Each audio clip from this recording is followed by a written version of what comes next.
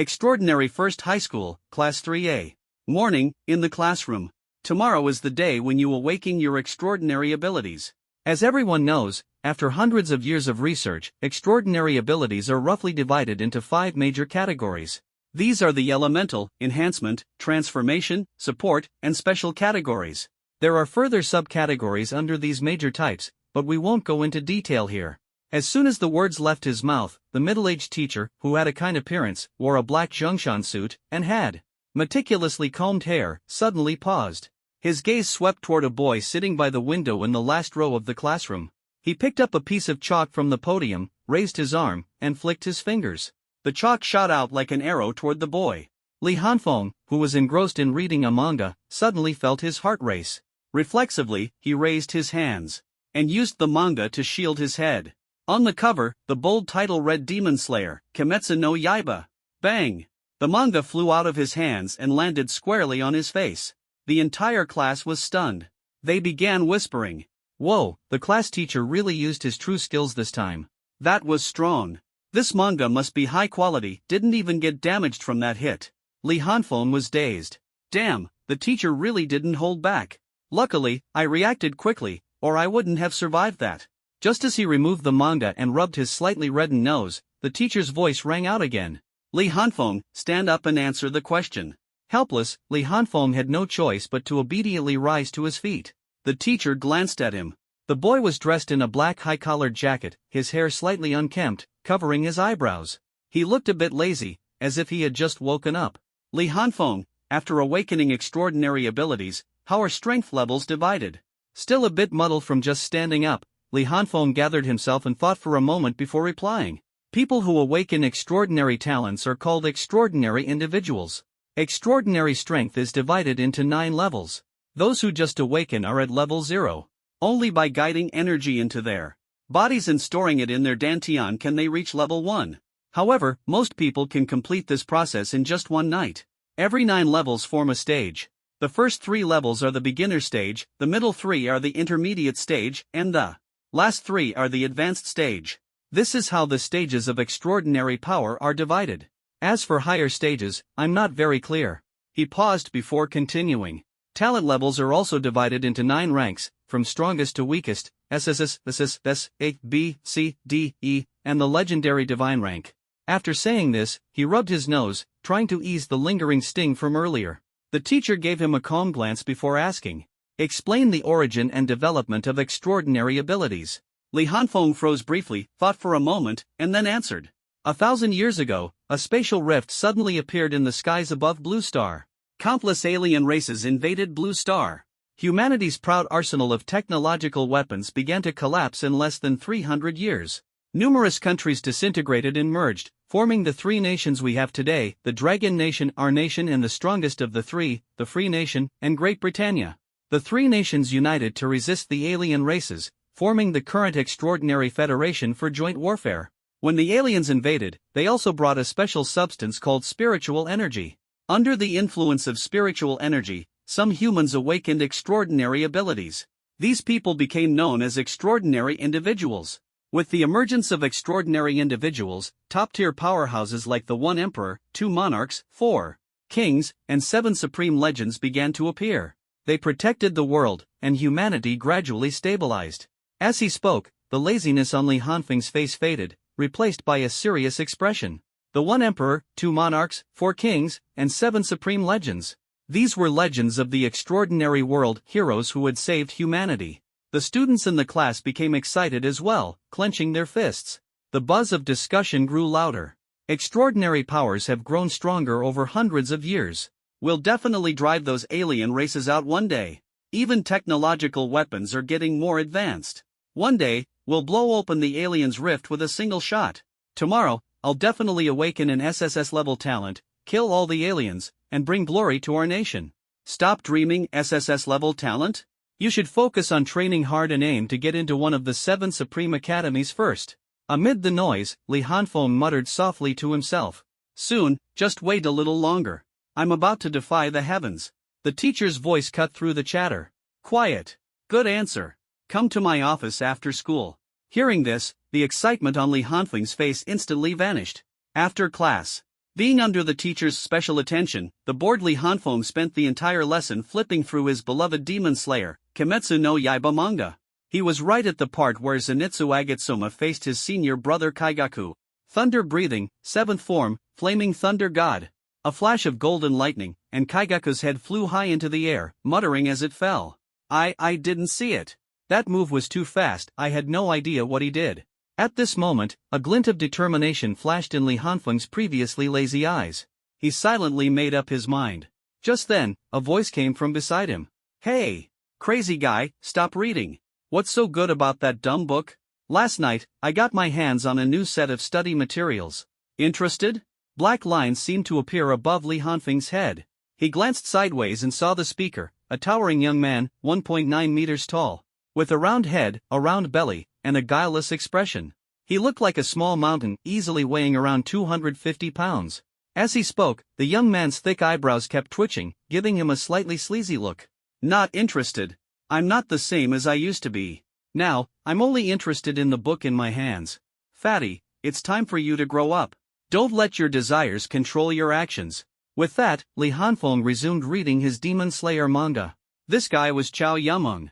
Because of his burly figure, everyone called him Fatty Chow. He had no particular hobbies but loved to review study materials in his free time, a diligent student. He was Li Hanfeng's best friend. They lived in the same neighborhood, their parents knew each other, and they had been inseparable since childhood. In fact, Li Hanfeng used to be a studious person as well, and the two were a perfect match. But everything changed 7 days ago. 7 days ago, on Earth, Li Hanfeng was preparing to attend his university graduation party. While waiting at a traffic light, he saw a little girl dart into the street against the light. A small delivery truck came speeding toward her. Without thinking, he rushed out to push the girl to safety but didn't have time to evade himself. When he opened his eyes, he found himself in this classroom. At the time, a lesson was in progress, and it took him a long moment to snap out of his daze. He had transmigrated. After merging with his memories and discovering that this was a world where strength ruled supreme, a world where he had to constantly guard against monster sieges, Li Hanfeng was utterly panicked. In his previous life, he had been an upstanding young man. How could he have ever encountered such a scenario? Fortunately, he had the golden sheet of a transmigrator, the system. It had arrived. Ding! Anime superpower system initiating fusion. Ding! Fusion progress, 10%, 30%, 60%, 90%. Ding! System fusion complete. Activation task issued. Ding! Please select one of the available manga to read. Task requirements: memorize all skills, character names, and plot details from the chosen manga. Task reward: choose one ability from the selected manga. As soon as the voice in his mind stopped, a glowing screen appeared in front of Li Hanfeng, displaying an orderly array of manga books, much like the bookshelf interface from web novels in his previous life. He could even scroll up and down. Upon closer inspection, they were all popular anime from his past life: Naruto, Jujutsu Kaisen, One Piece, Bleach, Demon Slayer. Li Hanfeng couldn't help but get excited. After all, he had been a devoted anime fan in his past life, incredibly familiar with the characters and their abilities, and envious of them too. The Sharingan: whoever looks into it is doomed. If that doesn't work, I'll pilot a Gundam. Then there are the devil fruit powers and Haki from One Piece. And don't forget the Zanpakuto from Bleach. It was beyond exhilarating. But soon, Li Hanfeng calmed down. Right now, he was still a weakling without any awakened abilities. His primary goal was to select a power that suited him and could significantly enhance his combat strength. For instance, lengthy series like One Piece and Naruto were immediately ruled out. He'd probably be dead before he finished reading them. He could only choose from shorter anime. After careful consideration, Li Hanfeng decided on Demon Slayer. The reason was simple: the manga wasn't too long, and its abilities were practical. The powers in Demon Slayer revolved primarily around various breathing techniques. These techniques involved special breathing methods to enhance physical attributes. Even an ordinary person, by mastering breathing techniques and swordsmanship, could slay immortal demons, an impressively potent effect. Li Hanfeng speculated that once breathing techniques merged with the rules of this world, they would undergo a qualitative transformation. After all, the people here weren't ordinary, they were transcendent beings. As their levels increased, their physical attributes naturally improved. More importantly, they possessed spiritual energy within their bodies. Combining these factors would undoubtedly create formidable warriors. Moreover, the breathing techniques suited his current state. Even if someone handed him the Sharingan, he didn't have the strength to wield advanced skills yet. No matter how strong support abilities were, they were useless for a beginner like him. Taking all things into account, Li Hanfeng chose Demon Slayer and embarked on his marathon manga-reading journey. He kept the book glued to his hand, flipping through it whenever he had a moment to spare. At that moment, a voice brought him back to reality. "Hey, crazy guy, tomorrow's awakening day. Have you decided which academy to apply to?" Next to him, Chow Yumeng nudged Li Hanfeng with his elbow as he spoke. Li Hanfeng was momentarily stunned. Turning around, he replied seriously, "Fatty, you need to focus. Put the study materials aside for now. After we awaken our talents tomorrow, we must aim for admission into the 7 Supreme Academies. As for the 4 King institutions, if you awaken an S-level talent or higher, you can definitely give it a shot. Soon, we'll be university students. I've heard university life is brutal, some people don't even make it through." The so-called 7 Supreme Academies and 4 King institutions were universities established under the names of the 4 Kings and 7 Supreme Clans. They were among the top 11 universities in Longhua. Though the names were honorary, they attracted countless applicants in fierce competition. Li Hanfeng's face carried a solemn expression, rendering Chow Yumeng momentarily speechless. He thought to himself that his best friend seemed different these past few days, more mature, perhaps? Nonetheless, he responded, "Got it, crazy guy. I'll listen to you. You should work hard too. Let's get into the same university together." Hearing this, Li Hanfeng smiled faintly and added, "Alright, go take care of your stuff. Don't disturb me while I'm reading." Chow Yumeng sighed with exasperation, thinking, weren't we supposed to focus on getting into top universities? This is how you prepare? Really, but he didn't say much more, silently turning to leave with a faint trace of melancholy in his retreating figure. The entire afternoon passed without anything particularly noteworthy happening. During class, Li Hanfeng played a game of wits with his teachers, finding opportunities to sneak peeks at his phone. But don't get the wrong idea, it was to read Demon Slayer. The current curriculum primarily focused on theoretical knowledge, such as bestiaries of other races, the habits of exotic beasts, and spiritual herb compendiums. Li Hanfeng had long since mastered these subjects. After all, he was a well-known top student at school. Otherwise, how could he get away with daydreaming in class unscathed? Of course the teachers knew. Every teacher at this high school was a highly capable transcendent being. As an unawakened ordinary student, how could he possibly fool them? The truth was, they just had a soft spot for top students. If his theoretical exam scores ever slipped, he would surely experience their strictness firsthand. Since tomorrow was awakening day, there were no combat training classes today. The time passed quickly, and before long, school was out.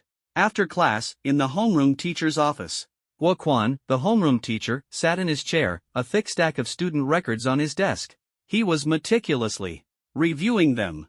These records detailed each student's family background, academic performance, and areas of expertise. When he came to Li Hanfeng's file, Guo Quan paused, shook his head lightly, and sighed. At that moment, a knock sounded at the door. "Knock, knock, knock. Teacher, it's me." Li Hanfeng's voice came through the door. Guo Quan casually closed the file and said, "Come in." Li Hanfeng pushed the door open and entered, seeing a middle-aged man dressed neatly in a Zhongshan suit with tidied hair. Guo Quan gave off a serious and meticulous vibe just from his attire, but that was only on the surface. Guo Quan glanced up at him, then gestured to the chair in front of the desk, saying lightly, "Sit." He had the air of someone about to deliver a lecture. "All right." Li Hanfeng grinned without ceremony, pulled out the chair, and sat down. After a moment of silence, Guo Quan spoke, "You seem a bit off lately. The subject teachers have also noticed. Is something wrong? If you're facing difficulties, you can talk to me. I'm aware of your family situation." At this point, Guo Quan suddenly stopped, and the smile on Li Hanfeng's face froze momentarily before quickly returning. Guo Quan hurriedly changed the subject. "Let's not talk about that." The teacher's meaning was clear: if you have any difficulties, just come to me directly. You're my student, and I'll help you however I can. What do you say? At this moment, a faintly lazy smile returned to Li Hanfeng's face. His tone was light, with a hint of playfulness. "I know, head teacher. Don't worry about me. Do you think I don't understand you?" After speaking, his tone suddenly dropped, and his expression dimmed. In a low voice, he said, "But head teacher, there is something I do need your help with." Hearing this, Huaquan immediately became serious. Go on, tell me. If it's something I can do, I'll do my best to help, he said, his tone full of sincerity. I hope I can take a day off on the day of the awakening ceremony. I'll be back in time for the college entrance exams, Li Hanfeng said, his face once again showing his customary lazy smile. No problem, that's easy enough to arrange. Just a day off, Huaquan started, but before he could finish, his expression darkened instantly. He clearly realized he'd been played by this kid. Still, suppressing his anger, he asked, why do you need such a long leave? What are you planning to do? The school is too noisy. It disrupts my ability to focus on my manga. Only at home can I concentrate. Li Hanfeng blinked innocently. Get out! Huaquan practically roared, grabbing the stack of papers from his desk and raising them as if to throw. Seeing this, Li Hanfeng immediately bolted, his feet swift as if greased. As he turned to shut the door, he didn't forget to shout, "Thank you, head teacher." "Goodbye, head teacher." On the way home, Li Hanfeng shed his usual lazy demeanor.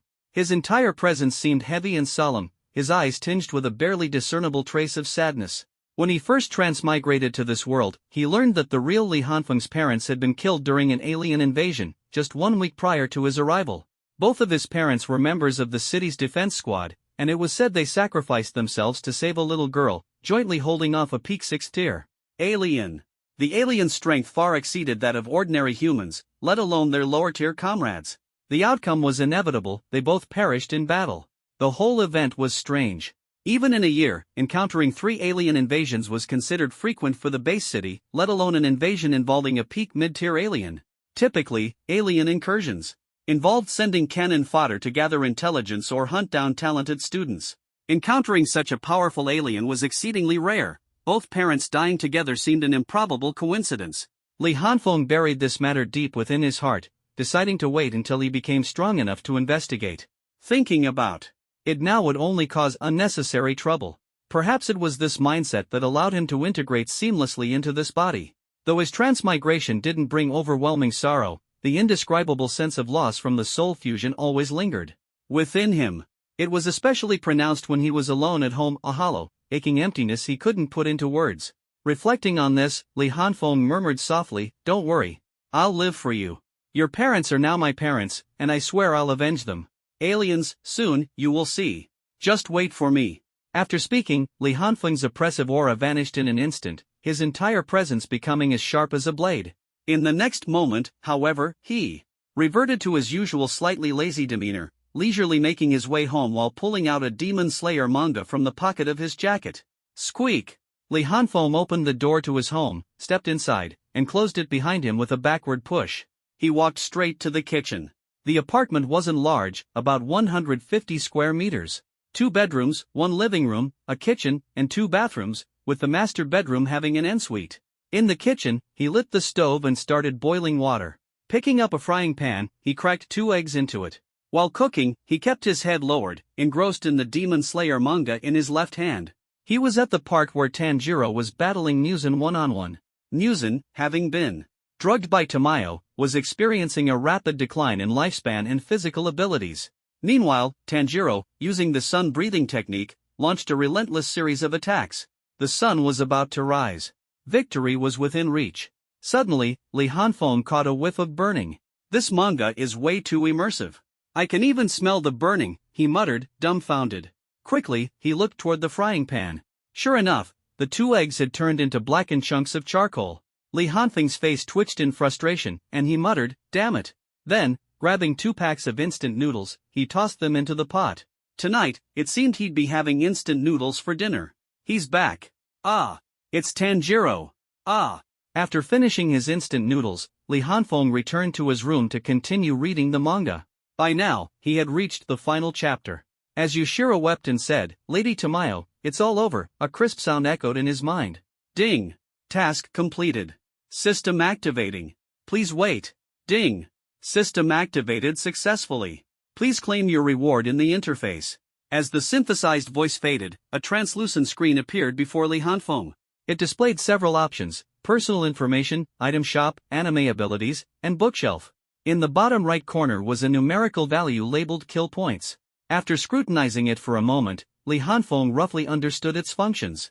The personal information tab was essentially a stats panel. The item shop sold various tools and weapons from anime worlds. Anime abilities was self-explanatory. The bookshelf contained various manga, including the Demon Slayer manga he held in his hand. The purpose of the bookshelf was to unlock anime abilities. For instance, in Naruto, if you wanted to obtain the Mangekyo Sharingan, you'd first need to read up to the relevant storyline in the manga. Only then could you purchase it using kill points. In other words, kill points were the system's currency. The same applied to items in the shop. Kill points were earned by defeating enemies, aliens, beasts, or even humans. The system also issued random tasks, which couldn't be viewed in advance. Once a task was issued, it appeared on the personal information panel. This is just a rebranded version of grinding for levels. Li Hanfeng muttered under his breath. With that, he willed the personal information tab to open. Name, Li Hanfeng. Age, 17. Race, human. Talent, unawakened. Level, tier 0. Skills, none. Task, system activation, completed. The panel was simple and nearly empty. He then clicked on the task completion notification. Ding! Please select one ability as your reward. As the synthesized voice sounded, a variety of breathing technique options appeared on the translucent screen. Li Hanfeng had already made up his mind. After a brief moment of contemplation, he willed his choice. Thunder breathing. Thunder breathing was the fastest and most explosive of the breathing techniques in the Demon Slayer world, designed for one-hit kills and swift resolutions to battles.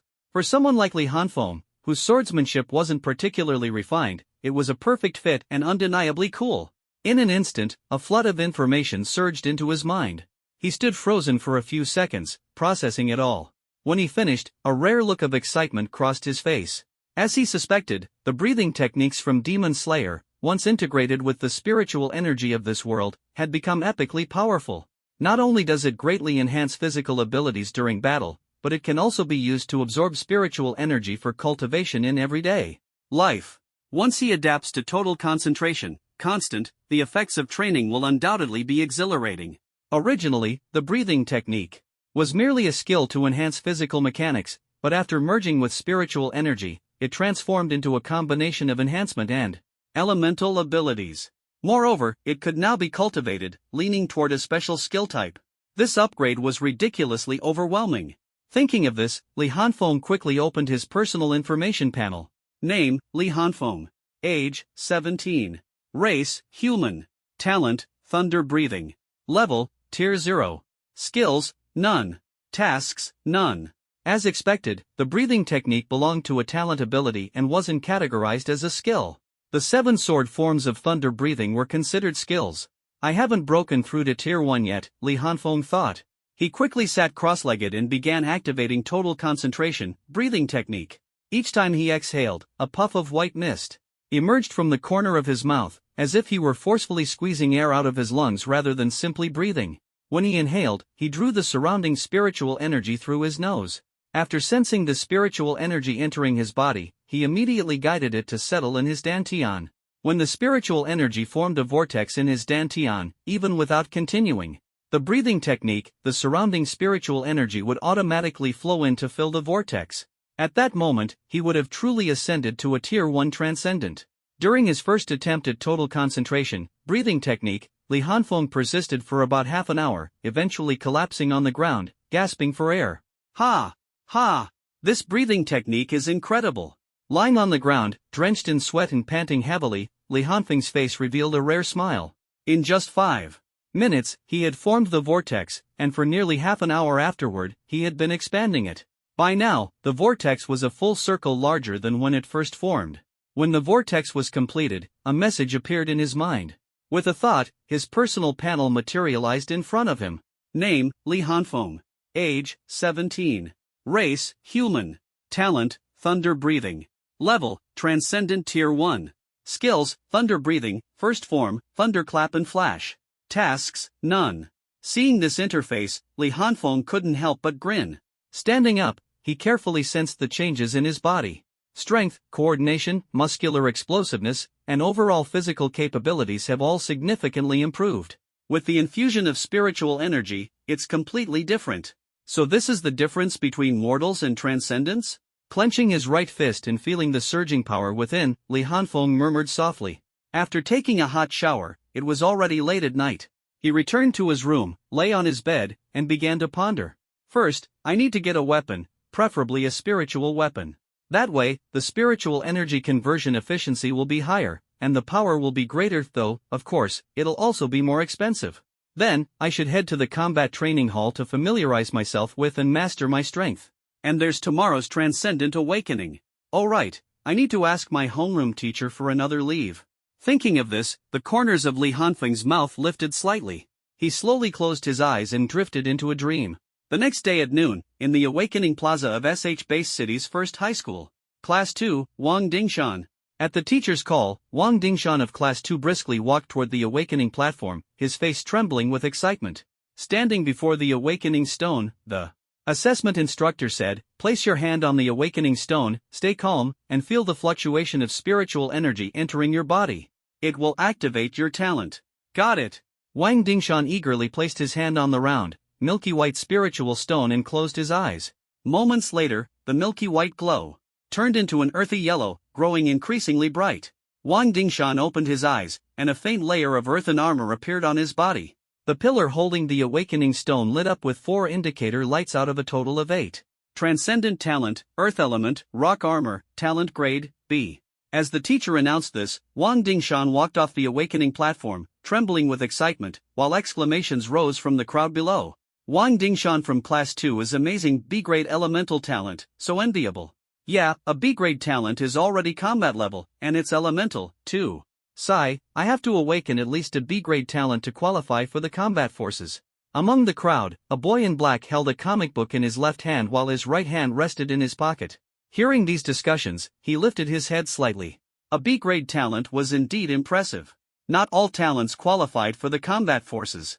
Some people's talents were unsuitable for frontline combat and had to shift toward technological fields. Only those who awakened a C-grade or higher talent with combat or support capabilities could enter the combat forces. Awakening Day was essentially the moment that determined one's future path. Only those with C-grade or higher talents could choose the martial arts exam. The rest had to take the science exam and contribute to Blue Star's technological advancements after graduation. Clearly, in this era, young people lean toward the martial arts exam.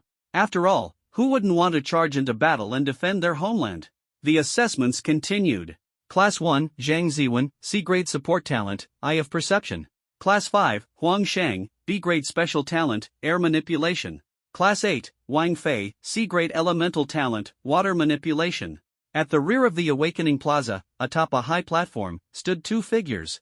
One was a man in his 40s, dressed in a sharp suit with neatly combed hair, exuding a calm and reliable demeanor. He spoke, "Principal, the overall level of this year's students is much better than last year's." He glanced at the elderly man beside him, who wore martial arts attire. Despite being in his 50s or 60s, his hair was jet black, and his spirit was vigorous, making him look nothing like an old man. At this moment, the principal spoke, "Director Zhang, your perspective is somewhat narrow. While the overall performance is better than last year, no top-tier transcendent geniuses have emerged yet. Even with more B and C grades, they can't support the nation's future." Hearing this, Director Zhang shook his head with a sigh. True. Let's keep observing, after all, it's not over yet. We should still hold on to some hope. Don't you agree? These two were none other than the school's vice principal, Li Xingwu, and the academic director, Zhang Yuanfeng. Li Xingwu said, "Exactly. After all, last year we even had an A-grade talent. I heard there might be one this time." Before he could finish speaking, he suddenly turned toward the Awakening platform, his expression changing drastically as he gasped in surprise. Zhang Yuanfeng quickly followed his gaze.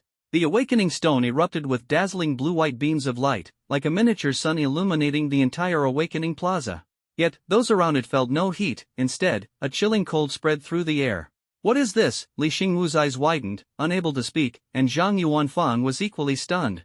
Before the Awakening stone stood a young girl, dressed in a purple dress, her long hair cascading like a waterfall down to her waist. Her features were delicate, her expression indifferent, and her gaze as calm as a still lake. Her aura was cold and unapproachable. She placed one hand on the Awakening stone, and all 8 indicator lights on the stone's pillar lit up. Within a 10-meter radius around her, the ground was coated in a layer of frost. Even half of her face was covered with a thin layer of ice, making her appear even colder and more striking. The assessment teacher was utterly stunned, unable to speak for a moment. After a long pause, he finally came to his senses and announced, Class 7, Morong Qingying, Extraordinary Talent, Ice Element Ice Age, Talent Level. SSS. After the announcement, the teacher gulped, his face still betraying his shock, while inwardly exclaiming, First High School has struck gold this time. Morong. Qingying gave the teacher a slight nod before calmly stepping down from the stage, her expression completely neutral, exuding an aura that kept others distant. The audience immediately erupted into chaos. Holy crap, this is unbelievable. She truly is the ice goddess SSS level ice element, and so stunningly beautiful. It's insane. I heard she just transferred here this semester. Where's she from? Could she be from a wealthy family? How powerful is SSS level anyway? Can someone explain it to me? Goddess, you've got this. I'll be your eternal fan. The students cheered in disgust amongst themselves. After all, talents of this level were things they had only heard about in rumors or seen online. Witnessing it in person left them indescribably excited. On the raised platform, the two figures finally recovered, their expressions now more composed. They exchanged glances before Zhang Yuanfeng spoke up. She seems to be from the Morong family in the Magic City, right? Li Xingwu nodded, though the shock still lingered on his face. Meanwhile, below the platform, Madman, we're up soon. Are you nervous? Chao Yumeng, standing beside Li Hanfeng, looked a bit anxious. Clenching his fists, he patted Li Hanfeng on the shoulder, as if trying to release his nervous energy. Li Hanfeng rolled his eyes helplessly. After all, with an SSS-level talent preceding them, the pressure on those following was immense. Even if comparing oneself to others wasn't necessary, it was human nature to do so. After some thought, Li Hanfeng stuffed the Naruto manga he was holding into his pocket and comforted Chao Yumeng, Fatty, don't stress. You don't need to compare yourself to anyone else. Just do your best. I believe your talent is decent too. Judging by your physique, awakening and enhancement type talent should at least put you at a B level. Relax, alright? Li Hanfeng's tone was unusually serious as he patted Chao Yumeng on the shoulder. Chao Yumeng looked baffled. Wait, I was asking what you thought of Morong Qingying's looks, and you suddenly started comforting me? Are you implying I'm a toad lusting after a swan? Stunned for a moment, he added, Madman, I was asking what you thought of the goddess. Li Hanfeng's expression froze instantly. With no expression, Li Hanfeng slowly lifted the hand he had placed on Chao Yumeng's shoulder, preparing to teach this emotionally manipulative fatty a lesson. However, a voice from the awakening platform interrupted him. Class 1, Senior Year, Li Hanfeng. Chao Yumeng, as if granted amnesty, quickly said, Madman, it's your turn. You go ahead first, and I'll go after you. Li Hanfeng paused for a moment, turned to stare at Chao Yumeng, and said, this time, you'd better actually step onto the awakening platform. With that, he turned and walked away. Chao Yumeng stood frozen for a while before muttering, damn. As Li Hanfeng walked toward the awakening platform, he happened to cross paths with Morong Qingying, who had just stepped down. Looking at her stunning face, her cold and aloof demeanor, and the intimidating talent she possessed, Li Hanfeng couldn't help but marvel inwardly. This girl truly felt untouchable. However, as the two passed each other, their steps both paused momentarily, before continuing onward. In that brief instant, different thoughts flashed through their minds. So strong, Li Hanfeng thought, his usually lazy expression shifting as a faint golden spark flickered in his eyes. Was that just my imagination? Morong Qingying's face remained expressionless, but her brows furrowed slightly. She turned aside, her gaze falling on the boy about to awaken his talent. Li Hanfeng had already stepped onto the awakening platform, staring at the awakening stone before him with a trace of anticipation. He thought to himself, what kind of level can thunder breathing achieve in this world? The assessment teacher spoke up, when you're ready, place your hand on the awakening stone. Alright, Li Hanfeng replied, placing his right hand on the stone slowly. Before long, the awakening stone burst forth with a golden glow. Though not as blinding as Morong Qingying's awakening, the light was accompanied by the crackling sound of electricity. Golden arcs of lightning danced across Li Hanfeng's body, every flash bringing a crisp electric hum that inspired awe in the onlookers. Li Hanfeng's gaze remained fixed on the awakening stone pillar until 6 indicator lights lit up. Only then did the phenomena gradually subside. S level? Not bad. Li Hanfeng smiled faintly. He knew this awakening stone could only measure the elemental enhancement and physical strengthening of thunder breathing. It couldn't detect his unique talent of absorbing spiritual energy or his compatibility with 3 abilities. All things considered, thunder breathing was far more than this, at least SS level. The assessment teacher's voice rang out, Class 1, Senior Year, Li Hanfeng. Extraordinary talent, unknown enhancement type of talent level, S. Whoa, as soon as the words left the teacher's mouth, a wave of gasps rippled through the crowd. Another top-tier talent had appeared, leaving all the students in shock. Cheers and applause erupted immediately. Wow!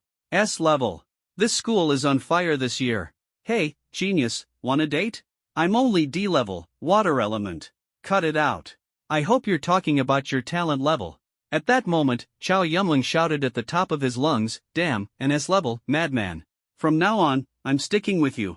All my study materials are yours, just carry me. Standing at the front of Class 1's lineup, Guoquan clenched his fists in excitement, muttering repeatedly, good kid. What a good kid. Excellent, excellent. Could it be more than that? The golden lightning arcs during his awakening. They don't seem to belong to just an enhancement type. Could it be a dual talent? Morong Qingying frowned, her mind filled with questions. She had no answers, unless she tested it herself. When she passed by Li Hanfeng earlier, she had felt a faint sense of danger. Initially, she thought it was an illusion, but after witnessing his awakening, her instincts told her this person was truly formidable. Morong Qingying gave him a deep look, murmuring softly, Li Hanfeng, before turning to leave. Under the crowd's gaze, Li Hanfeng returned to his lineup, only to have a heavy hand clap down on his shoulder. A hearty laugh rang in his ears. Good kid, well done. Ha ha ha. Guoquan exclaimed, looking at Li Hanfeng with immense satisfaction. For someone who always excelled academically, Li Hanfeng was now even more impressive in his eyes. At this moment, Chow Yumling ran over. Just as he opened his mouth to speak, a shout came from the stage, Class 3A, Chow Yumling. Helpless, Chow Yumling had to go up to the stage, but he turned back and waved at Li Hanfeng. Soon, Chow Yumling stood in front of the awakening stone, his face filled with nervousness. This was the only chance in his life to change his destiny. No matter how big his heart, it was hard to stay calm. Are you ready? Place your hand on it, the assessment teacher's voice rang out. Understood. Chow Yumling placed his hand on the awakening stone and closed his eyes. Not long after, the awakening stone burst out with a brown light. A massive bear-shaped shadow appeared on Chow Yumling's body. The bear's claws were 20 centimeters long, gleaming with a metallic luster. Its back was arched, covered in thick scales, and it looked exceptionally ferocious. Class 3A, Chow Yumling. Extraordinary talent, transformation type armored back split claw bear, talent grade, A. Holy crap, the fatty turned out to be an A grade? I'm not convinced, this world is so unfair. Why? Why him? A goddess being amazing, I can understand, she's beautiful. A top student being amazing, I can accept, they're smart. But you, fatty? I just can't accept it. Shush, he's now an A-grade extraordinary talent. Be careful, or he might come after you later. The audience erupted into another uproar, but this time it wasn't cheers, it was jeers. On the high platform. I have to take back what I said earlier. This batch of students is truly impressive. Li Xingwu couldn't hide his excitement. Beside him, Zhang Yuanfang chuckled softly without saying much, but he said seriously, that one named Li Hanfeng is definitely not simple. Li Xingwu waved his hand dismissively. No worries. It'll all be revealed during the college entrance exams. The two exchanged smiles before leaving the platform. Ignoring the surrounding jeers, Chow Yumling ran straight down the stage to Li Hanfeng's side. He even grabbed Li Hanfeng and started arm wrestling with him. From his stance, it was clear he wanted to challenge Li Hanfeng to a contest. Naturally, Li Hanfeng paid him no attention. He pulled Guoquan along and slipped away, waving at Chow Yumling as he left. This left the chubby Chow staring blankly, thinking to himself, asterisk, what's that supposed to mean? You're not taking me with you? Asterisk. Back in the office, Li Hanfeng got straight to the point. Homeroom teacher, I'm serious about taking leave. I really have something urgent to handle. Guoquan was stunned for a moment, but, seeing the serious expression and tone of Li Hanfeng, he pondered and asked, when? The sooner, the better. And the transmission ceremony. I don't need to attend, Li Hanfeng interrupted. Guoquan paused upon hearing this. The transmission ceremony, as the name suggests, was a conference for imparting cultivation methods. After students awakened, the homeroom teacher would personally teach them, and any form of written transmission was strictly forbidden. Considering this, Guoquan glanced at Li Hanfeng. It seems you have some special fortuity. Go ahead. Just remember to submit a leave request and don't forget to return for the college entrance exams. Understood. Thank you, teacher. Goodbye. After speaking, Li Hanfeng turned around, reached into his pocket with his left hand, pulled out a Naruto manga, and walked toward the school cafeteria with his head down. It was noon, and he hadn't eaten yet. Seeing this, Wakwan shook his head with a wry smile. This kid doesn't look like someone with urgent matters. Base City, in front of the Lingbao Pavilion. A boy with a lazy demeanor, dressed in a black jacket, stood staring at a grand building in front of him. It was a massive commercial guild, with a 10-meter wide entrance flanked by two 3-meter tall jade statues of Pishio, exuding an imposing aura. The building had 5 stories, a golden roof, and stone walls adorned with vibrant paintings of various mythical beasts. Above the entrance hung a plaque with majestic calligraphy that read, Lingbao Pavilion. The entire building gleamed with opulence, making one couldn't help but sigh, they're so wealthy it's infuriating. Li Hanfeng muttered under his breath, put away the Naruto manga in his hand, glanced up at the 3 words Lingbao Pavilion, and walked inside.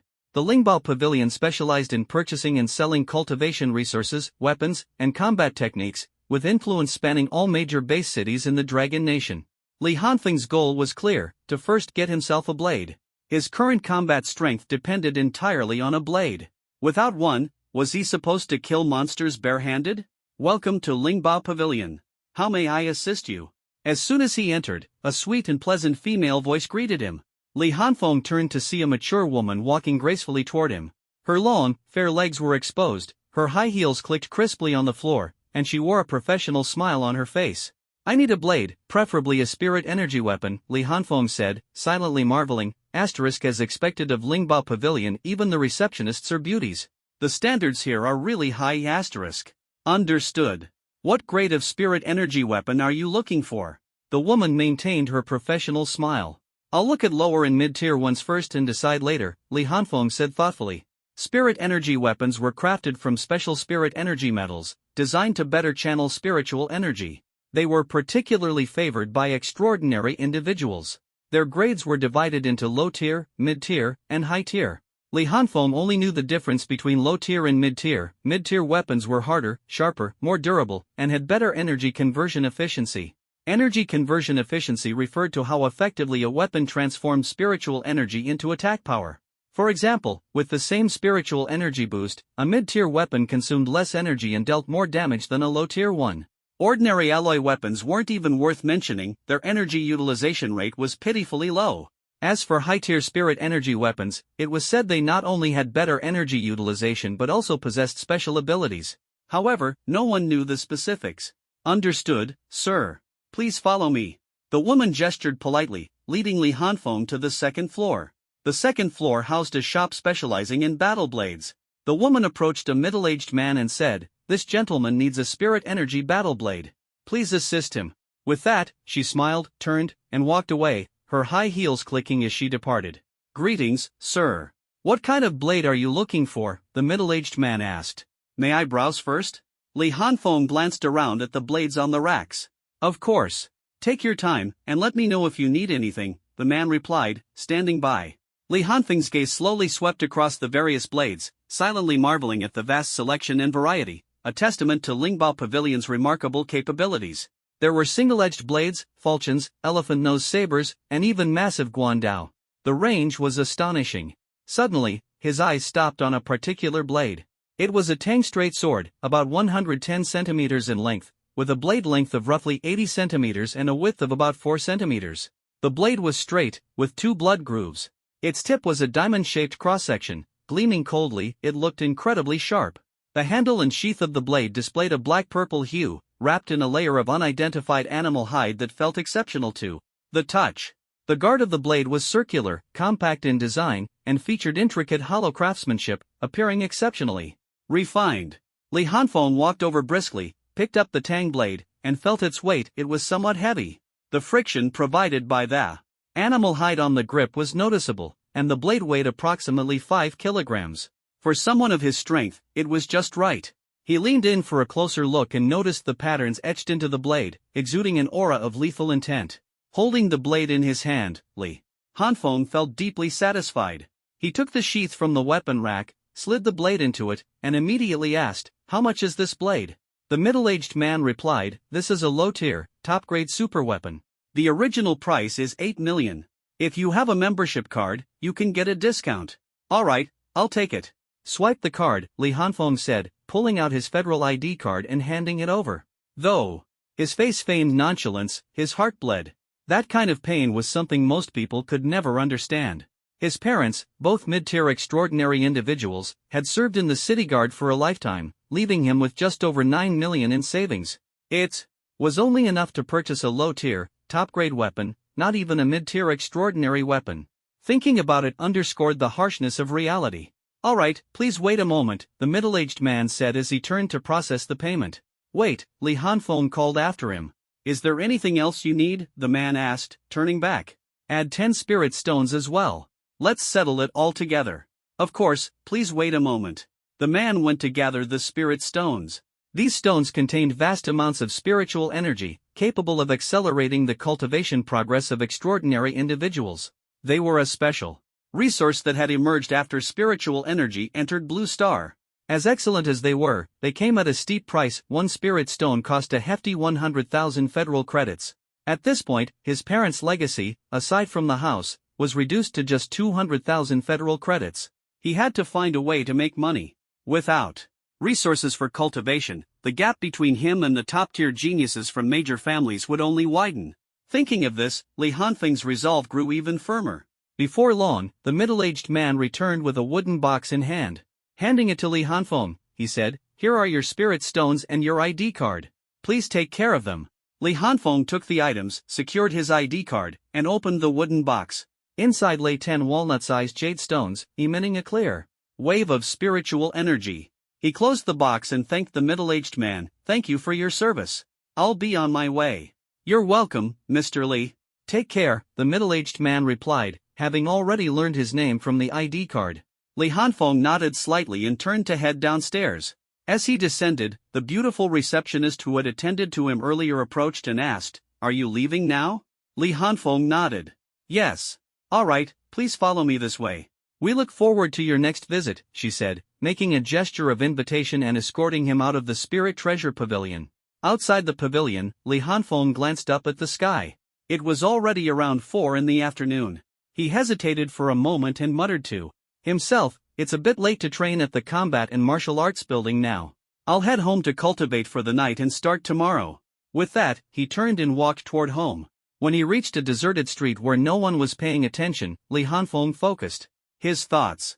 The tang blade at his waist and the wooden box in his hand vanished instantly, stored within his system's marketplace. The system marketplace had a storage function, something he discovered on his way here, which conveniently solved his lack of a storage ring. After all, storage rings were incredibly precious and not something an average person could afford. Understanding the importance of staying low-key, he chose a secluded spot to store his items. In the city, carrying a blade at one's waist wasn't particularly unusual, but it still drew some attention. Besides, there was no need to carry it around in a city where danger wouldn't suddenly strike. On his way, he stopped by a jewelry store and bought a ring to wear, using it as a cover for the system's existence. Then, he pulled out a Naruto manga and continued walking home with his head down. Upon entering his house, Li Hanfeng glanced at the wall clock. Due to some delays on the road, it was already past 5 in the afternoon. He headed straight to his bedroom, put away the manga, and sat cross-legged on the floor to begin cultivation. With a thought, a wooden box appeared in his hands. He opened it, took out 2 spirit stones, and held one in each hand as he began to practice the total concentration breathing technique. Before long, the surrounding spiritual energy began to gather around him. A small portion entered his body through his pores, while most of it was inhaled through his nose and mouth, flowing into the spiritual energy vortex in his dantian. White mist escaped the corners of his mouth, while the spirit stones in his hands visibly released spiritual energy under the influence of the breathing technique, directly absorbed into his body. The vortex in his dantian expanded several times faster than before. As the breathing technique continued and spiritual energy poured in, Li Hanfeng could distinctly feel his physical capabilities gradually improving, while the spiritual energy vortex steadily strengthened. This sensation of growing stronger filled him with excitement. He thoroughly enjoyed this state. 2 hours passed, and Li Hanfeng opened his eyes, a golden spark flashing within them. He looked down at the 2 previously translucent spirit stones in his hands, now dull and lifeless, and sighed softly. 2 hours of cultivation cost me 200,000. I need to earn more money, or I really won't last. What Li Hanfeng didn't realize was that his rapid consumption of spirit stones was entirely due to the aggressive Nature of his breathing technique. Most newcomers at the first tier of cultivation would slowly operate their techniques, gently absorbing the spiritual energy released by spirit stones. Typically, consuming one stone over an entire night of cultivation was considered impressive and indicative of decent talent. However, Li Hanfeng's breathing technique directly extracted spiritual energy at an astonishing speed. Rapid consumption and rapid improvement, it was a fair trade-off. Exhaling a long breath of impure energy, he stood up and casually tossed the 2 depleted stones into the trash.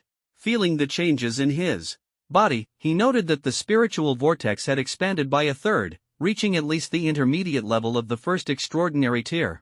His physical enhancements were also evident. He moved with greater agility, his muscles were denser and more explosive, his internal organs were stronger, and his heartbeat felt more robust. Indeed, no matter the world, you only get returns when you make investments. Li Hanfeng thought to himself as he headed toward the kitchen. After all, he was hungry. In the kitchen, he began boiling water and cracked 2 eggs into a frying pan. At the same time, he pulled out his Naruto manga. If one observed carefully, they would notice that Li Hanfeng's breathing was now slow and deep, different from before. His chest rose and fell gradually, occasionally accompanied by a faint hissing sound. This marked the beginning of his practice of total concentration breathing, constant state. Actually, he hadn't planned to master it so quickly, because there were other things on his schedule, and he didn't want to overexert himself. Practicing total concentration breathing, constant, was immensely draining. To make total concentration breathing as natural as everyday breathing was not only a strain on the lungs but also required constant control of his breathing. The mental exhaustion was considerable too. Although Li Hanfeng's physical capabilities had greatly improved, he still couldn't maintain total concentration breathing around the clock. Let alone overcoming his instincts to change his breathing habits, this wasn't something that could be achieved overnight. Once he started practicing, he couldn't stop. It had to continue until it became second nature. This would greatly impact his upcoming plans, but there was no alternative. The breathing technique absorbed spiritual energy at an incredible rate. If he could maintain total concentration breathing all day, and even while sleeping, he could make up for the lack of spirit stones and even speed up his progress. If he could get more spirit stones. At this thought, Li Hanfeng's breathing quickened. He quickly reined in his thoughts, continued controlling his breathing, and placed 2 blocks of instant noodles into the pot, preparing to lower his head in red. Suddenly, he glanced at the frying pan beside him, and his breathing began to falter. Moments later, he casually tossed out 2 pieces of burnt black charcoal and carried a bowl of plain noodles back to the living room. After dinner, Li Hanfeng took a hot shower and lay back on the bed. Throughout this time, he maintained total concentration breathing, and his lungs began to feel slightly sore. From the time he started practicing at home until now, about 4 hours had passed, and his body was experiencing mild discomfort.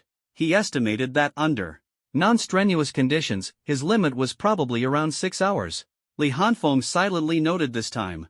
He continued keeping up total concentration breathing and slowly closed his eyes. The next morning, on Kuwu Street, Li Hanfeng walked along the bustling street, still wearing his old clothes, with a tang sword strapped to his waist. His eyes were half open as he drowsily glanced at the Naruto manga in his hands. There were faint dark circles under his eyes, adding a touch of languor and melancholy to his already laid-back demeanor. He couldn't help it, the intense mental exhaustion from practicing total concentration breathing last night had made it hard for him to sleep. On top of that, the soreness in his lungs kept him in a semi-conscious state throughout the night. As long as he was awake, he kept up the total concentration breathing. Once asleep, he had no idea if he maintained it or not. Now, all he could do was try to control his breathing rhythm and turn it into instinct. Apart from enduring the discomfort and pain, he had no other choice. Lost in thought, Li Hanfeng soon arrived in front of a 9-story building. Its structure resembled an ancient pagoda, but it was constructed entirely of special metals and crystals, exuding a futuristic technological vibe. This was his destination, the Kuwu Tower. The Kuwu Tower was a facility specially designed to provide virtual combat training grounds for major factions and extraordinary individuals. It also housed departments for researching and selling advanced technological weapons. Naturally, Li Hanfeng's purpose here was the virtual combat arena. The virtual combat arena was a groundbreaking technology developed by the Kuwu Tower. Using specialized equipment, it could draw a person's consciousness into a virtual world with a realism level as high as 99%. The world contained numerous data models of beasts and alien races, specifically designed to help extraordinary individuals hone their combat skills. It was very popular. By now, Li Hanfeng had entered the Kuwu Tower and was surveying the lobby. The lobby was sparsely populated, in stark contrast to the bustling street outside. Instead, there were many AI robots stationed at various corners. Li Hanfeng had no idea what their purpose was, as this was his first time here. "Hello, sir. How may I assist you?" A melodious voice rang out. Li Hanfeng turned his head to see a delicate young girl. She had sleek black hair tied into a ponytail, a petite and exquisite face, and bright, lively eyes. Her skin was fair and smooth, giving her an innocent and adorable appearance. She was dressed in a white tracksuit, with a few sweat droplets on her cheeks, suggesting she had just finished training. Seeing this figure, even someone as experienced as Li Hanfeng couldn't help but be momentarily taken aback, but he quickly regained his composure. By this time, the girl had already walked up to him, and Li Hanfeng's face showed a faint smile. "Hello, I'd like to train in the virtual combat arena," Li Hanfeng said. The girl noticed how quickly he had recovered his composure, a flicker of surprise in her eyes. She was well aware that most young men her age would usually look at her with heated gazes, but this boy's eyes were calm and clear, and he even smiled, intriguing her. "Understood. Please follow me, I'll assist you," the girl said. "Thank you," Li Hanfeng replied. He quickly surmised that the girl's identity wasn't simple and became more attentive. "No need to thank me," she responded with a smile, then led the way to an AI machine. Li Hanfeng hurriedly put away the manga in his hand and followed her. The girl addressed the AI, Xiaoqi, opened the function options for the extraordinary combat arena. "Please place your federal ID card," Xiaoqi's electronic voice replied, holding out its left hand with a circular chip in its palm. The girl turned to Li Hanfeng, signaling for him to place his ID card on it. Li Hanfeng promptly complied. "Federal citizen, Li Hanfeng, identity verified," Xiaoqi announced. Its right hand opened up, projecting a light screen displaying a dense array of options and prices. "Please select your combat level and target," Xiaoqi continued. Li Hanfeng carefully scanned the light screen, which listed dozens of pages of various alien races and beasts. He weighed his options and calculated the costs. Soon, he settled on two choices: low-tier random alien races and low-tier random beasts. The system explained that one low-tier alien or beast would appear at random, starting at Tier 1. Only by defeating Tier 1 could Tier 2 appear, with the highest being the peak of Tier 3. Both options were priced the same 50,000 federal credits per hour. Li Hanfeng's account had 220,000 credits left, enough for 4 hours of training, with 20,000 credits remaining for food. Truly weak in wealth but strong in skill, he thought to himself. He decided on 1 hour in the morning and 1 in the afternoon, with a visit to the Extraordinary Guild planned in 2 days. The plan was set. He would start with beasts and prepare for battle.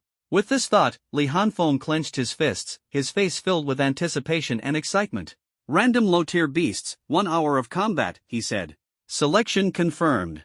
Please proceed to combat pod 017, Xiaoqi instructed. "Let's go. I'll take you there," the girl said with a smile to the eager Li Hanfeng. "All right, thank you for the trouble," Li Hanfeng replied, keenly noticing the shift in her demeanor. At first, she had addressed him formally, using sir, but now, her tone had become more casual, even switching to you. Li Hanfeng felt a bit displeased, took the money and now acting impolite? But he said nothing more, taking his card and following her. The young girl seemed to notice his reaction. Her steps paused slightly, a hint of confusion crossing her face, but it quickly returned to calmness as she continued walking forward. The two arrived at a metallic door. As it opened, a futuristic scene came into view: a series of combat pods, each 3 meters long and 1 meter high, neatly aligned, exuding a sense of advanced technology. Under the girl's guidance, Li Hanfeng soon reached combat pod number 017. She gestured for him to insert his identity card into the slot on the left side. The pod door opened with a soft sound, and Li Hanfeng lay down inside. After putting on the mental connection helmet, the pod door slowly closed. A mechanical voice echoed in his mind. "Citizen identity, Li Hanfeng. Verification passed. Connecting to virtual combat arena. Level, random low-tier beast. Connecting, please wait." Outside the pod, the girl stared at the slowly closing door, her brow slightly furrowed as she fell into contemplation. After a moment, a glint of light flashed in her eyes as she turned toward a door deep within the room labeled Administrator Permissions Room. Just as she was about to walk over, an old man suddenly appeared behind her. He emerged silently, as if he hadn't been there at all. "Miss, we still need to," the old man began. "I know, don't worry. I just want to take a look," the girl interrupted him, her tone calm, her face wearing a serene smile. Yet the aura she exuded was far beyond the demeanor of someone her age. "Understood," the old man nodded, saying no more. "You come too," the girl said, turning to him, her smile still sweet. Then she stepped toward the administrator permissions room. In her heart, she muttered, "I'll just take a look and apologize to him when he comes out. It should be fine." The old man didn't speak further, nor did he linger. He quickly followed after her. At this moment, inside the permissions room, a projection on the wall displayed a screen. The scene showed the interior of combat pod number 017, which the girl had accessed through administrative permissions. It depicted what Li Hanfeng was currently facing within the virtual combat arena. Directly in front of Li Hanfeng stood a demon wolf over 3 meters long, with a crystal horn nearly half a meter long protruding from its forehead. Its muscular limbs were equipped with claws over 30 centimeters long, faintly gleaming with a metallic luster, razor-sharp. Its sharp fangs were bared as it growled ferociously, its slender beastly eyes locked onto Li Hanfeng.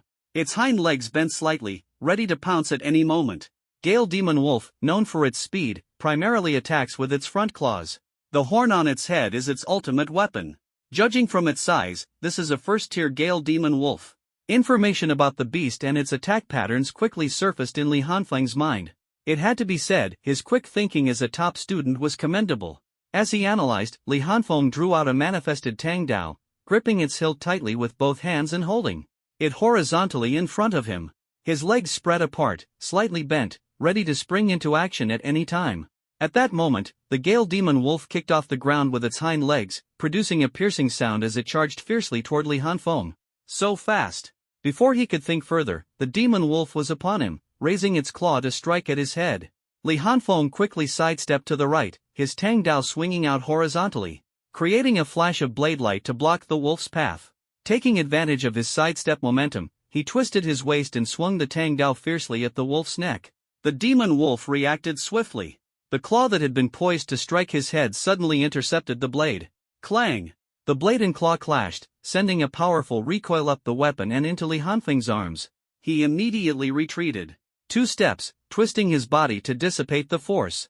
Once again, he held his Tang Dao horizontally in front of him. As expected, I'm no match for a beast of the same tier in terms of strength, even if it's not known for its power.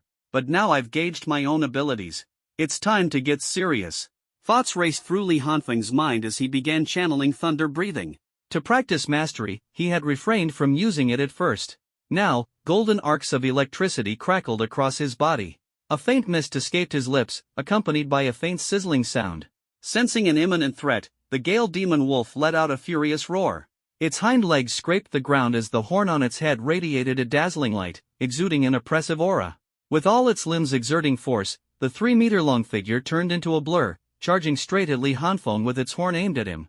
Li Hanfeng moved deftly, his entire form transforming into a streak of golden lightning as he dodged to the right, narrowly avoiding the attack.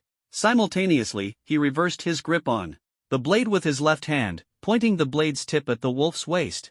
His right palm pressed against the end of the hilt, forming 2 stable triangles with his arms and chest. Kicking off the ground with his right foot, he rotated his waist and drove the Tang Dao with force, plunging it deep into the wolf's abdomen. The blade sank entirely, leaving only the hilt visible. As expected, a copper head and iron bones, but the waist is as soft as tofu, Li Hanfeng thought fleetingly. The wolf let out a heart-wrenching wail.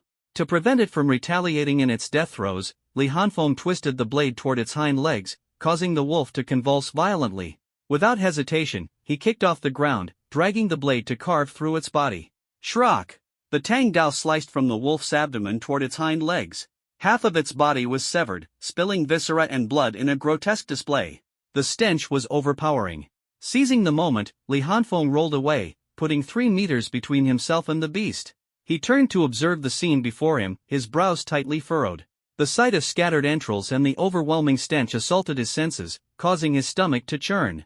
Still, he forced himself to endure, activating total concentration breathing to steady his gaze as it shifted between the carcass and its spilled innards. There was no choice. In this world, failure to adapt to brutality meant death. Retreat was not an option, this was a matter of survival for his entire race, leaving no room for luck. Li Hanfeng consoled himself with these thoughts, convincing himself that such sights would one day become trivial. He had to force himself to grow accustomed to them. With this realization, he felt much better, gradually acclimating to the sensation. At this moment, the remains on the ground began to dissipate. Li Hanfeng sighed, "Damn, this virtual battlefield feels way too real. I almost forgot it's all simulated." As he spoke, a sense of relief washed over him. Don't ask, his mental preparation had succeeded. Watching the remnants gradually vanish, he noticed the ground returning to its pristine state after 5 minutes. 5 minutes of recovery time after every battle? Not bad, perfect for reflecting on combat experience. So, what's next? During this recovery period, Li Hanfeng focused on calming his wildly beating heart and regulating his erratic breathing. Since last night, he had been persistently training in total concentration, constant state. His mental state was far from optimal, though brief interruptions occurred during sleep or moments of distraction. After the intense battle earlier, he could already feel some discomfort in his lungs. Fortunately, this was a virtual combat arena, and what appeared here was merely Li Hanfeng's mental projection. Every attack, move, and even the injuries his body sustained were all a drain on his mental energy. Otherwise, he would have long been unable to hold out. After all, maintaining the total concentration constant, training placed a far heavier burden on the body than it did on the mind. As Li Hanfeng was waiting for the next demonic beast to appear. Meanwhile, outside the combat pod, in the control authority room, the young girl observed Li Hanfeng's battle, her interest growing as she watched him endure the discomfort while scanning the scene of blood and filth. A glint of curiosity flashed in her eyes as she murmured, "To take down a beast of the same level with such ease. It seems his awakening talent is quite extraordinary. Judging by his demeanor, he's probably just a third-year high school student, yet he possesses such keen combat instincts and psychological composure." The elderly man beside her, having heard the girl's words, also spoke up, "Indeed, his combat talent is impressive. And considering this might be his first actual combat experience, his performance is exceptional." He paused, as if in thought, and after a moment continued, "I noticed he seems to be maintaining a unique breathing technique, constantly drawing in a large amount of spiritual energy around him. Maintaining this breathing method places a considerable burden on both the spirit and the body, which is why he's not in his optimal state." Hearing the old man's comment, the girl's curiosity deepened. She was just about to say something when a beast's shadow began to materialize on the light screen. Shifting her focus, she softly remarked, "The next one's here. I wonder what it will be." When the shadow fully emerged, the girl was momentarily stunned, a hint of astonishment in her tone. "It's a Tier 2 ironclad rhino? This one's going to be tricky." Inside the virtual combat arena, Li Hanfeng's face showed a brief flicker of surprise as he gazed at the massive beastly shadow before him, which was quickly replaced by excitement. A Tier 2 ironclad rhino, its entire body covered by a thick keratin layer, as hard as steel armor. It's massive, incredibly powerful, and its indomitable rhino horn is extremely destructive. The only weakness is its lack of agility. He swiftly reviewed the information on the ironclad rhino in his mind. Having drawn his conclusions, he immediately initiated thunder breathing, entering a combat stance. With his legs shoulder-width apart, knees slightly bent, his chest heaved rhythmically as white vapor escaped from the corners of his mouth. Golden arcs of electricity flickered across his body. Holding his tachi horizontally in front of him, his eyes locked onto the nearly 5-meter-tall ironclad rhino. The ironclad rhino let out a low growl as soon as it appeared, then charged forward. Despite its massive size, its running speed was not slow, the ground trembling violently as it quickly closed the distance to Li Hanfeng. Raising its front foot, it prepared to stomp down. Not daring to take it head-on, Li Hanfeng transformed into a golden streak of lightning, dodging to the side to create distance. Bang! Boom! The ironclad rhino's front foot slammed heavily onto the ground, causing it to crack and split, with fissures radiating over 10 meters and scattering sand and debris. Seeing this, Li Hanfeng didn't retreat but instead advanced. With a powerful stomp, he propelled himself toward the ironclad rhino's side, his eyes fixed on its neck. Like a golden flash, he quickly circled to the rhino's flank. Leaping into the air, he gripped his blade with both hands, his spiritual energies surging wildly within him. Golden arcs of electricity danced across both his body and the blade. Using the momentum of his descent, he swung the blade down with all his might toward the ironclad rhino's neck. The rhino, sluggish from the inertia of its charge, had no time to react as the blade descended. Clang! The blade scraped across the rhino's neck, producing a metallic clashing sound. The intense recoil instantly traveled through Li Hanfeng's arms, numbing them and nearly causing him to lose his grip on the blade. Roar! The ironclad rhino bellowed in pain, jerking its neck violently as its massive head swung toward Li Hanfeng. Suspended midair with nowhere to evade, Li Hanfeng could only lift his numbed arms and swing the blade again toward the incoming head. Clang! Accompanied by another metallic clash, Li Hanfeng was sent flying by the immense impact, soaring 20 meters before crashing heavily to the ground, rolling several meters before coming to a halt. His entire body ached, feeling as though it had fallen apart, leaving him almost powerless. Yet, he struggled to his feet, knowing the ironclad rhino was charging toward him again. Once up, Li Hanfeng quickly adjusted his breathing, turning his gaze to the approaching rhino. He noticed shallow blood marks on the left side of its neck and above its brow. The wound on its neck, though not deep, slowly trickled with blood. Seeing this, Li Hanfeng's lips curled into a faint smile. Such minor injuries were insignificant on the rhino's colossal frame. Still, the next defense is relatively weaker. There's a chance, he muttered to himself, his gaze turning cold and resolute. Golden arcs of electricity suddenly flared around him as he charged directly at the ironclad rhino like a golden streak of lightning. Man and beast clashed violently in an instant. Using the speed bursts granted by thunder breathing, Li Hanfeng managed to leave multiple wounds on the ironclad rhino. However, these injuries were shallow and far from fatal. Aside from a few bleeding spots on its neck, most of the wounds were mere red marks. The ironclad rhino, despite its massive size, wasn't slow. However, its movements lacked flexibility. After each attack, there was a noticeable pause. Its attacks were powerful and devastating but consistently failed to land on Li Hanfeng. Frustrated, it could only roar in anger. The battle reached a stalemate. For Li Hanfeng, this situation was precarious. The ironclad rhino could afford countless mistakes, while a single misstep from him could result in death. At this moment, in the control authority room, the young girl stared at the deadlock on the screen, her eyes filled with doubt. She turned to the elder beside her and asked softly, "Elder Hua, what do you think?" Elder Hua, seemingly understanding her implication, contemplated for a moment before responding respectfully, "Miss, are you trying to assess this young man's capabilities?" The girl nodded. After some thought, Elder Hua said, "This young man's strength far surpasses what he's currently displaying. He's undoubtedly holding back. The current stalemate with the ironclad rhino is likely his way of testing his limits. Judging from his extraordinary talent, it seems to be a physical enhancement ability. To withstand the rhino's attack and recover so swiftly, with movements barely affected, is remarkable. However, the golden arcs of electricity flickering on his body suggest his power is not so simple. Coupled with his unique breathing technique, I suspect he may possess dual extraordinary talents or a high-level special ability. As for how much strength he truly has, we'll need to keep watching." The girl nodded slightly after hearing this. "Then let's continue observing. We'll find out soon enough." She naturally guessed that Li Hanfeng was holding back his strength to test her, but she was unclear about the exact type of his extraordinary talent. Being able to withstand the attack of a second-tier iron-armored rhino with a first-tier body while carrying the element of lightning intrigued her even more about this young man. Li Hanfeng, however, was completely unaware of her thoughts. He didn't have the luxury to ponder anything else at the moment. He had been locked in combat with the iron-armored rhino for nearly 10 minutes. Though he had left a dense array of wounds on its body, the rhino seemed tireless, its energy unending as it charged repeatedly.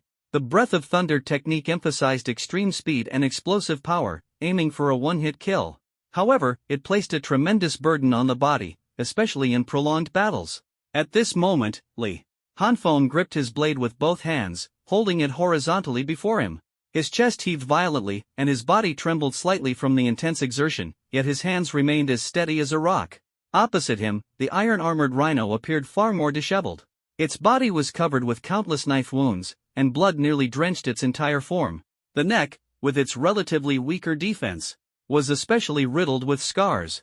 Among them, one wound was particularly noticeable, with blood gushing out, indicating that its defenses had been breached and the deeper layers of skin had been cut. Yet, the rhino seemed largely unbothered. Most of its injuries were shallow, akin to superficial cuts from a small knife. These bled but were far from fatal. For the iron-armored rhino, even these surface wounds had already begun healing. It fixed its gaze on Li Hanfeng, a fierce glint in its beastly eyes. Letting out a low growl, it pawed the ground relentlessly, lowering its head slightly as its massive horn aimed at him, preparing for another charge. Li Hanfeng's face showed no trace of fear. Instead, it revealed an excited smile, his eyes gleaming with sharp determination. He had found the key to breaking the deadlock. The iron-armored rhino's defense was formidable, but with the speed and power of Breath of Thunder, Li Hanfeng could penetrate its defenses. Though he could only tear through the surface of its skin, that was enough. As long as he continuously attacked the same wound, it would gradually deepen until it severed an artery, delivering a fatal blow. However, this was no easy task. Once the iron-armored rhino sensed the threat, it would surely react defensively, making it difficult for him to succeed. Fortunately, Li Hanfeng excelled in explosive speed bursts, allowing him to strike before the rhino could react, leaving wounds and quickly retreating. Moments ago, Li Hanfeng had unintentionally slashed at a wound on the rhino's neck. A previously shallow wound was split open by his blade, causing blood to gush forth. That spray of blood floated before his eyes, instantly awakening him to a realization he had been caught in confusion. As his thoughts raced, the iron-armored rhino launched another attack. The ground trembled violently as its giant horn fiercely thrust toward Li Hanfeng. If struck directly, survival was impossible. But Li Hanfeng had prepared for this. He accurately predicted the rhino's attack trajectory. His knees bent slightly, and his body dropped sharply, dodging the rhino's charge and appearing instantly beneath its neck. The iron-armored rhino missed its target, lifting its front legs to stomp toward Li Hanfeng. Li Hanfeng counterattacked swiftly. With a twist of his wrist, the blade of his Tangdao faced upward, and his body was instantly enveloped in golden lightning. He raised his head, locking his eyes on the fully exposed neck, and slashed upward, creating a fresh wound. But he didn't stop there. After the slash, he swiftly sidestepped to the right, positioning himself at the rhino's neck on its right side. Just as the rhino attempted to turn its head and strike him with its horn, Li Hanfeng was a step ahead, swinging his blade to carve a deeper wound into the neck's right side. Blood slowly oozed out. Thud! Roar! Roar! Roar! The blade sliced in, no longer producing the sound of metal clashing but instead the muffled noise of cutting through flesh, accompanied by the iron-armored rhino's pained roars. Li Hanfeng wasted no time. His figure moved like a streak of golden lightning, quickly evading the rhino's headbutt. After putting some distance between them, he glanced back. The right side of the rhino's neck bore a massive half-meter-long gash, with blood gushing out, pooling on the ground. At this moment, the iron-armored rhino was utterly enraged. Its deafening beastly roars echoed as its large head swung wildly. Its forelimbs stomped heavily, kicking up dust and gravel. Its enormous beastly eyes locked onto Li Hanfeng, filled with fury and murderous intent. "It's time to end this," Li Hanfeng muttered under his breath, feeling the fatigue overtaking his body. His lungs screamed with a tearing pain, and his limbs were weak and sore. Taking a deep breath, he sheathed his blade, keeping his right hand on the hilt at his left side. His right foot stepped forward, his body slightly crouched, and his weight shifted onto his front foot, settling into a half-lunging stance. His eyes closed slowly, and a thin wisp of white breath escaped from the corner of his mouth. The iron-armored rhino, however, paid no heed to these details. It grew even more frenzied, stomping with all its might. The ground cracked beneath it as it roared and charged furiously at Li Hanfeng. This attack was faster and fiercer than any before. Each step seemed to shatter the earth, and its horn glowed with a dull yellow light. As the rhino reached Li Hanfeng, ready to crush him with its horn, Li Hanfeng's eyes snapped open. A golden arc of electricity flashed within them, and his entire body erupted in golden thunder. Breath of Thunder, first form, thunderclap flash. Boom! Li Hanfeng's figure vanished in an instant, accompanied by the shattering ground and a thunderous explosion. The iron-armored rhino only saw a golden lightning bolt streak past its vision. Before it could react, its head spun in dizzying confusion. Thud! Thud! Boom! With the heavy crash of its massive head hitting the ground, the nearly 5-meter-tall giant body collapsed with a resounding thud. The iron-armored rhino had fallen. Li Hanfeng appeared 3 meters behind the rhino's corpse. He maintained his previous stance, his right hand still gripping the hilt at his left waist, as if the blade had never been drawn or as if it had just been sheathed. The white mist at the corners of his mouth gradually dissipated, and the golden arcs of lightning on his body slowly faded away. The enormous corpse behind him lay silently, declaring to all that this battle was over. Moments later, Li Hanfeng collapsed to the ground, gasping for air, his body trembling slightly. The Breath of Thunder. First form, thunderclap flash, a move of ultimate speed and explosive power, placed an immense strain on his body.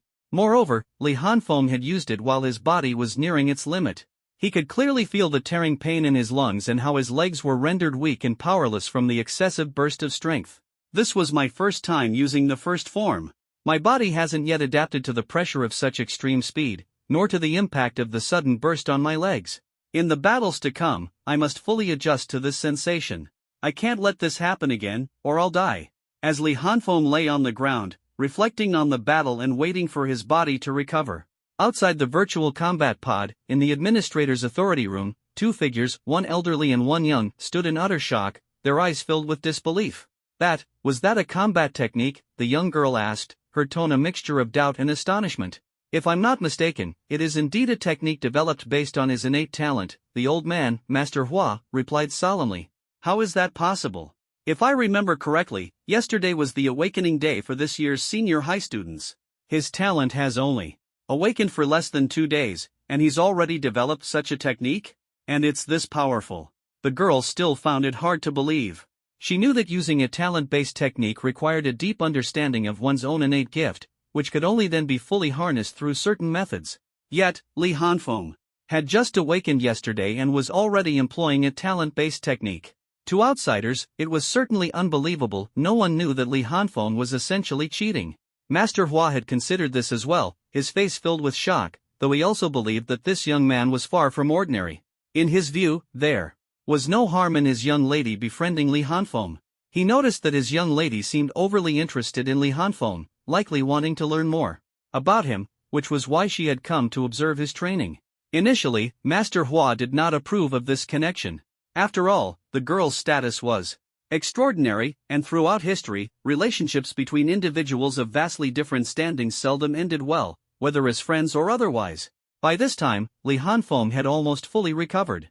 After all, this was not the real world. The virtual combat pod would inject special substances into his mental projection to help it recover as much as possible within a quarter of an hour. Afterward, he lowered the combat pod's training difficulty, fixing his opponent at the second-tier beast level. Li Hanfeng already understood his own capabilities. Without mastering the use of Breath of Thunder, first form, it would be nearly impossible to defeat a third-tier beast.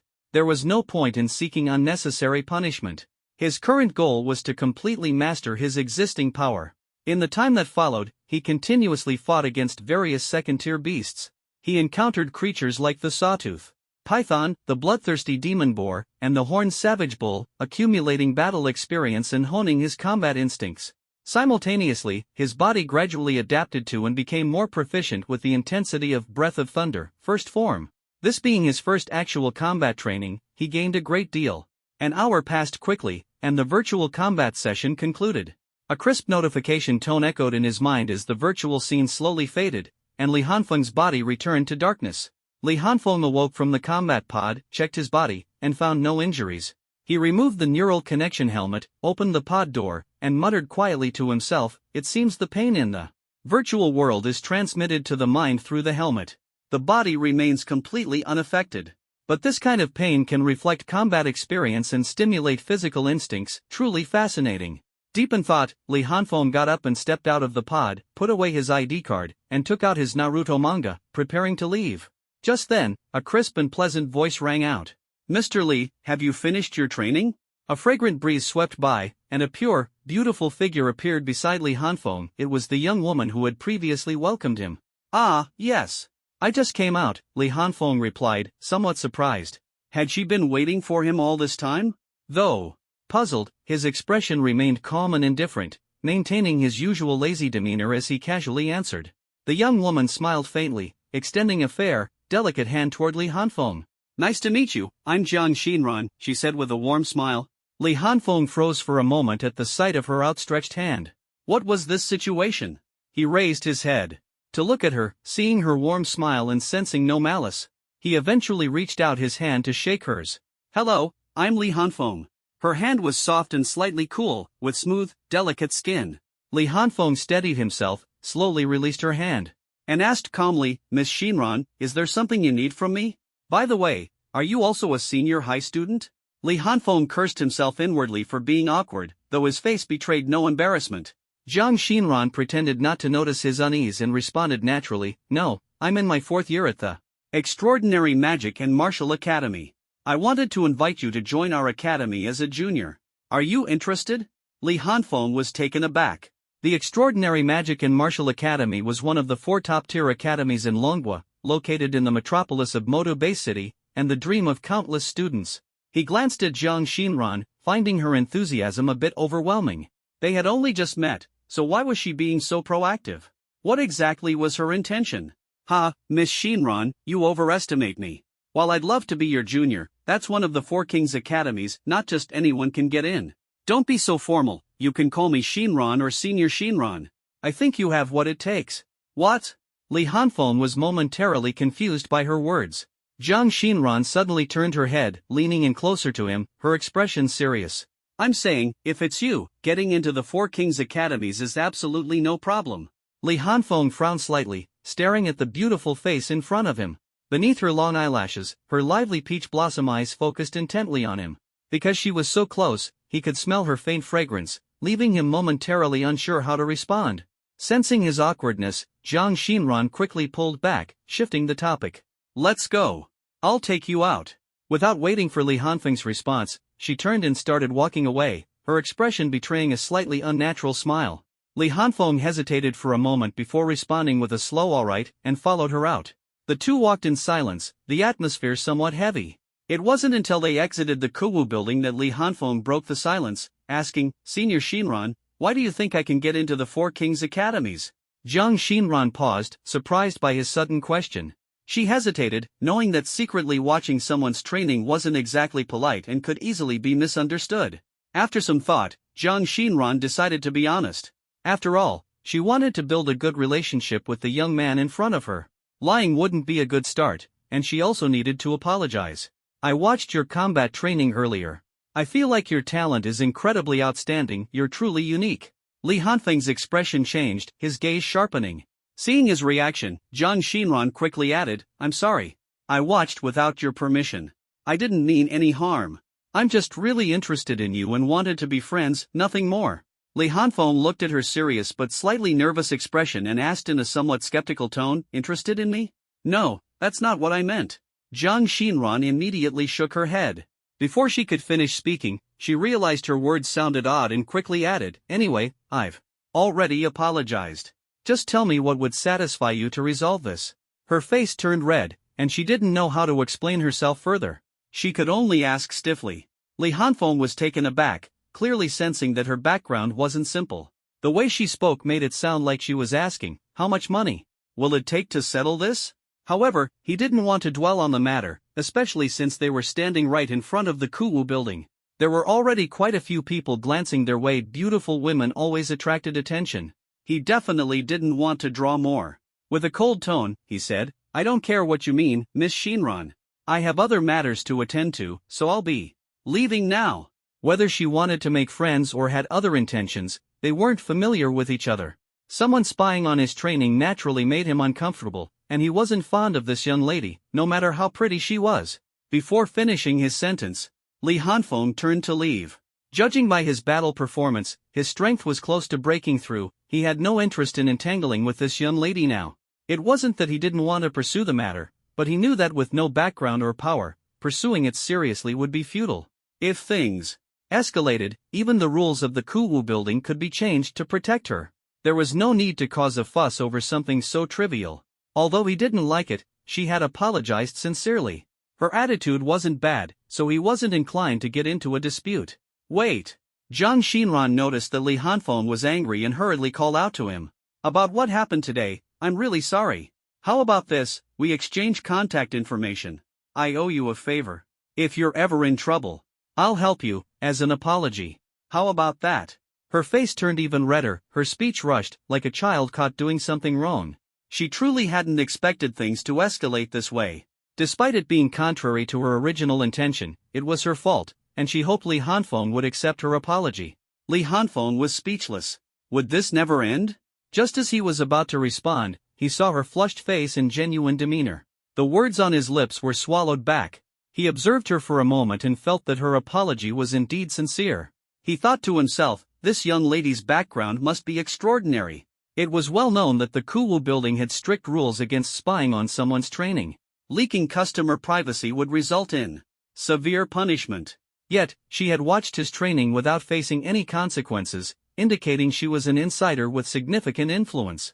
Perhaps he might need her help in the future. Besides, judging by her attitude, she didn't seem malicious. Thinking this through, Li Hanfeng softened his tone slightly and said, "Let's forget about it this time, but I don't want this happening again." He paused, then took out his communicator and said, "Remember this, you owe me an apology. If I need help in the future, I'll come to you." The two exchanged contact information. Jiang Xinran solemnly promised never to do such a thing again and sincerely apologized once more. In truth, Li Hanfeng's words weren't meant to genuinely ask for her help. They were simply his way of expressing that he accepted her apology. He nodded, said no more, and turned to leave after bidding farewell, heading home for a meal. Jiang Xinran stood in place, watching Li Hanfeng's retreating figure as he walked away, head down, immersed in his book. She didn't say a word. At that moment, the ever-mysterious elder Hua appeared beside her, as if out of nowhere. "Miss, we should get going." Let's go," she replied. Upon returning home, Li Hanfeng prepared 2 bowls of noodles for himself. This time, he finally managed to add 2 eggs. After a simple meal, he headed back to his room to cultivate. He needed to increase his strength as quickly as possible and earn more money. Living on such simple food wasn't sustainable in the long run. After all, extraordinary cultivation consumed immense energy, and his body needed sufficient nutritional support. Sitting cross-legged, he took out 2 spirit stones and began practicing the total concentration breathing technique. With each breath, spiritual energy flowed into his body through his nose, mouth, and pores, ultimately converging in his spiritual energy cyclone. After more than an hour, the 2 spirit stones were completely depleted and turned to useless remnants. Li Hanfeng slowly opened his eyes, golden arcs of electricity flickering within them. He clenched his fists, feeling a significant enhancement in his physical abilities. His inner cyclone was nearing the peak of first-tier advanced, an astonishing improvement. Considering that his awakening had been less than 2 days ago, it seemed that advancing to the second tier was just around the corner once he absorbed the remaining spirit stones. With this thought, he stood up, ready to complete his 1-hour combat training for the afternoon. 1 day later, in the afternoon. On a vast and open plain, a black-clad youth, Li Hanfeng, was locked in fierce combat with a 3-meter-tall, ape-like demon beast. The clash of blade and claw rang out with piercing metallic sounds, accompanied by deep beastly growls. Sand and dust surged into the air, scattering wildly. The demon beast's body was covered in bulging muscles and thick fur, with explosive strength.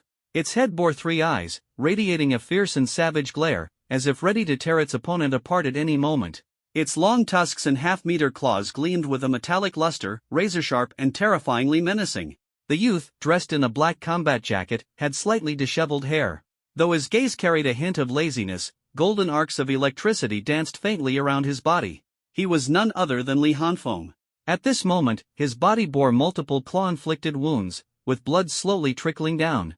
The 3-eyed demon ape he was battling was equally battered, its fur dyed red with blood, exuding an overwhelming ferocity.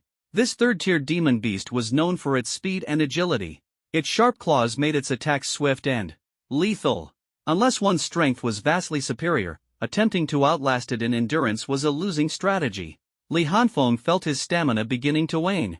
After all, he had been locked in combat with this beast for 10 minutes, consuming a vast amount of energy and sustaining numerous injuries. Now, he had to end this fight quickly. Clang! The tang blade and the beast's claws collided again, producing a grating sound of metal grinding. Using the recoil force, Li Hanfeng leapt backward, performing a flawless backflip to create distance. Holding his blade horizontally before him, he prepared for the beast's next attack. But the demon beast didn't immediately pursue. It seemed to be waiting for his stamina to deplete entirely. Li Hanfeng's expression turned serious. As expected, ape-like demon beasts were highly intelligent. He hadn't anticipated a virtual combat chamber to be this realistic. "I guess I'll have to try that move. My body should be able to handle it now," he muttered to himself. Sheathing his blade, he crouched low, shifting his weight forward. His right hand moved to the hilt at his left waist. Closing his eyes, his breathing grew heavier, white mist escaping his lips with faint hissing sounds. The 3-eyed demon ape sensed an incredibly dangerous aura emanating from him and realized it had to interrupt Li Hanfeng's charge-up. It burst forth in a flash of shadow, darting to within half a meter of Li Hanfeng in the blink of an eye, its sharp claws slashing toward his head. But it was already too late. Li Hanfeng's eyes suddenly snapped open, golden lightning flashing as his pupils were illuminated into a stark white. In an instant, he transformed into a streak of lightning and vanished. Boom! The ground shattered where he had vanished, rubble and dust erupting into the air. Breath of Thunder, first form. The human standing before the three-eyed demon ape suddenly unleashed a burst of golden lightning, disappearing instantly. Before it could react, a flash of golden light streaked past its peripheral vision. A bone-chilling sensation coursed through its body, causing it to tremble instinctively. It reflexively lowered its center of gravity, shifting from an upright stance to crouching on all fours. A golden arc of light swept over its head, making every strand of fur stand on end. A moment slower, and its head would have been severed. It scrambled to widen the gap, desperate to evade this deadly assault. But before it could retreat, the golden lightning reappeared in its peripheral vision, tingling its scalp with terror. The speed was so overwhelming it left the ape in shock. With no other choice, it pushed off its limbs in a desperate leap, barely dodging the attack. Yet, mid-air, a sudden chill touched the back of its neck. There wasn't even time to react. A golden arc of lightning swept past from behind, leaving a crimson gash across its neck. Thud! Thump! With the sound of its body and severed head hitting the ground, Li Hanfeng materialized not far away. He remained in a semi-crouched posture, body leaning forward, his right hand gripping the hilt of his blade with imposing intensity. As the mist at the corner of his lips gradually dispersed, he spoke slowly. Thunderstrike, sixfold consecutive. At that moment, Li Hanfeng lay sprawled on the chaotic battlefield like a crucifixion pose, utterly spent. Behind him, the form of the three-eyed demon ape slowly dissolved. He panted heavily, having completely drained himself of energy. His current strength was insufficient to fully unleash Breath of Thunder, first form, Thunderstrike, sixfold consecutive. His body simply couldn't withstand 6 consecutive explosive attacks. Had the three-eyed demon ape dodged the final strike, he would have been left to await death, as this was already his limit. When I advance to Tier 2, I should be able to fully unleash Breath of Thunder, first form, Thunderstrike, sixfold consecutive. My abilities are too limited right now, lacking any ranged attack options. I need to quickly earn more kill points. The training target is complete. Tomorrow, I can head to the Transcendent Guild. With this thought, Li Hanfeng gritted his teeth against the pain racking his entire body and slowly stood up. The surrounding scenery blurred gradually until the corpse of the three-eyed demon ape vanished entirely. As darkness consumed his vision, Li Hanfeng fell into an infinite void of unconsciousness. Training complete. When consciousness returned, he found himself lying in a virtual combat pod. Li Hanfeng instinctively moved his body. There was no pain, only a lingering mental fatigue. Removing the connected helmet, he stood up and glanced around. The environment remained unchanged. He turned and exited the pod. Walking along the bustling Kowu Street, the lively crowd flowed around him. Various shops displayed a dazzling array of goods, and vendors called out energetically, filling the street with vibrant energy. Yet Li Hanfeng, with his head lowered, flipping through a manga, walked straight toward home, seemingly out of place amid the lively atmosphere. As he read the manga, his mind was busy planning how to further enhance his strength. Once I earn enough kill points, I'll first learn a ranged ninjutsu. I'll go with fire release, great fireball technique. Then there's the Sharingan. Should I unlock the 1 tomo first or directly go for the 3 tomo? The 3 tomo is way too expensive, it's not feasible in the short term. Right, I should also get the shadow clone technique as a support skill. So many tasks to complete. With these thoughts swirling in his mind, Li Hanfeng dragged his exhausted spirit back home. Entering his bedroom, he pulled out his last 2 spirit stones and began channeling the total concentration breathing technique. I must break through to Tier 2 in one go tonight. That way, I'll be more confident in tomorrow's actions. With this resolve, he hadn't expected a phone call that night to slightly delay his plans. More than an hour later, as the spiritual energy of the 2 spirit stones was fully absorbed, a faint sound emanated from within Li Hanfeng's body as he sat cross-legged. The surrounding spiritual energy rapidly converged, forming a vortex that funneled into his body. Moments later, Li Hanfeng opened his eyes, golden lightning flickering within them. He slowly stood, clenched his fist lightly, and felt the strengthening of both his energy and power. Now I should be able to fully master the first form, Thunderstrike, sixfold consecutive. And then there's the second form. With this thought, he willed himself to open his personal interface. Personal interface. Race * human. Age * 17. Talent * Breath of Thunder. Level * Transcendent Tier 2. Skills * Breath of Thunder, first form, Thunderstrike, Breath of Thunder, second form, Rice Soul. Missions * none. Indeed, Tier 2 unlocked the second form.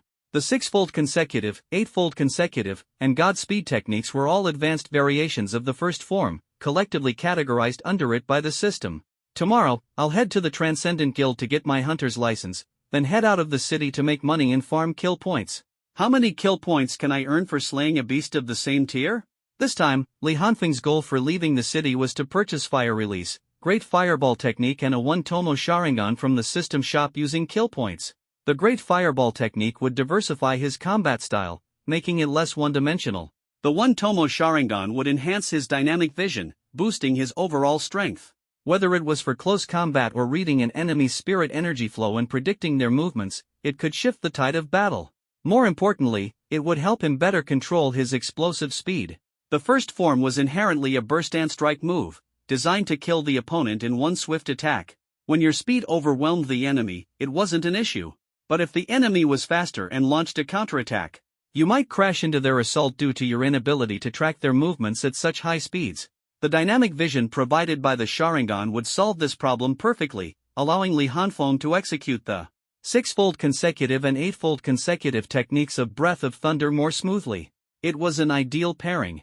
These two abilities required a total of 600 kill points. The C-rank ninjutsu Great Fireball Technique cost 100 points, while the 1-Tomo Sharingan cost 500 points. The 2-Tomo Sharingan cost 2,000 points, and the 3-Tomo Sharingan was an astronomical 10,000 points. As for the higher-level Mangekyo Sharingan, he had no knowledge yet, as the storyline hadn't unlocked it. Having just finished the story of Zabuza Momochi, the Mangekyo hadn't appeared, and it was out of his price range for now. Silently calculating his skill choices and their costs, he prepared for tomorrow's actions. Just then, the communicator on his bedside suddenly rang. Li Hanfeng was puzzled who would be calling him at this hour. Without thinking too much, he walked over, glancing at the communicator. He froze for a moment, then seemed to recall something, his face softening into a slightly exasperated yet gentle smile. Answering the call, he hadn't even spoken when a bold, carefree voice came through the other end. "Hey, lunatic, what have you been up to these past 2 days? Why haven't you been to school?" Before Li Hanfeng could even open his mouth, the voice on the other end continued, "Hurry up and come to my house. My old man told me to invite you for dinner." "I got it, fatty. Tell him thank." "Thank what? Are you trying to dodge again? What, don't want to acknowledge me as your bro anymore?" Li Hanfeng. The words he had planned to use to decline the invitation got stuck in his throat. What else could he say? He could only curse, "You damn fatty, fine. I'll take a shower and head over." Hearing this, Chow Yumeng finally let it go, but immediately asked, "I just asked why you haven't been to school. Why didn't you answer me? Not treating me like a brother anymore?" Li Hanfeng felt a headache coming on and thought, "Did you even give me a chance to answer? Alright, stop rambling. Let me shower first. We'll talk when we meet." Hanging up now. With that, he hung up decisively, otherwise, Fatty would definitely keep nagging endlessly. He got up and headed for the bathroom, intending to take a shower. He was starting to feel a bit hungry anyway. 20 minutes later, Li Hanfeng was already standing at Chow Yumeng's front door. His previously lazy demeanor was gone, replaced by a refreshed and lively appearance, his face softened with a gentle smile. From his memories, Chow Yumeng's father was named Chow Dehua, and his mother was Li Shouhua. They had been old friends with Li Hanfeng's parents and had treated him exceptionally well since he was a child. Chow Dehua had once served in the city defense force but had sustained a severe injury to his right leg during a battle.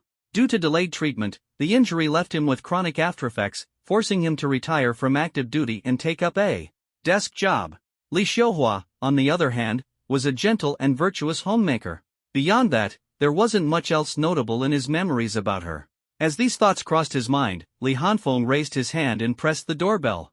Ding-dong! The crisp sound of the doorbell rang out, immediately followed by Chow Yumeng's loud, boisterous voice. Coming. Is that you, lunatic?" The door opened, and there stood Chow Yumeng. Perhaps due to awakening a transformation-type ability, he had grown taller and more imposing, likely over 2 meters tall. Though he still looked hefty, the fat had turned into solid, muscular bulk, making him appear immensely powerful. Just as Li Hanfeng was about to speak, Chow Yumeng lunged forward, enveloping him in a bear hug. Caught off guard, Li Hanfeng barely managed to shout, "What the hell, fatty, what are you doing?" Trapped in a bear-like embrace, Li Hanfeng felt like his bones were about to snap. "Man, I finally see you again. I thought you might have gotten yourself killed out there." Chow Yumeng greeted him in his own unique way, still holding him tightly. He then asked, "So, where've you been these past 2 days? Why haven't you come to school?" "Let me go first. I don't like hugs from men," Li Hanfeng said. Chow Yumeng quickly released him, muttering, "What the hell do you mean? I'm all man." "Alright, stop joking around. I took a leave of absence. I probably won't be back at school much before the college entrance exams." Chow Yumeng's expression immediately fell, but he didn't press further. If Li Hanfeng wasn't saying more, he must have his reasons. They'd been best friends for years and understood the importance of respecting each other's privacy. Still, the thought of spending the next 3 months studying alone at school with no one to share his thoughts with made Chow Yumeng feel a bit down. "Don't look so gloomy. I'll carry you to victory during the entrance exams," Li Hanfeng said, playfully punching Chow Yumeng's left shoulder. That punch made Chow Yumeng's face turn pale, clearly in pain, though he quickly averted his face. Li Hanfeng's sharp eyes caught it nonetheless. "Come on, lunatic. Let's head inside. Standing at the door isn't convenient. What's wrong with your shoulder? Did you injure it?" Li Hanfeng asked directly, cutting off Chow Yumeng's attempt to change the subject. It's nothing. I was just a bit too excited after awakening an A-grade talent. I've been training hard these past 2 nights, and my shoulder's just sore," Chow Yumeng stammered, scratching his head in feigning embarrassment. Li Hanfeng shook his head helplessly, thinking, "Can you come up with a more believable excuse? Training hard? Your thighs and arms are clearly fine, how does that even make sense?" He frowned slightly. Initially, he thought it might be a sprain or a training injury, but Chow Yumeng's attempt to cover it up suggested something else. Just as he was about to press further, a voice came from inside. "You brat, is that Xiaofeng? Why aren't you coming in yet?" Relieved, Chow Yumeng eagerly shouted back, "Yeah, it's lunatic. We'll come in after a quick chat." Let's go," he said, pushing Li Hanfeng inside. Li Hanfeng had no choice but to drop the matter for now, silently deciding to revisit it after dinner. As they entered the living room, they saw a tall, muscular middle-aged man sitting on the sofa. His face was chiseled with sharp features, giving him a composed and resolute demeanor. When he wasn't smiling, he appeared quite stern, but the moment he did, he exuded warmth and kindness. "Hello, Uncle Chow. Ah, it's Xiaofeng. Come, have a seat. Your aunt will have dinner ready soon," the man, Chow Dehua, said with a smile as he greeted Li Hanfeng. Li Hanfeng turned to glance at the kitchen, where Li Xiuhua was busy preparing food. "Hello, Auntie Li." Li Xiuhua turned around. Her fair complexion and natural grace made her look far younger than her nearly 40 years. Her eyes were gentle and bright, always radiating maternal affection. "Oh, Xiaofeng, go chat with your uncle for a bit. Dinner will be ready soon." "All right, Auntie. You go ahead," Li Hanfeng replied before walking over to sit beside Chow Yumeng. He joked, "Uncle Chow, you're looking healthier and stronger than ever.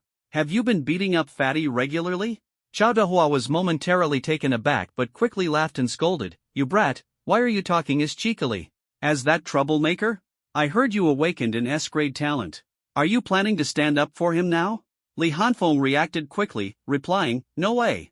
I meant next time, let me do the beating while you watch. Even with an S-grade talent or an SSS grade 1 I wouldn't last a few moves against you, Uncle Chow." Chow Dehua burst out laughing. "Ah, now that's the kind of talk I like to hear, unlike that rascal over there." As he spoke, he shot a glance at Chow Yumeng, who pouted but didn't dare complain. Chow Dehua then added, "But don't worry. Since this kid started his senior year, I haven't laid a hand on him. He's been doing well recently." The pride in his eyes was unmistakable. After all, his son awakening an A-grade talent was certainly something to be proud of. Hearing this, Li Hanfeng's gaze flickered slightly. He discreetly glanced at Chow Yumeng, who inwardly cursed, "Damn it, this guy's too sharp. I can't hide it anymore." Li Hanfeng said no more and continued chatting and laughing with Chow Dehua. Before long, Li Xiuhua's voice came from the kitchen. "Dinner's ready, tidy up and come eat." Hearing this, the three of them got up and walked to the dining table, where they were greeted by a feast of dishes. The roast duck was golden and tempting, the seaweed and egg drop soup gave off a light fragrance, the sweet and sour pork glistened with sauce, the garlic pork was served in a pot with flames flickering at the edge, the baked eggplant with cheese was topped with a golden crispy crust, the prawn pot was steaming hot with fresh mint adding a touch of freshness. Li Hanfeng felt his appetite grow just looking at it. Once Li Xiuhua sat down, everyone began eating, complimenting the dishes between bites. The atmosphere at the table was lively. Chow's parents had invited Li Hanfeng over mainly to check on how he had been doing recently. After all, the incident hadn't happened long ago, and they were very worried about him, especially after hearing that he hadn't gone to school these past few days, which made them even more anxious. Most of the dinner conversation revolved around subtle probing. Li Hanfeng could see it clearly and directly said, "Uncle, Auntie, you don't have to worry about me. I'm fine. I've been training these past few days, preparing for the college entrance exams, and I've already taken leave from my class teacher." Hearing this, they finally felt a bit more at ease. Everyone continued eating and chatting, finishing the meal cheerfully. After dinner, they returned to the living room for a bit of casual conversation. When Li Hanfeng saw the time was about right, he stood up, ready to take his leave. "Uncle, Auntie, I have training tomorrow, so I'll head back now." "Alright, rest well, and don't forget to take care of yourself during training," said Chao Dehua, waving his hand to signal him off. Li Hanfeng turned to Chao Yumeng. "Fatty, mind walking me out?" Chao Yumeng's expression froze. The two walked out of the house, down a hallway lined with light yellow tiles, and reached the elevator at the end. They entered the elevator and pressed the button for the first floor. Along the way, Chao Yumeng wanted to speak several times, but seeing that Li Hanfeng was engrossed in a book, seemingly oblivious to his presence, he swallowed his words each time. Ding! The elevator doors opened. The two stepped out of the apartment building. Finally, Chao Yumeng couldn't hold it in anymore. He took a deep breath, ready to speak. Li Hanfeng closed his book and turned to look at him seriously. "Go ahead, what's going on?" Chao Yumeng opened his mouth, hesitated for a long time, and finally decided to tell the truth. "Just got beaten up." Li Hanfeng's expression was calm, as if he had expected it. "Tell me the details. You've awakened an A-level talent, how did you still get beaten up?" "It was Zhou Xian and Wang Dingshan from Class 2. Yesterday, during the class battle training, I beat Zhou Xian in one move. He probably felt humiliated in front of Zhang Xian, so after school, he brought Wang Dingshan to block me. But the class teacher happened to pass by, so they didn't dare to do anything, just suddenly punched me." After listening to Chao Yumeng's explanation, Li Hanfeng roughly understood the situation. Yesterday was Monday, and the senior students had class combat training, which sometimes involved battles with other classes. Yesterday's training was with Class 2. Zhou Xian was the class monitor of Class 2, and it was said that his family had some influence in the SH-based city. He usually acted arrogantly. He had been pursuing Zhang Xian, the class monitor of Class 1, the daughter of the teaching director Zhang Yuanfang. But Zhang Xian wasn't interested in him and rarely paid him any attention. Perhaps because of Zhou Xian's family's influence, the two hadn't had a falling out. During the combat training, Zhou Xian and Chao Yumeng faced off, and Chao Yumeng won a move, causing Zhou Xian to hold a grudge. After school, he brought Wang Dingshan to block Chao Yumeng. Wang Dingshan was Zhou Xian's follower and seemed to have awakened a B-level ability on the day of awakening. Wait, I remember. Wang Dingshan has a B-level earth talent. How could he hurt someone? Li Hanfeng suddenly paused and then asked, "What is Zhou Xian's talent?" "He awakened after you left. It's A-level enhancement type extreme speed." So that's how it was. An A-level enhancement type lost a move to an A-level transformation type, and Zhou Xian felt humiliated in front of the girl he liked. Coupled with his naturally arrogant and vengeful personality, he decided to bring someone to block Chao Yumeng. Thinking of this, a cold glint flashed in Li Hanfeng's eyes as he asked indifferently, "Does he not know you're my brother?" Chao Yumeng opened his mouth, but didn't speak for a long time. "Speak." "He said that if you cause trouble for him, someone will naturally deal with you. I heard his family in the SH-based city is quite powerful." After saying this, Chao Yumeng glanced at Li Hanfeng nervously, not wanting to cause him trouble, and tried to persuade him, "Madman, let's just let it go, okay? It's not a big deal, just took a hit, it'll be fine in a few days." Li Hanfeng glanced at him without saying a word, his mind rapidly searching for information about Zhou Xian, especially his family background, but he couldn't find anything useful, just that they were powerful. After a while, a trace of coldness flashed in his eyes. "No matter how powerful you are, if you dare to touch my brother will naturally fight back. But if you want to use your influence to suppress people, then..."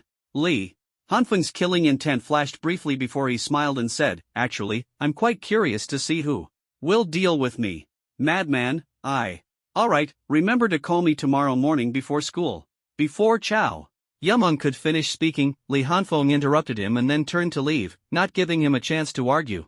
Standing there, Chao Yumeng watched Li Hanfeng's back, clenched his fists tightly, and his eyes showed determination. "No matter who it is, no one can touch my brother, or I'll fight them to the death." The next morning, in front of Li Hanfeng's house. Knock, knock, knock. "Madman, let's go." Click. Li Hanfeng opened the door and came out, still looking listless, his head down as he read a Naruto manga in his hand. Without looking up, he said, "Let's go." After speaking, he casually closed the door and headed downstairs. First, with Chow Yumeng quickly following behind, walking on the way to school, Chow Yumeng excitedly asked, "Madman, what's the plan for today? Are we blocking the door after school, or waiting for the combat training? To make a move?" Today was Wednesday, and combat training for senior year students took place every Monday, Wednesday, and Friday. Chow Yumeng had figured it out last night. At most, fighting would earn him a scolding from the teacher and another beating at home. No big deal, just go for it. Li Hanfeng looked up at him, noticing the change in his attitude, but said little, only replying indifferently, "I have other things to do, no time to wait until after school." Monday was against Class 2, today it probably won't be Class 2. Chow Yumeng froze for a moment, then quickly asked, "So what do we do?" Li Hanfeng glanced at him, a bit speechless. He had already made it clear, yet he still asked what to do. Obviously, if they ran into them, they'd act immediately. If not, they'd find an opportunity to act. Find him and give him a beating. After saying this, Li Hanfeng didn't look up and walked straight toward the school. Chow Yumeng hadn't reacted yet, but after a moment, he shouted loudly and quickly caught up, yelling as he ran, "Damn, madman, you're awesome! Wait for me." Soon, the two arrived at the entrance of number 1 high school. Li Hanfeng was still looking down at his comic book, ready to enter the school. Chow Yumeng gently nudged Li Hanfeng with his elbow. Li Hanfeng looked up at him, his eyes filled with confusion. Chow Yumeng didn't say anything, just raised his chin to signal him to look ahead. Li Hanfeng turned his head to look and was slightly stunned. What a coincidence, saves us some time. Across the street, two teenagers were walking and chatting, completely unaware of the two people on this side. The one on the left had a confident and arrogant expression, a tall and sturdy build, sharp and defined features, and a pair of cold, unsettling eyes that made him look like someone not to be messed with. The one on the right had an ordinary appearance, was a bit short, and could easily be overlooked in a crowd. When he spoke, he would sneak glances at the other boy's expression, his face occasionally showing a flattering look. These two were Zhou Xian and Wang Dingshan. At the moment, they were chatting, completely oblivious to the two people walking toward them. "Brother Xian, you beat up that fat Chow guy the other day. Should we spread the word about it? After all, Fat Chow has an A-level talent. Maybe if Zhang Xin hears about it, she'll change her opinion of you." As for losing a move to Chow Yumeng during combat training, he had conveniently forgotten about it. No need, it's not worth making a big deal out of. I mean, don't deliberately spread it around, just let her hear about it by chance. Zhou Xian said, his eyes narrowing slightly, a faint smile on his lips. Wang Dingshan immediately understood and quickly assured him, "Don't worry, Brother Xian, leave it to me. I'll make sure there's no trace left behind. Also, Brother Xian, we beat up Fat Chow, and that Li Hanfeng hasn't come to cause trouble. Looks like your reputation still works. But I think, even if Li Hanfeng does come, at most he'd be your match." Zhou Xian already had a smile on his face, and hearing this, his smug grin deepened. Just as he was about to respond, a cold voice suddenly interrupted them, freezing their smiles instantly.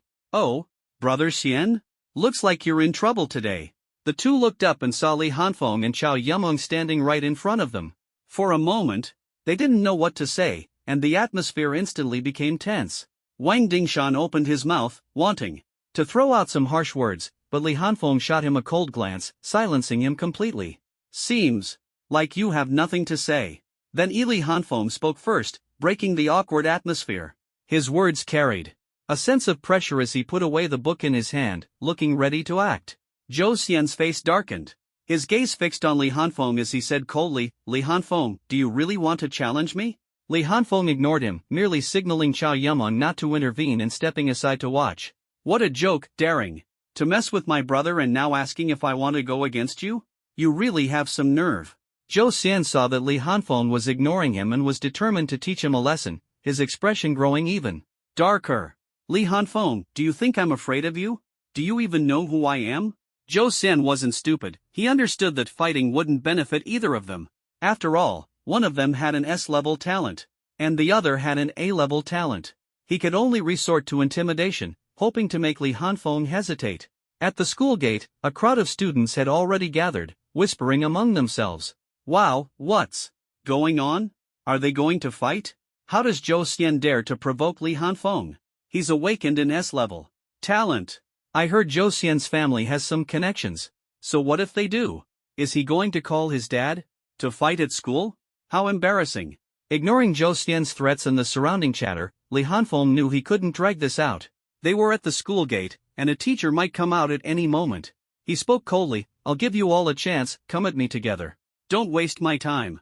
Zhou Xian saw that his threats were useless, and the other party didn't even acknowledge him. His anger flared even more. He had never been so blatantly ignored in his life. Furious, he shouted, "Li Hanfeng, don't think I'm afraid of you. Today, I'll see just how powerful your S-level talent really is. Don't just scare people." Li Hanfeng still paid him no mind, pulling out a comic book and continuing to read. He gestured for Zhou Xian to hurry up and make a move. Li Hanfeng's disdainful attitude made Zhou Xian's face flush red with anger. He signaled Wang Dingshan to attack first while he looked for an opening, roaring at Li Hanfeng, "You're asking for death." With that, Zhou Xian's spiritual energy erupted, and his figure instantly transformed into a blur, charging toward Li Hanfeng. However, he didn't attack immediately, instead darting around Li Hanfeng, looking for an opportunity.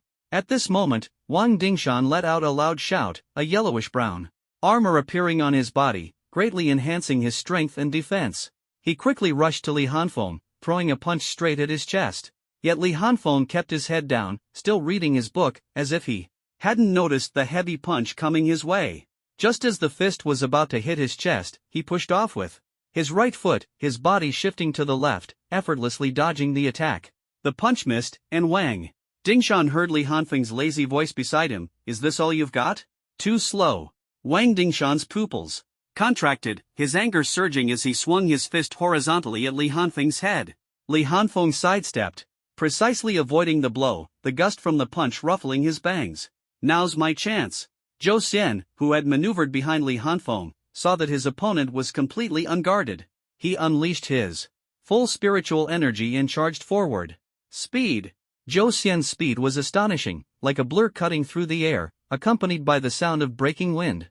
In an instant, he appeared behind Li Hanfeng, his face twisted with ferocity as he threw a punch aimed at the back of Li Hanfeng's head, a clearly lethal strike.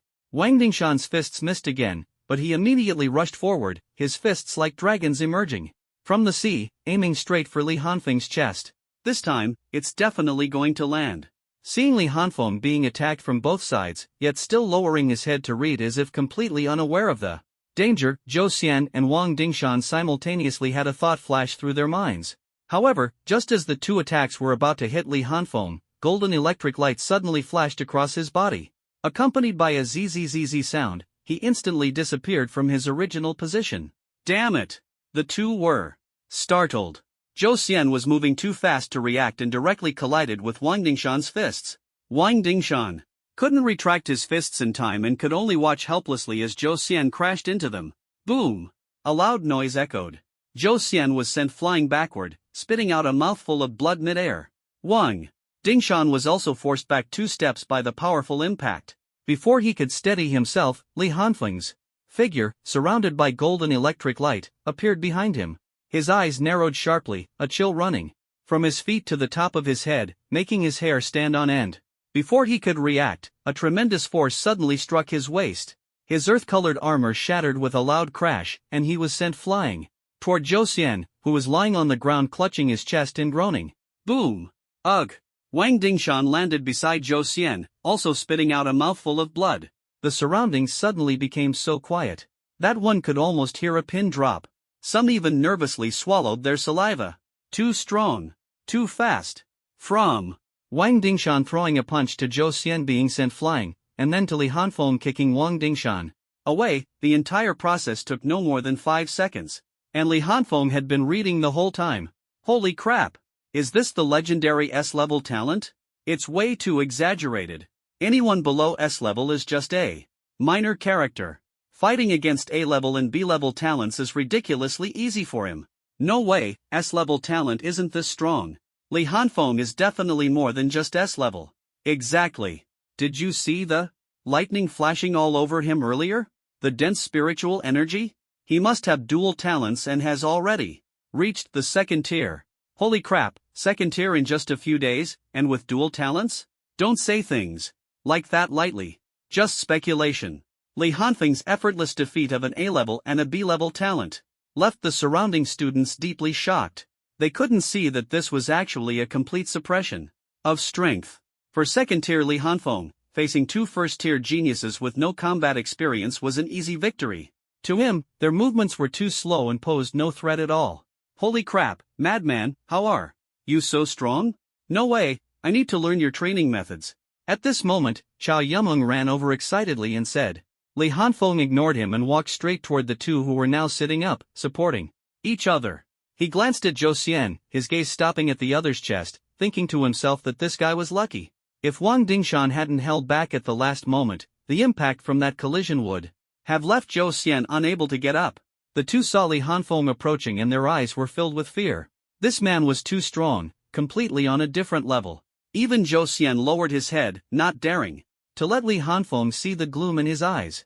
Li Hanfeng looked at Zhou Xian and remained silent for a long time. The surrounding chatter also ceased, and everyone stared at him, waiting to see what he would do next. Zhou Xian felt the pressure emanating from Li Hanfeng, sweat forming on his forehead, but he wasn't foolish enough to talk tough at this moment.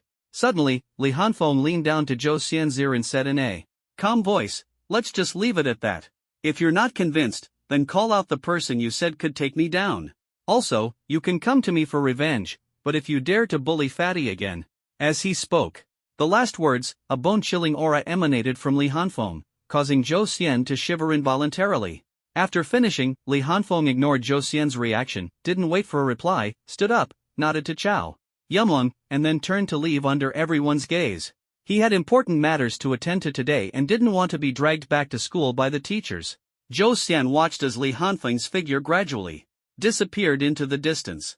Listening to the ridicule and criticism from those around him, his expression shifted from fear to anger, and finally to one filled with resentment. Li Hanfeng, just you wait. As Li Hanfeng left, two pairs of eyes were watching the earlier fight from a teaching building near the school gate. Principal, the spiritual energy the child released just now has already reached the second tier, hasn't it? Yes, that seems correct. This child is definitely not just an ordinary S-class enhancement type. This year, during the martial arts exam, our school is going to shine. The two were none other than Vice Principal Li Xingwu and Dean Zhang Yuanfeng. They had arrived to observe the fight before it began and had informed the other teachers not to intervene. After all, this was happening right at the school gate. If even they failed to notice such a brawl, they might as well retire. They didn't stop the fight because they believed that only intense competition could lead to progress. This was a world that revered martial strength, and they also wanted to take this opportunity to see Li Hanfeng's true capabilities. After all, Li Hanfeng's performance on Awakening Day had been exceptionally outstanding and enigmatic, prompting them to tread carefully to avoid any fatal incidents. Unaware of their thoughts, Li Hanfeng headed toward the Transcendent Guild. His mind was preoccupied with leaving the city and the issue with Zhou Xian. He was well aware of Zhou Xian's vengeful nature and knew this matter wouldn't end here. However, he also understood that he couldn't kill someone just because they had beaten up Fatty. If Zhou Xian came looking for trouble again. At this thought, a cold glint flashed in Li Hanfeng's eyes. I've already given you a chance. I hope you know better. With these thoughts in mind, Li Hanfeng lowered his head and continued reading as he steadily made his way to the Transcendent Guild. To him, the issue with Zhou Xian was just a minor episode. The most important thing now was to improve his strength. As long as he became stronger, all troubles would become insignificant. Half an hour later, Li Hanfeng arrived at the entrance of the Transcendent Guild. The Transcendent Guild was an organization across the entire Federation, specifically established to accommodate those extraordinary individuals who had not joined the national combat forces. Those who passed the assessment could become hunters, taking on or issuing tasks. Members could also enjoy many benefits, making the Transcendent Guild a very powerful organization. Li Hanfeng looked at the office building in front of him, which spanned over 1,000 square meters. The words Transcendent Guild were prominently displayed on the rooftop. The area in front of the building was bustling with people, and the noise was incessant. Looking for a melee type. Transcendent to form a team for an outing. Experienced individuals preferred. Need a support type with healing. Abilities, compensation negotiable. Any mid-tier transcendence available? Heading to the central area of the misty forest today for work. Li Hanfeng ignored these shouts and walked straight into the mission hall. Hello, sir. How can I assist you today? As soon as he entered, a professionally dressed hostess approached him with a polite smile. A hint of surprise flashed in her eyes when she noticed how young Li Hanfeng was. Hello, I'm here to take the hunter assessment. Alright, may I ask what level you are? The beautiful woman was surprised that Li Hanfeng was so young yet came for the assessment, but she still smiled and asked, second tier. Hearing this answer, the woman was even more surprised. To reach the second tier at such a young age, he must still be a high school student, right? Alright, sir, please follow me to fill out the information over here. Soon, the woman led Li Hanfeng to the sofa in the reception area and handed him a form. Li Hanfeng glanced at it. It contained basic personal information such as age, identity, and strength level. There was no talent level, only talent category. He quickly filled out the form and handed it back to the woman. She looked at it and thought to herself, as expected, a senior high school student. He just awakened a few days ago and has already reached the second tier. His talent is truly strong, the level must be quite high. Then she said, first-time low-tier transcendence can only take the bronze hunter assessment. Please follow me. Alright. Li Hanfeng knew that bronze hunters corresponded to low-tier, silver to mid-tier, and gold to high-tier. They soon arrived at the training room on the second floor. Mr. Zhang was standing there, his face filled with terror, not daring to move. The Tang sword at his neck had already cut his skin, and blood was dripping along the blade onto the ground. Drip, drip. The sound of blood hitting the floor was faint but shook Mr. Zhang to his core. This speed, this technique, this talent, it was nothing like what a newly awakened teenager should be capable of. Such talent was truly rare. At this moment, the arcs of electricity around Li Hanfeng disappeared, and his breathing steadied. He slowly sheathed the Tang sword and apologized, sorry, I was too fast and couldn't control it well. After speaking, he awkwardly scratched his head and revealed an embarrassed yet polite smile. Mr. Zhang, who had just breathed a sigh of relief, almost exploded upon hearing this. I thought you were trying to scare me, but it turns out you couldn't control the sword? If you had trembled a bit more, wouldn't I be done for? Though he thought this, he said aloud, it's fine, I understand. That move was too strong, no wonder it was hard to control. As he spoke, he forced a smile and asked, which school are you from, young man, to have such impressive skills? First high school, Li Hanfeng answered straightforwardly, as it was already written on the information form. As expected, a high school student. Truly terrifying, Mr. Zhang thought to himself, then said, my name is Zhang Ziyuan, and I am the assessment officer for bronze hunters at the Transcendent Guild. What should I call you, young man? My name is Li Hanfeng, a senior at first high school, Li Hanfeng replied without arrogance. He could tell Zhang Ziyuan wanted to befriend him, which would only be beneficial for him. Ha ha, so it's brother Hanfeng. Come, I'll take you to get your hunter badge, Zhang Ziyuan laughed heartily, covering his neck as he led Li Hanfeng out. Thank you, brother Ziyuan, Li Hanfeng said with a smile. Hearing this address, Zhang Ziyuan's face immediately lit up with a radiant smile. The two soon arrived at the mission hall. Zhang Ziyuan asked Li Hanfeng to sit on the waiting sofa while he turned and went upstairs. Moments later, Zhang Ziyuan returned with a professionally dressed woman, his neck wrapped in gauze, and the woman holding a delicate wooden box. Brother Hanfeng, are you taking the hunter assessment to prepare for going out of the city to hunt monsters? Zhang Ziyuan asked as he opened the wooden box and handed Li Hanfeng a bronze badge. Li Hanfeng took a look and saw 3 5-pointed stars on it, representing the qualification of a bronze 3-star hunter. Yes, I want to train my skills to prepare for the college entrance exam, and also make some money along the way, Li Hanfeng admitted frankly. This kind of thing couldn't be hidden. Everyone could figure it out. If you were taking the hunter exam, you were definitely planning to go out of the city to work. Zhang Ziyuan's eyes flickered for a moment, and after hesitating briefly, he said, I know you're strong and won't easily venture deep into the misty forest. But this thing will be very useful to you, it can help you avoid a lot of danger. Consider it a gift from me to you. As he spoke, he took out a scroll and handed it to Li Hanfeng. Li Hanfeng hesitated for a moment but still accepted the scroll. When he opened it, his pupils suddenly contracted. It was a map of the misty forest. Although it only covered the outskirts and part of the central area, and the information was incomplete. It marked the distribution of monsters and dangerous zones. This map was extremely valuable because every danger mark likely came at the cost of blood and lives. How would you know where the danger was unless someone had died there? Brother Ziyuan, this. Don't be polite, just consider it a gesture of friendship. I might need your help. Someday too. Zhang Ziyuan said with a smile. Li Hanfeng nodded. Brother Ziyuan, if you ever need help in the future, I'll do my best. Zhang Ziyuan laughed heartily. Good, that's what I wanted to hear. After chatting for a while longer, Li Hanfeng got up to say goodbye.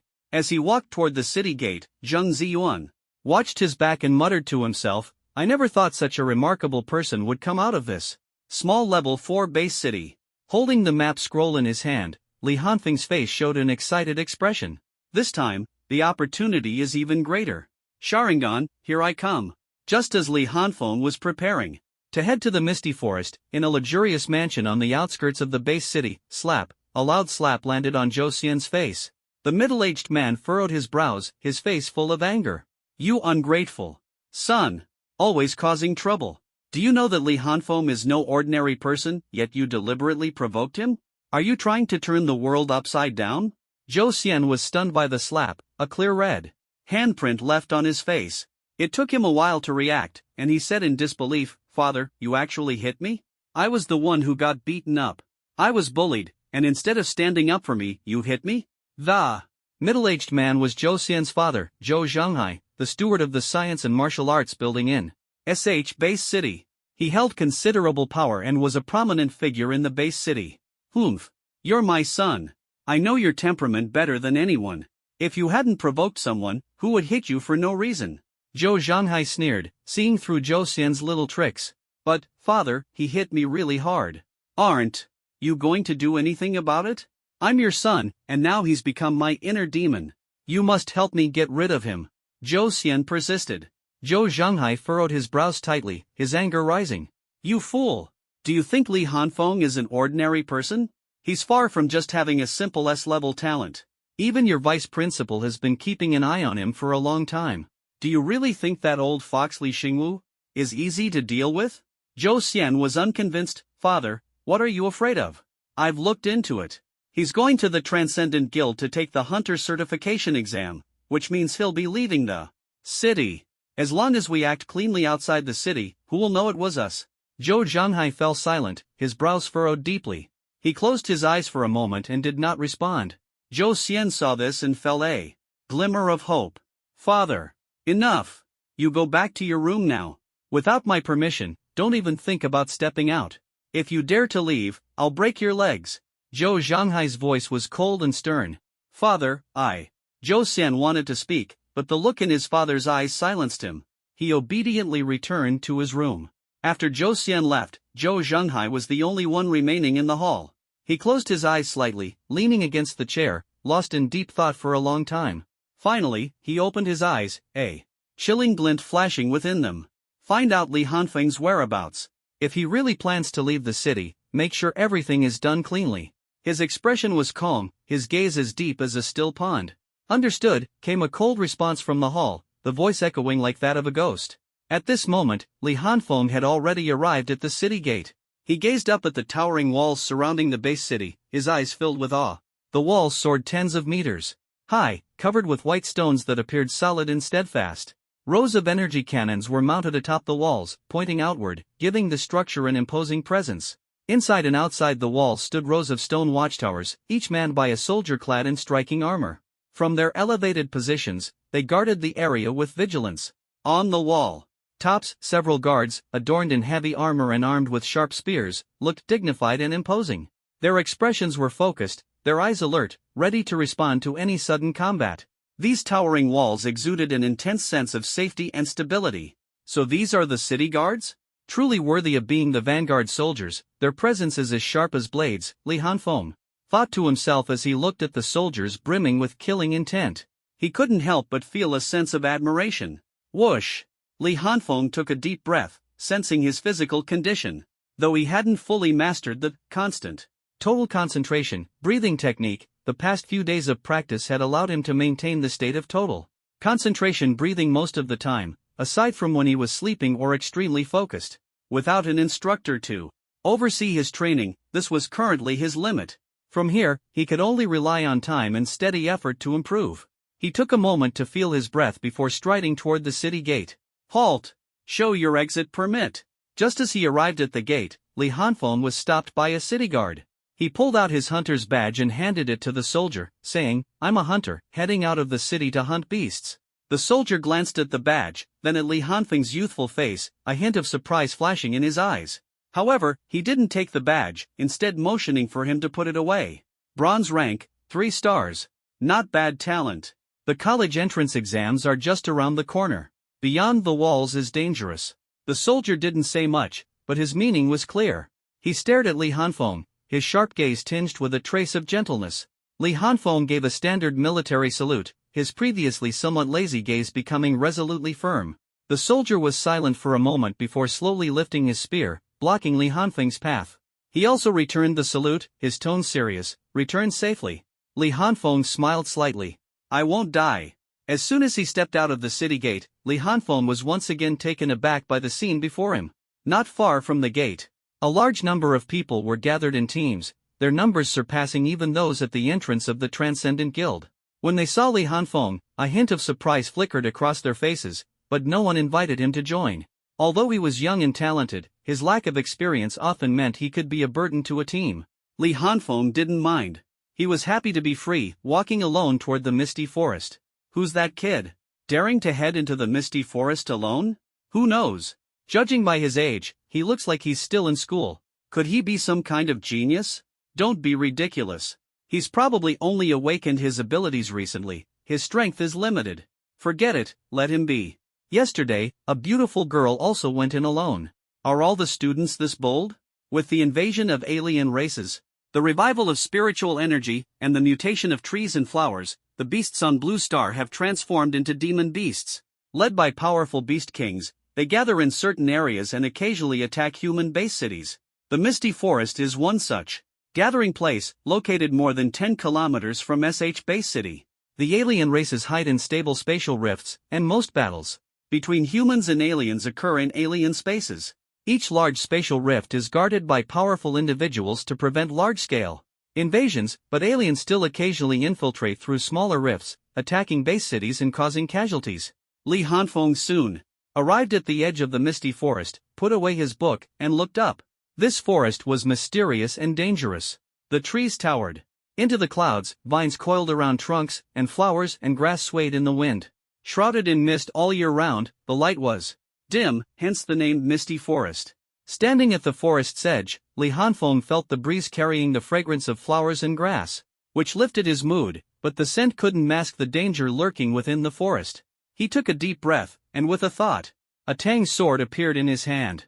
He hung it back at his waist and stepped into the misty forest. His figure gradually disappeared into the sea of trees. Suddenly, a shadow silently appeared under the shade of a tall tree. The figure's outline was blurry, its frame thin, dressed entirely in black, blending seamlessly with the tree's shadow. Target locked. The voice was low and hoarse, like the whisper of death.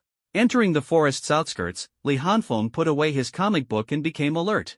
The area was fraught with danger, and he had to stay highly vigilant to avoid sudden attacks. After walking for a while, he didn't find any traces of demon beasts.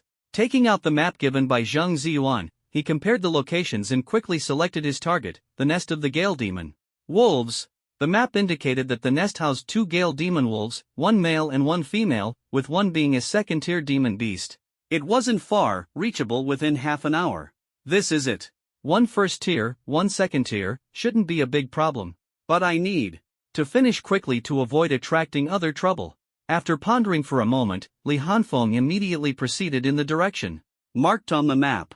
Along the way, he was extremely cautious, even hiding in the bushes for several minutes to ensure there were no abnormalities before continuing. It wasn't that he was timid, but he couldn't shake a sense of unease, a strange feeling he couldn't quite pinpoint. After investigating and finding nothing amiss, he had no choice but to press on. After more than 40 minutes, Li Hanfeng finally spotted a rocky cave. The location marked on the map was the nest of the Gale Demon wolves. He slowed his steps and breathing, using bushes and tall trees as cover to quietly approach. Soon, he reached the entrance of the cave. Activating the breath of thunder technique to enhance his physical abilities, he closed his eyes and pressed his ear against the stone wall, carefully listening to the sounds inside the cave to determine whether the demon wolves were in the nest or out hunting. After a moment, Li Hanfeng opened his eyes, a contemplative expression on his face. There were more than 2 breathing sounds inside the cave. Li Hanfeng carefully distinguished the sounds and confirmed there were 3 breathing patterns, 2 of which were very faint. Suddenly, his eyes lit up. They had given birth. This meant there was only 1 adult demon wolf inside, likely a first-tier female wolf and 2 cubs. With this realization, Li Hanfeng quickly stood up and charged into the cave. Quick and decisive, the sound of his footsteps startled the Gale demon wolf. It suddenly opened its eyes, saw someone intruding into the cave, and immediately shielded its cub, letting out a heart-wrenching howl. A wood charged directly at Li Hanfeng, raising its paw to strike at his head. Li Hanfeng reacted swiftly, golden arcs of electricity dancing across his body as he drew his blade with his right hand and slashed. Squelch! The demon wolf's paw was severed, blood splattering everywhere, and it howled in pain. Awah! Awah! An angry wolf howl echoed from outside the cave. Li Hanfeng knew that the nearby second-tier Gale demon wolf had returned from hunting. A cold glint flashed in his eyes as the golden arcs of electricity surged. In a flash, he appeared before the injured mother wolf. Spiritual energy surged, and the tang blade in his hand slashed straight at the demon wolf's neck. Squelch! The mother wolf's head rolled to the ground, blood staining the cave entrance, as if a crimson carpet had been laid out. Thud! As the mother wolf collapsed, Li Hanfeng sheathed his blade, turned to face the cave entrance, lowered his center of gravity, and leaned slightly forward. White mist escaped his lips as he tightly gripped the hilt of his blade. His eyes slightly closed. The returning second-tier demon wolf saw the mother wolf lying in a pool of blood and let out a mournful howl. Now's the time. Li Hanfeng's eyes suddenly snapped open, lightning flashing within them, his pupils turning golden. Boom! Clang! Accompanied by the sound of the ground shattering and the blade's hum, Li Hanfeng's figure transformed into a golden lightning bolt, disappearing in an instant. Breath of thunder first formed thunderclap and flash. The demon wolf, just appearing at the cave entrance, let out a sorrowful cry and was about to charge at Li Hanfeng when it felt an intense threat of death. Before it could react, a flash of golden light appeared before its eyes, and it lost consciousness. Thud! Roll, roll! The demon wolf's head rolled to the ground as Li Hanfeng appeared outside the cave entrance, the golden arcs of electricity on his body slowly dissipating. He stood up and walked into the cave, preparing to collect his spoils of war, as the demon wolf's body contained many valuable items. Suddenly, a piercing chill enveloped his entire body, and a sense of impending death surged from deep within. Without hesitation, Li Hanfeng unleashed his spiritual energy, and the previously dissipated arcs of electricity became violent, his figure disappearing once more. But he was still a step too late. Slash! The sound of a blade tearing through fabric echoed, and a drop of blood floated in the air. Reappearing on a clearing more than 10 meters away, Li Hanfeng's expression was grim. Fortunately, he had been feeling uneasy along the way and had remained vigilant, otherwise, he would have been in serious trouble just now. At this moment, his right shoulder bore a nearly 10-centimeter long wound, blood gushing out and soaking his hand gripping the blade, sending waves of pain. But he didn't rush to stop the bleeding, instead gripping the hilt tightly and staring at the shadowy figure in the cave entrance. The figure was thin, entirely clad in black, hidden in the shadows, making it almost impossible to discern its appearance. Li Hanfeng dared not act recklessly, nor did he have time to tend to his shoulder wound. For the first time, he had felt the pervasive aura of death earlier, a sensation that was almost suffocating, and he was determined never to experience it again. "Who are you?" Although he asked, Li Hanfeng didn't expect an answer, only hoping to distract the opponent. Meanwhile, his mind was racing. Judging by the spiritual energy the opponent unleashed during the attack, they are at least a 4th-tier expert. Their attack was silent, and they are hiding in the shadows, so they must be of the dark or special type. My shoulder injury affects my ability to wield the blade. Direct confrontation has little chance of success, and the opponent is unlikely to engage me head-on.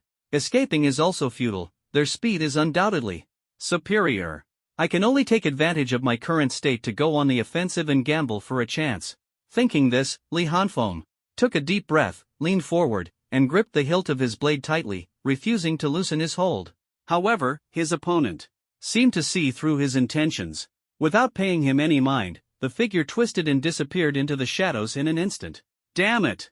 Li Hanfeng cursed under his breath as he witnessed this scene.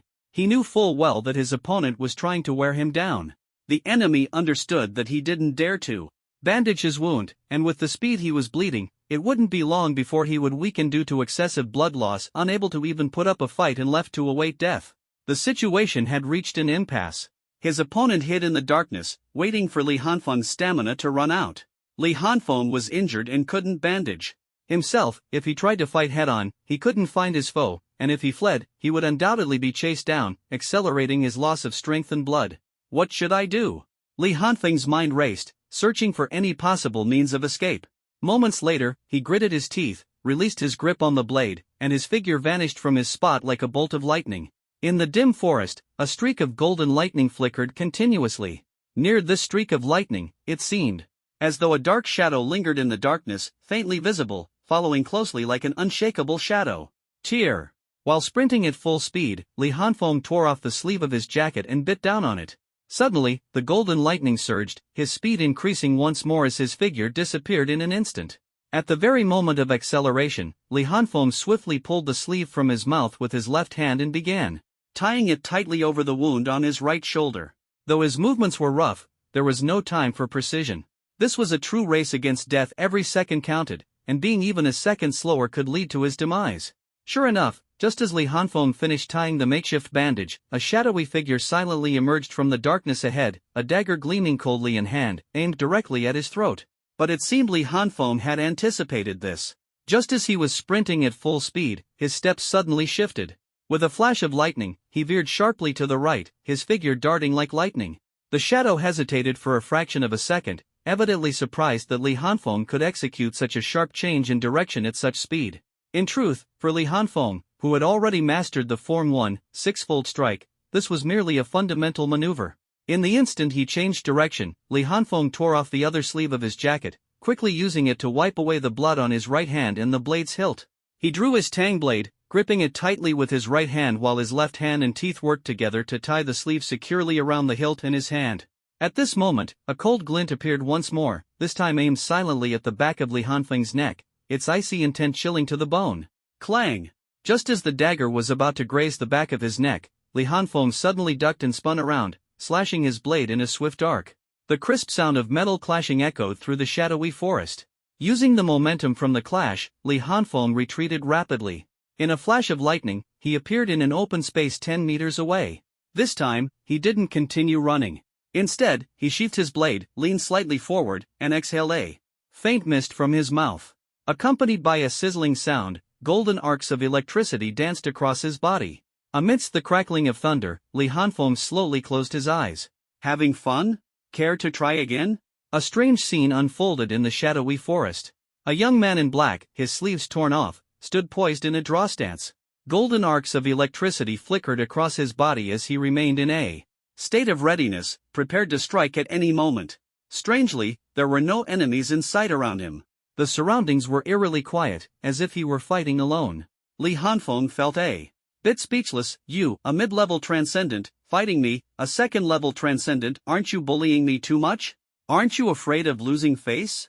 Though he complained inwardly, he didn't relax for a moment. He knew the enemy must be hiding in the shadows nearby, waiting for him to let his guard down. That moment would be fatal. Closing his eyes slightly, Li Hanfeng focused all his attention on sensing the movements around him, trying to locate the enemy's hiding spot. He knew he wouldn't be able to hold out for long. Right now, he really wished he could activate the Sharingan. If he could, who would dare hide in front of him? But the reality was, he couldn't sense the enemy's presence at all. If I can't find them, then I'll take the initiative. Li Hanfeng made a decisive decision. Golden lightning suddenly erupted from his body. Boom! The ground shattered with a loud noise as Li Hanfeng transformed into a streak of lightning, dashing out of the forest at a speed so fast he was almost invisible. Just as Li Hanfeng had predicted, the moment he showed signs of escaping the misty forest, the enemy would surely appear to block him. It seemed the opponent was determined to ensure his death in the misty forest. Sure enough, Li Hanfeng had barely rushed out 30 meters when a cold, ghostly gleam suddenly shot toward his neck from the right. This was the moment Li Hanfeng had been waiting for. As the gleam appeared, his breathing shifted, lightning flashed on his Tang Dao, veins bulged on his arm, and he swung his blade directly at the figure. Breath of thunder, second form, soul of the rice. Swish, swish, swish, swish, swish. 5 golden lightning blade arcs instantly sealed off all escape routes for the enemy. The opponent clearly hadn't expected Li Hanfeng to have such a move. Their eyes widened in shock, and they were unable to retreat. Clang! Sizzle! Sizzle! Sizzle! Sizzle! As expected of a mid-level transcendent, they managed to block the strike aimed at their neck with a dagger in an instant. Then, they desperately twisted their body to avoid vital areas, enduring 4 strikes. Deep wounds appeared on their shoulders, chest, and waist, with golden arcs of electricity crackling from the injuries, paralyzing their body but not proving fatal. Li Hanfeng, like a venomous snake tightly coiled around its prey, judging from the current situation, he held an absolute advantage, especially in his forte, close combat. Yet, he still couldn't easily defeat his opponent. The strength of a mid-tier transcendent was indeed extraordinary. Thinking of this, a grim determination flashed across Li Hanfeng's face. He absolutely couldn't let the other party escape today. Golden arcs of electricity within his body surged wildly. A fierce glint appeared on his face as his attacks grew more ferocious and relentless. The figure, who had already been struggling to hold on, completely crumbled under Li Hanfeng's sudden violent onslaught. More wounds appeared on his body, knife marks covering him like scars of defeat. However, he managed to avoid fatal injuries at critical moments. Though the gashes were deep, revealing faint fragments of bone, his mid-tier transcendent vitality kept him from succumbing immediately. Suddenly, the figure's pupil-less eyes narrowed slightly. The numbness in his body dissipated, replaced by a sharp, tearing pain. His face twisted into a feral grimace. Clang! Swish, swish! Boom! At the perfect moment, the figure blocked one of Li Hanfeng's strikes and used the force to retreat backward. Twisting his body, he darted into the shadows of a large tree. Li Hanfeng's pupils contracted, but his attacks didn't cease. He rushed forward and slashed twice in quick succession, only to find the figure already gone. All that fell was the massive tree, collapsing with a thunderous crash. Seeing this, Li Hanfeng sheathed his blade, lowered his center of gravity, and leaned slightly forward. He closed his eyes. This time, you won't escape, he growled inwardly. Spiritual energy surged within him as his nose and ears twitched faintly, sensing the surroundings. 3 seconds later. Drip, drop. Li Hanfeng's eyes snapped open, electric light flashing in his gaze. Found you. Breath of thunder, first form. Boom. With the sound of the ground splitting, Li Hanfeng transformed into a streak of lightning, vanishing from his original spot. Damn it! From the bushes behind him, the figure cursed under his breath. Blood dripped from his wounds, and he knew he had been discovered. Without hesitation, he twisted his body and disappeared instantly. But a streak of golden lightning chased after him closely. Swish! Swish! Swish! Swish! Swish! Violent arcs of lightning streaked through the air, accompanied by the sound of it slicing through space. The scene was filled with flashes of electricity, obscuring any sight of human figures. At this moment, the figure's face was filled with terror. No matter how he evaded, the golden lightning always locked onto his position with precision. Its speed was terrifyingly fast. He had just emerged, and it was already at his back. Before he could think further or prepare another escape, a sudden surge of excruciating pain racked his body, causing him to pause. Damn it! His face was pale with fear. His body had reached its limit, covered in wounds, blood splattering everywhere. Even in such a state, he had been forced to fight Li Hanfeng and repeatedly use his abilities. Now, as he tried to endure the pain and forcibly activate his gift, the brief hesitation sealed his fate. A golden streak of light flashed past his neck. As his consciousness began to fade, a voice echoed in his ears. Thunderclap and flash, sixfold. Li Hanfeng slowly rose to his feet, tearing off the sleeve wrapped around his palm. He turned to look at the corpse of his opponent, whose head had been separated from his body. Finally, he could clearly see the man's face. It was a middle-aged man, around 30 or 40 years old, with sunken eye sockets and a gaunt complexion. His pupils were wide open, fear frozen on his face in his final moments. Li Hanfeng didn't dwell on it. The man's appearance offered no clues. Striding quickly to the corpse, he began searching for evidence that might reveal the man's identity. After thoroughly examining the body, all he found was a dagger tightly gripped in the man's hand. There was nothing else. Just as he was about to pick up the dagger and leave, he suddenly noticed a ring on the hand holding the dagger. Earlier, he hadn't noticed it because the back of the hand was facing down and the dagger was blocking the view. Li Hanfeng took the dagger and the ring, infused spiritual energy into the ring, and a 2 by 2 meter three-dimensional space suddenly appeared in his mind. It really is a spatial ring. He didn't examine it closely, as the smell of blood here was too strong, and staying was not a wise choice, especially since he was injured. He turned and quickly walked toward the Gale Demon Wolf's lair, where his spoils of war awaited. Not long after Li Hanfeng's figure disappeared, a shadow flashed across the scene, and the head on the ground suddenly vanished. Moments later, thud, clatter, the head was thrown back, its skull cracked open, hollowed out, leaving only an empty shell. The shadow showed no interest in the corpse on the ground, circled around, and swiftly darted in the direction Li Hanfeng had left.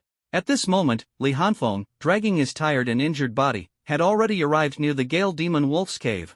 This is just the place to recover from my injuries and maybe collect some things while I'm at it, he thought, stepping into the cave, forgetting a fatal problem. Li Hanfeng, completely unguarded, had just entered the cave.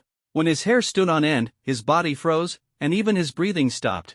Inside the cave coiled a massive creature, about 5 or 6 meters long, with a white jade horn on its head, a bulging belly, and tightly shut eyes, seemingly resting after a full meal. The 2 corpses of Gale Demon Wolves and their 2 cubs on the ground had already disappeared. Damn it, I completely forgot the strong smell of blood here would definitely attract something. Li Hanfeng slowly retreated, not wanting to fight the jade-horned python while injured. Judging by its size, it was at least a 3rd-level demon beast. Even if he could win, he would be severely injured. In this misty forest, being injured could easily lead to death. Just as he was about to retreat, a sudden flash of cold light attacked from behind. Li Hanfeng's pupils shrank, and without caring about the commotion, he immediately activated thunder breathing. Lightning flashed around his body. Swish! Boom! He crouched down, dodging the incoming cold light. As he turned, he stomped hard on the ground, shattering it, and his body transformed into a streak of lightning, darting out of the cave. Hiss! Roar! Just as he was about to escape, he realized no one was chasing him. Instead, fierce rumbling and beastly roars came from inside the cave.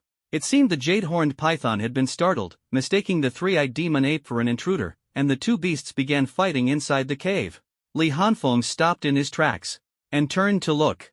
The cave was shaking violently, on the verge of collapse, with rubble continuously spilling out of the entrance amidst the rumbling. His eyes flickered, and after a moment, he made a decision. I should seize the opportunity to play the fisherman. With this thought, he quickly found a dense bush to hide in, slowing his breathing to the extreme, making no sound. Boom! Rumble! A figure was suddenly flung out, and the cave collapsed with a loud crash, sending dust flying everywhere. As the smoke cleared, Li Hanfeng finally saw the demon beast that had attacked him earlier. The 3-eyed demon ape, he muttered under his breath.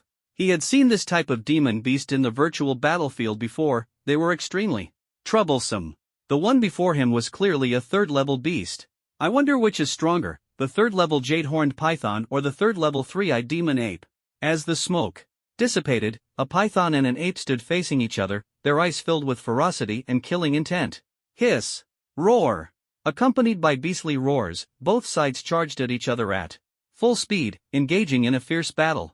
The 30-meter-long jade-horned python swung its tail violently, the shadow of its tail slicing through the air like a blade, striking fiercely at the 3-eyed demon ape. The 3-eyed demon ape, agile and quick, leapt high to evade the attack, using the momentum of its descent to raise its claw and swipe at the jade-horned python. Slash! Hiss! The sharp claws tore through flesh, enraging the jade-horned python. It roared furiously, swinging its massive snake head and aiming the jade horn on its head at the 3-eyed demon ape. Slash! Roar! The 3-eyed demon ape, in pain, its eyes filled with murderous intent, opened its mouth full of sharp teeth and bit into the jade-horned python's body, violently shaking its head to tear off a large chunk of flesh. The jade-horned python let out a hiss, swinging its powerful tail to strike the chest of the 3-eyed demon ape, directly cracking it open, blood splattering everywhere. The scene was bloody, violent, and wildly savage. So this is how battles between demonic beasts are fought. Truly cruel, muttered Li Hanfeng, hidden in the bushes. As he slowly stood up, gathering his strength, his right hand gripping the knife handle tightly. It's about time for me to step in. The two sides were locked in a fierce battle, both covered in wounds but still attacking each other madly. At this moment, the three-eyed demon ape was bitten on the shoulder by the jade-horned python, and the snake's body quickly coiled around the ape, tightening gradually, attempting to strangle it. The three-eyed demon ape, however, did not retreat, raising its arm outside the coils and using all its strength to swipe its claw at the jade-horned python's head. Slash! The sharp claw pierced into the jade-horned python's neck, but the neck was not a weak point for snakes. The three-eyed demon ape continued to claw, trying to cut open the snake's throat. However, as the jade-horned python's body tightened further, the three-eyed demon ape no longer had the strength to cut through it. Its struggles grew weaker and weaker, and it seemed on the verge of suffocation. Sizzle! Swish! At this moment, a golden lightning bolt accompanied by thunder streaked across the battlefield. Slash! Slash! The jade-horned python's head was severed along the wound left by the three-eyed demon ape. With its head severed, the jade-horned python's body loosened, revealing the nearly suffocated three-eyed demon ape. Without hesitation, Li Hanfeng turned and swung his blade, a flash of lightning cutting through the air, and the three-eyed demon ape's head was sent flying. He dared not delay, quickly clearing the battlefield, fearing any unexpected occurrences. The commotion here had been significant, and his condition was not ideal. Soon, Li Hanfeng collected the jade horn, snake skin, and snake gall of the jade-horned python, as well as the sharp claws and two beast cores of the three-eyed demon ape. After securing the items, Li Hanfeng transformed into a golden lightning bolt and swiftly left. I need to find a place to treat my wounds and sort through the spoils. The night in the misty forest was filled with the heavy scent of plants and soil lingering in the air. Occasionally, the roars of demonic beasts broke through the chirping of insects in the darkness, bringing a sense of danger. A sturdy tree, tall enough to require 6 people to encircle it with their arms, stood with lush branches and leaves capable of housing thousands of birds and beasts. 5 meters up the trunk was a 3-meter-high tree hollow, resembling the nest of a large bird or beast. The entrance to the hollow was surrounded by spiritual energy, as if drawn by something, flowing into the hollow and into the body of a black-clad youth sitting cross-legged inside. The youth was none other than Li Hanfeng. After dealing with the jade-horned python and the three-eyed demon ape, he had quickly left the battlefield, seeking a place to heal. Passing by here, he had taken a liking to this tree. Thinking quickly, he cleaned the bloodstains off his body a bit further away, rebandaging the wound on his right shoulder with prepared gauze. After confirming there was no strong smell of blood on him, he returned to the tree hollow. To recover, Li Hanfeng slowly opened his eyes, exhaled a breath of turbid air, and moved his right shoulder. The wound had improved significantly, and the pain had lessened considerably. It's already night. I'll rest here tonight and continue tomorrow, he said softly, then took out 2 beast cores and examined them carefully. The beast cores were filled with violent spiritual energy, and his brows furrowed. As expected, they can't be directly used for cultivation. The spiritual energy is too wild and can't be absorbed without processing. After saying this, he suddenly remembered something and quickly put the beast cores away. With a thought, a ring fell into his hand, the spatial ring left behind by the person who had tried to kill him earlier. The situation had been urgent at the time, and he hadn't had a chance to check it. Don't disappoint me. Please have some spirit stones, Li Hanfeng silently prayed as spiritual energy flowed into the ring. Everything inside the ring appeared clearly in his mind. He carefully examined it and immediately became excited. In the 2 square meter space, there were over 200 spirit stones, but nothing else, no identity information or anything of the sort. It seems the other party had already cleaned out their belongings beforehand. A mid-tier transcendent trying to kill a second-tier transcendent, and being so cautious. This is no ordinary character. I just fought Zhou Xian this morning, and as soon as I entered the misty forest, I was ambushed. Isn't this too much of a coincidence? Could it be? But this person clearly used professional assassin techniques. Does Zhou Xian's family have someone who does this kind of work? Or did they hire someone to kill me? Thinking about this gave Li Hanfeng a headache. There was too little information to confirm anything.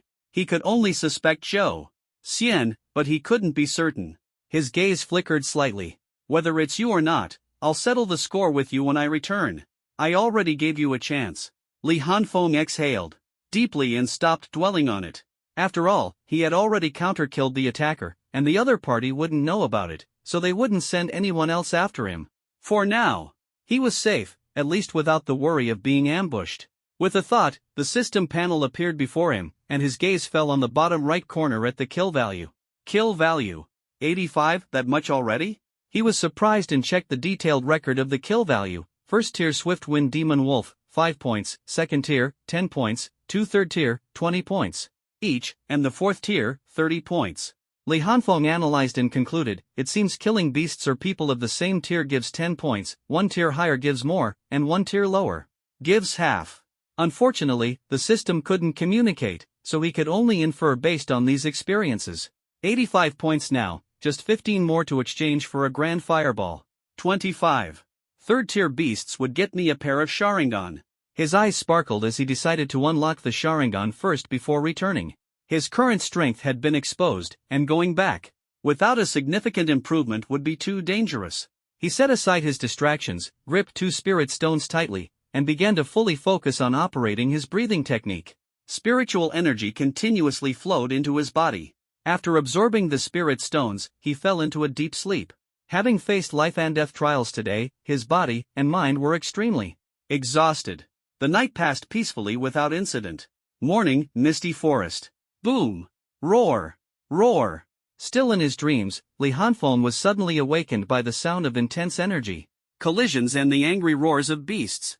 He quickly flipped up and stood, his right hand already gripping the hilt of his tang blade tightly, vigilantly looking outside the tree hollow. But there was nothing outside, only dense trees everywhere. What's going on? Li Hanfeng was somewhat confused, not quite understanding the situation before him. Roar! Roar! Bang! The sound of beasts roaring echoed again, accompanied by the sound of the ground cracking. This time, Li Hanfeng heard it clearly. The sound wasn't near him but about 500 meters away to his rear right. 2 wild beasts are fighting? Thinking of this, Li Hanfeng's eyes lit up. Yesterday, he had just reaped some benefits. This commotion is likely caused by third-tier demonic beasts. I can earn another 40 kill points. He quickly stretched his limbs, feeling that his condition was still decent. Although the injury on his right shoulder hadn't fully healed, it had scabbed over and hadn't affected the bone, so it wasn't a big issue. After a brief warm-up, Li Hanfeng jumped out of the tree hollow and stealthily headed toward the source of the sound. He planned to reap the benefits once again. At this moment, about 600 meters away from Li Hanfeng's tree hollow, in a clearing, the ground had been swept clean by the aftermath of the battle, with scattered fragments of ice crystals still remaining. In the clearing, 2 iron-backed gray bears, each nearly 4 meters tall, were facing off against a young girl. The girl had a cold demeanor, dressed in a light purple tracksuit, with a delicate oval-shaped face. Even when confronted by 2 iron-backed gray bears, she remained calm, her gaze steady. Her lips tightly pressed together, exuding an aura of aloofness and detachment from the world. Roar! Roar! After a brief standoff, the 2 iron-backed gray bears couldn't hold back their anger and charged at the girl. The ground cracked, gravel flew, and they closed in rapidly. One from the left and one from the right, the 2 giant bears simultaneously swung their claws at the girl, the heavy force causing the air to whistle. The girl's expression remained calm as she raised her hands and softly commanded, "Defend!" Instantly, water elements from the surroundings gathered furiously, forming 2 hexagonal ice shields about 2 meters high in front of her. The shields exuded a biting cold and were incredibly sturdy. Bang! Bang! The 2 bear claws struck the ice shields heavily, producing muffled sounds. The shields shook violently but did not break. Roar! Roar! The iron-backed gray bears grew furious, raising their other claws to strike the shields again, then using their massive bodies to ram them. Bang! Bang! Bang! Crack! Crack! After multiple attacks, the 2 ice shields finally showed slight cracks, appearing somewhat strained. The girl's brows furrowed slightly, and with a wave of her jade-like hand, she commanded again, "Scatter!" As soon as the words left her mouth, the ice shields instantly shattered into countless sharp ice fragments, shooting toward the iron-backed gray bears that were preparing to attack again. The 2 iron-backed gray bears reacted quickly. After sustaining a few cuts on their bodies, they immediately dropped to all fours, lowering their heads and using their iron backs to block most of the attacks. Ding ding ding! The ice fragments continuously struck their backs, producing crisp sounds. The fragments were deflected and fell to the ground, kicking up dust. The iron-backed gray bears were pushed back 7 or 8 meters by the impact. At this moment, behind a tree not far away, a pair of eyes witnessed everything. They were filled with both surprise and undisguised shock. Morong Chengying? What's she doing here? And she's so strong. Li Hanfeng was dumbfounded. Initially, he thought it was two demonic beasts fighting and planned to reap the benefits. Unexpectedly, he encountered the school beauty Morong Chengying, and her strength was terrifying. Without even moving her feet, she had forced back two third-tier iron-backed gray bears. Is this the power of an SSS-level talent? Truly astonishing. He realized that although Morong Chengying hadn't yet broken through to the third tier, she had managed to repel two third-tier iron-backed gray bears head-on with her second-tier strength, almost without moving her feet. This left Li Hanfeng deeply shocked. This really served as a reminder to me, even with system assistance, I can't underestimate these geniuses. At this moment, the dust settled, and the two ironback frost bears were curled up on the ground, looking like two massive boulders from a distance, but their bodies were covered in scars. Although they were blood-stained, their wounds were not bleeding. Upon closer inspection, each wound was surrounded by a cold mist, with the blood frozen and unable to flow out. The ironback frost bears stood up, shaking off the ice shards on their bodies. Their tough backs had absorbed most of the damage, and their bodies seemed largely unharmed. They let out furious roars, their eyes filled with ferocity. Roar! Roar! The two ironback frost bears charged at Morong Chengying again, though their movements were noticeably stiffer than before.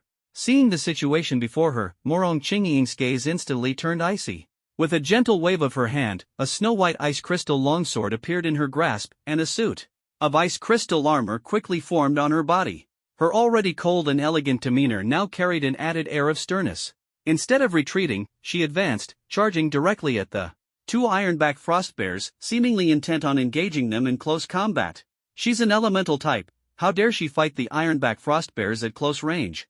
Li Hanfeng was also shocked, unable to understand where Morong Chengying's confidence came from. The next moment, he understood. Morong Chengying moved with the agility of the wind, effortlessly dodging the attacks of the two ironback frost bears. With a swift motion of her ice crystal longsword, she slashed open the abdomen of one of the bears, leaving a deep wound. Her steps were light, her movements fluid. After landing a hit, she quickly created distance, waiting for the right moment to close in again. In a series of dodges and attacks, the two ironback frost bears were left with several wounds, each deeper than the last.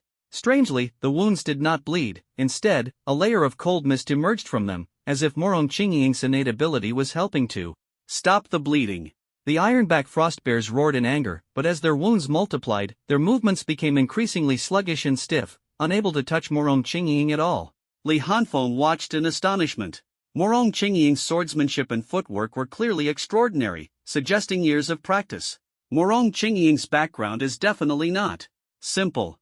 Her swordsmanship and footwork are so refined, they must be family secrets, Li Hanfeng muttered, frowning. Morong Chengying had an SSS-level talent, exceptional combat skills, and a strong sense of battle awareness. She was a new transfer student and didn't seem like a local at all. Where exactly did she come from? And why would she come to such a small base city? To study? But Li Hanfeng knew it wasn't the right time to ask. Roar! Roar! The battle reached a fever pitch.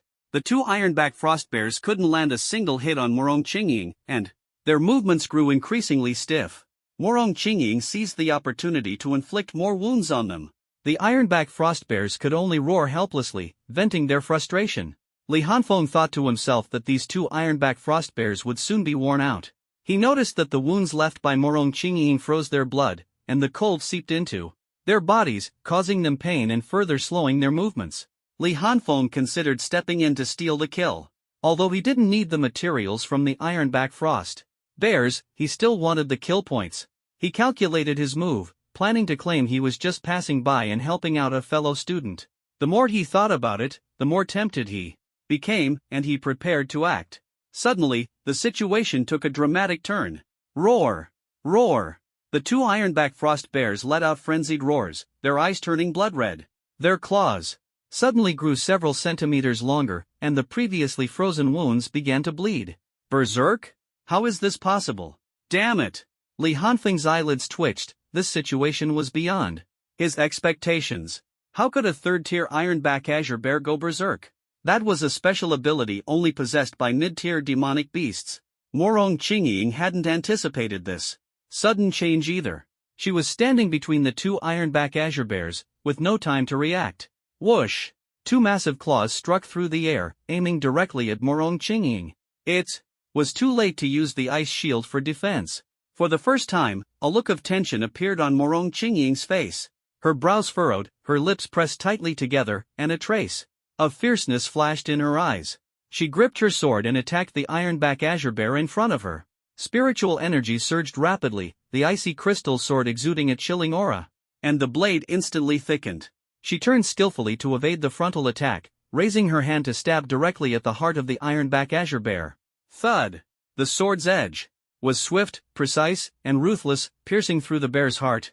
The ironback azure bear tried to counterattack, but the sword in its chest instantly shattered into countless icy shards, tearing apart its heart and rendering it powerless. At this moment, the attack from behind was already close. Morong Qingying had no time to dodge and could only frantically channel her spiritual energy to reinforce her ice crystal armor. She believed she could withstand this blow and then kill the ironback azure bear behind her. Suddenly, out of the corner of her eye, she caught a glimpse of a golden streak of lightning flashing by. The attack that was supposed to strike her never landed. Instead, it was accompanied by the painful roar of the ironback azure bear. Roar! She quickly turned around and saw a golden arc of electricity flash across the neck of the one-armed ironback azure bear, moving so fast that its figure was barely visible. Thud! Roll, roll! As the head of the last ironback azure bear fell to the ground, a figure in black appeared near the corpse. Morong Qingying stared at the figure holding a tang sword, feeling a strange sense of familiarity. Li Hanfeng sheathed his sword and stood up, slowly turning around. He waved his right hand at Morong Qingying, saying, "What a coincidence, Morong. The campus beauty. You're here in the misty forest to make money too?" Morong Qingying looked at Li Hanfeng, who was waving at her with a lazy smile on his face. She didn't answer his question. Her expression remained calm, her tone cold and steady, devoid of any emotion. "How long have you been here?" Li Hanfeng's smile froze for a moment before he awkwardly laughed. I just got here. We're classmates, no need to thank me. I won't take the materials on the ground, don't worry." Morong Qingying didn't respond, simply staring at Li Hanfeng quietly. Without moving. Li Hanfeng felt a bit uncomfortable under her gaze, realizing that his actions were indeed inappropriate. After all, watching someone else's battle was like peeking at their cards. Impolite. I was just resting nearby and came over when I heard the commotion. I didn't expect to run into you. You're so strong, I didn't interfere." Morong Qingying listened quietly, her gaze still fixed on Li Hanfeng, remaining silent. This made Li Hanfeng a bit dissatisfied, thinking to himself, "I helped you, and you're this cold?" His expression shifted, and his tone became flat. "I was wrong. I apologize. If there's nothing else, I'll be leaving now." Morong Qingying seemed to notice the change in Li Hanfeng's attitude. She shook her head, her voice still calm. "You're very strong, and your talent is exceptional." Li Hanfeng was stunned, not understanding what she meant, feeling as though the conversation had suddenly been cut off. After a while, Morong Qingying added, "Thank you." Even her thanks were devoid of emotion. Li Hanfeng snapped out of it, looking at her breathtakingly beautiful yet expressionless face. He scratched his head awkwardly, realizing he had misunderstood her. She hadn't blamed him at all. It seems she has always been like this, quiet, with no expression. Thinking of this, Li Hanfeng relaxed again, his tone becoming casual. It's fine, don't be so polite. After all, we're classmates." Morong Qingying didn't reply, just nodded. Then she walked toward the corpses of the two ironback gray bears, lightly stabbed and flicked her ice crystal longsword, effortlessly extracting the beast cores. After obtaining the two beast cores, she approached Li Hanfeng, paused, and handed one to him. Li Hanfeng looked at the beast core in his hand, a bit surprised, and was about to speak when a cold voice rang out, "Take it." Li Hanfeng was both amused and helpless. This school beauty was quite assertive. Without saying much, he reached out and accepted it. Morong Qingying nodded and prepared to turn and leave. "Wait. Morong." Qingying turned back to look at him, still expressionless and silent, just waiting for him to speak. "Leaving just like that?" Li Hanfeng pointed at the two corpses on the ground and asked, tentatively. Morong Qingying glanced at the corpses, then at Li Hanfeng. Finally, a trace of expression appeared on her face, her brows slightly raised, her voice calm yet tinged with hesitation. "Bury them?" Li Hanfeng was stunned. "Bury? Are you serious?" After confirming she wasn't joking, he replied helplessly, "I meant, Aren't you going to take the materials from the corpses? Morong Qingying immediately understood, a faint blush appearing on her face, though she quickly regained her composure. She shook her head and pointed at the two corpses. There. Yours. Li Hanfeng froze for a moment, then quickly reacted, rushing toward the corpses and unceremoniously starting to collect materials. His family background meant he didn't care much about these things, but he wasn't one to let them go to waste. Then I won't hold back. Soon, Li Hanfeng stored the materials in his spatial ring. He walked up to Morong Qingying and said, "Let's leave this place first. The smell of blood here is too strong, it's not safe. You just finished fighting, so you need to find a place to rest. How about coming to my resting spot to recover your spiritual energy?" Morong Qingying didn't speak, just quietly stared at Li Hanfeng. After a while, Li Hanfeng thought she might be worried he had ulterior motives and was about to explain when Morong Qingying frowned and asked, "Lead the way?" Li Hanfeng was speechless, so she had just been waiting for him to lead the way. Without saying much, he nodded and flew toward the tree hollow, with Morong Qingying following closely behind. Soon, the two were sitting cross-legged in the tree hollow, cultivating to recover. However, only Morong Qingying was recovering. Li Hanfeng, on the other hand, activated his thoughts, and the system panel appeared in his view. He glanced at his kill value, 105 points. "That's enough," he muttered softly, quickly opening the ability interface, finding the Naruto skills, and directly purchasing the fire style, Great Fireball technique. Detailed information about the technique immediately appeared in his mind. Li Hanfeng closed his eyes to absorb it. After a while, he exhaled, opened his eyes, and smiled. He finally had a means of long-range attack. He glanced at Morong Qingying, who was still meditating, and didn't disturb her. He began practicing hand seals. After all, having just absorbed the knowledge of the Great Fireball technique, it was impossible to instantly release it. The speed of forming hand seals directly affects the activation speed of ninjutsu, which is crucial in combat. Therefore, deliberate training was necessary, with the goal of completing hand seals instantly without thinking. Snake, ram, monkey, boar, horse, tiger. Li Hanfeng repeatedly practiced the hand seal movements, his speed increasing from 1 seal per second to 2 seals per second, and finally, he could achieve 3 seals per second, but after reaching 3 seals per second, he found it difficult to speed up further in a short time. The proficiency bonus from the system information could only bring him to this level. Further improvement would require continuous practice and accumulation of time. Releasing. The Great Fireball technique requires over a second of seal time and must be executed with precision, or there will be big problems, Li Hanfeng reminded himself. At this moment, Morong Qingying opened her eyes, turned to look at Li Hanfeng, and frowned slightly, appearing a bit puzzled. "What are you doing?" Li Hanfeng glanced at the mostly recovered Morong Qingying and smiled, saying, "Nothing, just practicing a technique." Hearing this, Morong Qingying nodded and did not continue to ask. She gently flipped her hand, and two bright red, enchanting flowers suddenly appeared in her palm. Blood frenzy flowers? Li Hanfeng's eyes narrowed. As a top student, he naturally knew what they were. Suddenly realizing something, he quickly asked, "So, the reason you fought those two ironback bears was because of these blood frenzy flowers?" Morong Qingying glanced at him, clearly surprised that he had guessed correctly, and nodded lightly. No wonder those two ironback bears acted so berserk. It wasn't rage, it was the blood frenzy. She nodded again and handed one of the blood frenzy flowers to Li Hanfeng. Li Hanfeng was somewhat surprised. He stared at the flower she handed over and asked in confusion, "Morong, the campus beauty, what is this?" Morong Qingying did not answer directly but looked at Li Hanfeng for a long time. Seeing that he still hadn't taken the flower, she finally said, "Take it." Li Hanfeng felt helpless, thinking that Morong Qingying was really difficult to communicate with, her personality excessively cold. But he still shook his head and said seriously, "Morong, the campus beauty, you saved me." Before he could finish, Morong Qingying interrupted him. Li Hanfeng fell silent for a moment, not knowing what to say. "Take it," Morong Qingying's calm voice sounded again. Li Hanfeng looked deeply at her delicate face. She stared back at him, her expression unexpectedly firm. He knew that if he didn't accept it, this matter would never end. He had no choice but to take the flower and say, "I owe you a favor. If you ever need help, just let me know." In truth, he was just being polite. He knew that, given Morong Qingying's personality, she would almost never ask for help. But he didn't like owing favors. Although he had helped her once, he felt that the ironback bear couldn't have killed her. These two blood frenzy flowers were her spoils of war, and he had gained beast cores and materials from helping her. However, Morong Qingying's attitude was firm, so he could only treat it as a favor and find an opportunity to repay it later. As soon as he finished speaking, Morong Qingying nodded and said, "Help me with something." Li Hanfeng froze, silently cursing himself for being slapped in the face. "Go ahead. As long as I can do it, I won't refuse."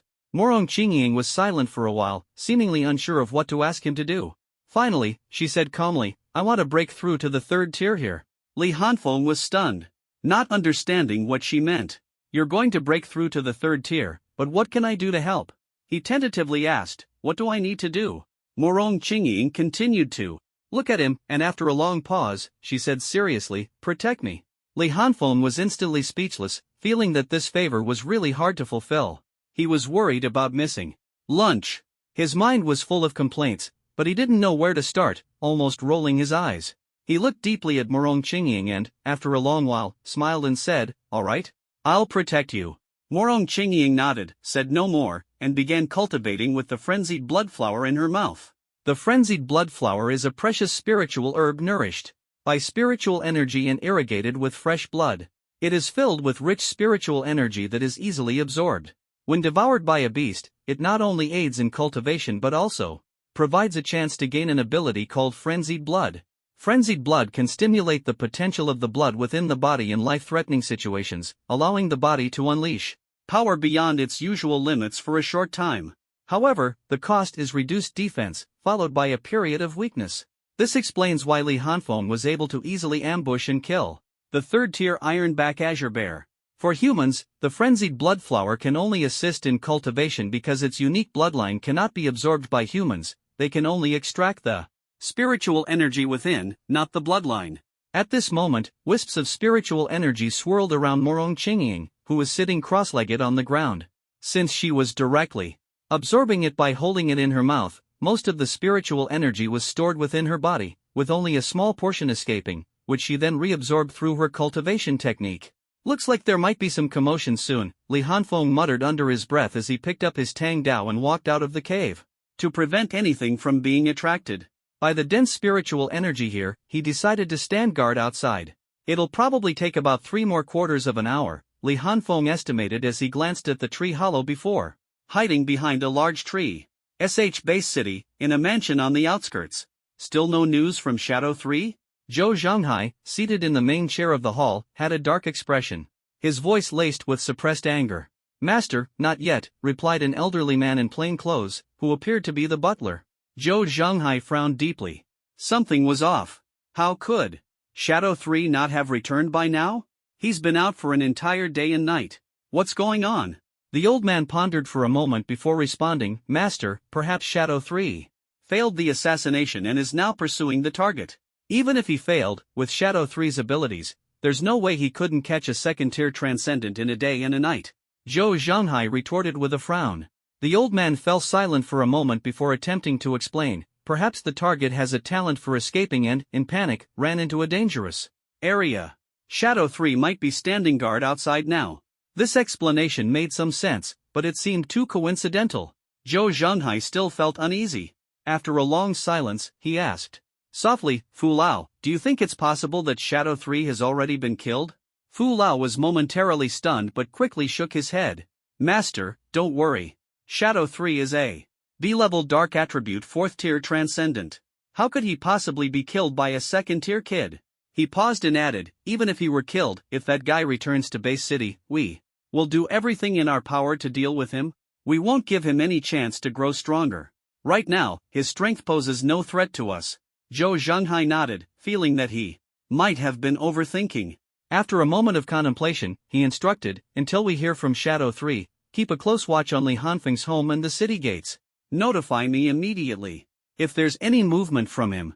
After a pause, he added, "Until we confirm Li Hanfeng's whereabouts, tell Zhou Xian not to attend classes." "Understood," Fu Lao replied and withdrew. The hall was left with only Zhou Zhanghai, his eyes flickering. Li Hanfeng, outside the tree hollow in the misty forest. Li Hanfeng flicked the blood off his Tang Dao, looked at the mess on the ground and the lifeless body of the 2nd-tier Gale Fox, and sighed softly. "There really is a demonic beast coming. If we don't hurry, things will get troublesome. The sound of the earlier battle wasn't loud, deliberately controlled. Plus, with Li Hanfeng's explosive power, it ended quickly. However, the strong scent of blood here would undoubtedly attract trouble. At that moment, he sensed a fluctuation behind him. Turning to glance at the tree hollow, his eyes narrowed slightly. Finally done? Li Hanfeng turned and leaped toward the tree hollow. As he entered, he saw Morong Qingying had already opened her eyes. At this moment, a powerful spiritual energy radiated from her, even causing Li Hanfeng to be slightly surprised. Clearly, she had broken through to the third tier. Morong Qingying looked at Li Hanfeng and nodded. Li Hanfeng smiled and said, "Congratulations, your strength has improved again." After a pause, he continued, "We should leave here first. A demonic beast came earlier, and I killed it. I'm worried the scent of blood will attract more." Morong Qingying shook her head, stood up, walked to the entrance of the hollow, and stood there silently. Li Hanfeng was a bit puzzled. After a moment of silence, he cautiously asked, "Are you planning to just wait here for the demonic beasts to come?" Morong Qingying didn't speak, only nodded. Li Hanfeng gave a wry smile. "So stubborn? Isn't this too risky? What if we get surrounded?" Morong Qingying still didn't speak, just shook her head lightly, as if trying to convey something else. Li Hanfeng sighed helplessly and said, "Can you at least say something?" Only then did Morong Qingying snap out of it. She turned to look at him and said calmly, "This is the outer area. The chances of encountering mid-tier demonic beasts are very low." The implication was clear, as long as they didn't encounter mid-tier demonic beasts, she wasn't afraid of being surrounded. Li Hanfeng fell silent after hearing this. He began to wonder if he was being overly cautious, lacking the courage to charge into battle. Wasn't the purpose of coming to the misty forest to grow stronger through killing? Thinking about it, he felt a bit annoyed with himself, realizing he might be less daring than a girl. Then, remembering that his kill points were down to just 15, yet he was still thinking about the Sharingan, Li Hanfeng decided to speak up. "Let's act together and earn some extra points while we're at it. But we need to plan an escape route first, just in case." Morong Qingying nodded, her gaze fixed on the outside of the hollow, clearly observing for any approaching demonic beasts. Her meaning was obvious. "I'll keep watch outside, you handle the planning." Li Hanfeng was speechless. How had she survived here for so long? Was it really that being strong allowed one to do as they pleased? He didn't say much more, pulling out a map and carefully studying it. After a while, his eyes lit up, and he quickly said, "Morong, look, we're here right now. If something happens, we can retreat directly from here to this cave. The map indicates it's the lair of a first-tier demonic beast." He pointed to a few locations and then looked at Morong Qingying. She glanced at the spots he indicated and the markings on the map, then turned to ask, "Where did you get this map?" Li Hanfeng was momentarily stunned, not expecting her to ask. After thinking for a moment, he said, "Oh, a senior from the Transcendent Guild gave it to me. Don't worry, it's reliable. I've been to some of the places on it." Morong Qingying nodded without saying anything further and turned her gaze back to the outside of the hollow. Li Hanfeng was left utterly confused. After all that, no feedback? "Morong, school beauty, can you say something? Don't delay our escape." Before the words were finished, the two simultaneously turned their heads to look at the dense bushes outside the tree hollow. Then, they exchanged a glance, and this time, Morong Qingying spoke first. "You go first." Li Hanfeng smiled slightly. "So stingy, I just watched you fight for a while. It wasn't intentional. But this works perfectly for me, the kill points are right in front of me." "Alright, but you better keep an eye out so I don't get ambushed," Morong Qingying said. Nothing, her gaze fixed silently on the bushes. Suddenly, a rustling sound came from the thicket, and a beastly figure emerged. It ignored the corpse of the Gale fox on the ground and stared directly at Li Hanfeng with a fierce gaze. Li Hanfeng's eyes narrowed slightly. A troublesome demonic beast has arrived. Morong Qingying remained expressionless, her calm eyes fixed on the beastly figure. Without saying much, Li Hanfeng stepped forward, leaping out of the tree hollow and stopping 10 meters in front of the beast, ready to fight. It was a 3-meter-tall white tiger with 3 blood-red stripes on its body. Its limbs were muscular, its sharp claws gleamed coldly, and its eyes were ferocious. A blood-striped white tiger. The 3 blood stripes on its body indicate it's a third-tier demonic beast. This won't be easy. Before the revival of spiritual energy, tigers were already the kings of the forest, excelling in strength, speed, and reflexes. Now, as a third-tier demonic beast, it was far superior to any ordinary third-tier beast Li Hanfeng had encountered before. At this moment, the blood-striped white tiger didn't attack directly. Instead, it crouched low to the ground, its body ready to spring at any moment. Its gaze occasionally flicked toward Morong Qingying in the tree hollow, clearly sensing danger. Seeing this, Li Hanfeng couldn't help but laugh. "Beast, don't be afraid. I'll make sure you lose your life soon enough." Roar! The blood-striped white tiger seemed enraged, letting out a deep growl. Its forelimbs suddenly pushed off the ground, and it vanished in an instant. Bang! The ground cracked, gravel flew, and the tiger's claws swiped toward Li Hanfeng's head. Li Hanfeng's pupils contracted as golden lightning burst forth. His figure flashed, transforming into a streak of electricity as he dodged to the side. Crackle! Amidst the sound of electricity, he narrowly avoided the tiger's claws. But before he could steady himself, another gleaming claw swiped toward his face. So fast! A look of shock appeared in Li Hanfeng's eyes, his pupils contracting sharply. Clang! The sound of a blade slicing through the air rang out. Accompanied by golden lightning, a tang blade slashed fiercely at the tiger's claw. Ding! Screech! The grating sound of metal scraping filled the air, sparks flying everywhere. Li Hanfeng felt a tremendous force strike him. The tang blade was knocked away, and his entire body was sent flying like a cannonball. Boom! Boom! Crash! Crash! Crash! After breaking through two large trees, he used his core strength to flip backward in midair, landing on the ground and retreating a few more steps. All the while, his hands were making strange movements in the air. Si Wei Shin Hai Wu In, the blood-striped white tiger's claws once again lunged fiercely toward Li Hanfeng's face. From the tree hollow, Morong Qingying watched this scene with furrowed brows, her expression as cold as ice. But there was no panic in Li Hanfeng's eyes, as if he had anticipated this move. He bent his right index and middle fingers, bringing them to his lips. His chest swelled as spiritual energy surged within him. Then, he pressed down on his abdomen with force, his cheeks puffing out. Fire release, great fireball technique. Boom! A massive fireball erupted from Li Hanfeng's mouth, accompanied by a deafening roar and intense heat, slamming into the rapidly charging blood-striped white tiger. The impact forced the blood-striped white tiger to stagger back a few steps. Its fur immediately caught fire, its flesh sizzling and emitting a savory aroma. The flames burned more fiercely, and the aroma of meat gradually turned into a charred smell. Roar! The white tiger let out a pained growl and began to run wildly, crashing through numerous trees. After escaping the range of the flames, it rolled on the ground, trying to extinguish the burning flames with sand and gravel. After a few rolls, the blood-striped white tiger quickly got back on its feet and turned into a blur, fleeing in one direction. Fire release, great fireball technique. Boom!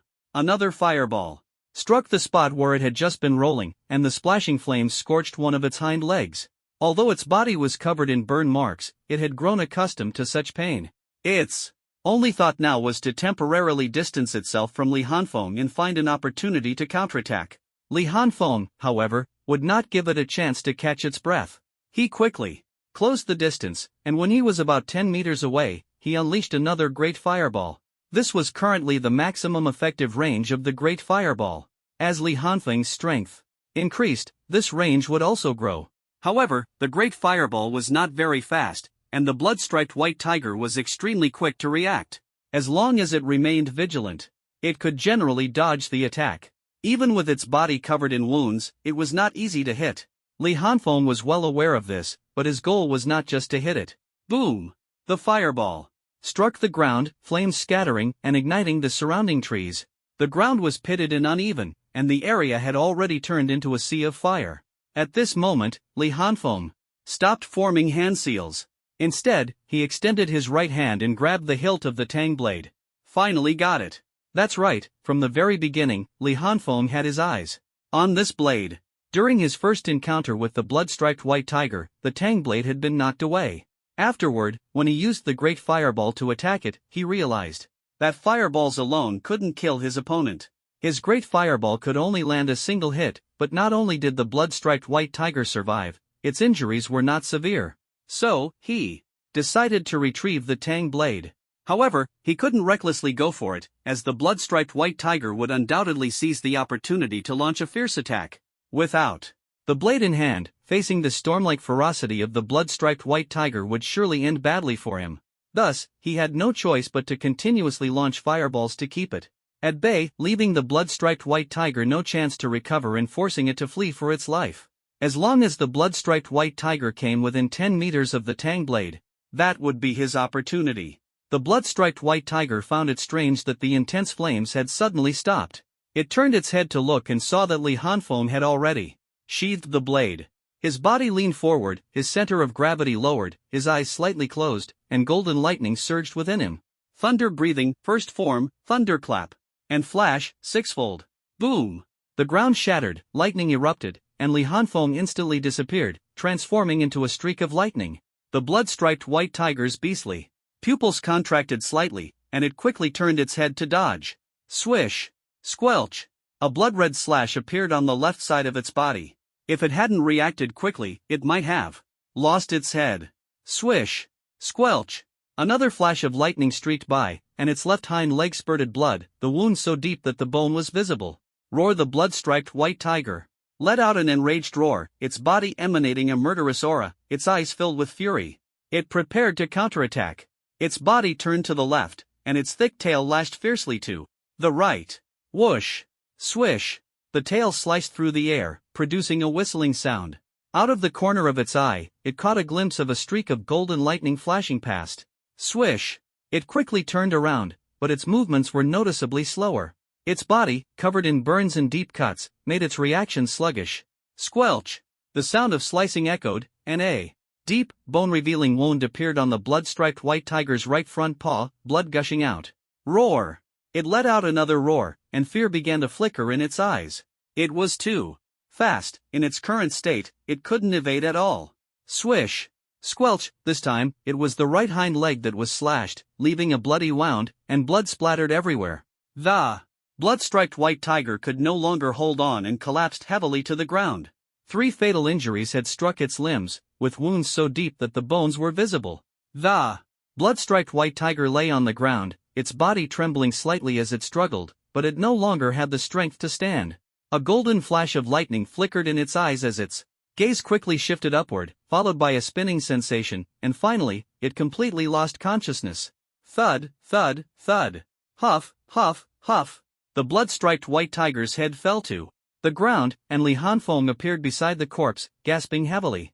He had just used the great fireball technique several times in succession, followed by the first form 6 consecutive strikes.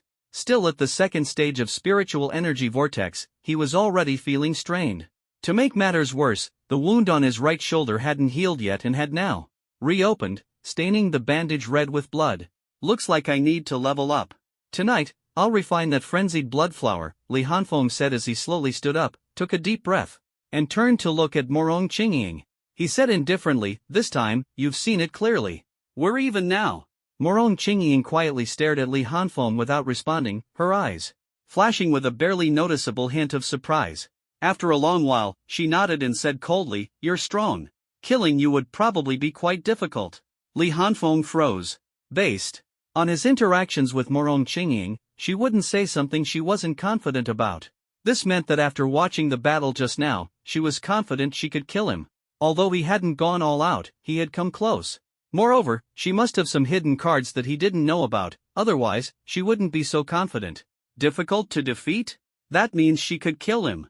But, she's at the 3rd stage now, and I'm still at the 2nd stage. Once I advance to the 3rd stage, the situation might change, Li Hanfeng thought helplessly. Your strength is indeed impressive, but your emotional intelligence is way too low, isn't it? Who says things so directly to someone's face? If you think I'm strong, just say so, there's no need for the rest of it. Talking like that makes you really hard to get along with, he thought, feeling a bit speechless. He stopped mid-sentence, returned to his usual lazy demeanor, and said nonchalantly, all right, you're strong. But later, you better listen to my commands." Morong Qingying nodded expressionlessly, pondered for a moment, and then said, "If you break through to the 3rd stage, I won't be confident anymore." Li Hanfeng's eyes widened, finally hearing an honest statement. How could that be? Before he could finish his sentence, he suddenly stopped and turned to look at the forest behind him, illuminated by the firelight. In the forest, under the glow of the flames, a dozen shadows slowly emerged. Li Hanfeng's pupils contracted, realizing that a group fight was about to happen. He turned to look at Morong Qingying, who was still at the entrance of the tree hollow. But Morong Qingying didn't even glance at him. She just coldly stared at the shadows emerging from the forest without saying a word. Li Hanfeng froze. What did this mean? Wasn't this supposed to be a group fight? Was she leaving him to fight alone? Morong school bell, aren't you coming down to help? Morong Qingying finally turned to look at him, her brows slightly furrowed, her tone unusually serious. Aren't you trying to make money? Li Hanfeng froze, his mouth opening and closing, but he couldn't say a word. Morong Qingying continued coldly, these shouldn't pose much danger to you. Li Hanfeng said no more, picked up his blade, turned around, and stared at the shadows. Swish, swish, swish, several figures suddenly appeared from all directions, surrounding Li Hanfeng. His gaze sharpened. Gale wolf pack. This was trouble. A single wolf was manageable, but when the pack acted together, the danger escalated immediately. He kept scanning his surroundings, assessing the number and levels of the wolves. The leader is a third-tier wolf. There are 7 second-tier wolves and 5 first-tier ones, making a total of 13. Not sure if there are any hidden ones. If only I had the Sharingan. After confirming the numbers and levels, Li Hanfeng gripped the hilt of his Tangdao tightly, bent his knees slightly, and prepared for battle at any moment. The Gale wolf pack had assembled. The third-tier wolf leader let out a howl, and 5 first-tier wolves charged from different directions. 7 second-tier wolves followed closely behind, waiting for the right moment to strike, while the third-tier wolf leader blended into the pack, lurking in the shadows. This was the terror of the wolf pack. They hunted using tactics. I must break out of the encirclement, or else. Li Hanfeng closed his eyes, lowered his center of gravity, leaned his body slightly forward, and exhaled a misty breath. As the 5 first-tier Gale demon wolves closed in, Li Hanfeng suddenly opened his eyes. Lightning flashed, and golden thunder danced wildly around him. Breath of thunder first formed thunderclap and flash. Swish! Li Hanfeng transformed into a streak of golden lightning, slashing the neck of one first-tier Gale demon wolf and leaving a deep wound on the back of a second-tier wolf. After breaking out of the encirclement, he suddenly felt his heart racing. His expression changed as he pressed his left hand against the back of his blade and blocked to the right front. Clang! The sound of metal clashing rang out as Li Hanfeng was violently struck and sent flying backward, landing right in the middle of the wolf pack's encirclement. Damn it, that third-tier Gale demon wolf is really tough to deal with. Li Hanfeng cursed under his breath as he was pushed back into the encirclement. He then reversed his grip and stabbed his Tang Dao into the ground, using the resistance to stabilize himself before being completely forced back into the circle. At that moment, the Gale demon wolves behind him charged forward, their sharp claws and fanged mouths aimed directly at him. He flipped over, stepped on the hilt of his Tang Dao, and with a light push of his toes, leaped into the air, narrowly avoiding the attacks of several first-tier Gale demon wolves. In mid-air, his hands quickly formed seals. Snake, ram, monkey, boar, horse, tiger. Fire. Style, great fireball jutsu. Boom! Several second-tier Gale demon wolves that had leaped up to pursue him were instantly engulfed by the roaring fireball. Bang! Bang! Bang! The impact of the fireball knocked several second-tier demon wolves to the ground, their fur ignited and their skin rapidly charred. Unlike the third-tier blood pattern white tiger, they lacked robust defenses. The second-tier Gale demon wolves howled a few times before collapsing, motionless, clearly incapacitated. Using the fireball's impact to hover in mid-air, Li Hanfeng suddenly felt a piercing chill. He immediately ceased his spellcasting, leaned forward, and accelerated his descent. Though his reaction was swift, how could he possibly match the speed of a third-tier Gale demon wolf while airborne? Just as his right hand gripped the hilt of his blade, a sharp sound of something slicing through the air came from behind him. Rip! His windbreaker was torn open, revealing a gruesome gash on his back. Poof! Li Hanfeng grunted in pain, gripping his blade tightly with his right hand and slashing backward with all his might. Swish! The blade light swept through the air but missed its target. The third-tier Gale demon wolf had already darted back into the pack, vanishing from sight. As the wolf pack quickly began to encircle him again, he thought, I must reduce their numbers as much as possible before they form a complete circle, or I won't be able to handle them. Li Hanfeng took a deep breath, enduring the pain in his back. Facing the Gale wolf pack, he slightly closed his eyes, stepped forward with his right foot, leaned his body forward, and lowered his center of gravity. A puff of white mist escaped from the corner of his mouth. A wolf howl echoed among the pack, a command issued by the third-tier Gale Demon Wolf. As expected, upon hearing the howl, the wolf pack instantly accelerated toward Li Hanfeng. The first to reach him were 4 second-tier Gale Demon Wolves. In an instant, the 4 wolves attacked from different directions, targeting Li Hanfeng's neck, waist, legs, and the arm holding the blade. Boom! At that moment, Li Hanfeng suddenly opened his eyes, which were devoid of pupils, replaced by flickering lightning. The ground seemed unable to withstand the pressure and shattered with a loud crash. Even the attacking wolves were momentarily stunned by the sudden burst. Breath of thunder, first form, thunderclap. And flash, sixfold. Swish, swish, swish.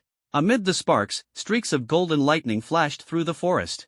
With each flash, a Gale Demon Wolf fell to the ground, its head and blood flying through the air.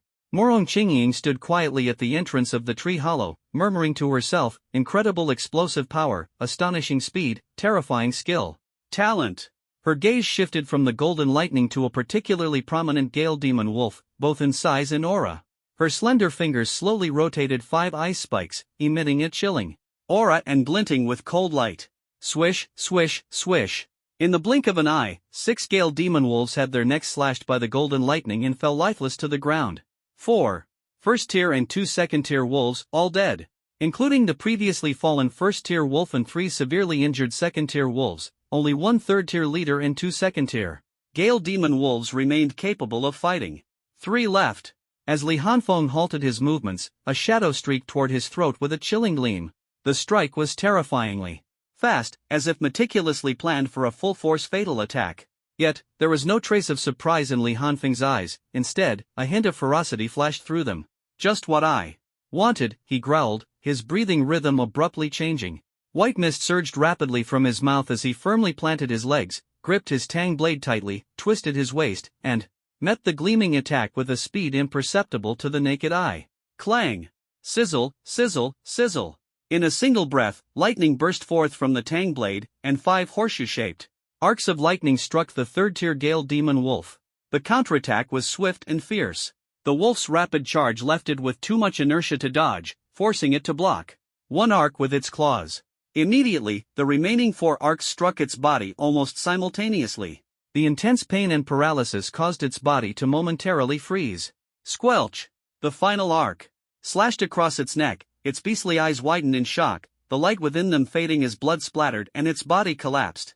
Li Hanfeng didn't pause. His figure flashed, transforming into a streak of lightning as he charged at the remaining 2 second-tier Gale Demon Wolves, intent on finishing them off in one go. Several streaks of lightning darted across the battlefield, and in the blink of an eye, Li Hanfeng had ended the fight. The leading Gale Demon Wolf lay on the ground, its fight in the ice spike in Morong Qingying's hand slowly dissipated. Her eyes swept over Li Hanfeng's slightly trembling legs and arms. She said nothing, only nodded lightly. Then, with a turn of her hand, she produced a small jade bottle and tossed it to Li Hanfeng. He caught the bottle and looked at her with a puzzled expression. Morong Qingying said calmly, healing ointment. Li Hanfeng nodded, tore open his clothes without hesitation, revealing his well-toned and balanced muscles. Though not overly exaggerated, they exuded strength. He removed the bandage on his right shoulder and began to retreat the reopened wound. After applying the ointment, a cool sensation seeped through his skin, and the pain immediately lessened significantly. Li Hanfeng was startled. This ointment was no ordinary product. He couldn't help but marvel at how different life was for the wealthy. Everything they had was extraordinary. When Morong Qingying saw him tear off his clothes, exposing his fair muscles, a trace of embarrassment flashed across her face. She quickly turned her head to look outside the cave.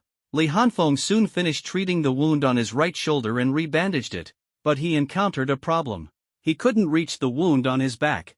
Helpless, he looked at Morong Qingying and saw her vigilantly watching the cave entrance, as if guarding against any potential appearance of a beast. After hesitating for a moment, he spoke, Morong, could you do me a favor? Morong Qingying turned to look at him, her expression calm and unreadable. Li Hanfeng turned around, revealing a hideous wound on his back, still bleeding. Feeling a bit embarrassed, he said, could you help me treat this wound? Morong Qingying froze for a moment, staring at the wound, looking a bit at a loss.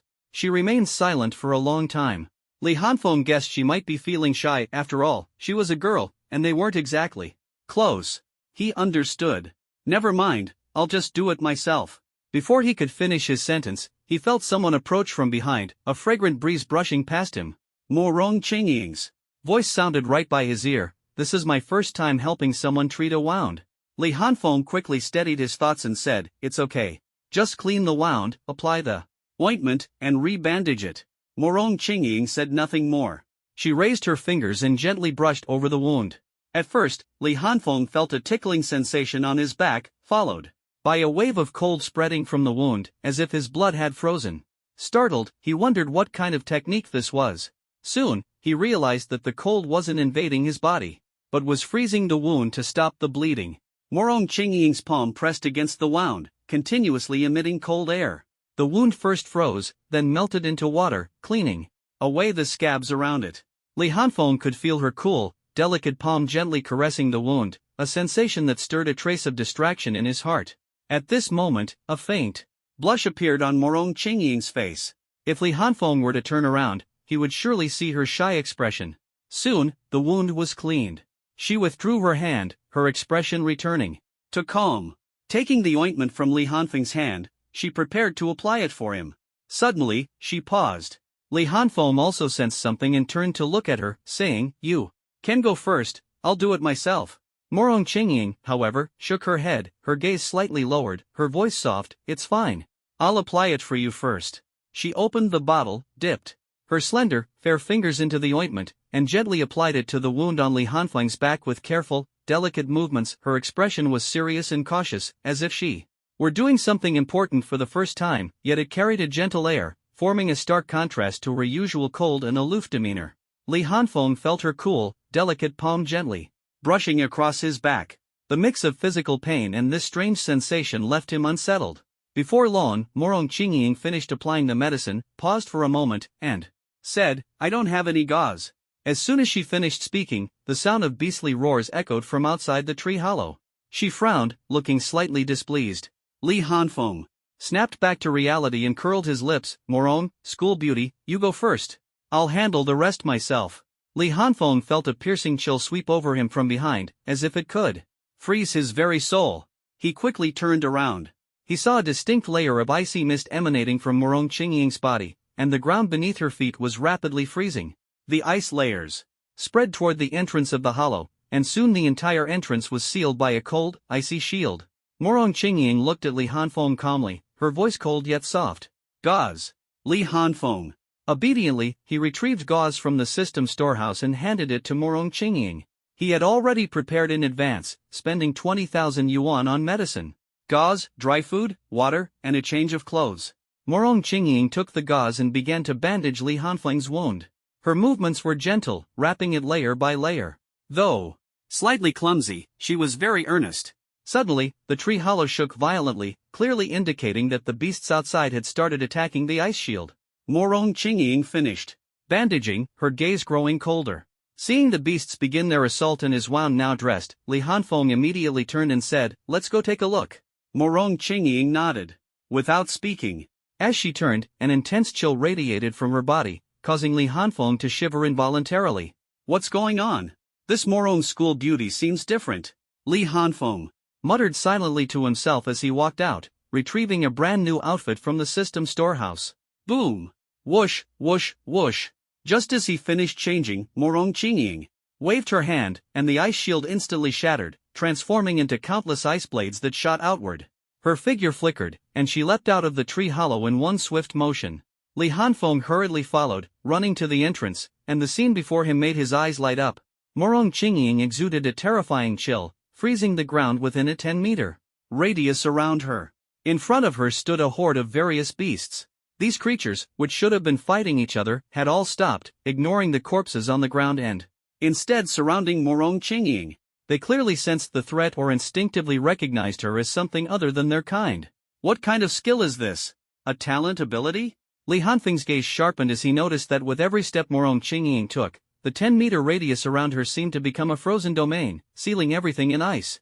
Even the beasts retreated a few steps, perhaps out of caution or perhaps waiting for their leader to appear. Suddenly, 3 roars echoed from the group of beasts.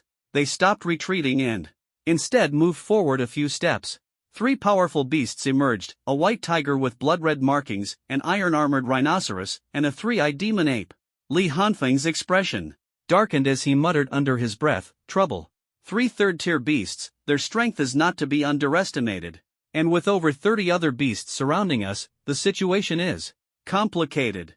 His current state and aura are not at their peak. Although Morong Qingying is in peak condition, she has just broken through to the 3rd tier, and her strength is limited. It's impossible to resolve the battle in a short time.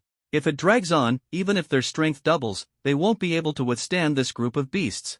Thinking of this, Li Hanfeng leapt down from the tree hole without hesitation, landing 10 meters away from Morong Qingying, keeping his distance due to the cold. Morong school beauty, let's launch a full attack first, then retreat as planned. Morong Qingying turned to glance at him, nodded, and her voice remained calm, "Stay away from me." She knew this battle couldn't go on indefinitely, they could only create a strong momentum first and then retreat. As soon as she finished speaking, Morong Qingying moved. She slowly raised her hands, and the aura within her erupted as she softly commanded, "Condense." Instantly, the surrounding elemental forces converged around her, transforming into ice spears over a meter long, glinting coldly. Ice crystal armor appeared on her body, and, as she grasped the air with her right hand, a long ice sword immediately formed. With a wave of her left hand, she lightly commanded, "Go!" Whoosh! Whoosh! Whoosh! Countless ice spears shot toward the group of beasts like raindrops, the sound of them piercing through the air deafening, their speed as swift as lightning, sending chills down one's spine. As the ice spears were launched, Morong Qingying's figure flashed, directly charging at 3 third-tier beasts. Wherever she passed, the ground, flowers, grass, and even the beasts were covered in a thick layer of ice crystals. Clang! Clang! Bang! Bang! Squelch! Roar! In an instant, the battlefield erupted with a cacophony of sounds, the metallic clash of ice spears, the piercing sound of them embedding into flesh, and the beasts' screams and roars echoing continuously. Morong Qingying had already plunged into the beast group, fiercely battling the 3 third-tier beasts. The other beasts rarely dared to approach within 10 meters of her. The 3 third-tier beasts in the field moved stiffly, their bodies constantly forming layers of frost that were shattered by their own strength, repeating the cycle. Morong Qingying, relying on her agile movements, weaved through the stiff beasts, her ice sword frequently slashing wounds. The cold from those wounds penetrated deep into the beasts' bodies, making their movements even slower. Their speed, reaction, and attack power all significantly declined. Roar! Roar! Howl! The situation was becoming increasingly unfavorable for them. They couldn't harm Morong Qingying, nor could they escape the battlefield. Morong Qingying had restricted them with her domain. If they tried to flee, she would intercept them and strike again. They could only let out low roars, venting their anger and a trace of unease. Li Hanfeng watched from the side, his pupils dilating. Was this Morong Qingying's strength? Was that domain her newly learned innate skill after breaking through to the 3rd tier? Incredible! No wonder she had the confidence to say she could kill me. Indeed, strength is the foundation of confidence. It's about time for me to step in. Just now, seeing Morong Qingying's ferocity, Li Hanfeng didn't step forward to help. Instead, he focused on collecting the spoils of their earlier kills, also wary of being accidentally injured, as her attacks were area-based. He had already extracted the beast cores from the beasts they had previously killed and those recently pinned down by Morong Qingying's ice spears, leaving other materials untouched due to lack of time. He also noticed that Morong Qingying's face was somewhat pale, clearly indicating that maintaining that domain consumed a massive amount of aura and couldn't last much longer.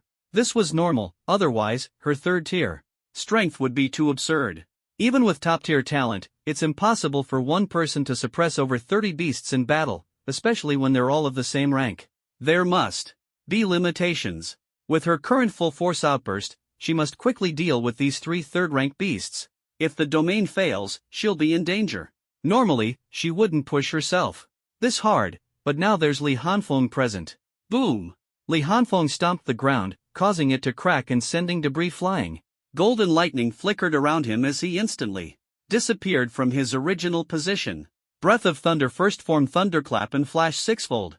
Morong Qingying sensed the commotion and immediately withdrew the domain. This thing doesn't discriminate who it affects. As the domain dissipated, the 3 beasts slightly relaxed, but their injuries were severe. The cold energy within their bodies had solidified there. blood, leaving their movements stiff. Swish! Before the beasts could react, a streak of golden lightning flashed by, leaving a deep, bone-revealing wound on the hind leg of the blood-patterned white tiger. Roar! Not an easy opponent. Li Hanfeng had intended to sever the blood-patterned white tiger's neck, but it narrowly dodged at the last moment, and he only managed to strike its hind leg. Not done yet. Swish! Another streak of lightning shot forth, still targeting the blood-patterned white tiger. Slash!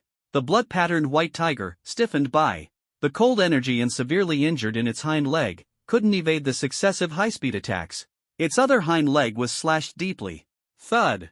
The blood-patterned white tiger, with both hind legs severely injured, collapsed to the ground, unable to stand. Swish! A streak of lightning flashed by, severing the massive tiger's head, sending blood splattering like falling snowflakes. Swish, swish, swish. At the same time, golden lightning flashed repeatedly, slashing the iron-armored rhino's neck 3 times, decapitating it. On the other side, Morong Qingying's icy longsword exploded at the neck of the 3-eyed demon ape, blasting its head off. The two stopped to catch their breath, exchanged glances, and surveyed their surroundings. They then looked at each other again with tacit understanding. Li Hanfeng, shall we go? Morong Qingying nodded, lead the way. By now, a large number of beasts had already gathered around. In addition to the 30 or so beasts that had been restricted by the domain and dared not approach earlier, another dozen or so had arrived. Although they were all first and second-rank beasts, their sheer numbers and the thick scent of blood made it impossible to predict how many more might come. The two of them couldn't possibly fight head-on. Li Hanfeng and Morong Qingying began to retreat slowly, gathering their strength to launch an attack to disperse the encirclement and seize the opportunity to escape. Roar! At that moment, a furious roar came from the rear of the beast horde, its aura several times stronger than that of a third-rank beast. Li Hanfeng and Morong Qingying's pupils contracted sharply. Damn it, to provoke a mid-rank beast in the outskirts of the misty forest, this is just too much. Li Hanfeng cursed under his breath, but his hands didn't stop moving. He quickly dug out 3 beast cores from the ground with his Tang Dao, then turned to look at Morong Qingying, about to speak, but froze. What are you doing? Aren't we leaving? Morong Qingying ran to the fallen blood-patterned white tiger, slashed off its tiger leg with her sword, stored it in her spatial ring, and then turned to look coldly at Li Hanfeng, saying, lead the way. Li Hanfeng was taken aback. But in the next moment, lightning flashed, and his figure instantly disappeared from the spot. Morong Qingying followed suit, vanishing in a flash. As the two fled, no one noticed a captivating figure quietly standing atop the tree where Li Hanfeng had just carved out a tree hole. Witnessing their entire battle, she stood on the tree branch, her breath blending seamlessly with the surrounding environment. Turning to look in the direction where Li Hanfeng and the others had left, her voice carried a hint of teasing. How interesting. I didn't expect such talent to be hidden in this small level 4 base city. That other one must be from the Morong family, right? Truly intriguing. She chuckled softly, looks like I'll have to come back here again after the college entrance exams. As soon as she finished speaking, her figure vanished without a trace, as if everything that had just happened was an illusion, and no one had ever been there. Meanwhile, on the other side of the misty forest, a delicate young girl and an elderly man with white hair were slowly making their way deeper into the forest. Suddenly, their steps paused slightly, and they both turned to look in the direction of Li Hanfeng's battle. The girl stared into the distance, a hint of surprise flashing in her eyes. She parted her cherry lips slightly, her voice crisp and pleasant. Elder Hua, there seems to be quite a commotion over there? The elderly man, addressed as Elder Hua, nodded and said, yes, Mississippi. It seems a Tier 4 beast is fighting alongside a group of smaller beasts. The girl's eyes revealed curiosity, a mid-tier beast appearing on the outskirts, and with a beast pack no less. How strange. Elder Hua reminded her, Miss, it's getting late. We should continue moving forward. All right, let's go, the girl nodded. The two continued their journey deeper into the forest. But the image of a black-clad young man lingered in her mind. Could it be him? The misty forest at night resembled a mysterious and dangerous world, exuding an eerie atmosphere. Shadows of trees swayed, hidden threats lurked in the darkness, and the silence was broken only by faint whispers of the wind and the subtle sounds of creatures moving on the ground, which were especially clear in the night. Deep within this silent forest, a faint glow of firelight emanated from a cave on a steep cliff. The cave hung about 6 meters above the ground, its entrance flickering with firelight, standing out starkly in the cold forest. Inside the cave, a man and a woman sat cross-legged, the firelight illuminating their faces. The man had disheveled hair, sharp features, and a chiseled face. The woman had long hair draped over her shoulders, an aloof demeanor, and stunning beauty. Both were covered in blood, their faces pale. Their breathing irregular. Evidently, they had just survived a perilous battle. They were none other than Li Hanfeng and Morong Qingying. Since the mid-tier beast had let out its roar, the two had been fleeing for their lives. From morning until night, a full 10 hours. It was truly 10 minutes of fighting and 10 hours of running. They had fought and fled along the way, their bodies covered in wounds, though none were life-threatening. Fortunately, the mid-tier beast had never managed to catch up with them, otherwise, the consequences would have been unimaginable. Escaping the encirclement of those Tier 1 and Tier 2 beasts had already been a grueling ordeal. The commotion they caused along the way attracted more beasts, forcing them to constantly change their route. Li Hanfeng initially wanted to split up and escape separately, but Morong Qingying didn't know the destination, so he had to abandon that plan. After nearly 10 hours of harrowing escape, they finally managed to shake off their pursuers and reach the designated safe point. This was originally the nest of a Tier 1 breeze bird, marked on the map. Its geographical location and vantage point made it an ideal temporary refuge. So now, this place had become their territory. As for the breeze bird, well, that ice sculpture over there was its remains. Li Hanfeng let out a long breath and opened his eyes. The surrounding spirit stones had already lost their luster. To speed up the recovery of spiritual energy, he arranged a pile of spirit stones around the two of them to prevent any unexpected incidents. After all, their spiritual energy was nearly depleted when they arrived here. He glanced at Morong Qingying, who was still meditating with her eyes closed, and chose not to disturb her. Instead, he began to tally up the spoils of their battle. First, he checked the most important kill points. With a thought, Li Hanfeng summoned the system panel, which displayed 205 kill points. From defeating the Gale Wolf Pack to slaying a few first-tier demonic beasts during their escape. Combined with the 15 points he had left from before, he had accumulated a total of 205 kill points. By this calculation, reaching 500 kill points shouldn't be far off. Just as he thought of this, he immediately shook his head. He had no desire to spend over 10 hours a day running for his life. Doing something like that once in a while was more than enough. Next, he counted the beast cores, 8 third-tier cores, 8 second-tier cores, and 9 first-tier cores, totaling 25. There were also various demonic beast materials, but he didn't bother counting them one by one. Although it was dangerous, the harvest wasn't small. Selling these should provide enough spirit stones for a while. He paused. But it's time to break through to the third tier. My current strength is still too weak. Li Hanfeng began tending to his wounds. During their escape, the injuries on his right shoulder and back had reopened, and there were new claw marks on his left forearm and left calf. Fortunately, the wounds weren't deep and hadn't reached the bone. Li Hanfeng took off his shirt and first cleaned the wound on his left forearm, then treated his right shoulder. He rebandaged the wound on his back. After finishing, he meditated for another half an hour. It was only then that Morong Qingying stopped her cultivation and opened her eyes. She glanced at Li Hanfeng without saying a word and began tending to her own wound. Perhaps because she was wearing her ice crystal armor, she only had one injury. The wound was on her left shoulder, running along the area below her collarbone, a long claw mark. As she lifted her shirt slightly, a glimpse of her fair skin and graceful curves could be seen. Morong Qingying took off her sports jacket, revealing a plain white short-sleeved t-shirt. She gently tore the neckline to fully expose the wound, which also revealed her fair skin and the curve of one side of her beautiful chest. However, the still bleeding wound looked somewhat frightening, marring the overall aesthetic. Just as she was about to clean the wound, she seemed to think of something and turned to look at Li Hanfeng. Their eyes met, and the air suddenly grew tense. Neither of them spoke. After a moment, Morong Qingying frowned slightly. "Is it nice to look at?" she asked. Li Hanfeng immediately turned away and hastily explained, "Sorry, Morong, I was just thinking about breaking through my cultivation level and got distracted. I didn't notice you were treating your wound."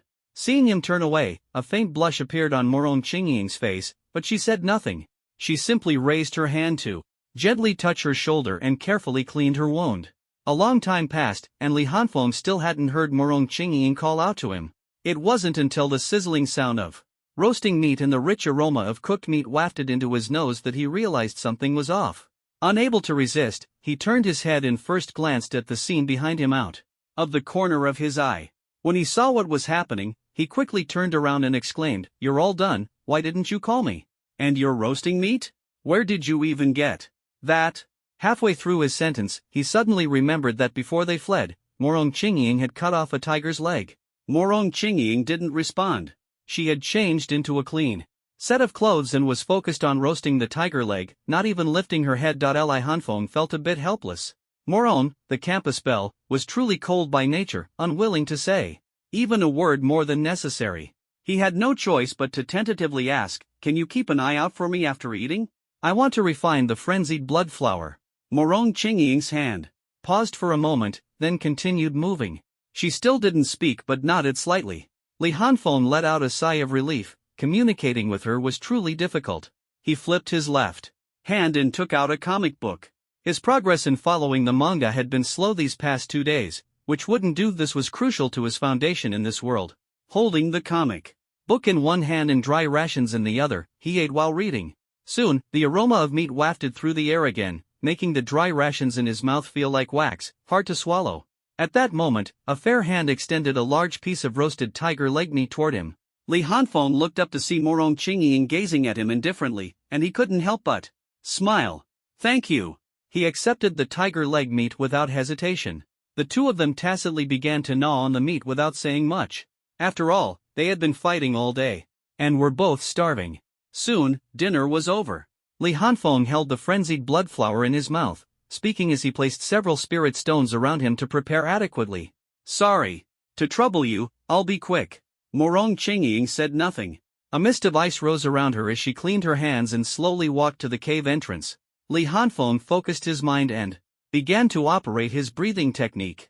The frenzied blood flower in his mouth, the spirit stones around him, and the surrounding spiritual energy converged into a rotating vortex of spiritual energy. Through his mouth, nose, and pores, the spiritual energy frantically surged into his body. Hearing the commotion, Morong Chingying turned her head to look. Seeing this scene, she was slightly shaken, her eyes flashing with surprise as she murmured softly, "What kind of cultivation method is this?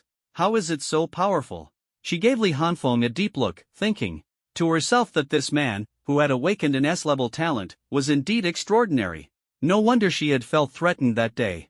After observing him for a while, Morong Chingying turned back to look outside the cave, preparing to deal with any potential dangers. After all, the noise from this cultivation was not insignificant. Half an hour later, the spiritual energy vortex finally dissipated, leaving only scattered spiritual energy surrounding Li Hanfeng. Crack! A crisp sound came from within Li Hanfeng's body, and the spiritual energy vortex that had expanded to its limits suddenly grew even larger. He opened his eyes, a golden flash of lightning flickering within them.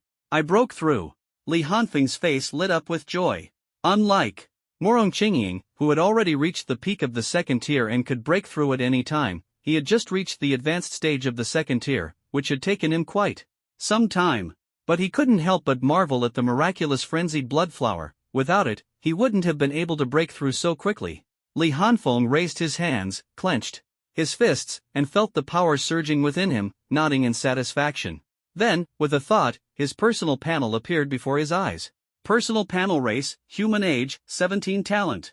Breath of Thunder level, extraordinary tier 3 skills, Breath of Thunder, first form, Thunderclap and Flash, Breath of Thunder, second form, Rice Soul, Breath of Thunder, third form.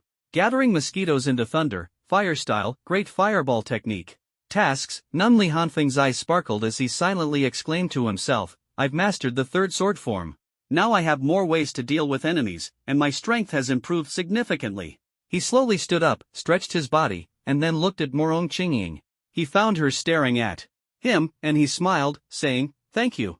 Morong Chingying looked at the boy whose eyes curved like crescent moons, his face full of smiles. On the surface, he seemed harmless, even a bit laid back, but she could sense the powerful threat hidden within him. Seeing her remain silent, Li Hanfeng asked curiously, "What's wrong?" Morong Chingying withdrew her gaze and said indifferently, "Nothing, just thinking that killing you now won't be so easy." Li Hanfeng froze for a moment, silently complaining in his heart, "You really know how to pick at words.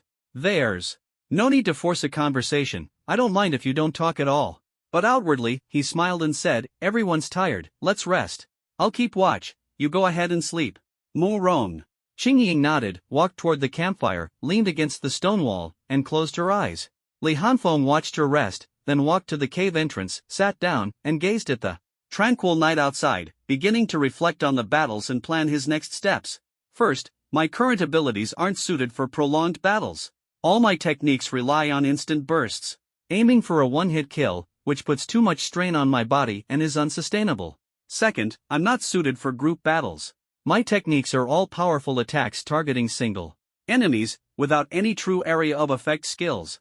Even the fire style, Great Fireball technique doesn't count as a group attack. Morong Qingying is the opposite, her strength lies in group attacks, but her single target kill power isn't strong enough. So, the next step is to focus on the Sharingan. Then, improve single target combat abilities, group attack capabilities. Can wait until mid-level development. Li Hanfeng stroked his chin, lost in thought. After a while, a determined light flashed in his eyes. First, I'll enhance my single target combat abilities to the extreme. My current burst power and attack strength haven't reached their peak yet. I can't afford to bite off more than I can chew. Group attacks can wait until mid-level development. The Sharingan is the first priority, followed by lightning style, Chidori. It would be best to master all its derivative skills, like Chidori Sharp Spear, Chidori Current, and so on. Lightning style combined with thunder breathing can maximize burst power and attack strength while adding powerful elemental attacks. Coupled with the Sharingan, my single target combat ability will reach a new level, and I can consider group attacks later. Thinking of this, Li Hanfeng's eyes were filled with determination. In the morning, perhaps due to the open terrain, a ray of sunlight pierced through the dark forest and fell on Li Hanfeng's face. He opened his eyes groggily, probably because he was quite tired last night, or maybe because someone was keeping watch. He had slept exceptionally well. Stretching lazily, he suddenly froze and looked around, only to find that Morong Qingying was nowhere to be seen. That Morong school beauty, could she have pulled a disappearing act without saying a word? Li Hanfeng muttered to himself.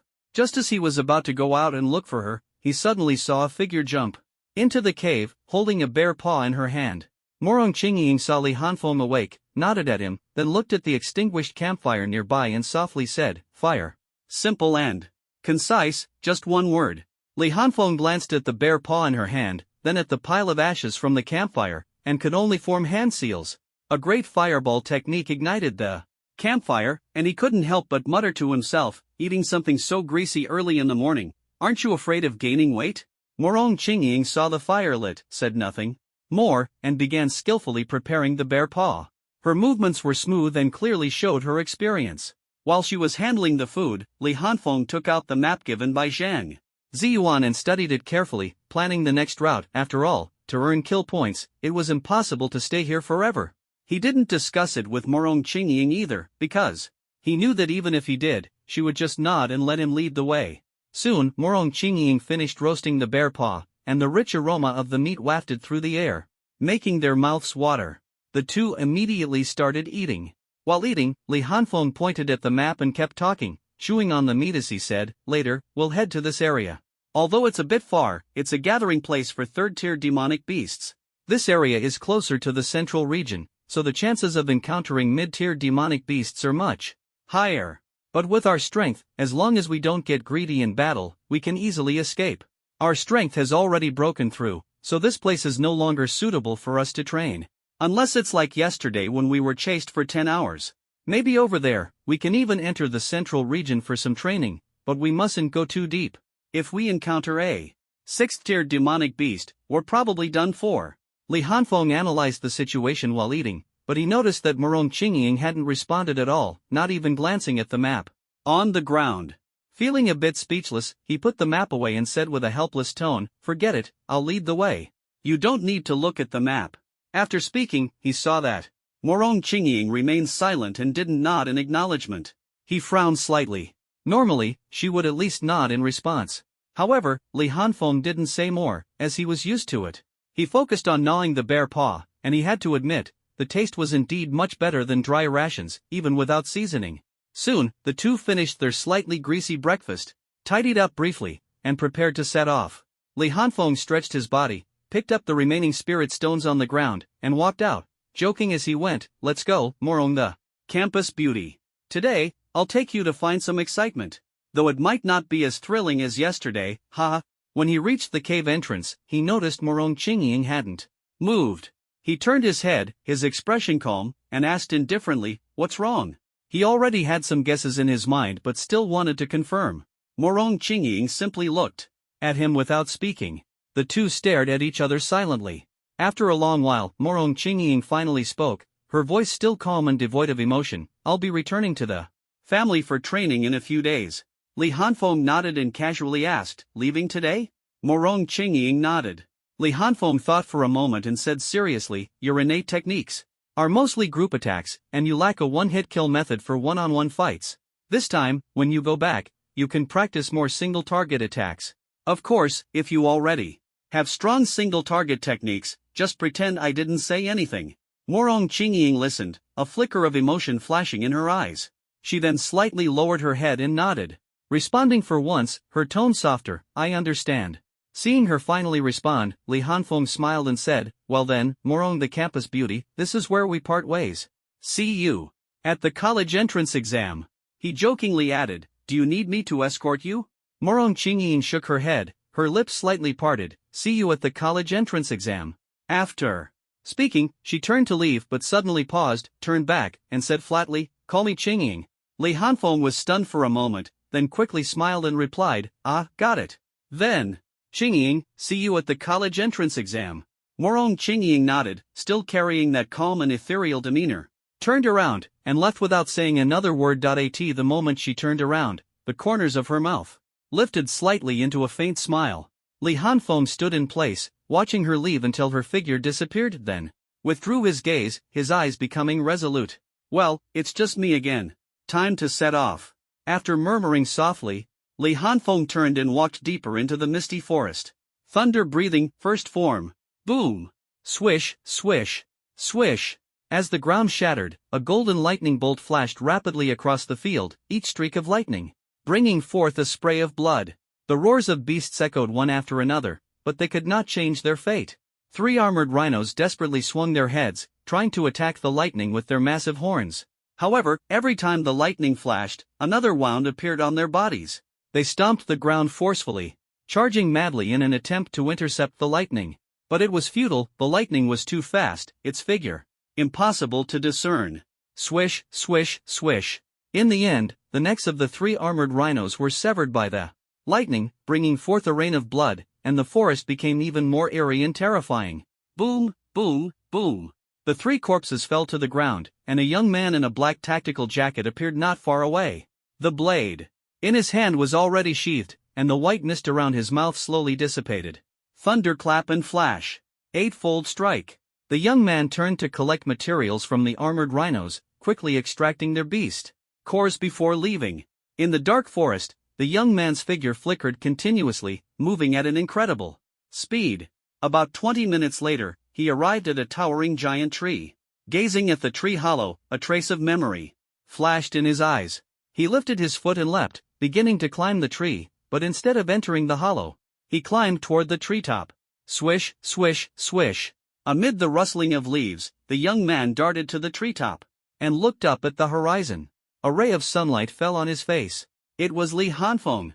At this moment, his face had lost some of its youthful innocence, replaced by determination and coldness. His once brow-covering bangs now hung past his eyes, and his entire being exuded a sharp, murderous aura. Li Hanfeng surveyed his surroundings and said in a low voice, "It's been a month. Time to go back. Today is June 2nd, half a month until the college entrance exams. I hope to resolve this assassination before the exams. As long as they have some influence in the base city, once I return, they'll definitely make a move." Thinking of this, Li Hanfeng's previously relaxed expression instantly turned grim, a hint of crimson flashing in his eyes. He quickly jumped down from the treetop and sprinted toward the outskirts of the misty forest. The sky was already darkening. He had to return to the base city before nightfall to handle some matters in exchange for spirit stones. The spirit stones he had obtained from that assassin had long been used up, and he hadn't used any spirit stones for several days. Thinking of this, he couldn't help but recall the materials and beast cores stored in the system shop's warehouse, a slightly sly smile appearing at the corner of his mouth. Evening, SH Base City, at the city gate. Li Hanfeng looked at the tall and majestic city walls, a hint of a smile flashing in his eyes. For the past month, his life had been nothing but killing, with only trees and rocks for company. Now, suddenly seeing these city walls, he felt a sense of familiarity, and his tense nerves relaxed slightly. He slowly walked toward the city walls. When he reached the gate, a long spear blocked his path, followed by a deep male voice. Please present your identification. Li Hanfeng was not surprised and handed over his prepared hunter's license and citizen card. The guard took the item, carefully examined Li Hanfeng, then stared at the citizen card, a look of surprise flashing across his face. When he saw the bronze 3-star mark on the hunter badge, he suddenly realized, so it's you. Li Hanfeng was slightly taken aback, raised his head to scrutinize the guard, and seemed to recognize him. He immediately gave a standard military salute and said with a smile, reporting, I'm not dead. This soldier was the one he had encountered when leaving the city and had exchanged a few words with. He hadn't expected to meet him again upon his return. The soldier froze for a moment, a faint smile appearing on his face. He put away his long gun, returned the documents to Li Hanfeng, and solemnly saluted back. You're quite something. Looks like spending a month in the misty forest has changed your demeanor. No wonder I didn't recognize you at first. In fact, Li Hanfeng was easy to recognize. Young bronze 3-star hunters were rare, and the soldier had a strong impression of him. However, since Li Hanfeng hadn't returned to the base city for a long time, the soldier assumed something had happened to him. Combined with his changed demeanor, it was understandable that he didn't recognize him immediately. Li Hanfeng smiled and said, yeah, it was pretty dangerous, but luckily, I survived. The soldier gave him a deep look and advised, go back and rest well. Don't let your nerves snap. My name is Wang Hu. If you ever need help, just come to me. Li Hanfeng was a bit surprised. Was this guy offering to protect him? He quickly expressed his gratitude. Thank you, brother Hu. I'll head back now. Wang Hu nodded and walked away to continue guarding the city gate. Li Hanfeng strolled into the city, entering the bustling streets. Seeing the crowds and the vehicles weaving through, he felt a sense of disconnection, as if he had been away for ages. After a moment of reflection, he quickened his pace toward the Lingbao Pavilion, intending to deal with the materials he had and exchange them for spirit stones and money. Just as Li Hanfeng was leaving quickly, the cashier of a nearby small general store glanced at his back with a flicker in their eyes, then turned and disappeared. The target has appeared. Li Hanfeng didn't notice but had just turned to glance at the general store. His pupils turned crimson, and within the red eyes, a faint black tadpole-shaped tomo slowly rotated, exuding an ominous aura. Sure. Enough, someone is watching the city gate, and now someone is watching me here. I bet there are people watching my home too. Li Hanfeng's expression turned grim, his voice icy, completely different from before, as if these crimson eyes had brought about some kind of change. After confirming he was being monitored, Li Hanfeng's already tense nerves tightened further. However, he wasn't overly worried. First, his strength had greatly increased, and second, it was unlikely anyone would openly attack him in the base city. Still, he had to remain cautious. Want to kill me? Go ahead and try. After muttering this under his breath, he returned to his lazy demeanor and slowly walked toward the Lingbao Pavilion. Meanwhile, in a luxurious mansion, Master, we just received news that Li Hanfeng has appeared. He should be heading to the Lingbao Pavilion now. In a spacious hall, an elder respectfully reported to Zhou Zhanghai, who was seated at the head of the room. Zhou Zhanghai straightened his posture upon hearing the news, his eyes narrowing slightly as he asked in a somber tone, are you sure about this? Didn't he already die in the misty forest? Elder Fu slightly lowered his head, still maintaining a respectful demeanor as he replied, Master, we did suspect that he and Shadow 3 perished in the misty forest. After all, he hasn't appeared for a month, which made that possibility seem likely. But it was only speculation. He paused for a moment and continued, moreover, this information was sent back by the informant we placed at the city gate, so it can be considered reliable. Therefore, this old servant believes he must have just come out of the misty forest. As for Shadow 3, at this point, Old Fu stopped speaking, and Zhou Zhanghai naturally understood his meaning. His face turned terrifyingly grim as he coldly said, have Shadow 2 lead a team of shadow guards to ambush near his house. Once the opportunity arises. His gaze turned icy, exuding a murderous aura, and his voice was low and resolute, kill on sight. After speaking, his expression returned to calm, and he added indifferently, act quickly, keep it quiet, and handle it cleanly. Don't leave any evidence behind. That old man Li Xingwu was not easy to deal with.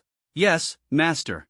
This old servant will make the arrangements immediately. Old Fu respectfully bowed and quickly turned to leave. The hall was left with only Zhou Zhenghai sitting alone in the main seat, his eyes flickering uncertainly. Call out your manager. I have business to discuss with him. Inside Lingbao Pavilion, Li Hanfeng lazily said to the beautiful waitress. In front of him, the waitress was momentarily stunned, then carefully looked at Li Hanfeng, noticing that he was young and handsome but still seemed quite immature. After confirming that Li Hanfeng wasn't joking, she forced a smile and respectfully said, "All right, sir, please wait a moment." Although she doubted what kind of big business a young man could discuss with Lingbao Pavilion, she was just a waitress and focused on doing her job. Li Hanfeng saw through her thoughts but didn't say much, quietly waiting. Before long, the waitress returned with a middle-aged man, dressed neatly with slicked-back hair. Steward Hao, this gentleman says he has business to discuss with you. Steward Hao glanced at Li Hanfeng, noting that he still looked like a high school student, and frowned slightly. However, he patiently asked, "May I know what business this gentleman wishes to discuss?" After speaking, he gestured for the waitress to leave. The waitress understood and respectfully turned to walk away. Li Hanfeng sensed Steward Hao's impatience and directly took out his bronze hunter certification, handing it over. He said, "I am a hunter. I've collected quite a bit of beast materials and beast cores in the Misty Forest. I wonder if Steward Hao is interested." Seeing the bronze 3-star hunter badge, Steward Hao's expression changed. Bronze 3-star hunters were not uncommon, but reaching this level at such a young age was indeed remarkable. He thought to himself, this young man is extraordinary. His face broke into a smile, and his attitude became respectful. So young brother is here to sell beast materials and cores. That's great, that's great. Let's talk in the reception room. Although he still doubted how much material Li Hanfeng could provide, he thought it wouldn't hurt to leave a good impression on someone with such potential. Li Hanfeng noticed the sudden change in his attitude and sighed inwardly. This world is no different from before. In the past, people valued money, now, they value strength, or rather, potential. He then followed Steward Hao to the reception room. After they sat down, Steward Hao personally brewed a pot of tea, poured a cup for Li Hanfeng, and then asked, "How much material and how many beast cores did young brother bring?" Li Hanfeng took a sip of tea and casually praised, "Good tea." He glanced around the reception room, finding the space sufficiently large. Raising his left hand, he waved it, and in an instant, a corner of the reception room was piled high with various beast cores. Beast cores ranging from first to third tier were piled up into a small mountain, an astonishing quantity. Steward Hao's pupils contracted at the sight, but being a man of experience, he suppressed his surprise and respectfully asked, "Did you gather all of these by yourself, young brother?" Li Hanfeng, with a lazy expression, casually nodded, "Yes, I spent a month in the Misty Forest." Steward Hao's heart trembled. He had stayed in the Misty Forest for an entire month and killed so many beasts, including quite a few third-tier ones. Initially, Steward Hao thought Li Hanfeng had great potential and wanted to establish a good relationship with him. Now, he felt he must make a serious effort to befriend him, even if it meant paying a price. He asked respectfully, "How many materials do you have left?" Li Hanfeng understood and waved his left hand again. In an instant, the entire reception room was filled with a dazzling array of beast materials. Iron-armored rhino horns, claws of the swift demon wolf and the three-eyed demon ape, jade horns of the jade-horned python. From first to third tier, the variety was vast, and the quantity was astonishing. Although he had mentally prepared himself, seeing the reception room filled with beast materials still stirred waves in Steward Hao's heart. He had seen plenty of beast cores and materials, even more than this, but what shocked him was that a young man at the extraordinary third tier could hunt so many beasts in just 1 month in the Misty Forest. With a slight tremor in his voice, he asked, "Young brother, are you a senior high school student this year? Which school do you attend?" He was already calculating in his mind, thinking that his son should attend the same school in the future. Li Hanfeng smiled faintly and said nonchalantly, "I attend First High School." "Steward Hao, let's focus on counting these items and then you can give me a price." He knew there was no need to hide such things. If the other party wanted to investigate, they could easily find out.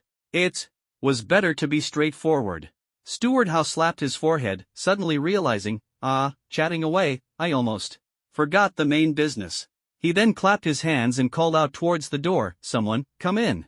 Click. The door to the reception room was pushed open, and a professionally dressed female attendant walked in. She paused. For a moment, stunned by the sight of the room filled with materials and beast cores, not understanding what had happened. She approached the two men, first bowing slightly to Li Hanfeng and then saluting Steward Howe. Seeing her enter, Steward Howe waved his hand, and the materials and beast cores on the ground instantly disappeared. He took out a spatial ring and handed it to the attendant, instructing, count everything inside carefully, and bring it back. Once you're done. Yes, steward. The attendant took the spatial ring and left the room. Li Hanfeng watched the scene unfold, his eyes narrowing slightly. Such a large spatial ring was not something one could casually come across. The Lingba Pavilion was indeed wealthy and powerful. At this moment, Steward Howe smiled and asked, young brother, how would you like to conduct the transaction? Spirit stones or federal currency? Li Hanfeng lowered his head in thought for a moment, then looked up at Steward Howe, his eyes lighting up as he smiled. Steward Howe, just call me Hanfeng. What do you think is the most suitable method of transaction? Steward Howe was momentarily stunned but quickly realized that the other party was giving him the opportunity to decide. He smiled and said, Brother Hanfeng, no matter where you are, spirit stones are always the hard currency. Federal currency, on the other hand, is not always reliable. The implication was clear, and Li Hanfeng understood, smiling as he replied, then I'll follow your advice. The two chatted for a while longer. At that moment, there was a knock on the reception room door, and a female voice called out from outside, Steward Howe, the counting is complete. Come in. Deacon Howe heard this and invited the other party inside. The door opened, and the attendant walked up to Deacon Howe, handed him the spatial ring, and said, a total of 327 beast cores, 98 third tier, 135 second tier, and 94 first tier. She paused for a moment and continued reporting, there are many materials, 23 first tier iron armored rhino horns, 28 pairs of first tier swift demon wolf claws, 17 pieces of first tier iron backed bear armor. Li Hanfeng listened quietly on the side, roughly understanding the situation. Although he hadn't kept a detailed count, he could remember the number of beasts he hunted daily. On average, it was about 10 per day, sometimes 20, sometimes 3 to 5, as it wasn't possible to find so many every day. Occasionally, he would use the scent of blood to attract beasts, though this could only be done in the outer areas. Thus, the number of beast cores was roughly as expected. Since he mainly operated in the central region of the Misty Forest, first-tier beast cores were actually the least common. As for materials, he couldn't accurately keep track. Not every beast yielded materials, sometimes, in urgent situations, he could only take the beast core and leave. The attendant continued her report, 85 first-tier materials, 98 second-tier materials, and 98 third-tier materials. Deacon Howe lowered his head in thought, as if estimating the value. After a moment of silence, he spoke, first-tier beast cores are priced at 100,000 federal credits, second-tier at 300,000, and third tier at 500,000. Among the materials, the most valuable first-tier item is the rhino horn, with a market price of about 50,000. Since there's a large quantity, I'll buy them at this price. Second-tier and third-tier materials follow the same principle, second-tier rhino horns at 100,000, and third-tier demon ape claws at 150,000. The total comes to 1,277 spirit stones. Brother Hanfeng, what do you think? Li Hanfeng heard the number and was overjoyed. Earning over 1,000 spirit stones in a month, equivalent to 7 or 8 million federal credits, was quite a sum. He knew the other party was helping him by raising the price, but he didn't show it on his face. After thinking for a moment, he said, how about 1,200 spirit stones and 7.7 million federal credits? Li Hanfeng felt it was better to carry some cash, as spirit stones were only circulated among transcendents. Deacon Howe smiled and said, no problem. Give me your identity card, and I'll transfer the money right away.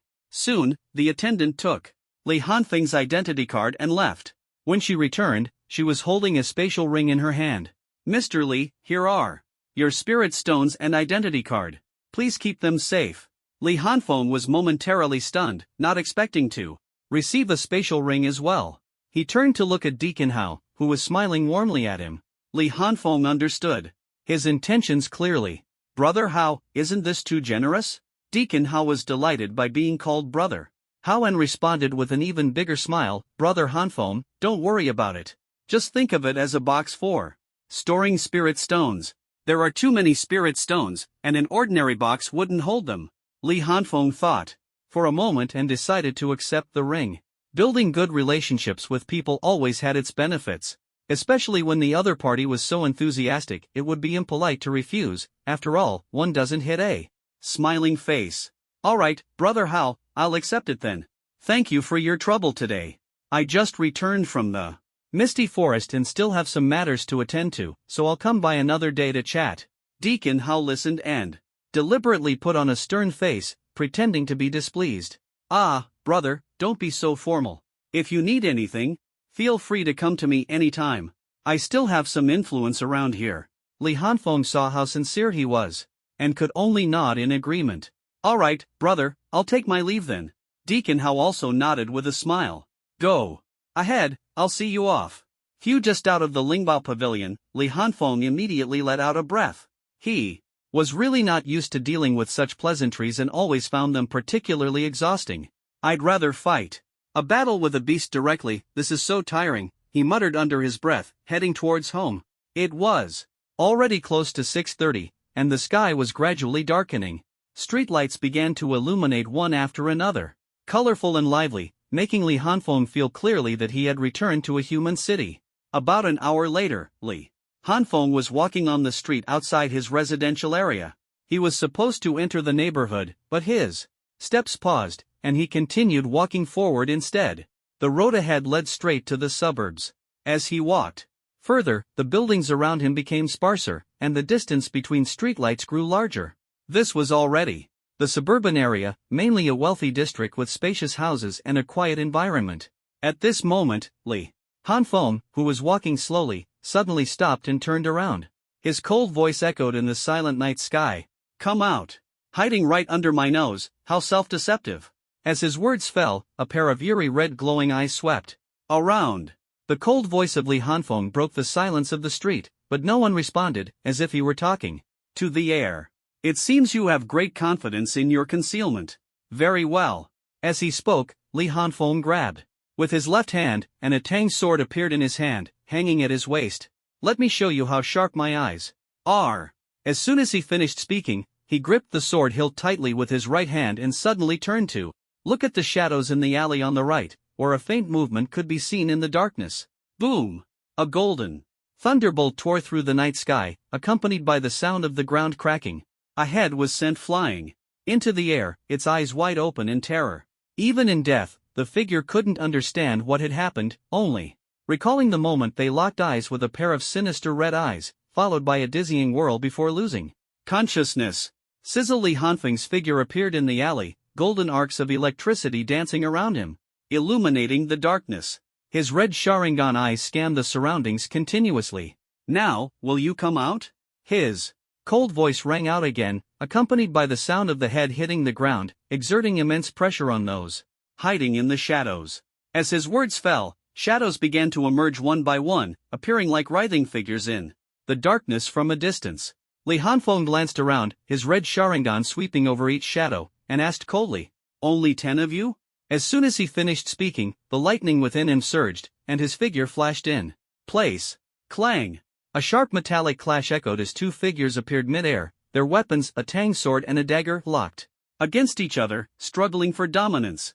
At that moment, Li Hanfeng felt a chill behind him and quickly turned around. A figure attempting a sneak attack froze in its tracks as it met those red eyes. In that brief instant, Li Hanfeng adjusted his breathing, exhaling white mist from his mouth with a hissing sound. Thunder breathing. Second form rice soul.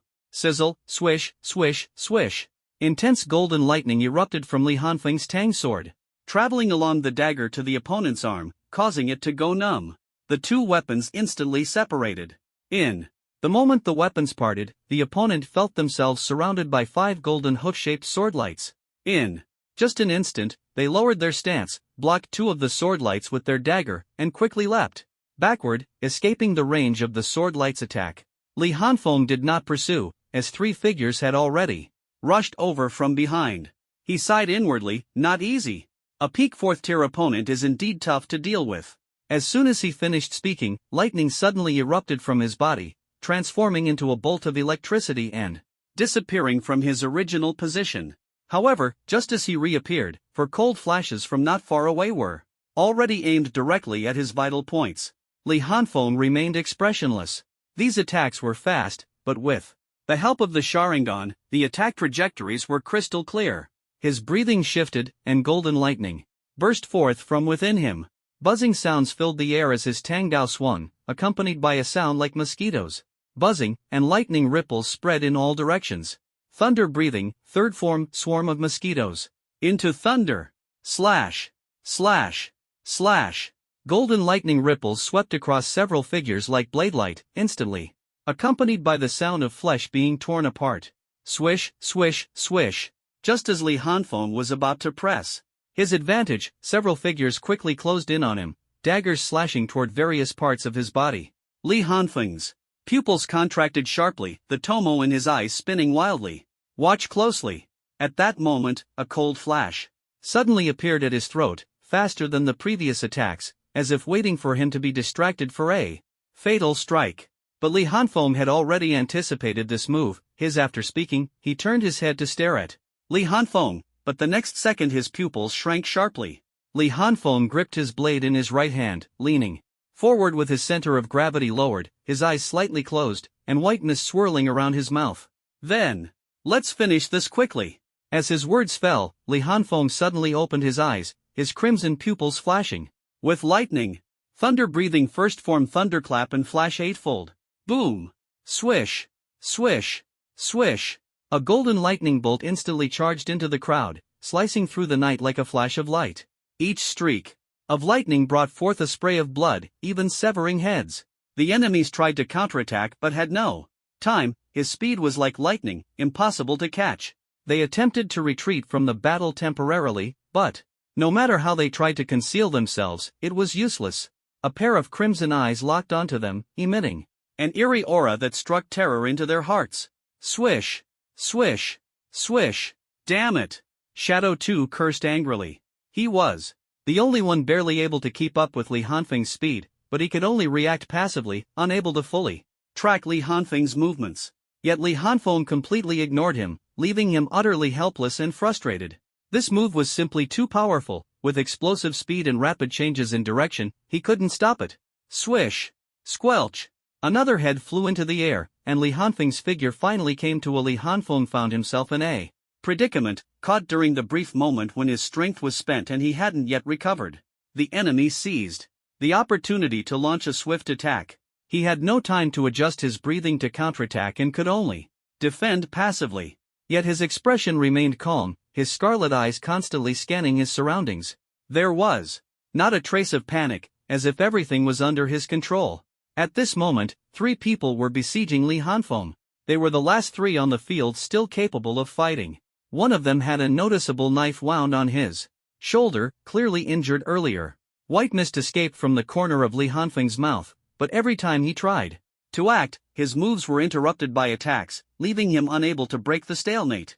However, upon closer observation, one could see his left hand continuously making a series of strange gestures. Damn it! Damn it all! Shadow 2 cursed inwardly, growing increasingly anxious. The longer this dragged on, the closer he was to being exposed. His attacks became faster and more frenzied. Although he managed to leave a few wounds on Li Hanfeng, he couldn't end the fight quickly. The other 2 could only harass, unable to even scratch him. Could it be because of those eyes? Shadow 2 gradually calmed down, realizing that all their attack routes were being seen through. Coupled with Li Hanfeng's astonishing speed, despite having the upper hand, they couldn't land a decisive blow, resulting in a stalemate. Just as Shadow 2 was contemplating how to break the deadlock, Li Hanfeng's movements suddenly changed. Clang! He deflected the attack, spun his body, bent 2 fingers, and brought them to his mouth. His chest swelled, his cheeks puffed out, and suddenly, he spewed a stream of flames. Fire release, great fireball technique. Boom! A massive fireball shot straight toward the injured enemy. The opponent, just about to attack Li Hanfeng, was caught completely off guard by the close-range fireball and had no time to react. Ah! The fireball engulfed him. In an instant, eliciting a miserable scream as his body collapsed to the ground, charred as if roasted. The human body was far less heat-resistant than that of a beast. While the fireball might have limited effect on beasts, it was lethal to humans. This sudden turn of events left the remaining two attackers stunned. They hadn't expected Li Hanfeng to be capable of unleashing a fireball and were completely unprepared.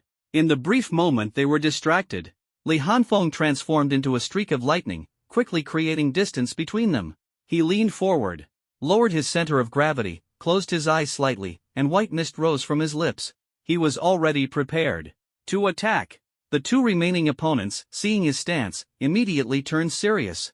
That very move had already killed several of their comrades and severely injured many others.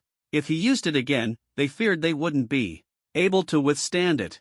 Shadow 2's expression darkened like a brewing storm. While he was confident that this move wouldn't kill him, having already discerned its limits, the other Shadow Guard likely wouldn't survive, let alone the ones already on the ground, who had no chance of being rescued. At this moment, Li Hanfeng spoke coldly, "Is this all you've got? Not a single one of you knows how to use an innate technique?" Li Hanfeng's face remained expressionless as he uttered these words, though his heart was filled with doubt. He had been holding back, waiting for the other side to make the first move. Yet he discovered that out of the 11 opponents, not a single one had used an innate technique. Even Shadow 2, despite his urgency, hadn't used one. Moreover, they were far weaker than he had imagined a fourth-tier transcendent to be. He hadn't understood the gap between levels before, but now that he was nearing mid-tier, he could see things much more clearly. He also realized that his ability to kill that fourth-tier transcendent in the forest was purely due to luck. However, he quickly noticed that this group of people was somewhat strange. They all had the same abilities and talents, yet they didn't use their talent-based techniques, as if they were mass-produced transcendents. On second thought, he didn't care anymore. After all, they were all going to die here tonight. With that thought, Li Hanfeng didn't wait for the other party to respond and directly said coldly, "It doesn't matter. Tonight's farce ends here."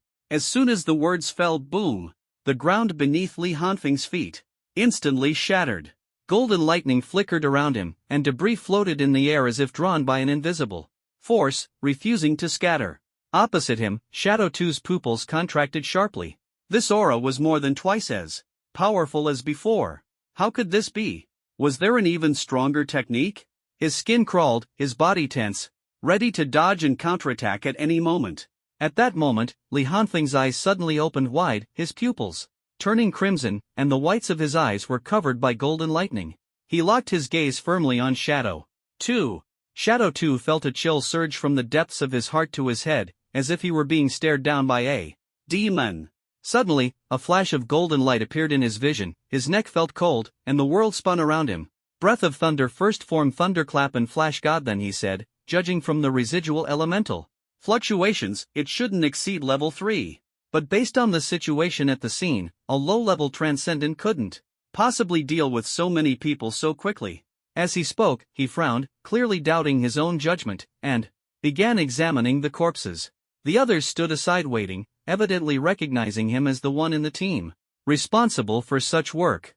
Soon, after inspecting all the corpses, he stood up, pursed his lips, and said to the group, "There's residual lightning element in the corpses, and the elemental level doesn't exceed level 3. After a brief pause, he continued, "But judging from the spiritual energy left in the corpses, the lowest is level 3, and one of them should be a peak level 4 transcendent. Moreover, judging by the wounds, all these people seem to have been killed by the same person." Hearing this, a man with a buzz cut had a flash of doubt in his eyes, which quickly turned into surprise. He directly asked, "Are you saying that these 10 level 3s and 1 peak level 4 were killed by a level 3 transcendent?" The man responsible for the investigation nodded. "Based on the scene, that's correct. And it's not an ordinary level 3, it might be a level 3 with dual talents."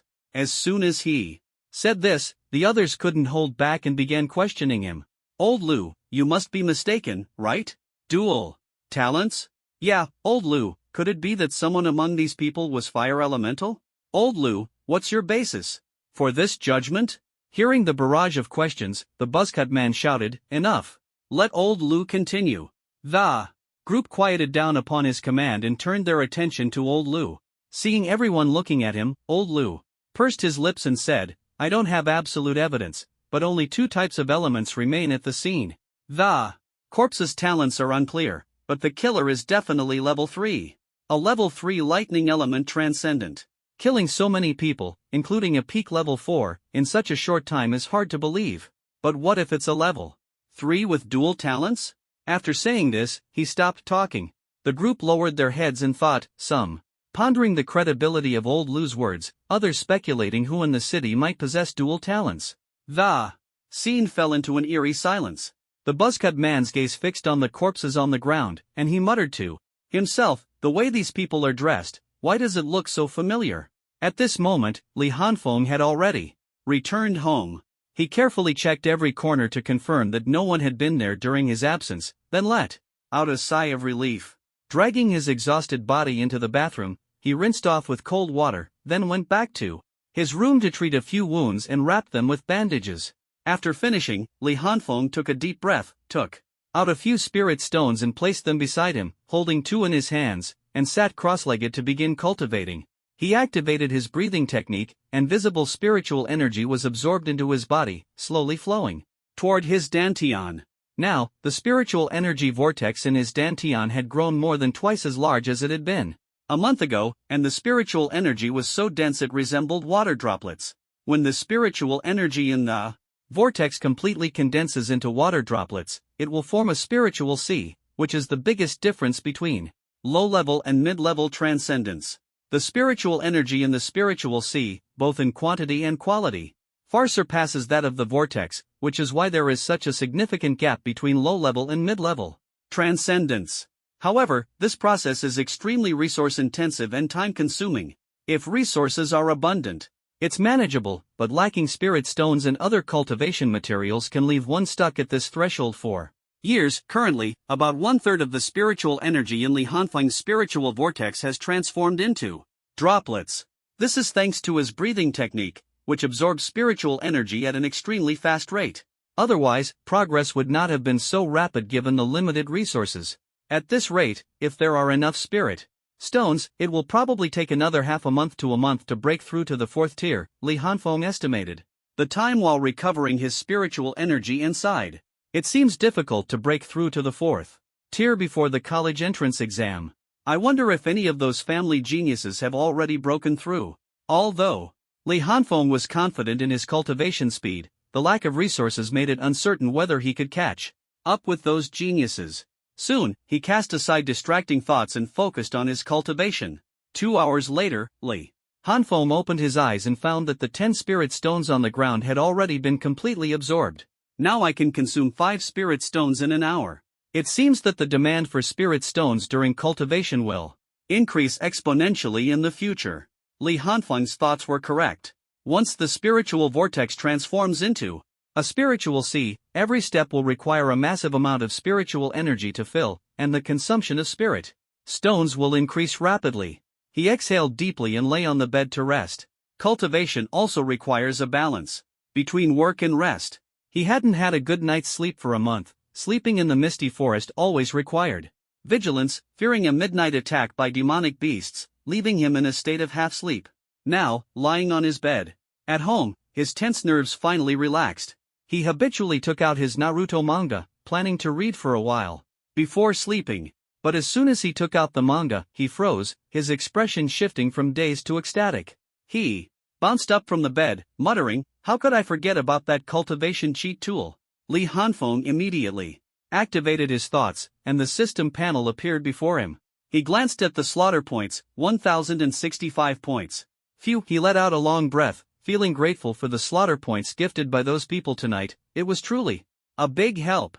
He opened the ability shop and found the shadow clone technique, priced at 1000 slaughter points, and purchased it without hesitation. A surge of information instantly flooded his mind. Li Hanfeng closed his eyes and began to absorb it with full concentration. Before long, he opened his eyes and quickly formed hand seals. Shadow clone technique. Poof! White smoke dispersed, and 2 shadow clones identical to Li Hanfeng suddenly appeared. In the room, the three of them exchanged glances and smiled. Li Hanfeng's original body spoke first. Let's start. Cultivating according to the plan. No problem, the two clones responded in unison, immediately sitting cross-legged. And activating the breathing technique. Li Hanfeng's original body placed 50 spirit stones on the ground for the clones to use in their cultivation, then lay back on the bed to think. I can currently create up to 2 shadow clones, which is already enough. Any more, and I wouldn't be able to handle it. Shadow clones possess independent consciousness and a certain level of combat power. When dispelled, the memories and experiences of the clones return to the original body. In other words, although the clones split my spiritual energy, the spiritual energy they gain through cultivation will return to the original body upon dispelling the clones. Of course, physical and mental fatigue will also accumulate. But with this method, my cultivation speed is effectively quadrupled. At this rate, I should be able to break through to the 4th tier before the college entrance exam. June 15th is the exam. Hopefully, I can find out who is trying to kill me before then. Thinking of this, Li Hanfeng furrowed his brows tightly, pondering for a long time before starting his analysis. At present, the only one I've offended is Zhou Xian. His family's influence might be involved. I need to go to school tomorrow to investigate. The commotion last night was so big, it must have alarmed quite a few people. Maybe someone knows the identity of those people. But even if someone knows, it should be a powerful figure in the base city. With my current connections, who would be the right person to ask? His thoughts raced, and various figures flashed through his mind, only to be ruled out one by one, causing his brows to furrow even tighter. Suddenly, he thought of the unusual strength of those people. They were slightly weaker than normal at the same level, and they didn't even use innate techniques. Not to mention innate techniques, Li Hanfeng wasn't even sure if their stealth ability was innate. This group gave him the impression of being mass-produced on an assembly line. Their abilities, combat styles, and attire were all identical. If they really are artificial, the most likely force behind such capabilities would be the Kuwu building. At this thought, a figure quickly emerged in Li Hanfeng's mind, and his eyes sparkled. He began planning his investigation for the next day. First, he would go to school to inquire about Zhou Xian's recent activities to see if there was anything unusual. Then, he would visit the Lingbao Pavilion to find Steward Hao, who should know what happened last night given his status. Finally, he would confirm whether the Kuwu building truly had the technology to create innate abilities. After organizing his thoughts, Li Hanfeng slowly closed his eyes, enjoying a rare peaceful sleep for the first time in a month. The next morning, Li Hanfeng stretched and yawned as he stepped out of his room. It had been a long time since he had slept so soundly. Especially in the latter half of the night, the fatigue from his 2 shadow clones dissipating had even made him snore. He carefully sensed the spiritual energy within his body, and his drowsy eyes immediately lit up. It really worked. Feeling the significant increase in spiritual energy, Li Hanfeng finally felt relieved, as he had been worried it wouldn't work before. After a simple wash, he took out some beast meat from his system space. Today's breakfast was iron-armored rhino steak. For some reason, ever since spending a day with Morong Qingying, he had started to enjoy storing beast meat, even eating greasy beast meat for breakfast, a strange habit. Indeed. While reading a manga and gnawing on the steak, time passed, and it was 7:10, just the right time to head to school. After changing his clothes, he clenched his fist to feel the state of his body, a habit he had developed in the misty forest, where he would check himself before heading out to avoid any surprises. Feeling his body brimming with strength, he focused his thoughts, and his personal panel appeared before him. Personal panel race. Human age, 17 innate abilities, Breath of Thunder, 1 Tomo Sharingan level, Transcendent Tier 3 skills, Breath of Thunder, first form, Thunderclap and Flash, Breath of Thunder, second form, Rice Soul, Breath of Thunder, third form, Gathering Mosquitoes into Thunder, Shadow Clone Technique, Fire Style, Fireball Jutsu, Substitution Jutsu. Missions, none. The Substitution Jutsu was the backup skill he had mentioned last night, but unfortunately, he hadn't used it. In Naruto, the Substitution Jutsu is the most practical among the 3 basic techniques. It only costs 100 kill points and is very cost-effective. Its principle is simple: swapping positions with something nearby while transforming that object to look like you, to confuse the enemy or avoid fatal damage. In the early stages of Naruto, this skill was incredibly powerful and could turn the tide of battle at critical moments. After confirming everything was normal, Li Hanfeng stepped out of his house. As soon as he stepped out of the apartment, a familiar sleazy voice rang out. Damn, what the hell is this thing? Li Hanfeng looked helpless at the time, didn't turn around, and continued walking forward while staring at his comic book. Smack! Not long after, a large hand heavily slapped his shoulder, producing a crisp sound. Oh man, Hanfeng, it really is you. I thought you were dead and your ghost had floated back here. Despite the words, the smile and excitement on the other person's face were unmistakable. Li Hanfeng frowned, not out of anger, but because this guy's strength was too much. He had hit his wound, and it felt like it was bleeding. He turned around, looked at the burly figure, and said irritably, Fatty, when have you ever seen a ghost wandering around early in the morning? As he spoke, he deliberately brushed off Chow Yuming's big hand, showing no emotion on his face. Good kid, when did you come back? You know, you've been gone in the misty forest for so long, I was worried sick. I didn't even dare tell my parents. They've been asking you to come over for dinner several times, and I kept making excuses to avoid it. Li Hanfeng had only informed Chow Yumong and the old squad leader through the communicator about his trip. He had to report it somehow if something happened to him and no one knew where he died. Wouldn't that just make people worry for nothing?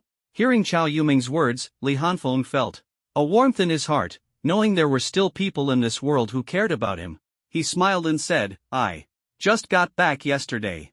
Don't worry, I'm fine. After a pause, he added, Fatty, I need to ask you something. Think carefully before you answer. Seeing Li Hanfeng being unusually serious, Chow Yumong quickly replied, Alright. Hanfeng, go ahead. Let's walk and talk. Soon, the two walked into the school. Li Hanfeng was somewhat surprised by the significant changes on campus, but quickly realized, after all, the college entrance exams were approaching, and he had almost forgotten that sense of tension. The campus was adorned with various motivational slogans, creating a complete exam atmosphere. He glanced at a few casually, feeling nostalgic about their timelessness. The harder you work, the luckier you get. Don't fear difficulties. Fight for every second and every minute. Never give up, go all out, and win the college entrance exam. Effort will surely pay off. Hard work will eventually yield results. The outcome isn't decided yet. We are all dark horses. Li Hanfeng and Chow Yumong passed through these slogans and headed straight for their classroom. On the way, Li Hanfeng had already learned the information he wanted from Chow Yumong. Ever since Li Hanfeng beat up Zhou Xian that day, Zhou Xian hadn't come to school. Chow Yumong recalled that Zhou Xian had only returned to school about half a month ago. Li Hanfeng wanted to see if Zhou Xian had come today. If he hadn't, it would be very suspicious, clearly avoiding him. Back in the classroom, many people looked at him in surprise. This genius who had awakened an S-level talent hadn't been to school for a month, reportedly taking a long leave. Why did he suddenly show up today? The gazes of the crowd were a mix of admiration, jealousy, and indifference. Li Hanfeng sat back in his seat nonchalantly, waiting for the class bell to ring. Ding ding ding. As the bell rang, Li Hanfeng, under the astonished gazes of his classmates, walked straight out of the classroom and headed to Class 2. At the door of Class 2, he paused slightly, his gaze sweeping over each student. Not seeing Zhou Xian, his eyes immediately narrowed. Hey, which class are you from? Just as he was about to turn and leave, a female voice came from beside him. Li Hanfeng turned around and saw a mature woman in her 30s. He recognized her. It was Guo Bixian, the homeroom teacher of Class 2. Li Hanfeng smiled and said, Hello, Teacher Guo. I'm Li Hanfeng from Class 1. I'm looking for Zhou Xian, but I haven't seen him. Did he not come to class today? Guo Bixian showed a look of realization. Of course, she had heard of Li Hanfeng's name. She smiled and replied, Oh, you're looking for Zhou Xian? He took leave last night, saying his family arranged special training for him to prepare for the college entrance exams. Is there something you need from him? Li Hanfeng squinted his eyes slightly, smiling. As he said, I see, what a coincidence. But it's nothing major. In that case, I'll head back to class. Goodbye, teacher. After greeting Guo Bixian, he turned and left. As soon as he turned around, the smile on his face suddenly turned cold, and he muttered to himself, Zhou Xian, is it really just a coincidence? Or, is it you? Li Hanfeng didn't notice that after he left, a boy sitting in the back row of Class 2 immediately took out a communicator and sent a message. That boy was Wang Dingshan. Inside the reception hall of Lingbao Pavilion. At this moment, Li Hanfeng was sitting across from Steward Hao, chatting enthusiastically over tea. Knowing that Zhou Xian had taken leave and didn't come to school, Li Hanfeng was almost certain that the force behind Zhou Xian's family intended to kill him. So instead of returning to class, he came to Lingbao Pavilion to gather information himself. Steward Hao, I heard there was a big incident in the suburbs last night. A lot of people died? Li Hanfeng took a sip of tea, pretending to ask casually. Hearing this, Steward Hao's eyes flashed with a trace of doubt.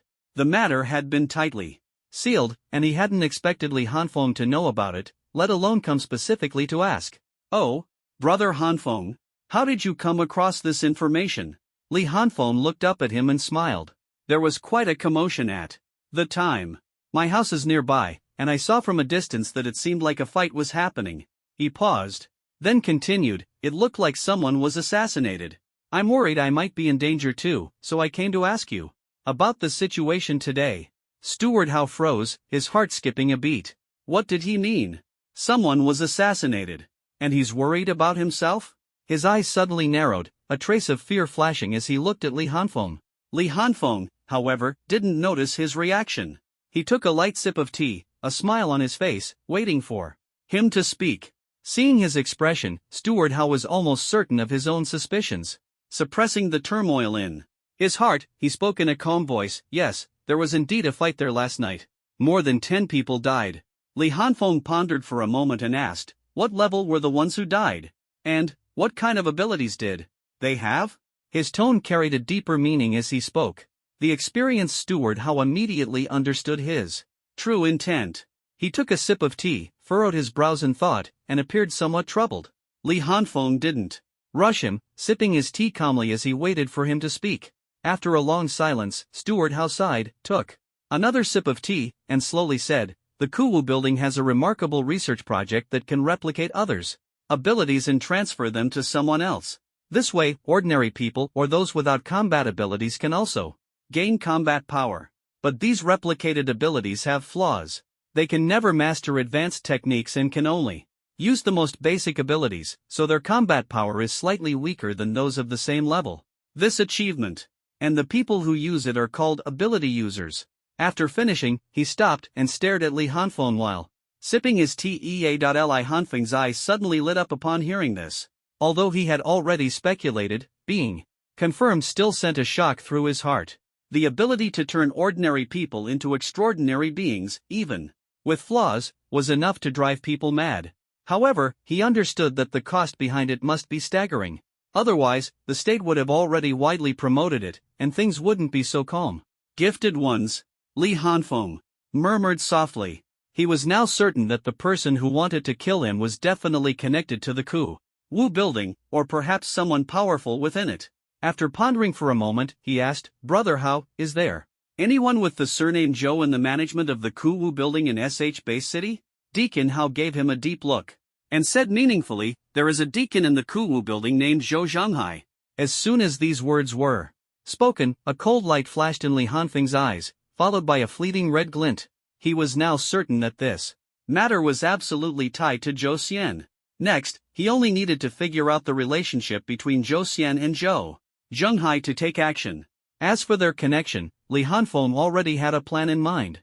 He immediately concealed his expression and emotions, put on a smile, took a sip of tea, and refrained from asking further about the topic. Instead, he shifted to chatting with Deacon Hao about trivial matters. After a few exchanges, Li Hanfeng stood up to take his leave. Brother Hao, thank you for your help today. I have to attend class this afternoon, so I won't bother you any longer. Deacon Hao smiled and said, no need to be so polite, little brother. It's just a small matter. Since you have things to do, I won't keep you for lunch, ha. Next time, as your younger brother, I must treat you to a proper meal. Li Hanfeng responded with a few polite words, declined the offer to be seen off, and turned to leave. Watching his departing figure, Deacon Hao's eyes glimmered. He had some understanding of what had happened last night and had also gained insight into Li Hanfeng's abilities. This man was undoubtedly a genius, worth the risk of offending some people to help Zhou Zhanghai, ha! After leaving the Lingbao Pavilion, Li Hanfeng went straight home. He needed to first confirm the relationship between Zhou Xian and Zhou Zhenghai and plan carefully. He didn't think he could single-handedly storm the Zhou family at this point. Sitting on the living room sofa, he took out his communicator, glanced at the time, and dialed his homeroom teacher's number. Hello? I heard you. Came back to school today, but you disappeared again so quickly? As soon as the call connected, an unfriendly voice came from the other end. Li Hanfeng smiled helplessly. Ha, old class, I know you're anxious, but don't worry. I just have something to ask you. The teacher on the other end almost choked. What kind of talk was that? I knew. You must have something to ask me, kid. Spit it out, what do you want to know? Feeling a bit awkward, Li Hanfeng mustered up the courage to ask old class, that Zhou Xian from class 2, what's his father's name? The teacher paused, not understanding why he was asking this, and replied, why are you asking about this? You two don't seem to have much of a connection, do you? Li Hanfeng froze, feeling something was off. He remembered beating Zhou Xian up at the time, and many people had seen it. Why hadn't the school spread the news? Seeing that teacher Guo Bixian and the homeroom teacher seemed unaware, he found it strange but didn't dwell on it. He casually said, I heard Zhou Xian's family is quite influential, so I wanted to see if I could get closer to them. The teacher laughed and scolded, don't mess around. Zhou Xian isn't even in our class. I heard from a colleague that his father's name is Zhou Zhenghai, I think. I'm not too sure. Want me to ask for you? No need, Lao Ban. I suddenly don't want to know anymore. I'll hang up now and go cultivate. Thank you, Lao Ban. Goodbye. With that, Li Hanfeng hung up the phone. Lao Ban stared at the communicator, lost in thought, is this kid messing with me? Am I being too nice to him? Should I make him write an essay when he gets back? Li Hanfeng's face was expressionless, but his eyes were icy, sending chills down one's spine. Zhou Zhenghai, steward of the Kuwu building. Li Hanfeng sat on the sofa for a long time, pondering how to deal with him. The other party was a steward of the Kuwu building, he couldn't just storm in and kill him, that would be suicide. Even if he had the strength, he wouldn't do something so foolish. The Kuwu building in the SH base city was just a small branch, its headquarters belonged to a superpower in Longhua. If you killed someone in the branch, the headquarters would never let you go. So, he had to treat this as a personal grudge. And couldn't let the Kuwu building think he was deliberately causing trouble. He didn't want to offend such a powerful opponent because of Zhou Zhenghai, it wasn't worth it. But the Zhou family had to be destroyed. He needed to think of another way. How could he kill Zhou Zhenghai without angering the Kuwu building? He thought for a long time, but couldn't come up with anything. Finally, he picked up the communicator again, staring at a name, his lips pressed tightly together. To be honest, he didn't really want to ask this person for help. The first time they met, something had happened that left him feeling uncomfortable. But now, he had no choice but to try. Otherwise, he'd have to put this matter aside and deal with it later. Beep, the call connected, and a crisp, pleasant female voice came through. Li Hanfeng? You finally called me? What a surprise. Li Hanfeng felt a bit awkward. He wasn't close to her, and their first meeting hadn't been very pleasant. However, she had mentioned at the Kuwu building that she would do him a favor as an apology. Now that he needed help, she probably wouldn't refuse, right? Miss Shinran? Long time no see. Are you still in the SH base city? I'd like to invite you out for a drink. On the other end, Jiang Shinran was momentarily stunned, not expecting him to say that. Then, a light, cheerful laugh came through. He, you want to ask me out? Sorry, I've already returned to Modu. I don't want you to go to the trouble, what a pity. Li Hanfeng sighed. He had intended to ask for her help, but now that she was gone, things just got more complicated. At that moment, Jiang Shinran asked, is there something you need my help with? Jiang Shinran wasn't an ordinary girl. She could tell right away that he needed something but was too embarrassed to ask, so she brought it up first. After all, she owed him an apology, and she had meant what she said back then. Li Hanfeng thought for a moment and decided not to hesitate anymore. He said directly, yes, I do need your help with something, but since you're not here, just tell me. I don't necessarily have to be in your base city to help, you know. Before he could finish, Jiang Shinran interrupted him. Li Hanfeng realized she was right. What if she could come up with a solution? After all, her identity wasn't simple. But he was also worried. After all, she was part of the Kuwu building. Would she help him deal with one of their stewards? After some thought, he decided to give it a try. She had promised to help, so at the very least, she wouldn't turn against him. As for the possibility of information leaking, it was likely that the Zhou family had already been informed the moment he left the gate of Class 2, Grade 1. Well, here's the situation. Li Hanfeng explained everything, and the two fell into silence. After a long while, Jiang Xinran finally asked calmly, "So, you mean to say?" Li Hanfeng didn't hold back and admitted frankly, "I'm a lazy person. I don't like trouble, so I usually don't leave loose ends." Jiang Xinran understood what he meant. He wanted to resolve everything in one go and avoid future troubles. But this made her hesitate. After all, she was from the Kuwu building. Was it appropriate for her to help Li Hanfeng deal with people from Kuwu building? However, she quickly made a decision and said with a hint of amusement in her tone, "I can help with this, but there's a condition." Li Hanfeng was secretly pleased. As long as she was willing to help, that was enough. As for conditions, he found them perfectly reasonable. It was impossible for someone to help without any demands. If there were no conditions, he would actually be more reluctant to accept. "Miss Xinran, tell me your condition." Jiang Xinran thought for a moment and then smiled. "First, you have to rank in the top 10 on the national freshman list for the college entrance exam." The freshman list was a ranking of the most outstanding students nationwide, featuring only the top 100 students. Each name on the list was a target for major academies to compete over. Squeezing into the top 10 among millions of candidates was extremely difficult. Li Hanfeng, however, had no objections and said calmly, "What's the second condition?" Jiang Xinran could sense his confidence, and her smile grew even brighter. "Second, you have to come to Mo Wu and become my junior." Mo Wu Transcendent Academy was one of the 4 king academies, known for its immense strength. Li Hanfeng pondered for a moment and then readily agreed, "No problem." "What's the third condition?" Jiang Xinran was momentarily stunned and asked in confusion, "Why do you think there's a third condition?" Li Hanfeng paused, thinking that the conditions so far didn't seem particularly advantageous to her. Could it be that there really weren't any more? He tentatively asked, "Is there really no third condition?" On the other end of the call, Jiang Xinran chuckled mischievously, "Of course there is. The third condition is that you have to call me Senior Sister Xinran from now on, huh?" After a brief pause, she added, "Don't worry, I was serious about what I said last time. Consider this my apology, and let's not bring it up again in the future." Li Hanfeng replied with a smile, "What are you talking about, Senior Sister Xinran? I don't understand." Jiang Xinran gave a sweet smile. "Junior, you're so understanding." Li Hanfeng chuckled and shifted to the main topic. So, Senior Sister Xinran, how do you plan to help me?" Jiang Xinran's tone turned calm. "Let's put this matter aside for now. Once you make it into the top 10 of the freshman list, you can deal with him however you want." She added, "I'll help you limit the influence of Kuwu building, but you'll have to handle the Zhou family on your own. Afterward, no one from Kuwu building will come to trouble you." Li Hanfeng felt a wave of relief and quickly said, "That's more than enough. Thank you, Senior Sister Xinran, for your help. If you ever need anything in the future, I'll definitely help you."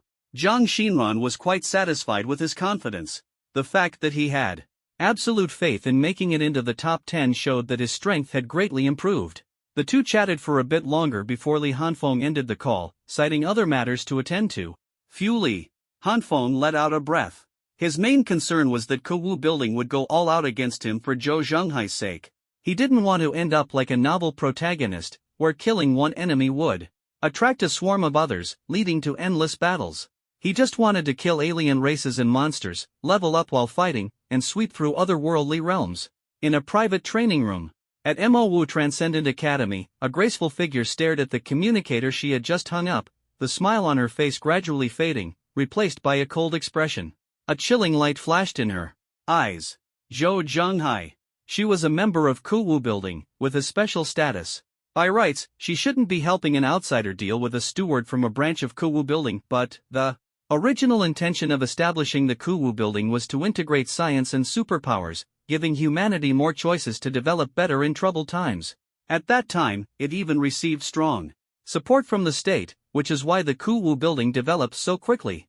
And now Zhou Zhenghai, for a minor conflict, is using the power of the Kuwu building to try to eliminate a talented young man. This goes against the original purpose of the Kuwu building, and in her heart, she no longer considers Zhou Zhenghai one of her own. Even without Li Hanfeng, she would have found a way to bring Zhou Zhenghai down, not allowing him to continue holding that position. Moreover, since Li Hanfeng took the initiative to seek her out, she might as well lend a hand and go with the flow. However, Li Hanfeng still needs to prove his value. She does need his help, but this matter is not something just anyone can assist with. Thinking of this, a faint smile appeared on her lips, charming yet resolute. Junior Hanfeng, your senior has high hopes for you. After saying this, she picked up the communicator and dialed a number. At this moment, Li Hanfeng was deep in thought, his gaze occasionally flickering, his thoughts unknown. Whoosh! After a long while, he exhaled deeply, his eyes returning to their usual lazy and casual look. If that's the case, let's wait until the college entrance exams are over. There shouldn't be any issues during this period. He thought, the Zhou family likely wouldn't cause trouble for now, especially since Jiang Xinran had already agreed to leave everything until after the exams. Before the exams, the Zhou family must have been warned and could only behave themselves. Understanding this, Li Hanfeng finally felt at ease and quickly began forming seals with his hands. Shadow clone technique. Bang! With a burst of white mist, 2 shadow clones appeared in the living room. Li Hanfeng nodded at them. Today is the 3rd. For the next 10 days or so, we will train with all our might. The 2 clones also nodded, then went straight to their rooms, sat cross-legged, and began training. The original body took out nearly 100 spirit stones and placed them on the ground for absorption. Subsequently, all 3 Li Hanfengs began practicing breathing techniques simultaneously, causing spiritual energy to surge rapidly, almost draining the surrounding spiritual energy. In the suburbs of the base city, inside a luxurious mansion, Zhou Xian paced back and forth in his room, his face pale and full of anxiety. Li Hanfeng came directly to me after returning. He must have started suspecting me. What should I do? What should I do now? Father hasn't returned yet. What should I do? His strength is so formidable that even the Shadow Guard can't deal with him. Damn it, how can he be so strong? In the morning, Lu Dingshan sent him a message saying that Li Hanfeng had come to see him, which scared Zhou Xian into a cold sweat. Fortunately, his father had instructed him to take leave and stay home, or he wouldn't have been able to handle it. He wanted to inform Zhou Zhenghai, but Zhou Zhenghai was working at the Kuwu building and couldn't use the communicator, as per regulations. He felt uneasy, unable to leave the house, unable to vent his emotions, and under immense mental pressure. Knock, knock, knock. Who is it? The sudden knocking startled Zhou Xian, causing him to take a few steps back under the pressure. It's me, young master. The family head wants you to come over. An elderly voice sounded, and Zhou Xian seemed to grasp a lifeline, saying excitedly, Old Fu? Is my father back? Old Fu at the door replied, Yes, young master. Please follow me. Click. The door opened, and Zhou Xian hurried out, not waiting for Old Fu to lead the way, heading straight to the hall. Young master, the family head is in the study, Old Fu reminded. The study? Zhou Xian was somewhat puzzled but didn't think much of it. He turned and walked towards the study, with Old Fu following closely behind. Soon, the two arrived at the study. Zhou Xian, anxious, didn't knock and directly pushed the door open. Old Fu closed the door and stood guard outside.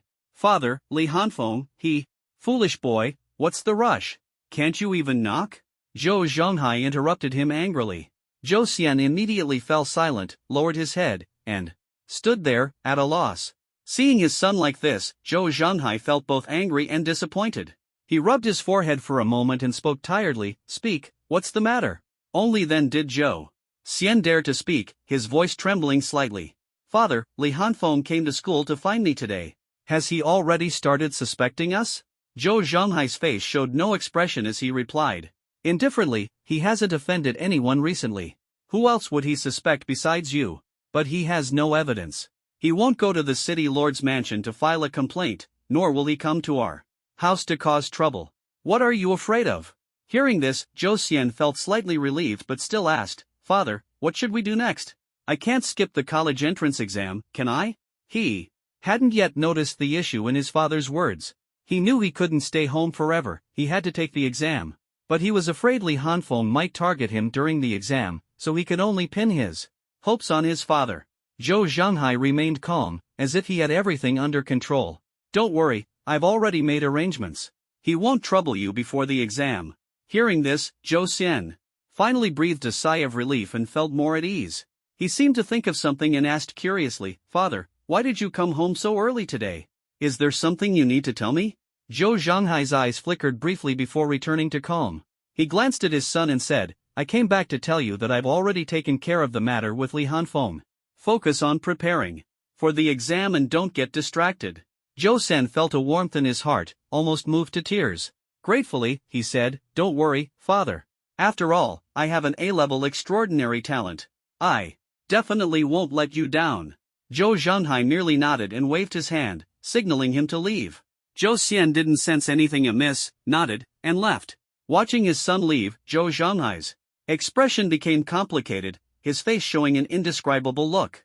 Now, he was the only one left in the study. The aura of authority around him dissipated as he slumped into his chair, his face filled with doubt and even more confusion. Earlier, he had received a communication at the Kuwu building that left him panicked. The identity of the person on the other end was far above his own, at a level he couldn't even fathom. The person had only said one sentence, "Don't cause trouble before the college entrance exam," and then hung up. On the way home, he roughly guessed what might have happened but couldn't figure it out completely. How could Li Hanfeng, a child with deceased parents, know someone of such high status? A name flashed through his mind, Li Xingwu, but he quickly dismissed it. Although Li Xingwu had a good reputation in the education bureau, reputation didn't equate to real power. Could it be that the person from number 1 high school had returned? But even if it were him, it wouldn't be enough to trouble a high-ranking official at the Kuwu building. Could it be that he himself had offended someone, and now someone wanted to bring him down? But the other party's attitude clearly targeted Li Hanfeng, which didn't seem related to whether he had offended anyone. Zhou Zhanghai thought it over repeatedly but still couldn't figure it out. He could only accept his fate, blaming himself for acting impulsively back then and being swayed by his son's instigation to go against Li Hanfeng unexpectedly. Someone powerful was backing Li Hanfeng, someone influential enough to make such a high-level figure personally warn him. Zhou Zhanghai understood that the other party's instruction to avoid trouble before the college entrance exam was a test for Li Hanfeng, to see how much value he could demonstrate during the exam. If Li Hanfeng's talent turned out to be extraordinary, Zhou Zhanghai would be finished. If his talent was mediocre, then he wouldn't pose much of a threat, and Zhou could continue as a steward. But was that even possible? Zhou Zhanghai had already lost hope in his position. He was well aware of how terrifying Li Hanfeng's talent was. He knew this all too well and didn't want to deceive himself. Now, he only wanted to save his own life. After much deliberation, he was left with only one choice: to give up part of his interests to preserve the bigger picture. Thinking of this, his expression remained calm, but his gaze turned cold and sharp. "Son, I've protected you for so many years, it's time for you to protect me now." After silently reciting this in his heart, he closed his eyes, leaned back in his chair, and began to ponder how to make Li Hanfeng let go of his hostility. What he didn't know was that even if Li Hanfeng performed poorly in the college entrance exam, the outcome was already decided, and Li Hanfeng would never leave behind any threats. At 7 o'clock in the evening, Li Hanfeng arrived punctually at Chao Yuming's doorstep.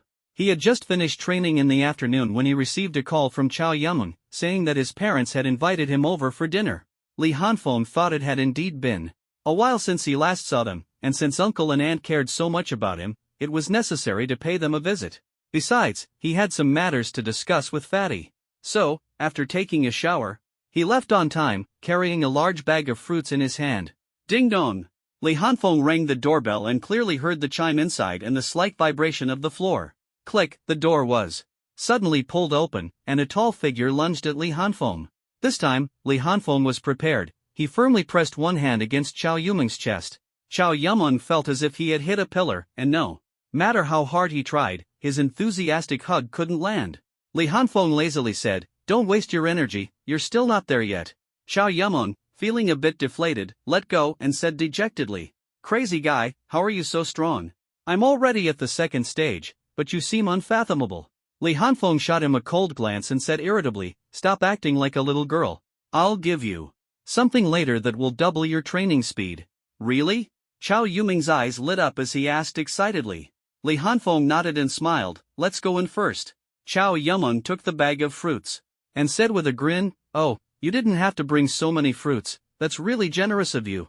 After saying that, he walked into the house first, with Li Hanfeng following behind, thinking to himself that this fatty really deserved a beating. As soon as he entered the living room, Li Hanfeng saw Chao Dehua sitting on the sofa, while Li Xiuhua was still busy in the kitchen. "Uncle Chao, Aunt Li, long time no see. I'm here to freeload a meal." After greeting them, Li Hanfeng sat directly on the sofa, not treating himself as an outsider at all. Chao Yumeng placed the fruits on the coffee table and sat down beside him. Chao Dehua glanced at the fruits and jokingly scolded Li Hanfeng, while Li Xiuhua continued her work in the kitchen. Chao Dehua started chatting with Li Hanfeng. "Xiaofeng, what have you been up to lately? We invited you over for dinner, but this kid said you were busy." As soon as he finished speaking, he glanced at Chao Yumeng. Li Hanfeng didn't hold back and casually replied, "I spent a month in the misty forest, training and earning some resources for cultivation." The smile on Chao Dehua's face instantly froze, his expression turned serious, and he looked like he was about to lose his temper. Li Hanfeng quickly said, "Uncle Chao, it's fine. I'm strong and very careful. See, I came back safely, and I even made quite a bit of money. Don't worry, I won't act recklessly next time." After much persuasion, Chao Dehua's expression finally softened. With a hint of seriousness on his face, he looked at Li Hanfeng and said, "There must not be a next time. Even if you plan to go, you must inform me first. The misty forest is not a place you can enter casually." After speaking, he seemed to recall something, got up, and went back to his room, leaving Li Hanfeng and Chao Yumeng staring at each other. Moments later, Chao Dehua returned holding 2 wooden boxes about the size of shoeboxes. He placed the boxes on the coffee table, stroked his chin, as if deliberating on how to speak. "Xiaofeng, I forgot about this matter when you came for dinner before. Later, I remembered that you had already been to the misty forest, so I kept delaying until now." As he spoke, he pushed the wooden boxes toward Li Hanfeng and continued, "This is a little token from me and your aunt. Xiaomeng has one too, so don't worry, we prepared too." Li Hanfeng was a bit puzzled and glanced at Chao Yumeng, who looked calm, as if she already knew. "Uncle Chao, what is this? Open it and see for yourself," Chao Dehua said with a relaxed smile. Without saying much, Li Hanfeng reached out and opened the wooden box. A surge of intense spiritual energy rushed out, causing Li Hanfeng's pupils to contract. The box was filled with spirit stones. Judging by the full box, there were about 50 pieces, worth 5 million federal coins. Li Hanfeng was momentarily stunned, a warm feeling surged in his heart, and his throat felt dry, leaving him speechless for a moment. He actually understood the situation of the Chao family and knew they weren't particularly wealthy. Since Chao Dehua transitioned from the city guard team to a clerical position, his income had significantly decreased. These spirit stones were likely savings accumulated over time. Moreover, Chao Dehua now had mobility issues, and Chao Yumeng was in a rapid growth phase, requiring spirit stones. He hadn't expected the Chao family to prepare such a valuable gift for him. This 5 million was almost half of the Chao family's assets, yet they gave it to him, an outsider, leaving him both flattered and deeply moved. "Uncle Chao, thank you." Li Hanfeng stood up and respectfully bowed to Chao Dehua, then smiled and said, "But Uncle Chao, you should keep these for Yumeng. I don't actually need them." When Chao Dehua heard this, he misunderstood Li Hanfeng's intentions and became a bit anxious. "Xiaofeng, listen to me, Xiaomeng, Uncle Chao, please hear me out first. I really don't need them. Didn't I just say? I earned some money in the misty forest and got some cultivation resources." Li Hanfeng knew what Chao Dehua was about to say, so he quickly interrupted and took a ring out of his pocket, placing it on the coffee table. "Xiaofeng, you in the misty forest managed to..." Chao Dehua didn't finish his sentence. When he saw the ring on the coffee table clearly, his words stopped abruptly, and his eyes widened in shock. He stared at Li Hanfeng seriously for a long time before tentatively asking, "Xiaofeng, is this?" Li Hanfeng smiled and nodded without saying much. Chao Dehua was deeply shaken. He picked up the ring, and as his spiritual energy surged within him, his pupils contracted sharply. He discovered that it was indeed a spatial ring, and inside it were 200 spirit stones. Chao Dehua looked both surprised and puzzled, staring at Li Hanfeng, unable to figure out what he had done in the misty forest to obtain so many spirit stones and even bring back a spatial ring. He let out a long breath and showed a gratified smile on his face. "It seems your aunt and I have underestimated you. Now that you have such abilities, your parents, and us, can rest assured. Unlike my brat." Sigh. Beside him, Chao Yumeng listened and smiled bitterly, thinking, how did this conversation end up involving me? Li Hanfeng, however, grinned and said, but Uncle Chow, since you've given me spirit stones, I can't refuse them, or it would seem ungrateful. Saying this, he took the spatial ring from Chow Dahua's hand, casually stored the box of spirit stones on the coffee table into the ring, and then handed the ring to Chow Yumeng. Chow Yumeng was stunned, feeling a bit overwhelmed by the valuable gift and hesitant to accept it. Seeing this, Chow Dahua immediately stopped him. Xiaofeng, this won't do. You risked your life to earn this, how can you give it to this brat? Yeah, madman, I really can't take it. You should keep it yourself. Don't worry, my dad has prepared spirit stones for me too. Li Hanfeng looked at their reactions and couldn't help but laugh. Don't worry, I still have plenty of spirit stones, and I have several spatial rings. This was meant for Fatty. So don't worry, just take it. The father and son of the Chow family exchanged glances. Chow Dahua saw the sincerity in Li Hanfeng's expression and secretly admired him. It seems Xiaofeng has really grown up. His strength is probably enough to get into a prestigious school. He nodded to indicate Chow Yumeng should accept the ring, knowing that since Li Hanfeng had prepared it, it would be hard to refuse his kind gesture. Chow Yumeng saw his father nod and, after thinking for a moment, finally accepted the ring, saying gratefully, "Thank you, madman. Don't worry, I won't let you down in the college entrance exam." Li Hanfeng smiled wryly and said, "All right, no need to be so polite.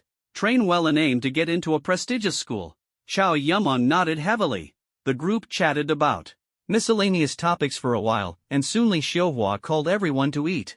The three didn't delay, washed their hands, and sat down. While enjoying the sumptuous dishes, they chatted.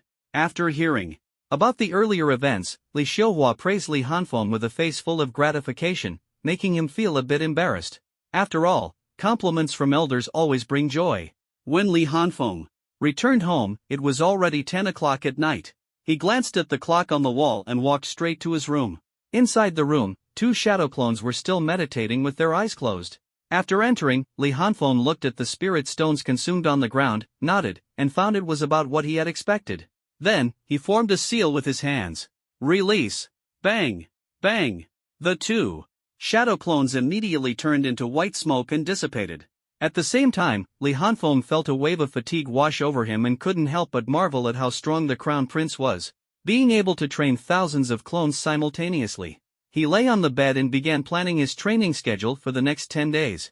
First, the two shadow clones would train for 8 hours a day, consuming a total of 800 spirit stones over 10 days. He still had over 800 spirit stones on hand, which would be enough to sustain the training. But constant training wouldn't work either. The newly formed spiritual body couldn't be fully controlled and needed combat to adapt. For that, his main body would have to take action personally. Traveling back and forth to the misty forest was too troublesome, so he decided to spend 2 hours every day training on the virtual battlefield. Going to the Science and Martial Arts building can also give me a chance to probe Zhou Zhenghai's situation and see if he'll cause me any trouble. Finally, there was the evening training of Total Concentration Constant. He had been practicing Total Concentration Constant for a while, but without supervision. He had no idea about his state after falling asleep. Now, with the Shadow Clone, this problem was easily solved. He had to fully master Total Concentration Constant, as it greatly helped improve physical functions and cultivation speed. Thinking of this, Li Hanfeng decided to follow this plan for the next 10 days. He estimated that breaking through to Tier 4 Extraordinary before the college entrance exam wouldn't be a problem.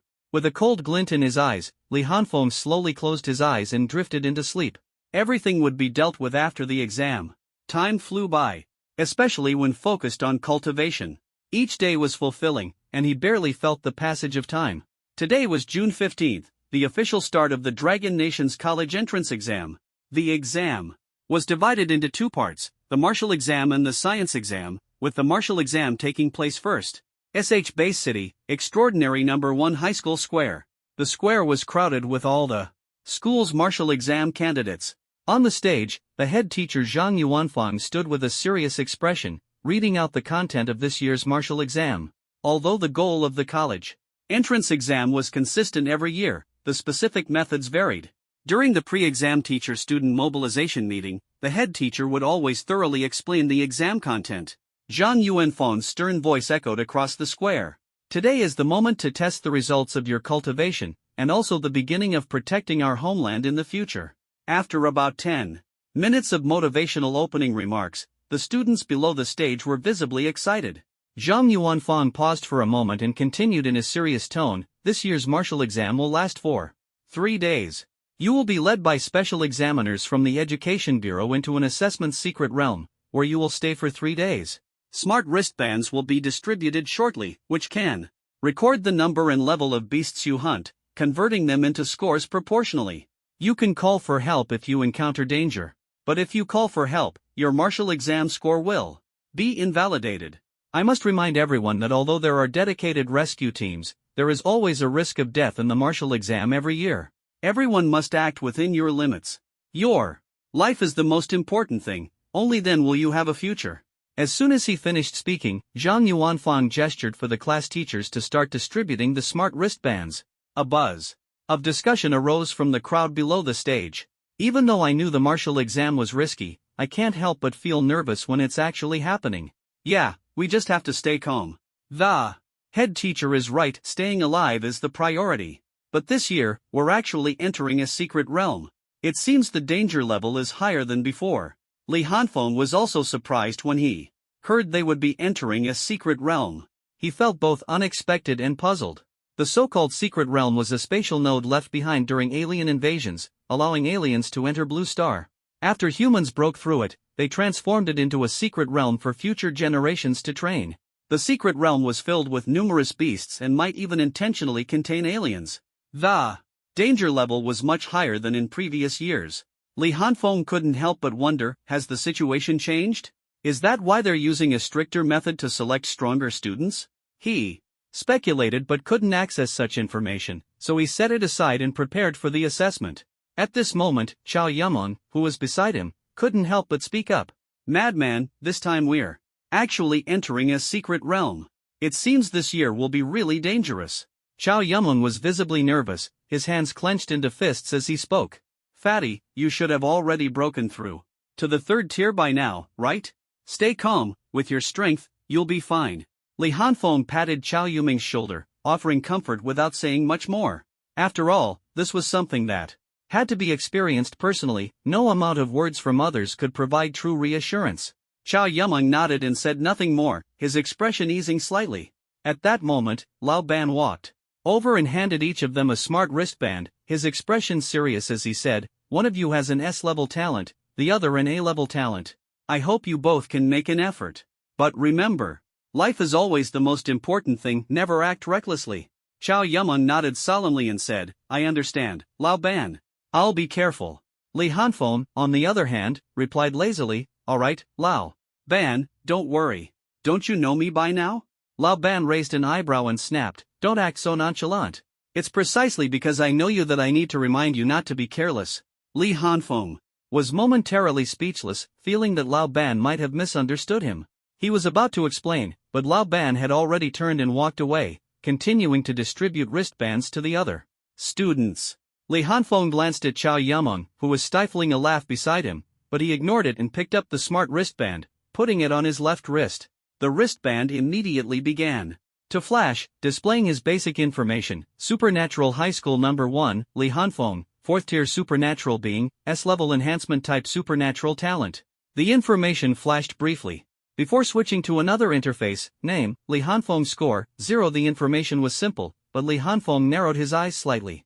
His talent and level must have already been transmitted to the terminal. This wristband was no ordinary device. He noticed a red dot on it, which seemed to be an emergency button. This wristband must also have a positioning function, otherwise, how would the rescue team know each student's location? Also, his level information was likely already known to the Education Bureau and the admissions officers of various academies, right? Li Hanfeng thought about it but didn't dwell on it. These were just basic details, level didn't equate to strength. Beside him, Chao Yumeng was playing with his wristband in amazement. Li Hanfeng glanced at him but didn't say anything. His gaze began to scan the surroundings, as if searching for something. By now, the smart wristbands had been distributed to most of the classes. As the teachers left the student groups, Li Hanfeng's gaze stopped on a figure with a cold demeanor and long, waterfall-like hair. Seemingly sensing Li Hanfeng's gaze, the person turned around, revealing a stunning oval face. Her eyes met his. Li Hanfeng smiled at her and nodded slightly, as if greeting her. Morong Qingying saw that it was Li Hanfeng and nodded expressionlessly before turning away. Still so aloof. What a hard to approach girl. Li Hanfeng sighed inwardly, unaware that this scene had already been noticed by many. After all, beautiful things always attract attention, and a wave of chatter immediately spread through the crowd. Oh my, did I just see what I think I saw? School beauty Morong actually nodded at Li Hanfeng? Are you serious? Morong has never even looked anyone in the eye, and she actually nodded at Li Hanfeng? It's true, I saw it too. Could they be? Li Hanfeng paid no attention to the chatter and continued scanning the area. Soon, his gaze locked onto someone who was also looking at him. Seeing Li Hanfeng staring at him, the man quickly turned his head, not daring to meet his gaze. That man was Zhou Xian. Li Hanfeng noticed the guilty look on his face and curled his lips into a cold smile. I gave you a chance. At this moment, all the smart wristbands had been distributed. On the stage, Zhang Yuanfan glanced at the time, spiritual energy surging around him, and commanded in a loud voice, silence. His authoritative voice echoed across the square, immediately silencing all conversations and bringing the scene to a hush. In a moment, the proctor assigned by the examination board will open the spatial passage to the secret realm here. Now, I will ask you all once again. Zhang Yuanfan's voice was stern. He paused for a moment before continuing. Are you ready?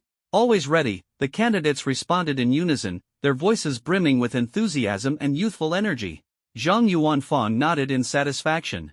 I hereby announce that this year's martial arts examination officially begins. After speaking, Zhang Yuanfan gestured for a middle-aged man behind him to step forward. The man took 2 steps forward, scanned the candidates below the stage, and began to speak directly. I am the proctor sent by the Education Bureau. Next, I will open the passage to the secret realm. Homeroom teachers, please lead your students to enter in an orderly manner. As soon as he finished speaking, the middle-aged proctor flipped his palm, revealing a crystal-clear orb about the size of an egg. It appeared completely transparent, without any detectable energy fluctuations. Suddenly, he clenched the orb tightly in his hand, and a blinding light shot out instantly. A surge of incredibly powerful energy erupted from the orb, but it vanished without a trace. In the blink of an eye, as if it had all been an illusion. The candidates below, along with many teachers, were already drenched in cold sweat, their faces filled with terror. That energy was terrifying. What level of power is this? Li Hanfeng's expression was heavy. He couldn't determine the exact strength of the energy, but he was certain it was far beyond the level of an ordinary high-tier. Transcendent. At this moment, the orb in the proctor's hand continued to emit a dazzling light for a full 15 minutes. As the light gradually faded, the orb disappeared without a trace, replaced by a 3-meter-tall light screen that appeared in the center of the field. As the glow shifted and flowed, faint spatial ripples emerged around the light screen. The proctor stared at the light screen for a long time. After confirming there were no issues, he turned to face the candidates and said in a serious tone, "You may now begin entering the light screen in an orderly manner. Once inside, everyone's location will be random." He paused for a moment before sternly reminding them, if you encounter a barrier after entering the secret realm, change direction. Do not attempt to break through the barrier. After speaking, he stepped aside and stood by the light screen, waiting for all the candidates to enter. Below, the homeroom teachers began organizing their students into lines to ascend the stage one by one. The candidates from Class 1 entered first, followed by those from Class 2 and Class 3, lining up in order. As Li Hanfeng walked, he pondered the proctor's words. What was the purpose of the barrier? Could it be to block some powerful alien race? But he quickly dismissed the thought. If the barrier was meant to block some formidable enemy, there would be no need to specifically warn the students about it. He couldn't figure out the exact purpose and decided he would have to see for himself after entering. The students from Class 1 entered the light screen one after another, with Li Hanfeng and Xiao Yumeng at the end of the line. Xiao Yumeng turned back and said to him, "Madman, I'm going in first." "Good luck." Li Hanfeng smiled and replied, "Good luck. Stay safe." Xiao Yumeng nodded and stepped into the light screen, his burly figure instantly disappearing within it. Li Hanfeng watched as Xiao Yumeng's figure vanished, took a deep breath, clenched his fists tightly, and assessed his physical state, a habit of his. Then, he walked slowly into the light screen and soon disappeared as well. Li Hanfeng felt his consciousness blur for a moment, and, when he opened his eyes again, he found himself in an unfamiliar place. His body suddenly felt heavy, his eyes turned crimson, and he scanned his surroundings vigilantly to ensure there were no lurking beasts. A single moment of carelessness could lead to trouble. As he looked around, a trace of confusion flashed across his face, quickly replaced by an expression of excitement. Ding! Task released. Objective: become the National Martial Arts Exam Champion. Reward: 10,000 kill points, one anime weapon of your choice. The system's task notification sounded in his mind, making him extremely excited. Ever since the beginner task, the system had been silent. Now, it suddenly issued a task with such generous rewards. How could he not feel thrilled? He quickly calmed himself and began to think. Why did the task suddenly appear? Did I trigger some event? Or is there another reason?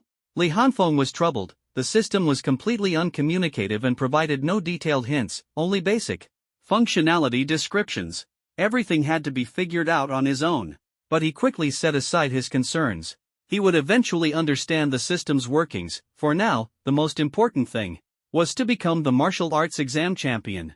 That was his goal. He had no intention of pretending to be weak. If he pretended for too long, he might actually be taken for a fool.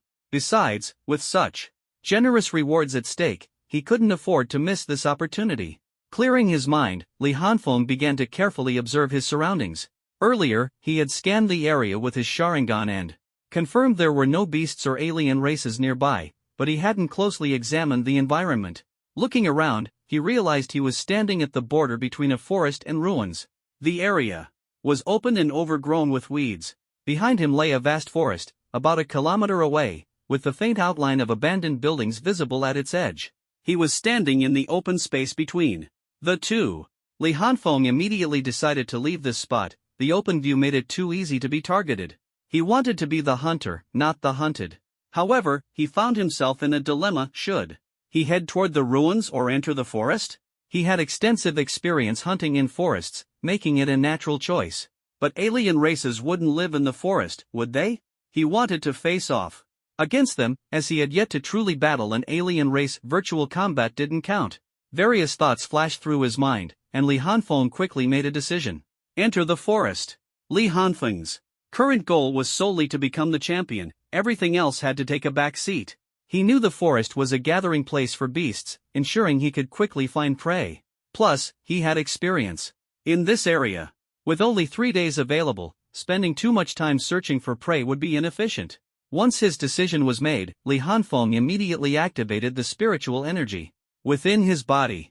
His figure flashed like lightning as he dashed toward the forest. At the same time, the strap on his left wrist suddenly vibrated lightly, and a small button fell from the underside of the strap. The button unfolded wings and flew up like a fly, following closely behind Li Hanfeng without making an annoying buzzing sound. Li Hanfeng froze. Could this be a tracking device? Was the outside world broadcasting this live? Had the martial arts exam become this high-tech? Li Hanfeng opened his Sharingan and stared at the fly. Sure enough, it was indeed a camera. He noticed 2 tiny red dots lit up on it, resembling the small eyes of a fly. Without the Sharingan, he wouldn't have been able to see it clearly. But with the Sharingan, not only could he discern the red dots, he could even distinguish the frequency of its wing vibrations. What was even stranger was that the device carried traces of his spiritual energy, clearly relying on sensing his energy to follow him. Li Hanfeng shook his head and smiled wryly. The Education Bureau sure knows how to play. The martial arts exam isn't just about grades anymore, it also evaluates performance? He decided to ignore the device and continued flying deeper into the forest. After all, it was something from the Education Bureau, obviously meant to monitor the candidates. He couldn't just destroy it outright. If he did, how would he complete the top scorer task? So, he chose to pretend he hadn't noticed it. Right now, the most important thing was to kill a demon beast first and figure out the score conversion ratio. At this moment, in the meeting room of First High School, all the senior year homeroom teachers were gathered. Zhang Yuanfan, Li Xingwu, and the special invigilator were also present. Beside Li Xingwu sat a middle-aged man in his 40s or 50s, dressed casually, yet exuding no discernible aura. However, if you stared at him, you would feel a sense of oppression, as a fierce killing intent emanated from his brows. This man was none other than the principal of First High School, Xu Xian. Everyone's eyes were fixed on the large projection screen at the front. The screen could display 10 frames simultaneously, showing the top 10 candidates ranked by score. Since the candidates had just entered the secret realm, fewer than 10 had successfully hunted demon beasts. Based on strength rankings, Li Hanfeng was naturally among them.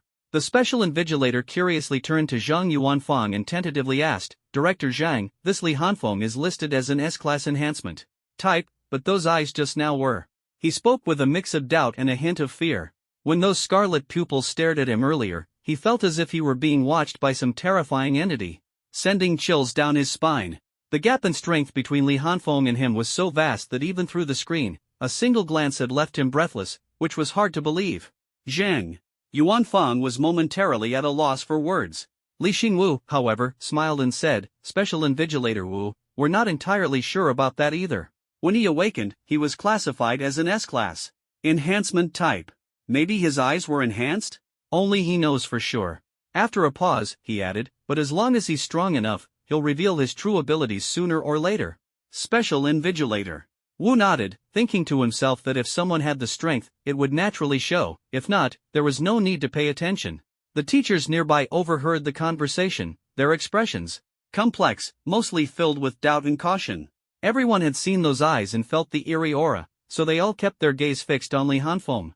Even the rarely seen, mysterious principal's eyes never left him. Meanwhile, Li Hanfeng was completely unaware of all this. When he glanced back at the trailing fly, he inadvertently left a deep impression on the teachers. At this moment, Li Hanfeng had already entered the forest, flying while observing his surroundings and searching for signs of demon beast activity. He speculated that since the assessment lasted only 3 days, the examiners wouldn't make candidates spend most of their time searching for prey. Therefore, the distribution of demon beasts or alien races must have been specially arranged either in large numbers and densely packed for easy encounters, or with clear instructions indicating the areas where demon beasts could be found. Thus, he slowed his pace, carefully observing as he ventured deeper into the forest. Sure enough, after about 15 minutes, he found the corpse of a beast on the ground. Li Hanfeng stopped in his tracks and approached to examine it closely. Most of the flesh on the corpse had been gnawed away, leaving only white bones. A second-tier swordfang boar, dead for over 3 hours. Its blood has been drained by other creatures, no wonder there's no smell of blood. Li Hanfeng carefully observed the corpse and found it severely mutilated. He wasn't a professional, so he couldn't determine which beast had killed the swordfang boar. However, he noticed the traces left behind when the beast departed. After all, he had been in the misty forest for a month and was experienced in this regard. After a moment of contemplation, he decided to follow the tracks on the ground. With his current strength, he wasn't afraid of anything except high-tier beasts. Following the trail, he arrived at the entrance of a cave in less than 20 minutes. He hid behind a nearby tree, observing the cave entrance to confirm whether there were beasts inside, and if so, whether there was one or more. Soon, he determined that a beast had indeed entered the cave.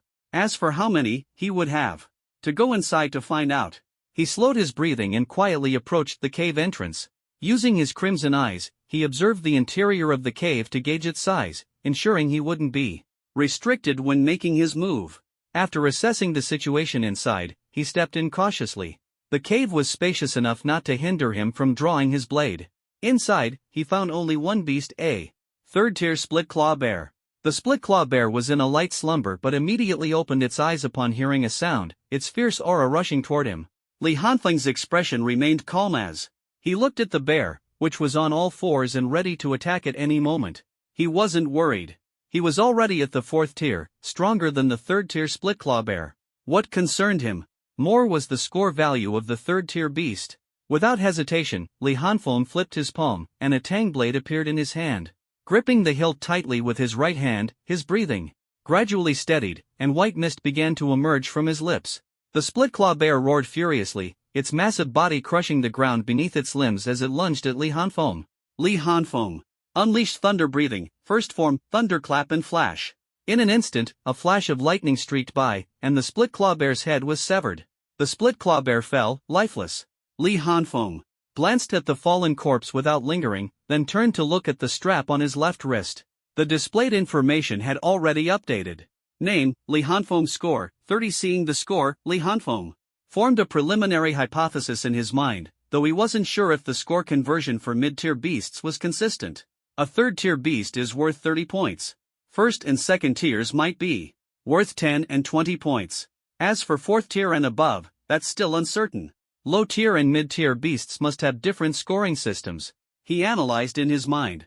Based on this ratio, achieving a high score wasn't difficult, the key was the efficiency of finding beasts. If finding beasts took too long, even with strong abilities, it would be hard to maintain the lead in points. If someone discovered a group of beasts or a location for continuous scoring, their points would skyrocket, introducing too many variables. Therefore, he had to find a way to improve his hunting efficiency to ensure his score stayed ahead. Thinking of this, Li Hanfeng's eyes gleamed with determination as he exhaled deeply. Looks like I'll have to use the old method. It might bring trouble, but there's no other choice. Without hesitation, he picked up his tang blade and walked toward the fallen split-claw bear's corpse. Meanwhile, in an abandoned building, a crumbling skyscraper was emanating a bone-chilling cold and white mist from inside out. The entire building was rapidly covered in a thick layer of frost, which spread at a speed visible to the naked eye. Faintly visible inside the building was a cold and aloof girl wielding an ice crystal longsword, gracefully dancing as she moved. She darted through the shadows, as if performing a dance. Meanwhile, on an endless grassland, a stern-faced young man holding a spear was confronting a pack of azure wolves. The wolves had formed a siege, ready to pounce. The spear-wielding youth remained calm, faint arcs of blue and white electricity flickering around him. With a howl from the Wolf King, the pack seemed to receive a signal and instantly charged at the young man. Come on. Let's see if you can deceive my eyes. In a perilous mountain valley, a giant python over 10 meters long with a jade horn on its head coiled its body, its snake eyes fixed intently on a white-clad youth holding a 3-foot sword. The jade-horned python suddenly exerted its strength, shooting toward the youth like an arrow released from a bowstring, sending gravel flying in its wake. The white-clad youth remained calm, showing no trace of fear, while the blade of his 3-foot sword hummed sharply. I don't like prey that struggles. At this moment, Chow Yumeng was fiercely battling a 3rd-tier split-claw bear. His body had swelled, covered in brown fur, with the phantom of an armored split-claw bear appearing behind him. He swung claws longer than those of the bear, leaving deep wounds on his opponent while using his thick iron armor to block attacks. Although Chow Yumeng held a slight advantage, the battle was clearly far from over. Madman, I told you I wouldn't let you lose face. Almost simultaneously, the new generation of geniuses from the Dragon Nation began to emerge. Their exceptional talents and formidable combat power left the teachers watching outside the secret realm in various base cities in awe. At this moment, Li Hanfeng stood outside a cave, with the corpses of over a dozen beasts lying at his feet, most of them 1st tier. He tidied up the battlefield, casually slashing the arteries of the corpses to speed up the bleeding. Then, he glanced at the score displayed on the strap of his left wrist. Name, Li Hanfeng's score, 170. Looking up at the sky, though the towering trees blocked most of the view, he could faintly tell it was already noon. Li Hanfeng frowned, feeling a bit puzzled. Despite the heavy scent of blood, why were there so few beasts coming? And most of them were only 1st tier. Could it be because he hadn't ventured deep enough into the forest? But even so, the numbers were far too low, completely unlike the dense concentration he had expected. Moreover, there was clearly a 3rd tier split-claw bear's lair here, which should still be just the outskirts. Half the day had already passed, and at this rate, it would be impossible to take 1st place. Li Hanfeng lowered his head in thought, then surveyed his surroundings to determine his direction. He directly plunged his tang blade into one of the corpses and dragged it deeper into the forest. Along the way, he left a trail of blood. There was no other choice but to keep moving forward. Although he vaguely felt something was amiss, he was confident that as long as he didn't encounter high-tier beasts, he could easily escape. Thus, Li Hanfeng continued deeper into the forest, slaying any beasts drawn by the scent of blood, then dragging a new corpse further along. In a conference room outside the secret realm, the teachers watched the scene, exchanging glances, unsure of how to comment. Dragging a corpse directly into the depths of the forest, this approach was certainly bold. Call him reckless, but he had the strength to back it up. Call him arrogant, but who could say this was the full extent of his abilities? At this moment, Wu, the special commissioner sent by the Education Bureau, spoke up, his voice tinged with a light chuckle, as if he were watching an entertaining show. This Li Hanfeng is probably going to face some trouble later. As soon as he said this, all the teachers turned to look at him, including the 2 principals and the director. It was clear that Wu knew some inside information. Oh, what do you mean by that, Commissioner Wu? Zhang Yuanfang asked bluntly. Seeing everyone's Attention focused on him, Wu paused for a moment before explaining, "This forest is somewhat special. During the day, the activity of the beasts is minimal, and the higher their level, the less active they are. For example, the Tier 3 split-claw bear that Li Hanfeng encountered might only come out to hunt once a day, then retreat to its lair, becoming active only at night. If Li Hanfeng hadn't found its lair, even if it smelled food nearby, it wouldn't have come out easily. So, although Li Hanfeng used such a strong scent of blood to attract beasts, as the day passes, the number of beasts appearing remains small, and most of them are low tier. However, after nightfall, the beasts will become much more active. If Li Hanfeng continues to venture deeper, he might run into trouble tonight." After finishing, a faint smile appeared on Wu's face, as if he was anticipating Li Hanfeng's reaction upon realizing the problem. Judging by how he had just killed the Tier 3 split-claw bear with a single strike, Li Hanfeng was at least a peak Tier 3 transcendent, and he had even mastered a talent technique. He was undoubtedly a promising talent. Wu silently calculated in his mind, already planning to recruit Li Hanfeng. So that's how it is. Everyone suddenly understood. They had found it strange earlier why, despite the strong scent of blood, only a few minor beasts had appeared. Wu's explanation provided the answer. The issue wasn't the scarcity of beasts but the unique nature of this forest. In that case, isn't Li Hanfeng in great danger? At this moment, an anxious voice rang out. Everyone turned to see that the speaker was Guo Quan, the homeroom teacher of Class 1. Wu's face was full of worry, and after hearing Wu's explanation, he became even more concerned about Li Hanfeng's safety. Li Xingwu glanced at him with a smile and reassured him, "Mr. Guo, don't worry too much. Everyone has to take responsibility for their own choices. Besides, the Li Hanfeng in your class is no ordinary student, he'll be fine." Hearing this, Wu's worry eased slightly. He nodded and said no more. After all, there was no use in saying anything now. Li Hanfeng had already entered the secret realm. Principal Chu Xian remained silent throughout, showing no particular emotion. He simply kept his eyes fixed on the projection screen, his gaze shifting back and forth between the cold figure and Li Hanfeng. Li Hanfeng was beginning to feel that something was off about this forest. He had been dragging the beast's corpse for 2 hours now, and along the way, he had only encountered a few Tier 1 beasts. He stopped in his tracks, threw the corpse aside, and his mind began to race. Something's wrong. The beasts are too few and too weak. This is definitely not normal. What exactly is the problem? Li Hanfeng looked up at the sky again and realized there was still some time before nightfall. After pondering for a while, he decided to stay put and wait for the beasts to come to him. He felt that continuing deeper into the forest might not be safe, so he decided to wait until the night had passed before making any further moves. If things didn't work out, he would have to check out the ruins tomorrow. Staying here would make it very difficult to secure a high score. Li Hanfeng looked around and found the area quite open. The chances of being discovered by beasts were higher, but he could also better observe the surroundings. He was quite satisfied with this spot and began waiting for the beasts to come while creating some commotion, using the strong scent of blood to test the situation here. This place was much deeper than before, so there should be better rewards, right?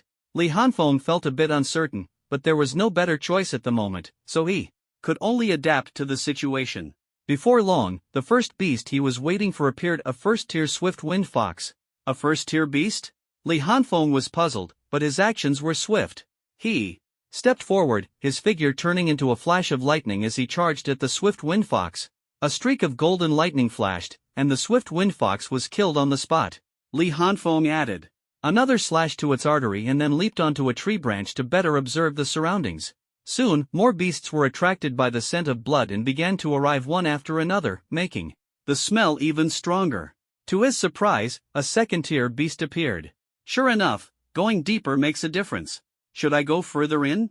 Li Hanfeng pondered for a moment and decided to leave it for tomorrow. It was already getting late, so he might as well hunt for a few more hours here. As the sky darkened, the frequency, number, and quality of beasts appearing noticeably increased.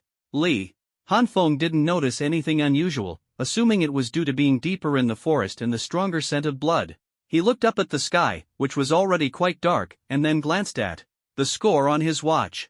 Name, Li Hanfeng score, 360. That's about enough. Should I find a place to rest?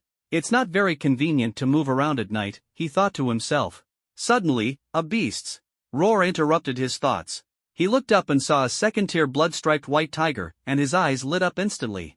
It was definitely worth going deeper. Li Hanfeng leaped down and swiftly charged at the blood-striped white tiger, the golden lightning on his tang blade surging violently. Thunder-breathing second form Rice Soul, he unleashed a 5-hit combo in an instant, and 5 hoof-shaped bolts of lightning instantly enveloped the blood-striped white tiger. Slash! Several sounds of flesh tearing rang out as the blood-striped white tiger's limbs were severed in an instant. A streak of golden lightning flashed, and its massive tiger head was sent flying into the air. Just as Li Hanfeng collected the beast core, he noticed several more beasts closing in on him. A trace of doubt flashed across his face, but he didn't think much of it and charged at the beasts with his blade. Thunder-breathing fourth form distant thunder in an instant, Li Hanfeng's entire body erupted with intense lightning, and golden bolts of thunder shot out in all directions. Outside the secret realm, the crowd watching this scene was so tense that they were sweating. Even Special Agent Wu's expression was grim. Guoquan couldn't help but ask in a trembling voice, "Is there really no problem? It's almost dark, and if something happens, rescue won't make it in time." The crowd fell silent.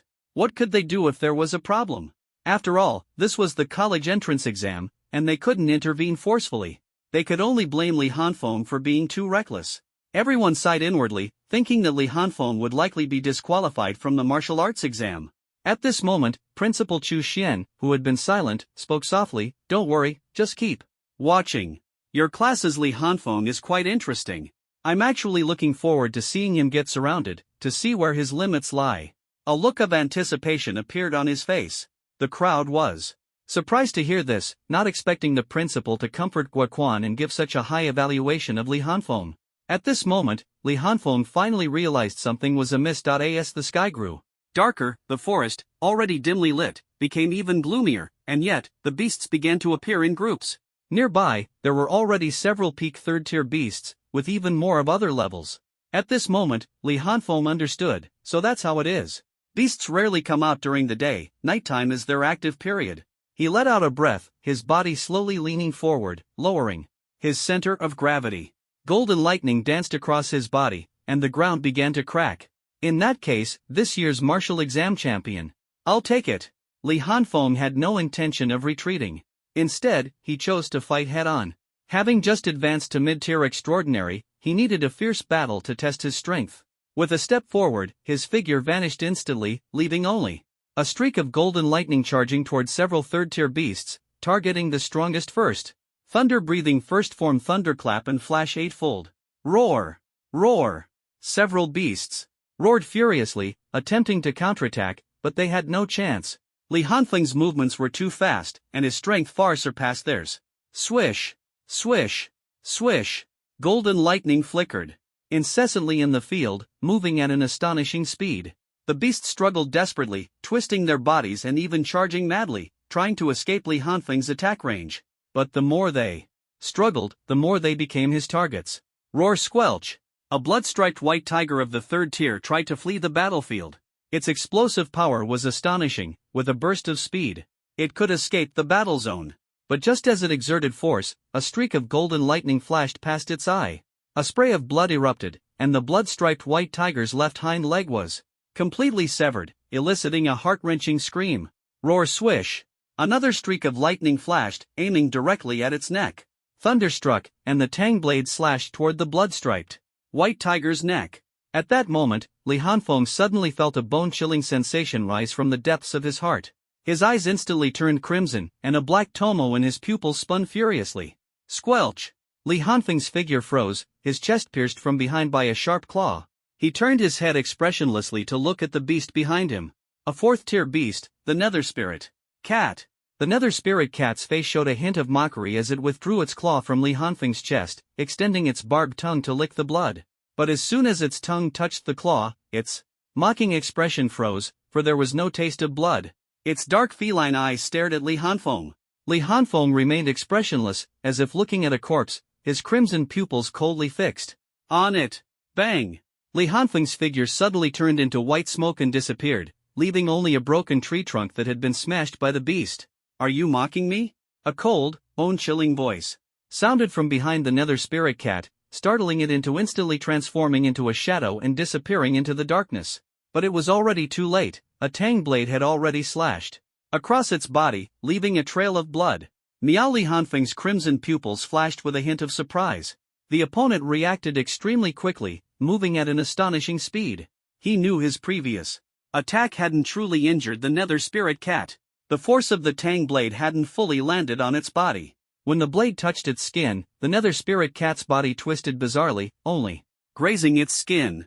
In the blink of an eye, from the moment Li Hanfeng sensed the nether spirit cat's attempt to ambush him to countering with a substitution technique, it all happened in an instant. Li Hanfeng quickly scanned his surroundings.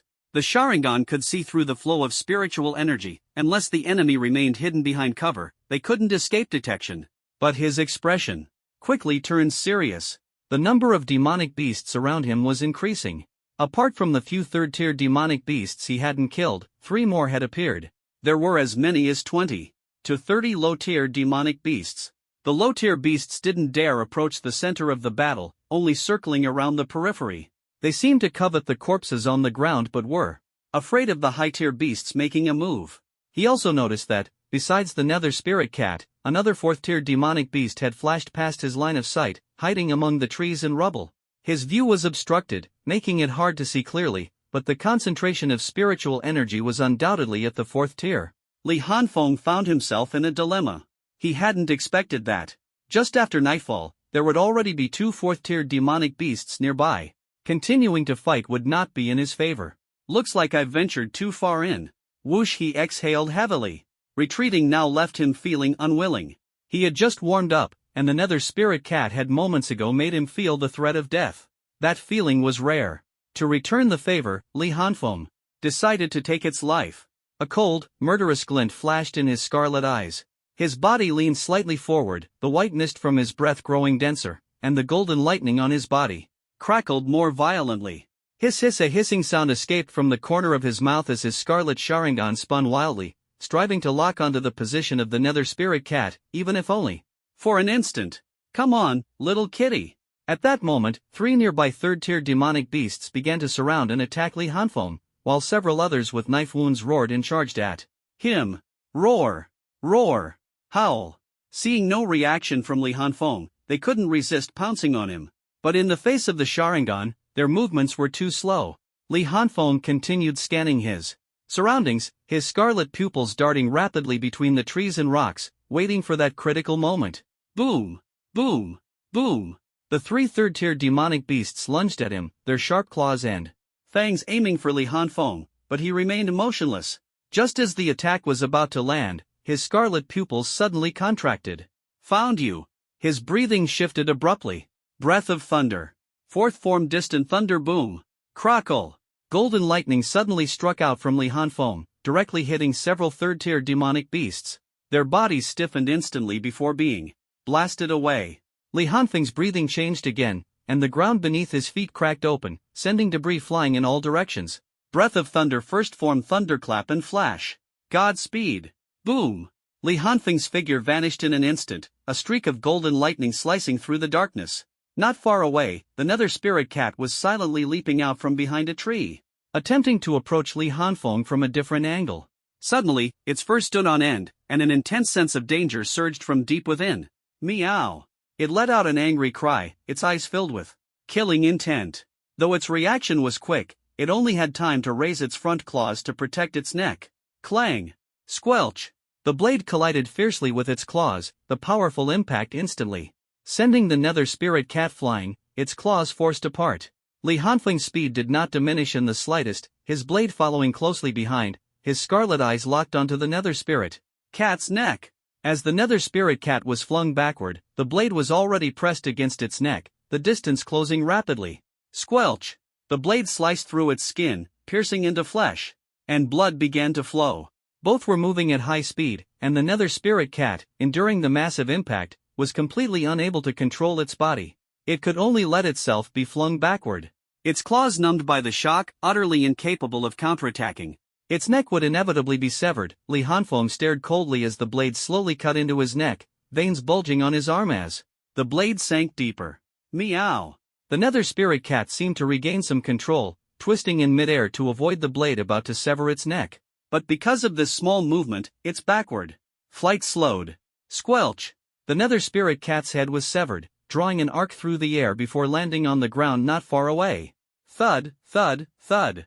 Tap. Li Hanfeng landed steadily, his scarlet Sharingan eyes coldly fixed on the cat's head on the ground. Meanwhile, the fingers of his left hand subtly moved. Wei Haicho Suin. At that moment, a shadow silently appeared behind Li Hanfeng, icy claws aiming straight for his back. The scene felt eerily familiar. Li Hanfeng seemed unaware, still staring at the cat's head on the ground, completely oblivious to the danger behind him. Squelch! The claws pierced flesh and blood. Li Hanfeng looked down at the claws protruding through his chest, then turned his head expressionlessly to see the shadow behind him. Do all you feline creatures love using this trick?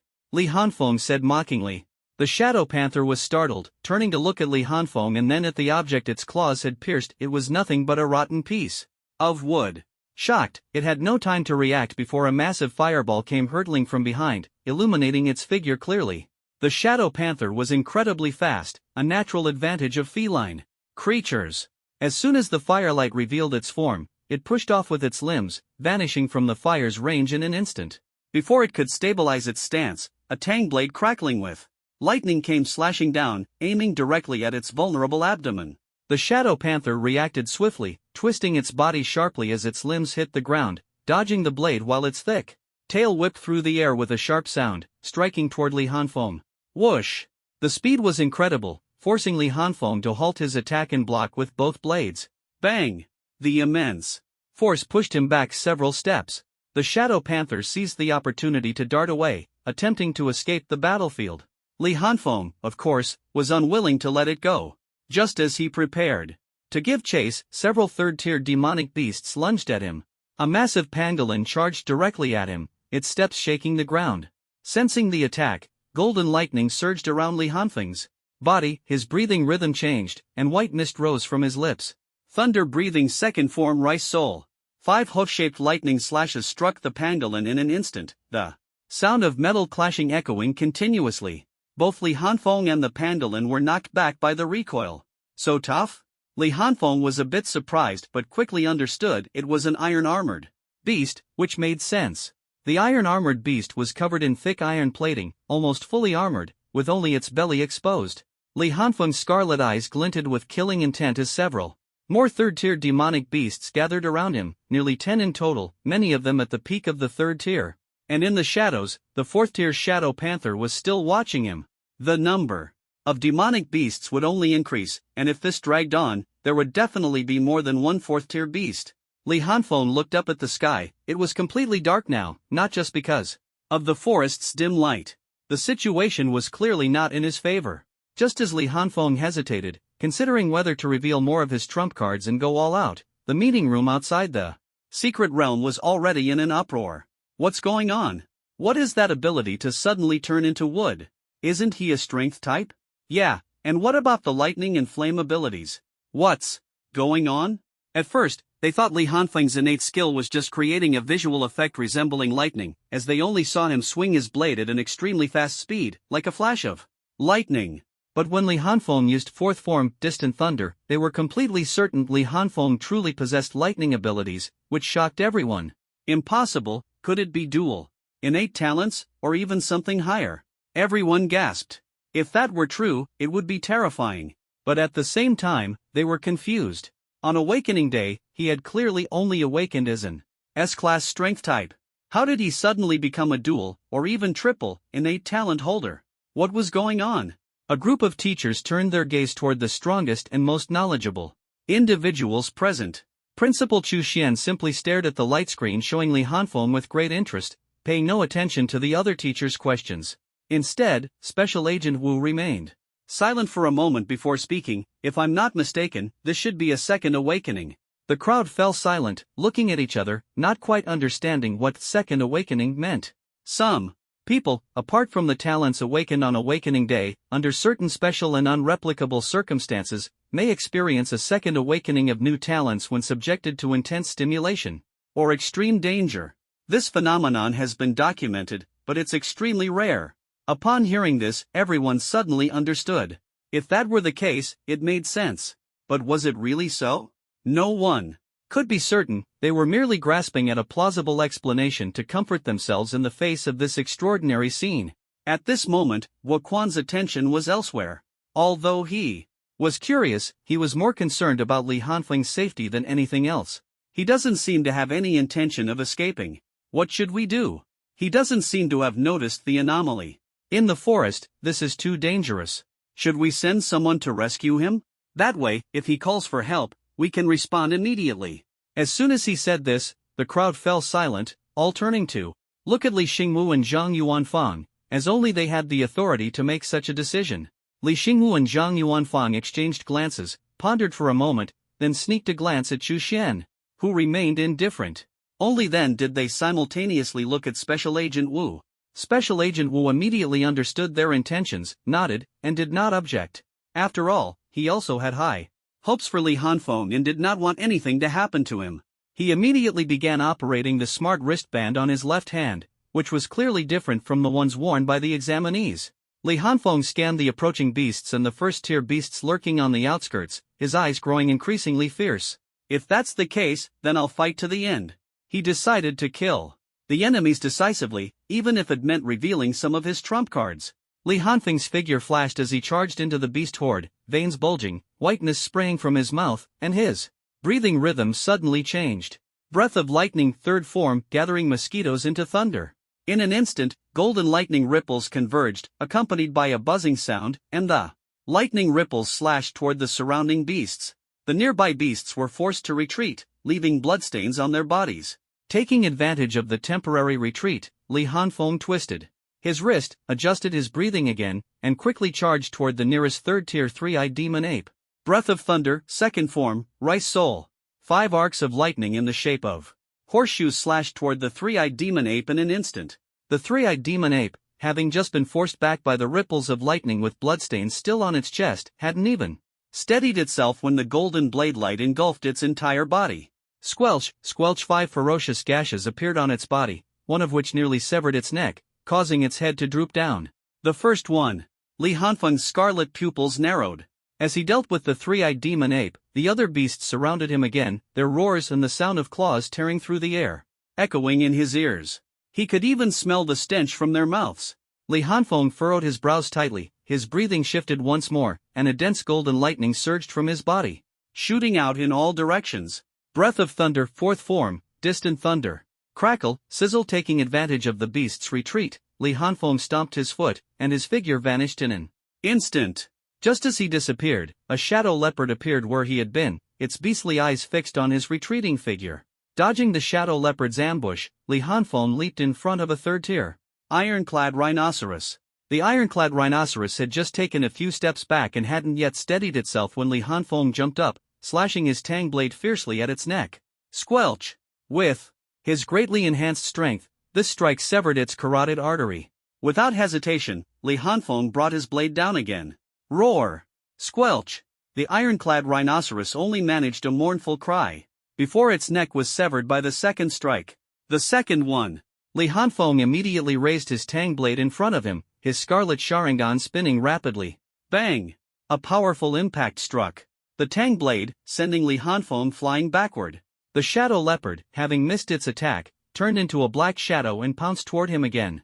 Although Li Hanfeng couldn't stabilize his posture, his scarlet eyes remained locked on the rapidly approaching shadow leopard. Its ghostly speed appeared as if in slow motion to his eyes. The shadow leopard lunged at Li Hanfeng, its sharp claws swiping fiercely at his head.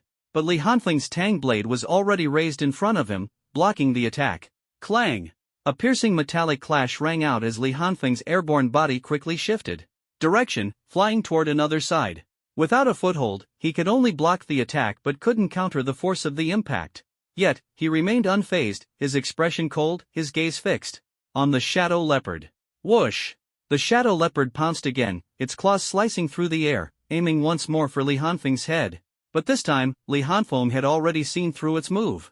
A glint of ferocity flashed in his scarlet eyes as he forcibly leaned forward, lowering his body slightly. The shadow leopard reacted quickly, changing the direction of its claws to strike down at Li Hanfeng's head from above instead of horizontally. Li Hanfeng preemptively raised his tang blade, blocking above his head. Bang! As expected, Li Hanfeng was sent flying again, this time crashing straight into the ground. Boom! With a dull thud, he hit the ground hard, raising a cloud of dust. This impact was even more severe than the previous two, leaving his entire body feeling as if it had fallen apart. The ground beneath him caved in, forming a deep pit, but he had finally landed.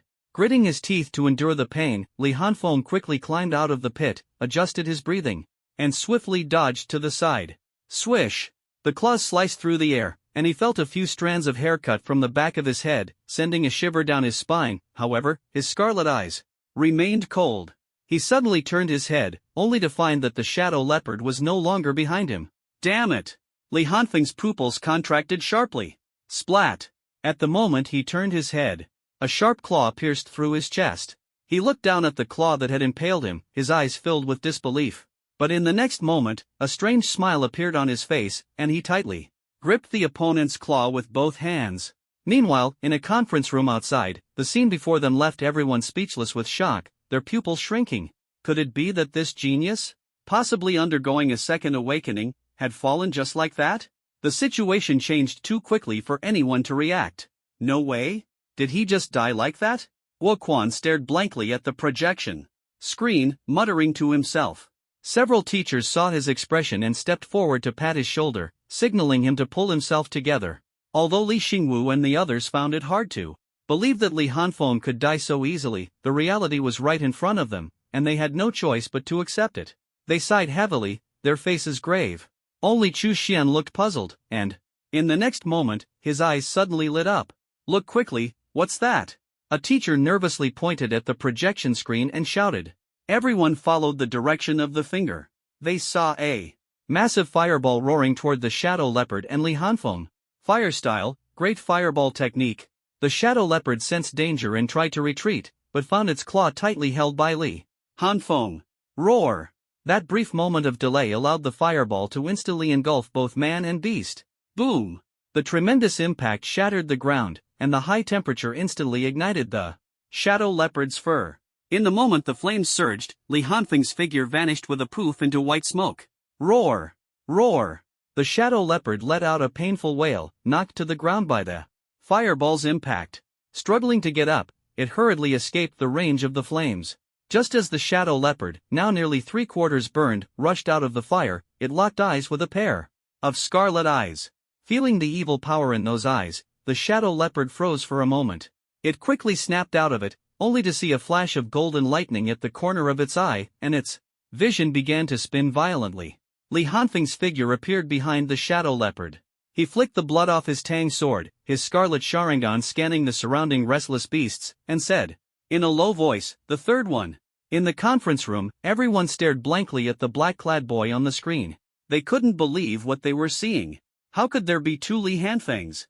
Was this another new ability? Just how many tricks did he have up his sleeve? Their minds were filled with questions, and their eyes turned to Li Xingwu and the others, hoping they could provide some answers. In fact, Li Xingwu and the others were just as confused at the moment. Li Xingwu and Zhang Yuanfang exchanged glances, then looked toward Special Agent Wu. The three of them exchanged looks for a while before their gazes collectively fell on Chu Xian. At this moment, Chu Xian's eyes sparkled as if he had discovered a new world. He stared intently at Li Hanfeng on the screen, muttering incessantly, interesting, so interesting.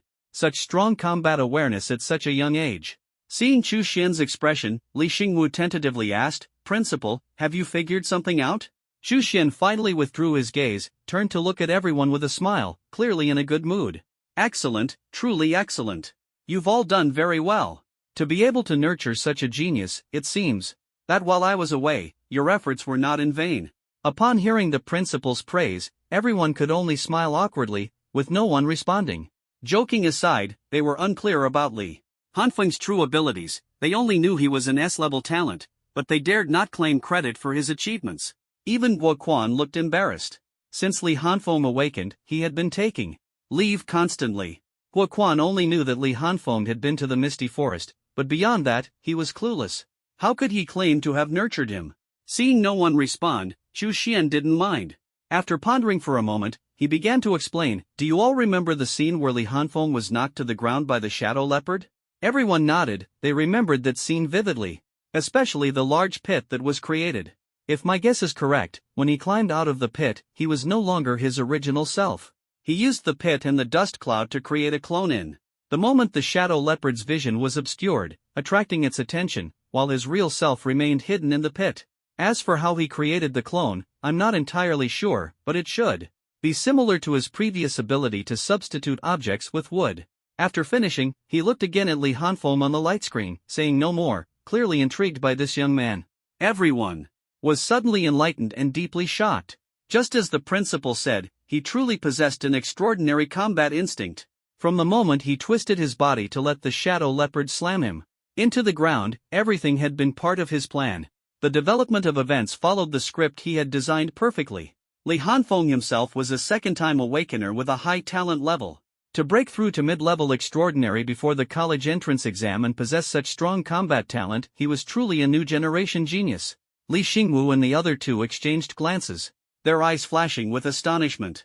Meanwhile, on Li Hanfeng's side, the situation was far from optimistic. He was desperately fleeing for his life. There was no other choice, he had to run. After killing the shadow leopard, he discovered several peak third-tier beasts and 2 fourth-tier beasts appearing around him. Continuing to fight head-on would only attract more enemies, and with his body and spiritual energy not in peak condition, he would only grow weaker the longer he fought. He had no choice but to retreat. Unfamiliar with this forest, Li Hanfeng could only rely on his vague memory to identify the way out and retreat in that direction, at least ensuring he wouldn't go deeper into the forest. Escaping wasn't easy, but fortunately, he had experience. He had often done this in the misty forest before.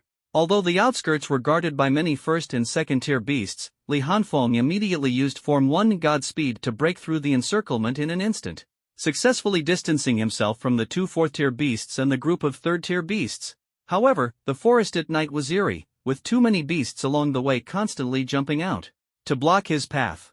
This caused Li Hanfeng to be caught up by the 4th tier beasts several times, and after brief clashes, he was harassed by 3rd tier beasts, leaving him with numerous wounds. After fleeing for over 2 hours, he seemed to have reached the edge of the forest as the 2 4th tier beasts stopped chasing him, and the other beasts couldn't keep up with his speed. But the trouble wasn't over yet. At night, the forest was densely populated with beasts, and with injuries on his body, some beasts were attracted by the scent of blood. Unfamiliar with the terrain, he didn't know where he could hide.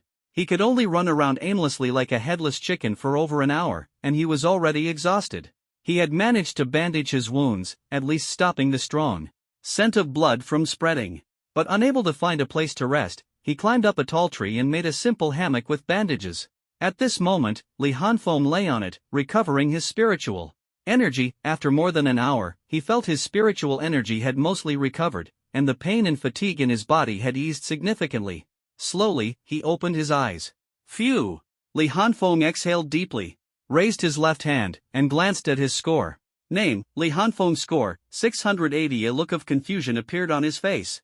After pondering for a moment, he finally understood, and a faint smile emerged at the corner of his mouth. So that's it. A 4th tier beast is worth 100 points. It seems that, whether in the past or now, reaching the 4th tier at this stage is extremely rare.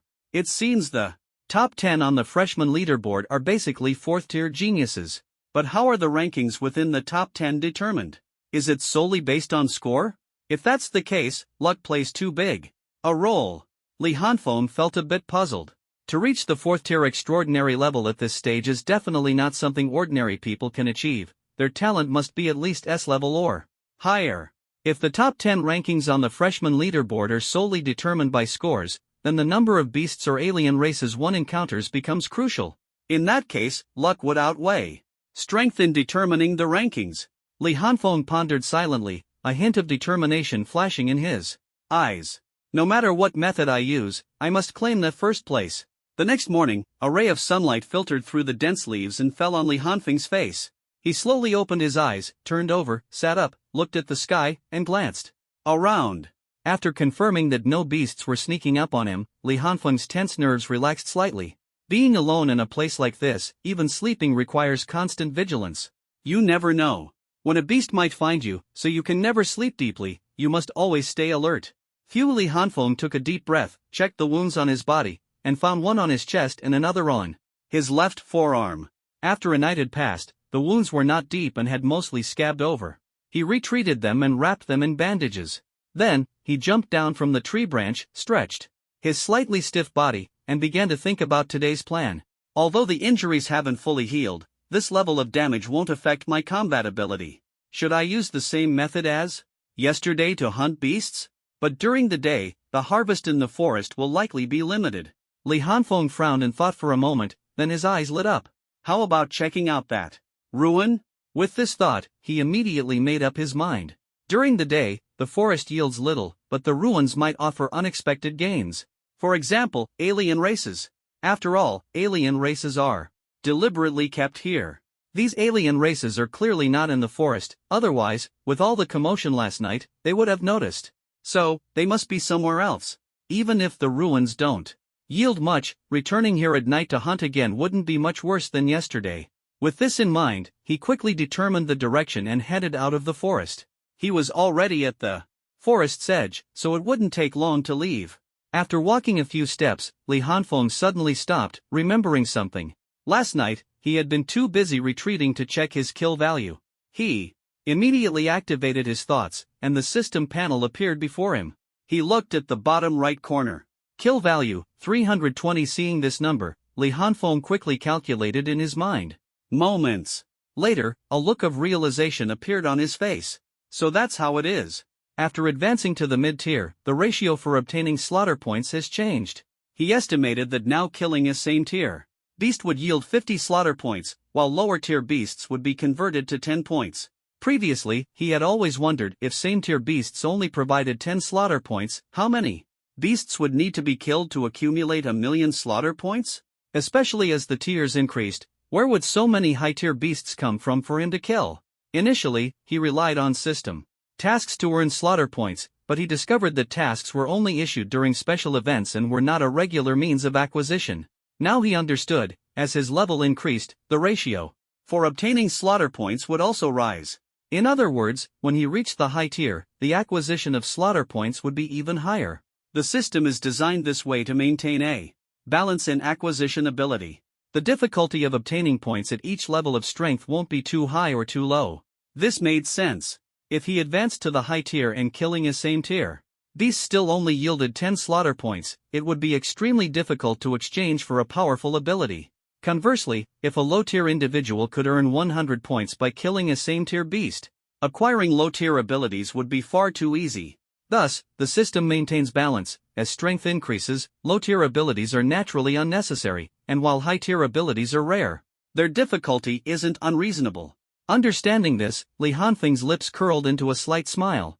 At the mid-tier extraordinary stage, he should be able to refine his ability system. By then, killing same-tier beasts would be as easy as slicing melons. Li Hanfeng was in a good mood. However, thinking about the upcoming 2 days of exams, he dared not relax. The rewards for this mission were too important to him. After considering this, he quickened his pace, keeping an eye out for any beasts nearby to deal with them as he went. Since he was in the outskirts, Li Hanfeng remained vigilant for any beast appearances but did not deliberately rush. In less than 2 hours, he arrived at the ruins ahead. Li Hanfeng gazed at the boundless ruins before him, feeling as though the city had just experienced a missile bombardment. Without much thought, he stepped into the depths of the ruins. The streets were covered in thick dust and scattered building debris, with weeds growing along the roadside. Rows of buildings stood exposed like fractured bones. Although sunlight poured over the ruins, the place still felt oppressive. Li Hanfeng activated his Sharingan, continuously scanning his surroundings in hopes of finding traces left by any living creatures. His body was tense, ready to respond to any sudden situations. After walking for a long time, he finally discovered something. Near a dilapidated building not far ahead lay a massive skeleton, clearly the remains of a beast. He quickly approached to inspect it and found it was the skeleton of an ironclad rhino. Although he wasn't an expert and couldn't accurately determine the cause of death or the time, it was evident that the skeleton had been dead for several weeks. The bones had no traces of flesh left, but faintly visible were some sharp bite marks. It seems some creature has gnawed it clean, but what kind of creature could strip the meat so thoroughly? Li Hanfeng frowned. He lacked experience in this area and couldn't determine what had left the marks. The bite marks were small and peculiar. This didn't seem like the work of a large beast, as beasts generally wouldn't eat their prey so cleanly usually. Only scavengers would clean a corpse so thoroughly, But what exactly it was, Li Hanfeng couldn't guess. He carefully searched around the skeleton but found no footprints or other traces. Perhaps too much time had passed, and all traces were covered by dust. Li Hanfeng stood up and looked around. Suddenly, his gaze locked onto a dilapidated building near the skeleton. From his position, he could see inside the building, which was as broken as the skeleton. He noticed something unusual on the ground floor, a hole. This was the first anomaly he had discovered since entering the ruins. He walked into the building and approached the hole to examine it closely. The hole's diameter was about 1.5 meters, with soil piled around it, clearly dug out by some creature. However, there were no signs of biological activity near the hole. Instead, thick dust covered the surroundings. Strange, could this be an abandoned burrow? Li Hanfeng peered into the hole, but it was pitch black inside, making it impossible to see how deep it was. He thought for a moment, picked up a stone, and threw it into the hole. The sound of the stone hitting the ground quickly came, followed by a rolling noise. Li Hanfeng's eyes lit up. The hole didn't go straight down but extended horizontally as an underground passage. I see, this must be a tunnel, just one that hasn't been used for a long time. The hole is so large, the creature that dug it can't be too small. Is it a rodent-type beast, or something else? It can't be a rodent-type beast, the marks on the skeleton don't match. Li Hanfeng frowned. The hole was too high for him to climb down. Should he just give up? After pondering for a moment, he suddenly formed hand seals. Snake, ram, monkey, boar, horse, tiger, fire style, great fireball technique. Boom! A fireball shot out from the hole, and Li Hanfeng's spiritual energy erupted, maintaining the fireball for nearly 2 minutes before stopping. The ground was scorched red, cracks spreading everywhere. Li Hanfeng stood in place for 5 minutes, but there was no response, leaving him slightly disappointed. It seems this place really is abandoned. He muttered to himself, then turned to leave. Just as he stepped out of the building, he felt a slight tremor underfoot. Standing on the ruined street, he looked around nervously, trying to locate the source of the vibration. The tremor grew more pronounced, and he suddenly turned to look at the hole. The hole began to shake visibly, and the edges of the scorched soil started to collapse. Li Hanfeng's pupils contracted. There were quite a few creatures down there. He quickly darted behind the ruins, hiding his body, his crimson Sharingan fixed on the hole. Boom!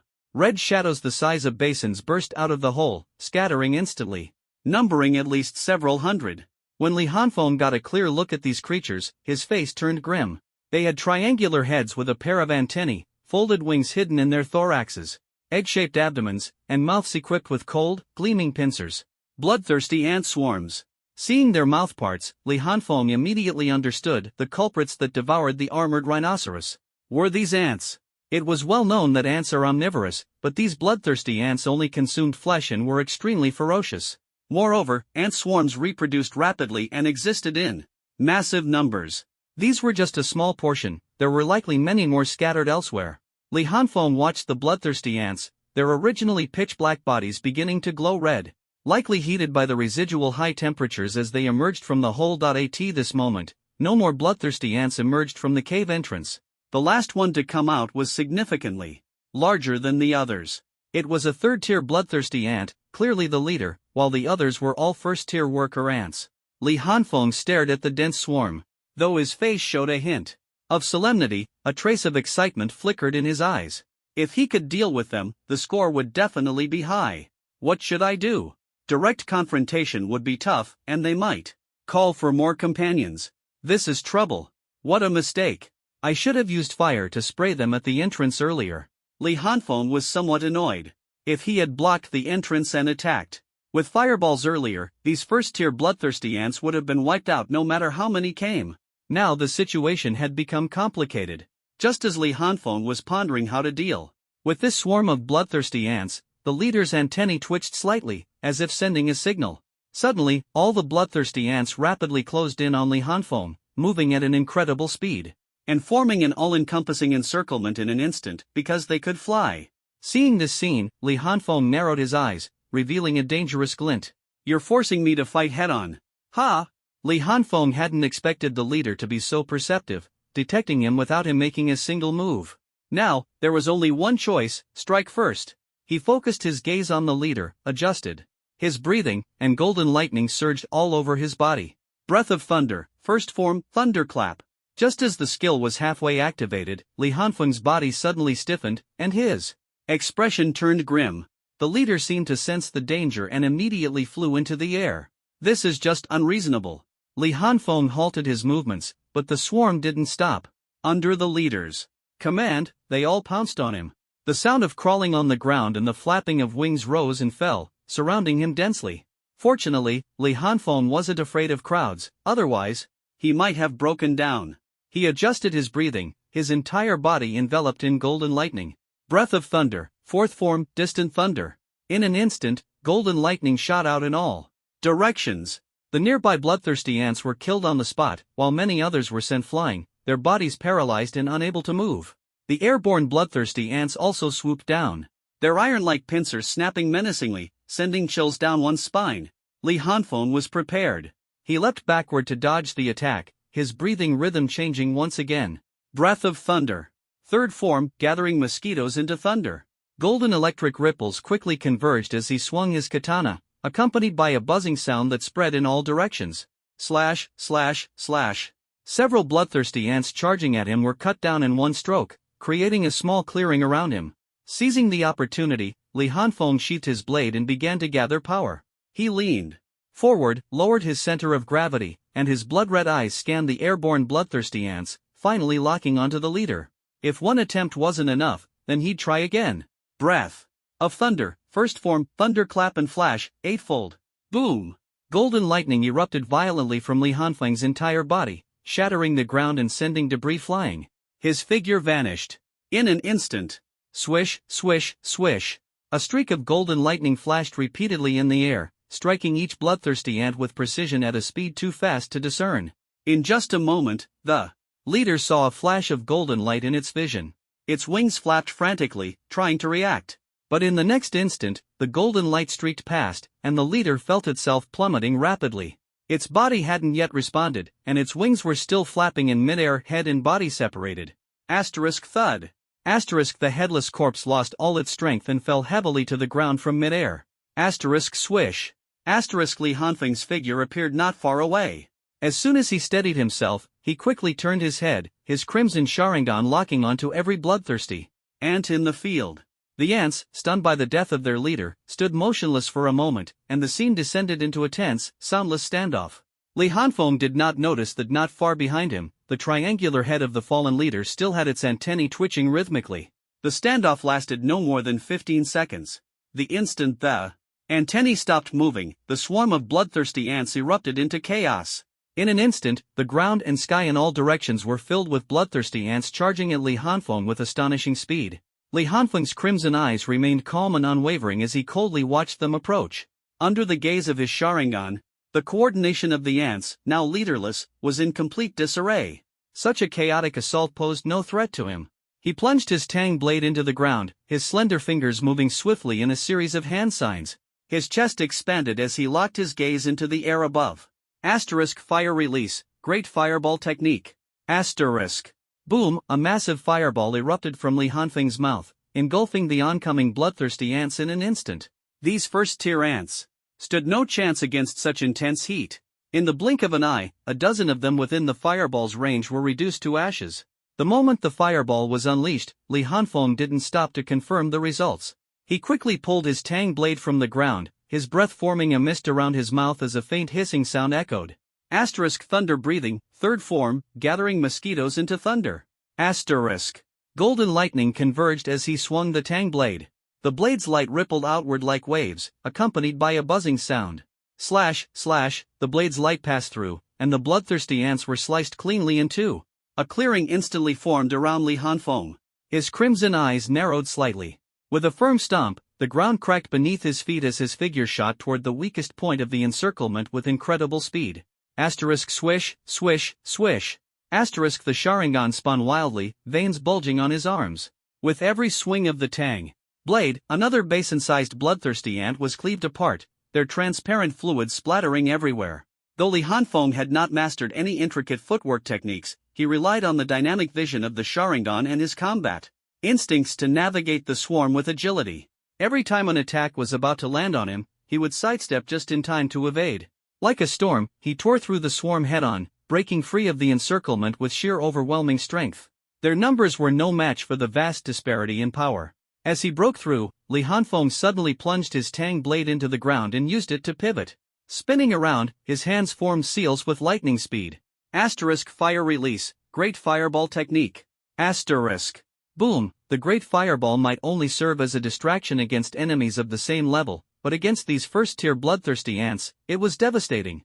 Another dozen ants were instantly reduced to ash. Li Hanfeng pulled out his blade, his cold eyes fixed on the swarm regrouping to encircle him once more. These tireless, relentless insects filled him with disgust.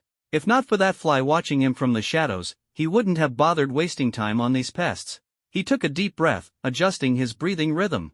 Veins bulged on his arms as his figure transformed into a streak of golden lightning, charging straight into the heart of the swarm. Asterisk thunder breathing, second form, rice spirit. Asterisk. Asterisk thunder breathing, fourth form, distant thunder. Asterisk. Asterisk thunder breathing, third form, gathering mosquitoes into thunder. Asterisk. Li Hanfeng switched between sword techniques as he fought through the swarm. However, lacking large-scale destructive moves, it was impossible for him to eliminate the hundreds of bloodthirsty ants in a short time. The scene temporarily presented a one-sided suppression, but he knew that without revealing the shadow clone, it was impossible to completely eliminate this swarm of ants. The breath of thunder placed a heavy burden on his body, and he had already used it multiple times, causing his arms and legs to ache while consuming most of his spiritual energy. In such a dangerous environment, he couldn't afford to fight to the end. He had to preserve enough strength for self-defense. So, he began to consider retreating. After all, he had already killed to his heart's content, earning a considerable amount of points and kill value. If he couldn't finish them all, he could retreat first and return after. Recovering. Just as he was about to retreat, he suddenly felt something was off. Although the number of ants had decreased, the vibrations on the ground were growing stronger. Li Hanfeng's eyes narrowed, and his figure transformed into golden lightning, darting out of the encirclement. He didn't rush to attack but instead used his Sharingan to scan the surroundings while sensing the ground's vibrations. Suddenly, his pupils contracted sharply. In the distance, a massive black shadow was rapidly approaching. Judging by the flow of spiritual energy, it was undoubtedly a swarm of bloodthirsty ants, a huge swarm. A dense black mass, the ground shaking violently, and the nearby dilapidated buildings beginning to tremble, on the verge of collapse. Damn it, they can send a distress signal from this far away? Li Hanfeng cursed under his breath, abruptly turning his head to look at a hole in the ground near a broken building. The entrance of the hole was shaking violently, and then bloodthirsty ants began emerging from it, quickly dispersing to surround him. Clearly, there was a leader commanding their actions. Seeing this, Li Hanfeng couldn't afford to hold back. He formed seals with his hands. Shadow clone technique, poof. A puff of white smoke rose, and another Li Hanfeng appeared on the ground. The original and the clone exchanged a glance and instantly charged toward the hole in the broken building. The swarm in the distance would take time to arrive. First, they had to block this hole. Working together, they rushed to the entrance. Li Hanfeng held his blade to guard the spot while the clone quickly formed seals with both hands. Fire style, Great Fireball Technique, boom. The Great Fireball roared as it surged into the hole with immense force, enlarging the entrance and causing its edges to crumble. The clone maintained the fireball output with all its strength, while Li Hanfeng stood guard nearby, slashing at the bloodthirsty ants that charged forward, ensuring none of them got close to the clone. This time, the points and kill value are definitely in the bag, right? Swish, swish, swish. Li Hanfeng's tang sword swung continuously, its blade slicing through the air and splattering white liquid everywhere. His scarlet Sharingan occasionally glanced into the distance as he mentally calculated the time. When he felt the ground vibrations intensify, with even the small stones on the ground starting to jump, he dashed out without hesitation. Breath of Thunder, first. Form eightfold slash. Swish, swish, swish. Golden lightning flashed continuously in the field. With each flash, he moved farther away from the black shadow while slicing the bloodthirsty ants on the path into halves one by one. In less than a breath's time, Li Hanfeng had already broken out of the encirclement and disappeared into the ruins. Meanwhile, the clone continued spewing fire, but before long, it was attacked by a bloodthirsty ant. Accompanied by an explosion, the clone dissipated into white mist. This scene left everyone in the secret realms conference room utterly shocked, their mouths agape. The room fell into a deathly silence, and no one knew how to describe their feelings at that moment. Their gazes instinctively turned toward the few people at the front. Li Xingwu was silent as well. This was yet another new ability displayed by Li Hanfeng. How many abilities had he shown? Now, enhancement, thunder, fire, substitution, and now, clones? Moreover, each ability came with its own unique set of innate techniques. What kind of monster is this? How long has this child been awakened? How can he comprehend so many innate techniques? Are these powers from a second awakening or a third? Their hearts were full of questions, but there were no answers. Their confusion even overshadowed their shock. Li Hanfeng had already displayed various abilities, so showing one more wasn't surprising. But the problem was that no one could explain where these abilities came from. They looked at Chu Xian and found that he was staring at the light screen, completely ignoring them. Helpless, they could only sigh, temporarily setting aside their doubts and waiting for Li Hanfeng to come out to discuss further. They didn't ask Chu Xian, knowing full well that he couldn't possibly know more secrets than they did. After all, Chu Xian only came to the school a handful of times a year, so how could he know Li Hanfeng's background? The atmosphere became quiet for a moment, no one spoke, and everyone continued to watch the light screen. At this moment, Li Hanfeng had already reached the top floor of a skeletal building. He had calculated the timing and quickly left the battlefield before the bloodthirsty ants approached, leaving behind a clone to draw their fire. The real him successfully escaped without being pursued. After creating some distance, he found a dilapidated high-rise building, climbed to the rooftop, and began to recover. Standing high gave him a broad view, allowing him to react immediately to any unexpected situations and avoid being ambushed. At this moment, spiritual energy surged within Li Hanfeng's body. Through his breathing technique, he slowly absorbed it into his body, filling the qi sea in his dantian like seawater. After more than 2 hours, Li Hanfeng felt that his spiritual energy had mostly recovered. He opened his eyes and stood up. After surveying his surroundings and confirming the area was safe, he began to check his gains from this round. He raised his left hand to look at the watch he was wearing. Name, Li Hanfeng. Score, 2540. Seeing this score, Li Hanfeng nodded. It seemed that the final grand fireball that sealed the cave entrance had indeed wiped out quite a few bloodthirsty ants. Still, I'm not sure what this score means. If I could find these swarms of not-so-strong bloodthirsty ants, others might encounter similar creatures, too. Since I don't know the situation of others, I can only try my best to increase my score. There's still one day left. Tomorrow, the score must at least double, or it won't be safe. Sigh, if only I could know others' scores. Li Hanfeng's thoughts raced. With a single thought, the system panel appeared before his eyes. He first glanced at his kill value. Kill value, 2220. Seeing this number, Li Hanfeng's eyes lit up slightly, and an idea popped into his mind. He then opened his personal information panel. Personal information, race, human age, 17 talent, breath of thunder, 1 Tomo Sharingan level, extraordinary tier 4 skills, breath of thunder first form thunderclap, and flash, breath of thunder second form rice spirit, breath of thunder third form gathering mosquitoes into thunder, breath of thunder fourth form distant thunder, shadow clone technique, fire style grand fireball, technique, substitution technique. Mission, martial exam champion. Li Hanfeng stared at the abilities and skills he had mastered, lost in thought. Currently, all my skills are mainly single target damage. The mission reward includes 10,000 kill value. It's time to add some new methods. After pondering for a moment, Li Hanfeng made his decision.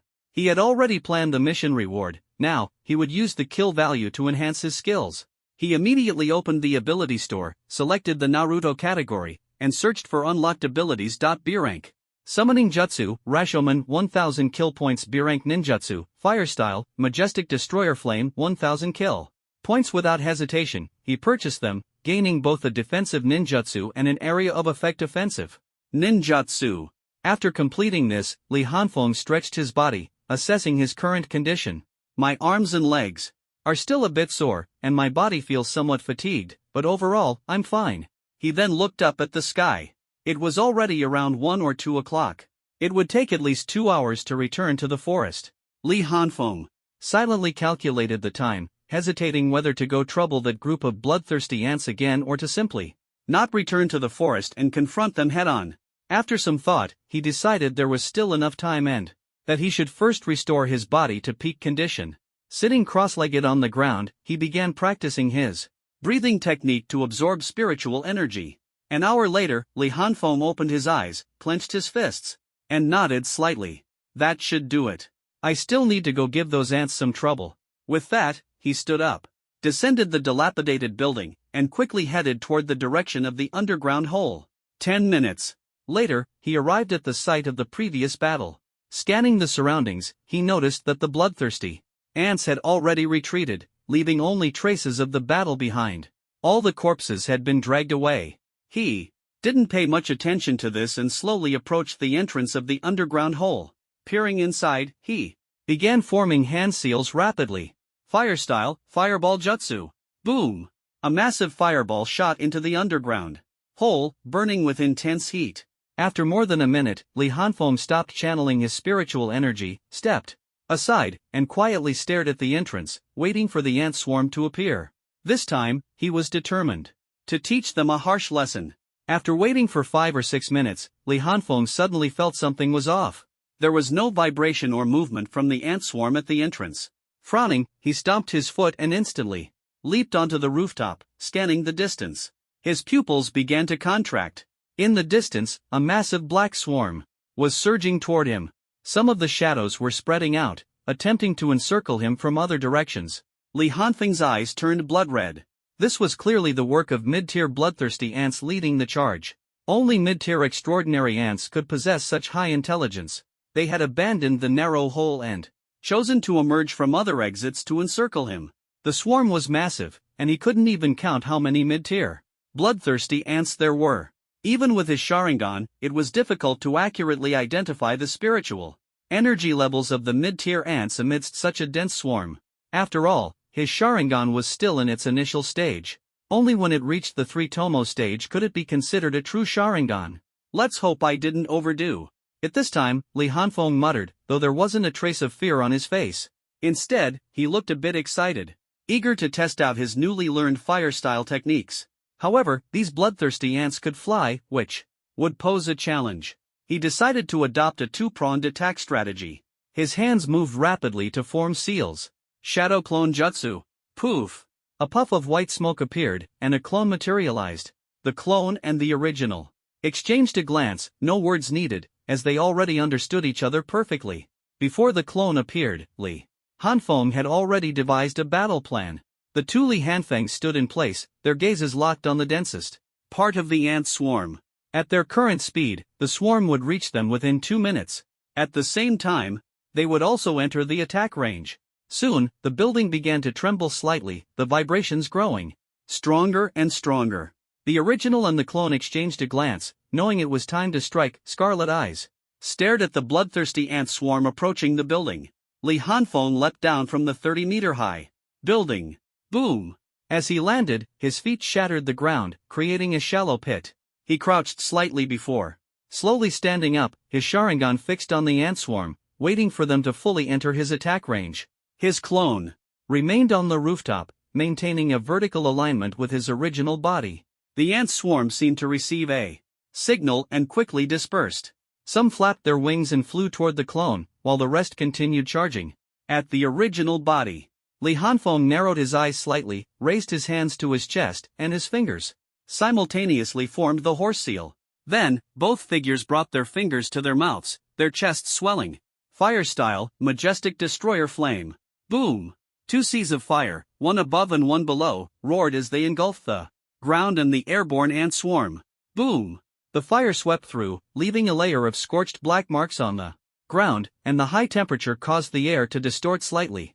The bloodthirsty ants clearly hadn't anticipated this. They had no time to react and were swallowed by the flames. Sizzle! The fire covered a large area of the bloodthirsty ants, and the flames emitted a piercing sound. The ants at the forefront desperately tried to block the fire, while those behind frantically scattered, attempting to escape the range of the flames. Boom! The fire continued to spread, consuming the bloodthirsty ants within its reach, though many managed to escape. The situation in the air was similar. with some of the flying ants escaping the fire's range. Li Hanfeng ceased his fire. Style technique, breathing heavily. Releasing two large-scale majestic destroyer flames simultaneously had drained most of his fourth-tier qi in an instant, leaving him feeling weak. Without lingering, Li Hanfeng quickly retreated after gaining the upper hand. He knew that with his current strength, he couldn't completely eliminate the bloodthirsty ant swarm. The two majestic destroyer flames had nearly torn two holes in the dark mass. If this continued, he wouldn't be able to hold on, and fighting desperately wouldn't help. Before the enemy could react, Li Hanfeng left a clone behind to cover his retreat, while his original body swiftly headed toward the building where he had rested earlier. After all, going to a familiar place was better than running aimlessly outside. He didn't want to encounter unnecessary trouble in his current state. Soon, the bloodthirsty ants adjusted their formation, only to see Li Hanfeng's clone still spewing fireballs. But the clone's spiritual energy was exhausted and dissipated into a wisp of white smoke. Meanwhile, Li Hanfeng's original body had long disappeared, escaping the danger zone. At this moment, he was sprinting toward the dilapidated building. After several battles, he felt that the spiritual energy in his qi was becoming denser with continuous consumption and recovery. He believed that with 10 days of focused training, he could break through to the intermediate level of the fourth tier. Indeed, combat is the fastest way to cultivate pure seclusion doesn't lead to progress as quickly. After all, intermediate cultivation is different from the lower tiers. Once the qi is formed, each level requires a significant amount of spiritual energy to advance. At the lower tiers, the difference in strength isn't as pronounced. Some geniuses at the first tier can even contend with those at the third tier. But at the intermediate level, the gap becomes evident, not only in terms of levels but also in the quality of spiritual energy within the same tier. Therefore, those who can defeat opponents of higher tiers above the intermediate level are the true powerhouses. Of course, this applies to situations where talent is comparable. If someone relies on absolute talent to crush others, they are considered a genius, not necessarily a powerhouse. As these thoughts crossed his mind, Li Hanfeng spotted the dilapidated building. Just as he was about to approach it quickly, he suddenly felt his heart race. An invisible pressure enveloped him, and he immediately stopped in his tracks. His pupils suddenly turned red, and a black tomo spun wildly. The scarlet Sharingan swiftly scanned the surroundings, instantly locking onto a figure on a giant rock behind him. Upon seeing the figure clearly, Li Hanfeng's pupils contracted, and his expression turned serious. What? Perfect timing. Looks like the commotion earlier was too loud. This is trouble. At this moment, Li Hanfeng's spiritual energy was less than half, and the depletion made him feel weak. Encountering such a troublesome enemy was truly unlucky.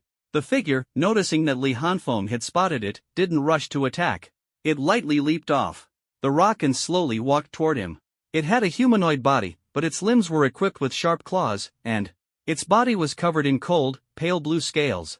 Its face resembled a human's but was thinner, with a particularly sharp chin. On its back were a pair of wings that shimmered with a chilling light. The winged tribe, while not ranked among the top-tier alien races, they were undoubtedly the main aerial force during the invasion of Blue Star years ago. They excelled in wind-based attacks, with claws, scales, and wings all serving as weapons, making their attacks diverse and incredibly fast. This winged creature was at the peak of the fourth tier, 3 levels higher than Li Hanfeng. Its narrow eyes fixed on Li Hanfeng, a hint of curiosity in its gaze.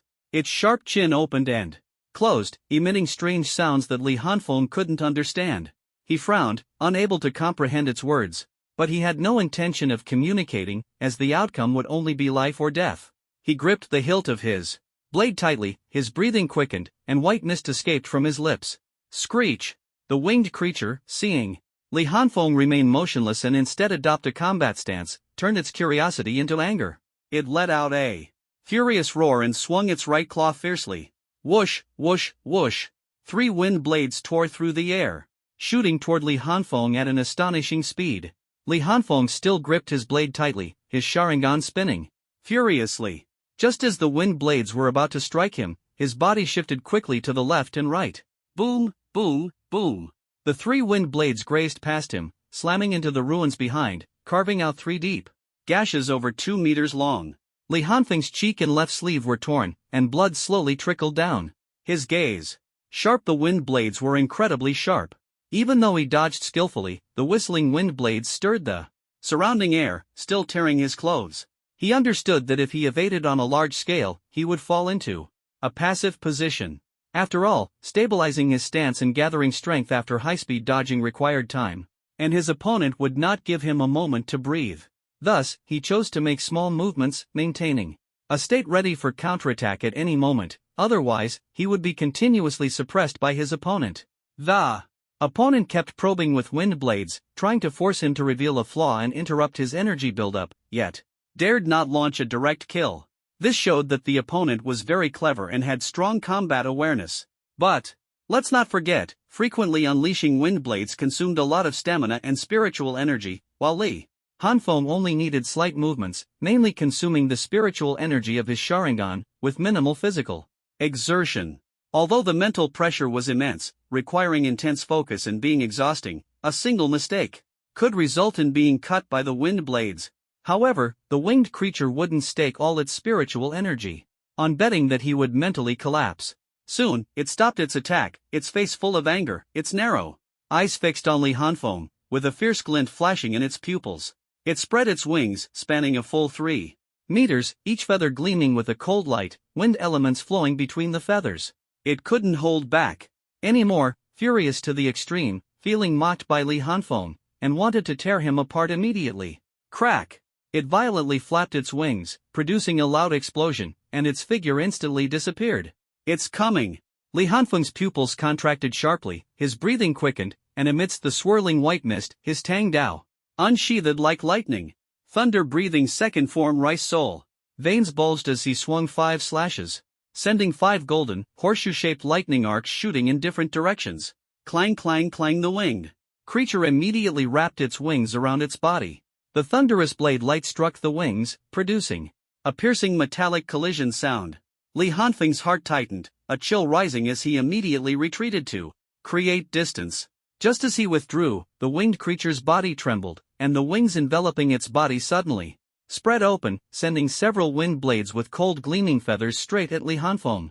The crimson Sharingan spun wildly, locking onto the trajectory of the feathers and wind blades. Clang clang screeched. Li Hanfeng made slight body movements, continuously parrying with his Tang Dao, but the distance was too close, and he couldn't completely evade. 2 blood streaks appeared on his left forearm and thigh. My body's reactions are a bit sluggish. If I were at my peak, I'd definitely dodge this, he thought to himself. Whoosh! The winged creature charged at him, its wings transforming into 2 sharp light blades, slashing toward his neck. Li Hanfeng suddenly crouched, dodging the fatal strike, then rolled to avoid the wind blades behind him. Boom!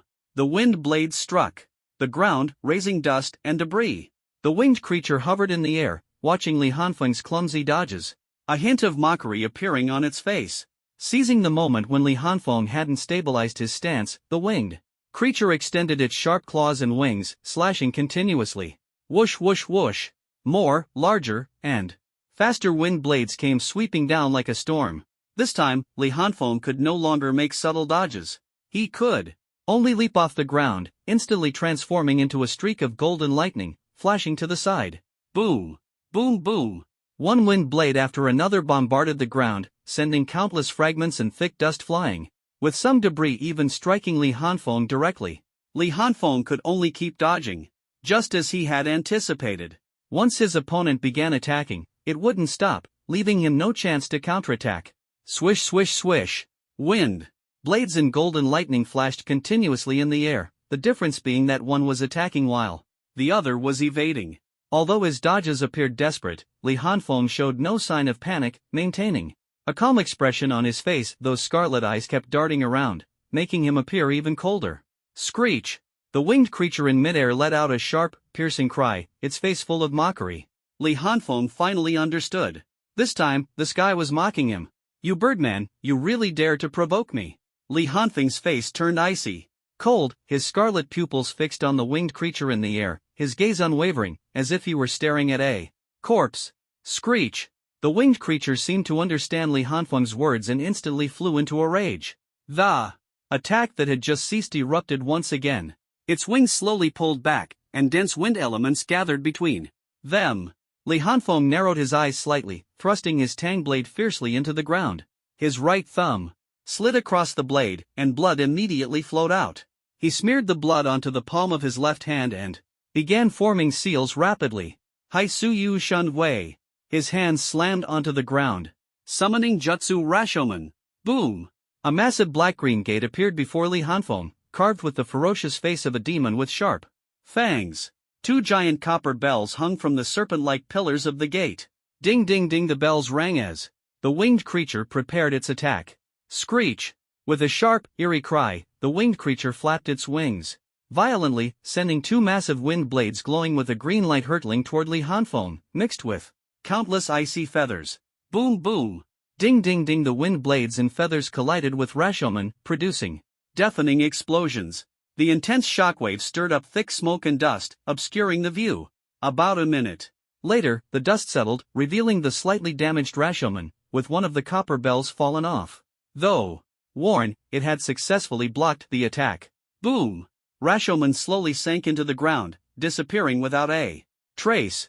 Behind the gate, Li Hanfeng leaned forward, lowering his center of gravity, his breath visible in the cold air. Now it's my turn. He suddenly raised his head, his scarlet eyes locking onto the winged creature. Thunder! Breathing first form, thunderclap and flash eightfold. The moment their eyes met, the winged creature seemed momentarily dazed. Although it quickly regained clarity, in that brief instant, golden lightning had already flashed before it. Swish! The winged creature reacted swiftly, wrapping its wind element-covered wings in front of itself. Clang! The immense force instantly sent it crashing to the ground. Boom! The winged creature landed heavily, scattering debris. Li Hanfeng leaned forward and accelerated his descent. Boom! As his toes touched the ground, the earth cracked, and the golden lightning vanished in an instant. Swish!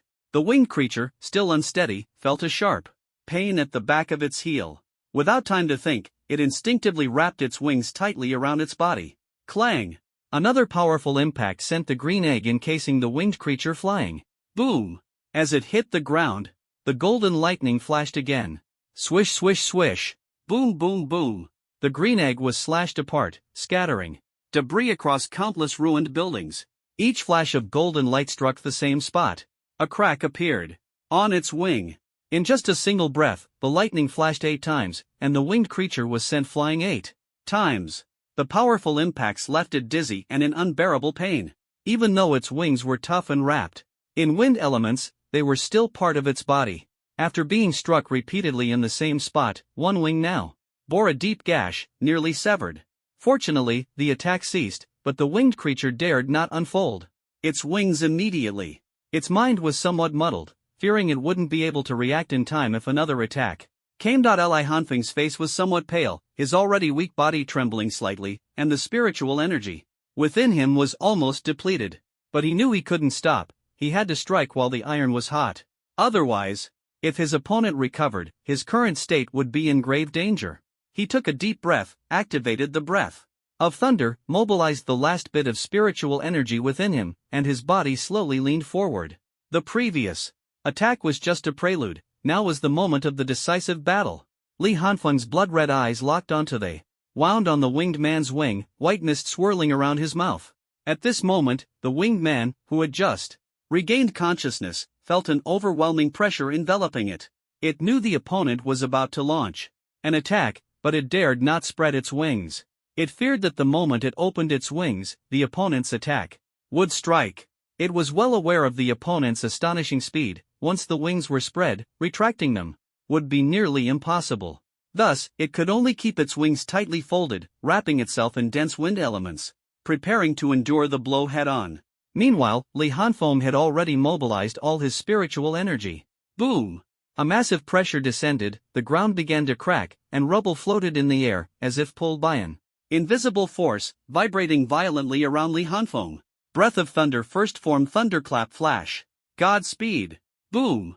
Li Hanfeng's figure instantly transformed into a golden lightning bolt, striking directly at the wound on the winged man's wing.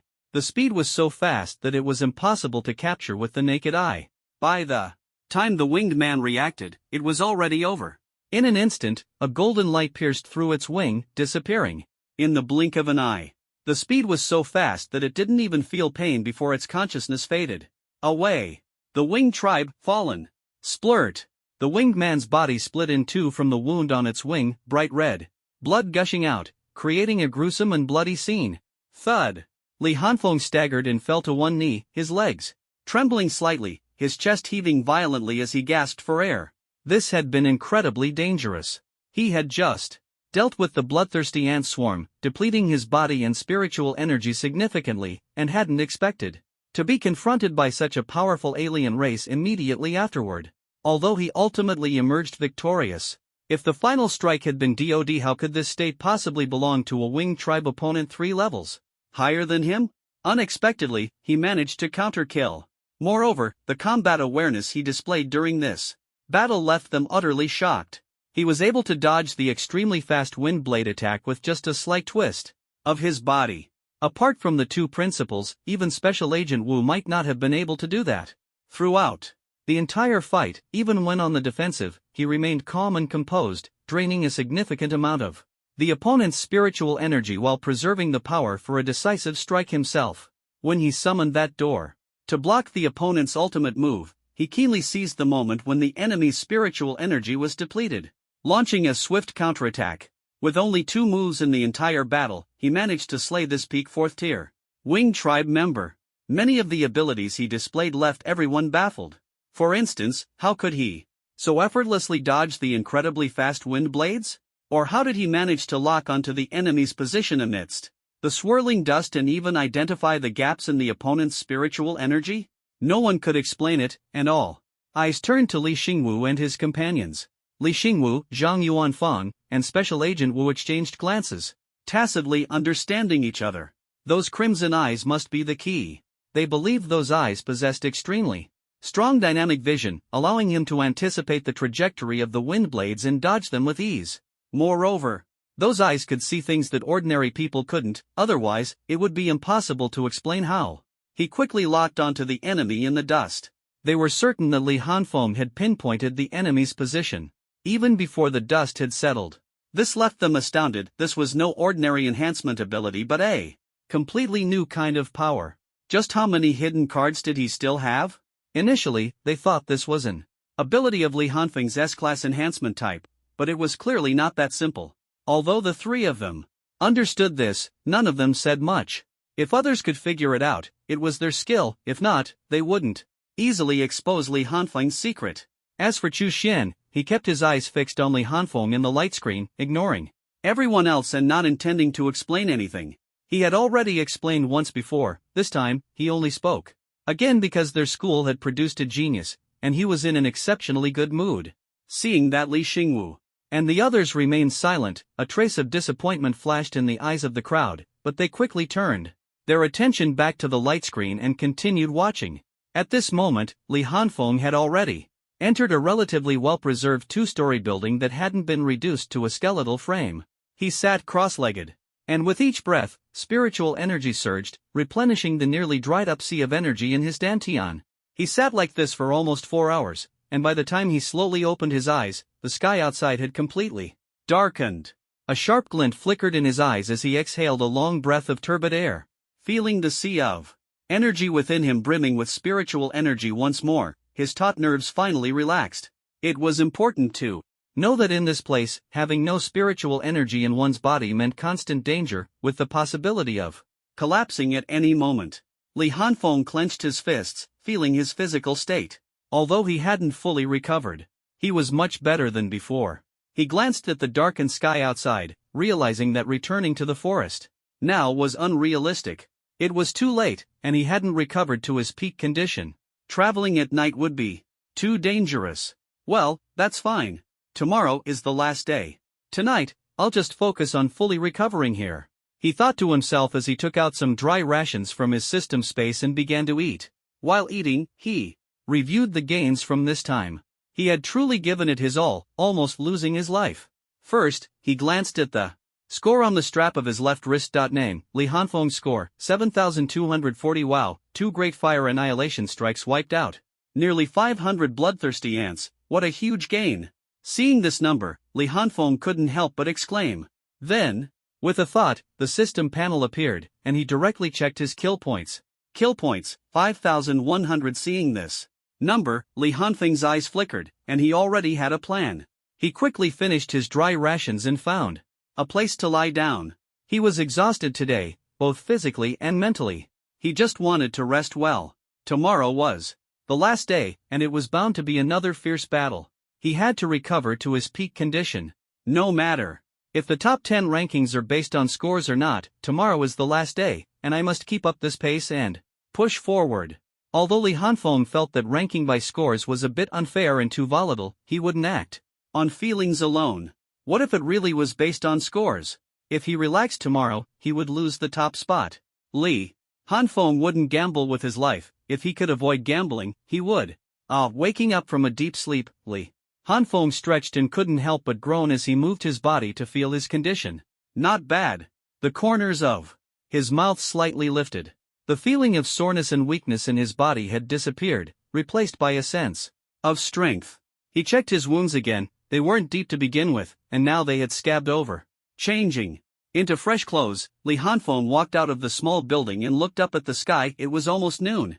Looks like I was too tired yesterday and slept for so long. I need to get moving. Thinking this, he quickly headed toward the place where he had fought the Wing tribe yesterday. Let's see what's happened to the corpses now. Hopefully, there's something new to discover. Soon, he arrived at the battlefield and looked around. The corpses were gone, leaving only dried bloodstains on the ground. He walked to the edge of the bloodstains and carefully observed the surroundings for any traces left behind. His brows furrowed slightly. Something's not right. There are no signs of creatures walking on the ground, nor any traces of the corpses being dragged away, yet the bodies are gone. He continued to scan the area and looked up at the sky. Could they have flown away? The Wing tribe? Or something else? A cold glint flashed in his eyes, but he quickly withdrew his gaze and turned to prepare to deal with the bloodthirsty ants. Since there was a fixed spawn point for monsters, why bother looking elsewhere? Just as he was thinking this, he suddenly turned his head to look at the fly that had been following him not far behind. The tracking device was flashing red and flew to Li Hanfeng's side, circling around him once before heading off in a certain direction. It seemed to be signaling Li Hanfeng to follow it. Watching the tracking device gradually move away, a guess popped into Li Hanfeng's mind, and he quickly followed it. Meanwhile, in another part of the secret realm, a cold and aloof young woman dressed in white, with long hair cascading like a waterfall, looked curiously at the tracking device circling around her. It had been circling for a long time, flew away for a while earlier, and now it had returned. Around her stood hundreds of ice sculptures, each encasing a giant rat over a meter long. Behind her was an ice wall over 2 meters wide, covering the ground. At this moment, the ice wall was trembling slightly, as if something inside was desperately trying to break through. Morong Qingying slightly raised her hand, seemingly intending to melt the ice wall. Just then, the tracking device flying around her suddenly shuddered and flew off into the distance. Her jade-like hand paused for a moment. She watched the tracking device as it flew away, then glanced at the continuously trembling ice wall. In the end, she decided to chase after the direction the tracking device was heading. A young man holding a long spear, with a cold and stern expression, walked across the boundless grassland. The tracking drone behind him suddenly flew in front of him, circled around him a few times, and then flew off into the distance. The young man was slightly startled, then immediately followed the direction of the drone. In a dark forest, a young man dressed in white and holding a long sword stood calmly in the center of a pool of blood, the tip of his sword still dripping with fresh blood. Around him lay the corpses of countless beasts, their blood staining the soil a dark red. He didn't know how long he had been standing there, nor did he have any intention of leaving. He simply stood there quietly, gripping his sword. At that moment, the tracking drone behind him vibrated slightly, emitted a red light, circled around him a few times, and then flew off in a certain direction. He watched the departing drone, furrowed his brows, and calmly stepped forward to follow it. This scene was happening almost simultaneously to several other examinees, who all shared one common trait: they were considered prodigies in the eyes of others. Li Hanfeng followed the tracking drone through the ruins for nearly 2 hours, but he found himself still in the same area of ruins. He felt a bit puzzled, unsure of where the device was trying to lead him. Just as he began to question it, the drone flying ahead suddenly stopped, quivered slightly, and emitted an even stronger red light. Li Hanfeng looked ahead and saw nothing but a desolate street, with an empty expanse beyond. He furrowed his brows and walked slowly toward the drone, scanning his surroundings but finding nothing unusual or noteworthy. Just as he was about to take a few more steps forward, he suddenly collided with an invisible wall. He clutched his forehead, stunned. An air wall?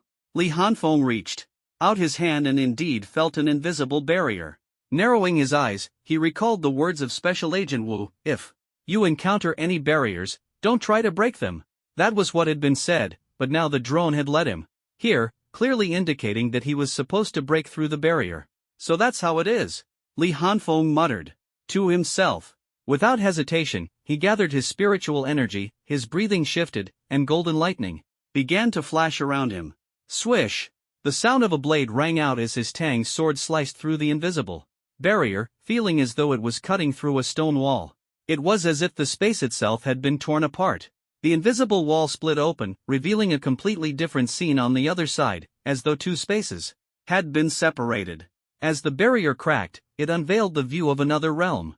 Li Hanfeng looked on as if he had expected it, showing no surprise, but his eyes gleamed with curiosity. He stepped slowly into the separated space, and as soon as he was fully inside, the crack began to close rapidly. Within 2 breaths, the opening vanished without a trace, leaving the street as desolate and empty as before. Li Hanfeng continued forward, following the tracking drone through a forest. Suddenly, the scenery opened up. Beyond the forest lay a vast, rocky ground, with a massive circular stone platform in the center, over 50 meters in diameter. On the other side of the stone platform were 20 stone benches, all currently unoccupied. This is going to be a tournament. Looks like there are 20 people in total, probably the top 20 examinees. Li Hanfeng scanned his surroundings and confirmed that he was the first to arrive. He walked straight to the row of stone benches, which seemed to serve as a spectator area. Since I'm the first, I might as well wait for a bit. As he walked, he took out a Naruto manga and began reading it, sitting in the spectator seats. Although a bit hard, the view was very open. To be honest, Li Hanfeng felt much more relaxed at this moment, not as tense as before. Fighting in the arena was a contest of strength.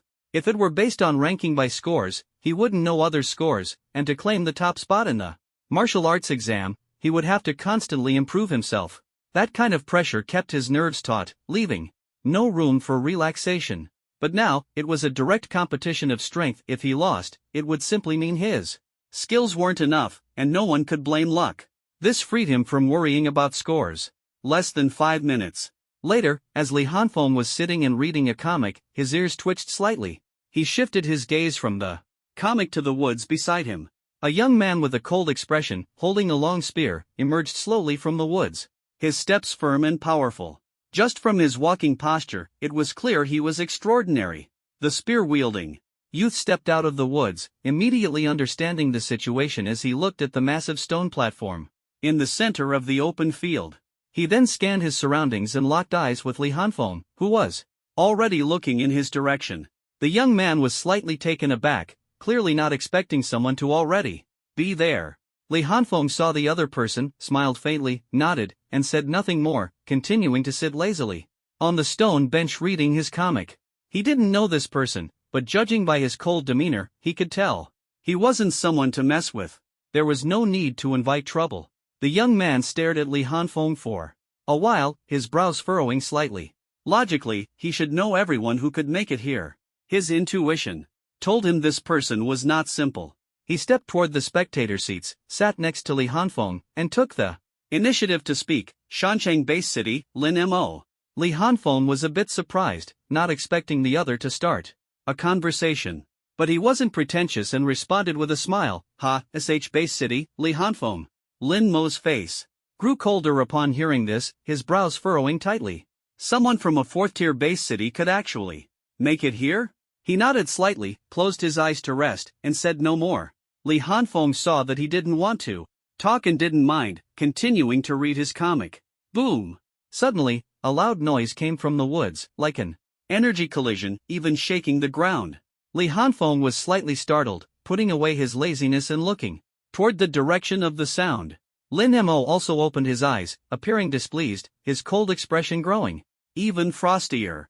A flash of crimson flickered in Li Hanfeng's eyes but disappeared instantly, returning to normal as he resumed reading his comic. This was the final examination site. It was unlikely to be a beast attack. Most likely, there was a conflict between two examinees. He didn't pay much attention. At this moment, in a certain part of the woods, trees had collapsed, the ground was uneven, and many broken branches were ablaze. Amid the destruction, two young men were facing off. One had a serious expression, his face full of anger, flames burning on his body. The other appeared relaxed, hands in his pockets, a hint of mockery at the corner of his mouth. The relaxed young man spoke indifferently. Is that all? Pei Xiang, you're getting more and more boring. Boom! Pei Xiang was burning with rage, his flames surging, instantly withering the surrounding plants. Fuichen, you can't afford to provoke me. Fuichen chuckled lightly. Oh, then try me? Let's see if I can handle it. Pei Xiang said no more, flames gathering in his right hand as he stared intently at Fuichen, ready to strike. Suddenly, both of them froze, turning their heads to one side, their eyes filled with surprise and doubt. Tap, tap, tap, a woman emerged from the forest, each step she took leaving a layer of frost on the ground. Her long hair cascaded like a waterfall, her demeanor was icy, and her face devoid of any expression.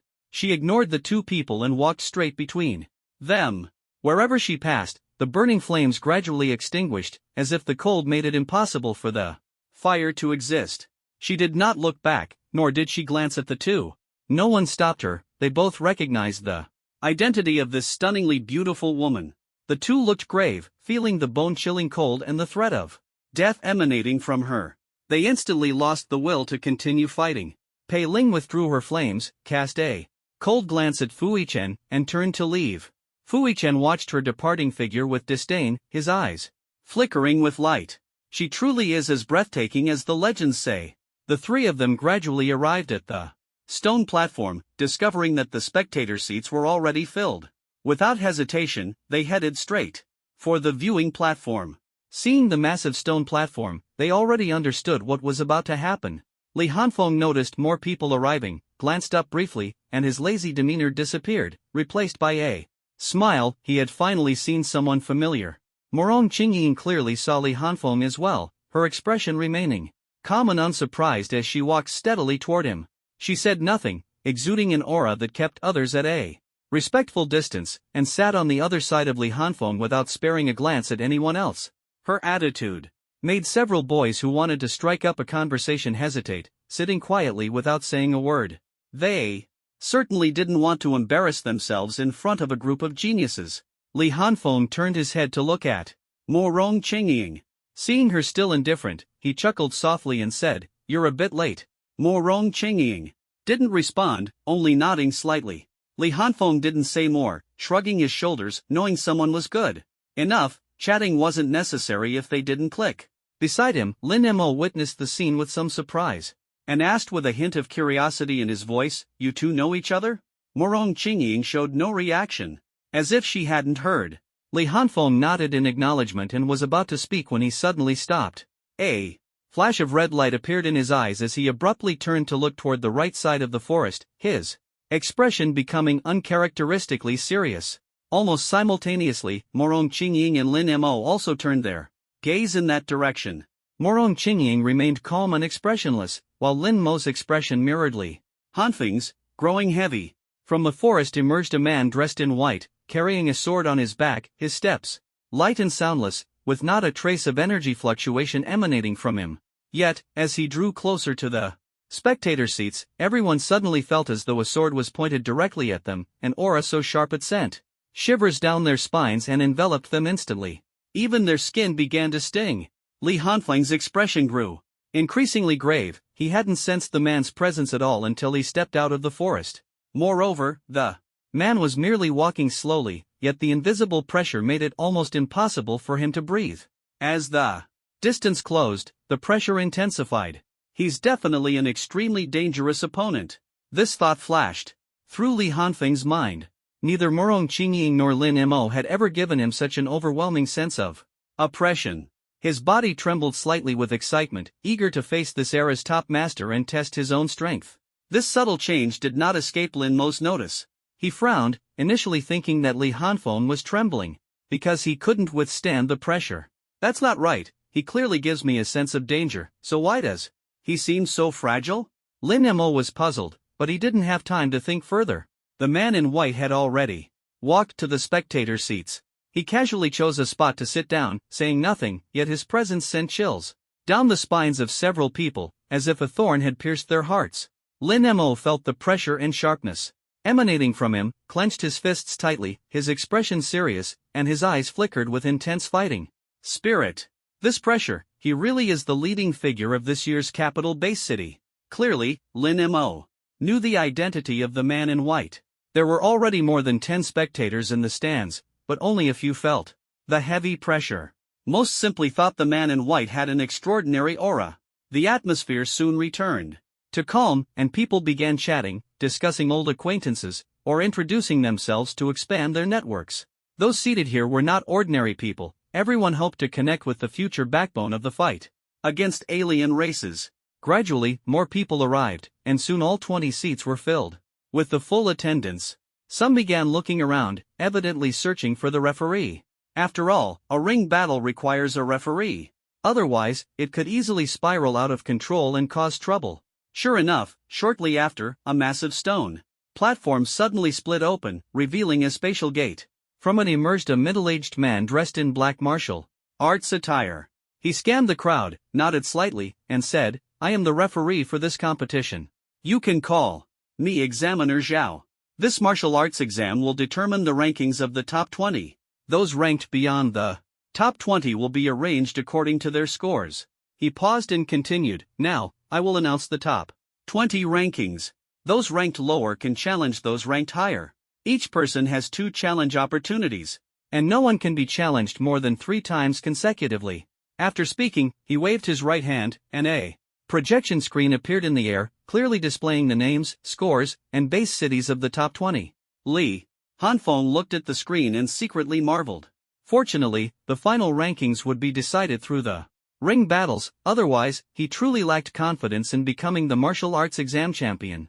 First place, Morong Qingying Magic City Base City 9,370 points. Second place, Guqianxin Capital Base City 8,920 points. Third place, Li Hanfeng SH Base City 7,240 points. Fourth place, Lin Mo Mountain City Base City 7,120 points. Fifth place, Peixian Jingu Base City 5,880 points. Sixth place, Fuichen Jingu Base City 5,650 points. Seventh place. Eighth place. Seeing Morong Qingying firmly in first place, Li Hanfeng was only slightly surprised. After all, her talent for wide-range attacks made her scoring ability far superior to his. Morong Qingying is from Magic City Base City, so why is she studying at SH Base City's #1 high school? That Guqianxin must be the man in white, right? 2. Achieve such a high score with just a single sword, he really is extraordinary. Li Hanfeng calculated in his mind. In the upcoming challenge phase, each person would have 2 opportunities. Those ranked higher would wait for challenges from those ranked lower. Since no one knew if they would be challenged, making a move rashly would expose their strength and consume their energy. Lower-ranked contestants didn't have this concern, so they would challenge first. Once their challenges were used up, it would be the turn of the higher-ranked contestants. The competition for the top 5, or even the top 10, would be extremely fierce. Of course, those ranked lower could directly challenge the top 10, or even the first place, as long as they had the confidence, but with limited challenge attempts, one must carefully weigh their moves. Everyone could see through the twists and turns here. Who would be foolish enough to act recklessly? So, everyone tacitly waited for the person ranked 20th to initiate the attack. First, Li Hanfeng suddenly looked at Lin Mo beside him and asked in a low voice, "That man in white, is he Gu Qianxin? Do you know him?" As he spoke, he raised his chin and pointed at the man. Lin Mo hadn't expected Li Hanfeng to ask this question suddenly. After thinking for a moment, he replied, "I know of him, but we're not close. I've heard he subdued all the geniuses of this year's capital city with just 3 sword strikes." As he said this, Lin Mo's expression turned serious. Clearly, Gu Qianxin had put considerable pressure on him, but he wasn't afraid. Li Hanfeng nodded and said no more, lowering his head in thought. 3 sword strikes to suppress all the geniuses of this year's capital city? It's truly intriguing just how powerful is his swordsmanship. His eyes sparkled. He was well aware that the capital city base was far superior to the small SH base city, with many geniuses and quite a few talents above S level. But to suppress them all with just 3 sword strikes? Just imagining it revealed how formidable Gu Qinshin must be. Seeing the change in Li Hanfeng's expression, Lin Mo asked in a low voice, "What? Are you thinking of challenging him?" From the moment the scores were revealed, Lin Mo knew Li Hanfeng was no ordinary character. Li Hanfeng didn't answer directly but simply gave a faint smile. "He's strong. But I'm not weak either." Lin Mo's pupils contracted. Just then, a voice rang out among the crowd, "Rank 20th, Chen Jin, challenges ranked 15th, Wang Zhan." A short-haired teenager spoke and then walked straight toward the battle stone platform. Immediately after, a resolute-faced, burly teenager also stood up and stepped onto the stage. The freshman ranking battle had officially begun. On the 50-meter diameter stone platform, the two faced off. Examiner Zhao scanned the two before announcing, "Rank 20th, Chen Jin, versus ranked 15th, Wang Zhan. The ranking match begins." As soon as the words fell, Chen Jin made the first move. He stepped forward, charging at Wang Zhan with incredible speed, reaching him in the blink of an eye. His right hand clenched into a fist, striking fiercely at Wang Zhan's chest, the force of his punch causing the air to ripple. Wang Zhan reacted swiftly, a hint of ferocity flashing in his eyes. He raised his fist to counter, red light swirling around it. The two clashed head-on. Boom! The collision of fists produced a muffled sound. After less than 3 seconds of struggle, both retreated. Their footsteps echoed. Chen Jin retreated 3 steps, while Wang Zhan retreated 5. Clearly, Chen Jin had the upper hand this time.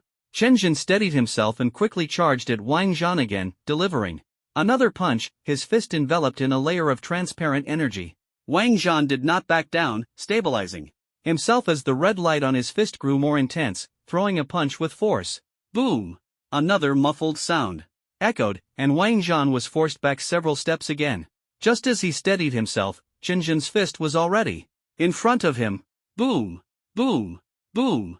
Fist after fist collided, the arena filled with the sound of heavy impacts. Chen Jin's attacks were fierce, but strangely, he couldn't gain a clear advantage. On the contrary, Wang Zhan, who had been retreating at first, gradually stabilized his footing. The red light on his fist grew increasingly intense, spreading across his body and even turning into a blood-red hue. Boom! After another collision, both retreated 3 steps, ending in a draw. Chen Jin's expression turned serious. He had thought challenging the 15th ranked opponent wouldn't be too difficult. Failing to achieve a good score, he had chalked it up to bad luck. Confident in his strength and believing he could at least make it into the top 10. But he hadn't expected the 15th ranked opponent to be this tough. A ferocious expression appeared on his face, his fists surging with white light that emitted a buzzing sound. This time, he was ready to go all out. "Let's see you try again!" Chen Jin roared, dashing at top speed toward Wang Zhan, his white light-clad fist aimed straight for his opponent's chest. Wang Zhan neither dodged nor evaded. Instead, his fist, glowing with red light, collided head-on. Boom! The fists clashed, shaking the air apart as a resonant hum echoed between them, and the very space around them trembled. Wang Zhan's pupils contracted sharply as he felt a powerful shockwave pierce through his arm and spread throughout his body. His arm split open with several wounds, and he was sent flying backward, spitting out a mouthful of fresh blood midair before crashing heavily to the ground. Yet, just as he landed, Wang Zhan sprang back up as if nothing had happened, rolling swiftly to his feet. Not only was his aura undiminished, but it had grown even stronger. Seeing this, Chen Jin's expression darkened, a puzzled look flashing across his face. But it did nothing to temper the fury inside him. After all this fighting, his opponent seemed completely unfazed while he himself had expended a significant amount of stamina and spiritual energy. Who truly had the upper hand here? Let's see how much longer you can hold out. Chen Jin bellowed, charging at his opponent once more, the white light on his fists growing even denser. Wang Zhan gave no response. Blood-red light swirled continuously around him, fresh blood dripping from the corners of his mouth. His body trembled slightly. It was unclear whether the tremors were due to severe injuries or sheer excitement, but his face grew increasingly savage. He made no attempt to dodge. Instead, the intense blood-red light enveloped his entire body. With a twist of his hand, a massive sword materialized in his grip, and a vicious grin spread across his face. Grasping the sword with both hands, he swung it down with full force. Whoosh, boom, the massive sword clashed violently with Qingjin's glowing white fists, creating an immense shockwave that caused ripples in the surrounding space. The sword trembled violently under the impact. Cracks began to appear on Wang Zhan's arms, blood streaming down, and bloodstains appeared all over his body. Yet he seemed utterly impervious to the pain, his savage grin growing even more horrifying. Qingjin's face changed drastically, his eyes trembling as he realized that, despite his injuries, Wang Zhan's aura had grown even stronger, managing to withstand the destructive force of his attacks head-on. Not daring to hesitate, Qingjin launched a flurry of dragon-like punches at Wang Zhan, shaking the space around them as the air was displaced by the sheer power of his strikes. The might was overwhelming. Wang Zhan, shrouded entirely in blood-red light, swung his massive sword incessantly. The heavy sound of it cutting through the air accompanied every clash with Qingjin's fists. Boom. Boom. Boom. Their attacks grew fiercer and fiercer. The ground below them began to crack, fragments of rock scattering in all directions. Slowly but surely, the tide of battle began to turn. Wang Zhan, who had initially been at a disadvantage, started to reverse the situation. His worsening injuries seemed only to amplify his strength and aura. Boom. Boom. Boom. As the relentless exchange continued, Qingjin, drained from his excessive exertion, could no longer hold out. Meanwhile, Wang Zhan fought with increasing ferocity, gradually taking control of the fight. Whoosh, the massive sword came slashing down. Qingjin, having exhausted his energy, could only retreat in desperation, narrowly avoiding the relentless attack. Huff, huff, huff. After creating some distance, Qingjin panted heavily, his stamina and spiritual energy nearly depleted. His condition was deteriorating rapidly. Across from him, Wang Zhan stood covered in wounds, yet he appeared as if untouched by fatigue. His energy brimmed, showing no signs of weariness, and his aura only grew stronger. I can't drag this out any longer, or I'll lose. Qingjin's heart tightened. He had no idea how much longer Wang Zhan could hold on, but he himself was at his limit. He had to act first. Crack! With a low growl, the previously dim white light on Qingjin's fists suddenly intensified, radiating a blinding brilliance. Slowly raising his fists, he unleashed a terrifying pressure that engulfed the entire battlefield, causing the ground to quake violently. Wang Zhan's expression grew even more savage. His bloodshot eyes glowed with madness as blood-red light surged continuously into his massive sword.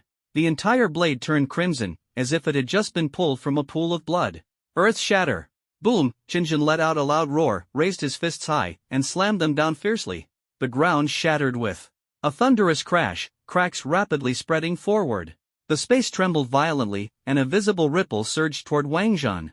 This shockwave seemed to pierce through space, directly targeting Wang Zhan.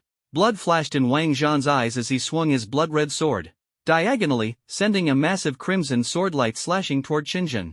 Blood explosion slash. Boom, boom, boom. The crimson swordlight collided fiercely with the rippling shockwave, causing the ground at the energy center to crack inch by inch and the space to tremble violently. The collision energy grew stronger and stronger, with blood-red and white light intertwining madly, eventually reaching a critical point. Boom! The intertwined energy exploded with a deafening roar, sending a powerful shockwave sweeping across the arena. The stone platform shattered inch by inch, and thick smoke and dust obscured the view. For a moment, the audience couldn't see what was happening on the stage. In the spectator seats, everyone stared intently at the smoke-covered stone platform. Some were terrified. Some remained calm, and others looked solemn. Li Hanfeng's face was heavy. This was only the first match of the ranking battle, and the strength of the two fighters was at least top 10 level. It seems that high scores don't necessarily represent greater strength, Li Hanfeng thought to himself, while scanning the audience. He noticed that most people were tense, clearly shocked by the battle. Mo Rong, Qingying and Gu Qianxin, however, remained calm and unperturbed. The smoke gradually dispersed, revealing the stone platform riddled with craters. Two stone mounds appeared on the platform, which then shattered, revealing Qingjin and Wang Zhan kneeling on one knee, panting heavily, their bodies trembling uncontrollably. At this moment, Examiner Zhao stepped onto the stage, glanced at both of them, and loudly announced, "Wang Zhan wins, ranking remains unchanged." He then turned to Qingjin and said, "You still have one more chance to challenge Chen nodded, refraining from shouting anything like "I refuse to accept this." He knew that if examiner Zhao hadn't intervened to save him earlier, he might already be dead. As for Wang Zhan, although he was confident in his attack, he couldn't be sure it would completely defeat his opponent. This time, he had encountered a tough opponent and had clearly underestimated him. Next time, he would definitely choose a more suitable opponent. "Next group, please come to the stage," Examiner Zhao's voice rang out. With a wave of his right hand, earthy yellow light flowed across the ground, instantly restoring the cratered stone platform to its original state. The arena fell silent for a moment before a candidate stood up and shouted, "Ranked 19th, Zhao Chang, challenging rank 3, Li Hanfeng." Zhao Chang wore a faint smile, looking somewhat smug. He glanced around the spectator seats, exuding confidence. He quickly stepped onto the stage, not caring who Li Hanfeng was. Someone from a fourth-tier base city, how strong could they be? It was probably just luck. Their strength might not be much better than his. Hearing his name called, Li Hanfeng was momentarily stunned but quickly regained his composure and walked toward the stage. He knew what the other party was thinking, but it suited him just fine. He wanted to send a warning to everyone. He didn't want to be challenged by everyone. As Chen Jin was walking back to the spectator seats, he glanced disdainfully at Zhao Chang. He thought to himself, anyone who can make it into the top 5 isn't that simple. Don't think you can easily handle someone just because they're from a small place. But he said nothing more and returned to the spectator seats. Soon, the two stood on the stage. Zhao Chang smiled and said, "Lucky, huh? But I also want to take the third-place spot." Li Hanfeng glanced at him briefly, uninterested in responding, and turned to look at Examiner Zhao. "Can we start?" Examiner Zhao nodded and shouted, "The match begins." As soon as the words left his mouth, Li Hanfeng's eyes instantly turned red. He paused slightly, cursing inwardly, "What the heck? Peak of Tier 3? Are you kidding me? Trying to scare people, but you're not even as threatening as a chick." Li Hanfeng lost interest, even deactivating his Sharingan. He gripped the hilt of his blade tightly with his right hand, his breathing shifted, his body leaned forward. His center of gravity lowered, and golden arcs of electricity danced across his body. Zhao Chang seemed to sense Li Hanfeng's disdain, and his face turned grim in an instant. "Mountain collapse!" Zhao Chang shouted, unleashing his innate ultimate move, aiming to strike first.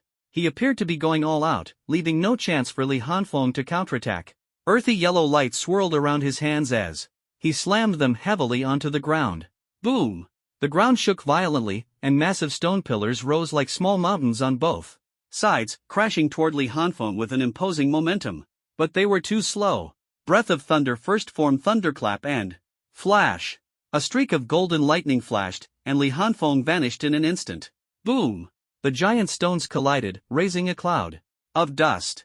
Swish! A streak of golden lightning flashed through the dust, and when it cleared, Li Hanfeng was already standing beside Zhao Chang. His tang blade held horizontally against Zhao Chang's neck. This scene shocked. Before long, the challenges outside the top 10 concluded, and it was time for the top 10 battles. The atmosphere on site instantly reached a boiling point. The first round was merely a warm-up and reconnaissance. The second round would truly determine the rankings. Watching the top 10 matches now allowed everyone to gauge their strength in advance and prepare for the next round. All eyes scanned the spectator seats, each person eager to see who the first challenger would be and whom they would challenge. At that moment, someone stood up and slowly walked toward the stone platform. Everyone's pupils contracted. They hadn't expected him to be the first to step forward. Dressed in white, with a 3-foot-long sword on his back, his aura was elusive, and his demeanor transcendent. It was none other than Gu Qianxin. The atmosphere in the arena instantly ignited. No one had anticipated that the very first battle among the top 10 would feature this top-tier genius. Who wouldn't be excited? Even Li Hanfeng and Lin Imo widened their eyes in shock. They hadn't expected Gu Qianxin to make his move so early. Was he unable to hold back any longer? Or was he simply itching for a fight? Li Hanfeng instinctively glanced at the still calm Morong Qingying beside him. He knew that Gu Qianxin was undoubtedly aiming for the top spot, so this match would inevitably be a challenge to her. However, Morong Qingying remained completely unfazed, as if she didn't care about any of it. Was it because she had absolute confidence in her own strength? Or did she simply not care about the rankings? Sure enough, after stepping onto the platform, Gu Qianxin calmly scanned the audience. before his gaze landed directly on Morong Qingying. He said nothing, merely looking at her silently. Morong Qingying slightly raised her head and met his gaze. She, too, remained silent and did not step onto the platform. An invisible tension filled the air. The two stared at each other without speaking, and the atmosphere grew increasingly intense. Many people began to breathe heavily, cold sweat dripping from their foreheads. Li Hanfeng felt a chill emanating from beside him and thought helplessly, these two are truly proud individuals. One refuses to even acknowledge their challenger, while the other acts as if nothing is happening. At that moment, Gu Qinshin spoke in a calm tone. Gu Qinshin, seeking a duel. His words were simple, without directly naming anyone, as if he were addressing everyone. Immediately, a surge of intense fighting spirit ignited among the crowd. Lin Mo, Fuichen, and other top-ranked contestants clenched their fists tightly, their eyes brimming with excitement. Morong Qingying slowly stood up. Without saying a word, she walked toward the platform, as if she had been waiting for this moment all along. No matter what the other party said, she was ready to fight. Once the two stood face to face, examiner Zhao nodded and, without much ado, directly announced, "The match begins." As soon as the words left his mouth, the aura of both fighters surged. A white mist swirled around Morong Qingying, and frost spread across the ground. Gu Qinshin exuded a sharp sword intent, his long sword humming behind him as the air around him trembled. Their auras climbed rapidly, and when they reached their peak, both moved almost simultaneously. Within a 15-meter radius around Morong Qingying, the ground instantly froze into thick ice, and the air seemed to solidify. She clenched her hand, and an ice crystal longsword materialized, while an icy armor slowly enveloped her body. Gu Qinshin extended his right hand, and the 3-foot-long sword shot into the air with a crisp ringing sound, before landing in his grasp. With a single step, he transformed into a streak of swordlight, thrusting directly at Morong Qingying. Clang! The piercing sound of the sword echoed as Gu Qinshin's blade entered the icy domain, instantly becoming coated in frost, alone with his body. He frowned slightly, a trace of doubt flashing through his mind. Is this a domain? But his sword was incredibly fast, appearing at Morong Qingying's throat in an instant, showing no mercy. Morong Qingying's expression remained calm. The ice crystal soared in. Her hand suddenly swept across her chest, her wrist turning lightly as the blade flicked upward. Ding! Crack! The two swords collided, and a corner of the ice crystal longsword was shattered, while the 3-foot Qingfeng sword only slightly adjusted its angle, pointing directly at her chest. A trace of surprise flashed in her eyes, clearly not expecting this move. A stinging sensation spread across her skin as she felt the sharp sword intent, but she remained calm and composed. She stepped back, her figure becoming elusive, dodging the sword's edge. The ice crystal longsword glowed blue, its blade quickly repairing itself, and the sword tip flicked again. Ding! The sword tips clashed once more, the 3-foot blade was blocked, and its surface was covered with thick ice shards. Frost spread across Gu Qinshin's body, significantly reducing his attack power and speed. His gaze remained steady, with his first strike unsuccessful. His figure flashed like a streak of swordlight, instantly moving out of the frost domain. The longer he stayed within the opponent's domain, the stiffer his body would become, and the cold would gradually seep into him, obstructing the flow of spiritual energy. He had sensed this the moment he entered the domain. At the same time, he realized that this was merely a half-finished domain, incapable of trapping him. Holding his sword in his right hand, its tip pointed at his chest, spiritual energy surged wildly within him, sword intent bursting forth as he let out a low shout, "Shadow Split Sword." The 3-foot-long sword in his hand instantly flew forward, its tip aimed directly at Morong Qingying. The blade vibrated violently, splitting into more than 10 sword shadows. As sword intent continued to pour in, these shadows became increasingly solid. Morong Qingying's gaze turned cold, she raised her jade-like hand and lightly parted her red lips. Condense! Instantly, a thick hexagonal ice shield formed in front of her, while over 20 ice spears, each more than a meter long, floated behind her, radiating a bone-chilling cold. The two locked eyes, and almost simultaneously, they pushed their palms forward. Go! Whoosh, whoosh, whoosh. Ding, ding, ding.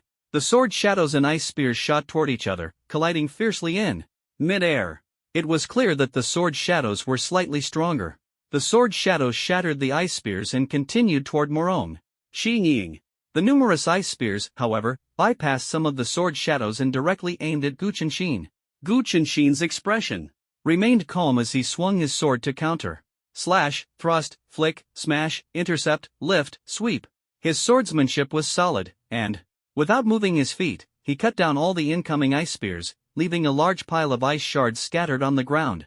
Morong. Xingying, on the other hand, stood coldly behind the ice shield, motionless. The sword shadows, weakened after shattering the ice spears, were further diminished as they entered the domain and became coated in frost. Their power was reduced even more. Ding, ding, ding. The sword shadows struck the ice shield, producing ear-piercing sounds and sending ice shards flying everywhere. When the sword shadows and ice shards dissipated, the ice shield was damaged but not penetrated.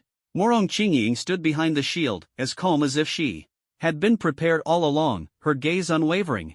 Neither of them made a move immediately, staring at each other from a distance once. Again. The massive stone platform was scattered with ice shards, as the man and woman faced off. Below the platform, Li Hanfeng's eyes flickered. He knew Morong Qingying would soon launch an attack. Maintaining the ice and snow domain consumed a significant amount of spiritual energy, and dragging it out would be disadvantageous for her. He was unsure how she would break the stalemate. Morong Qingying excelled at close combat, using her domain to suppress her opponent, then employing her superior swordsmanship and agile movements to inflict wounds, allowing her spiritual energy to invade the opponent's body and gradually weaken them. However, Gu Qinshin's close combat abilities were clearly superior to hers. Even with the suppression of the ice and snow domain, she had not gained the upper hand.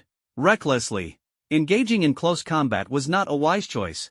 Yet, avoiding close combat meant her ranged attacks would struggle to pose a threat to Gu Qinshin. If she withdrew the domain, it would allow him to approach easily. Without the domain suppression, she was definitely not his match in close combat. In this situation, how could she break the deadlock? Suddenly, a glint flashed in Li Hanfeng's eyes. Morong Qingying's figure moved gracefully, her steps mysterious, and in an instant, she pulled Gu Qinshin into the realm of ice and snow. Li Hanfeng frowned deeply. A cold light flashed in Gu Qinshin's eyes as he thought, she actually wants to engage me in close combat? Elemental user daring to fight me in melee, how naive. Despite the frost spreading over his body, his sword intent remained sharp, continuously dispelling the frost to prevent it from covering him entirely. Standing firm with his sword, the 3-foot Qingfeng sword hummed, his gaze growing colder. Morong Qingying enveloped Gu Qinshin within her domain but did not approach immediately. The domain, centered around her, had a diameter of 15 meters, with the two standing 10 meters apart. This allowed her to trap Gu Qinshin within the domain, while maximizing her elemental advantage. Spiritual energy surged as dozens, even hundreds, of palm-sized ice spikes formed behind Morong Qingying. Her beautiful eyes focused, and with a graceful push of her jade-like hand, the spikes shot forward. Whoosh! Whoosh! Whoosh! Hundreds of ice spikes tore through the air, leaving trails of white mist as they densely shot toward Gu Qinshin, almost sealing off his escape routes. Gu Qinshin frowned slightly, surprised by her tactic and caught off guard, but he remained composed. With a twist of his palm, the 3-foot-long sword in his hand vibrated, shaking off the frost on its blade. His sword intent erupted, countering half of the domain's suppression on him. Clang! Clang! Clang! The long sword swung rapidly, continuously deflecting or shattering the ice spikes. His figure shifted slightly at an incredible frequency, forcibly blocking most of the attacks, leaving the ground littered with fragments of ice spikes. However, amidst the dense barrage, a few small blood marks were still drawn on his body. The moment these blood marks appeared, Morong Qingying moved. Her steps light, her figure drifting like smoke, she swiftly darted toward Gu Qinshin, shifting unpredictably left and right, her movement path hard to discern. In just a single breath, as Gu Qinshin paused his movements, an ice crystal longsword was already thrusting toward his throat. His pupils contracted sharply, but Gu Qinshin reacted swiftly. With a flick of his wrist, the sword in his hand tilted upward, deflecting the ice crystal sword. However, just as he blocked the sword, a gleaming ice spear suddenly enlarged before his eyes. His pupils shrank dramatically, and at the critical moment, he finally reacted, tilting his head slightly as the ice spear grazed past his face. A blood mark immediately appeared on his cheek. Before he could respond, another flash of cold light appeared in the corner of his eye. A trace of determination flashed in his gaze as his spiritual energy erupted. Instantly, and formless sword energy shot out from within him. The 3-foot-long sword in his hand swept sideways, blocking the path of the incoming attack. Morong Qingying's beautiful eyes narrowed as she immediately withdrew her strike and retreated, waving her jade-like hand. A hexagonal ice shield floating behind her drew an arc and positioned itself in front of her. The sword energy struck the ice shield with a resounding clang, scattering countless ice shards, but the shield remained intact. At this moment, Gu Qianxin seized the opportunity to adjust himself. His gaze icy, he felt the stiffness in his body and the obstruction of his spiritual energy flow. Taking a deep breath, he fully mobilized the spiritual energy within him. His sword intent surged wildly, causing the sword in his hand to hum violently, its blade emitting a dazzling sword glow. One sword pierces the clouds. The sword tip thrust forward, and a blinding white light flashed across the scene. Morong Qingying felt an overwhelming sword intent pressing toward her, causing tiny cracks to appear on her ice crystal armor. The sword had yet to arrive, but its aura was already injuring her. Morong Qingying's beautiful eyes narrowed, her spiritual energy erupted with full force, the power of elements gathered madly, her pupils turned white in an instant, and a layer of white frost covered her stunning face. Seal. As the word fell, the domain of ice and snow instantly contracted, reducing its range to 3 meters, just enough to envelop the two of them. The temperature plummeted to the extreme, as if everything was frozen, even the air seemed to stand still. When the dazzling sword light pierced through the ice shield, it seemed to be locked by an invisible force, stopping just less than a centimeter away from Morong Qingying's throat. Gu Qianxin's movements froze instantly, his sharp gaze unwavering, and the sword light on his blade also solidified. From the outside, it appeared as if a 3-meter-long ice crystal cube had formed in an instant, freezing everything inside, except for Morong Qingying. She knelt on the ground, breathing heavily, her ice crystal armor dissipated, revealing a pure white dress. Examiner Zhao had somehow already stepped onto the stage, half of his body covered in frost, his expression a mix of seriousness and astonishment. When that dazzling sword light appeared earlier, he immediately judged that Morong Qingying would find it difficult to resist at such close range, so he rushed forward to assist. Unexpectedly, she had such a terrifying move up her sleeve. If he hadn't retreated in time, he might have been trapped inside as well. The bone-chilling cold sent shivers through his soul. In fact, if he hadn't intervened suddenly, Morong Qingying wouldn't be half-kneeling now. A high-level transcendent and a mid-level transcendent were simply not on the same level of strength. In that instant, Morong Qingying's spiritual energy was almost completely drained. If he hadn't retreated quickly, she wouldn't have been able to complete the ice seal at all and would have been pierced through the throat by the sword, as the ice seal's effect on Examiner Zhao would have left him unable to assist in time. The spectators were all astonished, utterly shocked by the scene before them. This is impossible. Her talent has been developed to such an extent, someone couldn't help but exclaim, finding the display before them unbelievable. A mid-level transcendent managing to create a semi-complete domain, let alone this innate skill that freezes everything in an instant, was truly shocking. Li Hanfeng and Lin Mo were also stunned by the scene, their emotions visibly stirred. So this is your strength? Truly impressive. Li Hanfeng murmured to himself, turning to look at Lin Mo, only to find that he was momentarily dazed before his fighting spirit ignited, his gaze fixed intently on Morong Qingying. He softly praised, as expected of the heir of the Morong family from the Magic City, her talent is truly unparalleled. Yet in his heart, he was already pondering how to counter this move if he were to face her. At this moment, Morong Qingying slowly stood up. Her steps still somewhat unsteady, clearly showing the immense toll this move had taken on her body. Examiner Zhao was also observing Gu Qianxin's condition, checking if he still had the ability to resist, preparing to announce the result. After all, being frozen in the ice seal domain meant that once the spiritual energy within was completely depleted, life would cease, and the seal had to be broken as soon as possible. After observing for a moment and confirming that Gu Qianxin showed no signs of resistance, Examiner Zhao was about to announce the result. Suddenly, he noticed a flicker in Gu Qianxin's eyes and paused. Crack! The ice seal domain emitted a sharp cracking sound, and a tiny crack quietly appeared, quickly spreading outward from within. Morong Qingying's brows furrowed tightly. Crack, crack, crack. The crack spread like a flood breaking through a dam, covering the entire ice seal domain in an instant. Bang! With a crisp sound, the ice crystal cube shattered, fragments scattering in all directions. At the same time, an aura that made souls tremble spread out. enveloping everyone and causing them to shiver uncontrollably. Everyone looked on in astonishment, only to see Gu Qinshin standing with a long sword in his hand, his face slightly pale. Above his head floated a semi-transparent long sword, emitting a powerful aura. Seeing this sword, everyone felt a shock in their hearts, as if their souls were directly pierced by the sharp sword intent emanating from the blade, causing them to tremble slightly. This was his secret weapon and SS-level special talent, Sword Soul. It was his ultimate trump card, never revealed before his peers, but today he was forced to this point. Coupled with the talent he had always displayed to everyone. SSS-level enhancement talent, Sword Enhancement.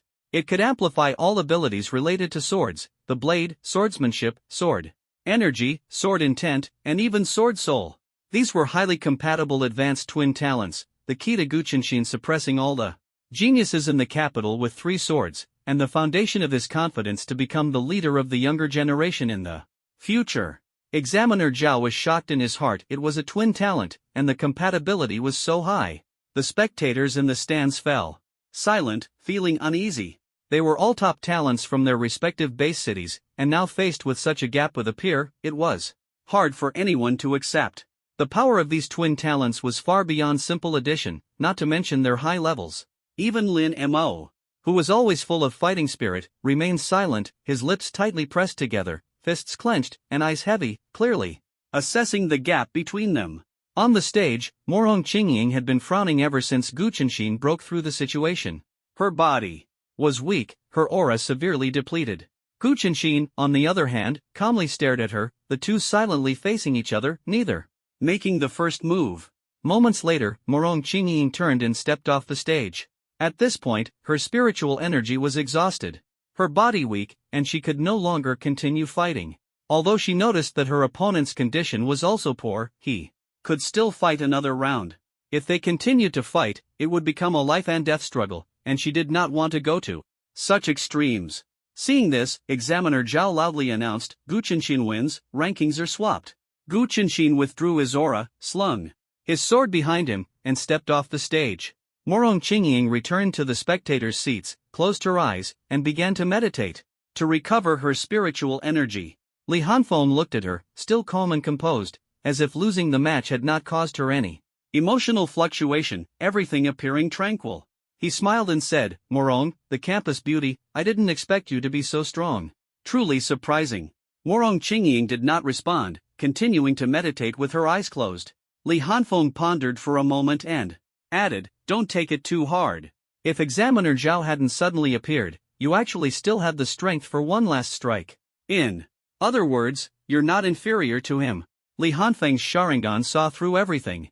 At the moment Examiner Zhao appeared, Morong Qingying's spiritual energy was greatly depleted, forcing her to exhaust all her energy to complete the domain freeze. Otherwise, she would have had the chance to resolve the battle before her opponent broke through the seal.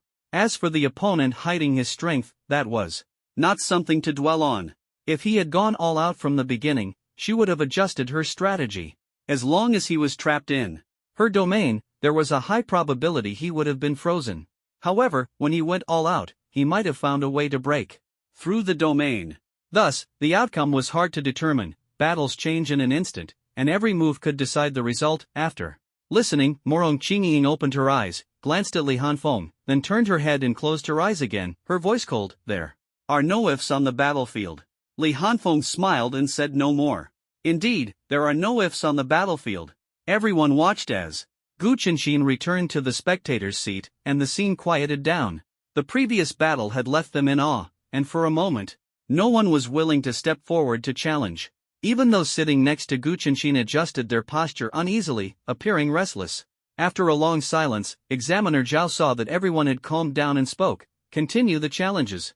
As his words fell, he turned and left the stone platform. The spectators gradually composed themselves, looking around and preparing for the next challenger. Soon, a girl stood up, stepped onto the stage, and said with a smile, ranked 10th, Luing challenges ranked 9th, Liang Fei. Her voice was crisp, and her appearance was delicate. She was from the capital base city and seemed to know Gu Qinshin, as her gaze occasionally drifted toward him. Luing didn't think much. In the first round, she wanted to gauge others' strength, so she chose to challenge an opponent ranked slightly higher. Even if she lost, it wouldn't matter. By the end of the first round, the strength gap among the top 10 would become clearer. The second round would be the key. Upon hearing the challenge, Liang Fei slowly stood up, said nothing, and walked onto the stage. He appeared mature, not talkative, and gave off a steady impression. When Luyin saw Liang Fei step onto the stage, she smiled sweetly. "Please guide me." Liang Fei nodded without responding, his calm expression making him seem particularly composed. Luyin, noticing his lack of response, maintained her smile, unfazed. Examiner Zhao saw that both were ready and immediately announced, "The match begins." As soon as the words fell, Luyin disappeared from her original position, reappearing in front of Liang Fei. In the next instant, her fingernails suddenly grew longer, transforming into sharp claws that gleamed coldly as they slashed toward Liang Fei's head. Her speed was so fast that Liang Fei couldn't react in time. The claws landed directly on his head. Ding! Screech! The sharp claws scraped against his head, producing an ear-piercing sound like nails on a chalkboard. Luyin's pupils contracted, and she immediately retreated, her movements as agile as a wildcat, pulling back a dozen meters in the blink of an eye. At this moment, her appearance had changed. A pair of furry cat ears had grown on her head, a few alluring whisker marks appeared on her face, her fingernails had turned into sharp claws, and a black tail had sprouted from her backside. This was her S-class transformation talent, Night Cat Demon. Her glowing cat eyes stared at Liang Fei, both surprised and puzzled. Liang Fei finally reacted, reaching up to touch the red mark on his head. His expression turned serious as he praised, "So fast." His demeanor seemed somewhat simple and honest, completely different from his previously mature and steady appearance. At this moment, the red mark on his head quickly faded, and his skin began to turn bronze, shimmering with a metallic luster. This was his S-class enhancement talent, Bronze Skin Iron Bones. So this is the level of the top students? Li Hanfeng thought to himself. In the instant the two clashed, he had already deduced their talent types and levels, gaining a clear understanding of the strength of this year's top martial exam students. Apart from a few exceptionally talented prodigies, these two were among the top contenders of this year's batch. Ding ding ding! The sound of metal clashing and the ear-piercing screech of claws scraping against steel echoed continuously in the arena. Relying on her speed advantage, Luyin launched continuous attacks, pressing Liang Fei relentlessly, but she couldn't break through his defense at all. Every time her sharp claws grazed Liang Fei's bronze-colored skin, sparks flew, but not even a scratch was left, at most just some marks. Although Liang Fei couldn't touch his opponent, he still counterattacked seriously, occasionally moving his body to attack, and immediately throwing punches in response after being hit. However, due to activating his talent, his body became unusually heavy, his speed significantly slowed, and he couldn't keep up with the agile Luyin. Li Hanfeng watched their battle, stroking his chin in thought, feeling that they were clearly stalling for time on purpose. First of all, an S-class transformation-type Dark Knight Cat Demon couldn't possibly have such weak attack power. Luyin's current transformation level was no different from a low-level transformation, clearly not using her full strength. Then looking at Liang Fei, if he were truly just a defense expert, how could he have made it into the top 10? And even exhausted demonic beasts to death? Overall, it was clear they were acting, deliberately hiding their true strength. Their likely goal was to mislead opponents about their real capabilities during later challenges, thus gaining an advantage in critical battles. Do these two really think we're fools? Li Hanfeng shook his head and chuckled. He turned to look at Morong Qingying, finding her still meditating with her eyes closed. Then he turned to Lin Mo and asked with a smile, "Lin Mo, who do you think will win?" Lin Mo seemed to still be immersed in the previous battle. Hearing this, he snapped out of it slightly, giving Li Hanfeng a strange look, as if surprised by his boredom. Then he stared at the fight on the stone platform for a while and said indifferently, "Liang Fei will win soon." His expression was stern, his tone calm, as if stating a fact. Li Hanfeng didn't argue, turning his gaze back to the stone platform. After thinking for a moment, he showed a helpless expression. Seemingly agreeing with Lin Mo's judgment, he said no more and took out a comic book to start reading. This battle was too dull. It seemed the second round would be more interesting. Sure enough, not long after, the sound of intense collisions came from the stone platform. Luyin, panting heavily, said, "Your defense is too strong. I can't break through. I admit defeat." Liang Fei responded earnestly, "Thank you for letting me win." Hearing this, and seeing Liang Fei's serious expression, even Luin, who had been smiling all along, couldn't help but twitch the corner of her mouth. If it weren't for tactical considerations, she would have unleashed her full strength to teach him a lesson. But it was clear that without going all out, she couldn't hurt him. Since he was only defending, his spiritual energy consumption was far less than hers, so she had no choice but to strategically concede. Examiner Zhao stepped onto the platform, glanced at the two of them indifferently, and without saying much, directly announced, Liang Fei wins, ranking remains unchanged. After a pause, he added, next challenger, please step onto the platform. Soon, someone stepped onto the stone platform, again challenging. The opponent ranked one place higher. Ranked 8th, Huang Jingtian, challenges ranked 7th, Shuai. The two stood firm, and at Zhao's command, they quickly launched attacks at each other. The sounds of energy and physical collisions echoed. Li Hanfeng glanced up at the battle on the stone platform but quickly lowered his head again to continue reading his comic book. Seriously, another pair of slackers. The two fighters seemed to be going all out, with every punch landing solidly, but in reality, they weren't using their full strength at all. They merely exchanged a few symbolic blows before starting to grapple in close combat. Strangely, the two seemed to have a tacit understanding, neither using any special moves, but instead deciding the outcome through close combat. Bang! Huang Jingtian landed a heavy punch on Shuai's chest, sending the latter flying several meters away. When he landed, blood trickled from the corner of his mouth. I admit defeat. Shuai got up, said decisively, and turned to leave the stage. Examiner Zhao stepped onto the stage, his lips twitching as he announced the result. Huang Jingtian wins, ranking swapped. Next challenger, please come forward. After saying this, he left with a single sentence, clearly suppressing the anger that was about to erupt, afraid he might lose control and give these two kids a beating. As soon as the words fell, a male student immediately stood up, his demeanor relaxed, a mocking smile on his lips. He slowly walked onto the stone platform and said flippantly, "Come on up, Pei Ling. If you're willing to admit defeat, I might let you off easy." This person was none other than Pei Ling's nemesis, Fui Chen. Everyone froze upon hearing this. This was clearly a grudge match. The crowd began looking around, trying to identify who Pei Ling was. Soon, Pei Ling stood up and walked toward the stone platform. His face dark, his body trembling slightly, clearly trying to suppress the anger within. Once the two were in position, Examiner Zhao appeared, glanced at them, announced the start of the match, and then disappeared again. The two did not immediately make a move, seemingly understanding that rushing to attack would be futile, and instead began a verbal sparring match. Fui Chen sneered, "What's wrong? Afraid to make the first move? Are you really thinking of surrendering?" Pei Ling's face remained dark as he replied hoarsely, "My ranking is higher than yours? I hope you can show some awareness as the challenger." Fui Chen's mocking smile instantly turned cold, and just as he was about to retort, Pei Ling suddenly moved, not giving him the chance to speak. His gaze sharpened, flames ignited on his body, and waves of heat surged through the air, even making the spectators in the stands feel the heat. Pei Ling swung his right fist fiercely, sending a fiery punch mark hurtling toward Fui Chen. The punch wind howled, causing Fui Chen's clothes to flutter noisily. Fui Chen's face still carried a contemptuous smile. He neither dodged nor flinched, standing still as the punch approached. Boom! The fiery punch mark exploded half a meter in front of Fui Chen, as if it had hit an invisible barrier. The flames scattered in all directions, but quickly extinguished as there was nothing flammable nearby. Pei Ling's face darkened.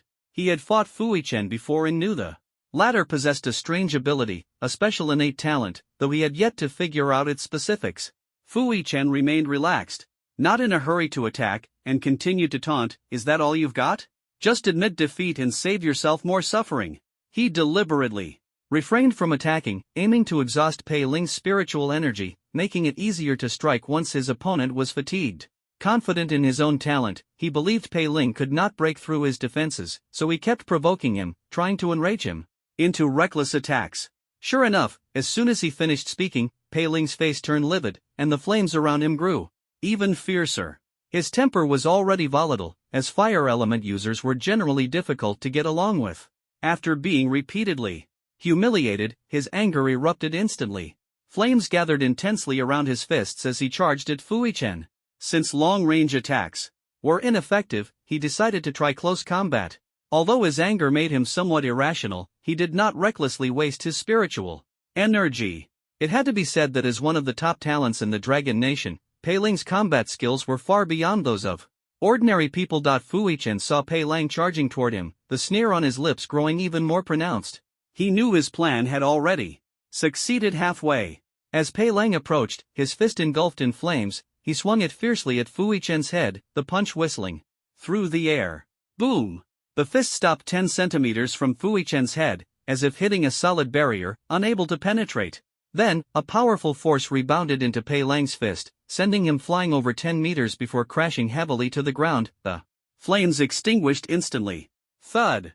Pei Lang hit the ground, his entire body racked with pain as if his bones had been pounded, leaving him unable to move for a moment. Just as he struggled to get up, he suddenly saw a figure in midair raising a foot to stomp down on him. His eyes narrowed as he awkwardly rolled to the side to dodge, his body igniting in flames once more in an attempt to force his opponent back. Then, bang! Pei Lang was sent flying again by an invisible force, though this time it merely pushed him away without the excruciating pain of being struck. His eyes flickered slightly, and as he landed, his body ignited in flames again, ready to prevent another sneak attack. He kept his eyes fixed on his opponent, carefully observing every move. Fu Yichen did not attack again but stood in place, curling his lips in a mocking sneer. Is that all you've got? I remember you being quite formidable the last time we met. Pei Lang did not respond, clenching his fists tightly and suppressing the anger in his heart. He refrained from acting impulsively, instead quickly strategizing in his mind for a way to counter. Li Hanfeng, seeing that someone was finally taking the fight seriously, also adopted a more solemn expression. This Fu Yichen's talent was too peculiar. As expected, high-level special abilities were not to be trifled with. He turned to Lin Mo beside him, wanting to hear the opinion of this family disciple, and asked, Lin Mo, what do you think of this person's talent? Lin Mo, who had been intently watching the battle on the stage, snapped out of his thoughts upon hearing Li Hanfeng's question. After a brief pause, he said, there's no doubt it's a special ability, and a high-level one at that. Unless he reveals it himself, we'll need to determine the specifics through combat. From what we can see now, it seems to lean toward a defensive type of talent. Li Hanfeng nodded after hearing this, resisting the urge to roll his eyes, thinking that Lin Mo's statement was half-truth, half-guess. Lin Mo seemed to sense the change in Li Hanfeng's attitude and remained silent. At that moment, a new development occurred on the stage. The flames on Pei Lang's body grew more intense, their color shifting from fiery red to a ghostly blue. The searing heat they emitted vanished, as if all the energy had been condensed inward. Though the heat was no longer palpable, the flames appeared even more dangerous. SS-level elemental talent, ghostly blue scorching flame. A ferocious expression appeared on Pei Lang's face. Although he couldn't fully determine his opponent's ability, the current situation strongly suggested it was some kind of barrier talent. No matter how strong a defensive ability was, it had its limits. If he couldn't find a flaw, he'd just keep attacking with full force and see how long it could hold. Enveloped in ghostly blue flames, Pei Lang raised his hand in a peculiar gesture. Spiritual energy surged as the flames gradually coalesced into a dragon, coiling around him. Roar! Pei Lang bent his knees slightly, his right hand forming a claw as he thrust it forward.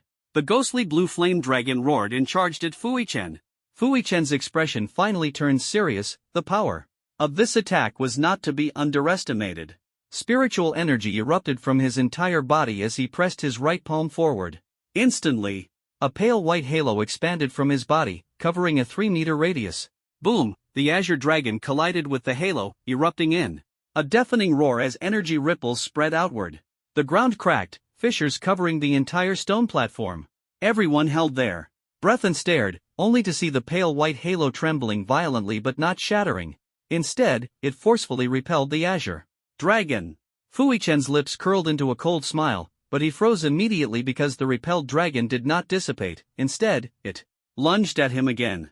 His expression changed slightly, and he channeled his spiritual energy even more fiercely, causing the pale white halo to glow brighter. Boom! Boom! Boom! The azure dragon repeatedly struck the halo, which trembled more and more violently, seemingly on the verge of breaking but never cracking. On the contrary, each time the dragon attacked, it was pushed back several steps, as if the barrier could reflect a portion of the damage and counterattack the aggressor. Beads of sweat appeared on Pei Xiang's forehead, but his spiritual energy continued to deplete, his arms swinging incessantly. With each swing, the azure dragon attacked the barrier. Its horns, claws, and even tail struck repeatedly, both sides increasing their spiritual energy output.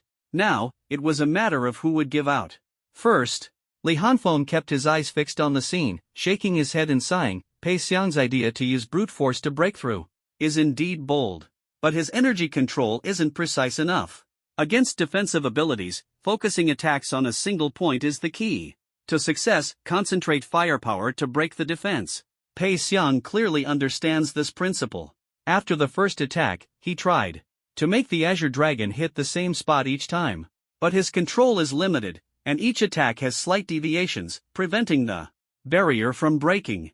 As his stamina and spiritual energy deplete, his control weakens further. Attacking consumes more than defending. And with both sides at the same level, the attacker is bound to give out first.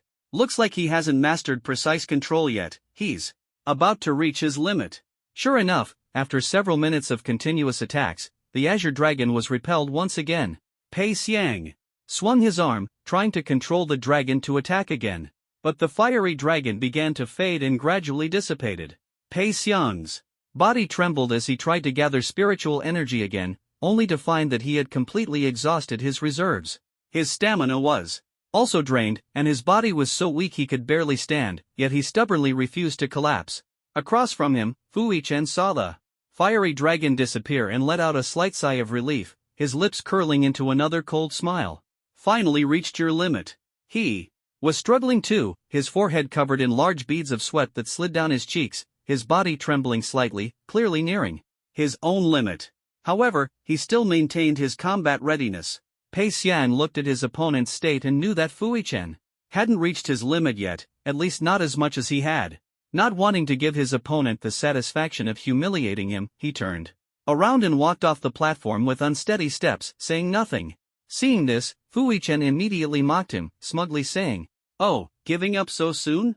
How about admitting defeat out loud?" Pei Xiang ignored his taunts.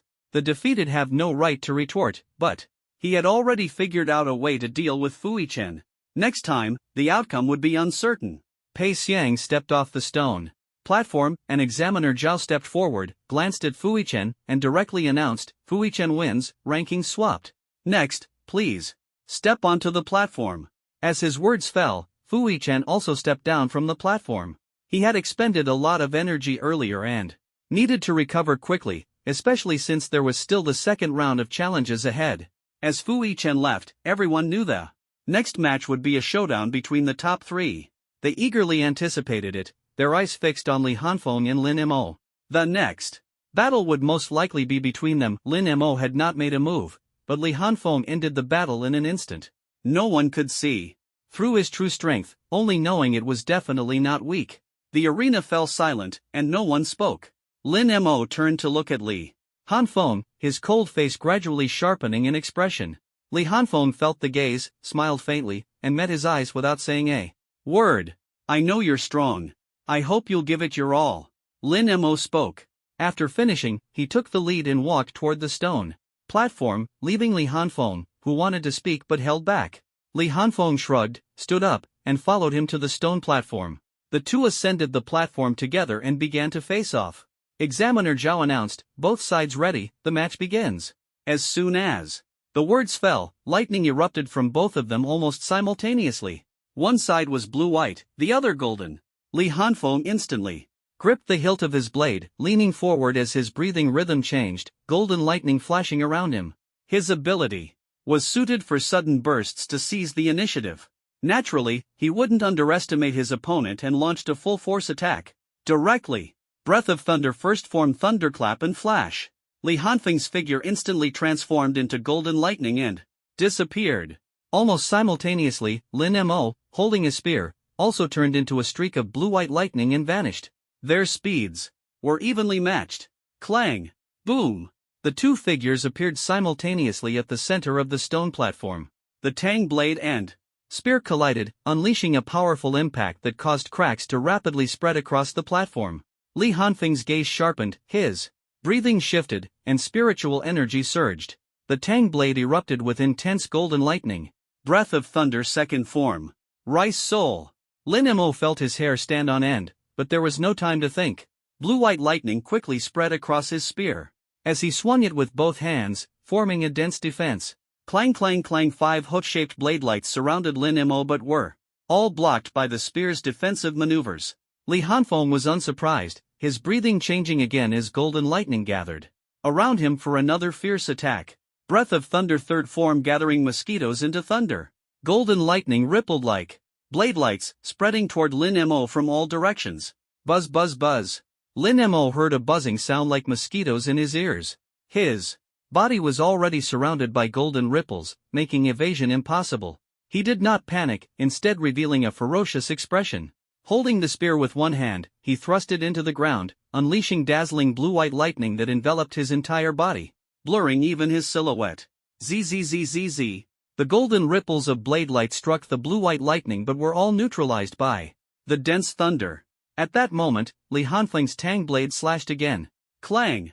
The blade aimed at Lin Mo's chest was blocked by the spear, the intense impact forcing Lin Mo back a few steps. Much of the lightning dissipated, revealing his cold and solemn face. His mastery of the thunder attribute is deep, truly difficult to deal with. Li Hanfeng thought to himself, but his movements did not stop as he continued to press forward. As Lin Mo retreated, he saw Li Hanfeng's aggressive advance. His gaze sharpened, and he stomped the ground. With his rear foot, gripping the spear with both hands as he spun his body to deflect the force while aiming the spear tip directly at Li Hanfeng. Seeing the counterattack coming, Li Hanfeng paused his movement and turned sideways, raising the Tang blade to guard his chest. Whoosh! Bang! Lin Mo's spear missed its mark, but he swept it horizontally, striking Li Hanfeng's Tang blade at his chest end, sending him flying, breaking his offensive momentum. A glint of sharpness flashed in Lin Mo's eyes. Although surprised that Li Hanfeng had anticipated his move and blocked with the Tang blade at his chest, the force still pushed him back a few steps. Now it was Lin Mo's turn to strike. Lin Mo instantly retracted his spear and gathered his strength, stepping back into a bow stance, both hands holding the long spear pointed directly at Li Hanfeng. The blue-white electric light instantly became restrained, and his aura was suppressed to the lowest. Just as Li Hanfeng steadied himself, he suddenly felt a chill pierce his heart, a dangerous aura enveloping his entire body. His pupils abruptly turned crimson, his fingers moved slightly, veins bulged on his arms, and pebbles scattered underfoot. Lin Mo's eyes locked onto him, and in an instant, blinding lightning erupted, his figure disappearing from the spot. Fanghua spear. Zap! A blinding streak of blue-white lightning flashed across, and the scene returned to silence. Lin Mo's figure reappeared, and the surroundings fell into a deathly stillness. Because at this moment, Lin Mo's long spear had already pierced through Li Hanfeng's chest. Everyone's mouths hung open, too shocked to speak. No one had expected that Li Hanfeng, who had been suppressing Lin Mo all along, would be pierced through the chest with a single strike. The speed was so fast that no one could see how Lin Mo had made his move. By the time they reacted, the outcome was already decided. The crowd looked terrified, even the usually composed Morong Qingying furrowed her brows, her hands clenched tightly, and a chilling aura emanated from her. Lin Mo, however, was somewhat flustered at this moment. He hadn't intended to kill Li Hanfeng, he had only felt threatened and struck with full force. He hadn't expected the opponent to have no reaction and be hit directly. He looked up and found those crimson eyes calmly staring at him, with a hint of indifference and a trace of wickedness in their gaze. He frowned in confusion, his expression suddenly changing. There was no blood. At this moment, Examiner Zhao appeared on the stage, his face grim. Everything had happened too quickly. Lin Mo's move was so fast that even he hadn't reacted in time.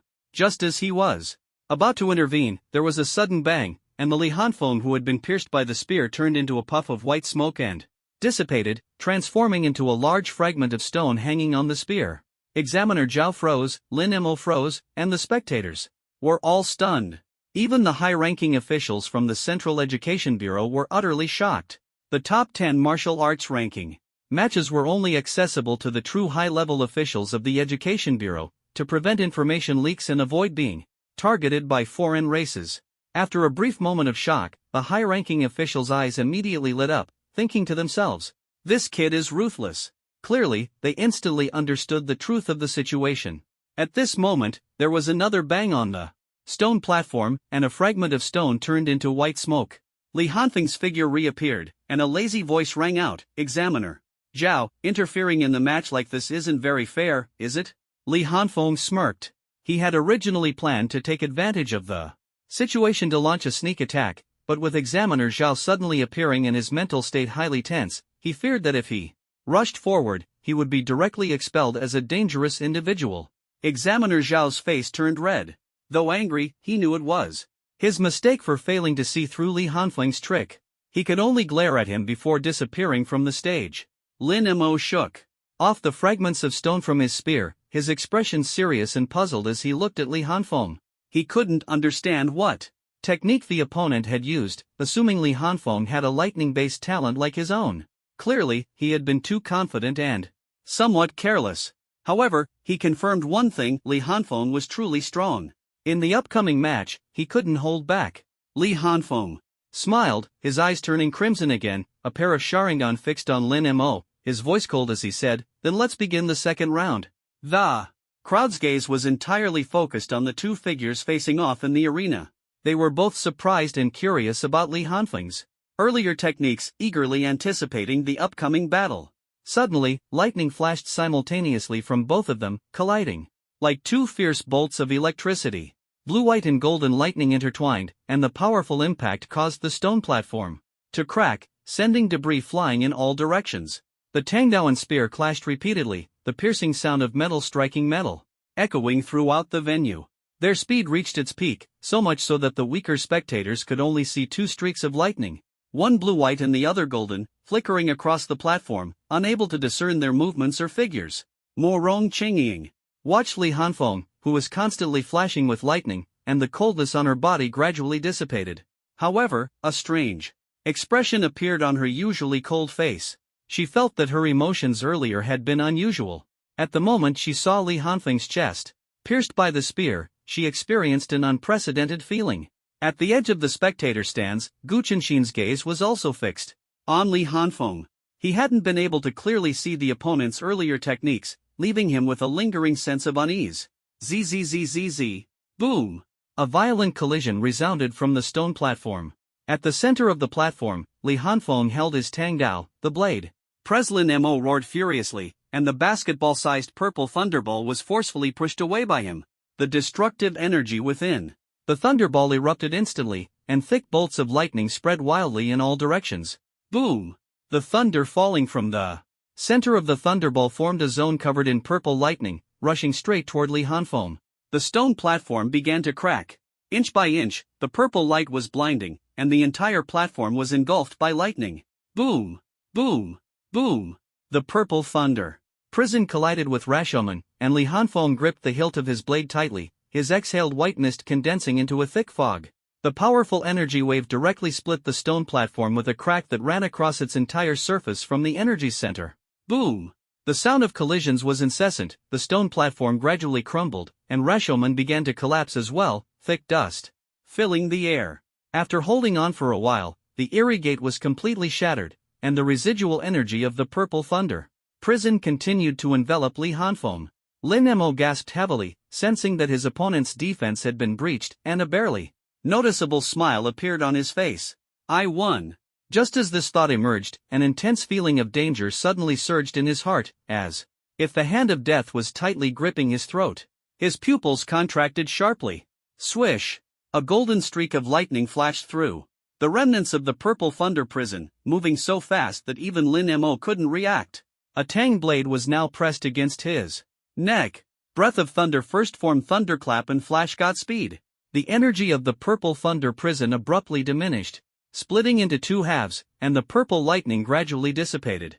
As the dust settled, everyone stared in shock at the stone platform, now resembling a pile of rubble. At the center was a massive crater, with cracks dividing it into two halves. Just looking at it was enough to understand the ferocity of the previous collision. Their gazes shifted to the two figures standing on a relatively intact boulder. Drip, drip.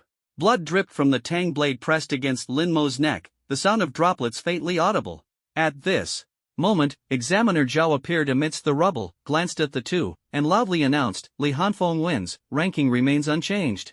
Li Hanfeng sheathed his tang blade, the white mist slowly dissipating, and a lazy smile appeared on his face. Without saying much, he turned and walked off the viewing platform. Lin Mo snapped back to reality, touched the blood on his neck, and his eyes gleamed with determination. Li Hanfeng, you're indeed strong. This time, I admit defeat. Watching Li Hanfeng's retreating figure, Lin Mo silently thought to himself, then turned and stepped off the stage as well. Examiner Zhao watched the two leave, then glanced around at the stone platform reduced to rubble, his mouth twitching slightly. A layer of earthy yellow light enveloped the entire platform. Back in their seats, the two exchanged glances, and Lin Mo spoke first, I lost this time, but next time, I will definitely defeat you. A fighting spirit surged within him, and a hint of joy appeared on his stern face, clearly having found a formidable opponent. Li Hanfeng was momentarily stunned, then smiled and nodded. I'll be waiting for you. After this martial exam, his strength was likely to enter a period of explosive growth. Anyone wanting to surpass him would have to work twice as hard. Though he didn't believe that mere effort alone could surpass him. Li Hanfeng turned slightly, looking at Morong Qingying beside him. At that moment, she happened to be looking at him as well. How was it? Not bad, right? Morong Qingying remained calm, said nothing, and simply nodded lightly. Li Hanfeng smiled, not expecting this aloof girl to offer any words of praise. A nod was enough of an acknowledgement. At this moment, the repaired stone platform was already set up. Examiner Zhao stood on the intact stone platform, looked around at the crowd, and announced loudly, the first round of challenges is over. Next is the final ranking battle. Challengers, please come to the stage. As soon as he finished speaking, everyone looked at each other in silence. This was the last chance. Through the first round of competition, everyone had a general understanding of each other's strength. Apart from a few contestants who deliberately hid their abilities, the rankings were unlikely to change much. Of course, a few fourth-tier transcendents ranked outside the top 10 were expected to break into the top 10. Sure enough, after a moment of silence, in the arena, a voice rang out, Wang Zhan, I challenge Liang Fei, ranked 9th. As soon as the words fell, everyone was shocked. No one expected to witness a top 10 duel right at the start. Everyone had seen Wang Zhan's strength extremely formidable, with a talent that made him grow stronger the longer he fought. Wang Zhan had already stood up and walked onto the stone platform. Upon hearing his name, Liang Fei's expression turned serious as he made his way to the platform. From the previous battles, he had deduced that Wang Zhan's talent was likely an enhancement-type ability. The longer he fought, the stronger he became, and the more injured he was, the more berserk he grew. This posed a significant challenge for him. Once the two stood in place, Examiner Zhao announced the start of the match and immediately disappeared from the platform. Only the two of them remained, silently facing each other. Wang Zhan stared at Liang Fei, spiritual energy surging within him. With a flip of his right hand, a large sword appeared. Without saying a word, he charged forward. Liang Fei's eyes narrowed, his skin turning a bronze color as he rushed toward Wang Zhan. Clang! Clang! Clang! Boom! Boom! Boom! The two clashed fiercely on the stone platform, immediately engaging in close-quarters combat. Li Hanfeng watched the intense battle on the platform, and had already made his judgment about the outcome. Liang Fei's defense was incredibly strong, but his offensive power was clearly lacking. While it might suffice against ordinary opponents, it was evidently insufficient against Wang Zhan, who grew stronger the longer he fought.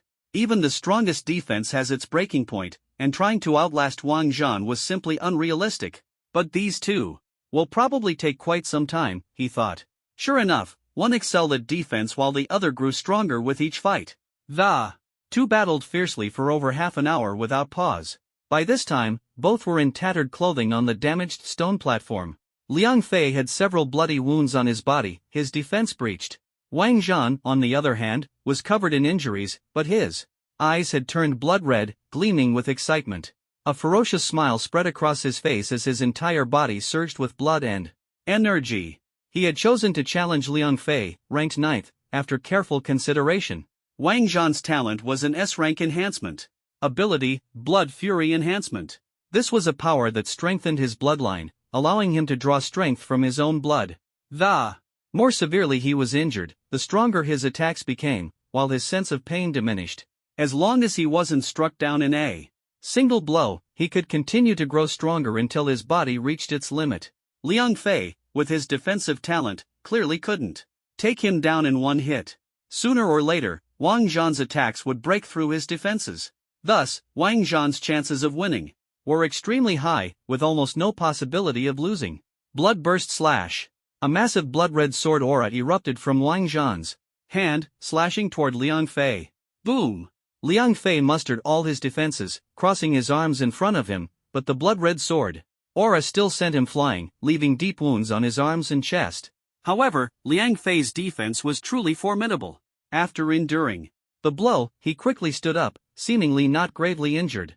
Looking at the gruesome wounds on his body, he let out a sigh, knowing that continuing the fight was meaningless and that he would ultimately lose since he lacked the means for an instant kill. Liang Fei shouted loudly, "I admit defeat." He turned and stepped off the stage, preparing to seize the time to heal his injuries, as he still had a chance to challenge again. Wang Zhanqing, ranking swapped. The two exchanged rankings, with Wang Zhan entering the top 10, rising to 9th place, while Liang Fei dropped to 15th. Both returned to the spectator area, and Examiner Zhao once again repaired the stone platform before calling for the next challenger to step up.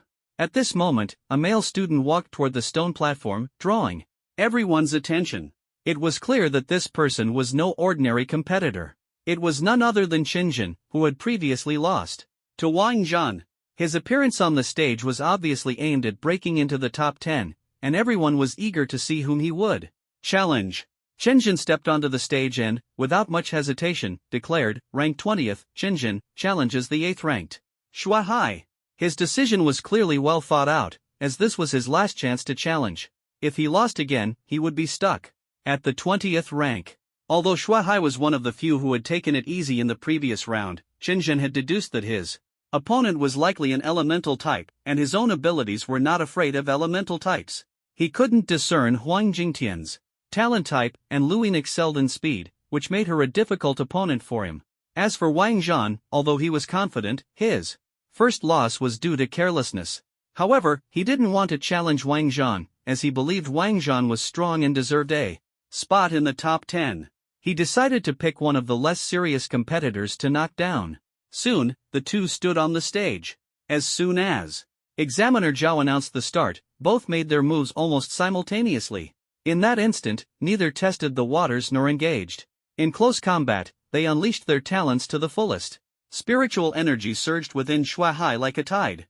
He crouched down, slapped the ground with both hands, and his body emitted a brilliant blue light. The ground instantly cracked open, and a river burst forth, rushing toward Qinjin. S-class water talent, boundless water. Splash! The sound of rushing water roared as Qinjin's fists erupted with dazzling white light. His hands transformed into eagle claws, and with a fierce swipe, the oncoming torrent was torn apart by an invisible shockwave, flowing past him on both sides. The stone platform crumbled, forming an artificial water domain over 20 meters long. Qinjin, however, remained unfazed.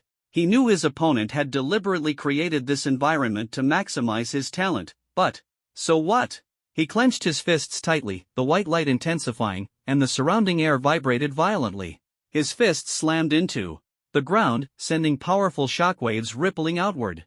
Boom! The stone platform collapsed on a large scale once again, cracks snaking across like serpents, dividing the artificial water domain into countless small puddles. Xue Hai dodged the shockwaves in a disheveled manner, a fierce glint flashing in his eyes. His talent wasn't suited for direct confrontation, but that didn't mean he was powerless to fight back. Spiritual energy surged wildly as his hands transformed into gun shapes, channeling elemental power. Streams of water shot out from his palms. Water gun. Splash! Splash! Two thin streams of water shot toward Qinjin like bullets. But before they could reach him, they were dispersed into mist by the shockwaves. Xue Hai's face darkened as spiritual energy surged madly. His palms moved rapidly, firing water bullets in quick succession. Rapid water gun. Splash, splash. Initially, only his palms fired water bullets, but soon the puddles on the stage began to shoot out countless water bullets as well. The dense barrage of water bullets emitted sharp whistling sounds as they shot toward Qingjin from all directions.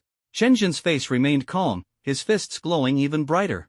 His gaze sharpened, and he slammed his fists together fiercely, a boom, boom, boom. Powerful shockwaves spread outward from him as the center, causing the air to vibrate violently and ripples to appear in space. All the water bullets were instantly shattered. The ground seemed to have been plowed, and the shockwave enveloped the entire stone platform. Shuai was blasted off the platform, landing heavily on the ground, spitting out a mouthful of blood. His internal organs felt as if they had been shattered, and his eyes were filled with terror. Qingjin withdrew his spiritual energy, and the shockwave dissipated, restoring the stone platform to its calm state. Examiner Zhao appeared, looking helplessly at the ruined stone platform as he announced, "Qingjin wins. Rankings will be swapped." As Qingjin stepped down from the spectator's stand, Zhao began repairing the stone platform.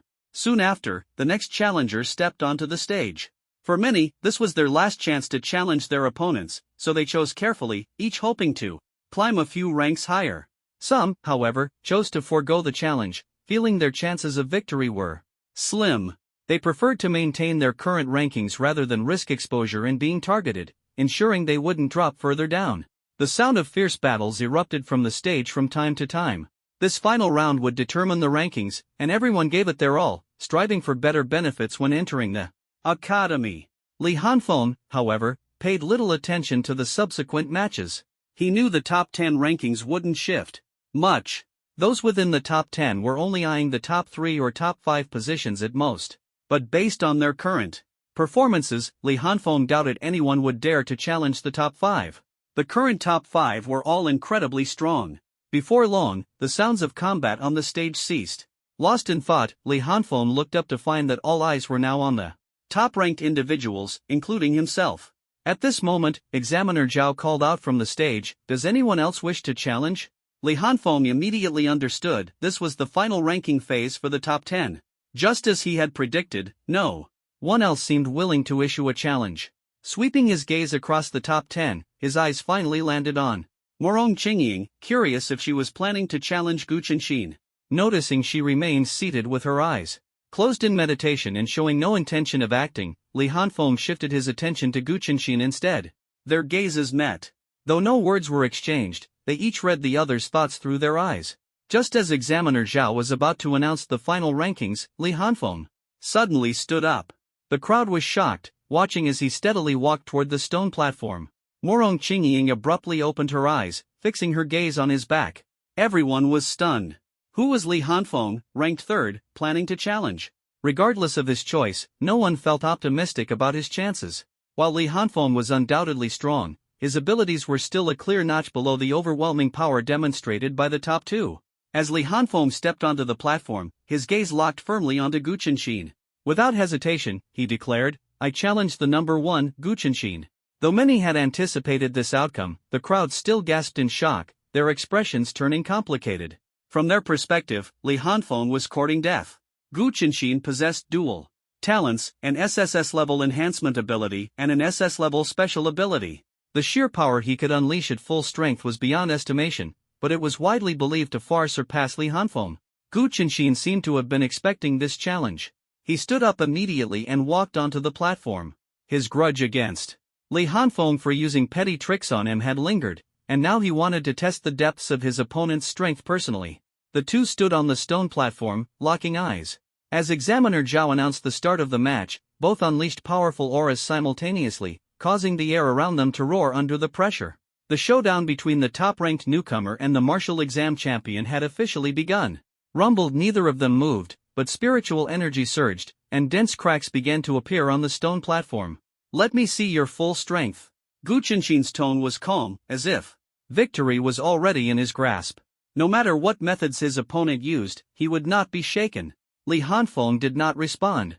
His pupils turned red, his right hand slowly grasped the hilt of the tang blade, and golden electric light danced across his body as white mist rose with each breath. He leaned forward, his scarlet Sharingan coldly staring at Gu Qinshin, devoid of any emotion. Boom! The ground instantly shattered, stones scattered, and the golden lightning on Li Hanfeng's body surged violently as he stepped forward. Thunder! Breathing, first form, thunderclap and flash. A streak of golden lightning flashed across the arena at an incredible speed. Clang! As the lightning appeared, Gu Qinshin drew his long sword, spiritual energy surged, and the blade swept forward, forcibly blocking Li Hanfeng's blade. Boom! A massive shockwave spread from the center of the two spiderweb-like cracks, spreading across the ground, continuing to expand. With a change in breath, the blocked tang blade suddenly erupted with intense blade light.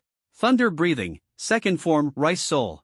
Gu Qinshin's eyes narrowed, sword intent burst forth, his wrist turned, and he instantly spun the blade, unleashing 5 sharp sword energies that collided with 5 hoof-shaped blade lights. Crack! Crack! Crack! Sword energy and blade light clashed, rebounding and carving deep fissures into the ground. Another shift in breath, Li Hanfeng's body gathered thick golden lightning, and the tang blade swung fiercely. Thunder breathing, third form, mosquitoes gather into thunder.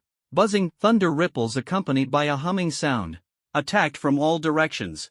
Gu Qinshin pushed his sword intent to the limit, his longsword swung rapidly, and the sword light turned into afterimages, continuously slashing at the surrounding area.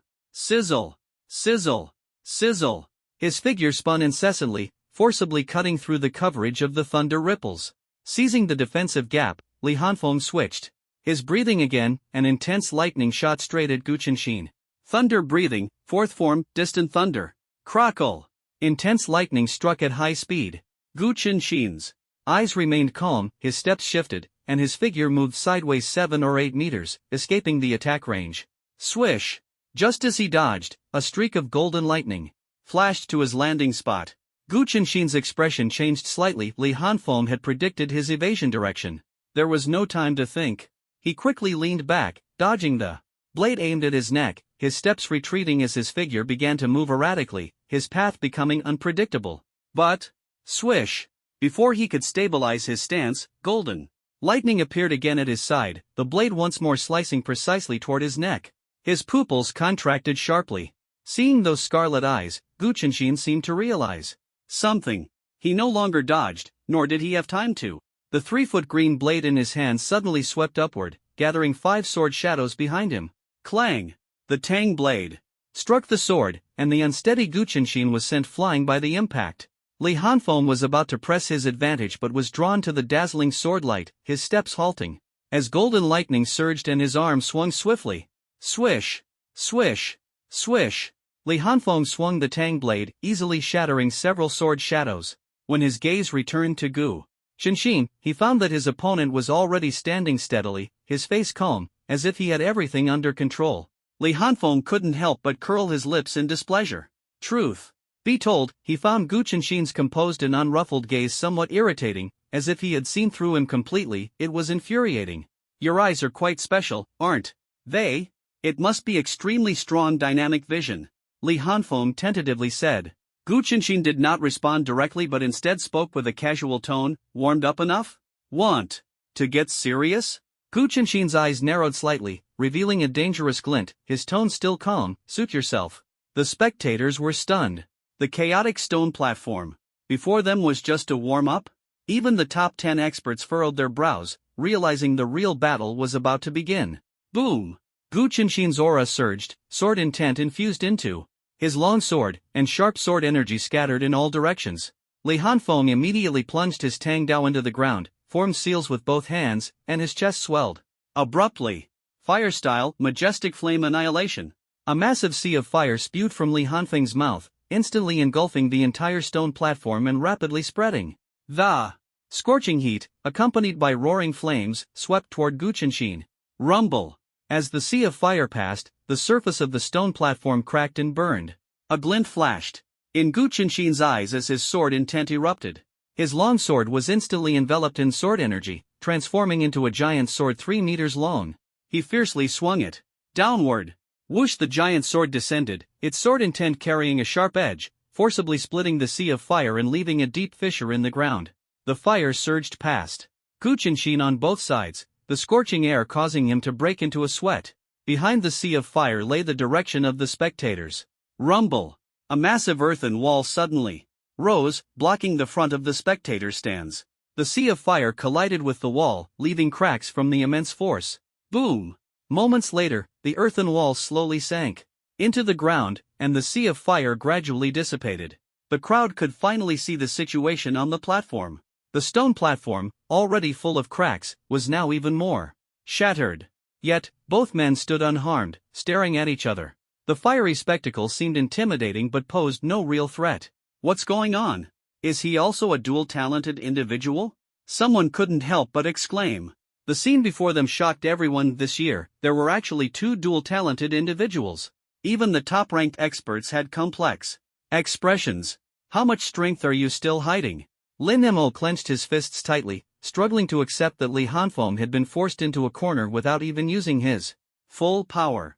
You should know that such attacks are useless against me, Gu Qianxin said indifferently. Compared to the astonishment of the spectators, Gu Qianxin remained calm. He was already a top-tier dual-talented individual, and such battles were nothing to him. Li Hanfeng smiled faintly, his expression difficult to read.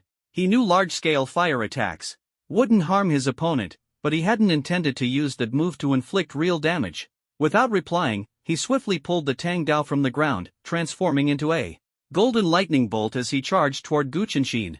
Gu Qianxin frowned slightly, displeased by Li Hanfeng's disregard.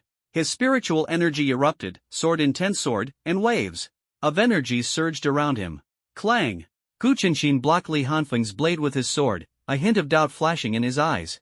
He sensed that his opponent's spiritual energy had been significantly depleted, and his strength was weaker than before. He didn't think much of it, assuming the Sea of Fire had drained Li Hanfeng, and spoke with a calm tone. Do you really think relying on your eyes will give you an advantage in close combat?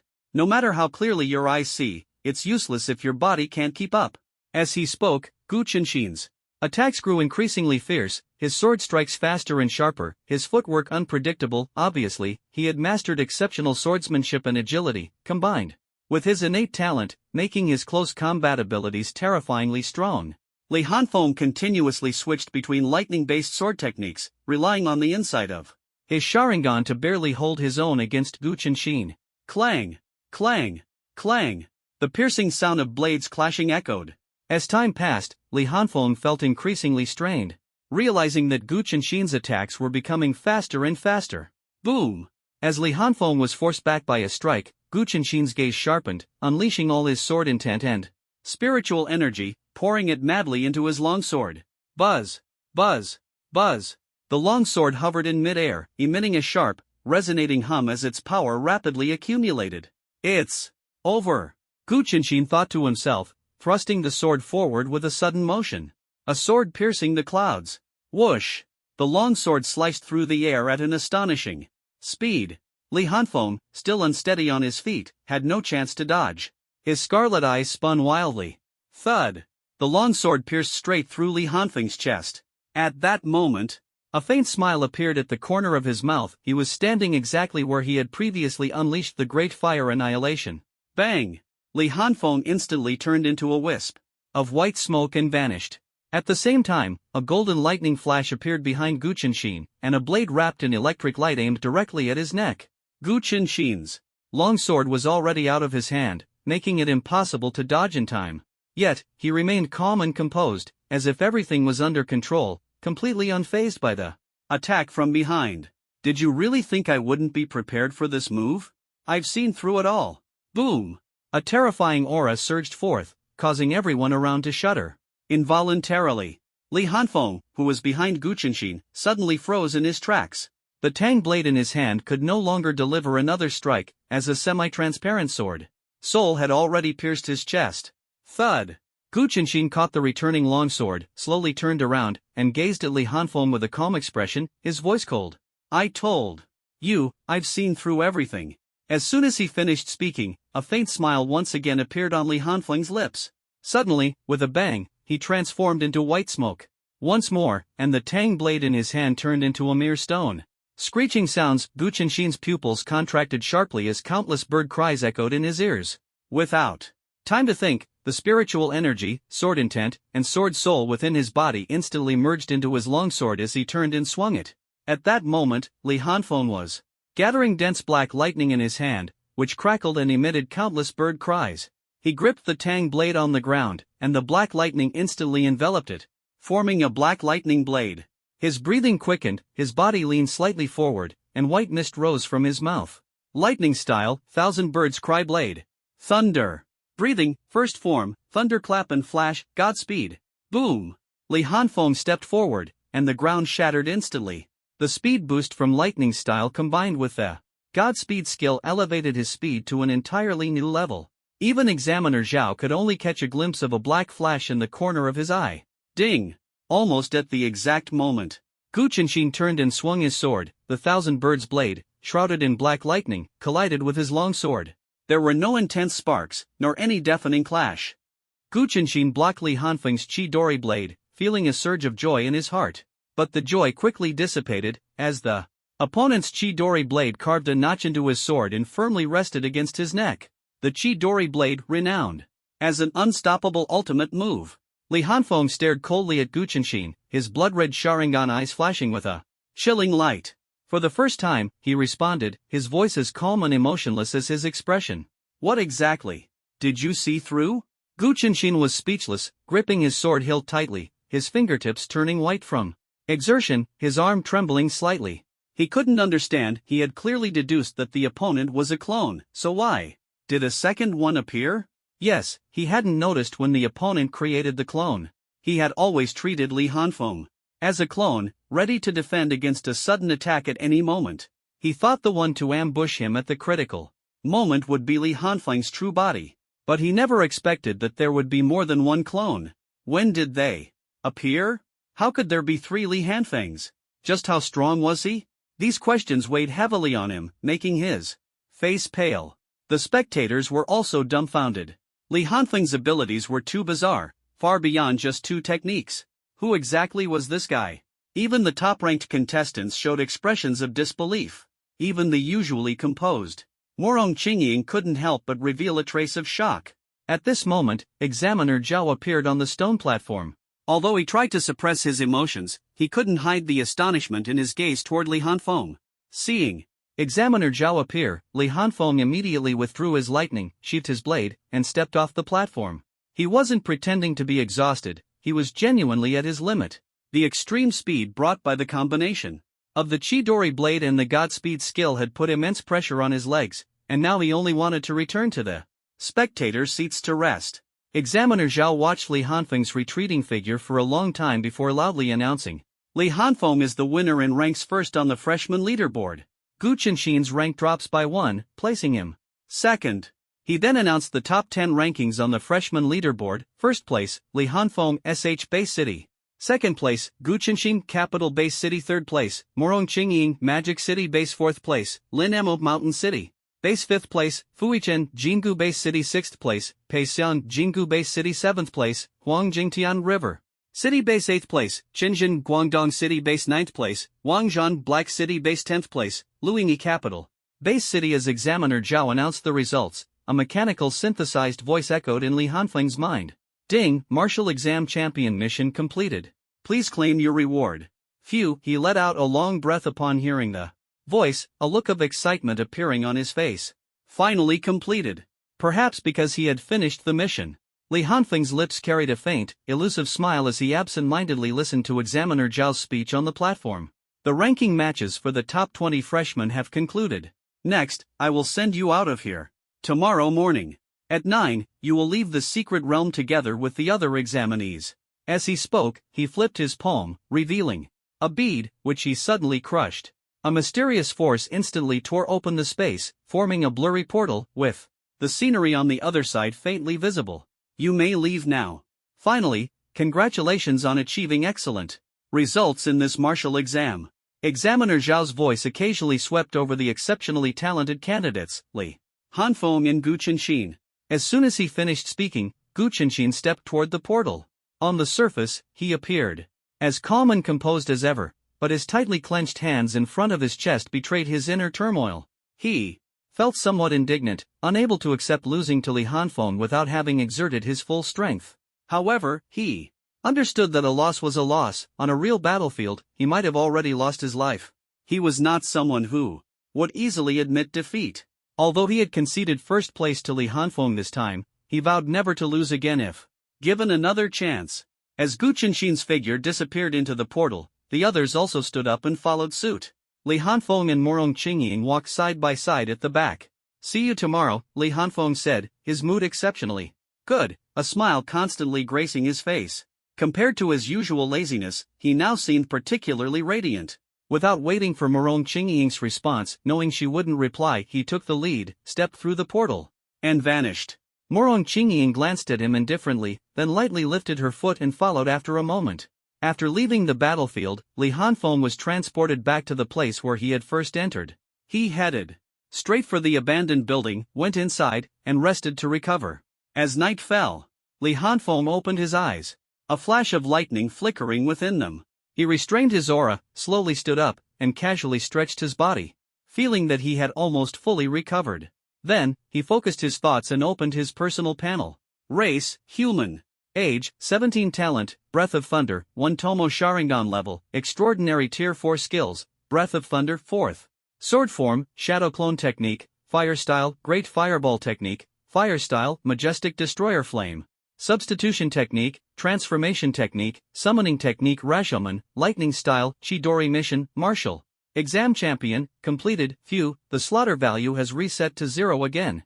But Chidori and Transformation technique really proved their worth this time. At first, Li Hanfeng hadn't expected that using spiritual energy to perform Chidori would directly transform it into the black Weeping Chidori, but he quickly understood the reason.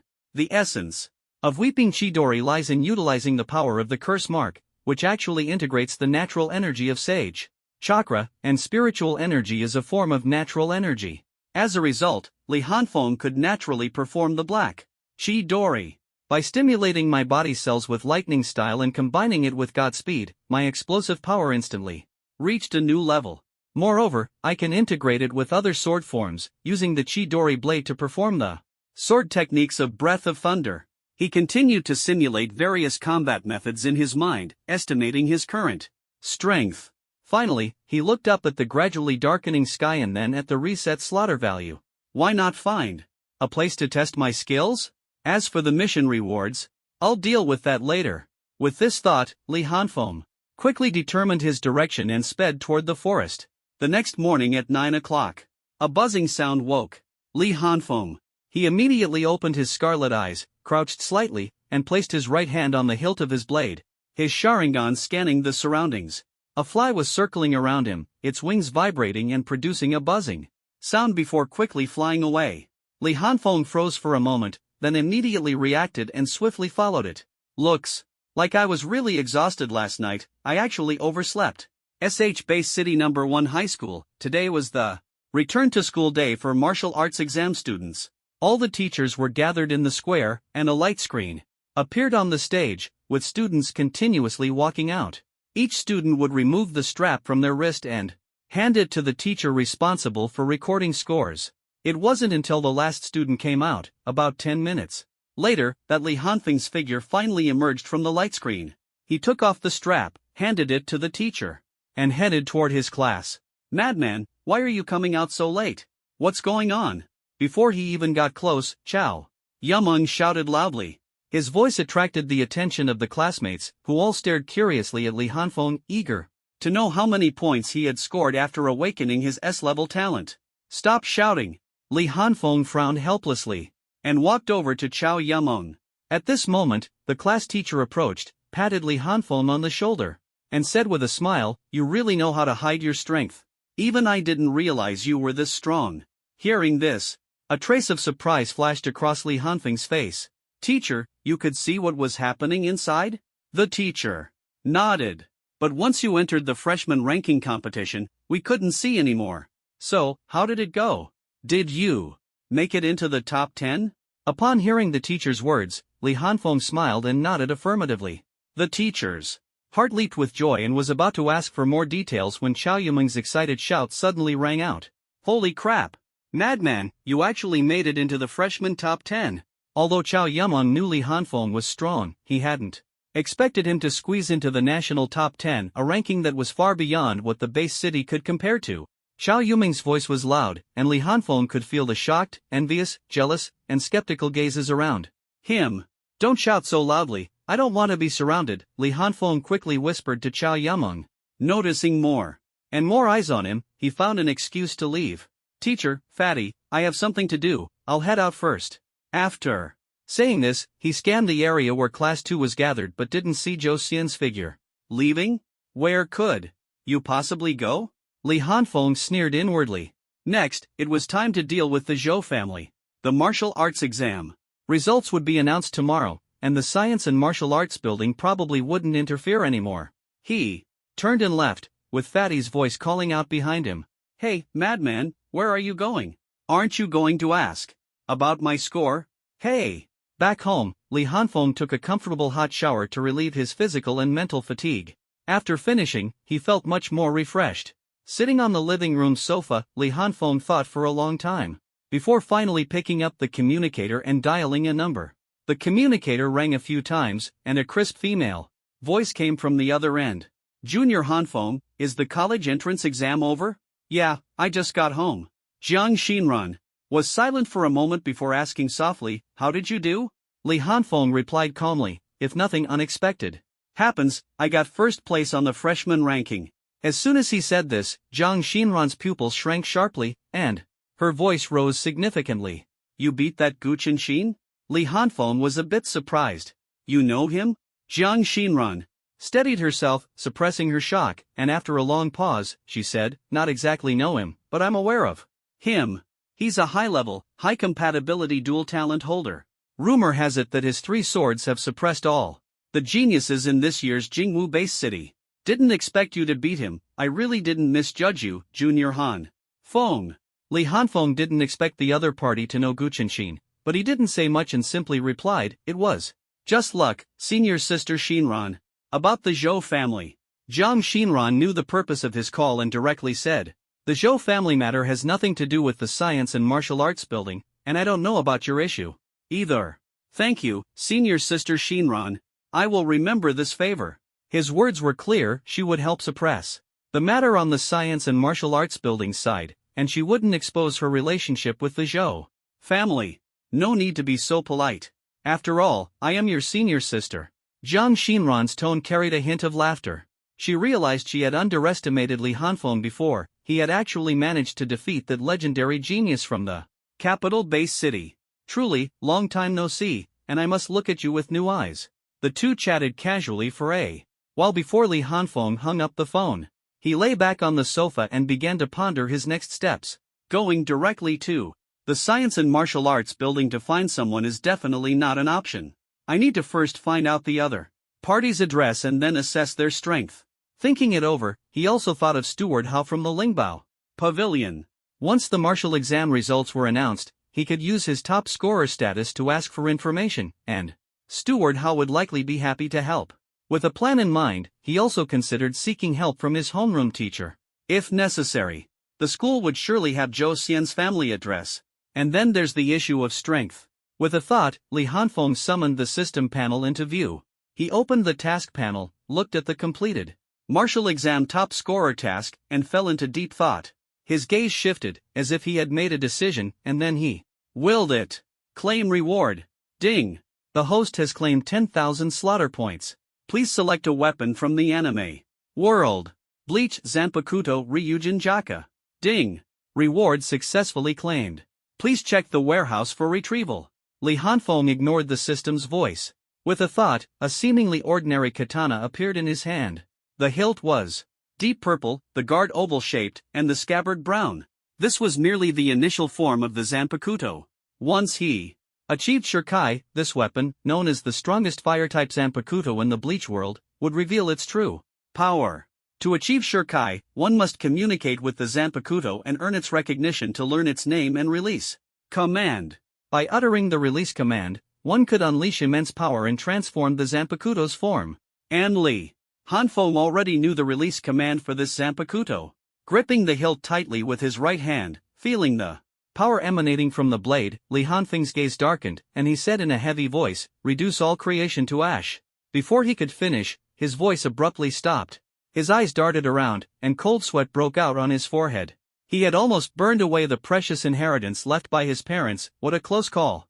Thinking about the immense power of Ryujin Jaka after its release, Li Hanfeng decided it would be safer to test the blade on the Zhou family. The reason for choosing Ryujin Jaka was simple. This blade could greatly enhance his group attack capabilities, and He indeed needed a good weapon. The tang blade in his hand could no longer keep up with his strength. First, I'll meditate with the blade. If I can gain Ryujin Jaka's recognition, its power will surely be even greater. Everything else can wait until the martial exam results are announced tomorrow.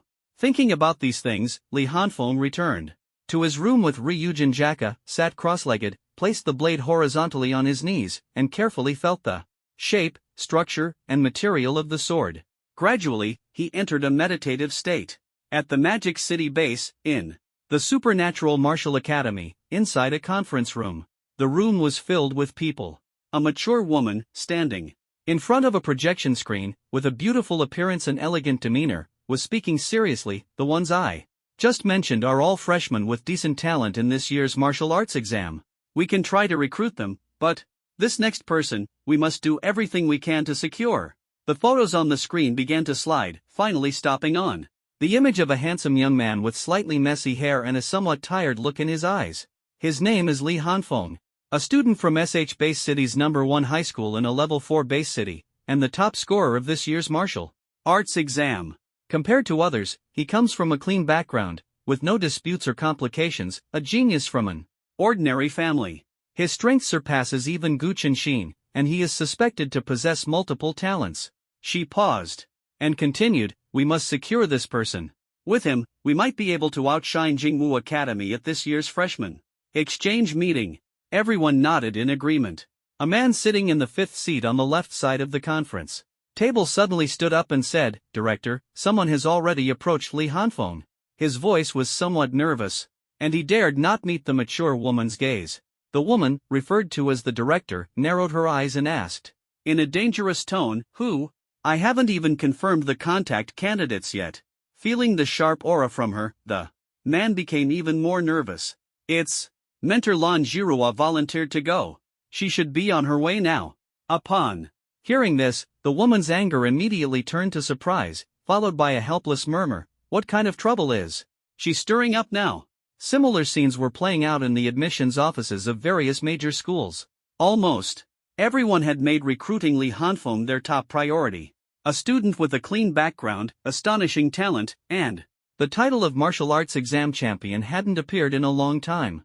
No school wanted to miss out, and they were all prepared to offer high incentives to bring him to their institution. Completely unaware of all this, Li Hanfeng continued meditating until nightfall. Only when hunger struck did he slowly open his eyes. With my current strength, it's still too difficult to get Ryujin Jaka to respond to me. I'll have to take it slow. After getting up, he picked up the communicator on the bed to check it. The device had vibrated while he was meditating, but he had ignored it. Seeing that it was a call and text from his homeroom teacher, Li Hanfeng roughly understood the situation. He opened the message, Brat, remember to report to school on time tomorrow. Many admissions mentors have specifically asked to meet you, so be prepared. After reading it, Li Hanfeng was a bit surprised. He had thought he was just going to attend the admissions meeting, but it seemed the mentors had already taken the initiative to seek him out. It appeared the results had been internally announced. He didn't think much of it, since he had already promised Jiang Xinran to go to the Supernatural Martial Academy. He felt no conflict in his heart.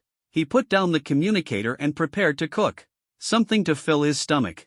Just as he set it down, the communicator rang again. It was Chow Yumeng calling, and he immediately understood the purpose and answered the call. Hey, lunatic, come eat. We're waiting for you. When Li Hanfeng returned from Chow Yumeng's house, it was already 10 o'clock at night. The consecutive days of assessments had left him physically and mentally exhausted, and he decided to go to bed early tonight. Returning to the room, he fell asleep as soon as his head hit the pillow. After a moment's thought, he flipped his palm and took out Ryujin Jaka, placing it by his side. Only after completing these actions did Li Hanfeng fall into a deep sleep. The next morning, bang, bang, bang.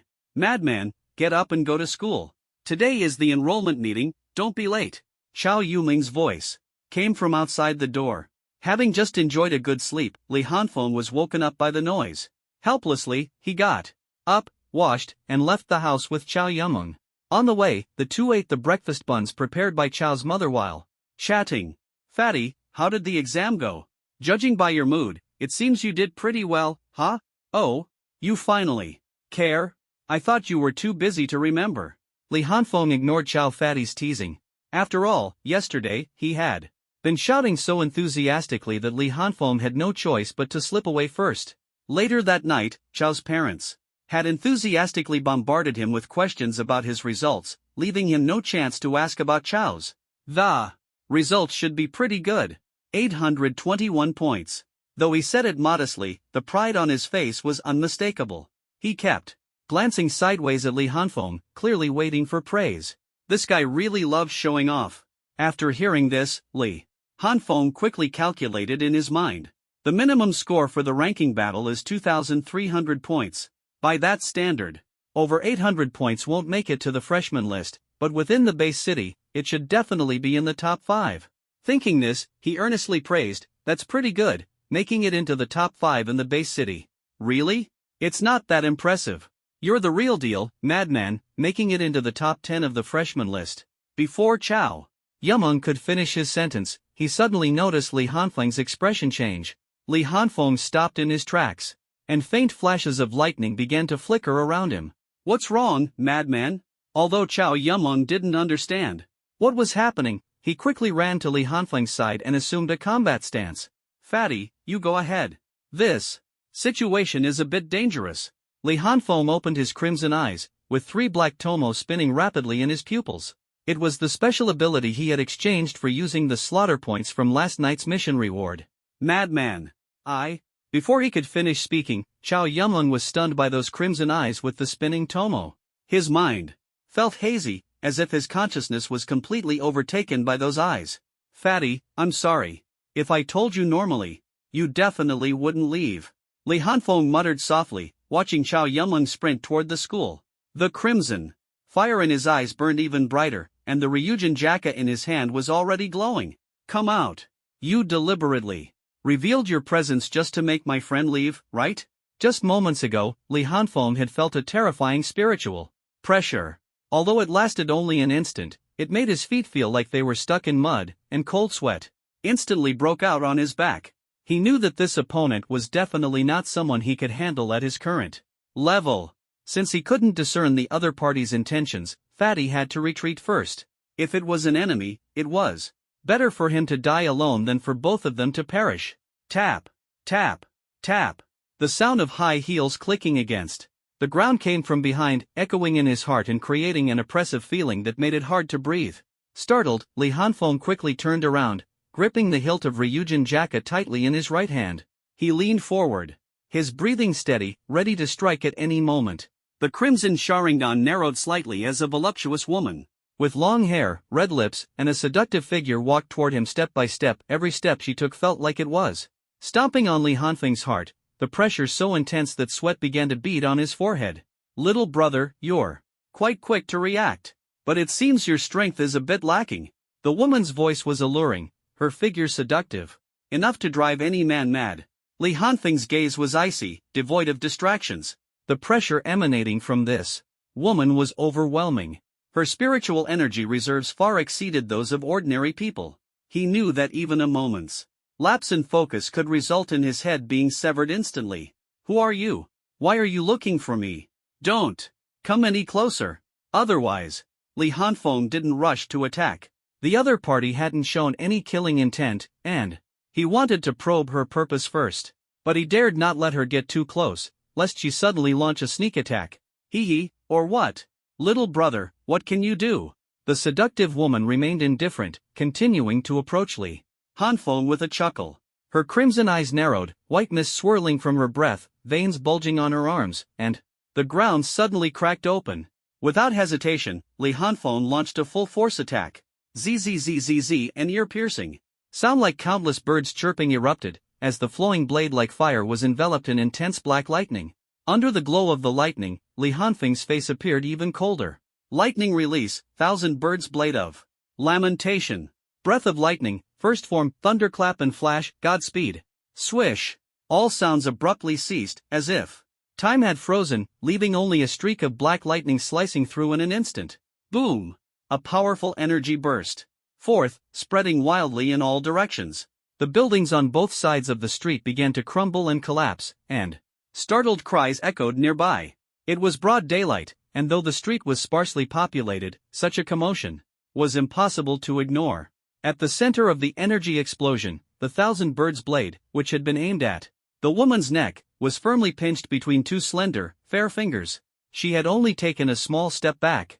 Li Hanfeng's crimson pupils contracted sharply, a chill spreading rapidly through his heart. Zzzzz, the piercing sound persisted. But those two fingers held the blade tightly. No matter how the thousand birds' blade struggled, it couldn't break free. Only emitting a mournful screech. Li Hanfeng's pupils trembled violently. This level of power was terrifying, far beyond what ordinary transcendence could achieve. It was the strength of someone on an entirely different level. He frantically infused spiritual energy into the flowing blade like fire, causing the black lightning on the blade to grow even more volatile. Zzzzz, the tightly controlled blade began to retreat slowly. The crimson-lipped woman showed a hint of surprise in her eyes, her smile growing even more playful. Little brother, put some more effort into it. Try harder. Li Hanfeng ignored her. Through the observation of his Sharingan, he noticed that her entire body was enveloped in a dense layer of spiritual energy, clearly indicating she was on a completely different level. The black lightning striking her body was entirely neutralized, causing no substantial damage at most. It slightly numbed her, but her movements remained unaffected. Li Hanfeng's gaze flickered. He released one hand, switching to a single-handed grip on the blade, while his left hand quickly formed a series of strange seals. Serpent, ram, monkey, boar, horse, tiger, fire release. Great fireball technique. The two were so close that the attack was almost face to face. The seductive woman saw Li Hanfeng's chest swell as he prepared to unleash the technique. She placed her finger against the blade, her eyes flashing. As she twisted her finger along the blade and flicked it lightly. Ding! Boom! Li Hanfeng felt a tremendous force surge from the blade, causing him to involuntarily fall backward. The great fireball, originally aimed at the woman, was forced to shoot into the sky. He quickly used the momentum to flip backward, creating some distance between them. Looking up, the figure had already disappeared. His pupils contracted sharply, and almost instinctively, he turned and swung his blade in a slash. Clang! This time, the opponent didn't grab the blade but instead flicked it away with a finger. Li Hanfeng retreated once more, but his crimson Sharingan locked onto the opponent, staring intently. After steadying himself, Li Hanfeng noticed that the opponent showed no intention of attacking again. Instead, she looked at him with great interest, her fiery red lips slightly parted as she smiled and said, "Little brother, is this all you've got? This is completely different from the rumors I've heard. If you're holding back, you'll regret it later." Li Hanfeng frowned deeply and asked coldly, "Who exactly are you?" It was normal for the opponent to know his information, but there was no killing intent from her. Could she just be here to play? Giggle, how about this, little brother? If you can hurt me, even just touch my clothes, I'll tell you who I am. The alluring woman didn't answer directly. She covered her mouth with a laugh, her voice full of provocation. Li Hanfeng examined her outfit. She wore a black tube top paired with a red leather jacket, denim shorts that barely covered anything, and revealed her fair, slender legs. With so little fabric, it wouldn't be easy to even touch her. Actually, I don't care that much to know. To be honest, I'd rather just go back to school and attend class. Li Hanfeng thought for a moment, realizing the gap in their strength was too vast, and there was no need to fight recklessly. She didn't have any killing intent, but if he got beaten up, he'd just have to endure it. The alluring woman was momentarily stunned, not expecting such a response. Then she burst into laughter. "Little brother, your answer really disappoints me." She laughed brightly, but her expression suddenly changed, and her figure vanished in an instant. Li Hanfeng's pupils contracted as his body turned into a flash of lightning, dodging swiftly. Boom! Her snow-white long legs stomped the ground fiercely, causing the surrounding area to crack like a spider web. This woman changes her face faster than flipping a book. Li Hanfeng cursed inwardly, still unable to figure out why she had suddenly become so aggressive. Golden lightning flickered around him, the black Chidori blade in his hand emitting a sharp screech. His crimson Sharingan spun continuously, his gaze fixed on her, not daring to let his guard down for even a moment.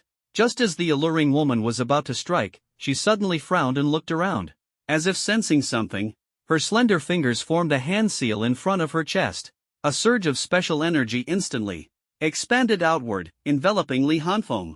The two of them disappeared simultaneously, leaving no trace behind. Not long after Li Hanfeng and the woman vanished, a dozen powerful presences suddenly descended upon the scene. A group of people appeared shortly after.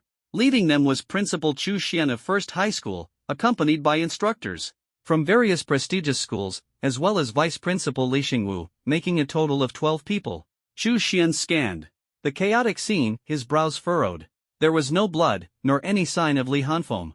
Was he forcibly taken away? The group frowned deeply, fearing the worst for Li Hanfeng. They closed their eyes, trying to sense the direction in which he had been taken. "This is the aura of a domain, and it feels very familiar to me," a middle-aged man said solemnly. The group was shocked and turned to look at the speaker.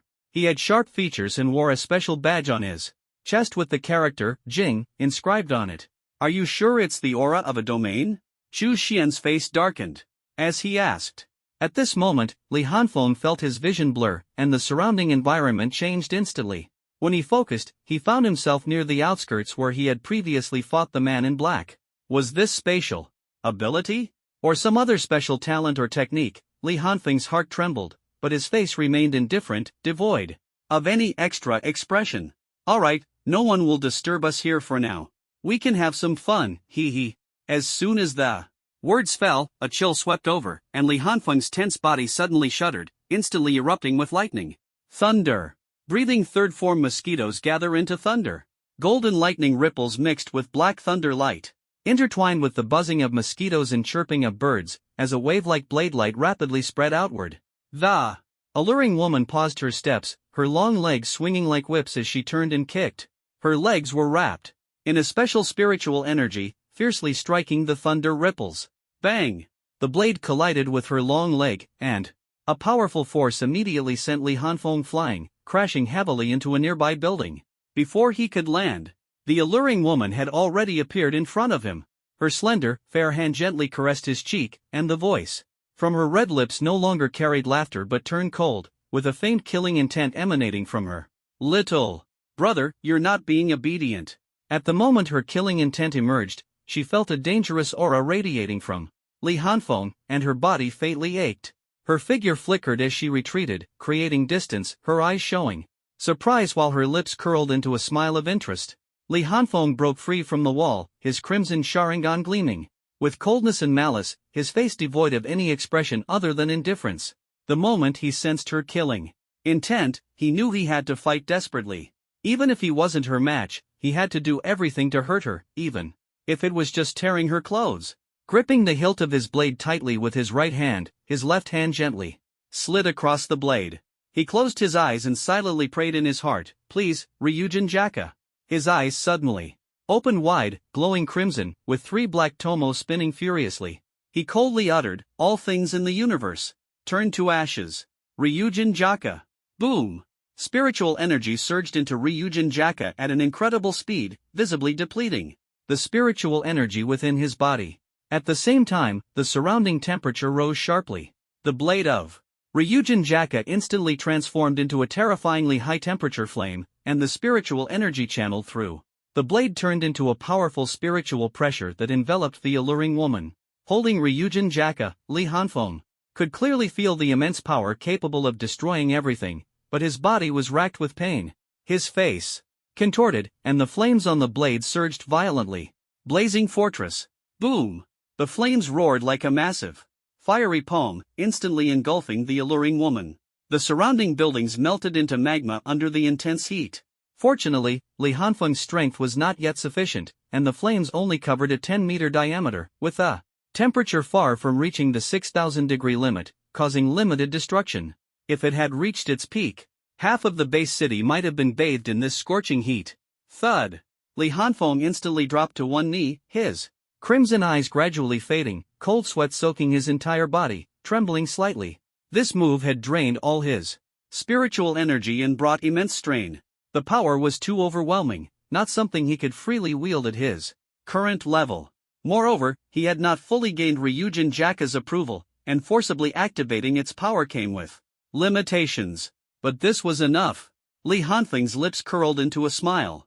The reason he used Blazing Fortress instead of the more powerful flames of the pine was because he knew he couldn't truly harm her, he could only buy a little time. He was well aware that many university mentors would specifically come to today's recruitment event. After the chubby guy left, he had probably already informed the school authorities. With such power appearing, rescue would surely arrive immediately. Therefore, without the ability to use Scorching Hell, trapping the opponent was the best option. Ryujin Jaka returned to a low-temperature state, and the area covered by flames emitted a whooshing sound, indicating that the opponent was trying to forcefully break through. Li Hanfeng's gaze tightened. He knew that without spiritual energy to sustain it, the fire domain wouldn't last long. At that moment, more than 10 powerful presences descended. In an instant, 12 figures appeared around them. Almost simultaneously, the city ablaze technique gradually dissipated, revealing the trapped seductive woman. Her red coat was gone, and only one high heel still had a wisp of flame flickering on it. Seeing this, Li Hanfeng couldn't help but laugh, then plopped down on the ground. Damaging her clothes was already bad enough, not to mention even her shoes had been burned. The group directed their auras toward the seductive woman, but when they saw her face clearly, their auras suddenly faltered. How could it be her? This question surfaced in everyone's minds almost simultaneously. They then turned their gazes toward Li Hanfeng. Li Hanfeng was also stunned. Did they know her? He scanned the group and noticed that they all wore special badges on their chests. That's right, these are university identity badges, and even the vice principal is here. These people must be university recruitment mentors. Then, he saw the seductive woman also take out a badge and pin it to her black strapless top. The badge had the word demon engraved on it. The seductive woman smiled at Li Hanfeng, gave him a thumbs up, and pointed to the badge on her chest, her expression seemingly saying, "You damaged my clothes, so I'll keep my promise and tell you my identity." Sitting on the ground, Li Hanfeng was at a loss for words, his mouth twitching involuntarily. Today was June 19th, the day the martial arts exam results were announced, as well as the day of the university recruitment event. At this moment, SH Base City's #1 high school was filled with all the students who had taken the martial arts exam. Everyone was both nervous and excited, waiting for the recruitment event to officially begin. Before long, under the organization of the dean, Zhang Yuanfang, the students received their rankings and the admission requirements of various universities. They then began applying to their desired schools based on the criteria.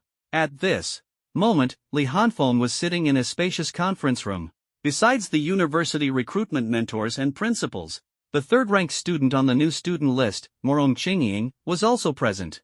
After learning the seductive woman's identity, Li Hanfeng had basically guessed her intentions. Damn it, this woman was clearly here to mess with him, leaving him utterly speechless.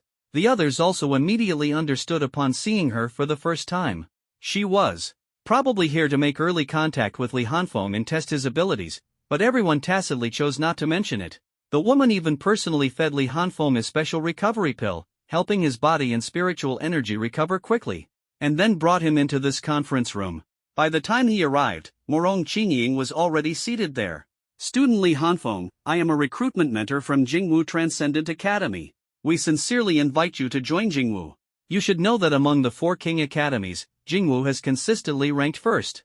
Moreover, Alright, old Xia, Jingwu has so many talents. How many resources can you really allocate to student Hanfeng? Don't delay his development.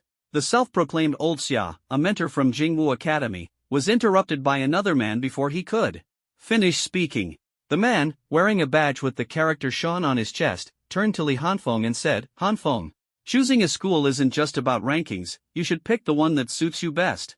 Take our Shancheng Academy. For example, the resources we can provide you are definitely more than Jingwu's." Stop it. You've been at the bottom of the rankings for years. How many resources can you even offer? Have all the other good talents stopped cultivating? How much can you really provide? At this moment, a man wearing a badge with the character Jin on his chest interjected. The Shancheng mentor retorted indignantly, "Once Li Hanfeng joins our school, our ranking will definitely improve this year. By then, most of the resources will naturally go to Hanfeng." The man from Jingwu Academy sneered. "Isn't that just wishful thinking? If the ranking doesn't change, then you still have nothing to offer. Li Hanfeng, You should consider our school. The help we can provide you is absolutely. Hanfeng, we. Seeing that the people in the meeting room were about to start arguing, Li Hanfeng remained silent and didn't interrupt. The more they argued, the more advantageous it was for him. Although he had already decided to go to Mo Academy, the others didn't know that. To win him over, they would definitely try to outbid each other and promise more resources. Naturally, Mo Academy would also raise their offer to secure him. The debate in the meeting room grew increasingly heated, to the point where it seemed like a fight might break out. This left the two principals from Yizhong feeling utterly helpless. You are mentors from the Four Kings Academy and the 7 elite schools. Can't you show some decorum? Stop acting like quarrelsome fishwives, Li Xingwu said helplessly. However, he didn't dare to directly reprimand them and could only curse silently in his heart. He glanced at Chu Xian, who was nonchalantly munching on sunflower seeds, showing no intention of joining the argument. Left with no choice, Li Xingwu coughed and said, "Ahem, everyone, please calm down." Before he could finish, no one paid him any attention, and the argument continued unabated. Li Xingwu's face darkened. Everyone. His voice was loud and commanding, immediately silencing the room. All eyes turned to him, and he felt a secret sense of satisfaction. Do they think I'm a sick cat just because I don't roar like a tiger? Just as he was about to continue speaking. Old Li, why are you shouting so loudly? Looking for a fight? The Shancheng mentor directly snapped back. Li Xingwu's mouth twitched. He glanced at Chu Xian again, only to find him still eating sunflower seeds, showing no intention of intervening. Forcing a wry smile, he said, "Everyone, arguing won't help. In the end, it still depends on Hanfeng's decision." The room fell silent for a moment as everyone realized he had a point. They all turned their expectant gazes toward Li Hanfeng. At this moment, Li Hanfeng, who was watching the drama unfold with Morong Qingying, knew he couldn't avoid the spotlight any longer. Pretending to ponder for a moment, he turned to Morong Qingying and asked, "Qingying, which academy are you planning to attend?" For now, he had to divert their attention. Li Hanfeng's words were a clear signal to everyone, "Wherever she goes, that's where I'll seriously consider going." Everyone's eyes shifted to Morong Qingying. Knowing her background and identity, they assumed her family had likely already made arrangements. They didn't try to persuade her but waited for her answer. Morong Qingying turned to look at Li Hanfeng, her gaze calm and composed, as if she didn't quite understand his intentions. The two locked eyes for a few seconds before her cool voice broke the silence. "I haven't decided yet. I'll think about it." Hearing this, everyone immediately showed disdainful expressions, thinking, "Do you take us for fools? Still undecided? You're from a city with a magic and martial arts base, and your family's development has long been set on going to the Magic Martial Academy, right? Stop pretending to hesitate." Li Hanfeng was secretly pleased in his heart. Morong, the school beauty, had helped him a lot. With a conflicted expression on his face, he asked, "Dear mentors, I know that every school present here is a top institution in the Dragon Nation for cultivating talent. It would be an honor to join any of them. However, I can't join all 11 schools at once, can I? I'm just an ordinary person, with no cultivation resources at home. It's already been very difficult to get to this point, and I am indeed in great need of cultivation resources. How about this? Why don't you all present your offers first, and then I'll carefully consider them? How does that sound?" The mentors fell into thought upon hearing this. Li Hanfeng had spoken cleverly, first using Morong Qingying to divert everyone's attention, pretending that he hadn't yet chosen his lucky school. Then, he elevated the mentor's status while lowering his own, emphasizing that he was just a poor student without any background, struggling with a lack of cultivation resources. This created a subtle atmosphere. Every school present was a sacred place for talent cultivation, and whoever offered the best conditions would be prioritized. He neither appeared indecisive nor failed to express his needs, and his words were pleasing to hear. The mentors present were all seasoned individuals in society and immediately understood his intentions. They weren't angry. Instead, they found it quite normal. After all, who wouldn't want to strive for the best conditions?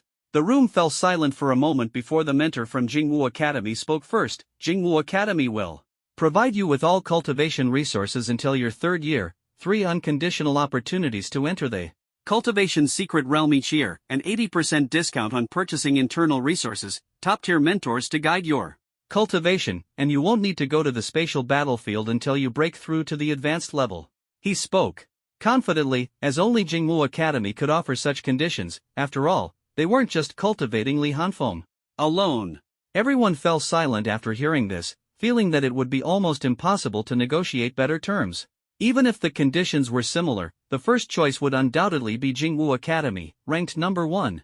Even Li Hanfeng was a bit surprised. 2 years of cultivation resources plus secret realm quotas. He didn't fully understand the significance of the secret realm yet, but it was certainly extraordinary.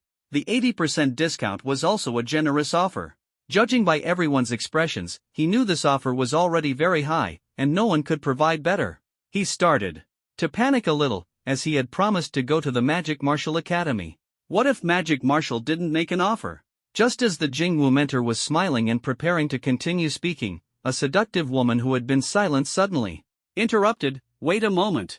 She smiled and looked at Li Hanfeng, saying, "Our Magic Martial Academy will provide you with all cultivation spirit stones until you break through to the transcendent realm. The other conditions are the same as Jingwu's." She paused and continued, "Although secret realm quotas are precious, with your strength, you don't really need them. We believe you can earn them yourself. As for mentors, Magic Martial won't be inferior to Jingwu. However, you must go to the spatial battlefield. It is very beneficial for improving your strength." In other words, apart from cultivation resources and discounts, the other conditions are not critical for you. You are very strong, but you also have obvious weaknesses. We've crossed paths before, and I know your shortcomings. I can personally teach you how to become stronger. When she spoke, she exuded a strong sense of confidence. The mentor from Jingwu remained expressionless, though the conditions offered by the other side were actually less valuable than what he could provide. After all, 2 years' worth of cultivation resources included not just spirit stones but also many precious auxiliary materials. Relying solely on spirit stones to break through to the transcendent realm would not be easy. Li Hanfeng secretly breathed a sigh of relief and finally responded, offering conditions similar to Jingwu's. Moreover, the other side seemed extremely confident in their teaching abilities, and none of the surrounding mentors questioned it. Clearly, this woman was no ordinary person. Although he didn't like her, he had already promised Jiang Xinran to go to Mo, and he wouldn't break his word easily. As for her claim that she could make him stronger, once he became powerful enough, he would definitely teach her a lesson. With his mind made up, he turned to look at Morong Qingying and softly asked, "Qingying, have you made up your mind?" Morong Qingying met his gaze for a moment, then gently nodded and said, "Yes, I've decided to go to Moa Transcendent Academy." Li Hanfeng lowered his head in thought, his expression conflicted. And after a long pause, he softly said, "Then I'll go to Moa Transcendent Academy too." The corner of the Jingwu mentor's mouth twitched slightly. "Let us congratulate Li Hanfeng for winning first place in this year's martial arts exam, ranking first among new students nationwide, and also becoming the top scorer in our base city's martial arts exam." The square erupted in enthusiastic cheers, applause, and chatter, turning the entire first high school square into a powder keg of excitement, with deafening waves of sound. Let's give another round of applause and invite Li Hanfeng to the stage for his speech. As Zhang Yuanfang finished speaking, the applause grew even louder. Amid the thunderous clapping, Li Hanfeng steadily walked onto the stage, maintaining a calm expression. If not for the tightly clenched hand in his pocket, he would have looked like a true powerhouse. Standing here to give such an exciting speech is far less appealing than going straight to fight against the alien races. Li Hanfeng muttered to himself as he walked stiffly onto the stage. After delivering a few minutes of bland, official remarks, he quickly left the stage. Soon, the martial arts exam results were announced across the entire Dragon Country, and the top 100 names on the new student rankings garnered the most attention. Li Hanfeng's name appeared in the public eye for the first time. The National Martial Arts exam top scorer, ranked first among new students, turned out to be an ordinary person with no background or support. This result shocked everyone. Many leaders of various factions had their eyes flashing, considering how to recruit him while also arranging personnel to make contact. Within just half a day, Li Hanfeng's basic information had been thoroughly investigated, but his talent and abilities were strictly encrypted, inaccessible to ordinary people. After leaving school, Li Hanfeng appeared at Lingbao Pavilion, drinking tea and chatting with Steward Hao. Steward Hao's smile grew even brighter, warmly addressing him as brother. He felt fortunate for his earlier decision. Who would have thought that the talented young man he had befriended on a whim would now become the top scorer in the martial arts exam? Li Hanfeng's future achievements would undoubtedly be awe-inspiring, and maintaining their relationship might allow him to leverage Li Hanfeng's influence to reach new heights in the future. Brother Hao, I've come to you this time to inquire about something, Li Hanfeng said straightforwardly. Brother, do you know anything about Zhou Zhanghai and the Zhou family? He continued. Steward Hao's eyes flickered. He was well aware of the grudge between Li Hanfeng and the Zhou family. Could it be that he was planning to make a move? After a moment of contemplation, he said in a low voice. Brother Hanfeng, I know a bit about the Zhou family. They are a major power in the SH base city, with the backing of the Kuwu Tower. Brother, you don't need to worry about that.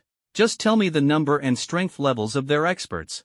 I've already made arrangements with the Kuwu Tower, Li Hanfeng interrupted him, his voice calm.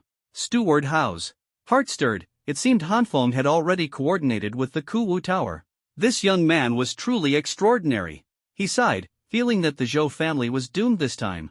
Since you already have a plan, I won't say much more. He paused and continued, the head of the Zhou family, Zhou Zhanghai, is at the peak of the 6th tier, with a B-level transformation talent. He has an old butler at the 5th tier, whose talent is unknown. There are also 3 shadow guards, with captains at the mid-tier extraordinary level. But those are relatively weak replicators, and apart from the Shadow Guard commander, the others aren't much of a threat. As long as you're careful not to get surrounded, you should be fine. Focus on Zhou Zhanghai, the old butler, and the Shadow Guard commander. That's all I know, but they must have hidden experts, so you need to be cautious. If you don't use the power of the Kuwu Tower, this is almost all the strength they can openly deploy. Li Hanfeng listened intently, bowing his head slightly in thought. The Shadow Guard should be the black-clad men who ambushed me last time. 2 of the mid-tier captains are already dead, so the remaining one must be the commander, right? Additionally, there are 2 other mid-tier extraordinaries, and Zhou Zhanghai at the peak of the 6th tier. That is indeed a bit troublesome. His eyes flickered as he realized that a direct assault would mean facing 3 mid-tier extraordinaries and at least 20 peak 3rd-tier opponents. Not to mention the unknown strength they might have hidden in the shadows. He could only proceed cautiously. After a moment of reflection, Li Hanfeng asked softly, Brother, do you know where their base is? Steward Hao finished his tea, leaned close to his ear, and whispered an address. Then, as if nothing had happened, he continued pouring tea. Li Hanfeng memorized the address, stood up, and took his leave. Thank you, brother. I have some matters to attend to, so I won't disturb you any longer.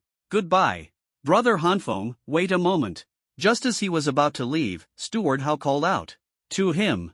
Li Hanfeng turned around, a bit puzzled. Do you need manpower? I've been in the SH base city for many years, and have some connections. Li Hanfeng's eyes flickered slightly, but he shook his head and said, Thank you for your kind offer, brother, but this is a personal grudge between me and them. I don't want to involve you. Although he did need help to ease the pressure, owing a favor was a different matter. Providing information and directly assisting were 2 separate things. He didn't want to owe anyone a favor and believed he could handle it alone. It would just take time.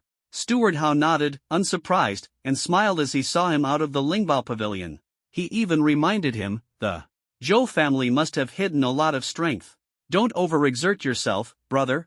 If you can't hold on, be sure to let me know. I'll do my best to help you. Li Hanfeng nodded in agreement and turned to head home. Now that he knew the Zhou family's location and general strength, he needed to carefully plan how to eliminate them. By the time he got home, it was already dark. He took a hot shower, cooked a simple bowl of rice to fill his stomach, and then returned to his bedroom. There, he found 2 shadow clones meditating with their eyes closed. Sitting cross-legged, he placed Ryujin Jaka on his lap and began practicing his breathing technique. During the secret realm assessment, he felt he was on the verge of a breakthrough, and tonight he should be able to reach a new level. Spiritual energy continuously gathered in the room, and the 3 Li Hanfengs simultaneously operated their breathing techniques, accelerating the gathering speed several times over. The spiritual energy surged into his body through his mouth, nose, and pores, transforming into streams of spiritual energy that flowed into his qi. The qi within his body began to slowly rotate, spinning faster and faster. When it reached a critical point, Li Hanfeng opened his eyes. Boom! Boom! Two shadow clones instantly turned into white smoke and disappeared. At the same time, a surge of dense spiritual energy rushed into his Qi. Crack! Crack! The rapidly spinning Qi emitted cracking sounds, as if it were being stretched open, and its entire range expanded significantly. A sharp glint flashed in his eyes as he exhaled a mouthful of turbid air. Finally, broke through. Clenching his fists and feeling the changes in his body, Li Hanfeng used his mind to check his personal panel. Name, Li Hanfeng. Race, human. Age, 17. Talents, Breath of Thunder, 3 Tomo Sharingan level, extraordinary.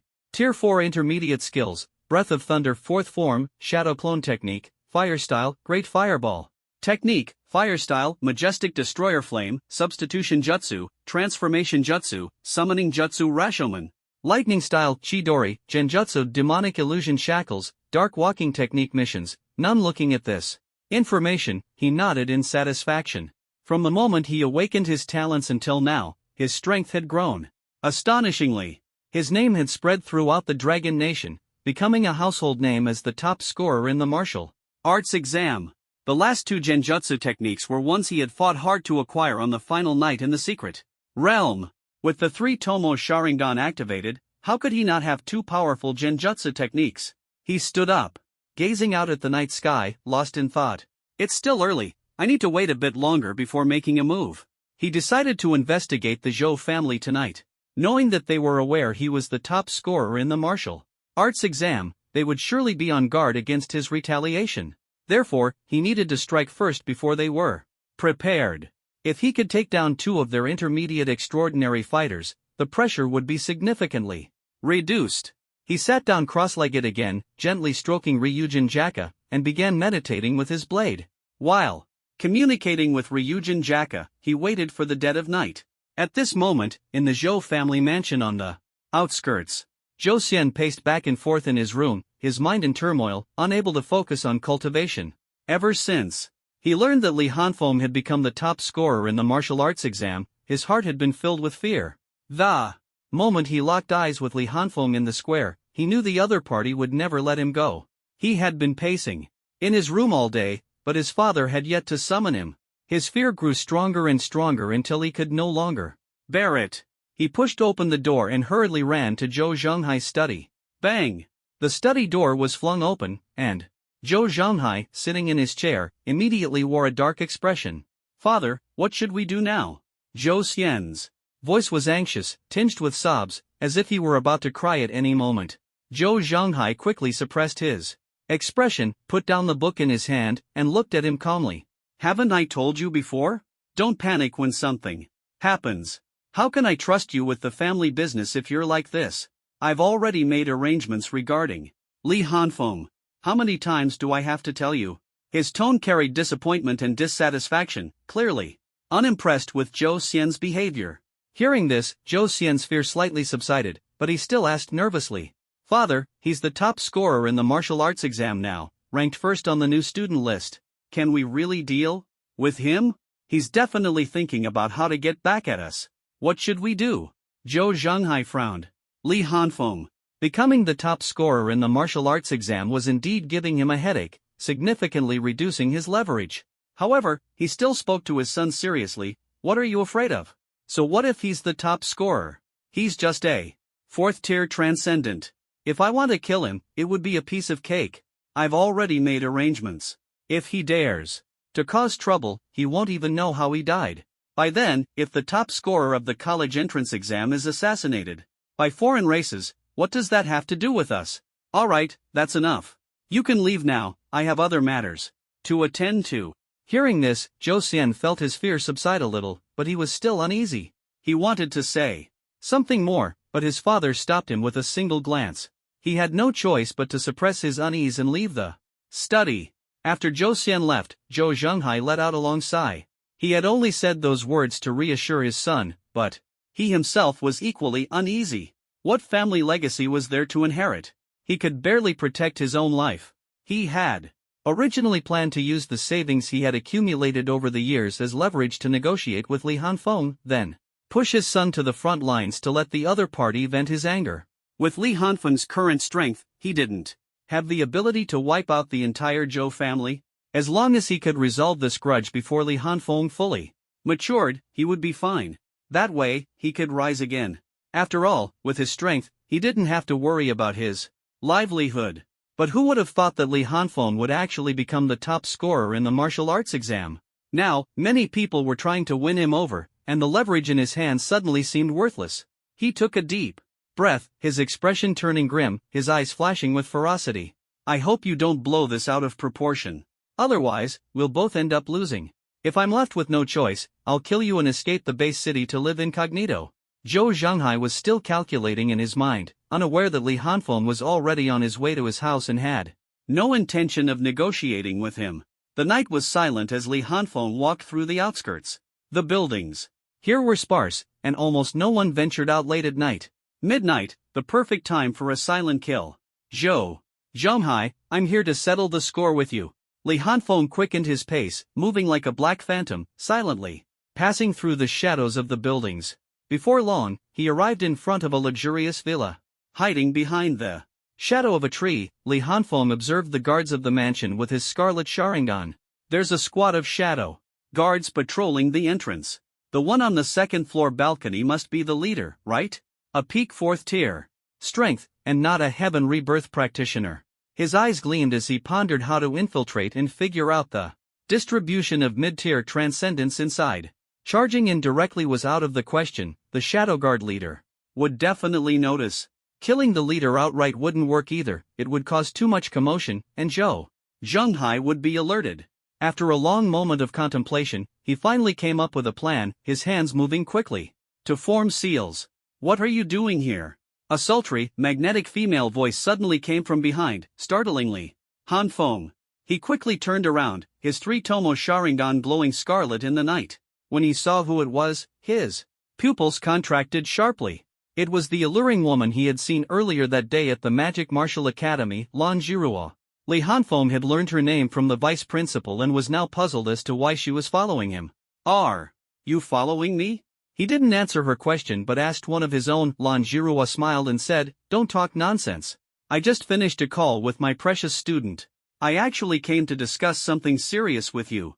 As she spoke, she adjusted her slightly curled shawl of hair and continued, But then I found you sneaking around here, looking like you're about to make a move. Do you have a grudge against someone? She gestured toward the villa. Li Hanfeng became even more confused. Your precious student? Lan Jiruo's eyes sparkled.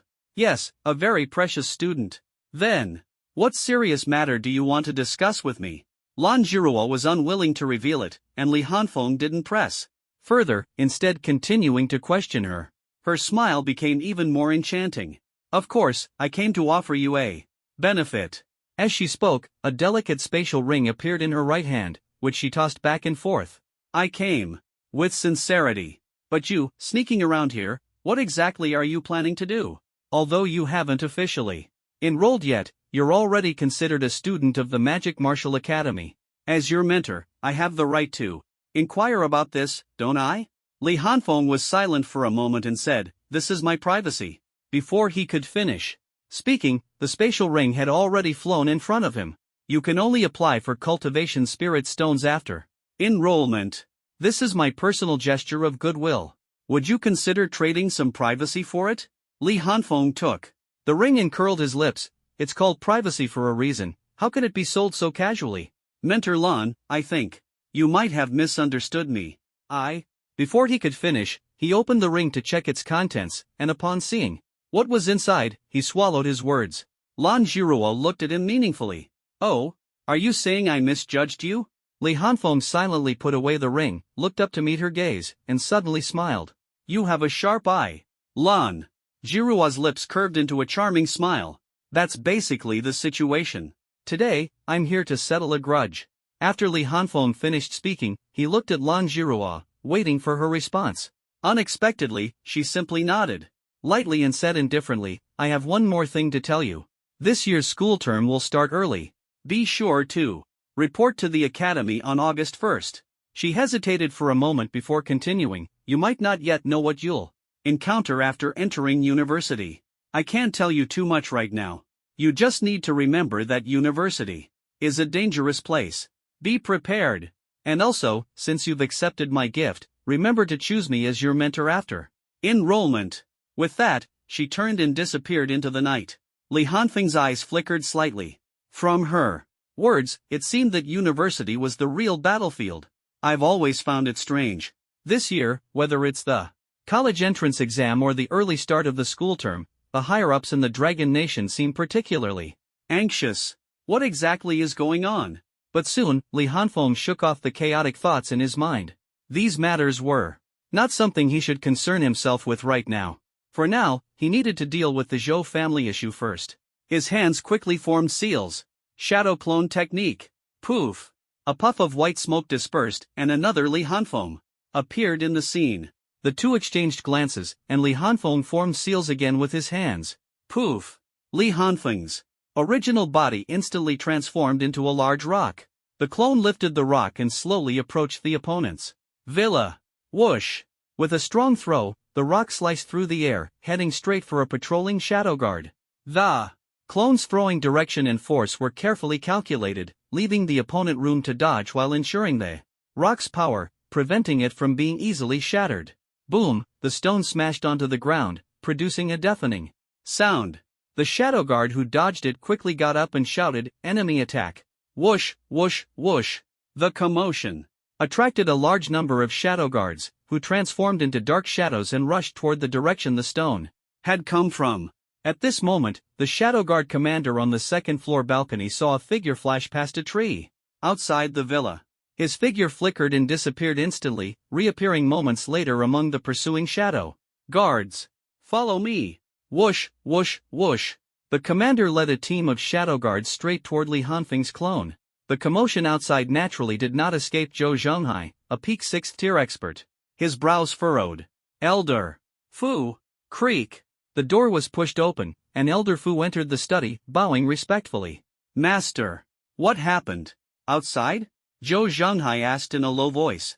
Master, someone launched a surprise attack. Shadow One has already led a team to pursue them, Elder Fu replied. Zhou Zhenghai's face immediately darkened. How many people? Probably just one, Elder Fu answered. Zhou Zhenghai's pupils contracted slightly. They've come so quickly? Are they planning a direct confrontation? No, that's not right. Considering the opponent's strength and the current situation, if it's Li Hanfeng, he must be trying to disperse their forces and then take them down one by one. Thinking of this, Zhou Zhenghai said in a deep voice, catch up with Shadow One immediately. If it's Li Hanfeng, don't act rashly. Tell him I want to talk to him. Go now. Understood. Elder Fu heard the urgency in Zhou Zhenghai's tone and immediately turned to leave, leaving Zhou Zhenghai sitting in his chair with a grim expression. Meanwhile, in the villa courtyard, the remaining shadow guards had heightened their vigilance due to the earlier attack, preparing for possible further assaults. No one paid attention to the stone lying in the yard. After Elder Fu left and no one was watching, the stone suddenly transformed with a bang into Li Hanfeng. He quickly formed seals, and another shadow clone appeared, replacing his original form and transforming into a stone to take his place. After completing this, Li Hanfeng hid in the shadows of the villa. Only the occasional flicker of crimson light observed the positions of each shadow guard. Unexpectedly, 2 mid-tier shadow guards have already gone out to pursue. Now, only one team of shadow guards in Zhou Zhenghai remain here. Li Hanfeng's sharp gaze swept over the 10 shadow guards, his Sharingan scanning them as his body leaned slightly forward, his right hand gripping the hilt of Ryujin Jaka. First, I'll deal with these nuisances. Golden lightning tore through the night sky, each flash taking away a life. Thunder breathing, first form, thunderclap and flash, eightfold. Swish, swish, swish. In the span of a single breath, 8 shadow guards were instantly slain, their speed so fast that no one could react. The remaining 2 shadow guards had just realized what was happening and were about to shout for the master when crimson pupils instantly occupied their minds. They felt as if their joints were nailed to stone pillars. Unable to move, their mouths completely incapable of making a sound.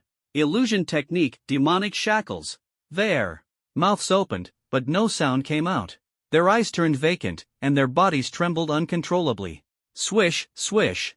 Li Hanfeng transformed into light. As soon as Li Hanfeng stepped into the villa, he immediately sensed a strong aura emanating from somewhere on the 3rd floor. Interesting. Is this an invitation for me to come over? The other party had clearly noticed his arrival but did not attack directly. Instead, they deliberately revealed their aura, indicating their exact location. It was an obvious attempt to lure him in, and Li Hanfeng felt a bit suspicious. Without hesitation, he stepped forward and headed upstairs toward the source of the aura. Just as he reached the second floor, a door suddenly opened. Zhou Xian hurried out of the room, clearly also heading to the third floor. The moment their eyes met, Zhou Xian froze completely, as if he had seen a hallucination. He quickly rubbed his eyes hard, almost as if he wanted to rub them out. He had just sensed the aura emitted by his father, which had lingered in his room for a moment. Thinking his father needed him for something, he had rushed out, only to see. Upon closer inspection, he realized that Li Hanfeng was staring at him with a mocking smile. Fear instantly shattered his mental defenses. He staggered backward, shouting incessantly, "Help! Someone's attacking! Help me! Father, save me, Li Hanfeng is here!" But the surroundings were eerily silent. No one responded to his cries, which only made him more panicked and distraught. He screamed hysterically for his father to come. Li Hanfeng paused slightly, looking up toward a certain direction on the third floor, a glint flashing in his eyes. The corners of his mouth curled into a cold smile. "Heh, how amusing." He walked slowly toward the nearly broken Zhou Xian, who was still shouting, placing his right hand on the hilt of a blade that gleamed. With a cold light, he spoke in a chilling tone, "Zhou Xian, look into my eyes."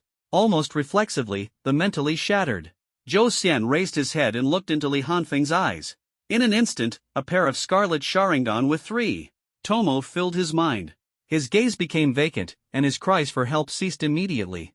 Li Hanfeng approached him and asked coldly, "Was it you who sent people to kill me?" Zhou Xian, in a daze, replied, "I begged my father to send people to the misty forest to kill you." A flash of the blade, and Zhou Xian's head was severed. Li Hanfeng asked no further questions, nor did he see the need to say anything more. He had confirmed the truth. Without sparing the corpse a glance, he turned and headed straight for the third floor, curious to see what Zhou Zhenghai was up to, remaining unresponsive to his son's death. Reaching the third floor, he stopped in front of a door, confirming it as the source of the aura. His entire body tensed, ready to face an attack at any moment. He kicked the door open with a loud bang. Bang! The study door flew open, and Li Hanfeng saw Zhou Zhenghai sitting behind the desk, smiling broadly. "Young man, no need to be so impatient. Come, have a seat, and let's talk," Zhou Zhenghai said, unfazed by the kicked door. Instead of getting angry, he smiled and invited Li Hanfeng to sit. Li Hanfeng stepped into the room but did not sit down. He spoke coldly, "You should know why I came here tonight. What is the meaning of this?" Zhou Zhenghai smiled and said, "Don't misunderstand. I have no other intentions. My useless son offended Li Zhuanyuan and deserves to die. I have no intention of avenging him. Is Li Zhuanyuan satisfied now? If you still feel dissatisfied, why not take a look at this contract and ring first?" Li Hanfeng's eyes flickered, his expression growing colder. "Are you trying to make peace? Isn't it obvious?" "Li Zhuanyuan, take a look at my sincerity," Zhou Zhenghai said, gesturing toward the items on the desk. Li Hanfeng stared at him for a long moment, then walked forward slowly, holding a knife in one hand and picking up the document with the other to examine it carefully. After reading the contents, his eyes flickered. He picked up the spatial ring beside him and probed it with spiritual energy. After finishing, Li Hanfeng stepped back 2 steps, but he did not put down the ring, instead fixing his gaze firmly on Zhou Zhenghai. Patriarch Zhou is really willing to pay the price, offering almost all of the Zhou family's assets and savings, and even sacrificing a son, just to reconcile with me? Zhou Zhenghai, oblivious to the sarcasm in Li Hanfeng's tone, replied with an unchanged expression, "I told you, I am sincere. I wonder what Scholar Li thinks." Li Hanfeng toyed with the ring, lowering his head as if in deep thought. Seeing this, Zhou Zhenghai felt a surge of joy, though his face remained calm. "Patriarch Zhou, I see your sincerity, and I can't find a reason to refuse, but..." Zhou Zhenghai frowned, sensing that the other party was about to make a demand. He lowered his gaze but failed to notice the pair of crimson eyes belonging to Li Hanfeng. "Even a tiger won't eat its own cubs. How can you make me believe you won't stab me in the back?" As soon as the words fell, Li Hanfeng suddenly raised his head, and their crimson eyes locked. Zhou Zhanghai felt his entire body freeze, as if nailed to a pillar. Just as he struggled desperately to break free, a golden blade of light was already pressed against his neck. Under the night sky, in the outskirts of SH Base City, a young man was being chased by more than a dozen shadowy figures. The young man was none other than Li Hanfeng's clone. At this moment, he was running unhurriedly, his expression calm, as if leading a nighttime tour rather than fleeing for his life. He maintained a consistent distance from the black-clad pursuers behind him, neither allowing them to catch up nor letting them lose sight of him. Shadow 1 followed closely behind Li Hanfeng, his eyes flickering constantly. He couldn't shake the feeling that something was off, as if the young man was toying with them rather than desperately escaping, as though he was deliberately leading them away. The young man had already circled this area several times. Just as Shadow 1 was pondering this, the young man ahead suddenly stopped and turned to face them. His pair of crimson eyes glowed with a sinister light in the darkness, and a mocking smile appeared at the corner of his mouth. "Now, let's have some fun." Seeing the young man suddenly turn around, Shadow 1 did not rush to attack but kept his distance, his eyes full of caution. He was somewhat worried about the patriarch's situation and wanted to go back to check, but judging by the young man's demeanor, it seemed unlikely he would let him leave easily. At this moment, the shadow guards also caught up, their dark figures appearing around them, each assuming an attack stance, ready to strike at Shadow 1's command. A ruthless glint flashed in Shadow 1's eyes as he coldly ordered, "Kill." As soon as the words fell, the shadow guards instantly disappeared into the darkness, rushing toward Li Hanfeng at an incredible speed. Just as they approached, Li Hanfeng had already mobilized the spiritual energy within him, forming hand seals in front of his chest. Fire-style, majestic flame annihilation. Boom! A massive sea of fire erupted suddenly, engulfing the shadow guards. The powerful impact even tore up the ground. This was a desolate suburban area, and it was already late at night, so Li Hanfeng had no concerns about accidentally harming others. The sea of fire spread rapidly, and the shadow guards who had initially charged forward hurriedly scattered upon seeing it. The few who were closest to the flames had no time to react and were instantly consumed by the fire. They let out a few agonized screams before their figures turned to charred remains.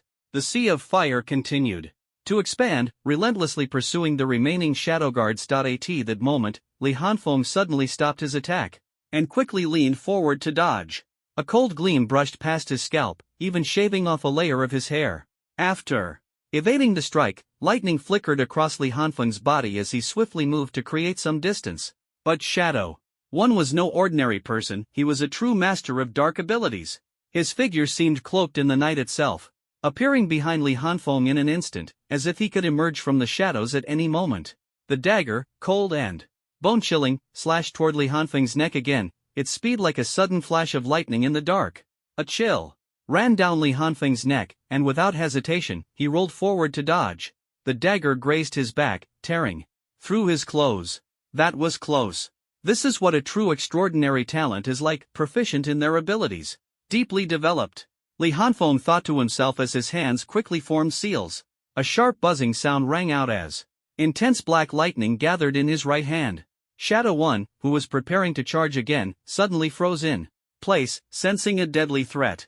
Other shadow guards also closed in, positioning themselves around Shadow 1, both sides, staring each other down. The scarlet Sharingan spun continuously. Just as Li Hanfeng was about to strike, a sudden voice called out, "Mr. Li, please wait." Li Hanfeng paused his movements and, along with Shadow 1 and his group, turned toward the direction of the voice. An elderly man in a gray robe came running quickly and soon stood in the open space between the two sides. "Greetings, Mr. Li. I am the steward of the Zhou family. The family head has sent me to deliver a message, saying he wishes to have a word with you." Li Hanfeng looked at the old steward, who appeared humble, though a trace of amusement flickered in his heart. The main body has probably already torn the Zhou family apart, and now you want to talk? He felt disdain inwardly but maintained a relaxed smile outwardly. Talk? Could this be a trap? Shadow 1 was about to speak, but the steward raised his hand to stop him, maintaining his respectful demeanor. "The family head has said that we genuinely wish to reconcile with you. The past grievances were all misunderstandings, and we sincerely want to resolve them. Besides, with your current strength and status, who would dare to take advantage of you?" Seeing the sincerity in the other party's attitude, Li Hanfeng pretended to ponder, though he was actually thinking about how to buy more time. The steward did not rush him during his silence.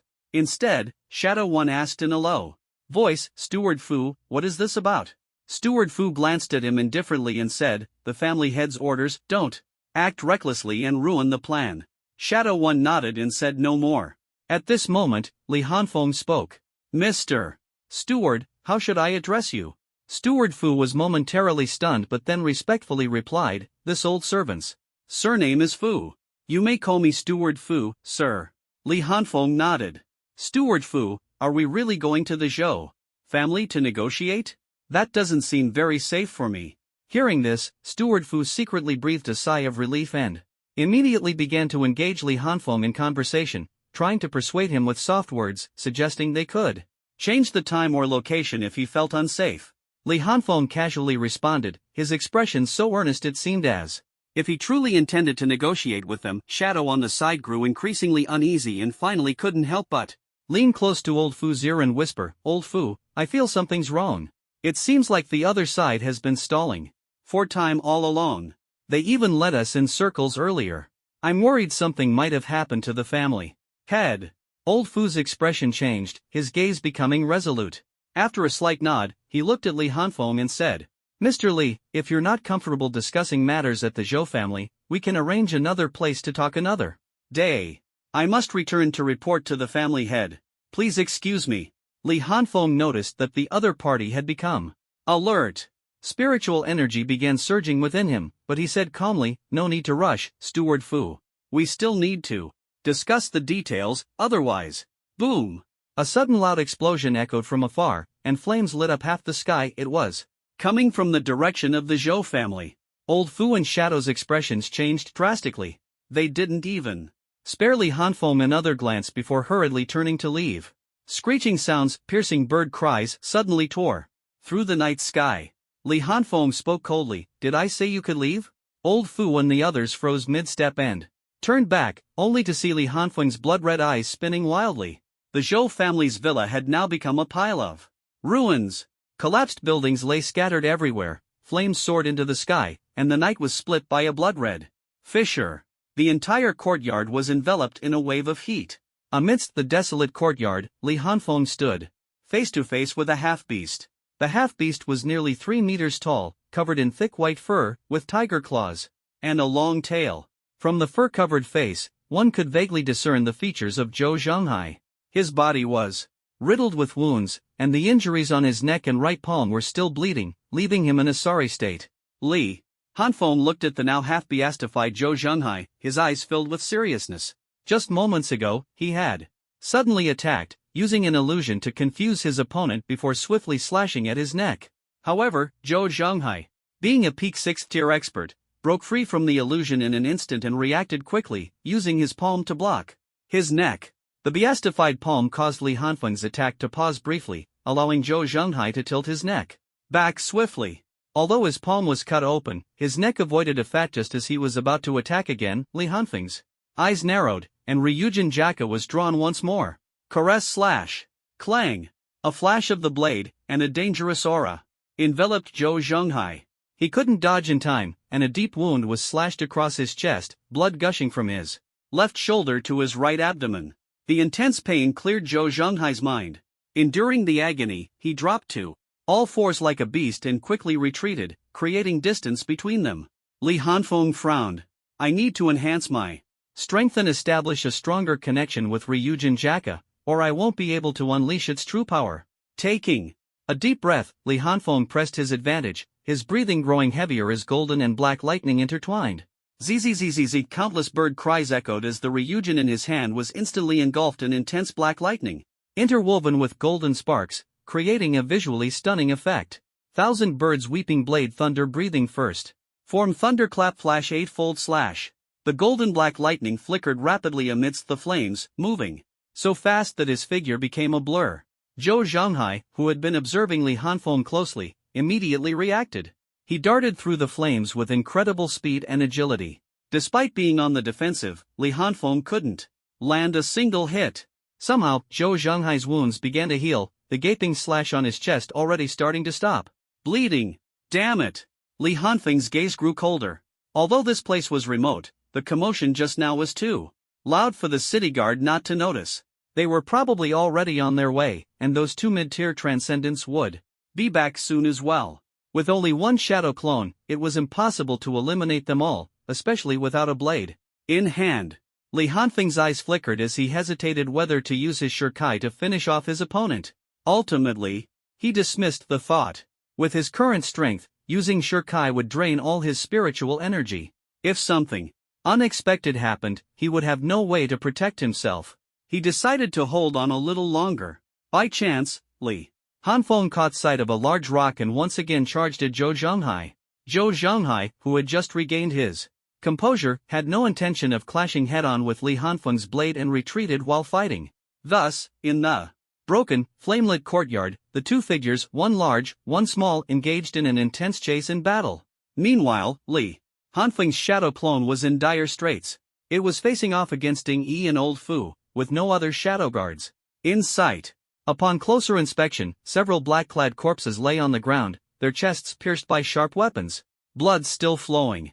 Zzzzz, the black lightning in Li Hanfeng's hand gradually dimmed, on the verge of disappearing. He panted slightly, his spiritual energy nearly depleted.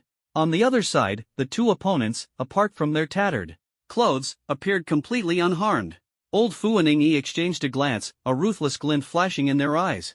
Spiritual energy erupted as the two charged at Li Hanfeng from both sides. Li Hanfeng's scarlet eyes narrowed, and he sighed inwardly. Without a blade in hand, my strength has dropped significantly.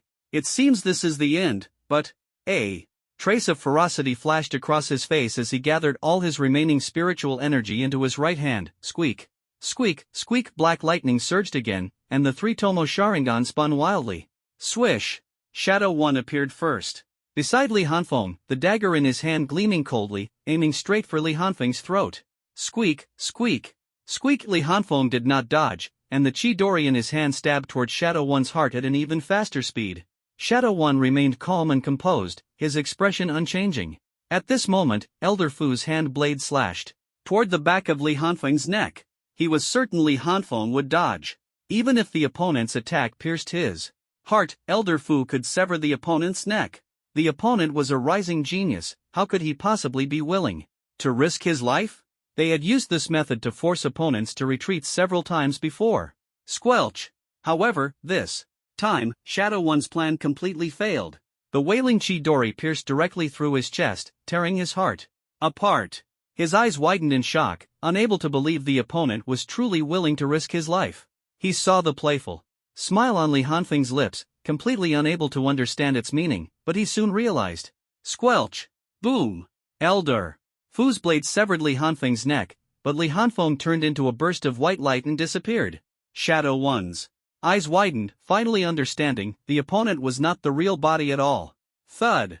His body fell to the ground, slowly losing life, his eyes still open, dying with regret. Elder Fu's face darkened, unable to. Zhou Zhenghai was ruthless, rather than suffer severe injuries himself, he preferred mutual destruction. Moreover, he guessed that his opponent might not want to engage in a direct confrontation. Squelch! At the critical moment, Zhou Zhenghai forcibly twisted his body, causing the attack that was supposed to pierce his back to instead penetrate his abdomen. His sharp claws also tore through Li Hanfeng's chest. However, the expected scene of flesh and blood flying did not occur. After being attacked, Li Hanfeng turned into a puff of white smoke and dissipated. Zhou Zhenghai's pupils contracted sharply as a heavy sense of death enveloped him. His adrenaline surged, temporarily numbing the intense pain. He mustered all his strength and spiritual energy, attempting to dodge to the side, but it was already too late. Thunder breathing first form. Thunderclap and flash Godspeed. Swish! A streak of golden black lightning flashed across the firelit night sky in an instant. Zhou Zhenghai suddenly froze, completely immobilized. Li Hanfeng's figure appeared not far behind him. Slowly, he sheathed Ryujin Jaka, the white mist around his mouth dissipating as he stood up. Thud! Zhou Zhenghai's body fell to the ground, his semi-beastified head severed from his body, blood gushing from the wound and quickly forming a pool. Li Hanfeng turned to look at Zhou Zhenghai's fallen body, his gaze indifferent. The battle was over. A peak Sixth-tier Transcendent was indeed formidable, if not for the successful ambush, severely injuring the opponent, and having the advantage of his weapon, it might have been troublesome. He pondered for a moment, a hint of doubt flashing in his eyes. Zhou Zhenghai hadn't revealed his trump card. Was this really the full strength of the Zhou family? Were all their cards laid bare? He didn't dwell on it further, since the main force had fallen and no trump card had appeared. He decided to treat it as if nothing had happened. The most important thing now was to leave quickly and avoid being cornered by the city guard. Based on the information from his clone, Li Hanfeng swiftly headed in the direction of Fu Lao's return. He didn't want to leave any trouble behind. Meanwhile, outside a small villa not far from the Zhou family estate, a seductive and alluring woman coldly stared at three men in black across from her. The three seemed to be firmly restrained, unable to move. Although their bodies occasionally trembled slightly, clearly struggling desperately, it was all in vain. The woman turned her head slightly to glance in the direction of the Zhou family estate, a captivating smile appearing on her face. She then turned back, her gaze calm as she looked at the three men. I have no grudge against you, but your boss has a grudge against my future student. To prevent you from disturbing them, I can only keep you here. Now that they've finished catching up, it's time for you to leave as well. Upon hearing this, the three men's pupils contracted sharply, fear almost spilling from their eyes. Their bodies trembled violently, but no matter how they struggled, they remained immobile. Lan Jiruo's expression was indifferent as she extended two slender fingers and snapped them lightly. Snap! The crisp sound echoed in the air, and the three men's faces instantly contorted in extreme pain and terror, as if they had encountered something unimaginably horrifying. Boom! Boom! Boom! 3 consecutive explosions rang out, and the three men burst apart on the spot. Strangely, the splattered blood seemed to be confined by an invisible wall, restricted to a 1-meter radius. After finishing everything, the alluring woman turned around expressionlessly, her gaze sweeping the surroundings as she spoke coldly, "Come out." "Must I invite you multiple times?"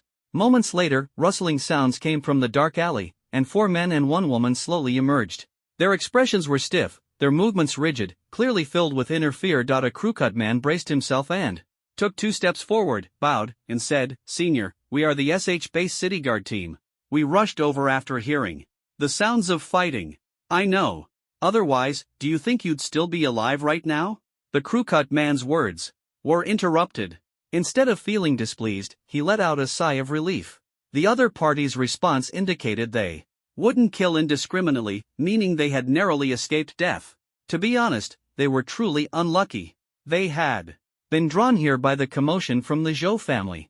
This road was the closest route to the Zhou family, which is why they took it, only to end up in this situation.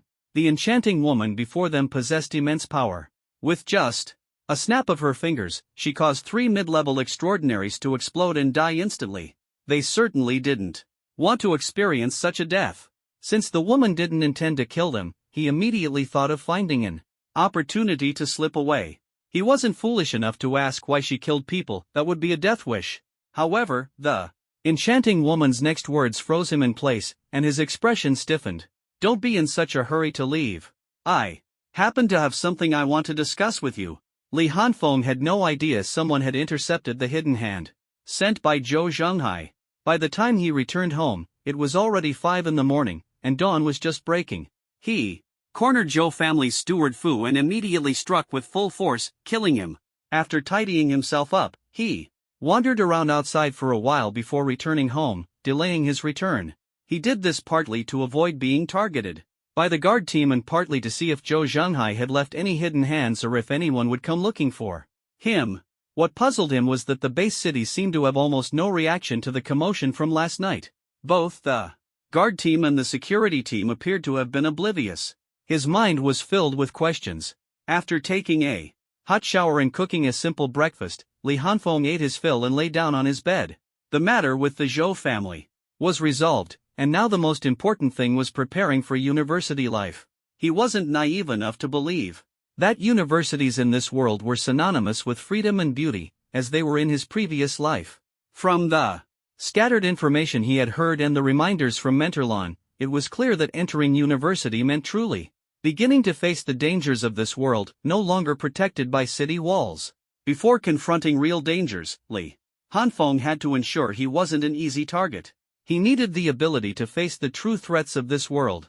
To achieve this, he had to strengthen himself. Only by becoming stronger could he remain calm and confident in any environment. He looked down at the Ryujin Jaka in his hand. If it weren't for this blade, Zhou Zhenghai wouldn't have hesitated to strike last night, and his strength wouldn't have been so limited. Although he couldn't fully unleash Ryujin Jaka's power yet, its sharpness had already greatly enhanced his combat capabilities. Today is June 20th, and there's still over a month until the August 1st registration. I must break through to the 5th tier before registration and establish a deeper connection with Ryujin Jaka. With these thoughts, Li Hanfeng created 2 shadow clones, one focused on training, the other on meditative sword practice, while his main body closed his eyes and drifted into slumber. Training and rest, achieving a balance between work and relaxation. Have you figured out what's going on? A middle-aged man in formal attire, with thick eyebrows, a square face, and an air of authority, asked the bowing crewcut man in front of him in a serious tone. The crewcut man hesitated for a moment, but seeing the other man frown, he quickly spoke up. We've basically figured it out. Last night's incident and the previous headless case in the suburbs are actually the same case. The square-faced man picked up his water cup, his brows furrowing even deeper.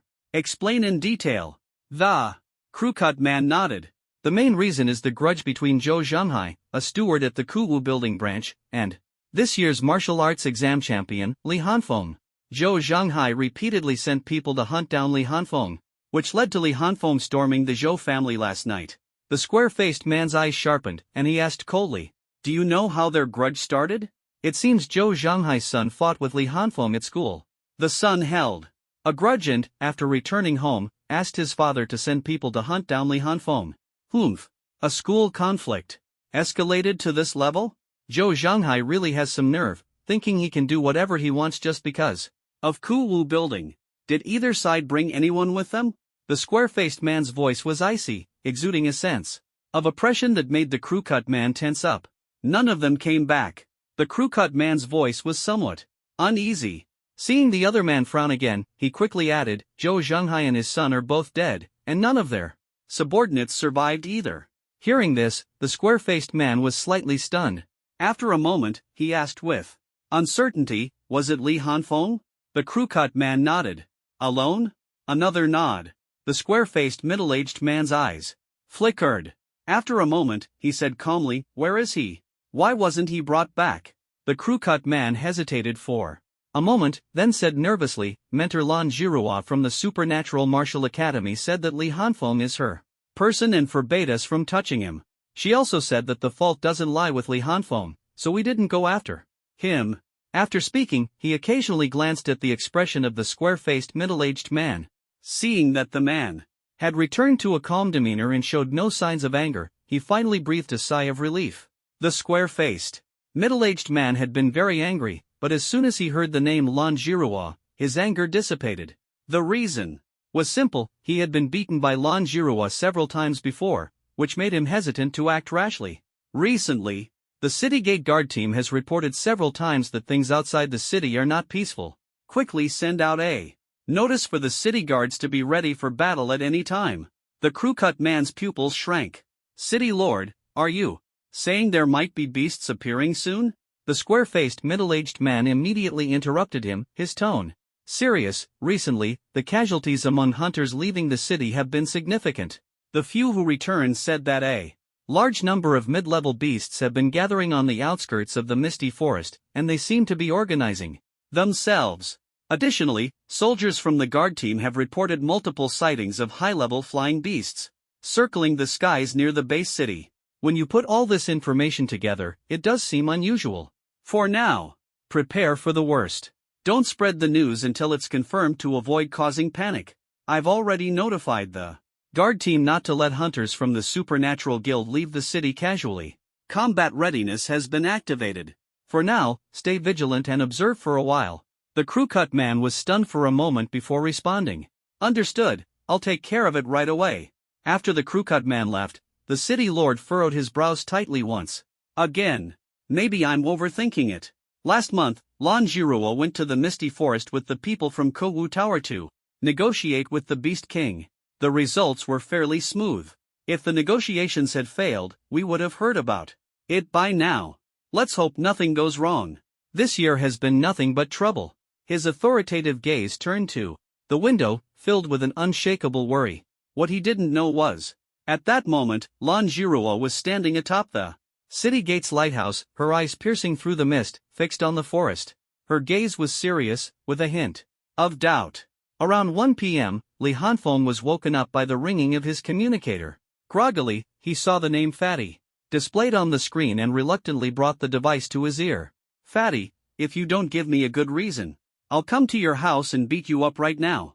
Chow Yumeng froze upon hearing Li Hanfeng's lazy tone. Hey, madman, are you still not awake? You stayed up so late last night, can your body even handle it? Still drowsy and unwilling to deal with him, Li Hanfeng replied irritably, spit it out, or I'm hanging up. Wait, madman. Did you forget you promised to go to the Misty Forest for training with me? I've been waiting for you all morning. Chow Yumeng was so anxious. He was practically shouting.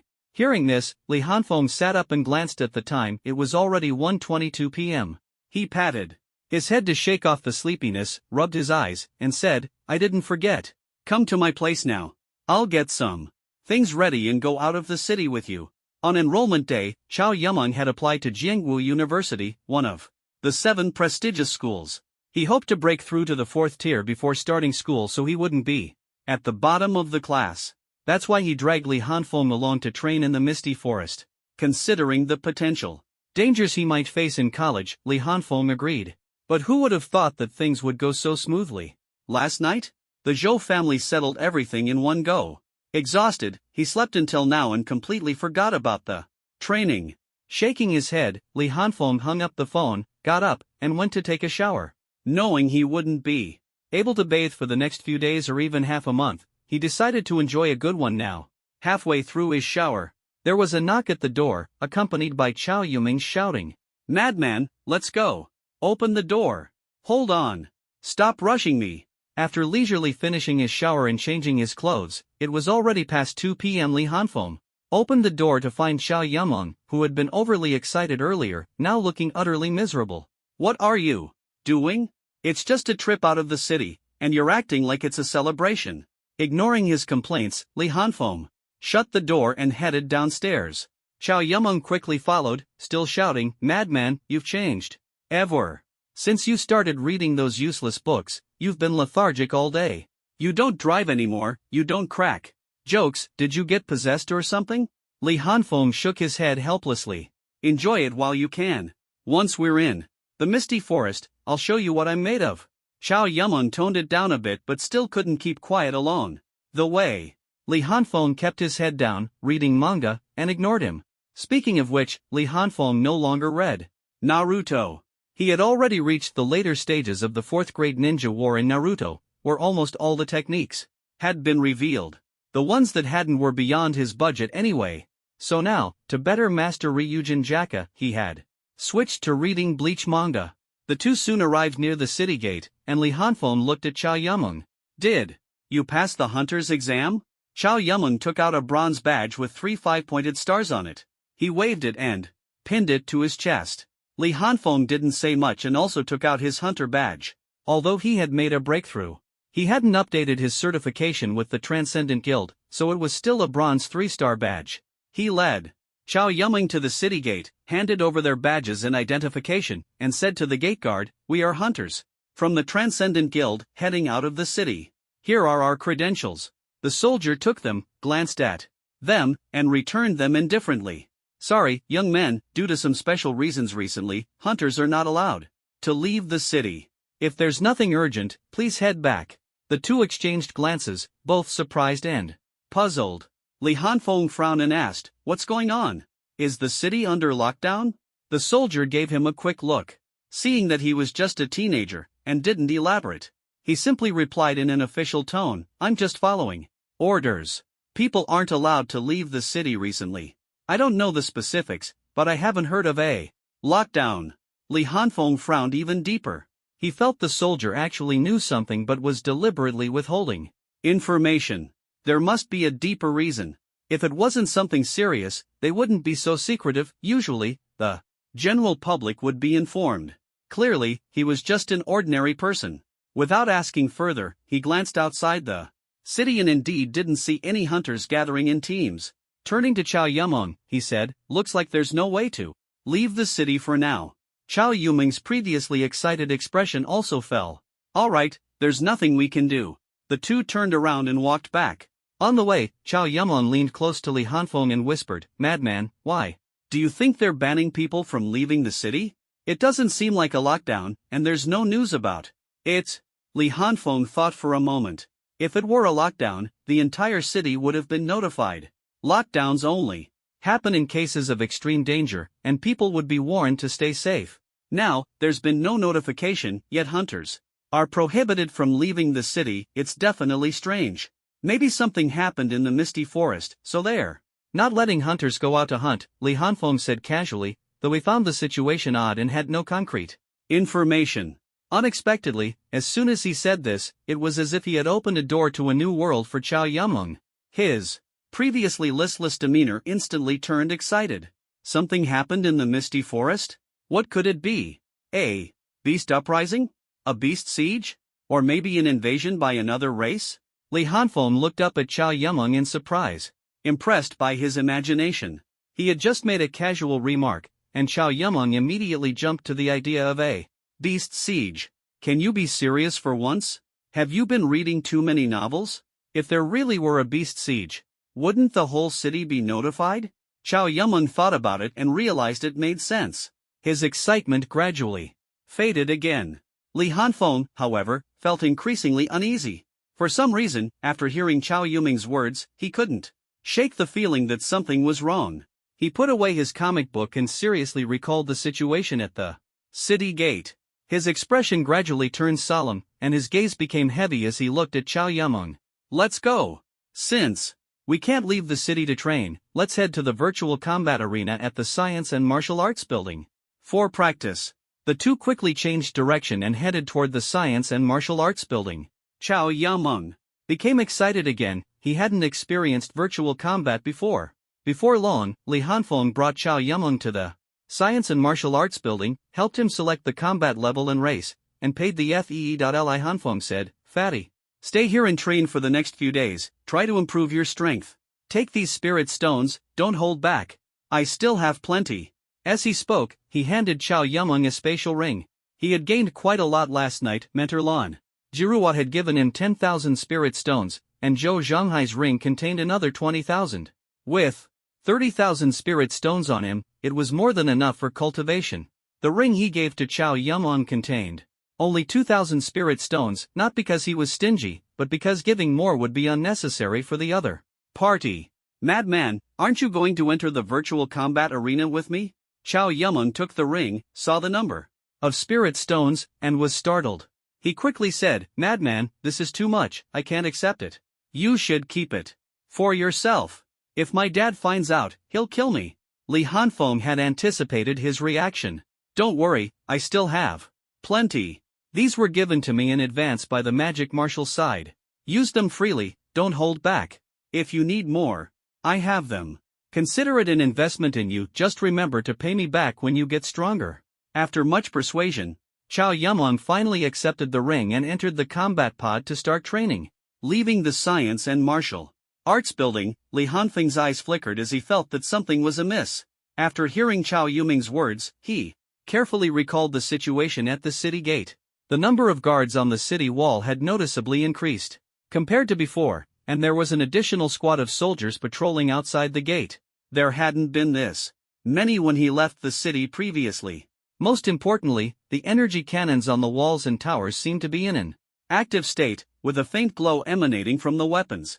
Li Hanfeng wasn't familiar with the usual state of these weapons, so he hadn't paid much attention before. Initially, he didn't think much of these details, but the more he thought about it, the more he felt something was off. He decided to figure out what was going on and gather as much information as possible. That way, if something unusual did happen, he could be prepared. After pondering for a while, he decided to visit the Lingba Pavilion to find Steward Hao. Among the people Li Hanfeng knew, Steward Hao and Jiang Xinran held the highest positions, but Jiang Xinran wasn't in the base city. Steward Hao, on the other hand, was at Lingbao Pavilion, well-informed, and had a decent relationship with Li Hanfeng, making him the most suitable person to approach. At this point, Steward Hao had become his only reliable source of information. At 3 in the afternoon, Li Hanfeng arrived at Lingbao Pavilion. As soon as Steward Hao saw him, he immediately brightened up, set aside his work, and led him into the reception room to sit down. While brewing tea, Steward Hao sighed, "I heard about it, Brother Hanfeng. You really went all out." Not a single one of the 6 mid-level extraordinaries was left standing, even the shadow guards were taken out. Truly, talent is emerging. Li Hanfeng had intended to ask about the situation at the city gate, but, upon hearing this, he was taken aback. 6 mid-level extraordinaries? What was going on? He asked, "Brother Hao, did you say 6 mid-level extraordinaries?" Steward Hao paused his tea brewing and looked at him in confusion. "Wasn't it you who wiped out the Zhou family last night?" Li Hanfeng countered, "Are you saying those 6 mid-level extraordinaries were all from the Zhou family? The information should be accurate. 3 of them were secretly sent by the Zhou family and died near the Zhou family estate. Their remains couldn't even be found." Since this matter involved Li Hanfeng, Steward Hao had taken it seriously and specifically used his connections to gather information from the guard team. He was confident in the reliability of his sources. Li Hanfeng lowered his head in thought. So the Zhou family had indeed hidden some cards, but someone else had struck first. Who could have helped him? It was clearly not Steward Hao. His eyes flickered. Only 2 people knew about last night's operation. One was Steward Hao, and the other. After thinking for a while, Li Hanfeng set the matter aside. There were more pressing questions to ask. The Zhou family affair was a minor issue. "Brother Hao, I was just about to leave the city for some training, but the city guards stopped me, saying no one is allowed to leave the city right now. Do you know what's going on?" Steward Hao's eyes flickered as he handed him a cup of tea. Li Hanfeng took the tea, sipped it, and said, "Good tea." Then he looked at Steward Hao, waiting for his reply. Steward Hao took a small sip of tea, furrowed his brows, and pondered, seemingly not knowing much. After a while, he said, "I know a little, but it's very limited." He organized his thoughts and continued, "I have some connections in the guard and city defense teams. They mentioned that there might be some changes recently. The city defense team has even entered a state of combat readiness. But when I asked for details, they avoided the topic, as if they couldn't disclose much. Most of it is still speculation." Li Hanfeng's eyes narrowed. Combat readiness explained the strange atmosphere at the city gates, the doubled patrols, and the deployment of advanced weapons. Seeing Steward Hao's hesitation, Li Hanfeng immediately said, "Brother Hao, if you have any guesses, just share them. I want to understand as well." Steward Hao nodded.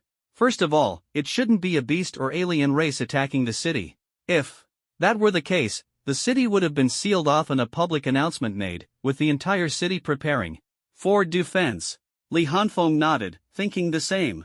If there were external enemies attacking the city, it wouldn't be kept secret. Since it's most likely not an external issue, then it must be an internal problem. Right now, people are prohibited from leaving the city, but there's no restriction on entering. Steward Hao's words were vague, and Li Hanfeng frowned, not quite understanding. Seeing his confusion, Steward Hao shook his head, chuckled, and said he was still young, then softly explained, "Internal problems can mean many things. It could be the secret arrest of an important figure, traces of alien races appearing in the city, or even a power struggle among the higher-ups." Li Hanfeng's eyes suddenly narrowed. After leaving the Lingbao Pavilion, Li Hanfeng's expression was somewhat dazed. In both his past and present lives, he had never encountered a power struggle. The conspiracy theories mentioned by Steward Hao were hard for him to accept all at once. Back home, he sat on the sofa, his brows tightly furrowed. Li Hanfeng had originally thought that in this world, humanity's survival was difficult, with nations disappearing and merging, leaving only 3 countries forming a federation. Under such circumstances, humans should unite to fight external enemies. Even power struggles at the top should be healthy. But Steward Hao's words made him feel that things weren't so simple. Not everyone is thinking about the future of humanity. Maybe it's just a few exceptions. For example, people like Zhou Zhenghai, who are rotten apples, shouldn't be too many, otherwise, humanity wouldn't have lasted this long. Li Hanfeng was unwilling to fully believe Steward Hao. He felt that perhaps it was just a few rotten apples ruining the situation, leading Steward Hao to develop various conspiracy theories. He preferred to believe that this matter involved alien races, disguising themselves as humans, infiltrating the base city to gather intelligence, which is why people could enter but not leave, and the disguised aliens were being secretly captured. This explanation seemed more reasonable. Forget it. Although I haven't figured out the situation, all signs indicate that this is definitely not a good thing. It seems I need to be extra cautious in the coming days. Glancing at the clock on the wall, it was already past 6 in the evening. Li Hanfeng turned to cook noodles, pairing them with the beast meat he had collected earlier in the misty forest and secret realms, making a hearty dinner. Magic City Base, Monster Supernatural Academy, Principal's office. A man who appeared to be in his 30s, dressed in a white suit, standing straight with sharp features, was holding a communicator, speaking with a grave expression. Are you sure? If that's the case, things won't be so simple. It could trigger a series of intense reactions, and the situation will become very complicated. A seductive, low female voice immediately responded from the other end of the communicator, her tone equally serious. It's not completely certain yet, but I did sense more than one Beast King moving. It's very likely that Beast Kings from other directions are converging here. The man took a deep breath, a trace of determination flashing across his face. Understood. I'll notify the principal. Have you informed your superiors? Not yet. I'm the only one here. The other academy mentors left the next day. I didn't dare to investigate rashly since the information isn't confirmed, so I told you first. You decide what to do. The man instinctively nodded and continued, I'll handle this. Return as soon as possible. It's dangerous there, and I'll arrange for someone to keep an eye on it. The other end of the communicator was silent for a moment before replying softly, no need to trouble yourself. Since I'm here, I'll keep watch. If I leave, no one will take over. The man fell silent briefly and spoke in a low voice, stay safe and try to buy more time. If they dare to act this time, we'll completely clear out that forest. I'll do my best. After hanging up the call, the man fell into deep thought, his fingers tapping the coffee table repeatedly, as if out of habit. Tap, tap, tap. Suddenly, his fingers stopped, no longer tapping, and he picked up the communicator to dial a number. After a few rings, the call was answered, and a hoarse male voice came through. Principal Lon? What's the matter? The man spoke directly, has there been anything unusual in the misty forest near you recently?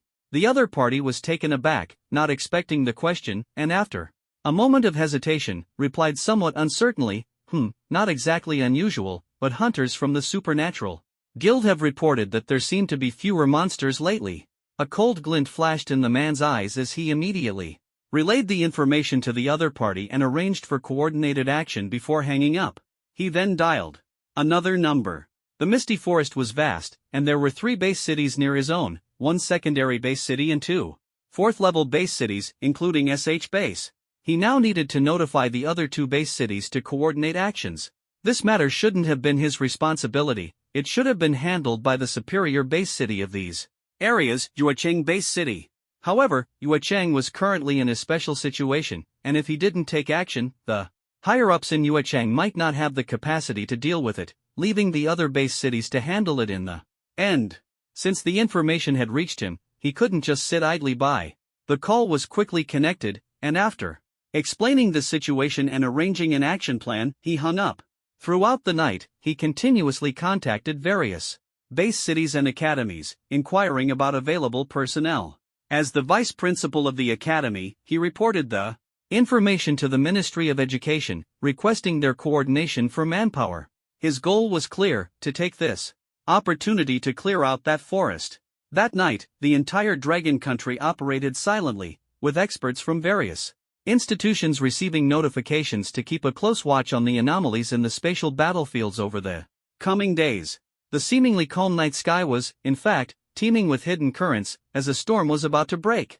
At 1 p.m. on June 25, Li Hanfeng returned from the city gate with a heavy expression.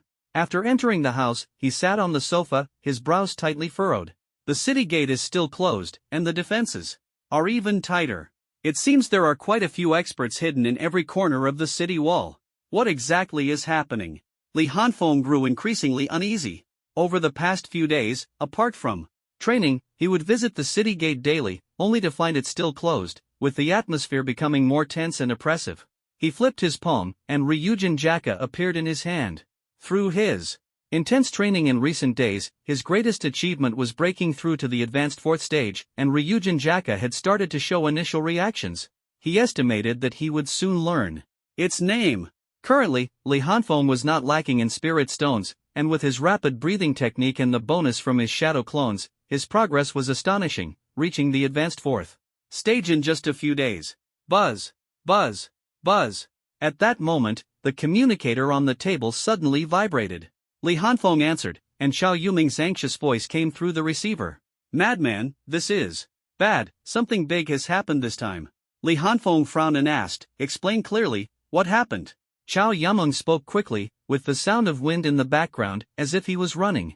It might really be a beast or alien race attacking the city. The Science and Martial Arts building has already started evacuating people, saying there might be a beast attack and telling us to leave quickly and wait for further notice at home.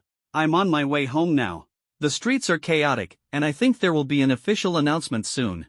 Madman, go to my house first, and we can look out for each other. Li Hanfeng's pupils suddenly contracted an attack on the city? Wasn't the city gate already heavily guarded? Why wasn't there any prior notice? He felt that the situation was not simple and might be far more complicated than just a city attack. How long until you get home? About 15 minutes. Alright, I'll wait for you at the entrance of the neighborhood. Before long, Li Hanfeng saw Xiao Yuming running at full speed.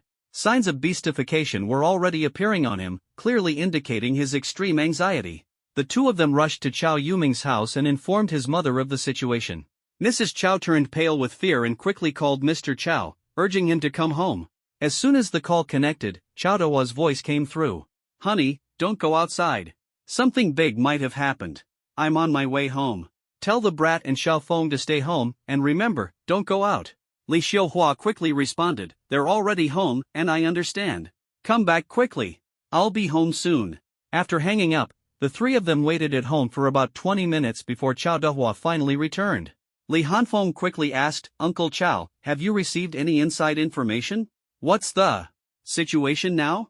Chow Dahua, a former member of the guard team and now a government official, might have some insider knowledge. He took a sip of water and said solemnly, the situation is complicated. I heard that the Beast King of the Misty Forest has broken the agreement and intends to attack our base city. The exact reason is unclear, but the authorities have been keeping it under wraps. He paused for a moment and then added, I don't think it's that simple. Just as Li Hanfeng was about to ask more questions, his communicator rang. It was an unfamiliar number. He hesitated for a moment before answering. Hello, who is this? A seductive female voice came through the phone. I'm your mentor. Come to the city gate immediately, and hurry. Li Hanfeng's heart tightened. Lan Jirua? She hadn't left yet, he quickly asked, Mentor Lan, what's the situation in the city right now? Lan Jirua's voice lacked its usual softness and charm, instead sounding serious. Don't ask too much, come over and I'll explain. Tell your friends not to go out and wait for further notice. Li Hanfeng's eyes flickered, and he nodded, alright, I'll head over right away. After hanging up the phone, he said to Father Chow and Mother Chow, my mentor asked me to go to the city gate, she has something to tell me. You two should stay indoors and wait for further notice.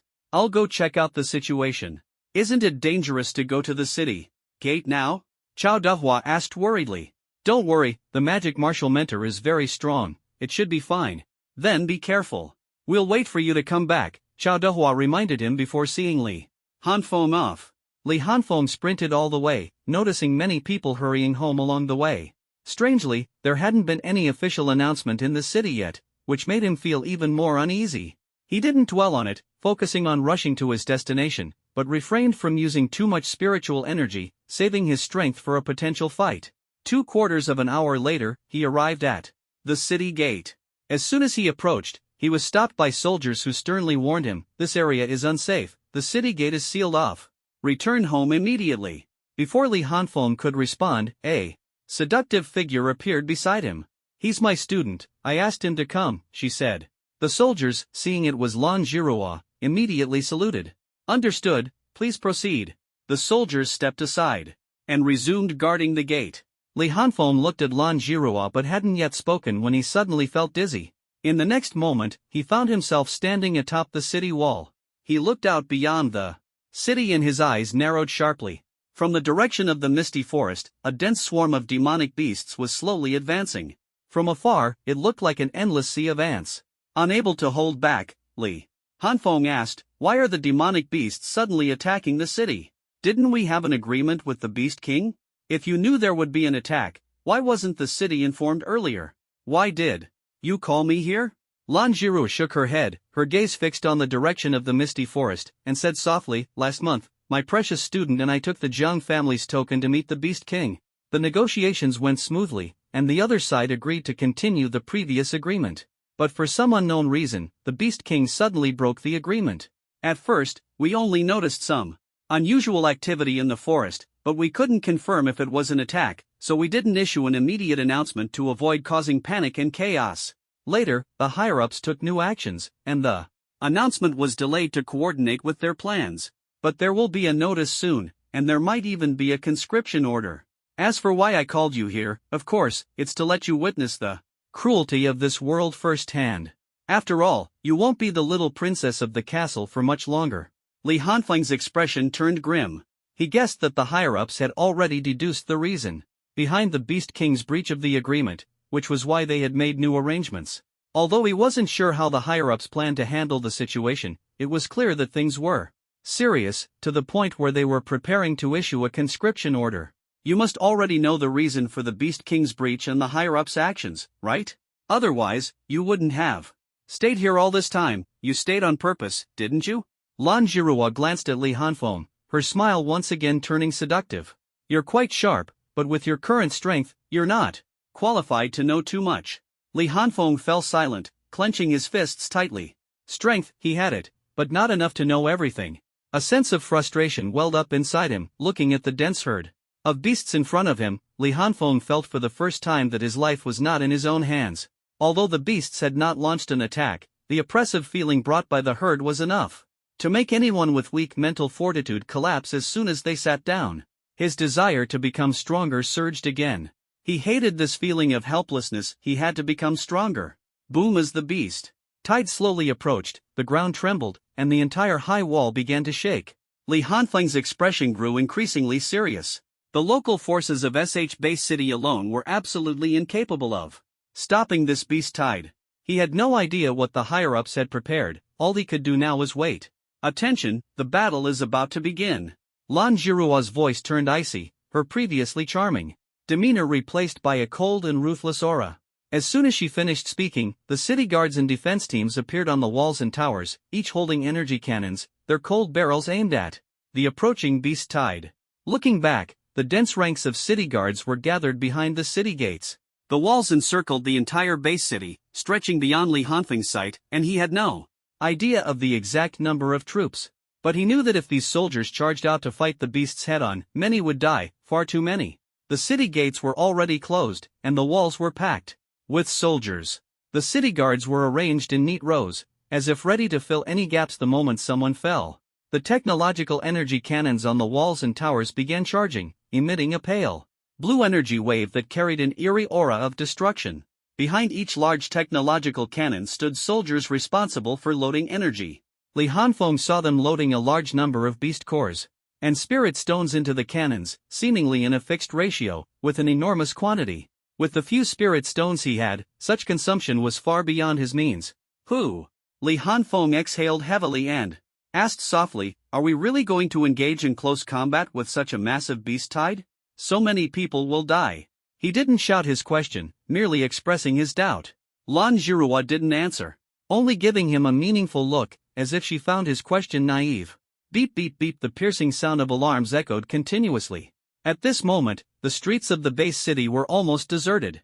Everyone had retreated to their homes, but the alarms on the streets kept blaring. Ding dong. At home, Chao Dehua stared intently at the communicator and suddenly received a message, his pupils contracting. Sender, SH Base City Management Department. His fingers trembled slightly as he opened the message.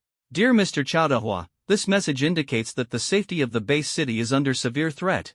2. Protect the base city and your family, we hereby issue a conscription order.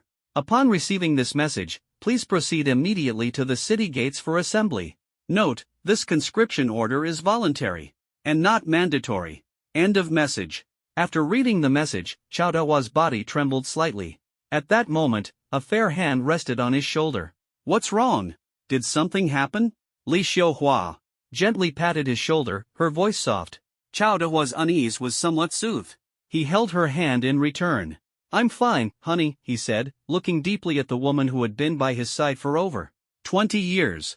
His heart stirred, and he finally embraced her tightly. Li Xiuhua seemed to sense something and hugged him back, remaining silent. After a while, they separated. Chao Dehua looked at his son. Hey, kid, come here. The tone remained serious. Chao Yunwen was somewhat flustered. He didn't know what was happening, but seeing his father's expression, his intuition told him that something major was about to occur. Walking up to his father, Chao Yunwen was the first to speak, his voice carrying obvious unease. Dad, has something happened? Chao Dehua didn't answer immediately. He just stared at his son seriously for a long moment before finally showing a hint of a relieved smile. Son, in 2 months, you'll be 18 years old, officially an adult. From now on, listen to your mother more and stop being so unruly like before. As he spoke, Chao Dehua placed an arm around Chao Yuming's neck, like friends do, shedding the usual sternness of a father. With his other arm, he wrapped it around Li Xiuhua's waist, and she leaned her head on his shoulder. The three of them embraced like this for several minutes. Finally, Chao Yunwen couldn't suppress the tension in his heart any longer and asked, his voice trembling, Dad, what's going on? He was truly scared. His father was usually strict, but now he was so gentle, which made him even more uneasy. Chao Dehua released them. At that moment, the alarm in the neighborhood turned into a broadcast. All extraordinary individuals who have received the summons, please gather at the city gate immediately. Everyone else, please stay at home and await further instructions. Please. Upon hearing the broadcast, Chao Yunwen froze, his body starting to tremble slightly. Li Xiuhua, on the other hand, reacted much more calmly, though her eyes glistened with tears as she silently looked at Chao Dehua. Dad, can you not go? You're half disabled now, and your leg has its old problems. It's okay if you don't go, right? Chao Yuming's voice was choked with sobs. Beast hordes attacking the city. His father was just a fourth-tier extraordinary, with bad legs who hadn't been on the battlefield for years. He knew very well that if his father went, he might never come back. Chao Dehua's expression turned serious again, his tone resolute. If everyone thinks like that, if I don't go, he doesn't go, then who will? Humanity has survived until today because countless predecessors fought and sacrificed for it. He paused, his tone softening. Others can sacrifice, and so can I. You're grown up now. Then this family will depend on you to hold it together. When the time comes, make sure to give your mom a healthy grandchild early. He turned to look at Li Xiuhua, who had been silent all this time, his voice becoming gentle. Wife, I have to go. All right, make sure to come back soon, Li Xiuhua replied, her voice choked with emotion but still carrying a gentle smile, as if she were waiting for her husband to return home from work. Chao Dehua trembled slightly, stood up, and went back to his room. When he came out, he was dressed in battle gear, holding a long blade in his hand. He walked straight to the door, not daring to look back, and pushed the door open to leave. Click! As the door opened, a man stepped out from the room across the hall. The man was younger than Chao Dehua, in his early 30s, and he was also holding a long blade. From inside his house came the sound of children and women crying. The man saw Chao Dehua, paused for a moment, then smiled and greeted him, Brother Chao, let's go. Chao Dehua looked at him silently for a moment before speaking warmly, your child is still young. Enough, Brother Chao. If you don't go, I don't go, then who will? Let's go. Chao Dehua hesitated for a moment. The two exchanged a smile and walked downstairs together. Meanwhile, throughout the entire neighborhood and streets, men and women of all kinds stepped out of their homes, fully armed, weapons in hand, their expressions resolute and their steps steady as they quickly headed toward the city gates. No one looked back, for a single glance might make them reluctant to leave. Boom! The beast tide gradually approached the towering city walls of the base city, the ground trembling more and more noticeably, with pebbles jumping around like ants on a hot pan. Suddenly, a strong pressure indiscriminately bore down on the soldiers atop the city walls. Many soldiers were directly knocked to the ground, while the rest broke out in cold sweat, trembling all over. In this state, let alone fighting, even standing was difficult. Boom! Lan Jiruo's gaze turned cold, and her aura suddenly erupted. Two invisible pressures collided in the air, producing a piercing explosion. Before canceling each other out, the soldiers on the wall slowly began to recover. Those who had been knocked down were helped up, gasping for breath. Even Li Hanfeng was drenched in cold sweat, his back soaked through. He looked around and found that, despite the fear in the eyes of the city guards, they all held their positions firmly, with no one retreating. Gritting his teeth, he looked up at the sky. His scarlet Sharingan locked onto the figure that had just released the oppressive force, a hunting falcon with wings spanning over 5 meters, its body entwined with purple lightning. Li Hanfeng knew this was one of the beast kings of the misty forest. Though its size was not large, he understood that powerful beasts could control their size, shrinking their bodies to conserve energy and unleashing their true power only in battle. Courting death. Seeing the Thunder Falcon seemingly intent on approaching the base city further, Lan Jiruo snorted coldly, her figure instantly disappearing. In the next second, she appeared above the Thunder Falcon's head, her long leg whipping down like a lash toward its head with a sharp sound that tore through the air.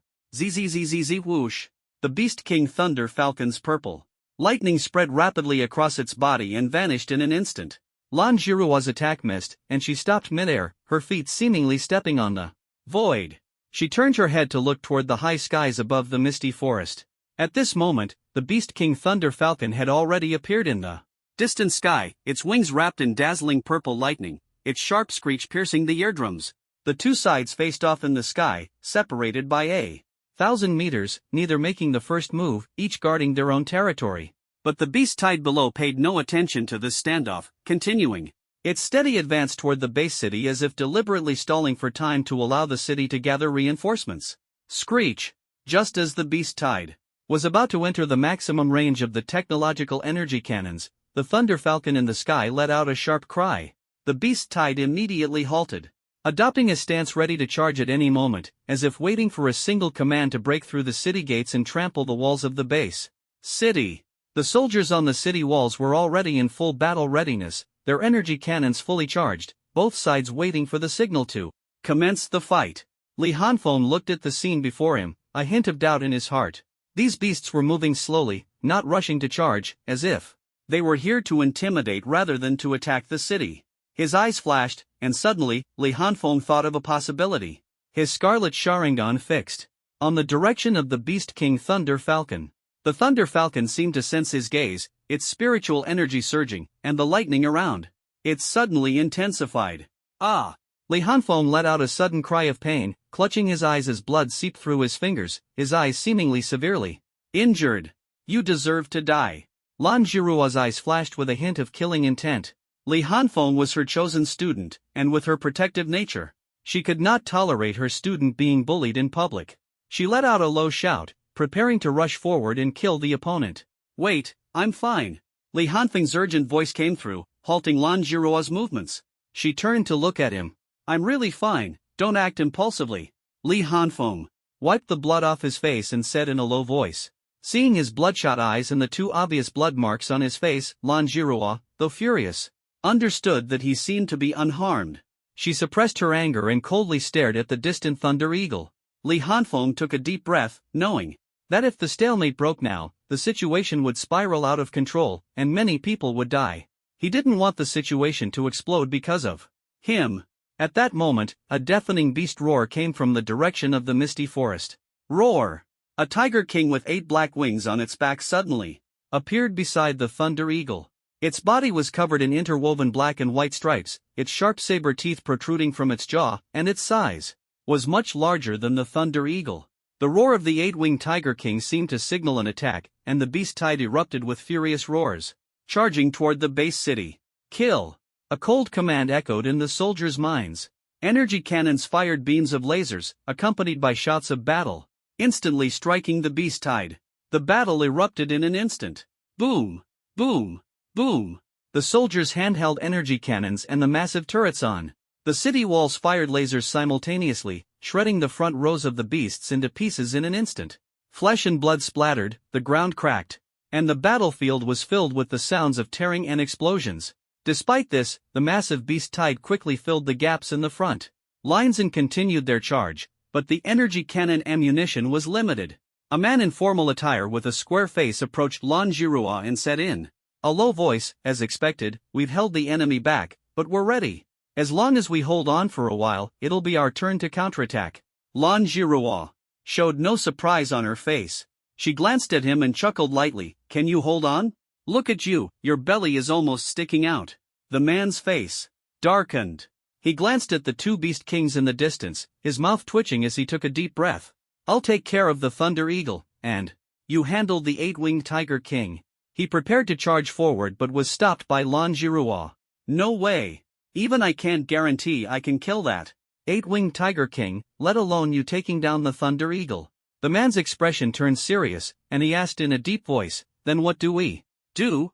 "You go stall the eight-winged Tiger King, and I'll kill the Thunder Eagle, then come to help you," Lan Jirua replied coldly, her killing intent palpable, her face icy. The man nodded silently, feeling a twinge of gratitude in his heart. "She really thinks highly of me." Lan Jirua gave him no chance to refuse, her figure disappearing in an instant. "Don't just stand there, follow me." The man gritted his teeth, his figure also vanishing from the spot. Boom! In the sky near the misty forest, two violent collision sounds erupted, and shockwaves spread wildly. Purple lightning and black energy waves intertwined madly. Clearly, the two beast kings had already begun their counterattack. Their bodies suddenly swelled, growing more than 10 times larger in the blink of an eye, transforming into true giant beasts. The 60 to 70 meter tall eight-winged hell tiger let out an earth-shaking roar, its voice sweeping across the land like a tornado, pouncing fiercely toward the square-faced man. The purple Thunder Eagle, with wings spanning over 80 meters, resembled a jet engine in motion, its body wrapped in purple currents of electricity. With a single flap of its wings, it stirred up fierce gusts and charged straight at Lan Jirua. Li Hanfeng glanced at the intense battle high in the distance before quickly retracting his gaze and focusing on the rapidly approaching beast tide. "That level of battle won't end quickly. We must use this time to hold the city gate." Boom! The small energy cannons held by the soldiers on the city wall ran out of power. With no time to recharge, they displayed exceptional combat discipline. Almost simultaneously, the soldiers dropped their energy cannons, and spiritual energy surged within them. "Earth walls, go!" a familiar and furious voice shouted. Yes. Immediately, soldiers with earth elemental talents leapt off the city wall, their spiritual energy erupting as their palms slammed heavily onto the ground. Boom! Li Hanfeng couldn't see the exact number, but conservatively estimated that 2,000 to 3,000 earth elemental soldiers simultaneously cast earth walls. Their coordination was seamless, as if they had undergone countless drills, their movements orderly and synchronized. One after another, earth walls about 10 meters long, 1 meter thick, rose from the ground, forming a small defensive line in front of the beasts. Bang! Bang! Boom! Boom! Although the earth walls appeared sturdy, they quickly shattered under the onslaught of the beast horde, but they significantly slowed the charge of the beasts. At this moment, the city wall's garrison jumped down, while the city's inner garrison quickly filled the gaps on the wall, picking up the previously discarded energy cannons to begin recharging. Everything was orderly, as if rehearsed countless times. Outside the city wall, the garrison immediately launched the next wave of attacks. Fire element, prepare. Charge! Charge! Over 1,000 fire elemental extraordinaries stepped forward, their flame attacks merging into a massive sea of fire that swept toward the beast tide. Boom! The earth walls at the front line, just torn apart, were engulfed by the sea of fire. The beasts barely had time to react before being burned to ashes. The blood that had stained the ground was also evaporated by the flames. Sizzle! Sizzle! Moisture evaporated rapidly, and thick mist rose into the air. The beast tide did not stop, but due to successive obstacles, its speed had noticeably slowed. Li Hanfeng noticed that the beasts charging at the forefront were all low-tier, lacking special abilities and relying solely on their strong physiques. Although the casualties seemed heavy, the overall impact was minimal. He calculated that, at the current speed and distance, the beast tide would reach the city wall in about 5 minutes. His brows furrowed. Wind element, prepare. Wind vortex, charge. A loud command rang out. The wind elemental troops were fewer in number, with less than 1,000 initiating the wind vortex. Whoosh! Whoosh! Swish! Swish! The thick mist was quickly blown away by the wind, and sharp wind blades tore through many beasts, leaving a trail of fallen corpses. The continuous attacks further slowed the beast tide's advance. At this point, the beast tide's speed had returned to the level it had been when leaving the misty forest. The momentum of the charge was disrupted, appearing somewhat chaotic. The frontline beasts slowed down, while those in the rear kept colliding forward, causing the overall attack rhythm to be held back. Meanwhile, the soldiers on the city wall had completed recharging, and a new round of laser fire began. Boom! Boom! Boom! Below the city wall, the fire elemental extraordinaries launched another wave of flame attacks. Roar! Roar! Roar! The beast tide pressed forward under the fierce attacks, fearless of death, their eyes filled with blood-red killing intent. Finally, after this round of attacks, the beast tide approached the city wall, and close combat was about to erupt. It seemed the defenders were well prepared, as the commanding voice rang out again. Earth element, earth walls. Support units, status buffs. Boom! The earthen wall rose once again, drowning out the roars of the beasts. Spiritual energy surged within the soldiers on the city wall, and various lights cascaded down onto the city's defensive troops below. Only then did Li Hanfeng realize that most of those who had just filled the gaps in the wall were support type extraordinaries. Almost everyone was surrounded by various supportive auras. Soldiers on the wall holding energy cannons jumped down, crouched against the wall, and began charging their weapons. Earth-type and reinforcement-type soldiers block the front. Other elemental types follow behind and attack. Support types stay alert for status and healing. Everyone, charge! Charge! The battle cries shook the heavens as the humans launched their attack. First, except for the support types, nearly everyone rushed to the vicinity of the earthen wall. Boom! A beast smashed through the wall, but a soldier clad in earth-colored armor immediately stepped forward to engage in close combat. With the earth-type extraordinary holding the beast at bay, the elemental type soldiers in the rear unleashed their firepower, quickly suppressing and killing the beast. The sturdy earthen wall provided a solid defense, and the beast tide's charge was interrupted, slowing their advance through the wall and creating a temporary suppression. However, as more and more beasts broke through the wall, it became increasingly worn down, and eventually, the humans had no choice but to face the entire beast tide directly. At that point, casualties would be inevitable. Charge! Inside the city walls, all the defensive troops and guards climbed over the wall and rushed into the battlefield.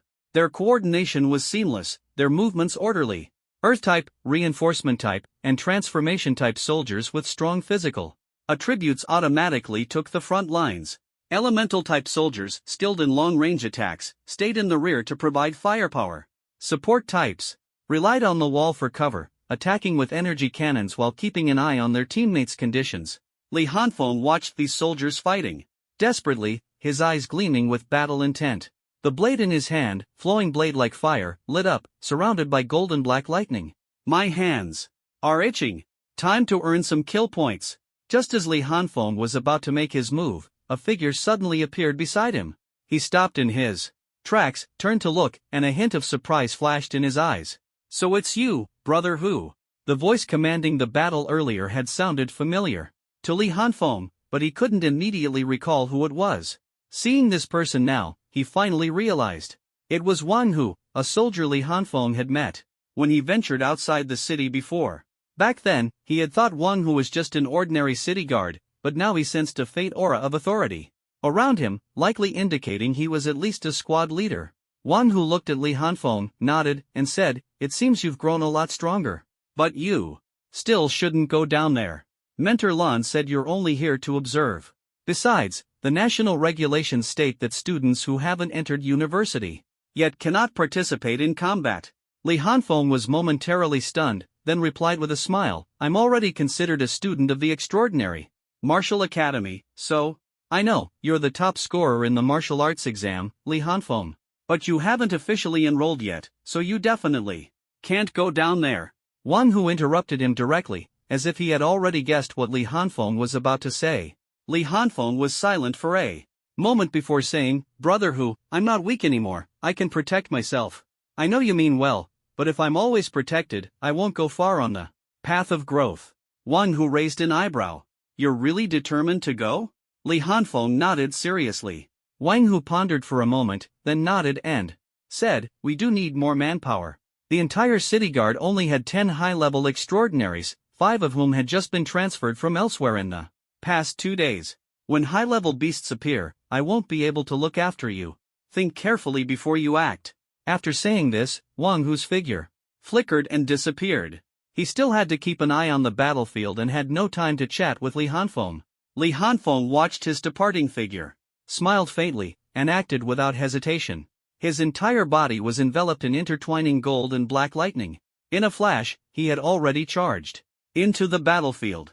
Gripping the hilt of his blade tightly, he closed his eyes slightly, white mist rising from his lips, his body leaning forward, lowering his center of gravity. The golden black arcs of electricity danced wildly, and the flowing blade was wrapped in dense lightning. "Kid, are you trying to get yourself killed? This isn't a place for you. Get out of here now." At that moment, a hoarse male voice shouted at Li Hanfeng. A figure swiftly darted out, seeing several beasts lunging toward Li Hanfeng. Thunderstep, thousand birds blade breath of thunder, first form, thunderclap flash, eightfold strike. Boom! The lightning on Li Hanfeng's body surged instantly. His eyes snapped open, the crimson three-tomo Sharingan scanning the charging beasts, causing them to halt in their tracks. Swish, swish, swish.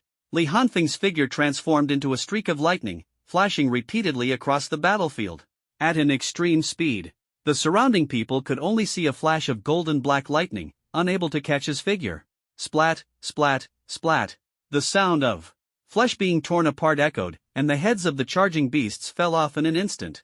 Li Hanfeng stopped, frowned, and said, "I was a bit impulsive just now. These beasts below the 4th tier are just a waste of spiritual energy." He dispersed the black lightning around him, rotated his Sharingan, and scanned the battlefield for his next target. The soldier who had shouted at him earlier was dumbfounded, his mouth agape, muttering unconsciously. Could he be the top scorer of the recent martial exam, Li Hanfeng? Li Hanfeng ignored him, his eyes filled only with the desire for slaughter. Boom!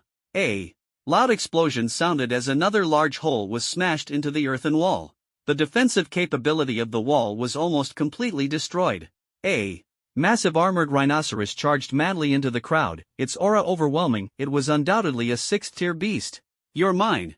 Li Hanfeng's figure flickered, transforming into lightning as he charged toward the 6th-tier armored rhinoceros. Roar! Boom, boom, boom. The charging power of the armored rhinoceros was astonishing. Several soldiers with enhancement and transformation abilities were sent flying. Attacks from a few extraordinary element users hit its body, but the armored rhinoceros didn't care and charged directly at the element users. The sharp horn on its head gleamed coldly, and anyone hit by it would likely die on the spot. The few individuals turned to retreat, but the difference in strength was too great, they couldn't stop it. Their speed was no match for the charging rhinoceros, and it seemed they were about to be struck. Summoning Jutsu, Rashomon. Boom, boom, boom. Suddenly, a massive gate rose behind them. The gate was dark green, with ferocious demon faces carved on its surface. 2 pillar-like structures resembling giant pythons held copper bells. Boom! The armored rhinoceros crashed directly into Rashomon. The immense impact caused its horn to pierce through the gate, raising a cloud of thick dust from the ground. Roar! The armored rhinoceros shook its slightly dizzy head, trying to use its massive horn to tear Rashomon apart completely. Swish! Li Hanfeng's figure suddenly appeared beside the group, his crimson Sharingan fixed firmly on the 6th-tier armored rhinoceros. "You go support other areas, this guy is mine." A few people exchanged glances. Although they didn't know this young man, they knew he had saved them. There was no time for words on the battlefield. After nodding in agreement, they quickly left. "Young man, be careful. Come back alive, and I'll buy you a drink." There was no time for further gratitude on the battlefield. After the group left, Li Hanfeng focused intently, feeling the power of the three-tomo Sharingan in his eyes. A thought lingered in his mind. Then let's give it a try. First, I need to bring it down. Heat up the iron armor on its body first. Seal sequence, serpent, ram, monkey, boar, horse, tiger. Fire style, great fireball jutsu. Boom! A massive fireball roared toward the armored rhino.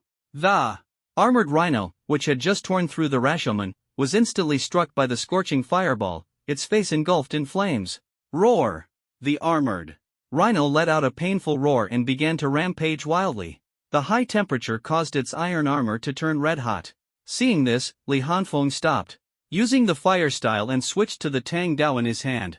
With the power of Ryujin Jaka, he must not kill it outright. The strongest aspect of the armored rhino was its defense, while the Chidori blade's specialty was breaking through defenses. Zzzzz, a piercing sound like countless birds chirping erupted as black lightning gathered on the Tang Dao. Li Hanfeng's scarlet eyes locked onto the rampaging armored rhino. Alright, let the experiment begin. Thunder breathing, second form, rice spirit.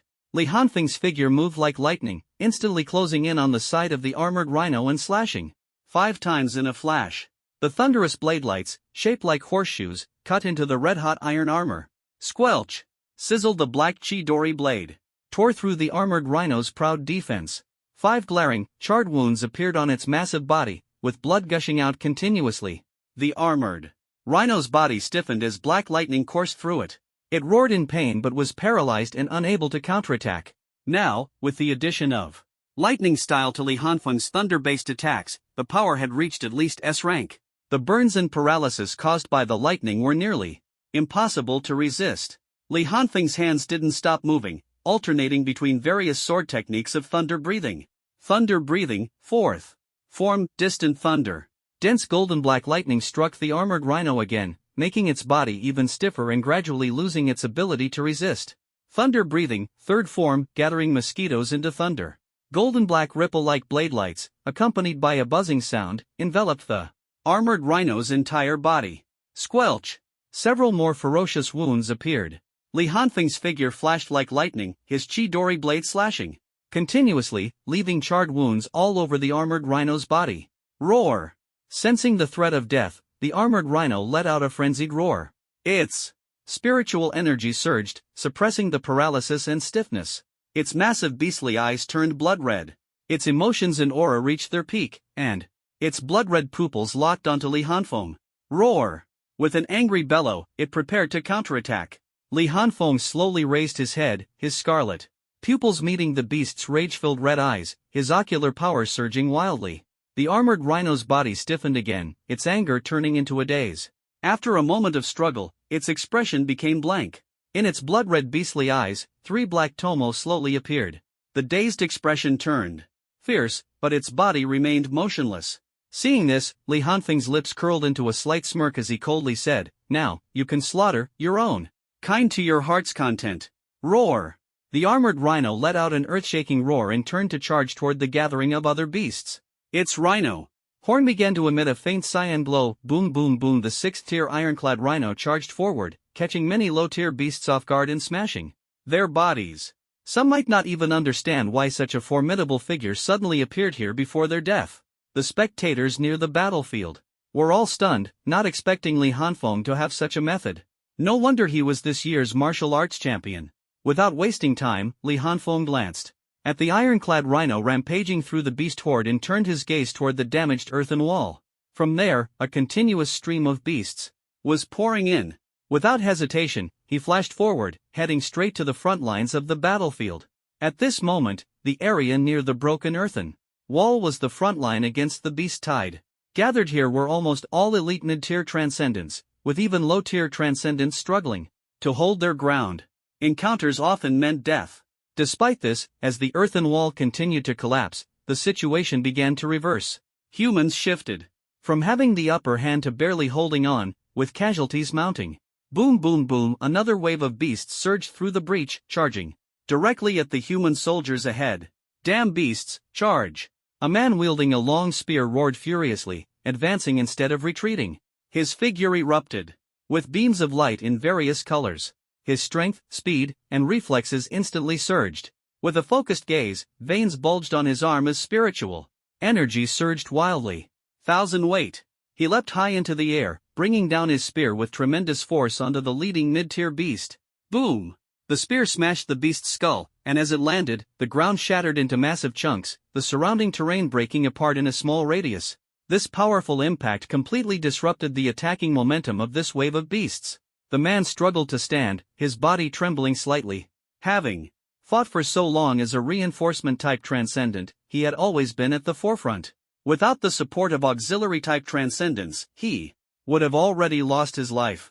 But now, he was nearing his limit, feeling the soreness and stinging pain throughout his body.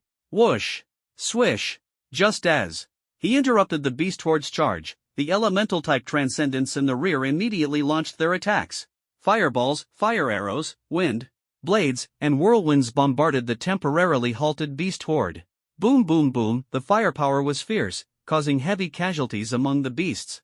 However, many agile beasts managed to evade the attacks and charged directly at the spear-wielding man. The man's face twisted in anger, veins bulging on his arms, his muscles swelling. Kill!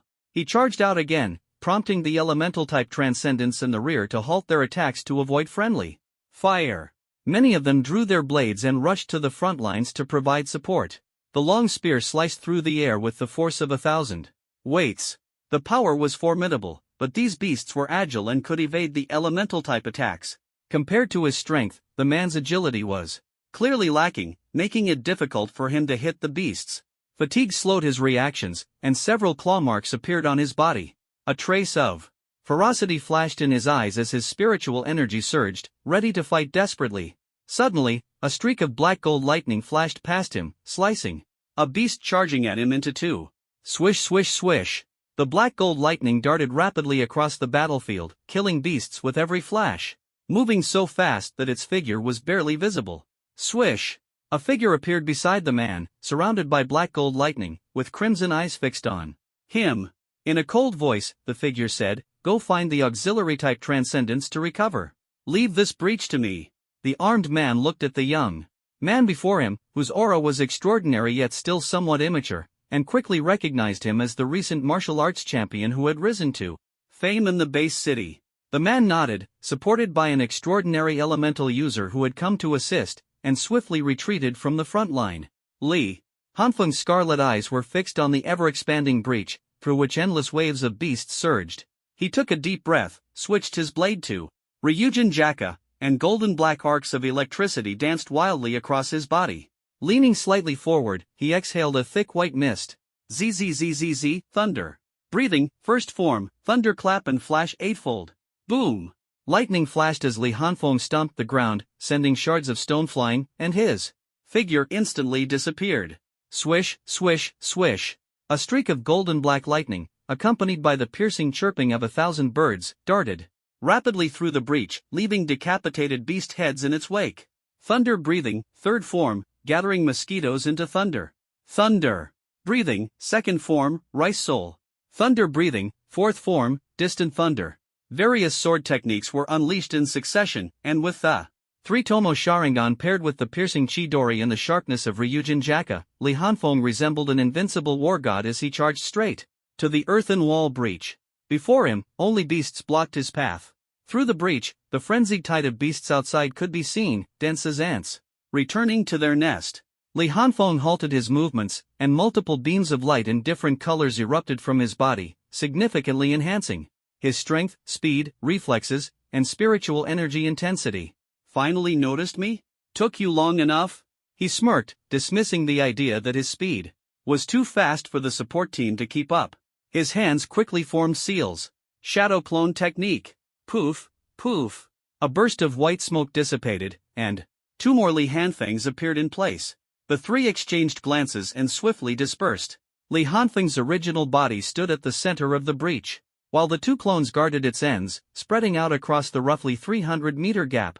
With a flash of scarlet eyes, the three simultaneously formed the horse seal with their hands. Fire style, majestic destroyer flame. 3 majestic destroyer flames were unleashed simultaneously, and the sea of fire rapidly spread across the 20-meter area ahead, instantly sealing the entire 300-meter breach. The flames continued to expand. Li Hanfeng single-handedly blocked the entire breach, leaving the soldiers behind him too stunned to speak. To control such a vast area with fire-based abilities was something only top-tier experts could achieve. But wasn't he supposed to have lightning-based abilities? No one could explain it, but their shock remained unaffected. The scene was too overwhelming, and everyone involuntarily froze in place. Rumble, the scorching sea of fire spread wildly outward from the breach, making it extremely difficult for the dense tide of beasts to evade. In the blink of an eye, a large swath of beasts was engulfed by the flames. Roar! Roar! Roar! Agonized howls mixed with the roar of the flames echoed in their ears. Li Hanfeng's expression was cold as he continued to channel spiritual energy, causing the sea of fire to expand further. Suddenly, an immensely powerful pressure descended upon him, causing his spiritual energy to falter and a chill to rise. In his heart, his scarlet pupils contracted sharply, and he immediately ceased the flow of spiritual energy, his figure flashing into lightning as he swiftly retreated. The two clones also instantly dissipated into white smoke. He stopped in his tracks and looked up toward the high skies above the misty forest, where the eight-winged hell tiger was staring at him with cold, ferocious eyes. Damn, can't keep playing now? Li Hanfeng's face darkened. This was clearly a warning from the other side, but his strength was far inferior, leaving him no chance to resist. Zhang Jingmu, are you still alive? Lan Jiruo's cold voice came through.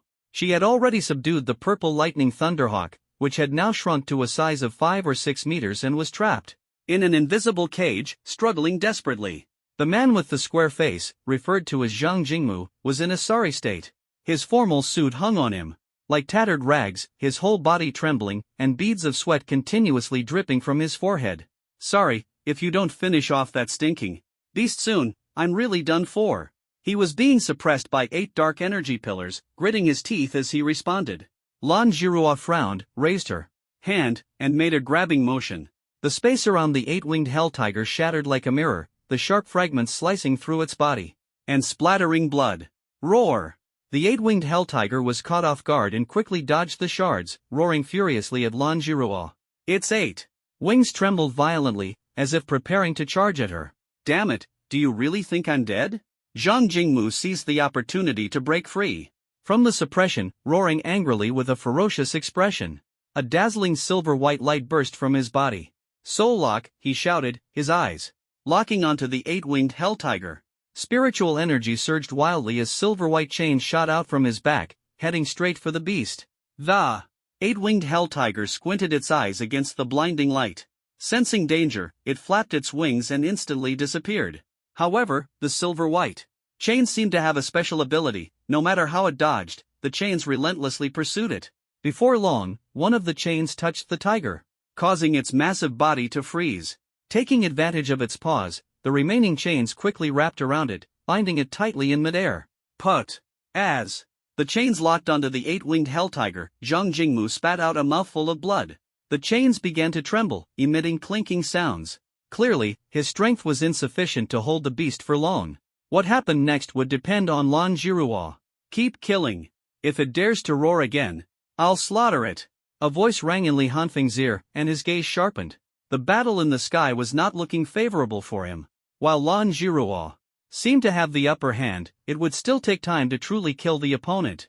Zhang Jingmu was desperately holding the 8-winged hell tiger for now, but if it managed to escape before Lan Jiruo dealt with the purple lightning thunderhawk, the situation would become extremely dangerous. Roar! The 8-winged hell tiger let out a deafening roar, which was immediately answered by over a dozen roars from the beast horde. Roar! Roar! Roar waves of powerful auras began to spread. Li Hanfeng's expression grew even graver as he sensed that these beasts were at least high-level transcendent.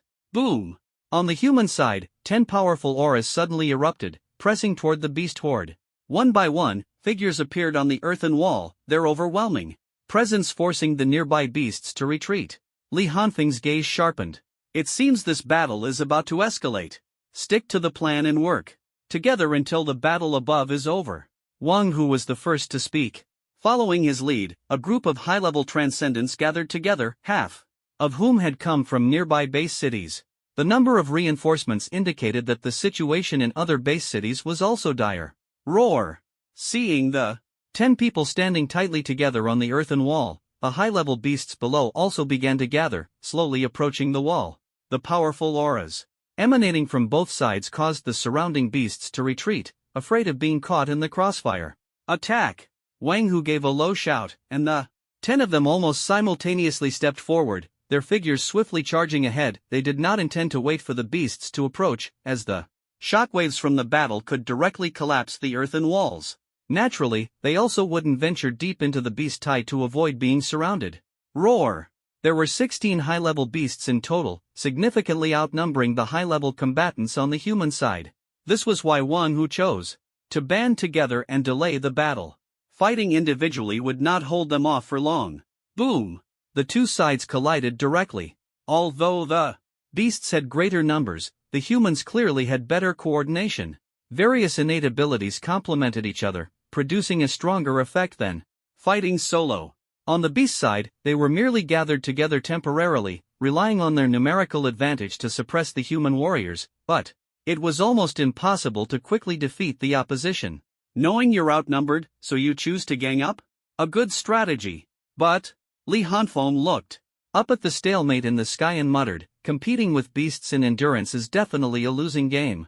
Rumbled the aftermath of the high-level combat was extremely terrifying, not to mention the group battle involving over 20 high-level fighters.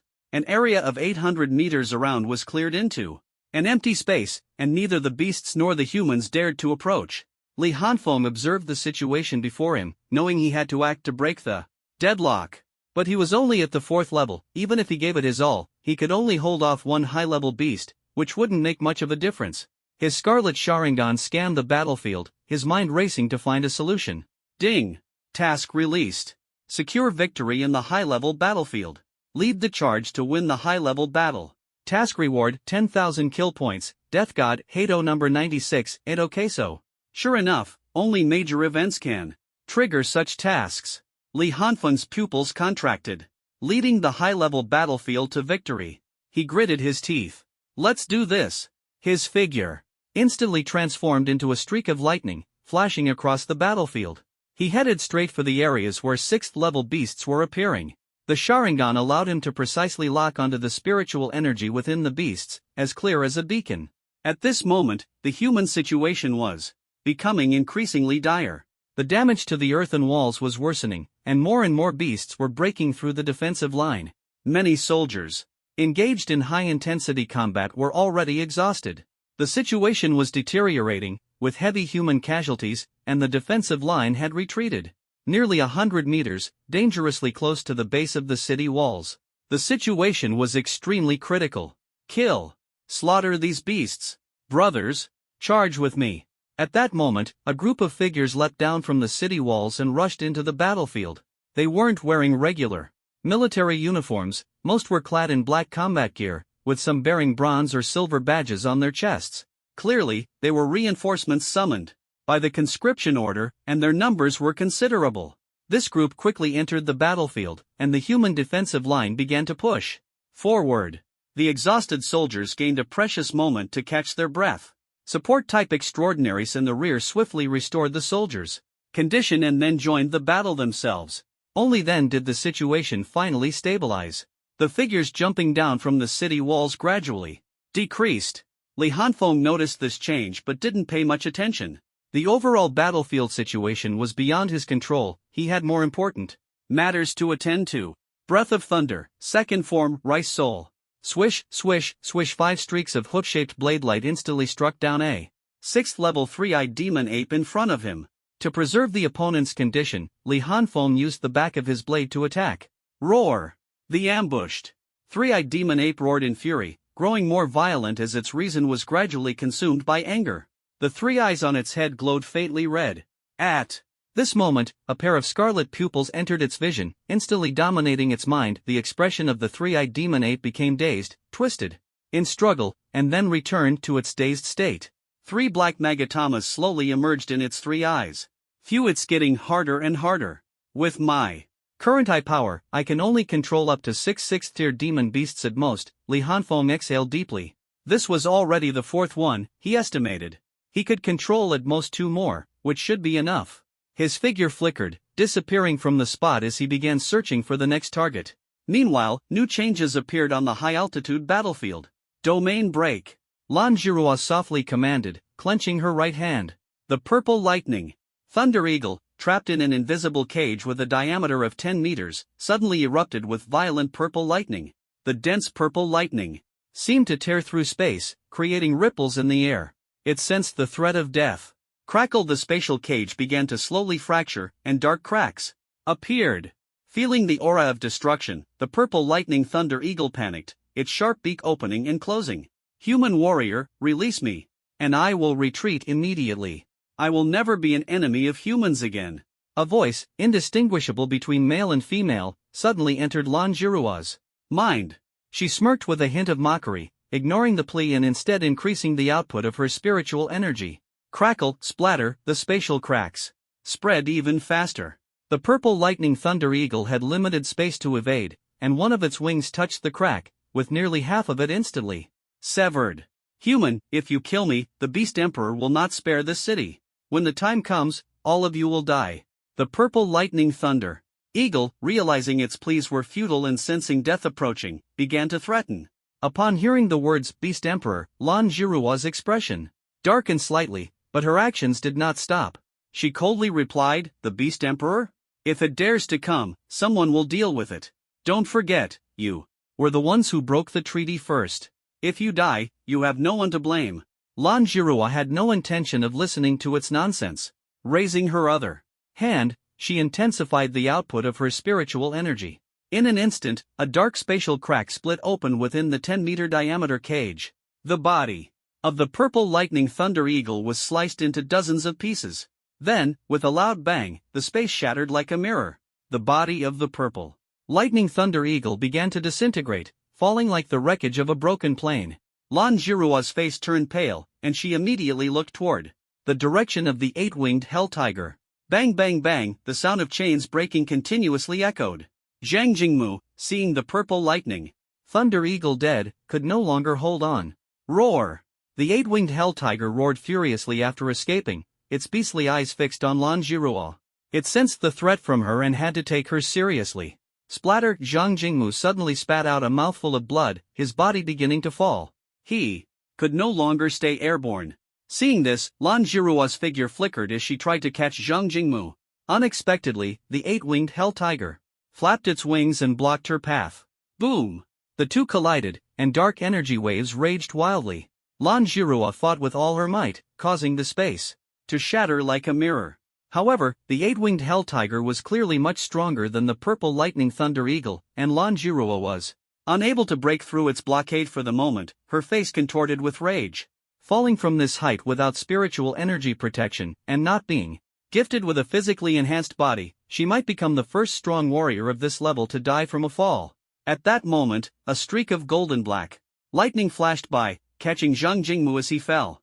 Lan Jirua breathed a sigh of relief, her gaze turning icy as she stared at the 8-winged hell tiger. The surrounding space was compressed by some force, beginning to twist and deform. Clack! Li Hanfeng leapt onto the city wall, placing Zhang Jingmu down. He had no time to tend to him now. "Senior, you rest and recover first, I'll go ahead." "Thank you." Zhang Jingmu weakly expressed his gratitude. Li Hanfeng smiled and shouted down the city wall, "Send up 2 support specialists skilled in healing." Hearing his call, 2 support extraordinaries leapt onto the wall. They had seen Li Hanfeng's strength before and knew that the words of a strong individual couldn't be ignored. "City Lord? Are you all right?" The 2 soldiers saw Zhang Jingmu's weakened state and hurried forward. One grabbed Zhang Jingmu's arm, and a faint green light emanated from his body. They had been watching the battlefield below and hadn't noticed the fight in the sky. It wasn't their concern. "City Lord?" Li Hanfeng was somewhat surprised, not expecting this strong individual to be the city lord of SH Base City.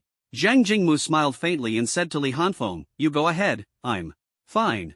Li Hanfeng nodded, not having time for idle chatter, and turned to leap off the city wall. "Brothers, give me all the buffs you can, as many as possible." The support extraordinaries near the wall saw Li Hanfeng preparing to fight with all his might and, without hesitation, released glowing energy that wrapped around him. Feeling his physical strength and spiritual energy rapidly recover, Li Hanfeng clenched his fist and instantly dashed forward. "Thanks!" His figure moved like lightning, quickly reaching the earthen wall. Ahead, 6 6th-tier scarlet-eyed beasts charged toward the breach in the earthen wall. Li Hanfeng's eyes turned scarlet as he stared at the open space where debris was flying, slowly sheathing his Ryujin Jaka, and leapt forward. "Go!" The 3 Tomo Sharingan spun slightly, and the 6 mid-tier peak beasts followed him into the high-level battlefield. The 20-plus high-level extraordinaries engaged in battle immediately noticed someone entering the fray, their movements pausing briefly as their gazes turned to Li Hanfeng. Wang, who turned his head to look, and the 3 black Tomo in his scarlet eyes appeared instantly, pulling his consciousness into a mental space. Wang, who was startled and was about to resist when Li Hanfeng's figure slowly materialized. "Brother Hu, it's me." To outsiders, Wang Hu's eyes only showed a brief moment of distraction, but in reality, he and Li Hanfeng had already formulated a rough counterattack plan. "Brother Hu, are you alright?" Someone behind him patted his shoulder, asking with concern. "I'm fine. Everyone, listen up. We're about to launch a decisive counterattack, and we must give it our all," Wang Hu said solemnly. The 9 high-level extraordinaries immediately tensed up, their expressions becoming serious. Meanwhile, the 6 high-level beasts saw Li Hanfeng being chased around and the human extraordinaries entering the battle zone. They didn't take this small group of humans seriously. A 4th-tier extraordinary being chased by 6 6th-tier beasts was already a courtesy. They had no interest in dealing with such a weak enemy. Their focus remained on the high-level human extraordinaries, ready to launch fierce attacks the moment they noticed any rescue attempts, seizing the opportunity to break through the defense line. Boom! Although the pace of attacks had slowed slightly, neither side stopped their slaughter due to the appearance of Li Hanfeng and the beasts. Li Hanfeng felt the increasing pressure and grew alert. As a 4th-tier extraordinary, it was natural to feel discomfort when facing the powerful aura of a group of high-level beings. After all, the gap between mid-tier and high-tier was not a simple difference in levels. The Scarlet Sharingan spun slightly, locking onto the 3 high-level beasts with the weakest aura. At the moment he approached the battlefield, Li Hanfeng swiftly gripped the hilt of Ryujin Jaka with his right hand. "Now's the time," he muttered. Flame slash! Accompanied by the sound of the blade, Ryujin Jaka was instantly unsheathed, and a powerful spiritual pressure condensed from spiritual energy tore through the arm of one high-level beast like a blade, sending blood splattering. The blood sprayed into the air, as if signaling a call. 10 high-level human warriors immediately locked onto their targets and launched a full-force attack. Boom! The battlefield was instantly torn apart. Before the beasts could react, the human warriors had already sent their respective opponents flying, following up with fierce assaults. In the blink of an eye, the battlefield was divided into more than 10 sections, with each high-level beast tightly engaged by a human warrior. Wang Hu and another supporting warrior held off 2 beasts. 3 peak mid-level beasts joined forces to hold back one high-level beast, while Li Hanfeng faced the high-level beast he had just injured alone, his eyes filled with determination. Roar! Roar! The enraged high-level beast let out furious howls and launched a ferocious counterattack. Li Hanfeng understood that this battle was a critical moment and that no mistakes could be made. Without hesitation, he ran his right hand along the blade and murmured softly, "All things in the universe, return to ashes." Ryujin Jaka. Boom! A surge of immense spiritual pressure erupted, and the surrounding temperature instantly soared. The blade of Ryujin Jaka was engulfed in flames, spewing scorching fire, and the surrounding space became unbearably hot. Feeling the surge of power, Li Hanfeng's eyes sharpened. With the various enhancements, his strength had increased by at least 30%. Seizing this power, he activated the Shurkai of Ryujin Jaka. Without hesitation, his Crimson Sharingan locked onto the injured high-level beast, and the spiritual energy within him frantically transformed into spiritual pressure, pouring into Ryujin Jaka. The blade slashed down fiercely. Taimatsu! Boom! The movement was incredibly swift, taking no more than 2 breaths from the sneak attack to the activation of Shurkai. The high-level beast had just reacted, but it was already surrounded by a high-temperature fiery tornado. Boom! The fiery tornado seemed to appear out of thin air, instantly enveloping the beast and beginning to spin and burn furiously. The intense heat it emitted even drew astonished glances from nearby high-level transcendents. Although they did not approach, the reflected firelight still caused a faint burning sensation on their skin. Roar! Roar! The beast engulfed by the fiery tornado let out a mournful roar, but as the flames continued to burn, its cries gradually weakened. After about 3 breaths, the fiery tornado began to contract, and the temperature slowly dropped. When the flames dissipated, the beast had vanished, leaving only a fist-sized beast core lying on the ground.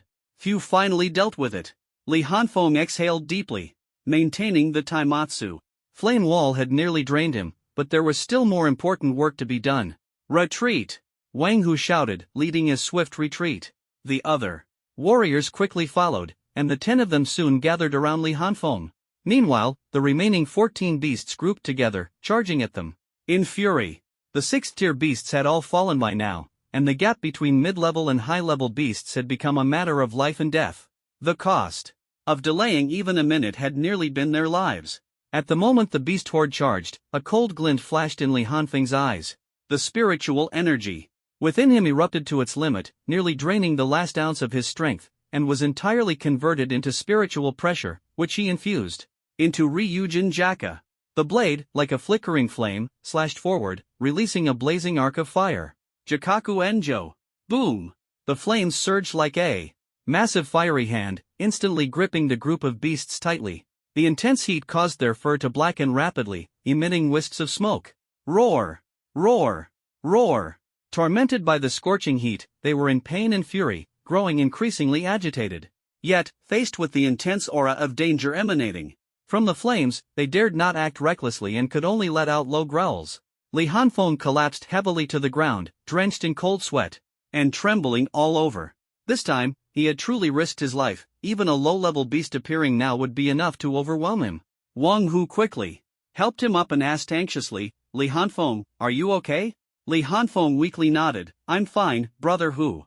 From here on, it's up to you all. Once they come out, they'll most likely be severely injured." Hearing this, Wang Hu finally breathed a sigh of relief. "Good to hear you're okay. Kid, if something happened to you, I wouldn't have the face to meet Mentorlon." His tone was full of admiration, clearly indicating that the recent battle had completely changed his view of Li Hanfeng. Then, his voice turned cold, "Don't worry, if they're injured, we'll fight to the death to keep them here. Leave it to us, little brother." "That's right, you rest and recover first." The others also chimed in with assurances. In this world where the strong reign supreme, Li Hanfeng's performance had left them in awe.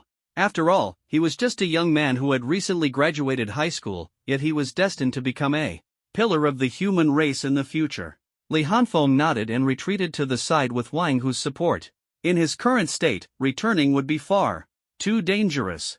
Staying near the strong ones was relatively safe, but he couldn't get too close, as he couldn't withstand the shockwaves from their battles. Whether or not we can completely annihilate these high-level beasts, we should be able to win, and the mission will be considered complete, right? He thought to himself, beginning to practice his breathing technique to quickly restore the spiritual energy he had lost. Without the support of spiritual energy, Ryujin Jaka had reverted to a weakened state and was placed beside him as a precaution. Li Hanfeng was so confident because beasts were different from humans. They lacked rationality and would be driven mad by the high temperatures, inevitably choosing to break through. As soon as they charged out, boom! Several muffled sounds came from the fiery palm, and black smoke rose from the flames. "They're coming!" Wang Hu and the others focused all their attention, feeling the intense heat of the flames and knowing the beasts wouldn't emerge unscathed. Roar! Roar! Roar! Accompanied by cries of pain and fury, the beasts began to lose their sanity, unable to suppress their inner frenzy, and desperately rammed into the wall of flames. The fiery palm emitted continuous muffled sounds, and as the spiritual energy became insufficient to sustain it, the wall of flames began to gradually dissipate. When the flames completely disappeared, the group almost simultaneously launched their full attack. Their various skills coordinated seamlessly, quickly suppressing the beast horde. They finally saw the condition of the beasts. Almost every one of them had several charred areas on their bodies, completely reduced to carbonized marks. Most of their limbs were severely injured, and some even had their torsos carbonized. Seeing this scene, a cold glint flashed in everyone's eyes, and their spiritual energy erupted suddenly. Boom! Boom! Boom! Various abilities collided, and the shockwaves of the battle shook the ground within an 800-meter radius, leaving one crater after another. The battle of high-level transcendence erupted once again, but this time, humans had the absolute advantage, firmly suppressing the beasts. Although the beasts were numerous, their severe injuries had greatly diminished their strength. The humans worked in perfect coordination, with clearly defined roles for their skills. At this rate, the battle would soon be over. Once the high-level beasts were dealt with, they could concentrate their forces on the low-level ones, making it a complete rout. The outcome was already decided. Li Hanfeng, who had retreated to the edge of the battlefield, had a flicker in his eyes, fully aware that things were not so simple. The sudden breach of the treaty by the Beast King and the sparse reinforcements from human experts all hinted at something unusual. Once the high-level battle ends, the real showdown will begin. He turned To look at the distant aerial battle between top-tier experts, his brows furrowing as the situation seemed dire. The high-altitude battle was trapped within an invisible cage, with all the shockwaves sealed off. This was clearly Lan Jiruo's ability. However, the eight-winged hell tiger trapped inside was not suppressed and shrunk like the purple lightning thunder eagle had been earlier. Instead, it showed no signs of weakness, evidently far stronger than the purple lightning thunder eagle. On the other hand, Lan Jiruo, having consumed a significant amount of spiritual energy to quickly deal with the purple lightning thunder eagle, looked slightly pale. In her fierce battle with the eight-winged hell tiger, she had yet to unleash her strongest move. Jingmu, whose strength was far inferior to the eight-winged hell tiger, had failed to inflict any substantial damage on it. Now, the eight-winged hell tiger was attacking without restraint, bombarding Lan Jiruo's spatial domain with pillars of dark energy, its beastly eyes filled with ferocious killing intent. Although Lan Jiruo had expended a great deal of spiritual energy, her expression remained calm and unflustered. She steadily dodged the attacks, while gradually shrinking her spatial domain, albeit at a slow pace. It seems that the spatial rift technique Lan Jiruo used earlier requires the domain to be reduced to a certain extent before it can be activated. Exactly. If she could create large-scale spatial collapses at will, her power would be far too overwhelming. Li Hanfeng knew that the battle above would not end anytime soon, especially given Lan Jiruo's current state, where victory was still uncertain. Suddenly, a piercing beastly roar echoed. Li Hanfeng turned his head to see a high-level beast being blasted into two halves, letting out a mournful cry before falling silent. The death of this beast seemed to open the gates of death. As human high-level experts continued their attacks, more and more beasts fell one after another. But the situation quickly changed. Sensing the approach of death, the beasts erupted in a frenzy, surging with a wave of blood energy, their bodies growing larger. Berserk? That's impossible. Doubt flashed in Li Hanfeng's eyes. The berserk state was a rare ability, possessed by only a few specific beasts, yet all these high-level beasts were capable of it? Could this be blood fury? He recalled his experience with Morome Xingying in the misty forest, and his face darkened. The sudden change caught Wang Hu and the others off guard. Faced with the counterattack of these berserk beasts, their previous advantage of suppression was instantly shattered. 3 enhancement-type experts were severely injured before they could react, their bodies sent flying. Are you okay? Can you hold on? Wang Hu caught the 3 who had been flung back and asked urgently. The situation had become critical. With 3 combatants down, their casualties would likely increase under the assault of the berserk beasts.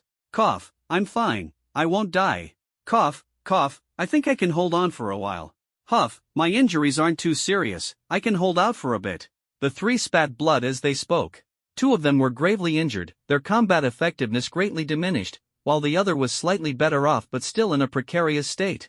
One whose face darkened, but there was no time to dwell on it. You guys stay back for now.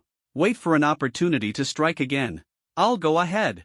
With that, he charged toward the front lines. The battle continued. They only needed to endure this wave of counterattacks. Once the beasts entered their weakened state, victory would be within reach. Boom! Boom! Boom! The ground cracked, and the sound of energy blasts echoed continuously. Now, Wang Hu and his team focused on delaying the enemy, no longer taking the initiative to attack. However, facing the 9 raging beasts, the 7 of them were still in a dangerous situation. The beasts' counterattack was too sudden, scattering their formation, forcing everyone to fight individually. The defensive situation remained perilous, and a single mistake could lead to death. Wang Hu was holding off 2 raging beasts on his own, retreating step by step, on the verge of being torn to shreds at any moment. At this critical moment, the 3 injured members acted almost simultaneously. They were all of the enhancement type, with physical strength far surpassing that of ordinary high-level beasts. Despite their severe injuries, they could still barely fight. The 3 quickly rushed to Wang Hu's side, helping to share the attack from one of the beasts. Wang Hu's pressure was instantly reduced, and he let out a sigh of relief. Just then, the beast tide that had previously dared not approach suddenly seemed to receive an order and surged madly toward them. The high-level fighters' faces changed drastically. In their current state, these low and mid-level beasts could very well become the final straw that broke them. The humans behind the earthen walls were barely holding the situation steady and couldn't provide support. Even Li Hanfeng ran toward the battlefield. In his current condition, he was not Suit Wang, who was well aware of the urgency of the situation. There was no time to hesitate. He quickly retreated to break free from the entanglement with the beasts, taking advantage of the moment when the two held their ground to withdraw. Captain Huang, the strongest reinforcement, sent from another base, was currently holding off two berserk beasts.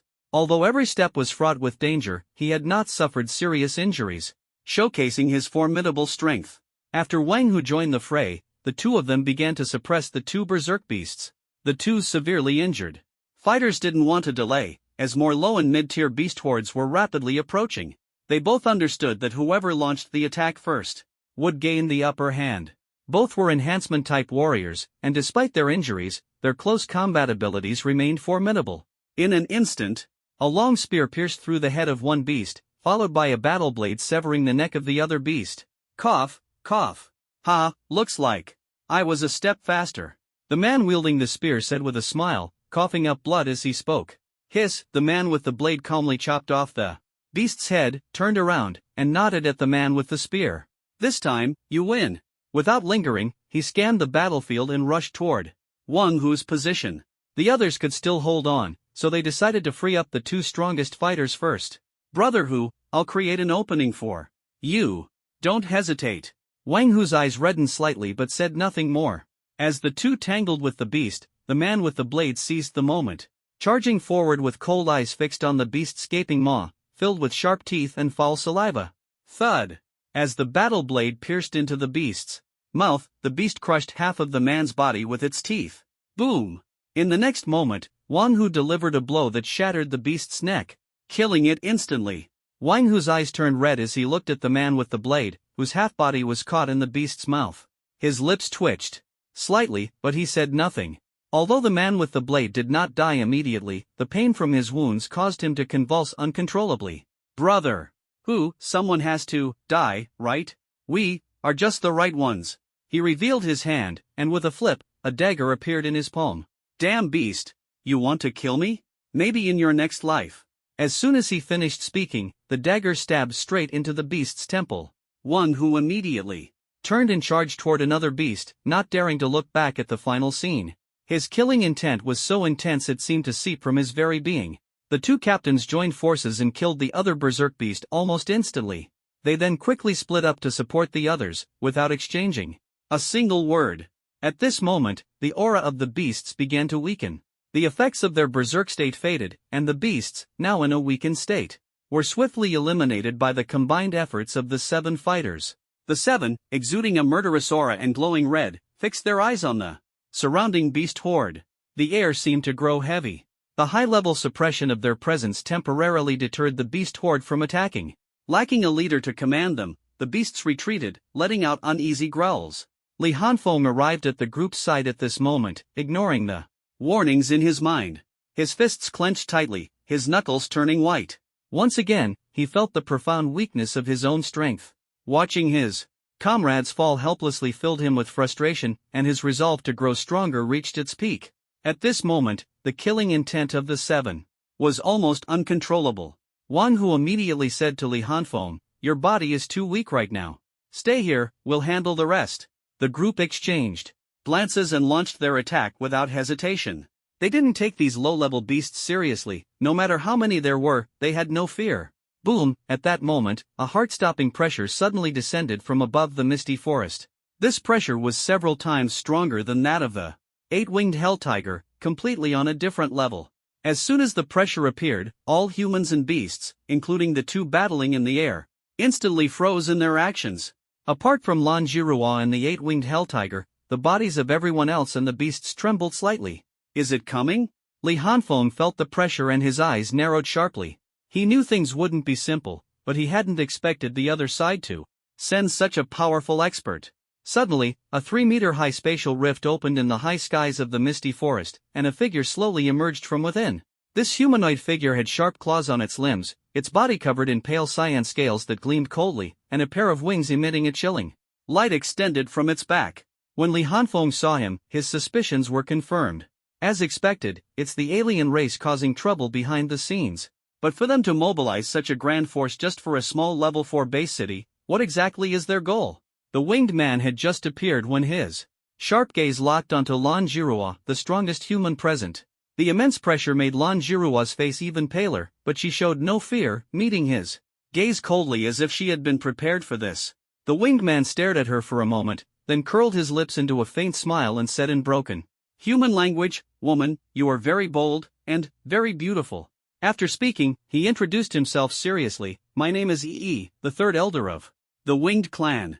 You humans won't last much longer. I'll give you a chance. If you agree to follow me, you won't die today, and in the future, you can have a place on this land. What do you say?" Lan Jirua instantly emitted a chilling killing intent, causing the surrounding space to compress and ripple. Yi frowned, a fierce glint flashing in his eyes, and the pressure intensified. "Didn't your elders teach you? Never reveal killing intent so easily in front of a strong opponent." Blood seeped from the corner of Lan Jirua's mouth, but she remained silent, her killing intent undiminished. "So stubborn." Yi lost his patience and raised his sharp claw, lightly swiping it. There was no sound or fluctuation of energy, the movement was so fast that even space didn't have time to react. A wind blade shot toward Lan Jirua's throat. The winged clan elder, who had just been trying to recruit her as a servant, suddenly attacked without warning, his actions extremely ruthless. But soon, his expression changed as he realized the wind blade had been frozen in place, unable to move, stopping right in front of Lan Jirua's neck. Crack! Crack! A spatial rift suddenly appeared behind Lan Jirua, and a man around 30 years old stepped out. He was handsome, dressed in a light blue long robe, and exuded an extraordinary aura. His robe was slightly torn and wrinkled, indicating he had just been through a battle. As soon as this man appeared, Yi's expression drastically changed. He clearly couldn't believe this man's appearance, or perhaps he couldn't bear to face him. Lan Jirua felt the pressure instantly lift, and then she revealed a side that shocked Li Hanfeng, a little girl-like demeanor. She pouted, her eyes glistening with tears, as if she were about to cry, and she whined, "Grandpa, he actually wanted to make your precious granddaughter his servant and torment me every day. I refused, and then he tried to kill me. Why, you have to help me, Grandpa." As she spoke, she actually started crying, as if she had suffered a great humiliation. This delicate and fragile appearance was completely different from her usual charming and decisive demeanor. Anyone who saw her would be captivated.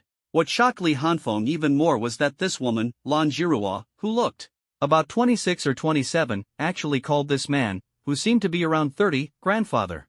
This indicated that the man had achieved an astonishing level of power at around 30, allowing him to maintain his youthful appearance. Li Hanfeng couldn't help but think of those legendary peak human powerhouses. As soon as Lan Jirua's sobbing stopped, a bone-chilling killing intent instantly enveloped the entire battlefield. The mid and low-level demonic beasts on the ground exploded one after another under this killing intent.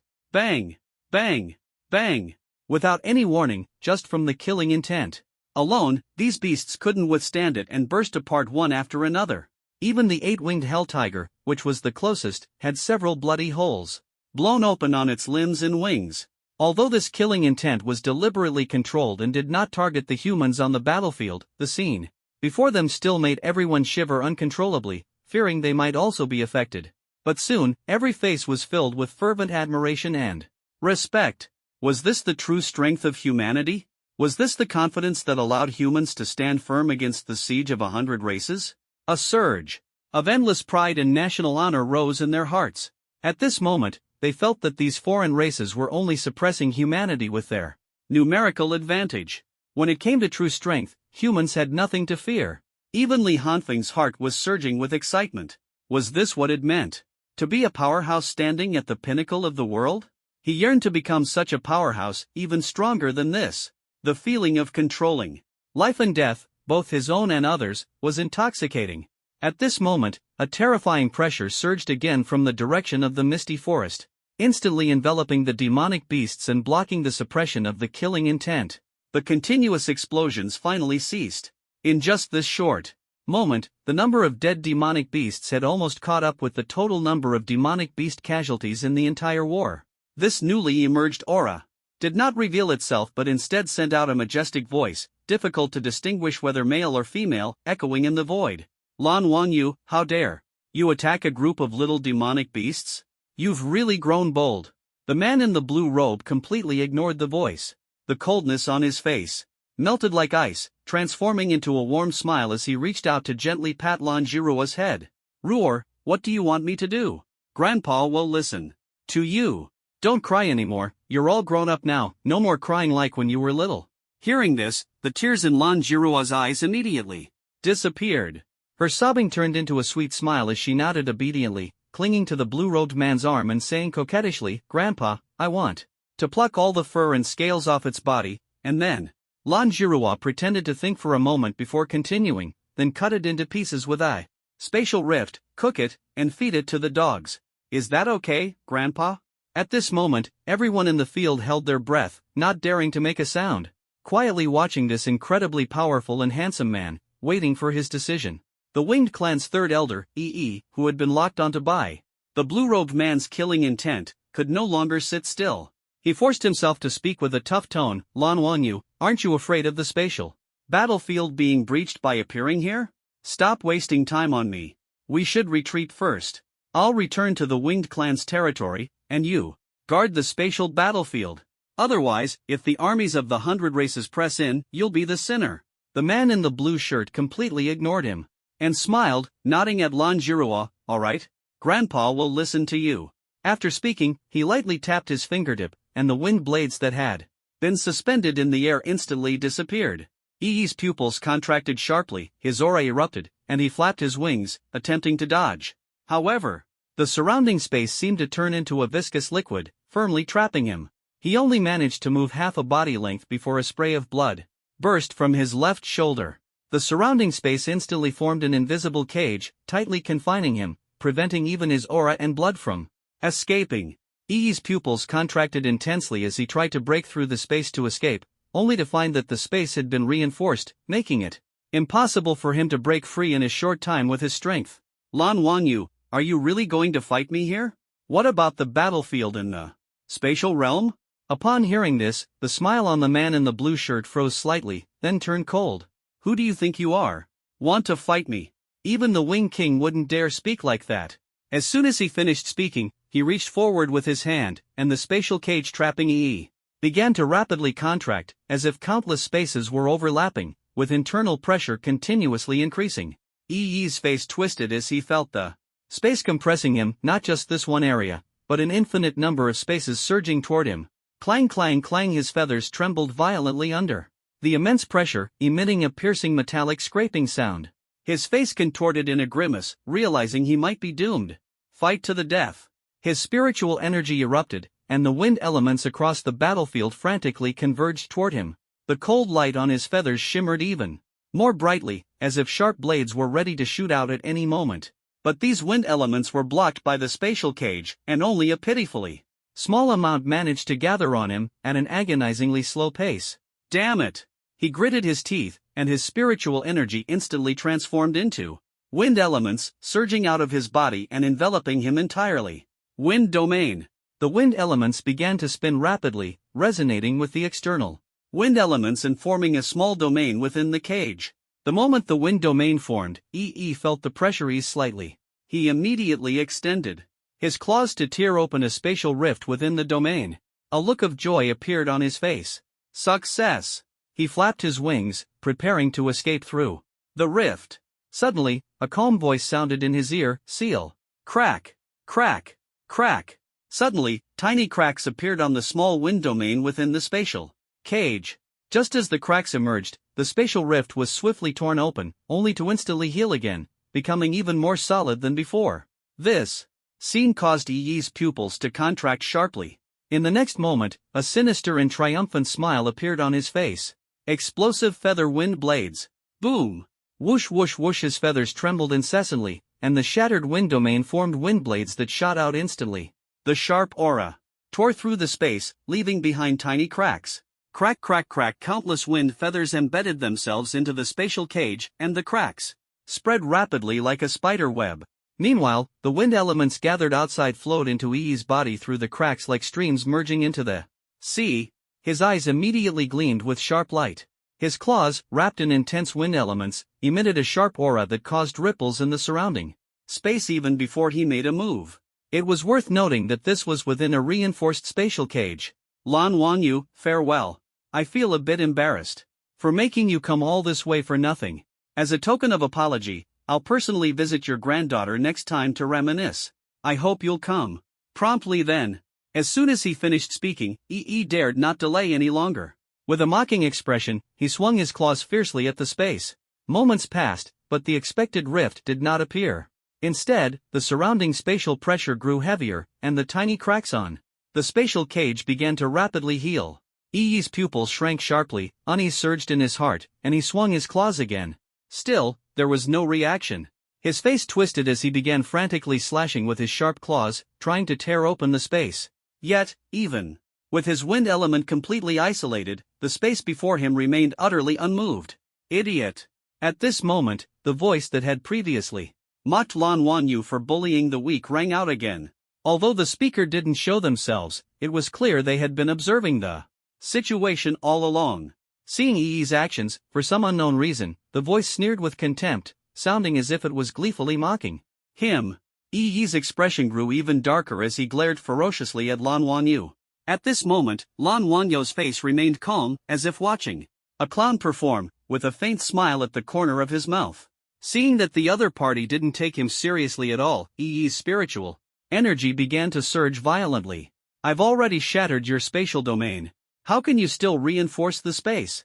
Lan Wanyu didn't answer directly but said indifferently, I must admire your stupidity, thinking you could tear open a spatial rift and escape right under my nose. Let me tell you, even if Wing King himself came, he might not be able to do it. His words were like knives, piercing deep into Yi's heart and provoking his pride as a strong being. Boom!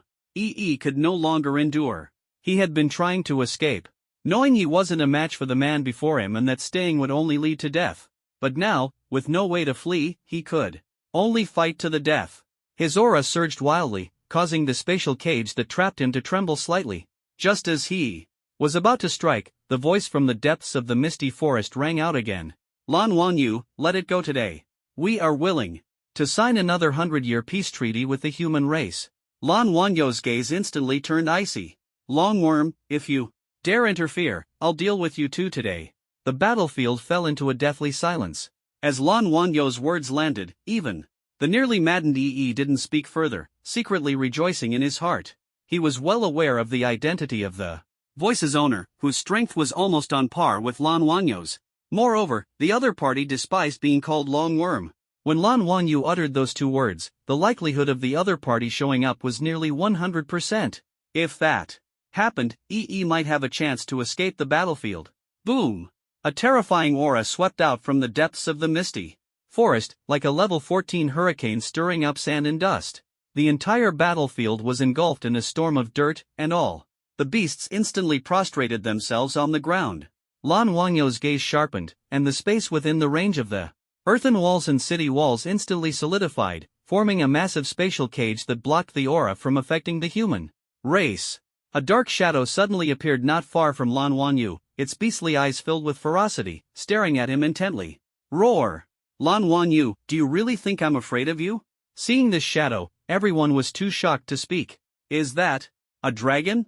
Li Hanfeng was equally astonished. Snake body, deer antlers, ox ears, eagle claws. This appearance was strikingly similar to the dragons described in the myths of his previous life.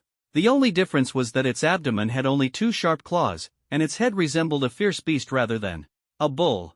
Longworm, you can call yourself Dragon King in your own territory and no one will care, but do you really think you become a true dragon? Roar!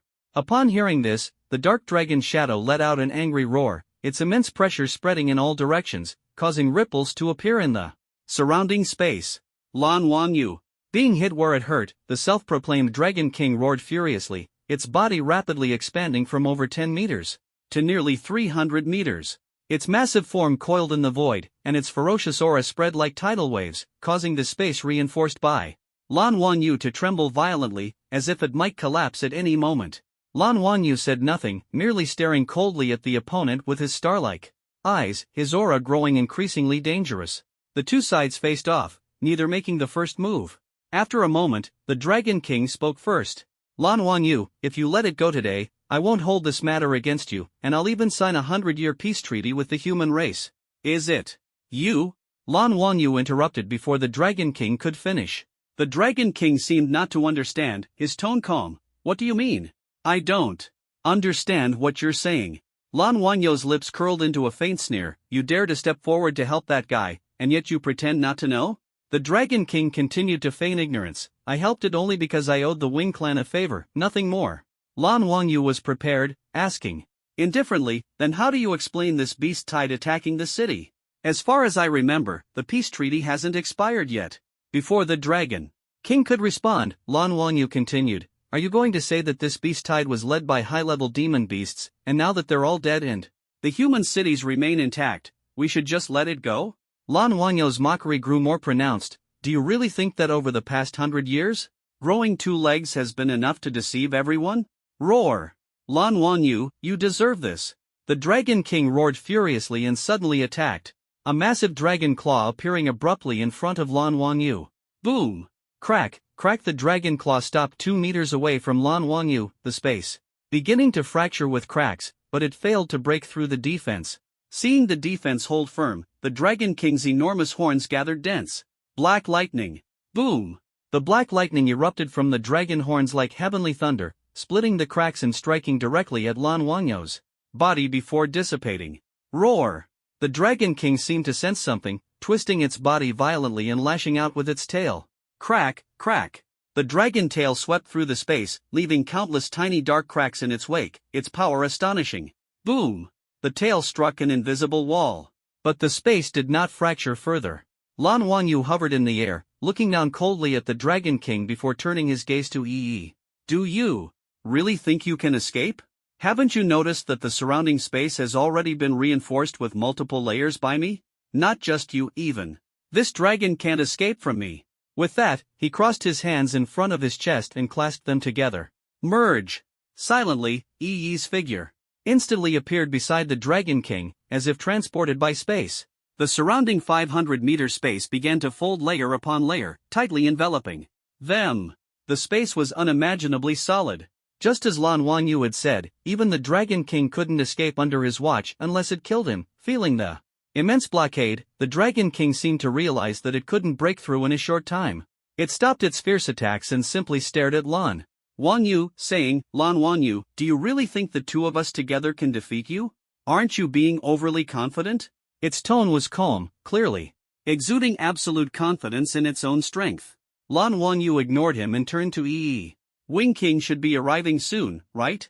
Yi's pupils shrank, and before he could respond, a crack appeared in the space 500 meters away. A winged figure, whose aura was several times stronger than Yi's, stepped out. It was the Wing King. The Wing King squinted at the reinforced space. Lan Wanyou, it seems your strength has improved quite a bit. Are there others? Lan Wanyou countered with a question instead of answering. The Wing King frowned. Do you think the 3 of us aren't enough? Lan Wanyou nodded. If not, then let's begin.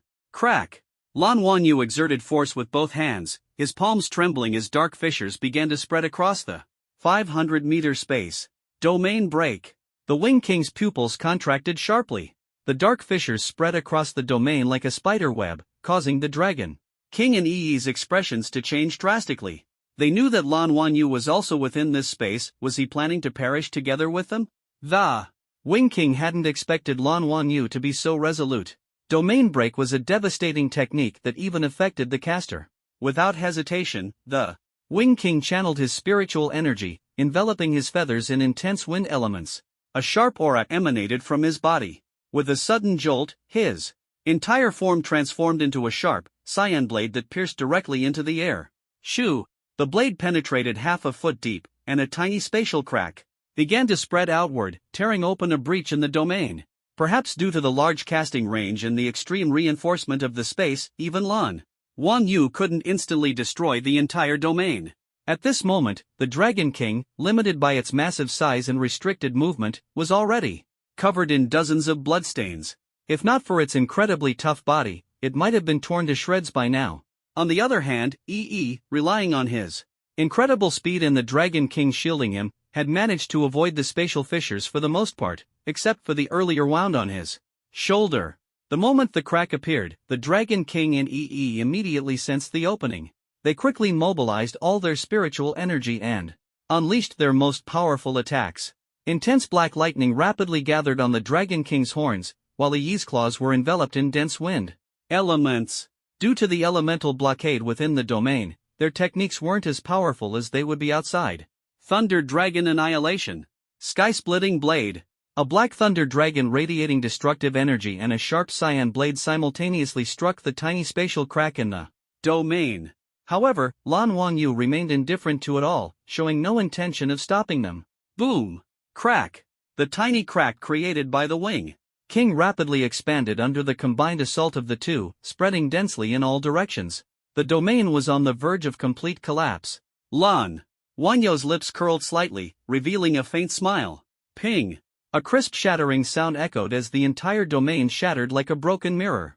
At the same time, the domain was destroyed, and the surrounding space, which had been heavily reinforced, instantly returned to its original strength. The spatial fissures, which had been spreading slowly, now began to expand at an astonishing speed. Lan Wangyo's gaze was calm, as if everything was under his control.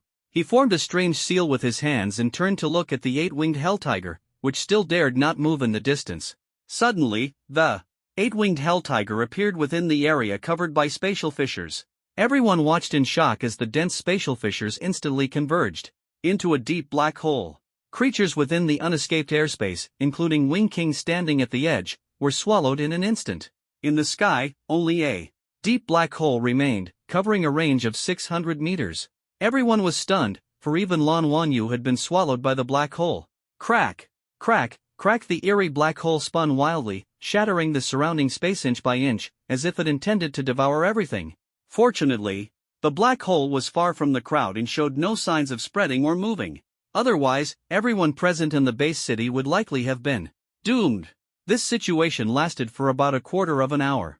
Just as Li Hanfeng felt the surrounding spiritual energy being nearly drained, the black hole began to slowly contract, eventually disappearing completely, and the space returned to normal. But the figures of those powerful beings had vanished. Li Hanfeng's pupils contracted. His strength was not enough to discern the details of the battle in the sky. He only knew that the airspace where Lan Wangyu had trapped the Dragon King and Yi was broken by the later arriving Wing Clan experts, and then they were all swallowed by the black hole. Now, everyone was gone, including the eight-winged hell tiger, which had also been pulled into the black hole. Was it mutual destruction? Or? Li Hanfeng looked up at Lan Jiruo in the sky. Her expression was calm, without any fluctuation, and he immediately felt relieved. It should be fine, otherwise, Lan Jiruo wouldn't be so composed. Rumble at this moment, the beast horde, sensing the disappearance of the king's aura, began to retreat rapidly, fleeing toward the misty forest. The humans who had emerged from behind the earthen wall looked toward Wang Hu and his group, seemingly asking whether they should pursue the retreating beasts. Wang Hu and his group turned their gaze to Lan Jiruo in the sky, wanting to hear her opinion. After all, she was the strongest person here and the one who understood the situation best. Lan Jiruo stared at the spot where the black hole had disappeared for a moment, then flashed to their side and said indifferently, "No need to pursue them. Killing these small fry is meaningless. This matter is over. Arrange for people to clean up the battlefield." After speaking, Lan Jiruo glanced at Li Hanfeng, waved her hand, and the two disappeared from the spot. Wang Hu and his group looked at each other in confusion, only reacting after a while, and began directing people to clean up the battlefield. At this moment, Li Hanfeng and Lan Jiruo had already appeared on a high tower on the city wall. This is the reality of war between races. How does it feel? Lan Jiruo asked softly, her expression no longer seductive but rather heavy. The two looked down at the blood-stained land in countless corpses. Human and beast corpses lay like countless small ants in pools of blood. After a long while, Li Hanfeng said in a low voice, "My strength is still too weak." Lan Jiruo turned to look at him, the gloom on her face disappearing, replaced by a charming smile. She said coquettishly, "It's good that you can see that clearly. Don't be too self-conscious, little brother, you're still young." Li Hanfeng shook his head, not delving further into the topic. Instead, he turned to look at Lan Jiruo and asked in a low voice, "This matter wasn't aimed at the base city at all. If I'm not mistaken, it should be a plan by the alien race targeting the spatial battlefield, right? Is it really okay for your grandfather to appear here?" Lan Jiruo gazed at the horizon, her voice still seductive and charming. "Don't worry, humans aren't that fragile, and this isn't something you should be worrying about right now."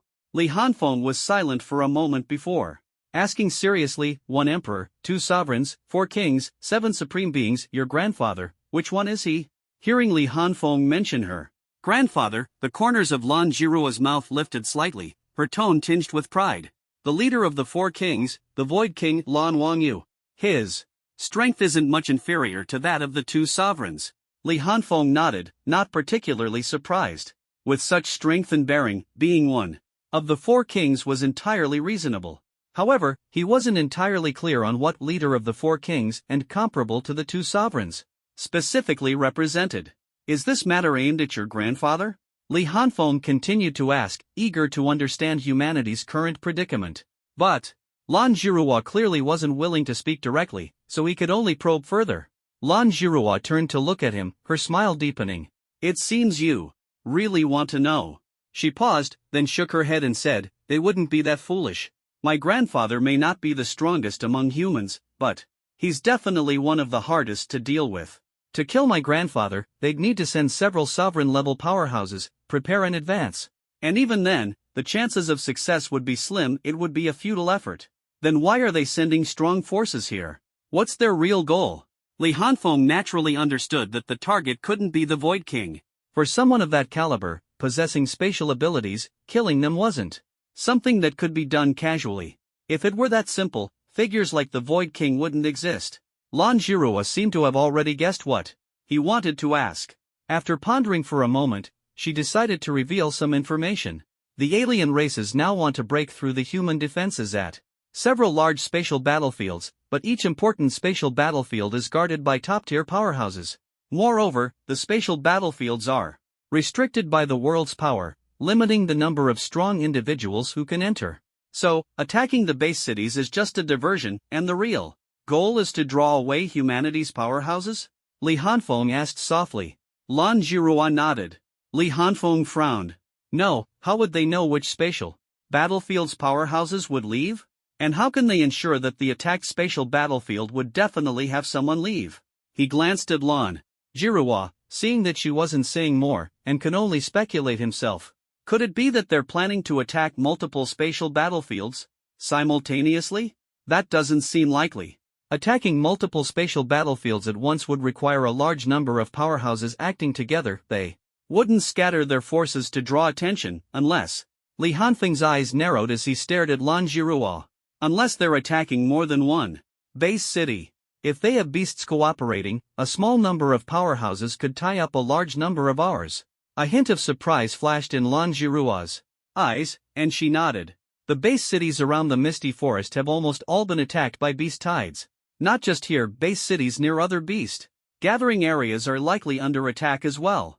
Li Hanfeng's pupils contracted. Then what's the situation at the spatial battlefields now? Lan Jiruo smiled at him, her voice soft and sweet. That's why I said, if you're not strong enough, don't ask too many questions. Do you think that if we had discovered their actions and intentions in advance, we wouldn't have made preparations? Relax, humans aren't that fragile. Li Hanfeng nodded, lowered his head, and remained silent for a while before looking at Lan Jiruo again. Initially, he didn't have a good impression of this woman, but ever since she helped him deal with the Zhou family's backup plan and performed outstandingly in this war, his dissatisfaction had completely dissipated. Feeling Li Hanfeng's gaze, Lan Jiruo glanced at him and asked with a smile, still have questions? Let me make it clear first, there are some things you shouldn't know, and even if you ask, I won't tell you. Li Hanfeng pondered for a long time before speaking. Before I report to university, can you take me to the spatial battlefield? I want to train there, it would be very helpful for improving my strength. Lan Jiruo's smile faded, and her tone became serious. Do you know what kind of place the spatial battlefield is? Even in a small-scale spatial battlefield, there are many high-level transcendents. With your current strength, it's very dangerous. Li Hanfeng nodded. I know it's dangerous, but I'll have to go sooner or later after enrolling, won't I? Lan Jiruo shook her head. It's not the same. After enrolling, there will be specialized teachers explaining the precautions for the spatial battlefield, and high-level seniors or teachers will lead the team. I know it's dangerous, which is why I'm asking Mentor Lan for help. Li Hanfeng was now extremely eager to improve his strength. The spatial battlefield offered plenty of opportunities for training and earning slaughter points. as long as he could enter and hone his skills, his strength would surely improve quickly. Lan Jirua stared at him for a long time before suddenly breaking into a smile. It's not impossible. But there are conditions. Li Hanfeng's expression turned serious, and he said earnestly, Mentor Lan, please tell me. First, I hope Magic Marshal can take first place in the Academy's freshman competition. Second, I hope you will still call me Mentor Lan after you enter the Academy. Third, you must come back alive before enrolling. After finishing, Lan Jirua calmly looked at Li Hanfeng. Fulfill these 3 conditions, and I'll take you there. Li Hanfeng was stunned for a moment but nodded without hesitation, I promise. Lan Jirua's lips curled slightly. Personal panel race, human age, 17 talent. Breath of Thunder, 3 Tomo Sharingan level, Transcendent 4th tier advanced skills, Breath of Thunder 4 sword forms, Shadow Clone technique. Fire style, Great Fireball technique, Majestic Destroyer Flame, Substitution technique, Transformation technique, Summoning technique Rashomon, Lightning. Style, Chidori, Destructive Path number 96, Blade Cremation, Illusion Technique, Demonic Illusion Shackles, Darkness Walking Technique. Mission. Secure victory in the high-tier battlefield, completed, reward claimed, slaughter points, 17,880 after Lan Jirua agreed to take him to the spatial battlefield for training. Li Hanfeng asked her about precautions for the battlefield. As a result, he saw Chao Dehua cleaning up the battlefield. Li Hanfeng immediately bid farewell to Lan Jirua and took Chao Dehua home. On the way, he learned that Chao Dehua had been assigned near the auxiliary department due to a leg injury. He was given a small energy cannon and a pile of spirit stones, and like other auxiliary transcendents, he attacked remotely near the city walls. Thus, he hadn't encountered much danger. After bringing Chao Dehua home, Li Hanfeng took a shower and lay on his bed to review his gains and mission rewards from this time. Seeing nearly 20,000 slaughter points, Li Hanfeng began to consider his ability system and whether there were any urgently needed abilities he could exchange for. After thinking for a long time, he decided to save them for now, hoping to earn a pair of Mangekyo Sharingan in the spatial battlefield. After dispatching 2 shadow clones to train, he dragged his exhausted body, slowly closed his eyes, and drifted into slumber. At the same time, in the secondary level base city of Duancheng, located on the northern edge of the misty forest. Boom! Boom! Boom! Outside the high walls, countless corpses lay fallen. On the dark red ground, severed limbs of humans and beasts were scattered everywhere. To an ordinary person, such a scene would undoubtedly evoke nausea and the urge to vomit. Yet, the humans standing amid the blood-soaked battlefield were expressionless. Some were even overwhelmed with excitement and joy, tears glistening in their eyes. They had won. An elderly man with white hair, dressed in a black combat uniform, stood atop the high walls. His sharp gaze scanned the retreating beast tide. He appeared to be in his 60s, exuding a commanding presence. The torn sections of his combat attire faintly revealed traces of blood. Beside him lay the massive head of a monstrous beast. Its face was unrecognizable, making it impossible to discern its species, yet the residual aura it emitted was no weaker than that of a violet thunder hawk. Whoosh! A disheveled middle-aged man wearing a city defense uniform appeared beside the elder, bowing deeply as he asked, City Lord, shall we pursue them? The elder shook his head. There's no need. The true battlefield lies elsewhere. His gaze shifted toward the distant horizon as he sighed softly. Ah! I just hope nothing catastrophic happens. This old bag of bones still wishes to live a few more years. The middle-aged man remained silent for a moment, then nodded. He respectfully turned and began organizing the cleanup of the battlefield. On the eastern side of the misty forest, in the 4th level Huaishan base city, the situation here was far more brutal than that of Duancheng or the SH base city.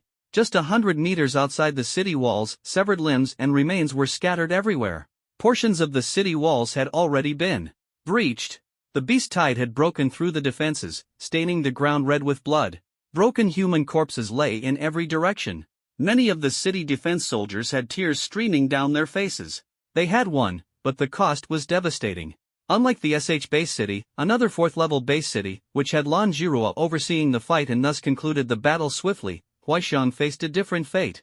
There, with proper follow-up measures, the war ended relatively quickly. Here, however, neither the reinforcements of powerful individuals nor the city lord managed to conclude the battle in a short time. The war dragged on into the night. Ultimately, it was only at the heavy cost of the city lord being gravely injured that the enemy was repelled, forcing the beast tide to retreat. The prolonged combat had pushed humans to their limits, they lacked the endurance of the beasts. Many were barely holding on. The scene was unbearably cruel. A middle-aged man, his aura weak, lay atop one of the high towers of the city walls. Beside him, a mature woman steadily infused him with spiritual energy. Two support-type extraordinaries worked tirelessly to heal his wounds. A massive tear across his abdomen had finally stopped bleeding. He slowly opened his eyes and weakly asked, "What's the situation now?" "City Lord, you're awake. Thank goodness. The beasts have retreated. We've won."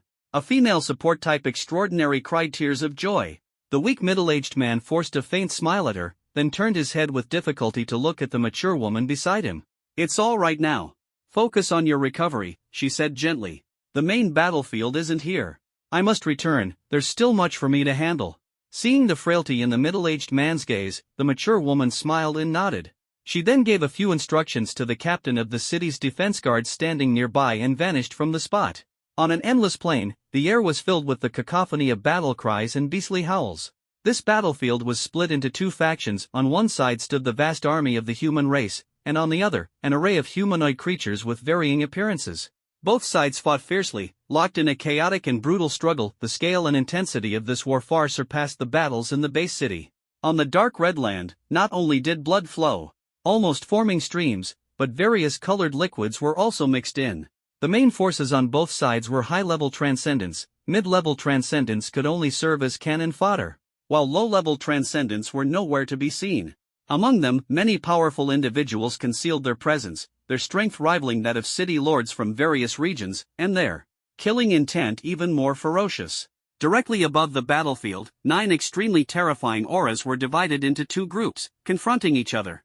On the human side, there were 4 individuals, 3 men and 1 woman, while the other side consisted of 5 powerful beings from different races. At this moment, all of them bore wounds, clearly having just experienced a fierce battle. As the two sides faced off for a moment and were about to launch another attack, suddenly, without warning, a crack appeared in the space at the center of the battlefield. Several powerful auras emanated from it, causing both sides to pause slightly, their expressions turning serious. Friend or foe? Crack, crack, the fissure rapidly expanded, splitting open to a length of several hundred meters in the blink of an eye. The powerful beings on both sides had to retreat, none daring to act rashly. The human side, however, remained calm, a glint flashing in their eyes. This kind of method, it could only be him, right? Roar! Boom! An enraged dragon's roar echoed from the dark spatial rift, accompanied by energy collisions and thunderclaps. The fissure expanded another several dozen meters. Bang! With a loud explosion, a massive black shadow, hundreds of meters long, was blasted out of the rift, flying backward over 1,000 meters before stabilizing its form. It was none other than the Dragon King, who had been swallowed by the black hole in Base City. Its body was covered in wounds, with gashes from spatial tears that were horrifying to behold, and it let out a furious roar from its mouth. Roar! Lan Wanyu, you deserve to die. At the same time, the Wing King, who had also been swallowed, rushed out of the spatial rift. Its wings vibrated like sword edges, and though injured, it was in slightly better condition than the Dragon King. Seeing the two emerge in such a sorry state, and hearing the name shouted by the Dragon King, the bodies of several alien powerhouses stiffened slightly, sensing that the situation had become tricky. On the human side, however, the reaction was the opposite. Upon hearing that name, the corners of their mouths involuntarily curved upward. As everyone harbored their own thoughts, a handsome man in a blue robe slowly stepped out of the rift. His robe was somewhat tattered, his chest heaving rapidly, and blood stained the corner of his mouth. Upon seeing this figure, the pupils of all the confronting powerhouses suddenly contracted. Because in Lan Wanyu's hand was a bloodied, mangled creature with sharp claws and a pointed snout. From its blood-covered face, it could barely be recognized. It was the third elder of the Winged Clan, Ee. His wings had been severed, his once shimmering scales were almost completely plucked, his limbs were broken, his body was drenched in blood, and his aura was extremely weak. At this moment, Ee was in a pitiful state. The massive dark spatial rift slowly closed, and the 8-winged hell tiger that had disappeared along with Lan Wanyu looked at Wing King and smiled faintly. Tell me your terms, let me hear them first. Wing King stared at Lan Wanyu for a long time, and after confirming the other's attitude, he said in a deep voice, for the low and mid-tier spatial battlefields managed by the Winged Clan, we can make concessions. As for the high-tier spatial battlefields, we can also yield our station areas. How about that? As soon as these words fell, before Lan Wanyu could react, other powerful beings from different races were already dissatisfied. Wing King, what do you mean by this? High-tier battlefields are crucial. Can you really bear this responsibility? Your winged clan hasn't even ascended to royal status yet. Hearing the doubts, Wing King's face darkened, and he coldly swept his gaze over the group. Although he said nothing more, his eyes were filled with menace. The group refrained from arguing further, partly because there was no need to break relations here, and partly because the winged clan couldn't fully control the high-tier battlefields, so there was no point in offending them. Lan Wangyo's lips curled slightly upward. After glancing at the group, his gaze fell on Wing King, and he said indifferently, "Your terms are very tempting. They could save many of our human elite lives. But unfortunately," as he spoke, spiritual energy surged violently within Lan Wanyu, and he slightly exerted force with his hand, gripping Wing Yi's neck. With a pft, a small spatial rift instantly severed Wing Yi's neck, and his entire head was swallowed by the rift, disappearing without a trace. If the winged clan were one of the royal clans, I might have considered agreeing to you, Lan Wanyu said expressionlessly, then casually tossed the corpse to the rear of the human army, where it quickly merged into the void and vanished. Wing King's face instantly darkened, his anger almost erupting. Lan Wanyu, you're truly formidable. He suppressed his fury and turned to the other powerful beings from different races, saying, Lan Wanyu has depleted his spiritual energy to less than 30% and is severely injured from killing Wing Yi during the siege. We have the absolute advantage in numbers. If we work together, we can definitely keep him here. What do you all say? The group remained silent, but they understood in their hearts that keeping Lan Wanyu here was simply unrealistic. You can't expect us to act foolishly just because you've lost a top-tier fighter. The so-called King of Space, Lan Wanyu, was simply impossible to detain. However, no one opposed the idea either. At this moment, disunity would truly be a disgrace in front of the humans. Although they couldn't keep Lan Wanyu, given his current state, forcing him to retreat shouldn't be too difficult. Including Dragon King, several individuals exchanged glances, and their auras surged rapidly. The faces of the human group changed slightly, and their spiritual energy began to flow as well. Lan Wanyu, you are indeed strong, but in your current state, you can't possibly defeat us.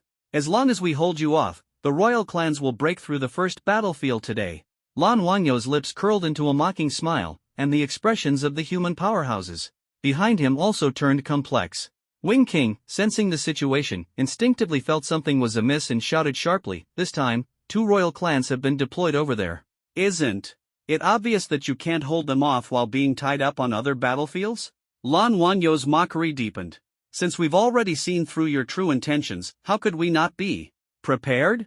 Wing King sneered, "So what if you know? What do you have to defend with? Your powerhouses are scattered, aren't they? Unless..." At this point, Wing King's expression suddenly changed, his body trembling slightly, as if he had thought of something extremely terrifying. Lan Wanyu chuckled lightly, "Unless, he's back, right?"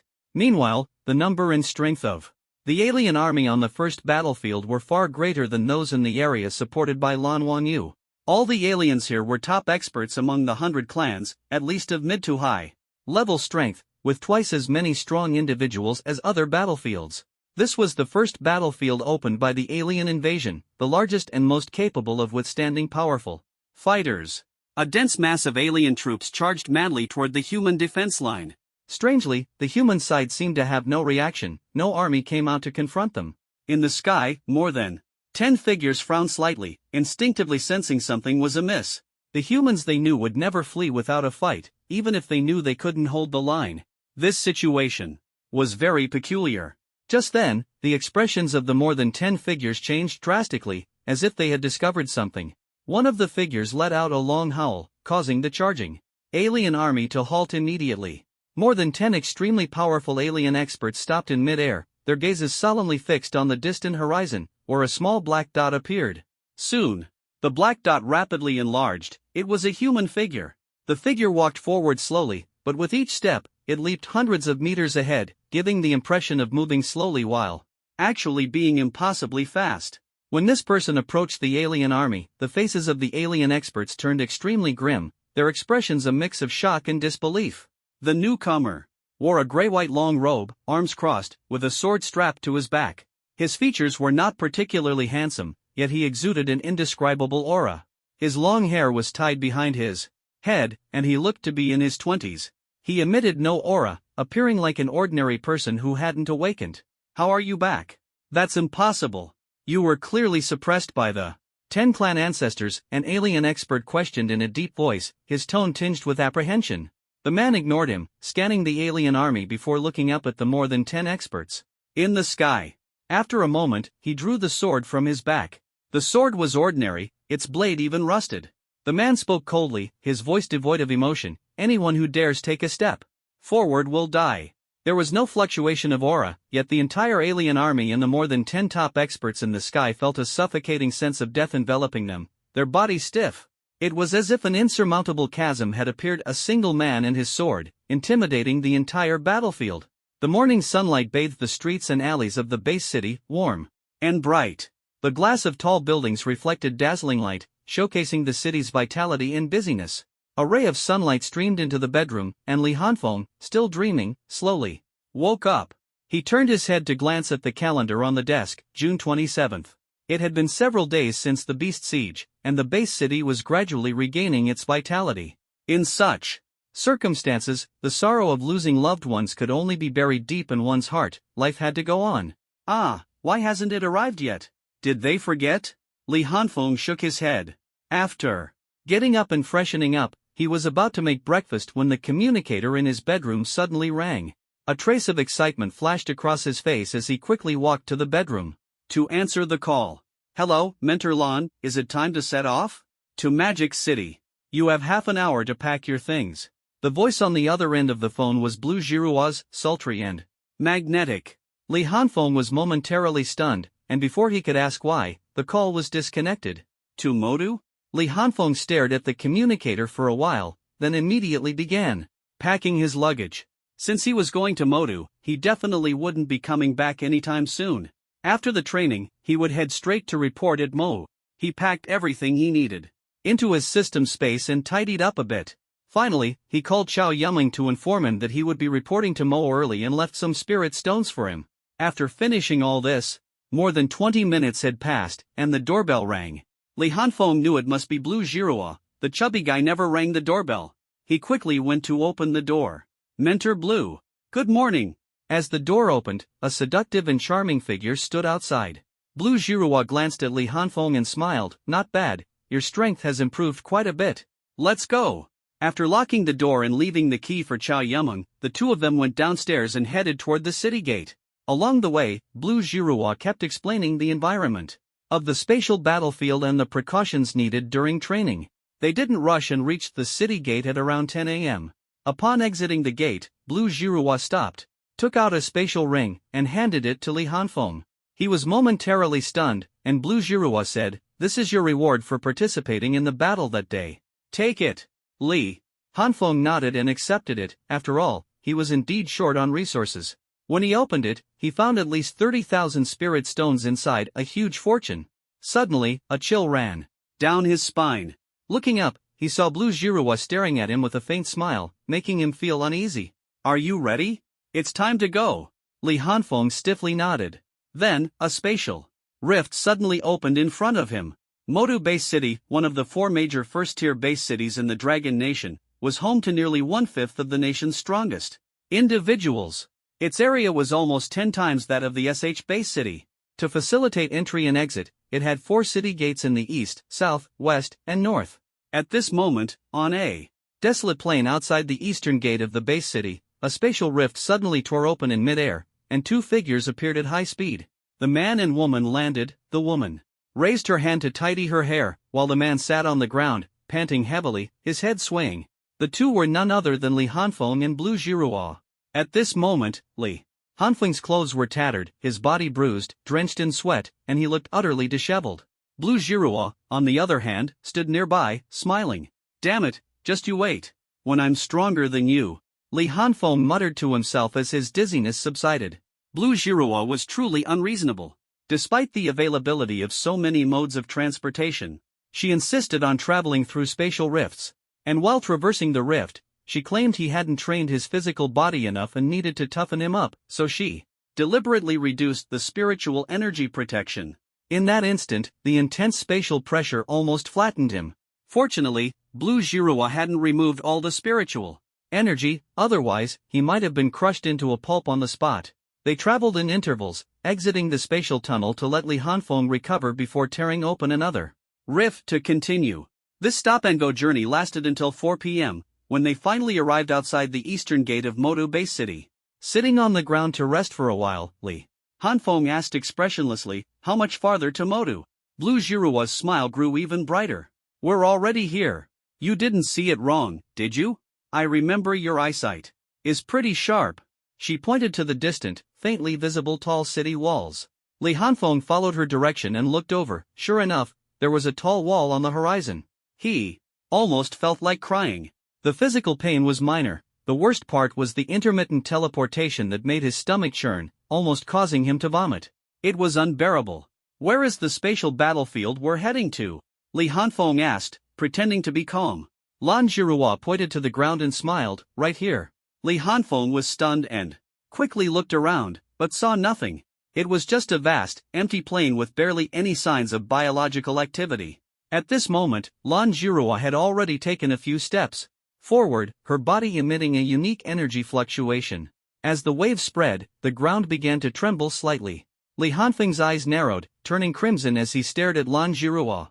Spiritual energy surged within him, and gradually, a similar fluctuation began to emanate from his body. Lan Jiruwa, who was ahead, seemed to sense something and suddenly turned to look at Li Hanfeng.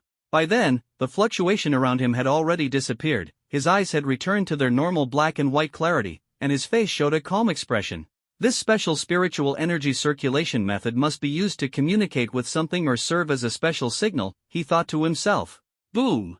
The ground in front of Lan Jiruwa suddenly opened like elevator doors, slowly splitting from the middle to both sides.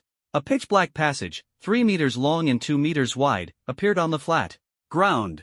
Just as I thought, Li Hanfeng thought to himself. Lan Jiruwa grabbed him and leaped into the passage. A wave of weightlessness hit him, and his vision went dark, as if he had entered a spatial tunnel. Before he could react, his vision blurred. When he regained clarity, he found himself in a city. The sound of bustling activity surrounded him. He quickly looked around, his eyes flashing with shock. They were standing in a square, with a spatial passage behind them, clearly where they had just entered from. Around them were shops and crowds of people coming and going. The streets and buildings were covered with marks left by swords and knives, along with dark red bloodstains that couldn't be cleaned off.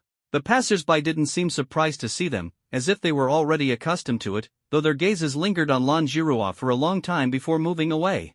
In the distance, a tall city wall was faintly visible, though it was still too far to see clearly. This is the spatial battlefield. This city is called Border City, the last line of defense for the human race here. If it falls, the alien race will directly invade the eastern gate of the demon city, Lan Jiruwa explained solemnly. Li Hanfeng nodded and asked, "So, where are we going now?" "Follow me," Lan Jiruwa said, leading him toward the city walls. Along the way, the two attracted quite a few gazes, though none lingered on Li Hanfeng. "I'll first take you to the city defense army and help you join a squad. For the next month, you'll train with the squad." Lan Jiruwa paused for a moment, hesitating before continuing. "You can choose between the city defense team or the reconnaissance group." A glimmer flashed in Li Hanfeng's eyes. Lan Jiruwa had mentioned before that the army here mainly consisted of the city defense team, responsible for daily defense and attacks. Other extraordinary individuals without official positions would temporarily form squads to join the city defense team. The reconnaissance team was much more dangerous. Its members were elite soldiers, with extremely high requirements for talent and strength, specifically responsible for venturing out of the city to scout enemy movements and assassinate key enemy commanders. Such teams were usually composed of 2 high-level and 3 peak mid-level members, complementing each other's strengths and possessing formidable combat power. It was unexpected that Lan Jiruwa could intervene in matters concerning the reconnaissance team. Li Hanfeng did not hesitate and directly said, "I want to join the reconnaissance team." The city defense team was lucky to fight once a month. The human race was currently at a disadvantage, and the city defense team would not take the initiative to attack. But the reconnaissance team was different. They took the initiative to attack, and their missions were high risk. Lan Jiruo was not surprised by his choice and nodded, saying, I will help arrange the assessment for you. The rest is up to you. Li Hanfeng nodded. The reconnaissance teams. Missions were dangerous. Without real skills, no matter how strong your background was, you couldn't get in. On the contrary, the stronger your background, the harder it was to get in. Soon, the two arrived at the city gate, where the defenses were much tighter than those of the base city. Soldiers filled the walls. Upon closer inspection, the city walls were similar to those of the base city but taller and thicker, exuding an ancient aura. The entire wall was built with massive stones, devoid of any modern technological elements. The surface of the wall was covered with sword and knife marks, as well as bloodstains, radiating a murderous intent. Lan Jiruo led Li Hanfeng into a military camp. The guards saluted her immediately upon seeing her and did not obstruct their path. The two entered a massive tent, and Li Hanfeng felt a dozen sharp gazes sweep over him. Looking closely, he saw 11 people sitting around a long table, all dressed in city defense military uniforms, 8 men and 3 women, their presence concealed. They first glanced at Li Hanfeng, then shifted their gaze to Lan Jiruo. Oh, it's Jiruo. What brings you here today? Asked a middle-aged man sitting at the head of the table with a smile. Lan Jiruo bowed slightly and pointed at Li Hanfeng, saying, Uncle Jean, this is my student. I want him to join the reconnaissance team for training and report to Magic Marshal in a month. The room fell silent. For a moment, Uncle Jean tentatively asked, Peak 4th level? Lan Jiruo nodded. Jiruo, the reconnaissance team is no joke. You know the rules. If anything goes wrong, No, Uncle Jean. Please arrange an assessment for me. She paused and added, just use the highest standard for peak 6th level. After speaking, she turned to Li Hanfeng and asked, or should we use the 7th level standard? Li Hanfeng was shocked upon hearing this. Was she being this bold? As soon as she spoke, he could clearly feel all the gazes in the room focusing on him, making him very uncomfortable. Peak 6th level will do, right? Lan Jiruo nodded. Then let's go with the highest standard for peak 6th level. Don't embarrass me. I'll leave it to you, Uncle Jean. Uncle Jean nodded and turned to Li Hanfeng, asking, Young man, what's your name? Li Hanfeng saluted and replied, Hello, Uncle Jean. My name is Li Hanfeng. This is the head of the reconnaissance team. Go with her for the assessment. Uncle Jean initially wanted to say something but ultimately pointed to a mature woman in her 30s sitting beside him. The woman nodded, looked at Li Hanfeng, and said, Li Hanfeng, right? I'm Chen Shu, the head of the reconnaissance team. Follow me. After speaking, she got up and walked out of the tent, with Li Hanfeng following behind her. The others exchanged glances and also got up to follow. They all wanted to see how this young man at peak 4th level could pass the assessment set at the highest standard for peak 6th level or even higher. Soon, Li Hanfeng and Chen Shu arrived at a martial arts platform, surrounded by a group of soldiers. What is your talent? What are you skilled at? Li Hanfeng pondered for a moment. How should he put it? He seemed to be skilled at quite a lot. Leader Chen, I'm from the enhancement category, better at close combat and reconnaissance, and I'm decent at control and assassination too. Before he finished speaking, he noticed Leader Chen's expression turning serious. There was no helping it. Claiming to be from the enhancement category yet excelling in multiple areas, who would believe that? Leader Chen, expressionless, gestured to a soldier nearby. After the soldier approached, she turned to Li Hanfeng and said, Control him within 1 minute. The soldier was a young man with a resolute face, clean-cut short hair, and sharp eyes, clearly honed through years of combat. His body exuded a strong battle aura. Hello, 9th Combat Regiment. 11th Combat Team Captain Wang Gu, Peak 6th Tier Enhancement Category. Wang Gu extended his hand to introduce himself upon hearing Leader Chen's words, his tone serious, showing no disdain for Li Hanfeng's youth or lower tier. Hello, I'm Li Hanfeng, a first-year student at Magic Marshal University, Peak 4th Tier Enhancement Category. After shaking hands, Li Hanfeng asked, Shall we begin? The sky was already dark, and he wanted to quickly complete the assessment and learn more about the reconnaissance team. Enhancement category individuals rarely excelled in mental strength. Wang Gu nodded, and the two stepped onto the martial arts platform together. Leader Chen remained expressionless, took out a mechanical pocket watch, glanced at the two, and pressed her thumb. The second hand immediately began ticking. Begin. As soon as the words fell, Wang Ji's figure flickered slightly. and Li Hanfeng's eyes suddenly turned crimson. Ding! A piercing metallic clash rang out as a black military dagger aimed for Li Hanfeng's neck, only to be blocked by a tang sword. Wang Ji's shadow slowly dissipated. Speed enhancement category? Li Hanfeng thought to himself, as 3 black tomos slowly rotated in his eyes. Wang Ji's face showed surprise. He hadn't expected a 4th-tier transcendent to block his near full-strength strike head-on. Even most peak 6th-tier individuals wouldn't have such reaction speed. His expression grew serious as he observed Li Hanfeng's crimson pupils, which exuded an eerie and sinister aura, sending a shiver down his spine. The next moment, he snapped back to clarity, his body tensed, and he abruptly leaned back as a cold gleam swept across his neck, leaving a shallow cut. Wang Gu moved with extreme speed, quickly creating distance, and touched the bloodline on his neck as spiritual energy surged. If not for his quick reaction, he might have already fallen. Sorry about that, Wang Gu. Li Hanfeng's slightly lazy voice sounded in his ear, making Wang Ji's face darken further. The opponent's effortless demeanor was putting pressure on him. He immediately stopped holding back, reversed his grip on the black military dagger, unleashed his spiritual energy, and stepped rapidly, instantly transforming into 9 figures charging at Li Hanfeng. Li Hanfeng's pupils contracted slightly.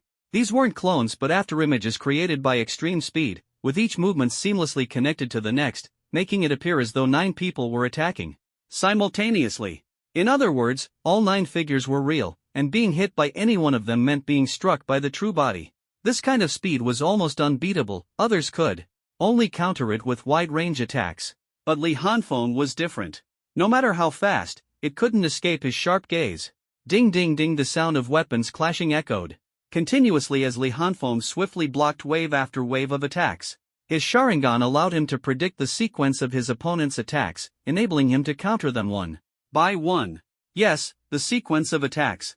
Although it appeared as if 9 figures were attacking simultaneously, in reality, only one person was moving. No matter how fast, it was impossible for 9 people to strike at the same time. By seizing the gaps between the opponent's attacks and relying on his extraordinary reflexes and judgment, he could fend off all the assaults. The Sharingan was perfect for observing the opponent's movement trajectory, making his judgments even more precise.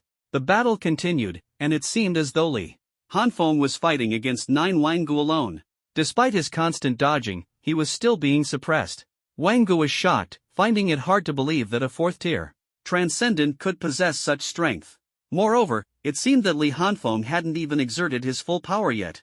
Wang Gu knew that his opponent was undoubtedly trying to control him, but he didn't care. If Li Hanfeng had some ultimate move to defeat him, he might be a bit wary, but to completely control him in a direct confrontation like this, Wang Gu was absolutely confident in his speed. The two tangled for a while longer before Wang Gu suddenly stopped his movements, and the other 8 figures quickly dissipated. He stared at Li Hanfeng and said softly, "Li Hanfeng, classmate, your minute is up." Li Hanfeng smiled faintly and raised his hand to point at Team Leader Chen and his group below the martial stage. "Sorry, Wang Gu." Wang Gu was somewhat puzzled, not understanding what the other meant, but he couldn't help turning his head to look. The next second, his pupils contracted sharply. He saw Team Leader Chen and the others below the stage beginning to twist slowly, and then the entire scene shattered as if torn apart. Wang Gu felt a sudden mental disorientation, and the scene before him changed instantly. In the next moment, he found himself standing in front of Li Hanfeng, his military dagger blocked by a tang sword, its blade pressed against his neck. Coming to his senses, he revealed an expression of undisguised terror. Only then did he realize that he had fallen into an illusion without even noticing. Steadying his emotions, he lowered the military dagger pressed against Li Hanfeng's neck and turned to look at Team Leader Chen below the stage. At this moment, Chen Shu and the others were also in shock. They had only seen Wang Gu suddenly launch a fierce attack on Li Hanfeng, then, after his attacks were blocked, his gaze became vacant, and he stood motionless. If the time hadn't run out, they would have thought Wang Gu would remain standing there indefinitely. Chen Shu nodded slightly, then turned to Li Hanfeng and asked seriously, "Is this a charm ability?" Li Hanfeng was taken aback for a moment, thought about it, and replied, "Strictly speaking, it's an illusion technique." Chen Shu nodded thoughtfully, her brows furrowing again. "When did you learn it?" Li Hanfeng smiled but didn't answer. Chen Shu understood and didn't press further. She turned to Wang Gu and said, "Thank you, Captain. Wang, you can go back to your duties now." Wang Gu felt a bit embarrassed, saluted, and turned to leave. Chen Shu looked at Li Hanfeng again and said with a smile, "You passed the assessment. Starting today, for 1 month, you are officially part of our reconnaissance team." Li Hanfeng was stunned, thinking, is it over just like that? He had thought there would be more tests. Chen Shu seemed to notice his confusion and explained, the fact that you can instantly control a peak 6th tier transcendent proves that your combat ability, control, and assassination skills are all up to standard. As for reconnaissance ability, that's not as important. Stepping off the martial stage, Li Hanfeng walked over to Lan Jiruo, who smiled at him. Not bad, your ability is quite impressive, but it should be mental power control, right? If you encounter an opponent stronger than you and skilled in mental abilities, don't use it recklessly. Mental backlash can be troublesome. Li Hanfeng nodded without speaking. Releasing illusions through the Sharingan isn't just a contest of mental power, it also involves the inherent power of the Sharingan and the technique used. Moreover, due to his transmigration and the fusion of two souls, his mental power is far stronger than that of ordinary transcendence at the same level. He estimated that, given the right timing, even high-level transcendence could be deceived. Team Leader Chen, you've really found a treasure this time. Indeed, no wonder he's a student of Mentor Lan. Truly a genius. Li Hanfeng? This name sounds familiar. The people nearby all expressed their admiration. Li Hanfeng's performance just now had amazed them. The last person's comment made everyone fall into thought. The name did indeed seem familiar. At this moment, Lan Jiruo raised her fair neck and introduced in a calm voice, I didn't make it clear earlier. Li Hanfeng is this year's top scorer in the martial arts exam and a freshman at Magic Martial University. Everyone suddenly understood. No wonder the name sounded familiar. It turned out he was the top scorer in the martial arts exam, naturally leaving an impression. I heard this year's top scorer is a commoner and even defeated the famous General Gu Qinshin from the capital? Li Hanfeng was slightly surprised. He hadn't expected Gu Qinshin to be so well known, with many people aware of him. Alright, there's no time for chatting now. I need to take my subordinates to arrange tasks. Chen Shu interrupted the conversation and looked at Lan Jiruo. Lan Jiruo nodded slightly and turned to Li Hanfeng. You'll stay here for a month. After that, report on your own. If you want me to pick you up, just let me know. No need, Mentor Lan. I can find my way myself. Li Hanfeng thought this woman could be quite casual at times. Ha ha ha, alright then. I'll leave it to Team Leader Chen. I have to return to the school to report, so I'll take my leave. After saying this, she greeted everyone and turned to leave. Let's go. I'll take you to meet your teammates for the next month. If you need anything, just go directly to the captain or come find me. After Lan Jiruo left, Chen Shu smiled and said to Li Hanfeng, this young man had great potential. If he made a name for himself in the future, wouldn't it be impressive for others to know he once served under her? The envious expressions of the big shots nearby were evident. Soon, Chen Shu led Li Hanfeng to a small courtyard built of bluestone. This is the base of Assassination Team 1. Follow me, I'll introduce you to everyone. With that, she pushed open the courtyard door and walked in, with Li Hanfeng following behind her. Team Leader, why are you here? Is there a mission? Li Hanfeng heard a voice and turned to look. It was 3 capable women in black uniforms with short hair, around 25 years old. They noticed Li Hanfeng following Chen Shu and asked with some curiosity, Team Leader, who is this? Chen Shu didn't answer immediately but instead instructed, call all the team members over and gather in the meeting room. Understood, Team Leader. After speaking, the woman glanced at Li Hanfeng and turned to call the others. Since some people weren't in the courtyard, it took some time for everyone to gather. After about 10 minutes, all the team members were seated at the meeting table, 6 people in total, including Li Hanfeng and Chen Shu, with the other 4 being members of Team 1. Li Hanfeng was a bit puzzled. Isn't it supposed to be 5 people in a team? Why is one missing? At this moment, Chen Shu introduced, this is the new team member I recruited, Li Hanfeng, a freshman in the first year of magic martial arts. You all need to get used to working together quickly. I'll assign tasks to you in a few days. As soon as she finished speaking, the expressions of several people instantly darkened, but they quickly regained their composure. At this moment, the man sitting opposite Li Hanfeng, who had been expressionless all along, spoke up. Leader, didn't you say that I would have full authority over team members? What does this mean? Besides, he's only at the 4th tier. The man's tone and expression were as cold as ever. Li Hanfeng felt that this was just how the man usually was, speaking coldly, without showing anger or doubt, as if it was his natural demeanor. Chen Shu seemed prepared and didn't mind his tone. You don't need to worry about his strength. I've already assessed him, and he's fully capable of taking on the role of the secondary attacker. Her tone became serious. I've told you before, strength isn't just about the tier level. Alright, now everyone introduce yourselves. Hearing this, everyone except the cold-faced man showed surprised expressions. The secondary attacker was a very critical position in a reconnaissance team.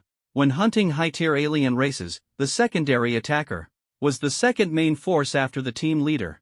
Generally, the secondary attacker was either close to the peak of the 6th tier or possessed special abilities. Now the leader was saying that a young man at the peak of the 4th tier could take on this important role. Who wouldn't be shocked? After a moment of silence, the woman outside the courtyard spoke. First, hello, my name is Su Qing, 6th tier advanced, I serve as support. Su Qing said with a smile and then sat down. The man next to her stood up and said, hello, buddy, I'm Tao. Tao, 6th tier peak, responsible for reconnaissance. I'm Lu Yang, 6th tier peak, fire element. Finally, the cold-faced man spoke, 8th tier, Helian Chuan, team leader. Li Hanfeng's eyes flickered slightly. After hearing the introductions, he had a preliminary understanding of everyone's personalities and smiled, saying, hello everyone, I'm the new member. I hope to learn from you all. Chen Shu glanced at them, stood up, and said, Li Hanfeng is here for training and won't stay in the team for too long.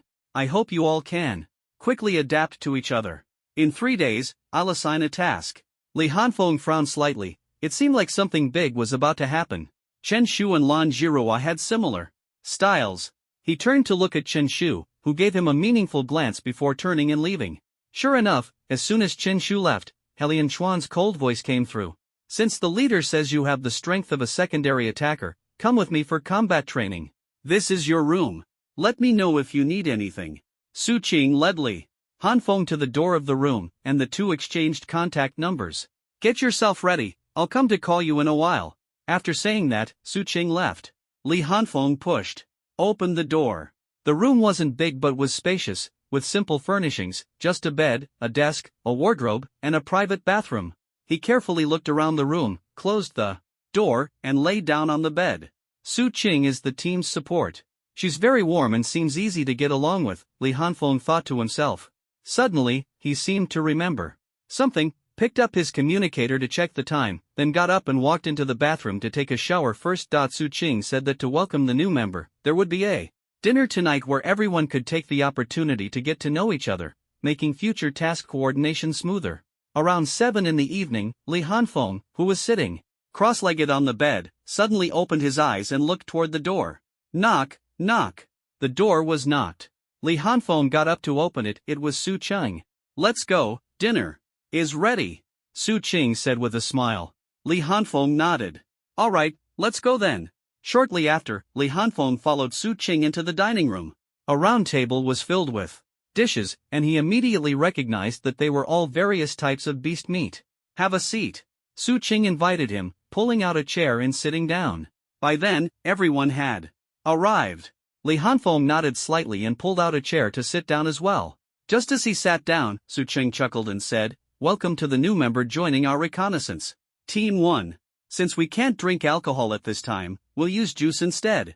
After saying that, she raised her glass first, and the others followed suit. Captain, say a few words. Su Qing finished her drink and smiled at Captain He Lianchuan. He Lianchuan's expression was stern. Seeing everyone looking at him, he remained silent for a moment before speaking coldly to Li Hanfeng. Reconnaissance Team 1 is the strongest team in the reconnaissance group. You are the former vice striker, 7th tier special type. I hope to see your skills during tomorrow's training. As soon as he finished speaking, the atmosphere became quiet. Su Qing almost couldn't help but want to slap herself. She had known the captain wouldn't say anything encouraging. Just as she was about to speak to ease the tension, Li Hanfeng stood up, holding a glass of juice. Captain, everyone, don't misunderstand. I'm not some privileged family member here for a gilded experience. I'm just a civilian looking to gain some training. As for my skills, you'll see them during tomorrow's training. Here's to everyone. After saying that, he downed his drink in one go. Well said, I like that. From now on, you can stick with me, brother Tao.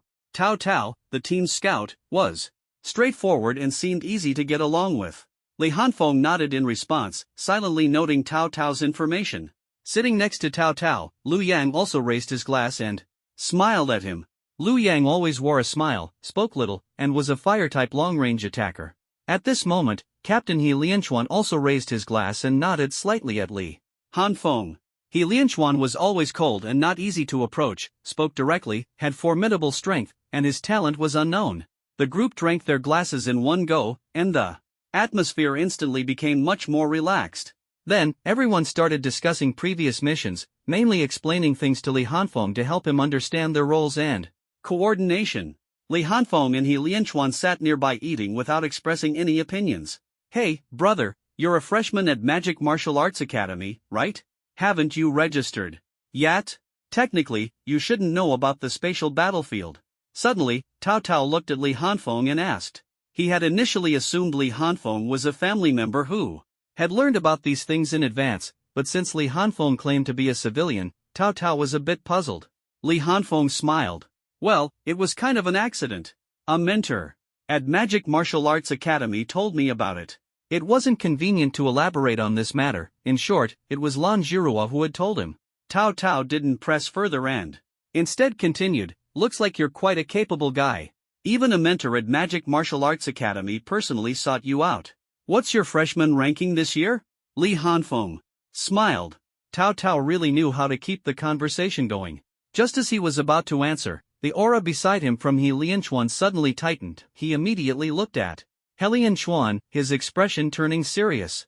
Everyone turned their gaze toward the door.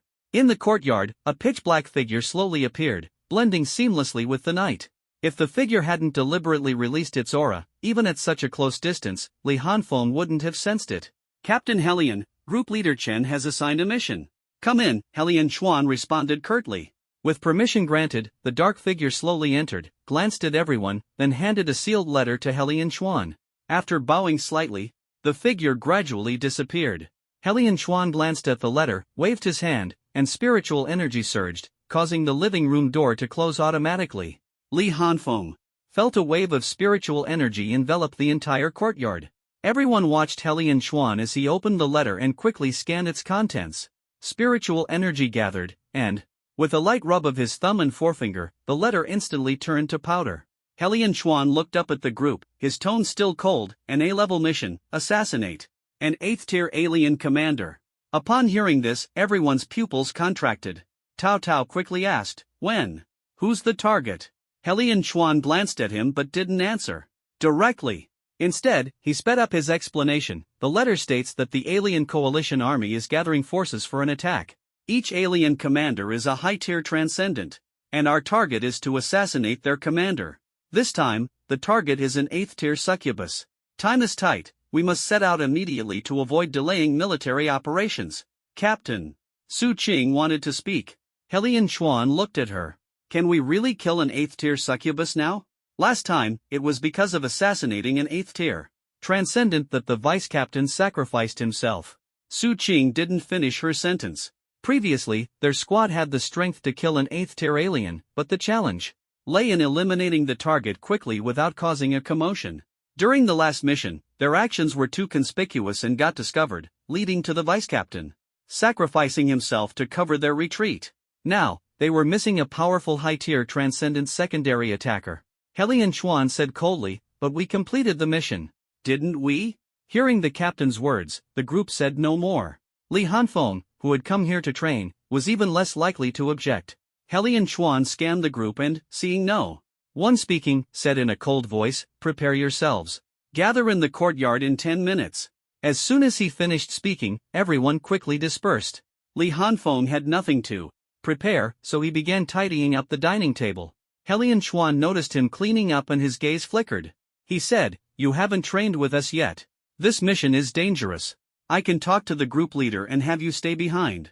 Li Hanfeng paused for a moment, then smiled and said, don't worry, Captain. I'll be fine working with you. Just go ahead and arrange the tactics. He Lianchuan looked at him for a moment and said no more.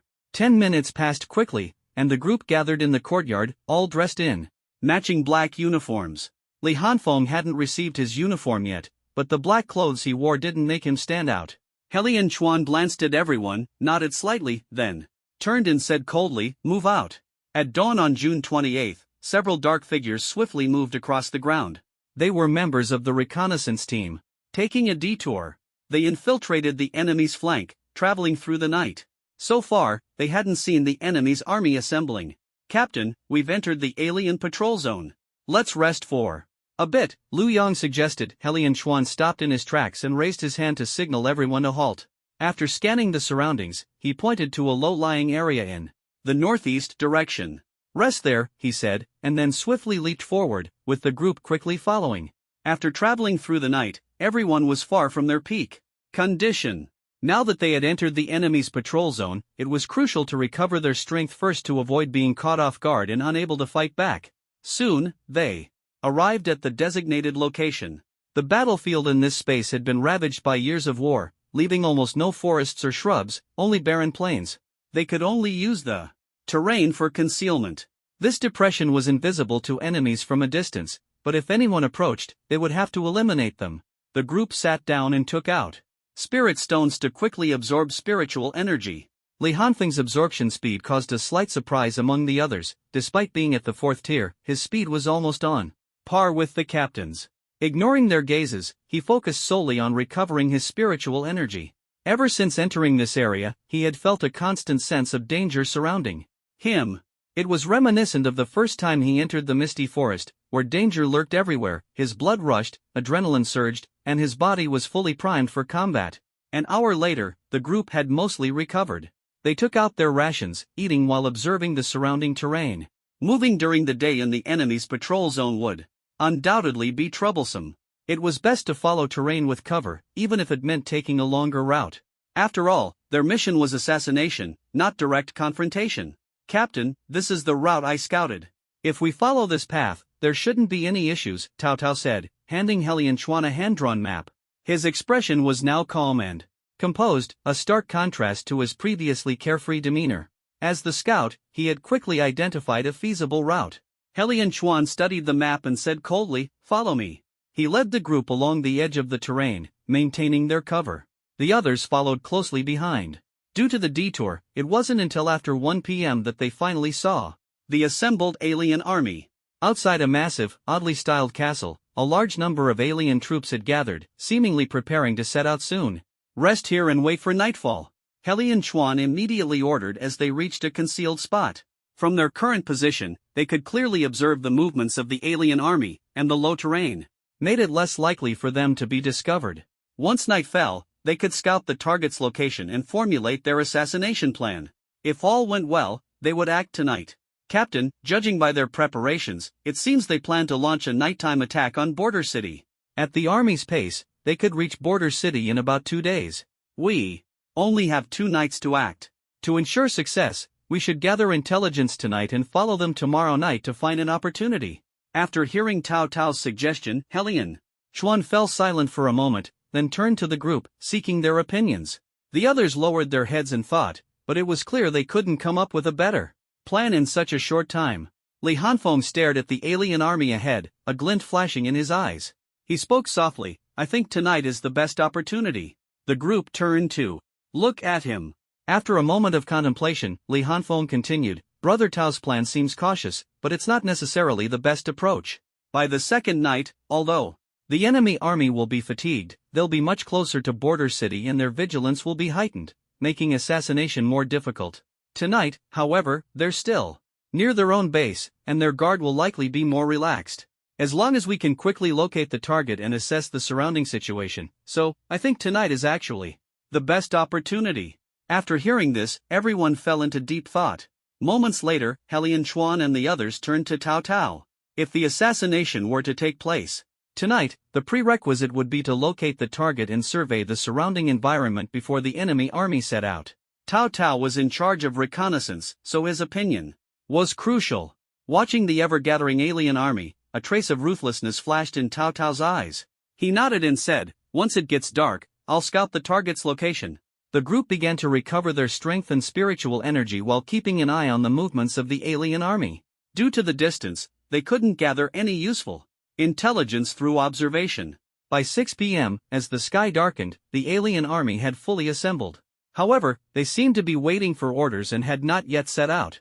Seeing this, a glimmer of hope flashed in the eyes of the reconnaissance team members. Cao Cao immediately said, "Captain, it looks like they'll move out late at night. Let's proceed with the battle plan as discussed earlier." Helian Chuan glanced at everyone, saw them nodding, and after some thought, began to lay out the combat strategy. Since they were unsure of Li Hanfeng's strength, they didn't assign him a fixed position, allowing him to act freely. However, since team leader Chen had mentioned that he had the skills of a secondary attacker, they decided he would assist Helian Chuan in assassinating the target when the time came. The group discussed the battle plan and how to handle unexpected situations. Night soon enveloped the battlefield. At 7:30 p.m., the alien army began resting in place, seemingly eating. Proceed as planned. As soon as the words were spoken, Li Hanfeng quickly formed hand seals. Shadow clone technique. With a loud pop, an identical clone appeared, drawing surprised looks from the group. The clone nodded at Li Hanfeng, then turned to Cao Cao and said, "Let's go, brother Tao. I'll go with you." Cao Cao, surprised, asked, "Is this the ability you mentioned for long-distance information transmission?" Li Hanfeng nodded. "When the clone is dispelled, the information will synchronize with the original body, allowing messages to be transmitted over long distances." Cao Cao hesitated no longer, circulating his spiritual energy and instructing the clone, "Don't stray more than 3 meters from me." Li Hanfeng's clone moved closer to Cao Cao, and the two figures gradually disappeared. Li Hanfeng's gaze sharpened, and his eyes turned crimson. "I see now. This is a light manipulation ability, achieving invisibility through refraction." His Sharingan could clearly see 2 streams of spiritual energy flowing, with a faint aura covering a 3-meter radius around them. This was the range of the ability's effect. The two figures blended seamlessly into the moonlight, moving stealthily toward the alien army. The resting alien army remained completely unaware of their approach. On the southeastern edge of the alien army, the Orc tribe was gathered. The Orc tribe consisted of various smaller groups, such as Minotaurs and cat-faced people. Once the 7 main Orc tribes united, they were collectively referred to as the Orc tribe. The winged people were even considered a branch of the Orc tribe, showcasing their immense power. These orcs sat on the ground, gnawing on meat, completely oblivious to the dust on the ground moving without wind. They ate quickly, seemingly communicating little during combat periods. After about 10 minutes, one of the orcs finally left the group. At the front of a team, a tall orc with a wolf's head slowly stood up. He glanced in the direction of the castle, confirmed that no orders had been received, and said a few words to the team behind him before walking off to the side. After walking some distance, he suddenly felt as if someone was following him.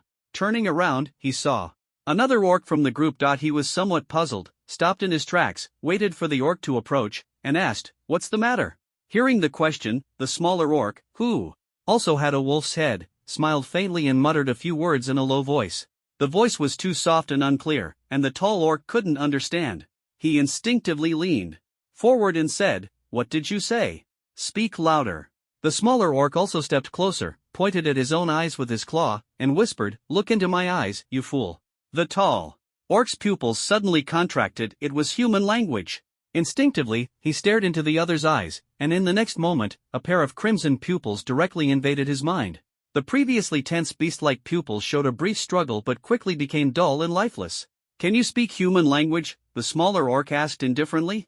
"A little," the wolf-headed orc stammered in reply. Seeing that communication was possible, Li Hanfeng breathed a sigh of relief. Although other orcs had left during this time, Li Hanfeng felt they were too weak and likely unable to communicate in human language. The one before him was at the peak of the 5th tier and seemed to be the squad leader, so Li Hanfeng locked his target on him. "Where is the succubus squad?" The wolf-headed orc pondered for a moment before replying awkwardly, "To the east, from right to left, the 3rd squad." Li Hanfeng lowered his head in thought. They were currently on the southeast side, and the target was ahead to the right. "Do you know where the succubus leader is this time?" The wolf-headed orc was silent for a moment, then shook his head. Li Hanfeng wasn't surprised, he had only asked casually. To avoid alerting the enemy, Li Hanfeng didn't kill him but instead planted an illusion in his mind. Then, he raised his hand and made a gesture, signaling Cao Cao, who had been observing nearby, to approach quickly. As Cao Cao came within 3 meters, of Li Hanfeng. Li Hanfeng's figure slowly disappeared. Moments later, the wolf-headed orc's dull gaze regained clarity. He looked around but found nothing unusual and continued walking away, seemingly heading to relieve himself. Soon, Li Hanfeng and Tao Tao found the succubus squad. The succubi were distinctive, with humanoid bodies, purple skin, tails growing from their backs, and all of them were voluptuous women. Li Hanfeng used a transformation technique to blend into the alien squad.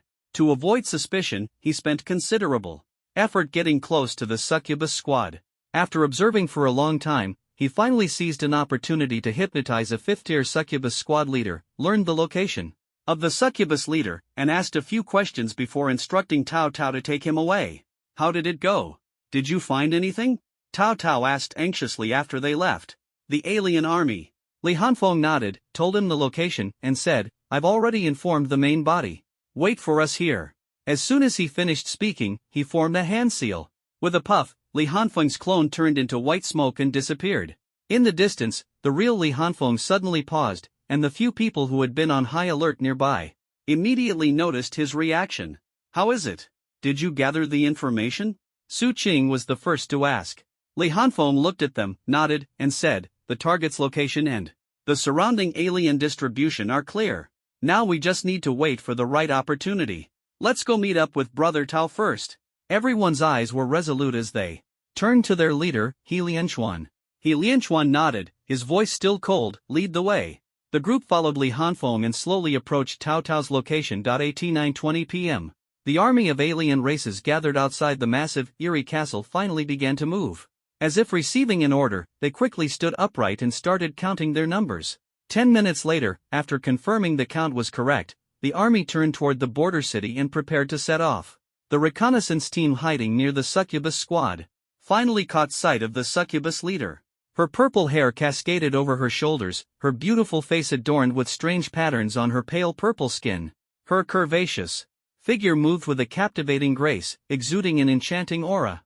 The members of the reconnaissance team calmed their minds, suppressing their presence to the lowest level, showing no trace of hostility or killing intent. Although they were within Tao Tao's ability range and invisible to the enemy, the intuition of strong individuals was extremely sharp. Any slight mistake could lead to immediate detection. "Captain, it seems like they're about to move. What should we do now?" Su Qing asked softly. He Lianchuan frowned. They had been observing for a long time but had yet to find a suitable opportunity. The target had never left the group, making it impossible to directly assassinate her. Even if they managed to kill her, escape would be unlikely. No one knew how many powerful individuals were in this alien army, but there were certainly many. After a moment of silence, He Lianchuan said in a low voice, "Keep observing. They're still waiting for the final order. If there's no opportunity, we'll follow them and look for a chance to strike." The team nodded. It was clear that acting rashly at this moment was not an option. At this point, Li Hanfeng suddenly asked, "Captain, how long would it take to ambush an 8th-tier succubus?" He Lianchuan raised an eyebrow and replied in a low voice, "Succubi rely on mental control, their physical strength isn't great. I'm skilled in direct attacks, so I could finish the fight within a minute during an ambush." After a pause, he added, "But if she notices me, my chances of success drop to 70%. Li Hanfeng nodded, indicating that an ambush could quickly resolve the situation, but with preparation, victory was not guaranteed, and killing her might not be possible. "If I can control her for just a moment, could you kill her within 30 seconds? This question shocked everyone. A 4th-tier Li Hanfeng attempting to control an 8th-tier succubus, even for a moment, was astonishing. He Lianchuan stared at Li Hanfeng for a while before replying solemnly, "If you can do it, I'll strike and kill her in that moment." Li Hanfeng nodded, clearly confident in He Lianchuan's attack capabilities.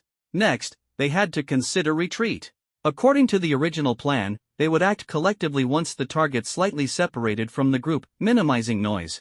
However, a direct kill would create a commotion, so they needed to plan their escape carefully, otherwise, they would all die here.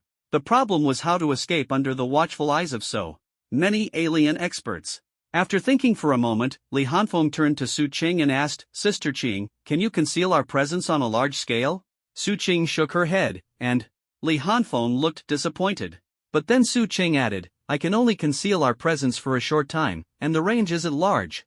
High-tier transcendence might see through It's. Li Hanfeng's eyes lit up as a bold plan began to form in his mind. He looked at the group and said, I have a risky plan.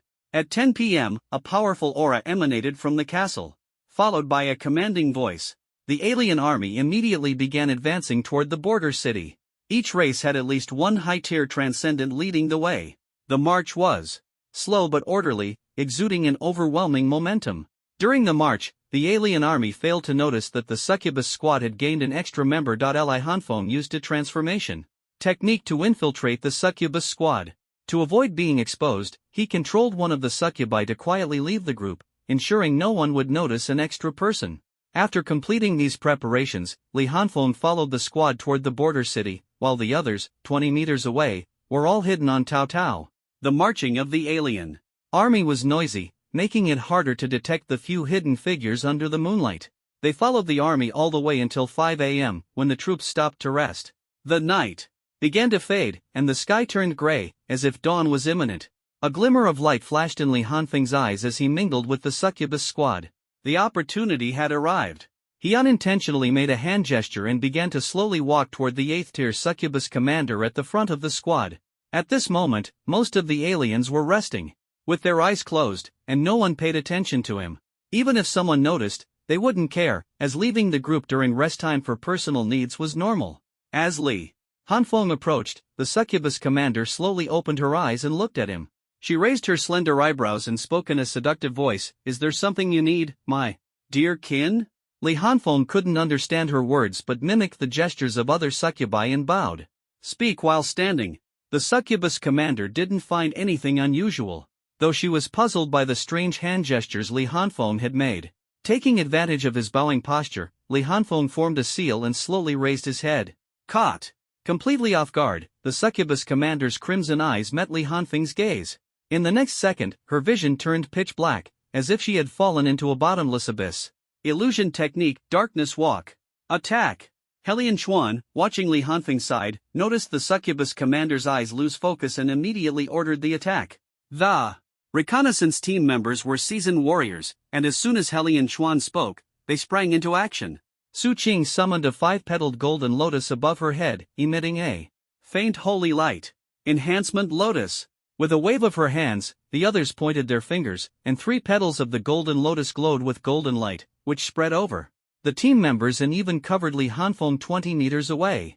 Almost simultaneously, a faint radiance enveloped their bodies, and their spiritual energy surged instantly. Helian Chuan reached out and grabbed, and suddenly a spear over 2 meters long appeared in the void. Wind elements frantically gathered around the spear, and his spiritual energy surged into it like a tide. The originally pitch-black spear was dyed green by the dense wind elements, radiating an incredibly sharp aura, as if it could pierce through anything. The usually silent Lu Yan was engulfed in blazing flames. With a twist of his palm, a long, stylish bow appeared in his hand, about 2 meters long, with both ends resembling burning rose blossoms. He raised the bow, grabbed spiritual energy with his right hand, and instantly condensed a flaming spear as an arrow. The fiery roses at both ends of the bow shot out fire lines to form the bowstring. Since the bow was too large to draw with just his arm span, Lu Yang placed his left foot on the bow, used the flaming spear as an arrow, drew the bow, and aimed at the succubus commander. At this moment, Tao Tao had given up maintaining the light refraction and could no longer hold on. His entire body emitted a blinding light, making it impossible to look directly at him. Light elements frantically gathered in his palm, compressing into a light sphere the size of an apple. Then, he aimed his palm at the succubus commander. God-slaying absolute spear. Sun-piercing arrow. Laser beam. Almost simultaneously, the figures of the 3 were already visible to the alien army. The aliens froze for a moment, sensing the aura erupting from these humans, their expressions instantly turning grim. They were about to counterattack, but it was already too late. Li Hanfeng struck, with Su Qing assisting them in completing their charge, the entire process taking less than a single breath. Whoosh, whoosh, whoosh. 3 full-powered attacks were launched simultaneously, piercing straight toward the succubus leader. The sharp, violent, and dazzling aura instilled fear in the surrounding aliens, causing them to retreat 2 steps. The 8th-tier succubus leader, as its vision plunged into darkness, felt a deadly aura of death enveloping its entire body. Although it couldn't see, as an 8th-tier powerhouse, its reaction was swift. It stomped the ground, its body sinking, preparing to dodge quickly. But in the next moment, a scarlet glow suddenly emerged in the darkness. A pair of blood-red pupils appeared in its mind, and intense pain shot through its joints, as if nailed to a stone pillar. Illusion, phantom shackles. Li Hanfeng sensed the succubus's attempt to escape and seized the moment to unleash the illusion. Although he knew that phantom shackles and the art of dark movement were different in nature, both targeted the mind. And as a fourth tier against an eighth tier, he was prepared for the backlash. The succubus hesitated barely a moment before its spiritual energy surged, and the enchanting purple patterns on its body suddenly emitted a ghostly glow. These patterns seemed to possess a soul-devouring power, capable of mesmerizing anyone who saw them, drawing them into the succubus's control. Ah! The succubus broke free from the illusion in an instant, its vision clearing. It saw Li Hanfeng not far away, clutching his eyes in pain, blood seeping through his fingers. But it had no time to concern itself with Li Hanfeng, as the deadly aura was already closing in. Twisting its body, it swiftly dodged to the side. Unfortunately, the momentary delay caused by the illusion made it miss its final chance to escape. This was the moment Li Hanfeng had desperately fought for to give his teammates the opportunity to strike. If they failed, they would have no choice but to retreat as planned. Thud! A green spear pierced straight into its shoulder blade, causing its right arm to explode instantly, leaving half its body mangled and bloody. Immediately after, a flaming spear and a laser simultaneously penetrated its abdomen, creating two gaping holes the size of bowls. When Helian Chuan grabbed Li Hanfeng's arm, the other team members had already retreated to a safe distance as planned, with many foreign enemies still in hot pursuit. As the last guard, Helian Chuan took the opportunity to eliminate these trailing enemies. Holding Li Hanfeng with one hand and a gun in the other, spiritual energy surged within him as wind elements gathered. He charged directly toward his teammates, swiftly taking down the pursuing enemies. Everything happened so quickly that the powerful foreign beings had not yet arrived. The lower-level enemies had no time to form an encirclement, and the scattered small squads were no match for Helian Chuan. Gunfire roared, but the sweeping of his spear was even more ferocious, each strike accompanied by sprays of blood and screams. Helian Chuan's speed was not much slower than Tao Tao and the others ahead. The latter deliberately slowed their pace, and soon the two sides regrouped. They quickly fled toward the foreign castle. The assassination plan was more than halfway complete, they only needed to shake off their pursuers to perfectly finish the mission. However, an unexpected situation arose.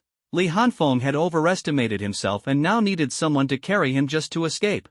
The moment the purple patterns on the succubus lit up, Li Hanfeng felt a surge of mental power invading his mind, attempting to seize control. Of course, he wouldn't give in so easily. The three-tomo Sharingan in his eyes spun wildly, unleashing its power and directly reflecting the illusion. With the help of his eye power and Su Qing, he successfully resisted the charm, but he couldn't completely dispel it. The two mental forces clashed violently in Li Hanfeng's mind, nearly causing him to lose consciousness on the spot. Although he managed to hold on with sheer willpower, the impact caused the shadow clone he had prepared to dissipate instantly. "Captain, what do we do now?" Su Qing asked anxiously. They had already reached the position where the shadow clone was supposed to guard, but there was no sign of it. Seeing Li Hanfeng's condition, everyone understood that something had gone wrong.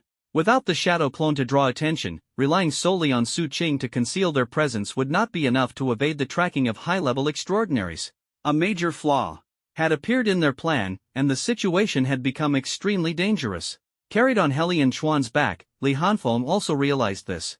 He released his hands from clutching his head and began forming seals. However, the searing pain in his mind made it impossible to precisely control his spiritual energy, and he failed multiple attempts. Seeing this, Helian Chuan knew there was no time to waste. He sensed faint presences rapidly approaching from behind. Retreat along the planned route and wait for Li Hanfeng to recover. "Conceal your presence, quickly," Helian Chuan ordered. Without hesitation, Su Qing obeyed.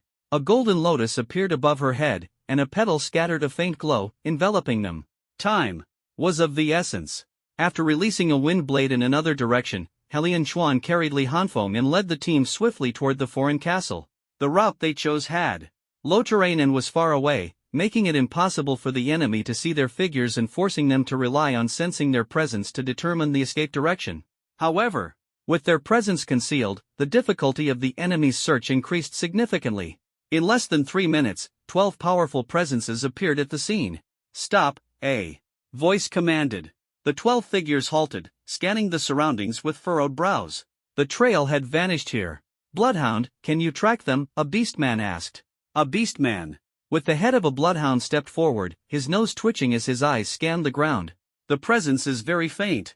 There are traces of wind elements in several directions, but no clear tracks on the ground." After observing for a moment, he continued, "I can't pinpoint the exact location, but I can narrow it down to 3 directions." He pointed to 3 directions. "This way, that way, and the direction leading to the castle have the strongest presence, the rest are distractions." The group fell silent for a moment, and the orc, giving orders, began organizing actions. "Send 2 people back to scout, and split the rest into 2 groups to pursue the other 2 directions." In his view, the direction with the strongest presence led to their territory, likely a trap to lure them in. Who would run toward the enemy's camp? Even if the enemy wanted to act counterintuitively, a battle on their territory would allow the castle to provide swift support. 2 people would be enough to handle it. On the other hand, if traces of the enemy were found in the other directions, insufficient manpower would make pursuit difficult. The group had no objections and quickly split into 3 teams, with 2 heading in the direction where He Lianchuan and his group had fled. He Lianchuan and his group were unaware of the situation outside. They kept running until they reached the hiding spot prepared the night before, finally allowing themselves to relax a little. It was a pit they had dug the previous night, just the right size for 5 people to sit cross-legged without feeling cramped. The entrance had been carefully concealed with stones, leaving no obvious traces. Since the route they took was one frequently used by the alien army, there were already many traces, so they hadn't spent much effort cleaning up. By now, it was close to noon, and they had been on edge since the previous night. Finally, they could rest a little. Li Hanfeng had already passed out on the way, unable to hold on any longer. "Treat him, but be gentle. We're not safe yet," He Lianchuan said to Su Qing. Su Cheng nodded, and the golden lotus on her head not only emitted a radiant glow that enveloped the group but also unfurled a petal. A faint golden green light gently fell onto Li Hanfeng's forehead. His tightly furrowed brows gradually relaxed, and the pained expression on his face slowly faded. After half an hour of treatment, Li Hanfeng's eyelashes fluttered slightly, and moments later, he slowly opened his eyes. Upon waking, he felt a lingering pain in his head, his eyes sore and streaming bloody tears. But fortunately, he could now control his body and spiritual energy. "Thank you."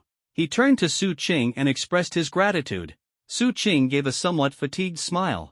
She had been using her innate ability to conceal the group's presence, and now she was truly exhausted. Seeing this, Li Hanfeng said no more and turned to the others to ask, "What's the situation now?"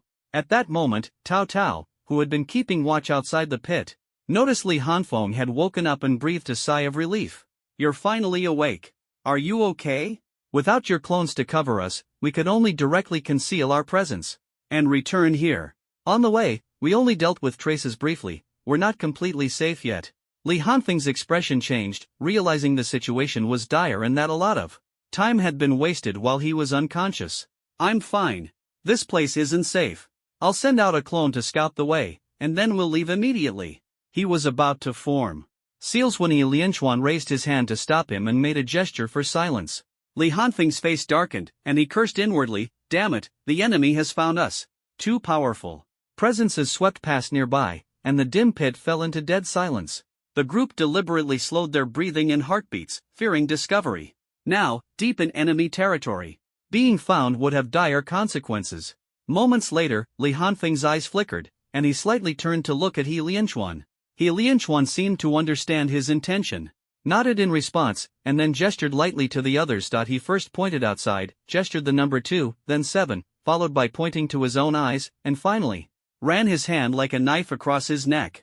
Everyone was momentarily stunned but quickly understood the meaning, their pupils contracting slightly. There were only 2 enemies outside, one of whom was a 7th-tier expert. If they were discovered, they would have to act immediately. Upon receiving the order, Tao Tao and the other 3's expressions turned fierce. There was no way out now. If exposed, they must swiftly eliminate the enemies and retreat before reinforcements arrived.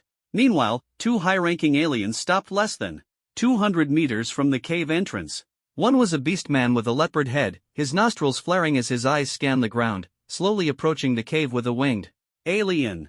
They were tasked with searching in the direction of the castle. Initially, they thought they wouldn't find anything, but the human scent persisted. They had been tracking it carefully all the way, but upon reaching this area, the scent became erratic, making it impossible to pinpoint the direction. To confirm, they slowed their pace. At this moment, the traces in the air and on the ground had almost disappeared, not to mention Su Qing had been using her ability to conceal the scent. The beastman, relying on the faint traces, slowly approached the cave. When he was about 100 meters away, he suddenly stopped and shook his head at the winged alien.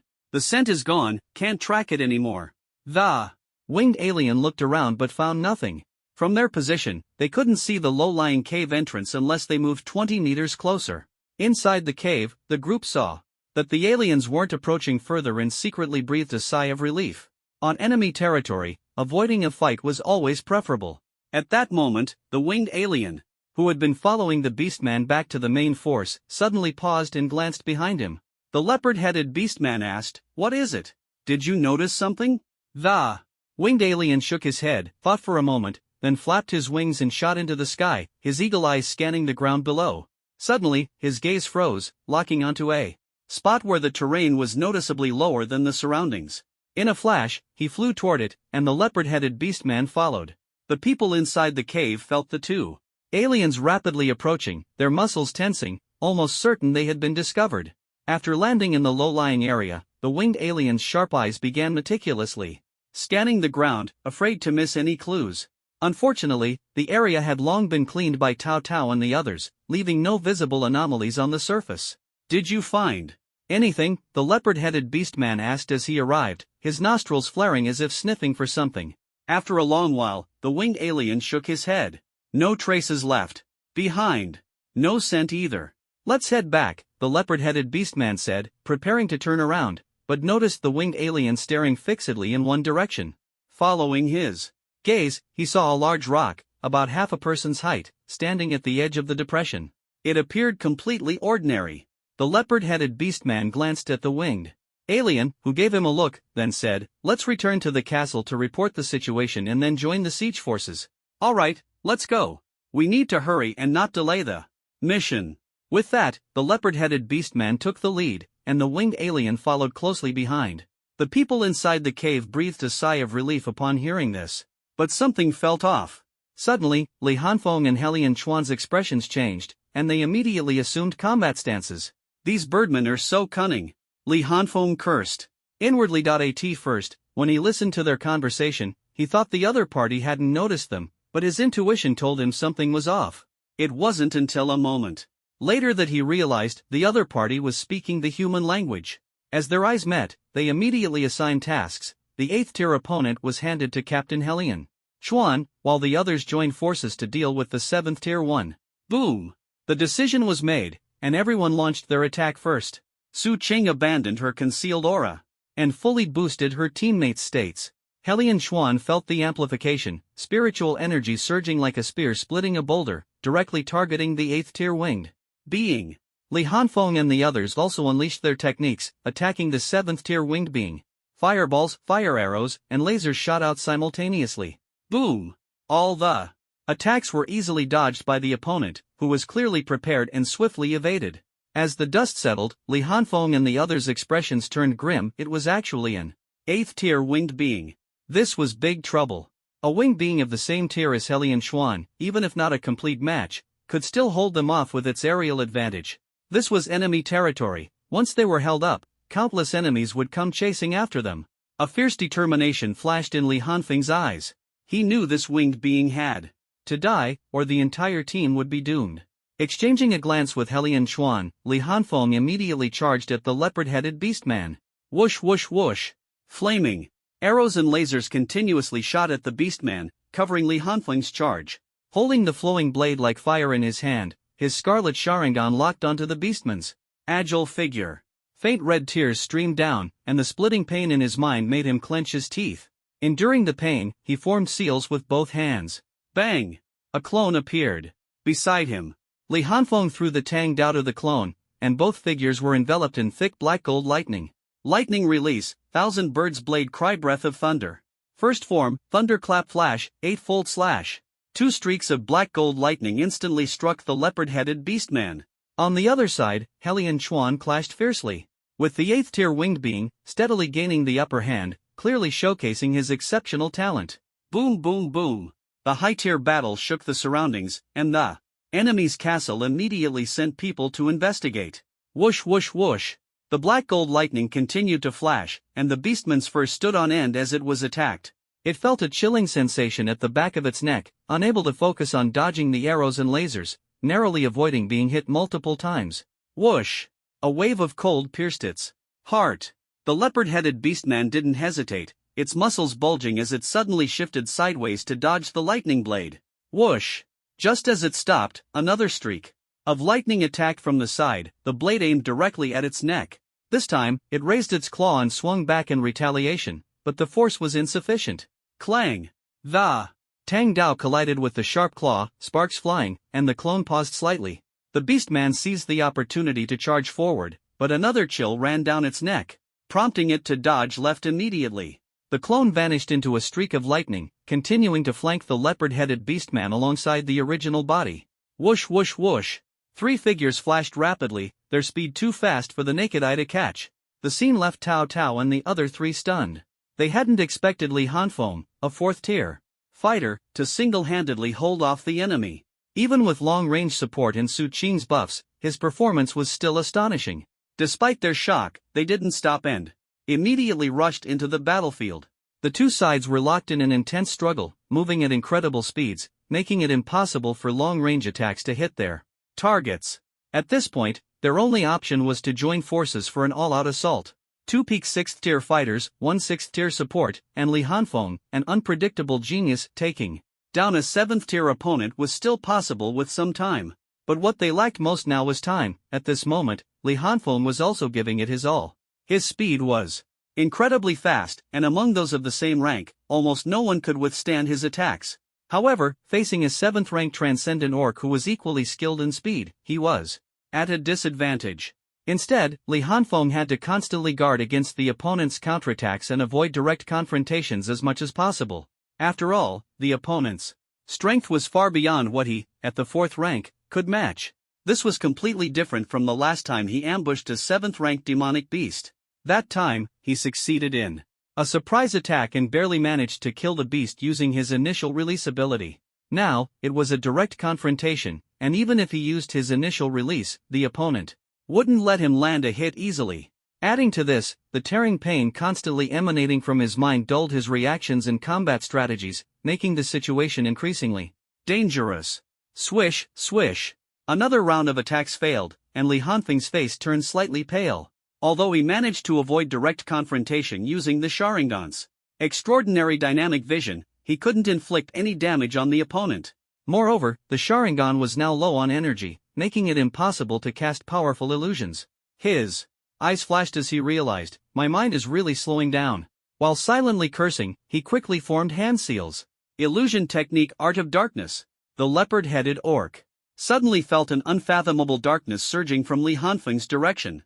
Before it could react, it was engulfed by the darkness. It could only see pitch black in front of it, unable to perceive anything, with endless darkness filling its vision. Its body froze, not daring to move or attempt to break through the darkness. This was not its area of expertise, and it couldn't find a way out. It tensed all its muscles, ready to counterattack at any moment, its nostrils flaring as it tried to sense Li Hanfeng's position. As a high-rank transcendent, it still had combat experience. Although the situation was unfavorable, it didn't believe these mid-rank transcendents could take it down in a short time.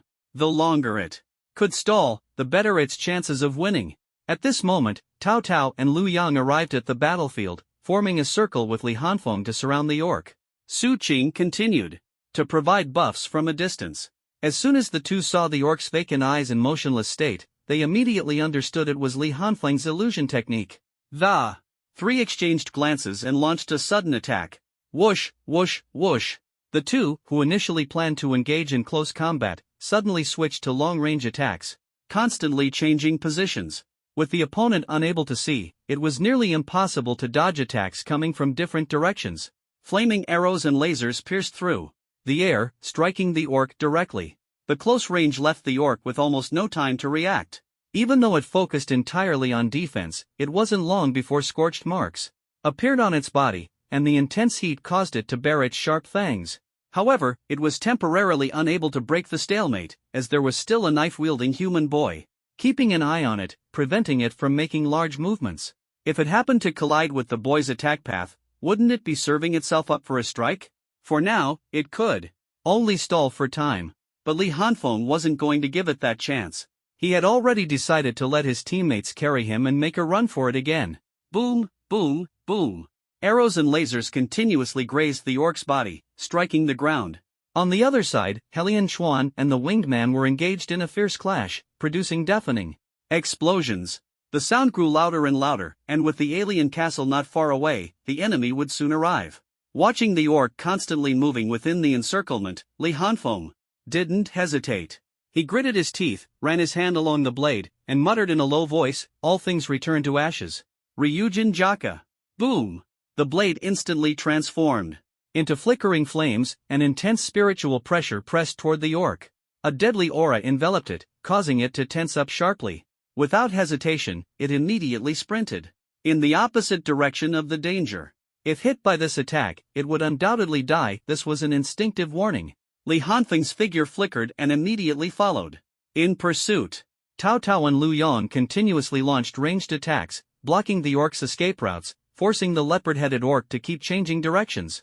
However, the orc, trapped in the darkness, was unaware that it was running straight toward the battlefield of Helian Chuan and the winged being. As soon as it entered the domain of the 8th tier Transcendent, it instantly felt a powerful aura locking onto it. Helian Chuan. Without hesitation, Helian Chuan hovered in mid-air, his spear striking like a dragon. Dense wind elements gathered, forming a massive spear that pierced through the air, aiming directly at the orc. Beside him, a glimmer flashed in the winged being's eyes, and its figure transformed into a blade of wind, moving even faster than Helian Chuan, slashing straight toward him. If Helian Chuan did not change his attack direction, even if he killed the orc, he would be sliced open by the wind blade. Yet, he did not even blink, his spear still thrusting directly at the orc. A sense of death enveloped it. With its vision obscured by darkness, it could not accurately judge the situation and could only rely on instinct to choose a direction to retreat. But at that moment, Li Hanfeng had already appeared 5 meters away from it.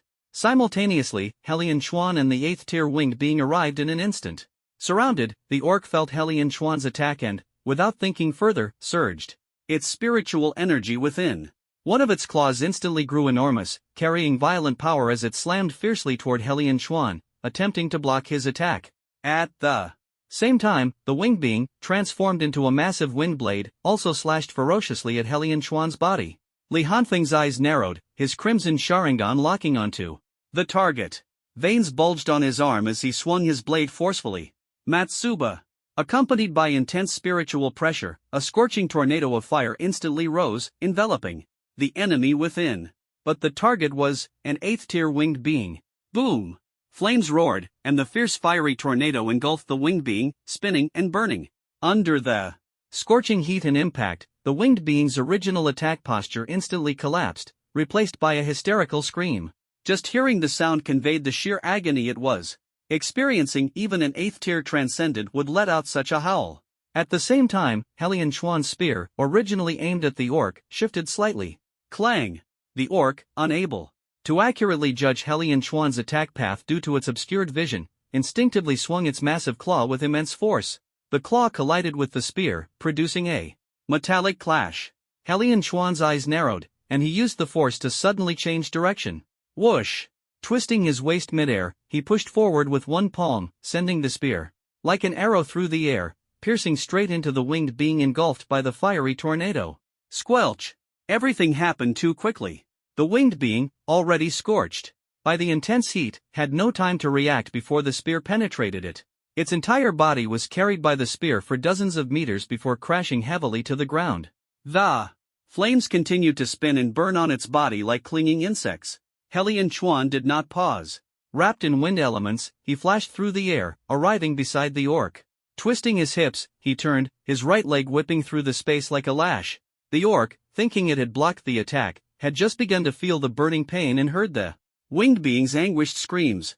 It immediately realized that things were going terribly wrong, before it could think further, a fierce attack struck from the side, forcing it to desperately raise its arms to protect its head.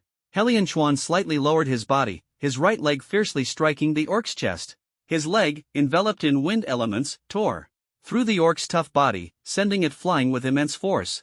Blood stained the air as the leopard-headed orc crashed heavily beside the winged being. The intense pain in its chest and the burning sensation on its side made it let out a pained roar. At this moment, Li Hanfeng, half kneeling on the ground, endured the increasingly severe tearing sensation in his mind and slowly stood up. He swung his Ryujin Jaka forward, and spiritual pressure erupted suddenly. City ablaze. The blade instantly released surging flames, enveloping the two dying aliens like giant hands. The scorching heat caused the surrounding ground to crack and crumble rapidly. But Li Hanfeng could no longer hold on. The excessive consumption of physical and spiritual energy intensified the tearing sensation in his mind, as if he had reached his limit. His eyes closed, and he fainted. At this moment, the other team members finally arrived. Everything had happened too quickly, and by the time they arrived, the battle was already over. "Captain, are you okay?" Su Qing asked anxiously, helping the fallen Li Hanfeng up. At this moment, Helian Chuan didn't look well either. Being too close to the winged being, half of his clothes had been completely burned away, with sparks constantly falling off. The exposed half of his body and face were covered in burn marks, even emitting faint wisps of smoke. He glanced at the unconscious Li Hanfeng, his lips twitching slightly, and coldly said, "I'm fine." The group didn't dare to delay. After quickly cleaning up the scene, they carried Li Hanfeng and left swiftly. Less than 2 minutes later, 3 figures with powerful auras arrived. At first glance, they noticed the raging flames and the faint roars coming from within. They could also feel the terrifying heat of the fire. It was clearly high-level flames. The fire blocked the aura inside, but the roars sounded like they belonged to the orc race, and they were already very weak. Without hesitation, they attempted to break through the fire barrier. Although the flames were of a high level, they lacked a foundation, so they were not afraid. However, as they began their actions, they realized the temperature of the flames was extremely terrifying. Just approaching them caused intense burning pain to their bodies. Direct contact would have unimaginable consequences. Yet, they couldn't attack the flames from a distance, as their own people were trapped inside, and the orcs were already so weak. To make matters worse, none of the 3 were skilled in water-based abilities, making it impossible to extinguish the flames with brute force or ranged methods, leaving them frustrated. The 3 exchanged glances. This was precisely Li Hanfeng's intention, to stall the pursuers. If the enemies could immediately assess the scene upon arrival, they would undoubtedly spare no effort in searching for them. At this moment, one of the aliens, a snake-tailed being, said, "You two go track the perpetrator's trail. Without spiritual energy to sustain it, this fire won't last long. I'll stay here and see if there's any chance of saving the orcs inside." The other 2 aliens didn't object, as staying wouldn't be of any use to them. They immediately turned and began searching the surroundings, trying to find the direction in which the attackers had fled. Soon, the 2 figures disappeared. The flames, lacking spiritual energy to sustain them, gradually died down, revealing 2 figures lying on the ground inside. The snake man quickly approached to check, and upon seeing the situation, his expression instantly turned serious. The charred figure could barely be recognized as a member of the winged tribe, but it was already dead, its entire body burned to charcoal, with a long spear piercing its heart. In comparison, the other beastman was in relatively better condition. Although half of its body was scorched black and there was a deep wound on its chest, fortunately, no vital organs were damaged. With the recovery ability of a high-level extraordinary beastman, such injuries could be fully healed with proper treatment. The snake man stepped forward, placing his hand on the bloodied chest of the leopard-headed beastman, slowly channeling spiritual energy into its body. With the help of the spiritual energy, the leopard-headed beastman soon regained consciousness. The spiritual energy within its body began to circulate, protecting its internal organs and wounds. "Which team are you from? Who attacked you?" the snake man asked. The leopard-headed beastman gasped weakly and said, "We are commanders of the siege team. A human assassinated the commander of our team. The 2 of us pursued them all the way here, found them, and then fought." Upon hearing this, the snake man's expression turned serious. A human had attacked their siege team. This meant their plans had been discovered by the enemy. Moreover, these two were now charred beyond recognition. It was only after hearing their words that the Snake Man realized he knew this Beast Man. At that moment, the two other non-human beings who had gone to track the assailant returned. They looked at the Snake Man and shook their heads slightly. The Snake Man's face darkened, and he immediately said, "This is serious. We need to report back immediately." With that, the group, carrying the severely injured leopard-headed beast man, rushed toward the non-human castle. The sun set in the west, and the sky gradually darkened. The reconnaissance team continued moving at high speed. Captain Helian Chuan raised his hand to signal everyone to stop. He turned to look at their tired faces and spoke calmly, "Tao Tao and Lu Yan, go clean up the traces. Su Qing, take care of Li Hanfeng. We'll rest here tonight." Understood. The group responded and began to busy themselves. Helian Chuan looked back in the direction they had come from, his gaze calm like a still well, yet faintly rippling. If the enemy caught up, in their current state, the outcome would likely not be favorable. Fortunately, along the way, Su Qing's aura had helped conceal them, and they had periodically cleaned up traces along the route. Moreover, the large-scale battle had left few traces behind. Even if there were residual auras, they had been evaporated by the intense heat. After pondering for a moment, Helian Chuan concluded that the enemy wouldn't catch up anytime soon, so he stopped worrying. He turned and began searching for a suitable spot to dig a hiding hole. Half an hour later, the group was already sitting in the underground shelter, meditating to recover. The past 2 days of constant travel, fighting, and fleeing had left no time for proper rest, and even Helian Chuan was exhausted. Now, everyone was seizing the opportunity to replenish their spiritual energy and physical strength. No one knew what challenges lay ahead, and maintaining their condition was key to survival. Li Hanfeng lay nearby, his furrowed brows gradually relaxing as Su Qing's simple treatment took effect, making him look as if he were asleep. In the tense atmosphere, the night passed quickly. At dawn, everyone immediately got up to clean up traces. Faced with the constant threat of being hunted, no one spoke. Their movements were swift and efficient. At this moment, Su Qing treated Li Hanfeng again. As the healing light enveloped him, she paused slightly, then immediately leaned in to examine him carefully. After a while, Su Qing rolled her eyes, stood up, and said to Helian Chuan, "Captain, Li Hanfeng seems to have fallen asleep. Should we wake him up?" Helian Chuan was taken aback, glanced at the person lying down, thought for a moment, and said, "Wake him up." Su Cheng nodded and woke Li Hanfeng. As soon as he regained consciousness, Li Hanfeng's mind was still intermittently struck by a tearing pain, though it was much milder this time. He opened his eyes, looked around, and asked Su Qing, "Sister Qing, what's the situation now?" Su Qing briefly explained the situation, and at that moment, Tao Tao and Lu Yan also walked over. "You finally woke up? Don't fall asleep again, you really had us worried," Tao Tao said with a smile. Li Hanfeng scratched his head awkwardly and looked at Helian Chuan. Seeing the burn marks still visible on his face, he softly apologized, "I'm sorry, Captain. I haven't fully mastered that ability yet, and my control wasn't good enough." Helian Chuan glanced at him indifferently, said nothing, and simply nodded, "You're indeed quite capable." Without wasting time, the group confirmed that there were no obvious traces left behind and quickly headed toward the border city. On July 1st, the reconnaissance team members finally returned to the border city. The journey was full of dangers, but they managed to escape safely. They did encounter search teams from the alien race along the way, but with Li Hanfeng's clones as cover and Su Qing's concealment abilities, they easily evaded the enemy.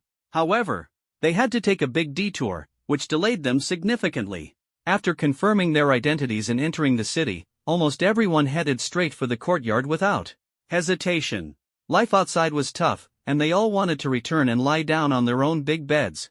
Helian Chuan watched his teammates leave one by one, his lips twitching slightly, then turned to report the mission to team leader Chen. Li Hanfeng and the others slept soundly, from 10 in the morning until 7 in the evening, when the enticing aroma of meat woke them up. Everyone quickly got up and headed to the dining room, where they saw a table full of sumptuous dishes that instantly whetted their appetites. Li Hanfeng looked at Helian Chuan in surprise. "Captain, did you make all this?" Before Helian Chuan could answer, Tao Tao interjected, "Little Hanfeng, you're overthinking." The captain asked other team members to help prepare this. "Every time we return from a mission, the captain always arranges a feast. He's quite thoughtful. Let me tell you, the captain has cooked before." But before he could finish, Tao Tao felt a sharp gaze fixed on him, making the back of his neck tingle. He had no choice but to shut up and sit down quietly. Li Hanfeng smiled, feeling that this atmosphere was quite nice and something he really liked. After everyone was seated, Helian Chuan spoke calmly, "There's something I need to tell you all." Everyone froze, and he continued, "This mission was completed perfectly, and we even managed to kill an 8th-tier winged leader, so the rewards and merits will be doubled." After saying this, he leisurely took a sip of juice. Before everyone could cheer, he added, "Although many reconnaissance teams have successfully hunted alien leaders, the enemy has not given up on their siege plans. We've received a new mission." After a pause, he added, "And it's a long-term mission. We might have to stay out for 10 days to half a month." The group's expressions shifted from excitement to shock, their faces contorting with the rapid change. Only Li Hanfeng seemed excited upon hearing they'd be out for 10 days to half a month. Helian Chuan looked at the group's complex expressions, and the corners of his mouth lifted slightly. "All right, let's eat first. After eating, get ready to depart tomorrow. Magic City Base, Magic Martial Extraordinary Academy. This is a grand and solemn building, standing tall in the center of Magic City Base, occupying a vast area. The school gate is built with heavy stone blocks, with intricate carvings and the school emblem on both sides. A large plaque hangs above the gate, inscribed with Magic Martial Extraordinary Academy in sharp and powerful characters, exuding the Academy's authority. A young man wearing a black jacket with messy bangs hanging over his forehead was looking down at the comic book in his hands, walking slowly toward the school gate. He stopped, looked up at the entrance, and a lazy smile appeared on his face. "Magic Martial Extraordinary Academy, that's right, this is the place." In front of the imposing school gate, a crowd had already gathered. Today was July 30th, the school had started early, and many freshmen were arriving to register. Although Magic Martial had strict admission standards, nearly 2,000 freshmen were admitted each year, and now there were already over 100 people waiting at the gate. And this wasn't even the official start of the school year yet. Li Hanfeng's eyes flashed with confusion. Why were so many people not going inside? He overheard them whispering, "Hello, we're parents, and we want to accompany our children inside and take a look at the campus." "Yeah, we just want to see the school. Why aren't parents allowed in? My daughter is in the support department and has a lot of luggage. I just want to help her carry it." These parents didn't leave, nor did they make a fuss. They just quietly waited at the gate, peering inside through the fence. So they're all parents? Not allowed to accompany them? Li Hanfeng was puzzled, but he didn't have any parents accompanying him. He put away the comic book in his hand and walked toward the side of the school gate. Outside the side gate, there was a large work desk, behind which were people responsible for welcoming new students, who looked like university students. When they saw Li Hanfeng approaching, they immediately recognized him as a freshman. After all, given his age and the timing, there couldn't be anyone else. "Freshman?" "Yes." The boy who asked smiled, and then asked in surprise, "You came alone?" "Yes." Li Hanfeng tilted his head and pointed at the parents, asking, "Are they not allowed to accompany?" The boy's smile slightly faded, and he didn't say much. "Yes, except for special circumstances, parents are usually not allowed inside. Freshmen, please show your admission notice." Marshall University isn't a real university. Do you really think you're here to study? At this moment, another boy suddenly interjected, his tone full of obvious sarcasm. "Meng Yun, shut up," a man coldly reprimanded. Li Hanfeng's eyes flickered slightly, but he didn't say much. He pretended to reach into the pocket of his jacket, but in reality, he was using his mind to connect to the system space. He handed over the admission notice.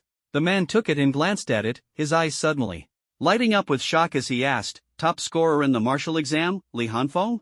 Upon hearing this, the group of students behind the work desk displayed various expressions: surprise, doubt, and scrutinizing looks. Li Hanfeng nodded slightly. The man immediately composed himself, realizing he had been somewhat impolite earlier, and quickly said, "Ahem, who will take this freshman, Li Hanfeng, to complete the registration procedures? I'll go. I happen to have nothing to do." As soon as he finished speaking, the boy who had interjected earlier, Meng Yun, quickly stepped forward to Li Hanfeng, smiling as he said, "My name is Meng Yun. Follow me, freshman." The others who saw the situation secretly felt regretful, thinking they were a step too late. Who wouldn't want to get close to the top scorer of the martial arts exam? Li Hanfeng nodded and was about to go in with Meng Yun when a somewhat arrogant voice suddenly came from behind, "I'm a new student. This year. Take me to complete the registration. Li Hanfeng and Mang Yun turned around simultaneously. They saw a well-dressed, haughty young man walking over, followed by a middle-aged man in a suit with a respectful expression. The senior who had just been assisting Li Hanfeng frowned but, seeing that the other party clearly had connections, didn't dare say much. He took the admission notice handed over by the middle-aged man, glanced at it, and then turned his gaze to the dozen male and female students behind the work desk. Seeing this, everyone avoided eye contact, clearly unwilling to take on the task. In the end, the man could only say to Mang Yun, why don't you take junior brother Guo Shang along as well? Mang Yun pursed his lips, looking reluctant. But since it was his job, he didn't refuse. He nodded and said, all right, follow me, juniors. After speaking, he turned and walked into the campus. They hadn't walked far when Guo Shang's voice came from behind again, why can't my butler come in? He still needs to help me handle some matters. Both Li Hanfeng and Mang Yun paused and frowned. Li Hanfeng thought for a moment, then took out his Death Note manga and started reading. Although he was annoyed, he didn't want to meddle in such trivial matters. Besides, this was the Magic Martial Academy. The reception senior suppressed his displeasure and said coldly, this is the school's rule. We're just following protocol. If you're not satisfied, you can file a complaint with the school authorities. Now, please proceed with the registration. Guo Shang retorted stubbornly, what kind of ridiculous rule is that? I need my butler to help me with things. Are you afraid he'll steal something? The senior frowned, finally losing patience. Rules are rules. If you have a problem with them, you can leave. His attitude stunned Guo Shang, whose arrogance turned into anger. What do you mean by that? You? Before he could finish his sentence, Guo Shang suddenly felt an overwhelming aura envelop him, cutting him off mid-sentence. The senior's entire body radiated spiritual energy as he stared coldly at Guo Shang and said in a chilling tone, if you keep making noise, I'll break your legs and throw you out. He didn't want to cause trouble, but this was the Magic Martial Academy, not someone's backyard. Guo Shang had never been treated like this since he was a child. His anger was mixed with disbelief and mockery. Heh, fine then. Just as he was about to retort, the middle-aged butler beside him grabbed his arm and whispered, young master, this is the Magic Martial Academy. If you cause trouble here, the family head will blame you. Upon hearing the words family head, Guo Shang's expression changed, and he finally suppressed his anger, letting out a cold snort. The senior didn't care and withdrew his aura, saying indifferently, respect your seniors in the future. This isn't a place where you can throw your weight around with family connections. Anyway, you probably don't understand what I'm saying. Just go inside. With that, he turned away, ignoring Guo Shang.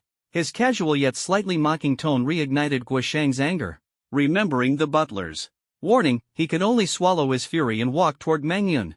Seeing that Guo Shang had finally quieted down, Mang Yun pursed his lips again, looked at Li Hanfeng, who was still reading his manga, and said, let's go, junior. Li Hanfeng nodded, not putting down his book, and followed Mang Yun. Guo Shang's face darkened even more as he saw the two ignoring him. A trace of ruthlessness flashed in his eyes as he secretly vowed, fine, one by one, I'll remember them all. Just wait and see. The three walked forward from the main entrance for a while. Mang Yun pointed to the first building on campus and said, this is the Magic Martial Building, which records the history and major events of the Magic Martial Transcendent Academy. The Magic Martial Building has 11 floors. The first 3 floors are for low-level transcendents, up to the 6th floor for mid-level transcendents, and up to the 9th floor for high-level transcendents. As for the last 2 floors, I'm not too sure. Not sure? Li Hanfeng looked up at the building, a hint of surprise flashing in his eyes. Not only were there strength restrictions, but there were also unknown floors? It seemed the Magic Martial Building was not as simple as Mang Yun described. Zhou Yun nodded and said indifferently, I heard that only those who have broken through to the Transcendent Realm can enter the top 2 floors. I don't know the specifics either. After saying this, Mang Yun continued walking forward, still talking. Many places in the academy have restrictions. You'll understand the reasons in time. By the way, what rank are you at now? Junior?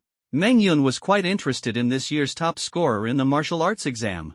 After all, he had heard that this seemingly lazy young man in front of him had defeated a top expert from the capital. Li Hanfeng raised an eyebrow upon hearing this. This senior was a bit too casual. Rank 5, he replied without intending to hide it. After enrollment, There would surely be various tests, so there was no point in concealing it. It was better to be upfront. Besides, transcendent ranks didn't represent one's full strength. Even if everyone knew, so what? If someone targeted him because of it? Well, that would be perfect. Meng Yun's face showed shock.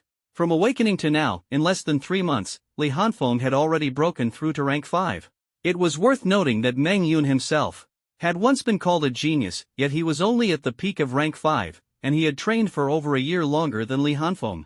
No wonder you're the top scorer in the martial arts exam. Your talent is truly astonishing, Meng Yun quickly praised. Li Hanfeng merely smiled and didn't respond.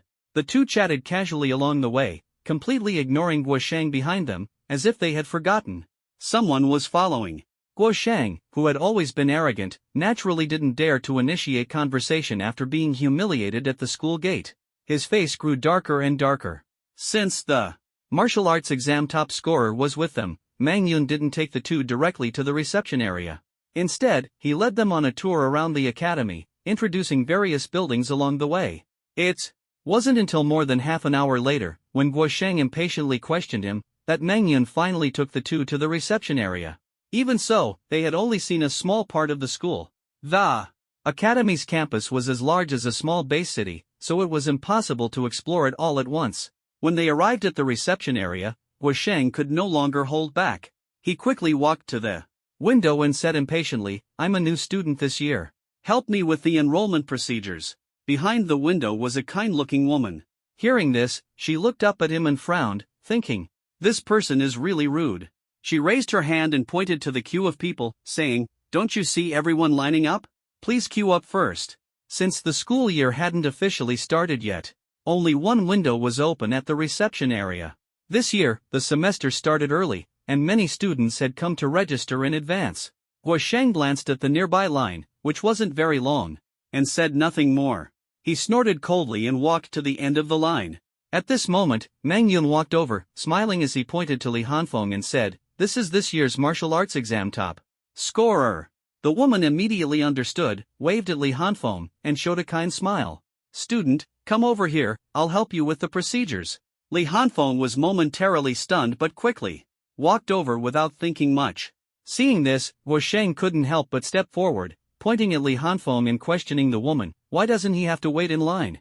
The woman withdrew her smile and calmly said, "This is the academy's rule, the strong go first."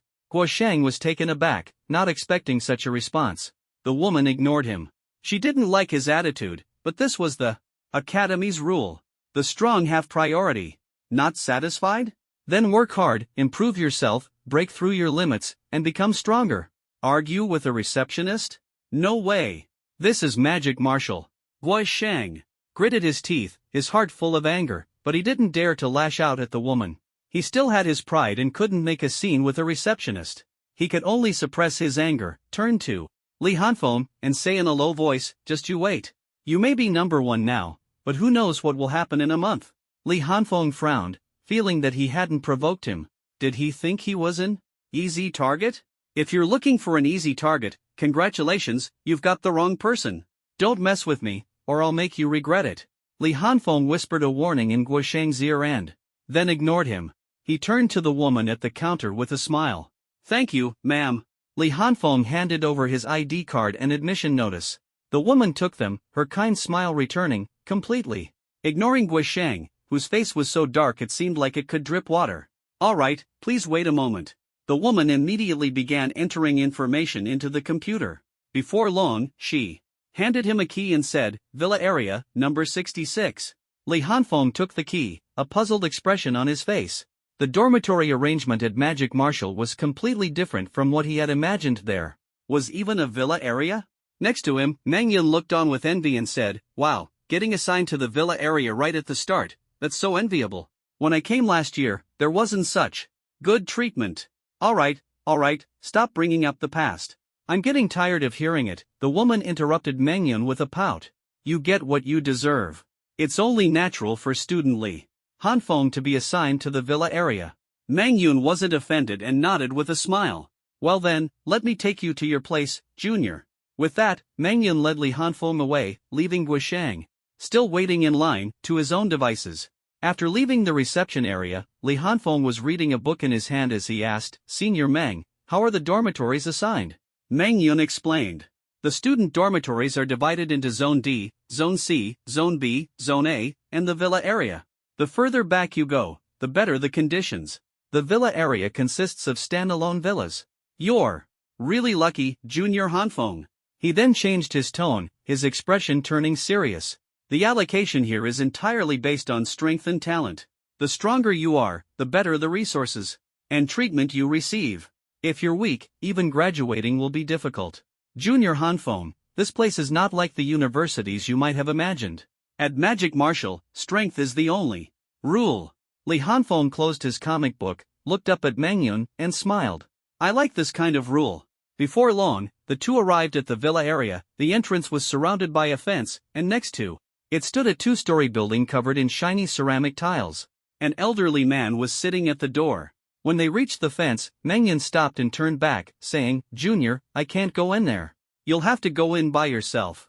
Li Hanfeng closed his book, glanced at the old man at the door, and nodded, "Thank you, senior.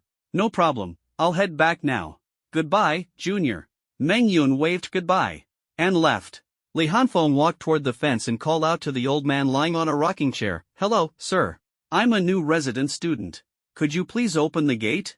The old man slowly opened. His eyes glanced at him and pulled a thumb-sized remote control from his pocket, pressing a button. With a click, a small gate on the right side of the fence opened, clearly a pedestrian entrance. "Thank you, sir." Li Hanfeng walked in. After taking a few steps, the old man called out to him, "Hey, come here and show me your residency proof."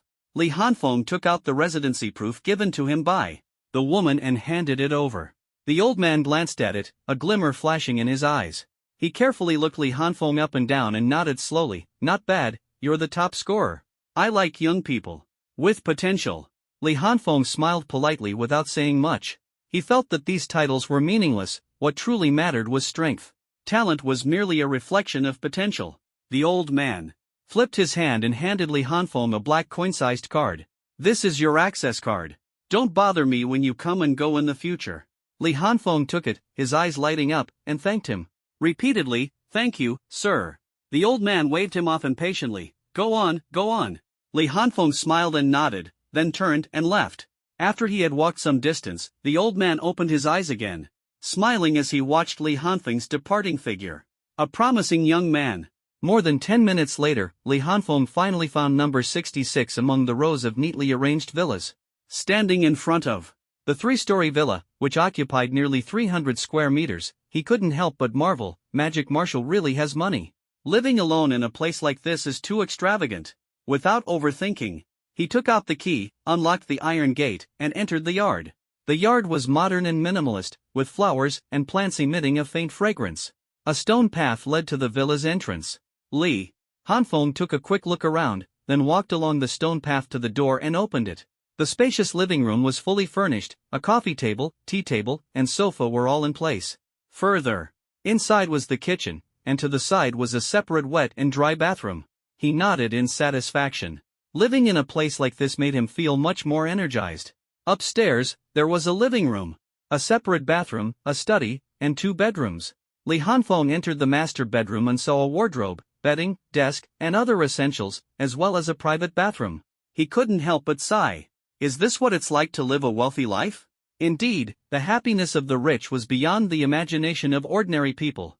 Li Hanfeng walked around the villa, quickly returned to the bedroom, took a shower, and then lay down on the soft bed. He began to ponder the survival rules of Magic Martial, those so-called principles. From the moment he stepped into Magic Martial, Li Hanfeng had been instilled with one concept: strength is the ultimate rule. Whether it was at the gate, where the senior showed disdain for the well-connected Guoshang, or the words of the receptionist lady in the special treatment he received, even the old man at the villa gate had a different expression after learning he was the top scorer in the martial arts exam. All of this clearly told him, here, strength is everything. With strength, you can obtain better resources in treatment, and also gain priority in many matters. In such an environment, everyone strives desperately to train and grow stronger. After all, no one wants to be the weakling without a voice, left to be bullied by others. This also leads to fierce competition within the academy. After all, resources are limited, and if you want more, you can only take them from others. In other words, I've already become a thorn in the side of many people. Li Hanfeng understood clearly that, even though he hadn't done much, the resources he currently possessed, and Lan Jiruo's promise were enough to make many people want to bring him down. Everyone here is a freshman, why should you get so many resources? Why should a freshman live in the villa district? Once the news spreads, whether it's freshmen or upperclassmen, there will definitely be plenty of people scheming to take him down within the academy's rules. Moreover, Li Hanfeng believed that this news would definitely be spread, and even the academy itself wouldn't let go of such a hot topic. Survival of the fittest, the law of the jungle. Meng Yun was right, this university is nothing like a university. Thinking of this, a sharp glint flashed in Li Hanfeng's eyes. Come on, whoever wants to take my resources, I'll make them understand my strength. He would never give up the resources and treatment he had already obtained. If anyone was dissatisfied, he would make them submit. Afterward, he stopped dwelling on these thoughts.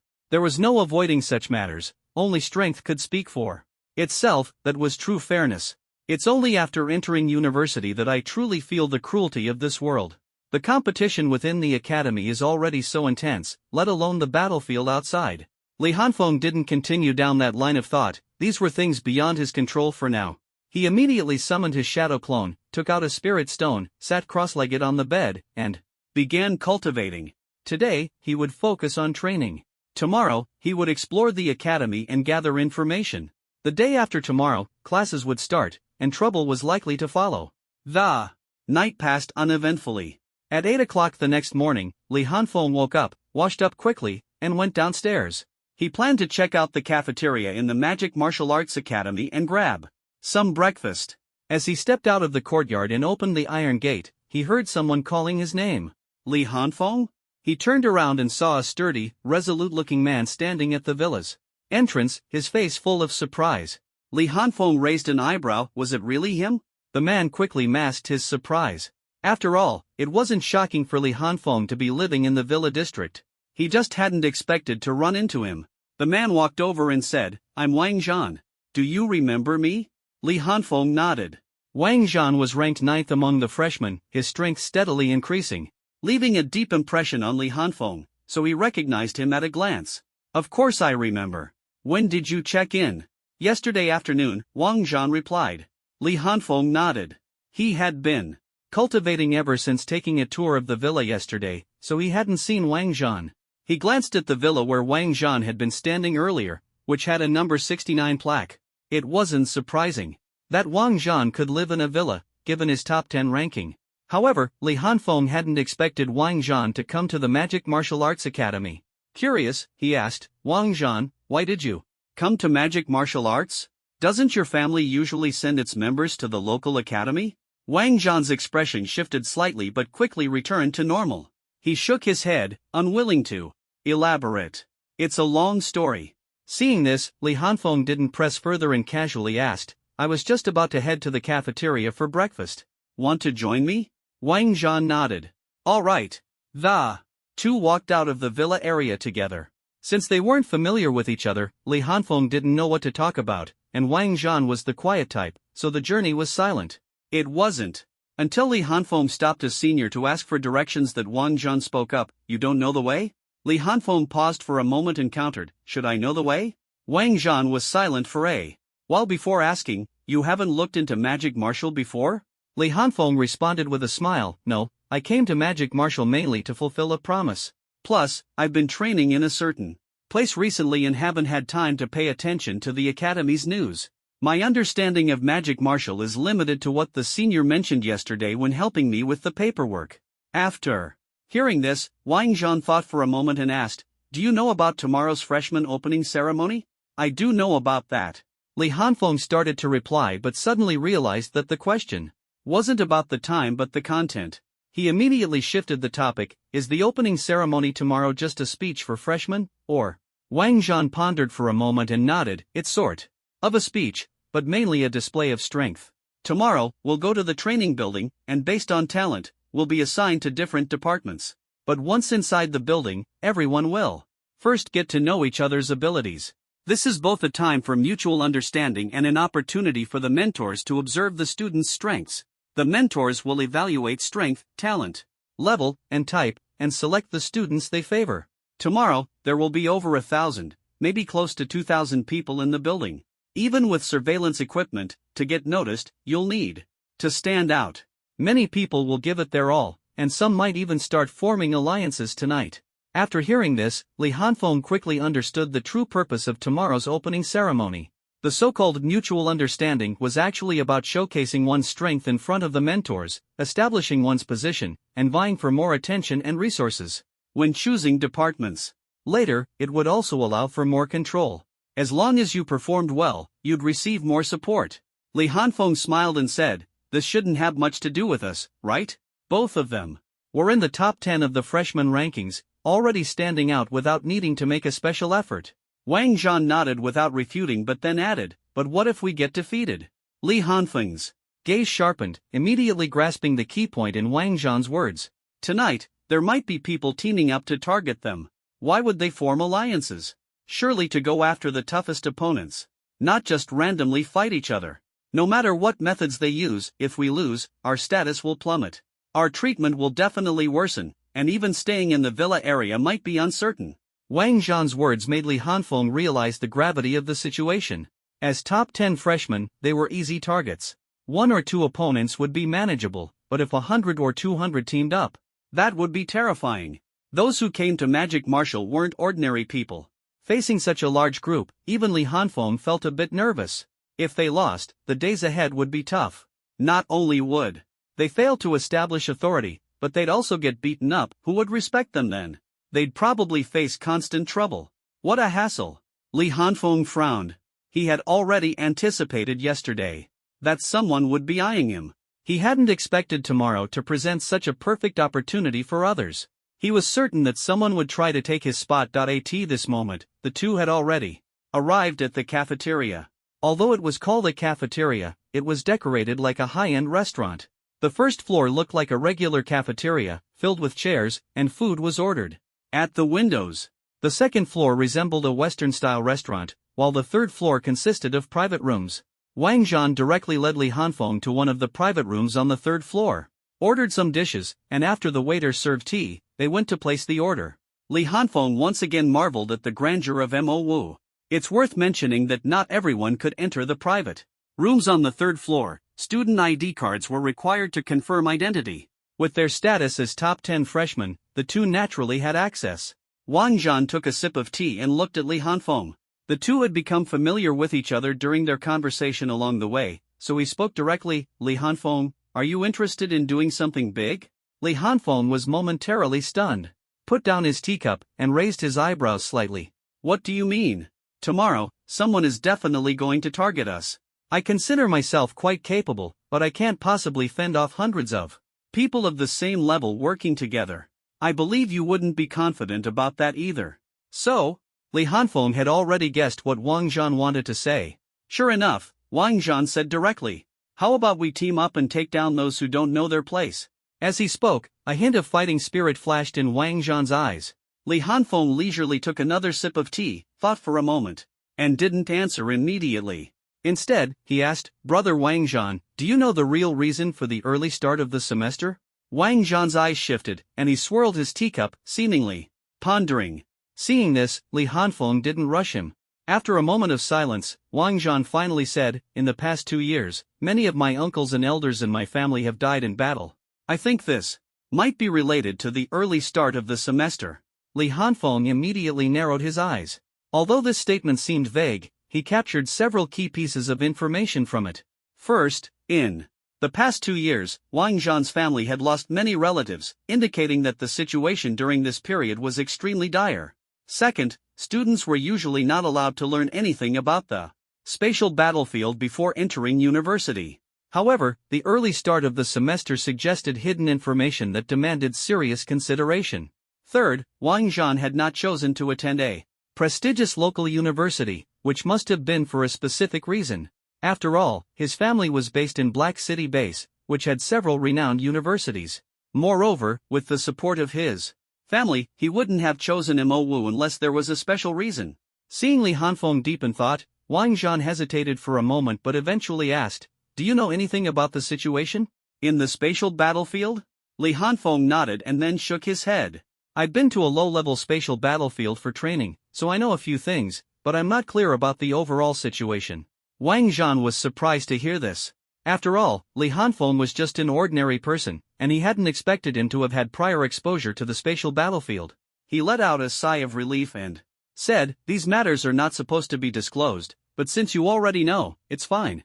After a moment of silence, Wang Zhan's tone became serious. "Based on the information I've received from my family, it's not just MOU. The Four Kings Academy and the 7 Supreme Universities have almost all started their semesters early. The reason is that the situation in the spatial battlefield is becoming increasingly severe, so they're in a hurry to cultivate fresh blood. But don't worry too much. In the past, students were only sent to the spatial battlefield in their sophomore year. They won't send us freshman rookies to the battlefield to die right away. So, starting school a month early this year is very likely to help us understand the battlefield situation in advance and receive some training. In any case, they probably won't send us directly into battle." After hearing Wang Zhan's words, Li Hanfeng fell into deep thought again. Actually, since the day of the college entrance exam, he had felt that something was off. Whether it was the difficulty of the exam, the subsequent siege battle, or the training in the spatial battlefield, he could sense the tension in the situation. However, Wang Zhan didn't clarify the critical details, such as how severe the situation really was. Was the other side deliberately hiding the truth, or did he himself not know? Li Hanfeng's expression grew increasingly serious. In this kind of situation, he wouldn't be able to hold out for long. "Brother Wang Zhan, thank you for telling me this." Wang Zhan shook his head and said solemnly, "No matter how dire the situation is, with our current strength, we can't change much. The most important thing is to seize the time to grow stronger. So, what do you think about my earlier proposal?" Li Hanfeng naturally understood what he was referring to and replied with a decisive smile, "Brother Wang Zhan, since they can unite against us, we can certainly join forces to fight back." Wang Zhan's face showed a hint of a smile upon hearing this. One person might not be able to withstand the pressure and could end up fighting in a sorry state, but with Li Hanfeng added to the mix, the situation would be different. With their top-tier combat strength at the same level, their cooperation would definitely be more than just a simple addition. He raised his teacup, gestured to Li Hanfeng, and then drank it all in one go. After the two agreed to act together, their relationship grew closer. After breakfast, they wandered around the school. Although Li Hanfeng didn't know what was worth exploring in magic martial, with Wang Zhan, a powerful ally with a strong background, he felt at ease. Wang Zhan not only led the way but also introduced many buildings. After exchanging contact information, Wang Zhan pulled Li Hanfeng into a forum. "This is Magic Marshal's campus forum. Students discuss all kinds of things here, and sometimes the school posts announcements." Li Hanfeng instinctively browsed through the posts. Shocking. The real reason why major universities started early is, congratulations! This year's martial arts exam champion has chosen Magic Martial. Magic Marshal's campus beauty rankings updated a stunning fairy among the freshmen. Various clickbait titles left Li Hanfeng bewildered. He clicked on a few at random, only to find them full of baseless hype with no substance. However, he was surprised to see his own photo posted, with a caption claiming he was this year's martial arts exam champion. It was taken yesterday when he was registering, showing him casually reading a comic book, looking indifferent, probably while waiting for Guosheng to dawdle. So this is the champion? Why? Does he look like he hasn't woken up yet? Just this? I don't see anything special. Such a handsome junior, and he's the martial arts exam champion. I'm in love. Li Hanfeng casually skimmed through the comments, his mouth twitching slightly, then glanced at the poster's username. "I have a plan. I'll remember you. If I find out who you are, forget everything else, you'll definitely have to pay for using my image," Li Hanfeng muttered to himself. Suddenly, his eyes caught sight of a familiar figure. A girl in a blue and white dress, her long hair cascading like a waterfall down to her waist, her face delicate like an egg, unadorned, with clear and calm eyes. Her aura was cool and ethereal, like a fairy descending from the heavens. The caption reads, "The Magic Martial School flower rankings have been updated, and a stunning beauty has emerged among the freshmen." Wang Zhan noticed Li Hanfeng stop in his tracks and instinctively glanced at his communicator. Then he looked up at Li Hanfeng with a somewhat strange expression in his eyes. "You like her?" Li Hanfeng was momentarily stunned, then rolled his eyes and said, "Just a friend." "Well, I guess you could call her a friend?" Wang Zhan nodded. "The eldest daughter of the Morong family. Do you know the Morong family?" Li Hanfeng shook his head. Wang Zhan opened his mouth to say something but suddenly stopped. You don't know how we met her? A friend? She's famous for being cold and aloof. Li Hanfeng smiled. It's a long story. Let's talk about it another day. His eyes lit up as an idea flashed through his mind. Old Wang, how about we invite her to join us tomorrow? What do you think? Wang Zhan's eyes flickered, and he quickly asked, You think you can get her to come? Li Hanfeng and Wang Zhan wandered around the school for a long time. Along the way, besides the various buildings, they also saw many beautiful faces. Tomorrow was the official start of the semester, and all the new students were supposed to arrive today. The campus was much livelier than it had been the day before. The two strolled until noon and then found a cafeteria to eat. Wang Zhan had something to do, so after lunch, they went their separate ways. The magic martial school had many cafeterias, and they chose the one closest to the villa area. It only took Li Hanfeng 10 minutes to walk back to the villa. Beep.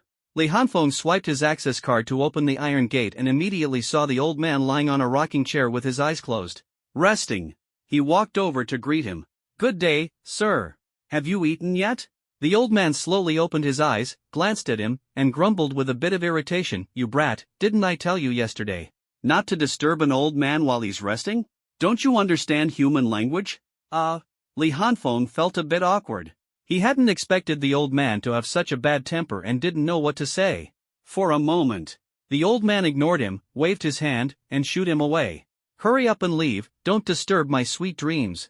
He then closed his eyes again. Li Hanfeng quickly said, All right, I'm leaving. Sorry, sir. He walked away briskly, not wanting to get scolded further.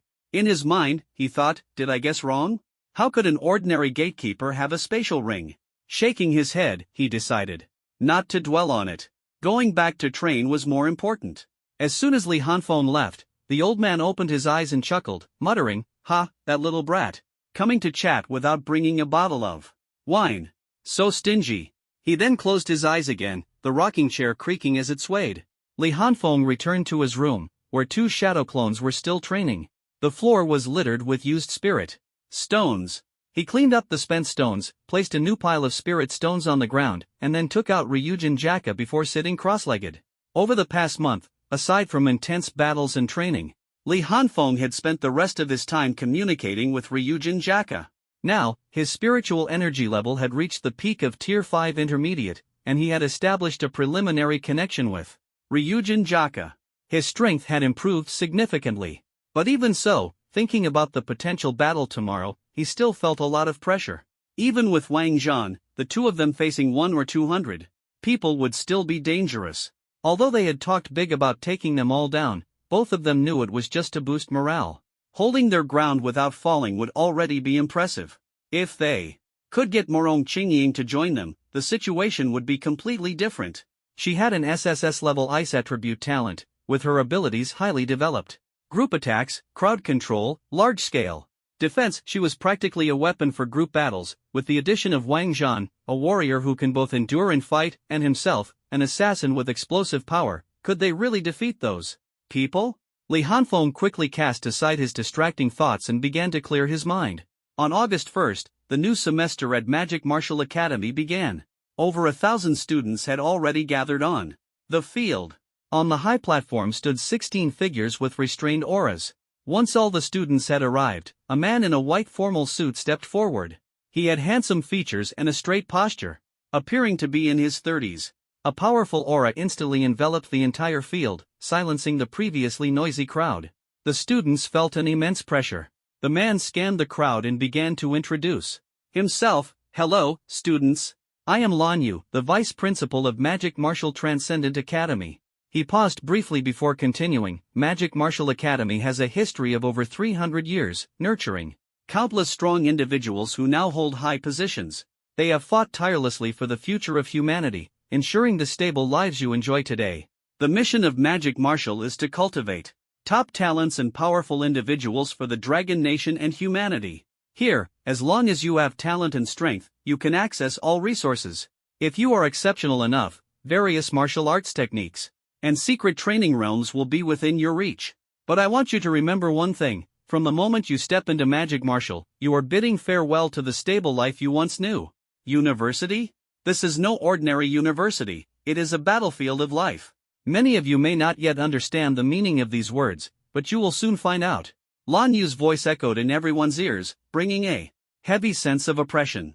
Today is the freshman orientation ceremony. The process is simple. Students and mentors will get to know each other. And at Magic Marshall, the way to get acquainted is particularly straightforward. As he spoke, Lan Yu turned to look beside him and said, "Everyone, greet these freshmen." As soon as his words fell, a middle-aged man with a fierce appearance and a burly figure stepped forward, his body faintly glowing with a blood-red light. White Tiger Academy mentor, Huang Shi. Boom! The powerful aura within him erupted instantly, causing the freshmen' faces to change dramatically. Next, another person stepped forward, speaking calmly, White Tiger Academy mentor, Chu Chuan. Boom! Azure Dragon Academy mentor, Zhou Shang. Vermilion Bird Academy mentor, Tang Xin. Black Tortoise Academy mentor, Fang Shishan. Kirin Academy mentor, Lan Jiruo. Each mentor exuded a powerful aura, and together with Lan Yu, 16 overwhelming presences filled the field. Although they did not directly target the freshmen, the sheer intensity of their aura caused the students below to turn red-faced, with some even trembling to the point of nearly collapsing. At this moment, Lan Yu said, indifferently, "The mentors have introduced themselves. Won't you introduce yourselves?" A flash of understanding appeared in Li Hanfeng's eyes. He turned to meet Wang Zhan's gaze, and the two of them stepped forward. Together, enduring the pressure. Their auras suddenly erupted. Li Hanfeng's body crackled with lightning, while Wang Zhan was surrounded by a blood-red glow. Magic Marshall freshman, Li Hanfeng. Magic Marshall freshman, Wang Zhan. Under the oppressive aura of the mentors, only a few of the over 1,000 freshmen managed to speak, but a few geniuses still stepped forward, resisting the pressure. Magic Marshall freshman, Zhao Jingyu. Magic Martial Arts freshman, Yang Manli. Magic Martial Arts freshman, Hu Chang. The deep shouts rose and fell, but more people were flushed and strained, unable to call out their names after just taking a step forward. In the end, fewer than 40 people truly stepped forward and shouted their names. Out of over 1,000 freshmen, only these fewer than 40 took a significant step forward, immediately revealing the gap between them. At the front of the field, these 38 freshmen exerted all their strength to unleash their aura, striving to resist the suffocating pressure. The other students looked dejected and unwilling. Being able to enter magic martial arts proved they were top talents from various base cities, but under this pressure, only a few could step forward. Li Hanfeng scanned these individuals, secretly admiring them. As expected of magic martial arts, one of the 4 king academies, there really are plenty of top talents. Even he himself felt his bones creaking under the immense pressure. The others were in worse shape but still managed to hold on. His gaze lingered on a calm and beautiful figure, and he couldn't help but complain inwardly, still as indifferent as ever. "It's been a month since we last met, could she really not recognize me?" He knew her strength was enough to withstand the pressure, but he hadn't heard her name earlier. Turns out she simply didn't want to respond. Honestly, with her personality, stepping forward was already quite remarkable. On the high platform, the 15 mentors looked at the 38 freshmen in the front row, nodding in satisfaction with faint smiles on their faces. Then, their aura simultaneously receded, and the freshmen immediately felt the pressure lighten, breathing a sigh of relief. Lan Yu's voice rang out again, full of power. "Very good. The mutual recognition phase is over. Next is the selection of academies and mentors." His expression turned cold. "Only those students who reported their names can freely choose their mentors. The others will be assigned by the academy." Upon hearing this, many freshmen' faces turned grim, while only those 38 remained calm. Lan Yu continued, "In 5 minutes, enter the training building behind me. Students on each floor will engage in a friendly match, allowing the mentors to better observe your abilities. To minimize injuries, metal weapons are prohibited in combat. Wooden knives will be provided indoors. Starting now, the countdown begins. The building will be sealed in 5 minutes." As soon as he finished speaking, the freshmen on the field rushed toward the training building. For those who hadn't even managed to shout their names, this was an opportunity to prove themselves. Li Hanfeng's eyes lit up. The training building had 9 floors, and this year's freshmen numbered as many as 1,800, meaning there would be about 200 people per floor on average. Still within expectations, he thought silently. Li Hanfeng and Wang Zhan walked over to Morong Qingying. "Long time no see." Li Hanfeng greeted first. Morong Qingying heard the familiar voice, turned her head and saw Li Hanfeng. She nodded slightly in response. Li Hanfeng smiled, unfazed, thinking this was normal. He continued, how about teaming up? Let's aim big. Morong Qingying glanced at Wang Zhan. Beside him, then at Li Hanfeng, but said nothing. Li Hanfeng quickly introduced, this is Wang Zhan, ranked 9th on the freshman list. You should have seen him before. Morong Qingying looked at Wang Zhan again. And, after a long pause, coldly said, no impression. Li Hanfeng and Wang Zhan were momentarily stunned. Li Hanfeng quickly explained, that's not important, he's very skilled. Let's go, the building is about to close. Morong Qingying didn't say more, nodded, and took the lead heading toward the training building. Li Hanfeng and Wang Zhan followed closely behind. Wang Zhan understood Morong Qingying's personality, and naturally didn't mind such trivial matters. Besides, he had witnessed Morong Qingying's strength before. If he were to argue, he'd probably end up getting beaten. The three walked briskly toward the training building, attracting subtle glances filled with hostility from many people along the way. However, the gazes directed at Morong Qingying were full of amazement, admiration, and greed. None of the three paid any attention to this. Li Hanfeng had anticipated it, and Wang Zhan was already used to it. At the entrance of the training building, several groups of people had gathered, each consisting of 1 to 200 individuals. They stared at those entering the building, as if searching for a target. When they saw Li Hanfeng and the other two, their eyes flickered slightly. The leading man whispered, the target has arrived, get ready to act. The others pretended to chat, avoiding staring directly at Li Hanfeng and his companions. In fact, their subtle movements had already been noticed by Li Hanfeng and the others. But the trio paid no attention and walked straight into the building. The leading man saw this and made a slight hand gesture. Immediately, one group of people at the entrance quickly followed Li Hanfeng and his companions, numbering about 200. Shortly after, another group followed closely behind. Because Li Hanfeng and the others didn't enter the building immediately, the lower floors were already crowded with people. To leave room for those following them to move around, Li Hanfeng deliberately chose the 9th floor, which had the fewest people, to avoid congestion affecting their performance. The training building was spacious, with each floor able to accommodate 700 to 800 people. However, during combat, it couldn't be too crowded, otherwise, both opponents and oneself would struggle to perform well. Therefore, everyone consciously spread out to maximize their abilities. As soon as Li Hanfeng and his companions entered the 9th floor, there was a surge behind them. Nearly 200 people quickly followed, deliberately surrounding them in the center, as if afraid they might suddenly switch floors. A few leading men approached Li Hanfeng. The man at the front smiled and said, top scorer Li, long time no see. Do you remember me? Li Hanfeng was momentarily taken aback, looking at the man in front of him before turning to Wang Zhan. Wang Zhan clearly recognized him and said coldly, 14th on the freshman ranking. Zhao Jingyu. Li Hanfeng then realized who he was. It turned out they had met at the college entrance exam arena.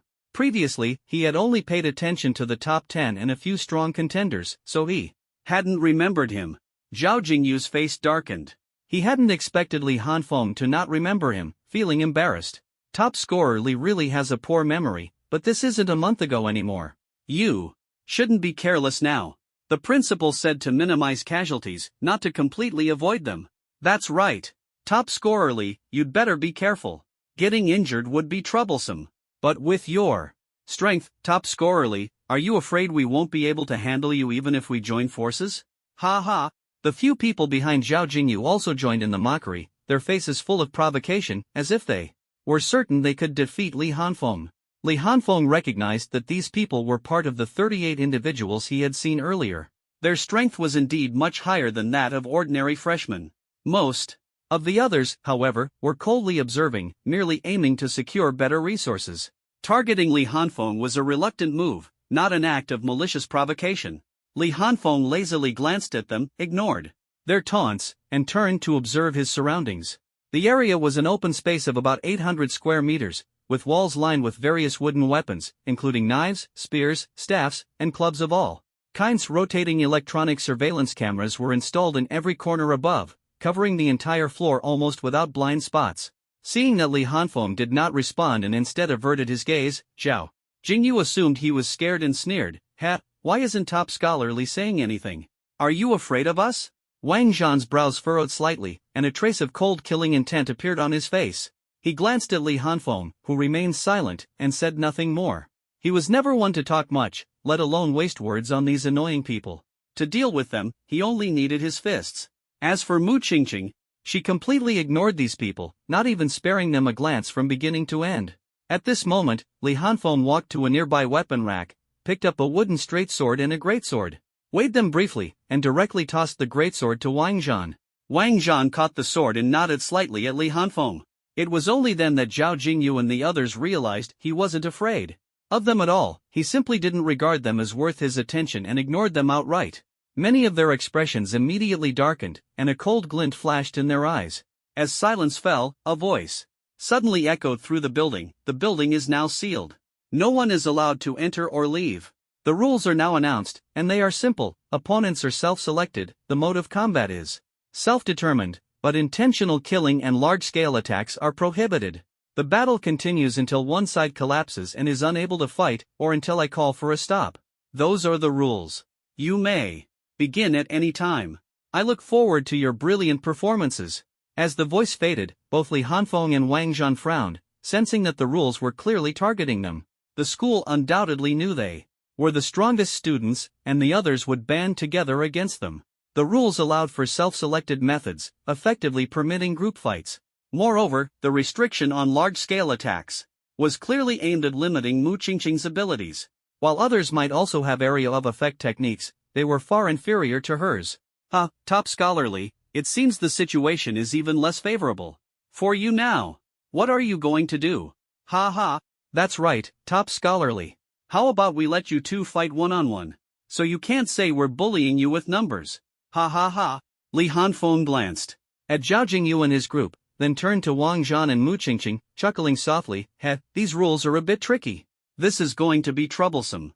Wang Zhan responded coldly, no problem, just a bunch of small fry. Mu Qingqing remained silent, clearly indifferent. Hearing Wang Zhan's words, Zhao Jingyu and the others sneered in anger. Still talking tough.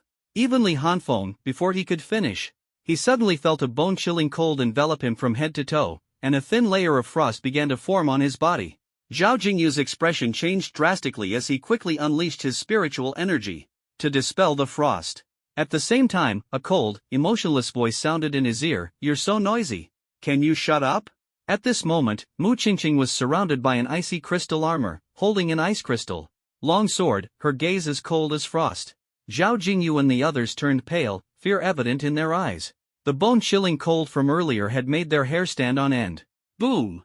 Boom! Boom! Violent clashes erupted from downstairs as the chaotic battle had already begun. Li Hanfeng swung the wooden sword in his hand lightly and said softly, "Let's begin. I'm getting tired of these people too." As he finished speaking, his eyes slowly rotated, his pupils turning blood-red, with 3 black tomos spinning within them. Wang Zhan remained silent, a layer of scarlet light emanating from his body. With a single step, he instantly charged toward Zhao Jingyu, fiercely slashing down with the wooden sword in his hand. "Attack together!" Zhao Jingyu shouted, also rushing directly at Wang Zhan. Boom! Everyone's aura erupted, and the battle on the 9th floor instantly ignited. Meanwhile, in the spacious monitoring room, a giant screen displayed the battle situations on each floor. Vermilion Bird Academy mentor Tang Xin spoke, "Is it really okay to restrict Li Hanfeng and that Morome girl like this? After all, they're facing over 200 people." Lan Yu responded indifferently, "It's fine. This way, we can observe more, and they'll gain more afterward. The magic martial world has always been about fairness." The other mentors nodded without saying much. This was the survival rule of magic martial arts. Beside them, Lan Jirua smiled and said, Isn't this harsh enough? Should we increase the difficulty?" Lan Yu raised an eyebrow, and the other mentors were slightly taken aback. "It seems you have great confidence in Li Hanfeng?" Lan Yu asked calmly. "Of course, he's the student I chose." At this moment, on the 9th floor of the training building, Breath of Thunder third form gathering mosquitoes into thunder. Golden ripples spread out accompanied by the buzzing sound of mosquitoes. Bang! Bang! Bang! Several people surrounding Li Hanfeng cried out in pain, flying backward, their bodies covered in bruises. Li Hanfeng's goal was merely to defeat them, not to kill, so he deliberately avoided vital areas in his attacks. Even with a wooden sword, striking vital points could be fatal. He glanced at Wang Zhan and Morong Qingying, Although Wang Zhan's body was covered in bruises and wounds, these were injuries he had deliberately endured, exchanged for an even fiercer offensive. His entire body was shrouded in a scarlet blood glow, and the air seemed to explode with each swing of his wooden sword. Morong Qingying appeared much calmer. The 3-meter radius around her seemed to transform into a world of ice and snow. Anyone who approached would feel their body stiffen, their movements slow, and over time, even begin to freeze. All ranged attacks were blocked by 2 3-meter-high ice shields in front of her. She wielded an ice crystal longsword with agile movements, weaving through the crowd. The ice sword occasionally left a trail of blood, but she never targeted vital areas, only rendering her opponents incapable of fighting. No longer paying attention to the Scarlet Sharingan gently rotated, and in the next moment, locked onto Zhao Jingyu. Zzzzz, the wooden sword in Li Hanfeng's hand emitted a piercing screech, instantly enveloped in dense black lightning. Annoying fly. I won't hold back this time. A streak of golden black lightning suddenly flashed across the scene. In the blink of an eye, Li Hanfeng's figure disappeared, and Zhao Jingyu's hair stood on end. Sensing an extremely dangerous aura, he didn't hesitate to channel his spiritual energy, enveloping himself in a metallic sheen. This was a layer of armor condensed from gold elements, similar to the ice crystal armor on Morong Qingying. At the same time, his right hand transformed into a blade, his arm covered in gold elements resembling a gleaming metal sword. But in the next moment, slash! A wooden sword covered in black lightning directly cleaved through his elemental armor, slicing across his chest and leaving a gruesome wound. The speed was too fast, Zhao Jingyu couldn't react in time, and his chest was already slashed open. Lightning coursed through his body, the burning and paralyzing sensation causing him to cry out in pain, unable to move. Ah! With a scream, Zhao Jingyu was kicked away by Li Hanfeng. A peak 4th tier Transcendent, unless their abilities far surpass, would find it difficult to effectively counter Li Hanfeng's intense burst attacks. After all, Li Hanfeng's specialty lies in instantaneous explosive strikes, and his opponent is a tier lower than him. However, Li Hanfeng wasn't having an easy time either. As soon as he appeared, countless attacks bombarded him: elemental, enhancement, transformation types, ranged and close-range attacks intertwined, creating a dense assault that left Li Hanfeng unable to counterattack for a short time, forcing him to evade temporarily. Fortunately, his speed was fast, and with the aid of the Sharingan, he managed to avoid injury for the moment. Despite their numbers, these new recruits quickly exposed their weaknesses. Coming from different places and barely knowing each other, they had hastily joined forces without understanding each other's abilities, resulting in no coordination. Essentially, they were divided into 3 groups, relying on their numerical advantage to launch a disorganized siege, with each fighting independently, making their attacks less threatening. If they had the kind of seamless coordination seen in the city guard, Li Hanfeng and his 2 companions might have suffered greatly. Even so, Li Hanfeng still felt uneasy. These attacks were not targeting vital points, and transcendent beings possess extraordinary vitality and recovery abilities. So far, only about 30 had fallen. Especially those of the enhancement and transformation types, whose physical advantages were evident. Ordinary attacks could hardly render them completely incapacitated, and even if they fell, they could quickly get back up. Li Hanfeng and his companions were different, though. Although they only had minor injuries, except for Wang Zhan, this was under the condition of abundant spiritual energy. Once their spiritual energy was depleted, their bodies would grow fatigued, and their speed, strength, and neural responses would significantly decline. In this confined space, they could only endure the attacks head-on, making evasion difficult. Moreover, the wooden sword had a low spiritual energy utilization rate, wasting a large amount of energy to unleash sufficient power. If the situation dragged on, it would be extremely disadvantageous for them. To make matters worse, Li Hanfeng noticed that these people's spiritual energy reserves and recovery speed were astonishing, and the main attacker's strength far exceeded that of ordinary same-tier magic. Martial arts freshman. Realizing this, Li Hanfeng's scarlet pupils slightly rotated, his body flickered with dazzling gold-black arcs of electricity, and he swung his wooden sword. Thunder breathing, second form rice soul. 5 horseshoe-shaped gold-black lightning bolts instantly spread out, forcing several attackers to retreat. But it wasn't enough. He changed his breathing, and white mist swirled around his mouth. Thunder breathing, 3rd form, gathering mosquitoes into thunder. Black gold electric ripples rapidly spread out like circular blades, halting the advancing enemies. Seeing them distance themselves from him, Li Hanfeng's gaze sharpened, and his breathing changed again. Thunder breathing, fourth form, distant thunder. Intense gold-black electric light enveloped his entire body, then released countless arcs of electricity in all directions. Many were caught off guard and struck by the lightning, their bodies stiffening and freezing in place.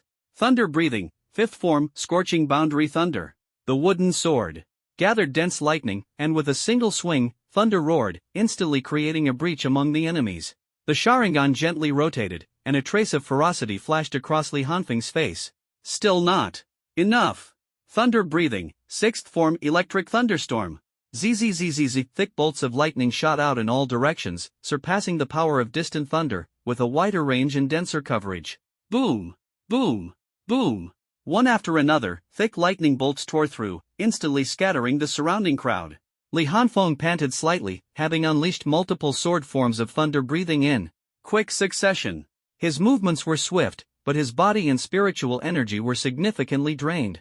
However, he had achieved his goal. In the scarlet pupils, 3 pitch-black tomo spun wildly. Found you. Taking advantage of the gap as the crowd was forced back, he quickly formed hand seals with both hands. Genjutsu, art of darkness. Spiritual energy surged, and darkness as thick as ink spread rapidly from behind Li Hanfeng like a bottomless abyss. In no time, the surrounding crowd was swallowed by this dark abyss, and the scene erupted in screams. What's going on? I can't see anything. Me neither. What kind of skill is this? Is it a special type? Ah, I'm on your side. Don't attack me. The battlefield where Li Hanfeng stood instantly descended into chaos. The space was already small, and the attackers were very close to him. Suddenly losing their sight, many panicked and collided with each other. In their tension, some even began to accidentally injure their teammates, throwing the situation into disarray. But Li Hanfeng's target was clear. He continuously slashed through the crowd with his sword, breaking their encirclement. His Sharingan had already spotted the dozen or so figures hidden behind the crowd. These individuals were cloaked in a special power, their forms concealed, emitting no spiritual energy fluctuations. They were the support-type extraordinaries hiding in the shadows. Initially, Li Hanfeng's view was blocked by the attacking crowd, preventing him from noticing their positions. But once exposed to the Sharingan, all disguises became ineffective unless there was no spiritual energy flowing within their bodies. Li Hanfeng stepped forward, his body leaning slightly, and as he exhaled, white mist escaped from the corner of his mouth. Breath of thunder, first form, thunderclap and flash eightfold. Swish, swish, swish. Li Hanfeng transformed into a streak of golden black lightning, instantly tearing through the crowd's defenses. With a few flashes, he reached the support-type extraordinaries. His speed was so fast it dazzled the eye, and his figure appeared before more than 10 people. These support-type extraordinaries were shocked and tried to counterattack in panic. But their attack power was weak, and they hadn't expected Li Hanfeng to discover them. Their counterattacks were nothing more than futile resistance. Swish! Li Hanfeng's figure once again transformed into lightning and disappeared. Bang, bang, bang. A series of muffled sounds echoed as several people were sent flying by Li Hanfeng. Because support types have weaker constitutions, Li Hanfeng don't let him attack the support class. Li Hanfeng's eyes shifted, his scarlet pupils locking onto the man who had spoken. The man suddenly felt a pair of scarlet eyes glaring at him intensely, followed by unbearable pain throughout his body. Illusion technique, phantom shackles. The scene changed abruptly. He felt as if he were being stared down by a massive scarlet eye, his joints nailed to stone pillars, trembling in agony. Thud! The man collapsed to his knees, his gaze hollow, as if his soul had left his body, completely unresponsive. Those around him were stunned by the sight. Just one look can render someone powerless? A trace of fear crept into their hearts. Seizing the opportunity, Li Hanfeng transformed into a flash of lightning and instantly charged into the ranks of the support class extraordinaries. Breath of thunder, second form, rice soul. Breath of thunder, third form, gathering mosquitoes into thunder. Breath of thunder, sixth form, electric thunder roar. Within mere breaths, Li Hanfeng unleashed several wide-range sword attacks, instantly covering the remaining 7 or 8 support class freshmen. Bang! Bang! Bang! They barely had time to react before being struck down by Li Hanfeng, collapsing unconscious to the ground. At this moment, the others began attacking frantically. Boom! Boom! Boom! Various elemental attacks came at him in succession. Li Hanfeng, slightly out of breath, nimbly dodged the onslaught. The attacks hit the walls, producing deafening booms, but were quickly absorbed by a layer of earth-colored light, causing no damage at all. Just as Li Hanfeng was dodging the attacks, a sharp aura suddenly came from behind him. Without hesitation, he erupted with violent black lightning, which spread out fiercely in all directions. Chidori stream. Zzzzz within a 5-meter radius around Li Hanfeng, it was as if a high-voltage black electric grid had enveloped the area. The piercing sound of electricity was deafening, sending chills down everyone's spine. In that instant, he felt the attack from behind retreat, and he turned to look. Zhao Jingyu. Li Hanfeng narrowed his eyes, recognizing the person who had just tried to ambush him. Looks like his injuries have already been healed by the support class, and now he wants to launch a sneak attack? Veins bulging on his arm, Li Hanfeng forcefully hurled the wooden sword in his hand toward Zhao Jingyu. Whoosh! The wooden sword shot through the air like an arrow toward Zhao Jingyu. But the latter was prepared.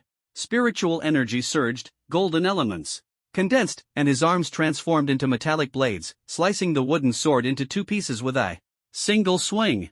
He then swiftly merged into the crowd, disappearing from sight, waiting for another opportunity. However, he hadn't anticipated that a pair of scarlet pupils would be fixed on him, leaving him with no place to hide. Li Hanfeng's figure flickered continuously, ensuring Zhao Jingyu remained within his line of sight. At the same time, his right hand gathered intense, violent black lightning. Zzzzz the Sharingan spun wildly as Li Hanfeng raised his lightning-charged right hand, aiming at the elusive Zhou Jingyu. Chidori sharp spear. Whoosh! A black pillar of light, formed from condensed lightning, shot out from Li Hanfeng's palm at lightning speed. Zhao Jingyu's pupils contracted sharply, he hadn't expected Li Hanfeng to have such a move. Even more shocking was that, despite hiding among the crowd, Li Hanfeng could instantly pinpoint his location and launch such a swift and fierce attack. Without hesitation, Zhao Jingyu's body was immediately covered in golden armor.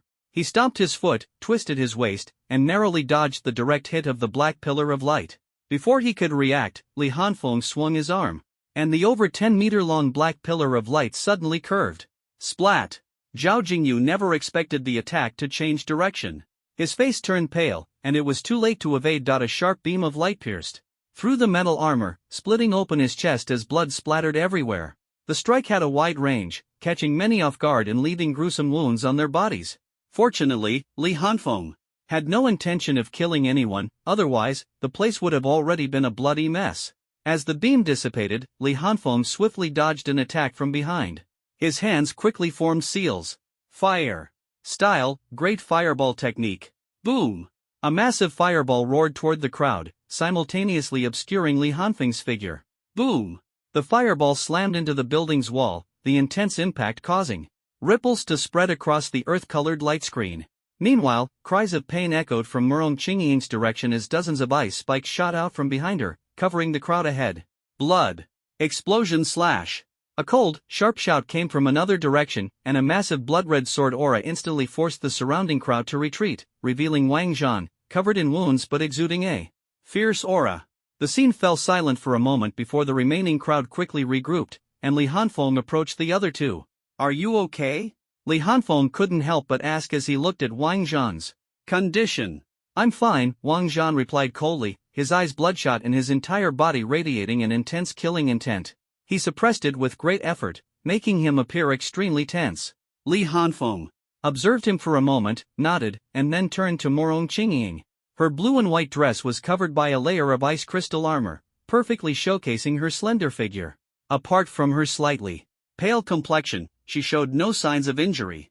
Li Hanfeng then scanned the regrouped crowd, estimating that about 100 of them still had combat capabilities. Without support, their fighting strength had clearly diminished, and their injuries were not recovering quickly. There were far more people lying on the ground than standing. After a brief standoff, someone in the crowd spoke up. Li Hanfeng, after fighting for so long, how much spiritual energy do you guys have left? We still have over 100 people here. The speaker was one of the few peak 4th-tier individuals who had been following Zhao Jingyu closely. He appeared aggressive, but in reality, he was panicking inside, trying to bolster his own courage. Li Hanfeng's lips curled into a slight smile. Although the three of them had indeed lost a significant amount of energy, taking down the people in front of them shouldn't be too difficult. Having observed the city guards battle earlier, Li Hanfeng had initially been quite wary of these people working together.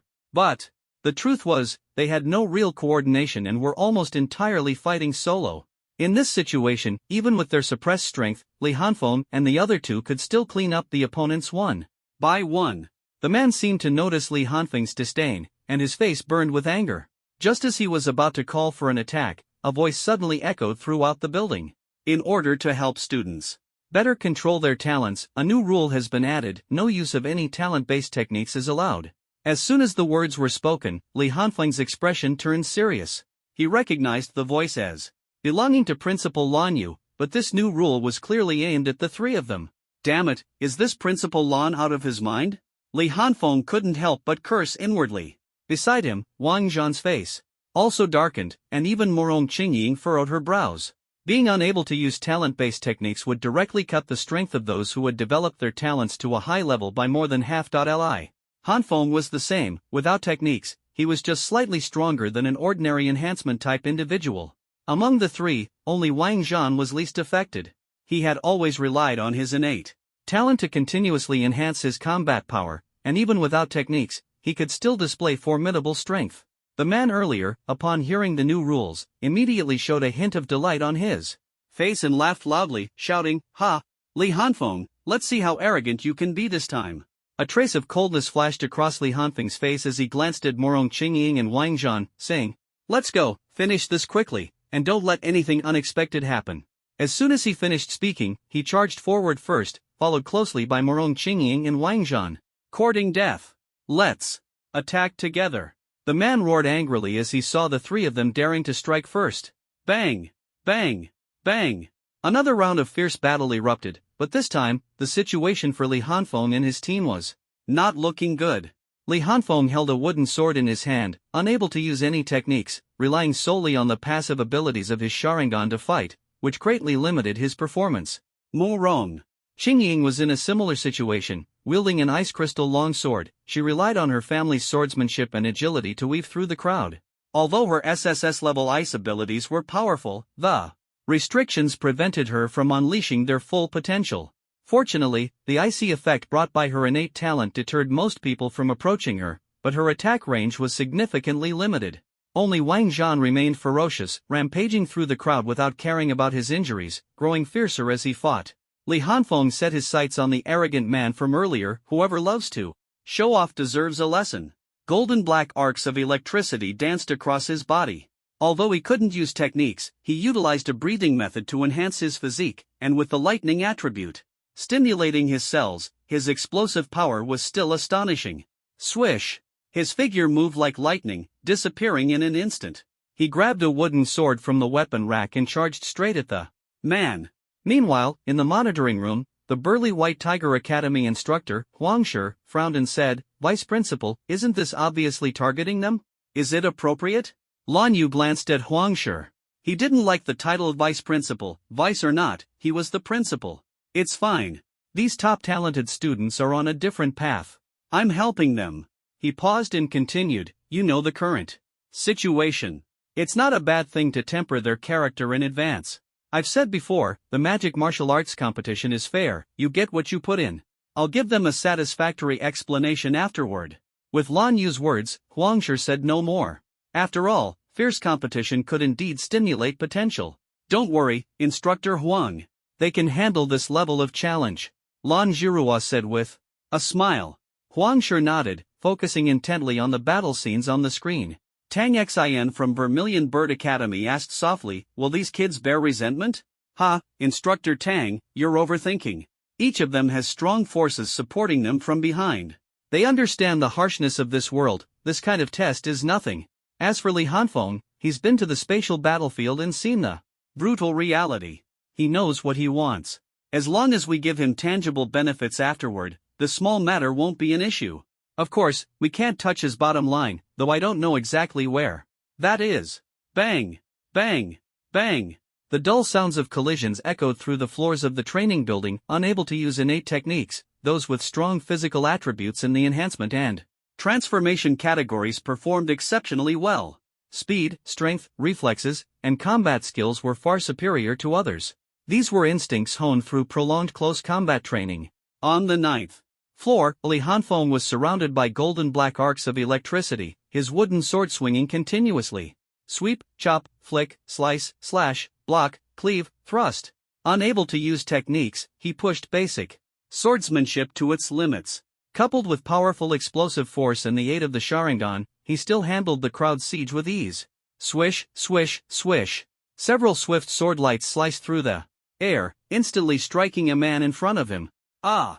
The man cried out in pain, his body flying backward, covered in bluish-purple bruises, with fractures in his left leg and right arm, completely unable to stand. This was the same person who had been provoking Li Hanfeng earlier.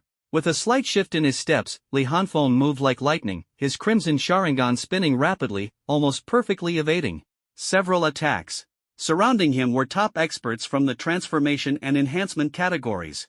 With so many people attacking, if not for the Sharingan's assistance, he would likely have been seriously injured. At this moment, only 50 or so people, including Li Hanfeng and his companions, remained standing on the flat floor. Swish! Li Hanfeng darted forward, quickly approaching Morong Qingying and Wang Zhan. The three formed a triangular formation, standing back to face the attacking crowd. Still holding up? Li Hanfeng asked in a low voice. A flash of killing intent appeared in Wang Zhan's eyes as he coldly replied, "No problem." His injuries were more severe, with overlapping bluish-purple bruises and claw marks on his body, clearly the work of a transformation category extraordinary. Yet these wounds only seemed to amplify his aura. Morong Qingying did not respond, her face slightly pale but her expression remained calm. However, the ice crystal armor on her body was covered in fine cracks, evidently having endured frequent attacks, with the repair speed unable to keep up with the damage. Li Hanfeng glanced at the two, confirming they still had spiritual energy within them, and nodded, "Then let's speed things up. I have a bad feeling, it's best to end this as soon as possible." As soon as he finished speaking, Lan Yu's voice echoed throughout the building again. To train students' combat abilities in a no spiritual energy state, a new rule has been added: the use of spiritual energy and innate abilities is prohibited. Just as Li Hanfeng was about to charge forward, his body suddenly froze, and he clenched his teeth. He was now certain that not only were they being targeted by the students, but the school authorities were also keeping a close eye on them. The surrounding people collectively breathed a sigh of relief. Under the previous circumstances, their chances of losing were too high. These three were simply too strong. Even with various restrictions, they were still clearly superior. If they lost, it would be a huge blow to their reputation. 300 people defeated by just 3, and the opponents were freshmen no less. How could they continue in the martial arts world after that? They would likely be brought up as a joke from time to time. The new rule greatly boosted their confidence. Without the support of spiritual energy, no matter how strong the opponents were, their abilities would be limited. Now it was a contest of physical attributes, combat awareness, and skills. Although the three were stronger, they were up against 50 people. Moreover, one of the opponents was an extraordinary of the elemental category. How good could they be? In close combat? They refused to believe the opponents could turn the tables. Such a scenario was absolutely impossible and must not happen. Let's not forget, the instructors were watching them closely. Without hesitation, the 50-plus individuals slowly closed in on the three, ready to launch an attack at any moment. Li Hanfeng and the other two had heavy expressions on their faces. It was the first time they had shown such an expression from beginning to end. Wang Zhan gritted his teeth, his eyes flashing with a blood-red light. "Then let's give it a try." As soon as he finished speaking, he charged forward, his wooden greatsword slicing through the air, shaking the surroundings, and slashing fiercely at the enemy. A trace of ruthlessness flashed in Li Hanfeng's eyes as he shouted to Morong Qingying to maintain formation, then quickly charged forward. Morong Qingying put away her armor and long sword, and with a wave of her hand, a wooden sword flew into her grasp. Her steps were light, and her figure floated forward like the wind. A new round of battle erupted, pure close combat without the aid of spiritual energy or dazzling talents, only the clash of blades and the exchange of fists and kicks. Under such circumstances, Li Hanfeng and the other two quickly fell into a disadvantage. Without any enhancements, Li Hanfeng's physical condition was only about the same as an ordinary S-class reinforcement type. Although his experience and awareness were superior, these advantages were almost negligible when faced with a numerical disadvantage. Soon, Li Hanfeng's body was covered with numerous wounds, some caused by fists and others by wooden weapons. Wang Zhan's situation was also grim. he was already injured, and while his talent could help him endure injuries, it was now unusable, causing his movements to slow due to the pain. Fortunately, he was accustomed to trading injuries for injuries, so he could still hold on for the time being. Morong Qingying's situation was even worse. Although her agility was outstanding, being surrounded in a confined space limited her performance. She inevitably suffered numerous attacks, and as an extraordinary elementalist, her weakness was immediately exposed. Without the support of spiritual energy, she was beaten until her face turned pale, with a trace of blood at the corner of her mouth, clearly injured. Li Hanfeng noticed Morong Qingying's condition, and a flash of red light appeared in his eyes. He quickly scanned the surrounding crowd, his face darkening. There were still about 30 opponents, but they were already on the verge of collapse. Gritting his teeth, Li Hanfeng grabbed Morong Qingying's arm and pulled her between himself and Wang Zhan, saying, "Stay behind us and strike when you see an opportunity.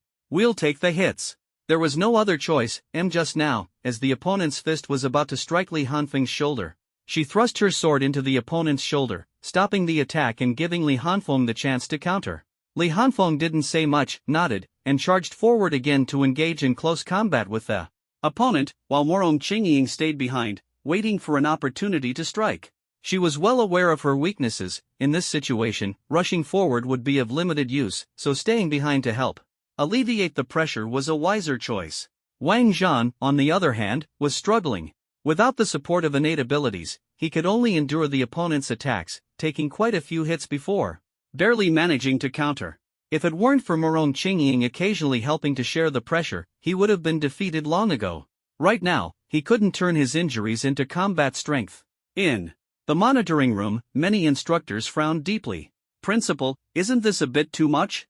Xuanwu Academy instructor Fang Shishan asked in a deep voice. He knew the principal had a purpose, but he felt the targeting was too obvious this time. Other instructors also frowned, looking at Vice Principal Lan Yu, while even Lan Jirua furrowed her brows slightly without saying a word. Lan Yu stared at the battle scenes on the large screen and spoke calmly. "At first, I just wanted the top students to feel some pressure. I didn't expect their strength to be even greater than anticipated. Their combat awareness and skills are outstanding." Fang Shishan frowned and said, "So you're targeting them?" Lan Yu ignored the dissatisfaction and replied in a calm voice, "I've come up with a new idea, establishing a role model." Upon hearing this, the instructors frowned even more, momentarily unable to grasp the meaning, while only Lan Jirua's brows relaxed, and a smile appeared on her lips. Lan Yu glanced at everyone and continued, "You might think this is excessive, but if we don't impose restrictions, these top students might easily defeat a large group of freshmen. You've all seen the college entrance examination arena, you're aware of the strength of the Morong family's girl. Combined with the cooperation of Li Hanfeng and Wang Zhan, defeating this group of uncoordinated freshmen wouldn't be difficult. But this would only lead to intense jealousy among the freshmen, jealousy of their backgrounds, talents, and better resources. Those with good character and strong will might strive to improve, but the majority could fall into negativity and never recover. As instructors, isn't it our responsibility to guide them onto the right path?" Fang Shishan fell silent, gradually understanding Lan Yu's intention to let the freshmen feel the gap, but not to completely crush them. Lan Yu paused and continued, "If, under restrictions that prevent the use of innate techniques, abilities, or even spiritual energy, they still lose, what do you think will happen?" Upon hearing this, a glimmer of understanding flashed in the eyes of many instructors, though concern quickly returned to their faces. Fang Shishan had already grasped the principal's intention. Without restrictions, those who lose often attribute it to the opponent's better family background, superior talent, and richer resources, even harboring jealousy, thinking, "If only I had their background and talent, how great would that be?" They always find various excuses to absolve themselves. But what if everyone couldn't rely on talent and charisma, and still lost? Losing one-on-one might not be a big deal, but when over 200 people lose to just 3, the sense of humiliation is unimaginable. When there are no excuses to be found, this humiliation will deeply sting their pride. These are teenagers around 17 or 18 years old, the age when self-esteem is at its peak. Such a failure will completely ignite their fighting spirit. They will work desperately hard, strive to become stronger, and do whatever it takes to catch up to or even surpass those who defeated them. By then, with just a little guidance, Li Hanfeng, who has no background, will naturally become the role model for the freshmen, the target they aim to chase. That's right, Li Hanfeng. The top scorer of the martial arts exam with no background is the best candidate to become the benchmark. However, this also means that Li Hanfeng might face immense pressure and responsibility. As someone who is just enrolled and doesn't yet feel a sense of belonging to magic martial, will he be willing to take on this responsibility? This is also a concern for other mentors. If students only know how to be jealous and complain without thinking about improving themselves and narrowing the gap, such individuals can be filtered out. Sorry, magic martial doesn't nurture useless people. Having understood this, Fang Shishan nodded slightly in approval. Tang Xin then asked, but will Li Hanfeng and the others? Lan Yu responded indifferently, as I said before, magic martial is about how much you give and how much you gain. If he can become the leader of the new generation, magic martial will naturally provide him with satisfactory treatment. Everyone is aware of the current situation. Time is tight, and we must ensure these young ones grow quickly. Stimulating their desire to become stronger is the prerequisite. At this moment, the battle on the 9th floor had completely ended. Li Hanfeng and the other two sat against the wall. Except for a few who stood in the corner and didn't participate, everyone else was lying on the ground. Apart from Morong Qingying, the other two were covered in injuries. Bruises, claw marks, and even fist imprints were visible on their faces. Especially Wang Zhan, who was bloodied all over, looking as if he might faint at any moment. He had reached his limit. If not for his sheer willpower, he would have collapsed long ago. Meanwhile, that infuriating voice echoed through the building once again. Now announcing, the friendship match is over. Everyone, gather at the field in 1 hour. A glint of coldness flashed in Li Hanfeng's eyes as he turned to look at the frail girl in the corner and softly said, "Hello, could I trouble you to help us with some healing?" An hour later, all the freshmen had gathered on the field. To ensure everyone arrived on time, the school arranged for senior students to provide basic treatment to those on each floor, at least ensuring they could walk on their own. After all, some were seriously injured, and many were unconscious, not just on Li Hanfeng's floor, but on other floors as well. Fortunately, they were all extraordinary individuals with decent strength, and since no one had deliberately targeted vital areas, there was no immediate danger to their lives. At this moment, 15 mentors and Vice Principal Lan Yu stood before the freshmen. Lan Yu scanned the students, who were covered in injuries and visibly weakened, and spoke in a cold voice, "Overall, your batch is fairly decent, but..."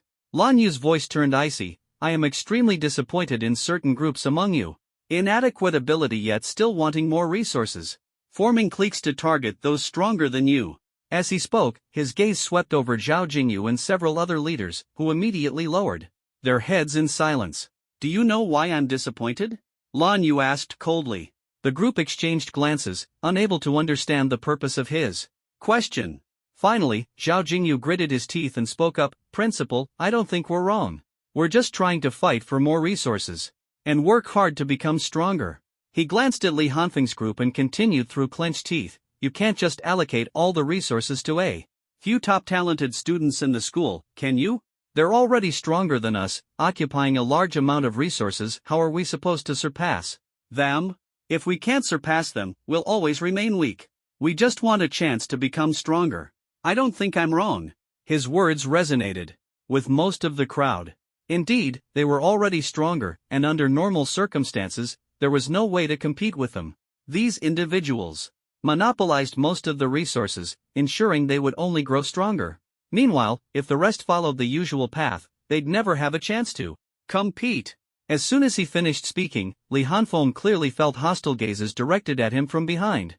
Lan Yu stared coldly at Zhao Jingyu, making the latter tense up. Suddenly, a faint smile appeared on Lan Yu's face, though it carried a chilling undertone. "Is this what all of you think?" he asked the freshman coldly. No one answered, their silence spoke for them.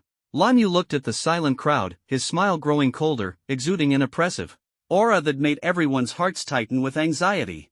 "Very well. I understand your answer now." As he spoke, he turned his gaze back to Zhao Jingyu and the others, asking indifferently, "Let me ask you again, do you know why I'm disappointed in you?"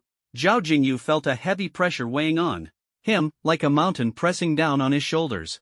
He gritted his teeth and forced himself to respond, "Please guide us, Principal." His words made the other instructors frown, not because they had an issue with Zhao Jingyu, but because they felt he had talent yet lacked intelligence. As soon as He finished speaking, Lan Yu's aura erupted, overwhelmingly powerful. Li Hanfeng and his group were forced back several steps, while the others trembled uncontrollably, as if they might collapse at any moment. Very well. Let me tell you. Lan Yu's voice was as cold as frost. Of course, you can compete. As long as it's within the rules of magic and martial arts, I have no objections to how you compete. What disappoints me is that there are nearly 300 of you, yet you couldn't defeat the 3 on the opposing side. And you're still not convinced? You actually have the audacity to talk to me about fighting for a chance to become stronger?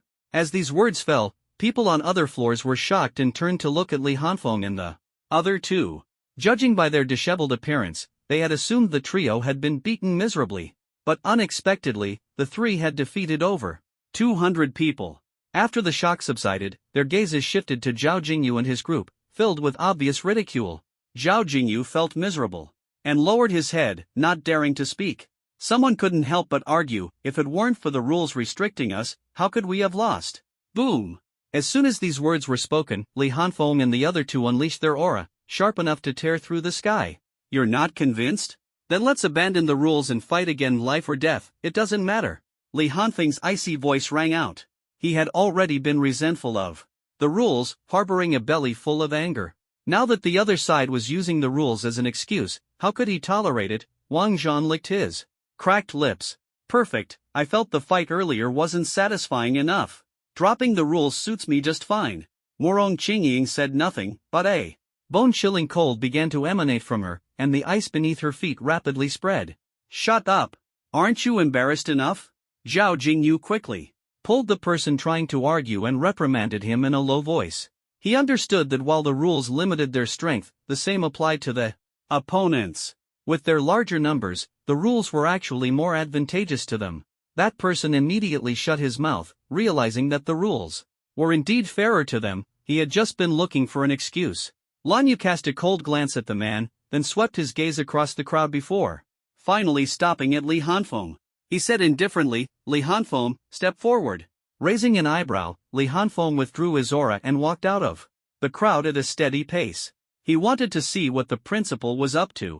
This matter required an explanation, otherwise, Li Hanfeng was deeply dissatisfied with the unfairness of the rules. The other side didn't even bother to make an excuse, claiming it was to train combat ability under spiritual energy depletion. It was simply absurd. Though he had a mild temperament, this time he was truly angry. If the other side couldn't provide a reasonable explanation, he wouldn't hesitate to leave Magic Martial.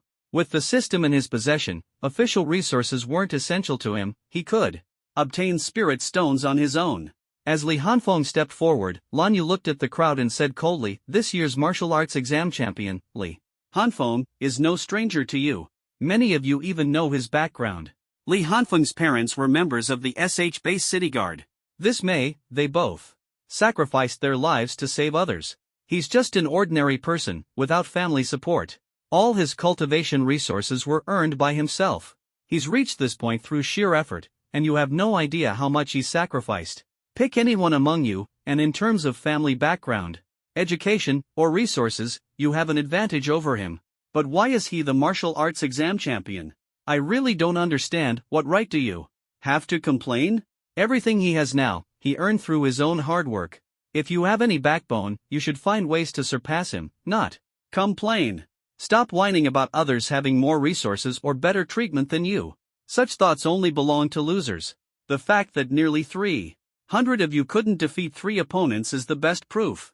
And this is under rules that favor you. If the rules were lifted, I'd be embarrassed for you. Lan Yu's words, though calm, struck a chord. Many lowered their heads, clenched their fists, and their cheeks and ears flushed faintly red. Li Hanfeng raised his eyebrows slightly, a hint of confusion in his eyes. The praise from the other side was so excessive that it made him feel a bit embarrassed. He couldn't understand this move at all. He could only listen silently. Lan Yu scanned the crowd, nodded slightly, and continued, do you feel ashamed and indignant? That's good. If that's the case, you must rise up, strive to become stronger, and prove that you're no worse than anyone else. You want to compete, don't you? Then follow Magic Martial's rules, compete openly and honorably. In the world of Magic Martial, strength is everything. As long as you're strong enough, resources and treatment will naturally follow. I've already set your target. How far you can go depends entirely on your own efforts. As his words fell, many people fixed their determined gazes on Li Hanfeng, their eyes brimming with fighting spirit. Li Hanfeng felt the burning gaze on his back, frowned slightly, and looked up at Lan Yu. Lan Yu seemed not to notice and continued, each of your student cards has 100 initial credits, and the basic monthly credits are also 100. The school will adjust your credits monthly based on your performance, with increases and deductions. These credits are resources provided by the school for free. If you want more, you can only earn them by completing tasks or making contributions. Credits can be exchanged at the logistics department for various cultivation resources and superpower weapons. 1 credit is equivalent to the value of 10 spirit stones outside.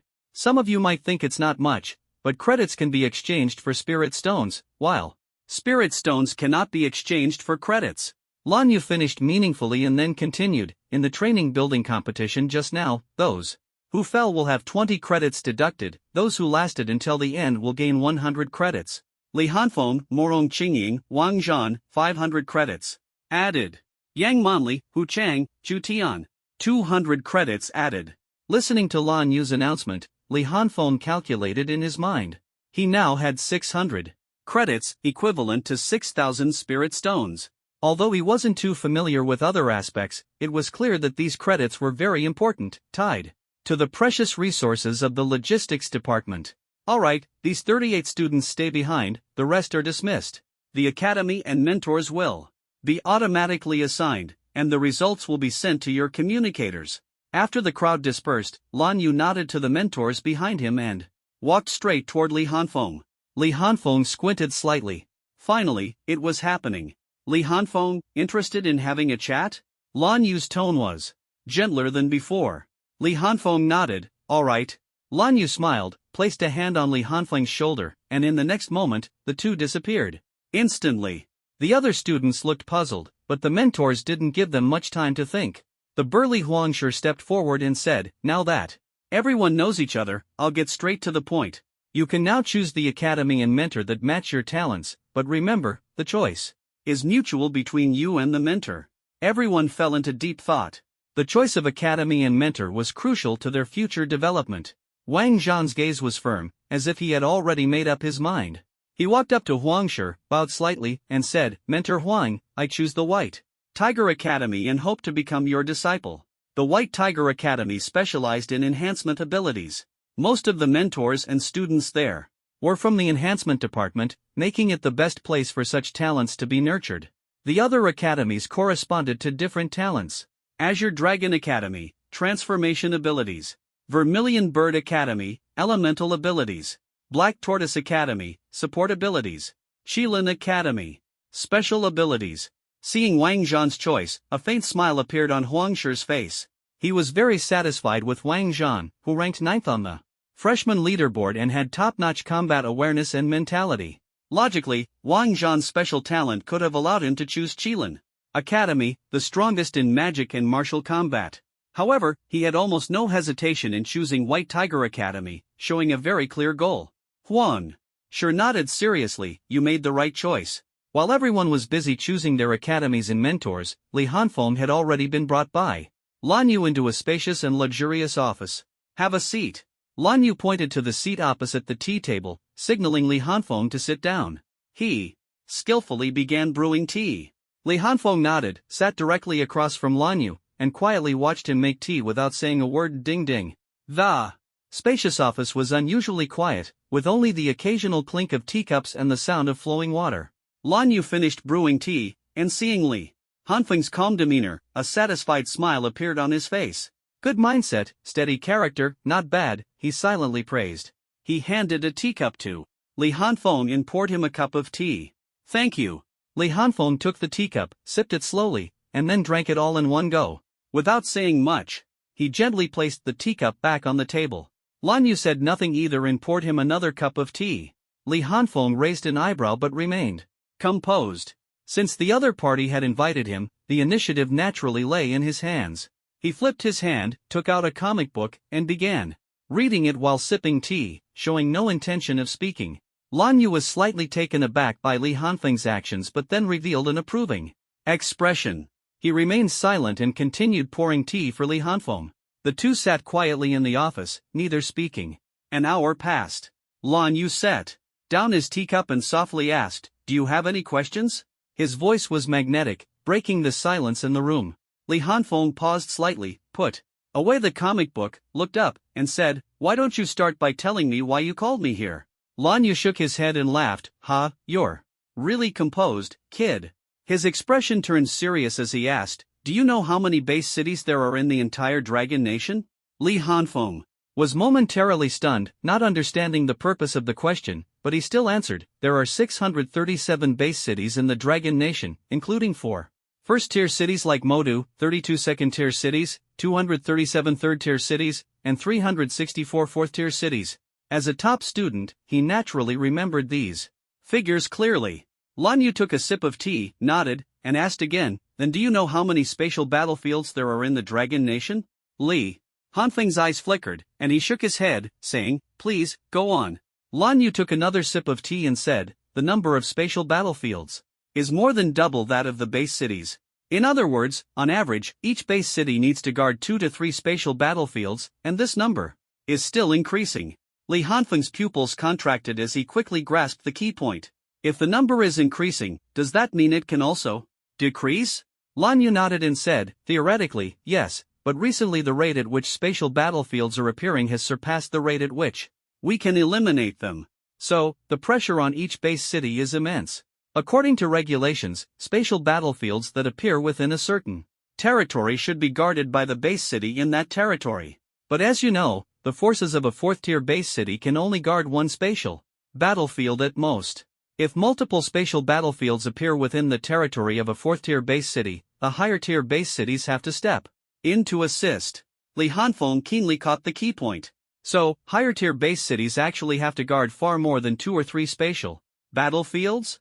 Lan Yu nodded. "That's right. Recently, our manpower has been stretched increasingly thin. If this continues, we might have to abandon some territories within 3 years. Li Hanfeng's pupils contracted, and his heart sank. He knew the situation was dire, but he hadn't expected it to have reached the point of abandoning territories. Abandoning a territory wasn't just about losing a piece of land.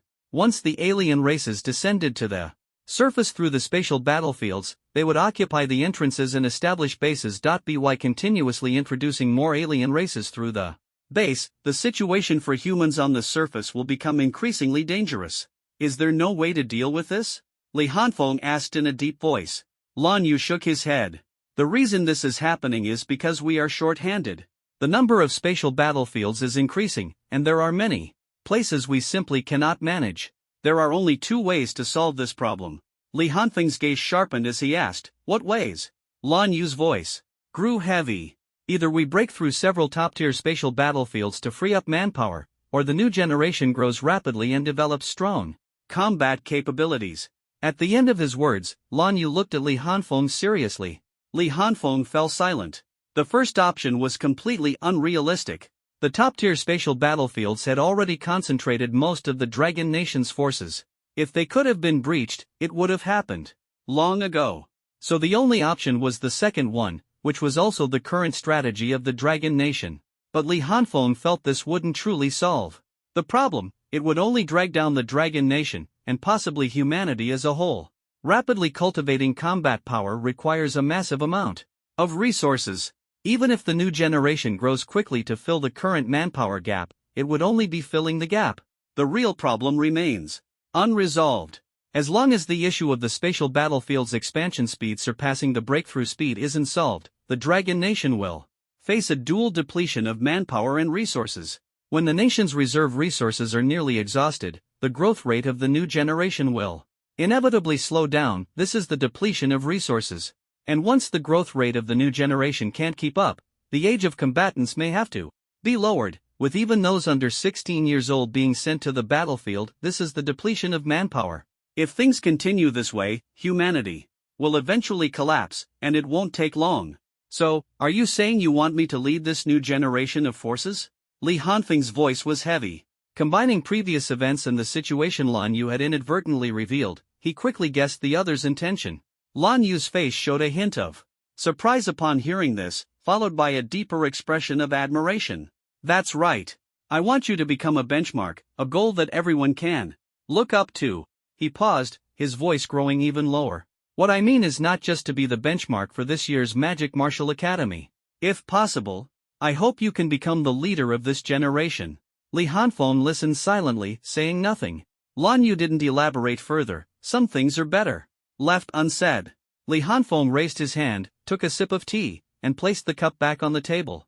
Lan Yu gently refilled tea for both of them. The two fell into silence again, slowly savoring the aroma of the tea. After a while, Li Hanfeng finished the tea in his cup and spoke softly, about the previous matter. Are you planning to give me an explanation? Lan Yu's hand, which was pouring tea, paused for a moment. He set down the teapot and looked at Li Hanfeng. Li Hanfeng met his gaze calmly. After a moment, Lan Yu's lips curved slightly, and he said, you probably already guessed the reason, and perhaps you don't want to hear it. After speaking, he stood up, walked to his desk, opened a drawer, and took out a paper document. Take a look at this. Let me know if there's anything you like. As for the previous matter, I apologize to you. Lan Yu returned to the tea table and handed the document to Li Hanfeng. Li Hanfeng didn't respond immediately. He reached out, took the document, glanced at it, and narrowed his eyes slightly. His face showed no expression as he steadily flipped through the pages, but his heart was surging with waves. Lan Yu noticed Li Hanfeng's indifferent reaction and couldn't help but feel a bit surprised. The information contained things that could greatly benefit him, yet the other party seemed uninterested. He shook his head with a wry smile, thinking to himself, keep pretending. In fact, Li Hanfeng was indeed shocked. The information was filled with various rare treasures and divine weapons. Dizang flower, after refining, it can enhance earth element abilities and help conceal one's aura.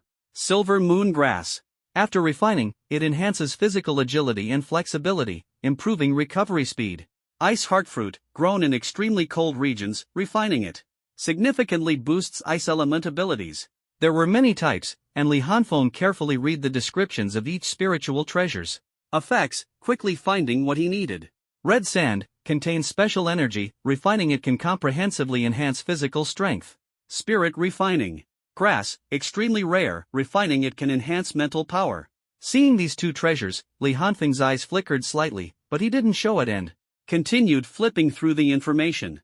When he reached the section on various powerful weapons, he closed the document. Although impressive, he already had Ryujin Jaka and didn't need them. Li Hanfeng closed the document, while Lan Yu lightly sipped his tea and asked with a smile, so, what do you think? Are you satisfied with the items from the magic martial world?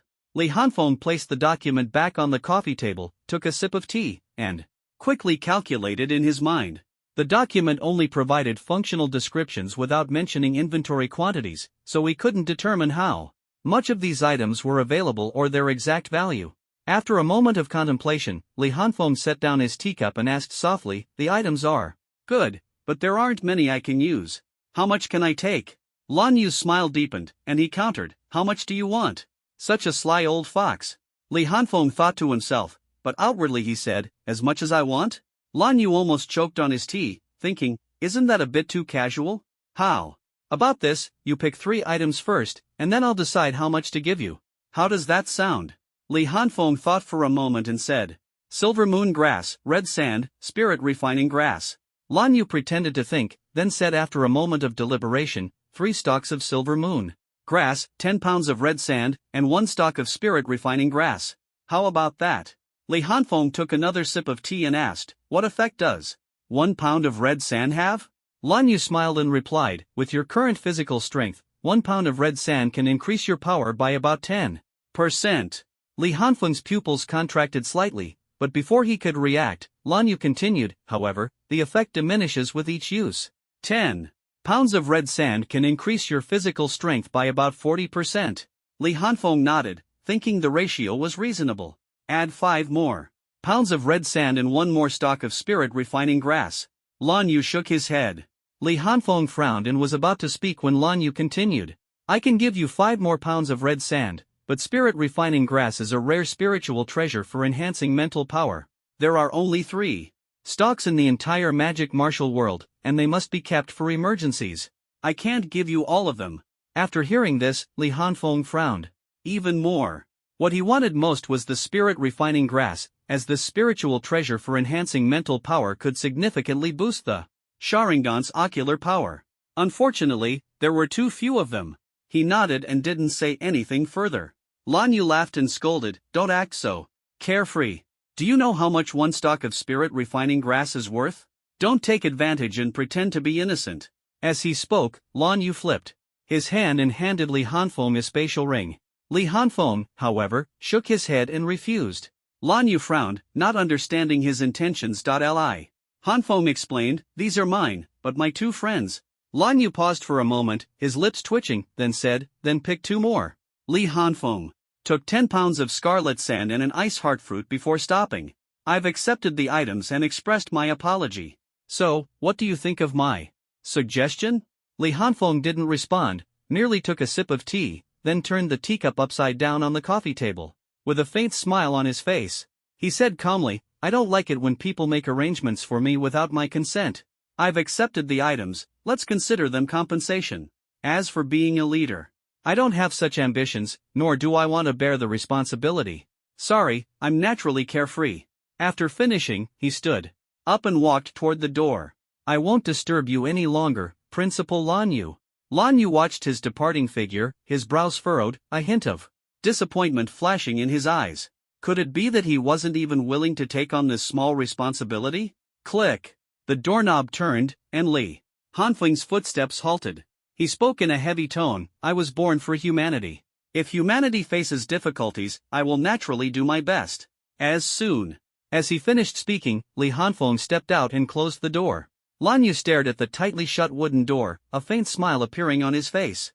"Good lad. Is this your way of saying I'm being redundant?"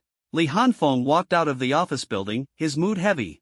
The more he understood the current situation of humanity, the more he felt an overwhelming sense of despair spreading. Carrying this feeling, he headed toward the villa area. After taking just a few steps, a seductive and magnetic voice called out, "Oh, why do you look so troubled? Didn't go well?" Li Hanfeng turned around to see a captivating figure with alluring curves suddenly appear ahead. He put away his worries and smiled faintly. "Instructor Lan, is there something you need from me?" Li Hanfeng felt grateful toward this enchanting woman before him. Although their first meeting had been somewhat unpleasant, she had indeed taken good care of him, despite her occasional emotional outbursts. Lan Jirua teased, "You ungrateful boy, do you still remember what you promised me? You've been in the spatial battlefield for so long without contacting me. Have you forgotten?" Li Hanfeng immediately explained, "How could I? I've been busy getting familiar with the new environment these past 2 days. I thought I'd naturally see you when choosing a department at the start of the semester." Lan Jirua's lips curled into a smile as she said coquettishly, "So, Li Hanfeng, are you going to choose me?" Her voice was seductive and charming, and her slender finger lightly traced her red lips, making Li Hanfeng's eyelid twitch involuntarily. "Damn, she's acting up again," he muttered to himself. Forcing a polite smile, he said, "Of course, since I promised Instructor Lan, I always keep my word." "Really? That's good. Come with me then." Lan Jirua turned and walked away. Li Hanfeng's lips twitched, but he followed her. "Instructor Lan, where are we going?" Lan Jirua turned back, "To take you to see the Qilin Institute, familiarize yourself with the environment, and explain some precautions." Li Hanfeng nodded, knowing that the Qilin Institute was the strongest department in the Magic Martial Academy. Although it had few members, it gathered the strongest and weakest extraordinary individuals from the magical martial arts world. The characteristic of the special category was that they were either terrifyingly strong or pathetically weak. "By the way, how did the discussion go?" Lan Jirua asked in a low voice. Li Hanfeng pretended not to understand. "What discussion?" Lan Jirua rolled her eyes. "Don't play dumb, spill it." Li Hanfeng stretched lazily and yawned, "I'm naturally laid back. I can't handle such a heavy task. You'd better find someone else." Lan Jirua frowned and said seriously, "The greater the ability, the greater the responsibility. You need to understand that the current situation is dire. With your talent and strength, I hope you can take on this responsibility. Every era needs new leaders, but our human race hasn't had a true pillar for a long time. If possible, I hope you can become the new pillar for Dragon Country, or even for all of humanity." Li Hanfeng's eyelids twitched slightly, and he put away his lazy expression, falling silent for a while. After a long pause, he finally spoke. You think too highly of me. Talking about being humanity's pillar, that's still far from me. Who knows if I'll lose my life in battle someday. I don't want to bear such a heavy responsibility, but, Li Hanfeng smiled, I'm part of the human race. If the time truly comes when I need to step up, I won't back down. Lan Jiruo wanted to say something but ultimately remained silent. After all, should such immense pressure really be placed on a child, who hasn't even turned 18 yet? Does it mean our generation is completely incapable? Lan Jiruo's eyes flickered, and after a moment, her face returned to its charming smile. All right, then work hard to become stronger. Our generation is still here. But, she looked into Li Hanfeng's eyes, her smile still warm. As long as you remain one of the top figures of this generation, this responsibility will eventually fall on you. Be mentally prepared. Li Hanfeng resumed his lazy demeanor, resting his hands behind his head. We'll talk about it when the time comes. Not long after, the two arrived at Qilin Academy. Lan Jiruo showed Li Hanfeng around the various classrooms, reminded him of a few things to note, introduced him to several instructors, and then took her leave. Alright, that's it for today. Your detailed class schedule will be sent to your communicator. I have something to do, so I'll be off now. With that, Lan Jiruo turned and left. Li Hanfeng watched her back, pondered for a moment, and finally shook his head. He took out his communicator and dialed a number. The call quickly connected, and Wang Zhan's voice came through. What's up? Did the principal talk to you? About something? Li Hanfeng chuckled, nothing much. Are you at school? Want to grab a meal together? Sure, see you at the usual spot, Wang Zhan agreed readily. After hanging up, Li Hanfeng dialed Morong Qingying. They had exchanged contact information during the martial arts exam. He thought he should give them the items first since they were likely still at school. The call connected, and a cool, concise voice came from the other end. What's the matter? Let's grab a meal. The location is. Li Hanfeng reported the cafeteria's location. The other side was silent for a moment before replying. All right. Then the call ended. Li Hanfeng shrugged and headed to the agreed cafeteria. Half an hour later, in a private room on the second floor of the cafeteria, Li Hanfeng arrived to find Wang Zhan already seated inside. It seemed his dorm was quite close. You're here? Wang Zhan nodded in greeting. Li Hanfeng smiled, Qingying will be coming too. I have something good for you guys. Wang Zhan was taken aback and gave him a complicated look. What good stuff? You'll find out soon enough. Li Hanfeng teased. Wang Zhan didn't press further. After the two ordered food, Morong Qingying soon entered the private room. Seeing Wang Zhan was also present, she raised her eyebrows slightly. Without saying a word, she found a place to sit down, her cold gaze falling on Li Hanfeng. Wang Zhan also turned his gaze to Li Hanfeng. Seeing this, Li Hanfeng immediately took out a jade box and a spatial ring, handing them to the two of them respectively. This is the compensation I got from the vice principal. See if you're satisfied. Hearing this, Wang Zhan's eyes lit up. He immediately took the ring in his hand, his gaze focused as he asked in surprise, red sand? Li Hanfeng nodded, that's right. Your family members recognized it at a glance. How about it? This should be useful to you, right? Wang Zhan nodded and put away the ring. Thank you. These 10 pounds of red sand are very important to me, so I won't refuse. Li Hanfeng waved his hand and then looked at Morong Qingying. Wang Zhan's gaze followed his. Morong Qingying remained expressionless as she gently opened the jade box in her hand.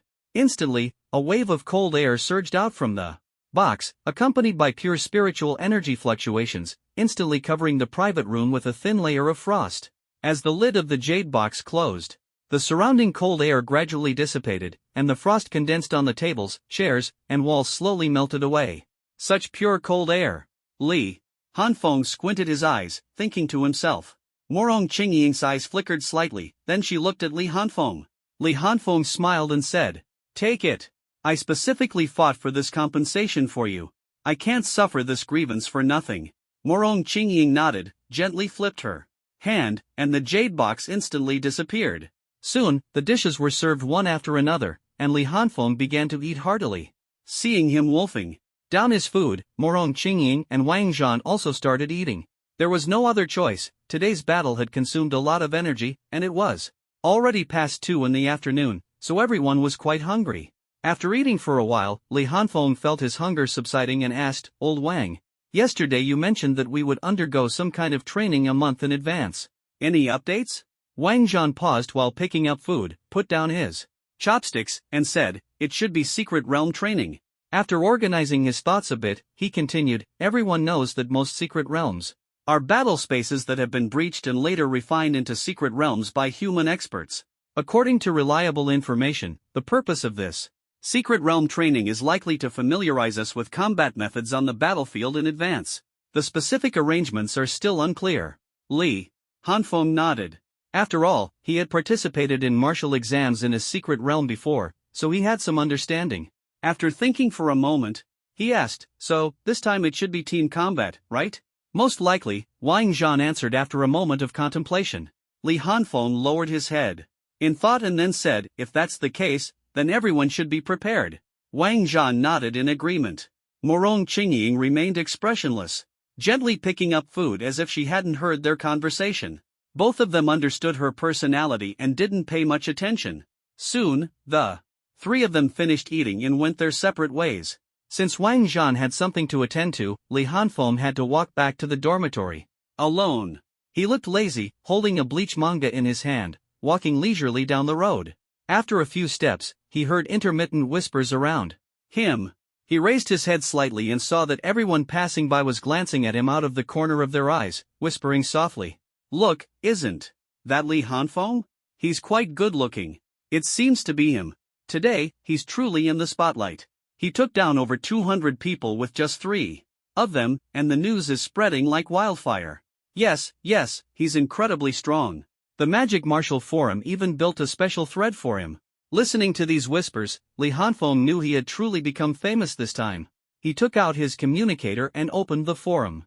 At the top of the homepage was a striking banner, Li Hanfeng standing with a wooden sword, surrounded by golden black arcs of electricity. The title read, "Step into the world of the martial exam champion Li Hanfeng and uncover the secrets of his 3 against 200 battle." Li Hanfeng thought helplessly, "Isn't this just typical clickbait?" Despite his thoughts, he couldn't resist clicking on it. After reading the content, his eyes narrowed slightly. He had to admit, the post was incredibly detailed, covering everything from the day he awakened to the morning's battle. Almost everything was included. Not only that, but there were various speculations and analyses. The post explicitly stated that Li Hanfeng had awakened a reinforcement-type talent, but displayed multiple abilities during the martial exam, such as cloning, fire-type, and lightning-type skills. Some suspected he was a second or even third-time awakener, and that he had awakened an extremely powerful special-type talent. Otherwise, it couldn't explain how he possessed so many abilities. As everyone knows, special-type abilities are bizarre and varied, so this explanation made sense. The post also mentioned that during the Beast Siege, Li Hanfeng demonstrated the ability to control enemies, which was speculated to be related to his scarlet eyes. Based on the morning's battle analysis, those red eyes possessed extremely strong insight and a charm-like effect. They could even emit a range-based blinding move, which was also suspected to be connected to those eyes. The speculation was that these eyes were part of Li Hanfeng's awakened special reinforcement type talent, belonging to bloodline enhancement. After a second or even third awakening, the level had risen from S-class to SS or even SSS class. The more Li Hanfeng read, the more his expression grew serious, his brows furrowing tightly. Wow! Is this the true strength of the martial exam champion? Not only does he have multiple talents, but each one is incredibly powerful? This is way too exaggerated. Can someone really awaken 3 times? That kind of power is just too insane. Confirmed, the thread starter must be crazy. How can they spout such nonsense? 3 awakenings? What a joke! Li Hanfeng casually glanced at the comments, then found the poster's information. When he saw the username, his face darkened. The username was, "I have a plan. It's you again. Don't let me find out who you are, or I'll make sure you regret it." He scowled, silently vowing to himself. Although he didn't know the person's identity, it was clear they had a prominent background, likely one of the top 20 students on the freshman ranking. The post even included analyses of the arena matches, which weren't accessible to just anyone though.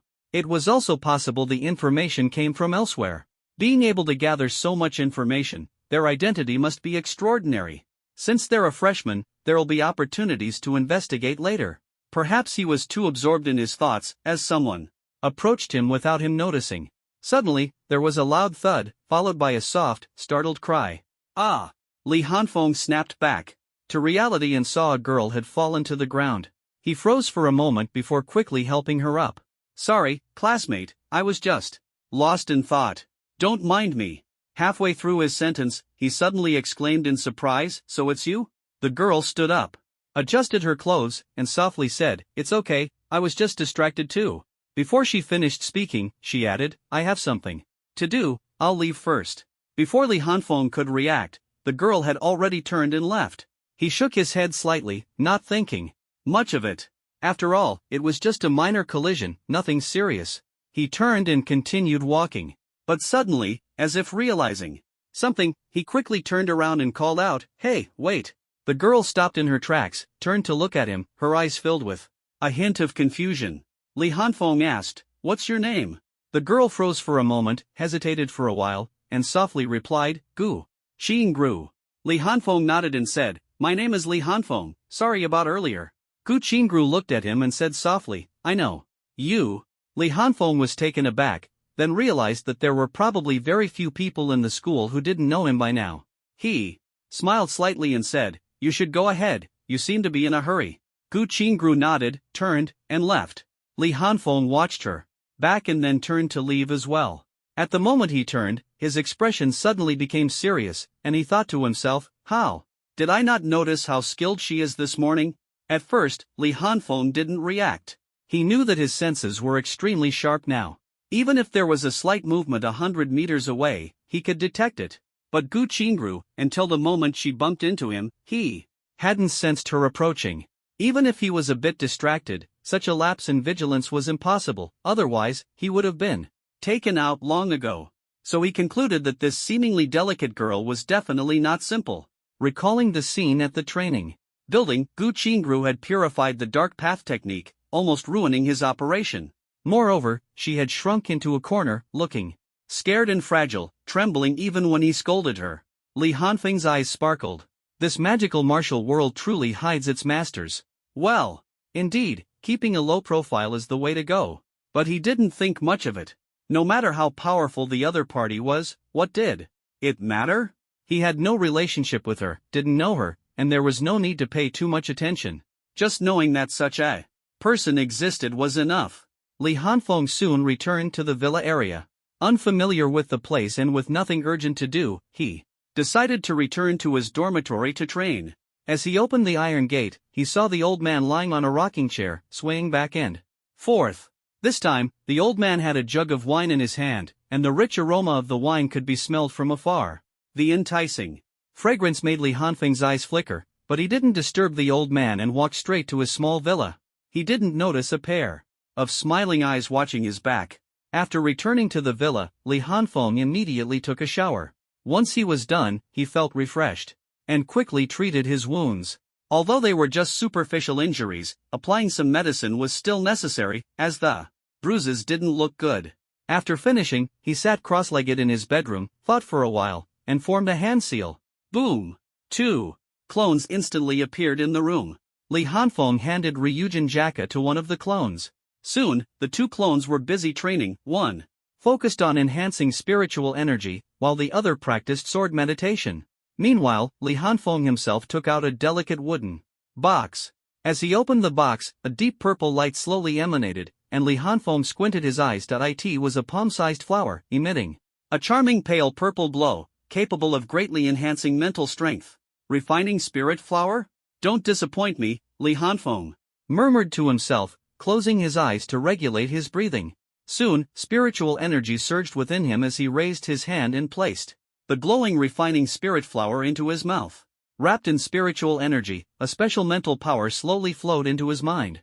Instantly, sharp pain erupted in his brain, like needles constantly piercing, causing his entire body to tremble slightly. As more and more pure mental energy poured in, the refining spirit flower gradually shrank in size. It dissolved into Li Hanfeng's body like a wisp of smoke. The initial intense pain slowly turned into a sense of euphoria, and he could clearly feel his mental strength continuously increasing. This sensation was elusive yet undeniably real. Immersed in the joy of his growing mental power, Li Hanfeng completely lost track of time. 7 p.m. Sitting cross-legged on the ground, Li Hanfeng suddenly opened his eyes. His dark pupils gradually turned crimson, with 3 black tomo-like shapes spinning within them. He stood up, his crimson pupils scanning the room before looking out the window. In the courtyard shrouded in night, mosquitoes and insects flitted about. But in Li Hanfeng's eyes, their movements seemed to slow down significantly. He could even clearly see the wings of the insects flapping frame by frame. Retracting his gaze, he touched his eyes. The effect is incredible. I don't know how much my mental strength has increased, but my visual power has at least improved by 50%.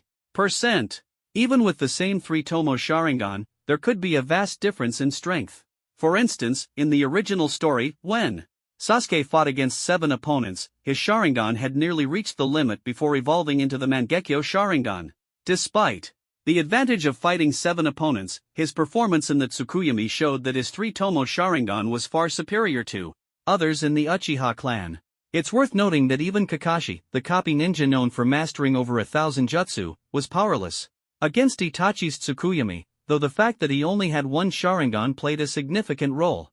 The Sharingan, known as the Eye of the Mind, is activated and evolves through intense emotions. However, Li Hanfeng had lost his parents early on, had few friends, and had rarely experienced strong emotional fluctuations. As a result, his 3 Tomo Sharingan had remained at its initial stage, only slightly improving as his strength grew. But now, Li Hanfeng could clearly feel that the power of his eyes had significantly increased. He moved his eyes slightly, then walked into the bathroom.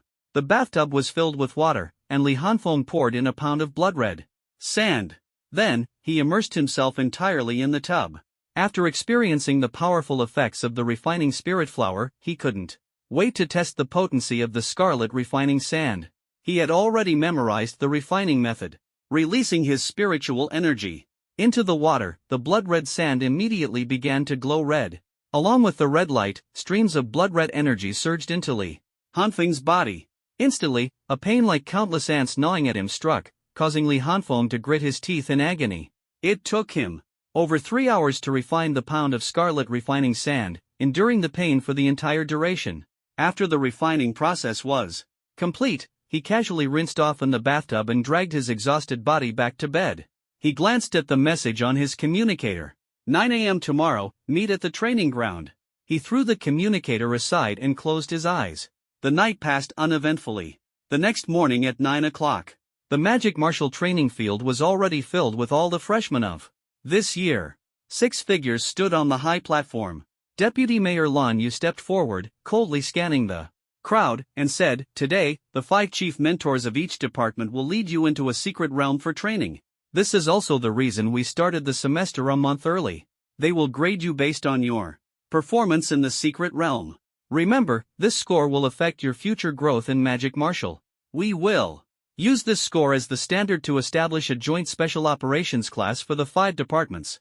He paused, his tone serious. "This class will have independent resource allocation." As soon as these words were spoken, the crowd erupted. This joint special operations class of the 5 departments, simply put, is a new class formed by selecting the top talents from this year's students. Independent resources mean more and better resources. Bringing these geniuses together is not about reducing resources but increasing them, possibly even distributing rare materials. Moreover, the newly established special operations class will undoubtedly have special arrangements in teaching and training. Such changes are definitely positive, otherwise, they would be meaningless. Although the number of admissions was not clarified, this news was already shocking enough for everyone. In short, if one could enter this special class, their strength would soon far surpass that of their peers. In the crowd, Li Hanfeng's gaze sharpened as he turned to look at Wang Zhan beside him. Wang Zhan noticed his gaze and slowly shook his head. Seeing this, Li Hanfeng had no choice but to shift his gaze to Morong Qingying. She, however, was calmly watching the stage, completely oblivious to him. Li Hanfeng felt a bit helpless. Lan Yu seemed to have anticipated everyone's reaction and calmly announced, "Prepare to enter the secret realm now. Your tasks will be explained by the chief mentors." After speaking, he nodded to the 5 figures behind him, saying, "It's up to you now." The 5 mentors nodded in response. Then, Lan Yu took out a jade stone, and spiritual energy surged around him. He squeezed it forcefully, and the jade stone instantly shattered, releasing an invisible wave that spread outward. Lan Yu's gaze sharpened as he waved his hand forward. Rip! A dark spatial passage immediately tore open before the crowd, expanding until it reached 3 meters high and then stopped. At the same time, the 5 mentors appeared one by one in front of the passage. Huangshi stepped forward and said, "Mentor Tang and Mentor Fawn will enter the passage first. Move quickly." Then he looked at Tang Xin and Fang Shishan and nodded. The two understood and stepped into the dark passage. The students in the front row quickly followed, and over 1,000 people entered the passage in an orderly manner. Li Hanfeng watched the surging crowd, calculating the significance of this special operations class in the mission. It wasn't until Wang Zhan patted him on the shoulder that he realized it was their turn. He stepped forward, following Morong Qingying, who was leading the way. Soon, the 3 of them also entered the spatial passage. After all the students had entered, Huangshi and the other 2 exchanged glances and entered the passage as well. Seeing this, Lan Yu waved his hand again, and the passage slowly closed. When Li Hanfeng opened his eyes again, he found himself in a city. Looking around, he noticed that the architectural style of the city resembled that of a border town. However, it was clearly newly built, untouched by the passage of time, and appeared to have been completed recently. The scale was much smaller, clearly built specifically for their training this time. Training in a simulated space battlefield? It seems this is going to be a tough fight, Li Hanfeng thought to himself. At this moment, Huangshi, standing on the city wall, swept his gaze over the noisy crowd below and shouted coldly, "Silence!" Their location was near the city gate, and Huangshi's sharp shout, imbued with spiritual energy, immediately quieted the crowd. All eyes turned to the city wall. Huangshi looked at the crowd and said solemnly, "This city was built specifically for your training this time. 50 kilometers outside the city walls lies the territory of the beasts and alien races. This place is modeled after a real battlefield, a small-scale space battlefield where you will experience real war firsthand. And your task is to defend this city for 1 month.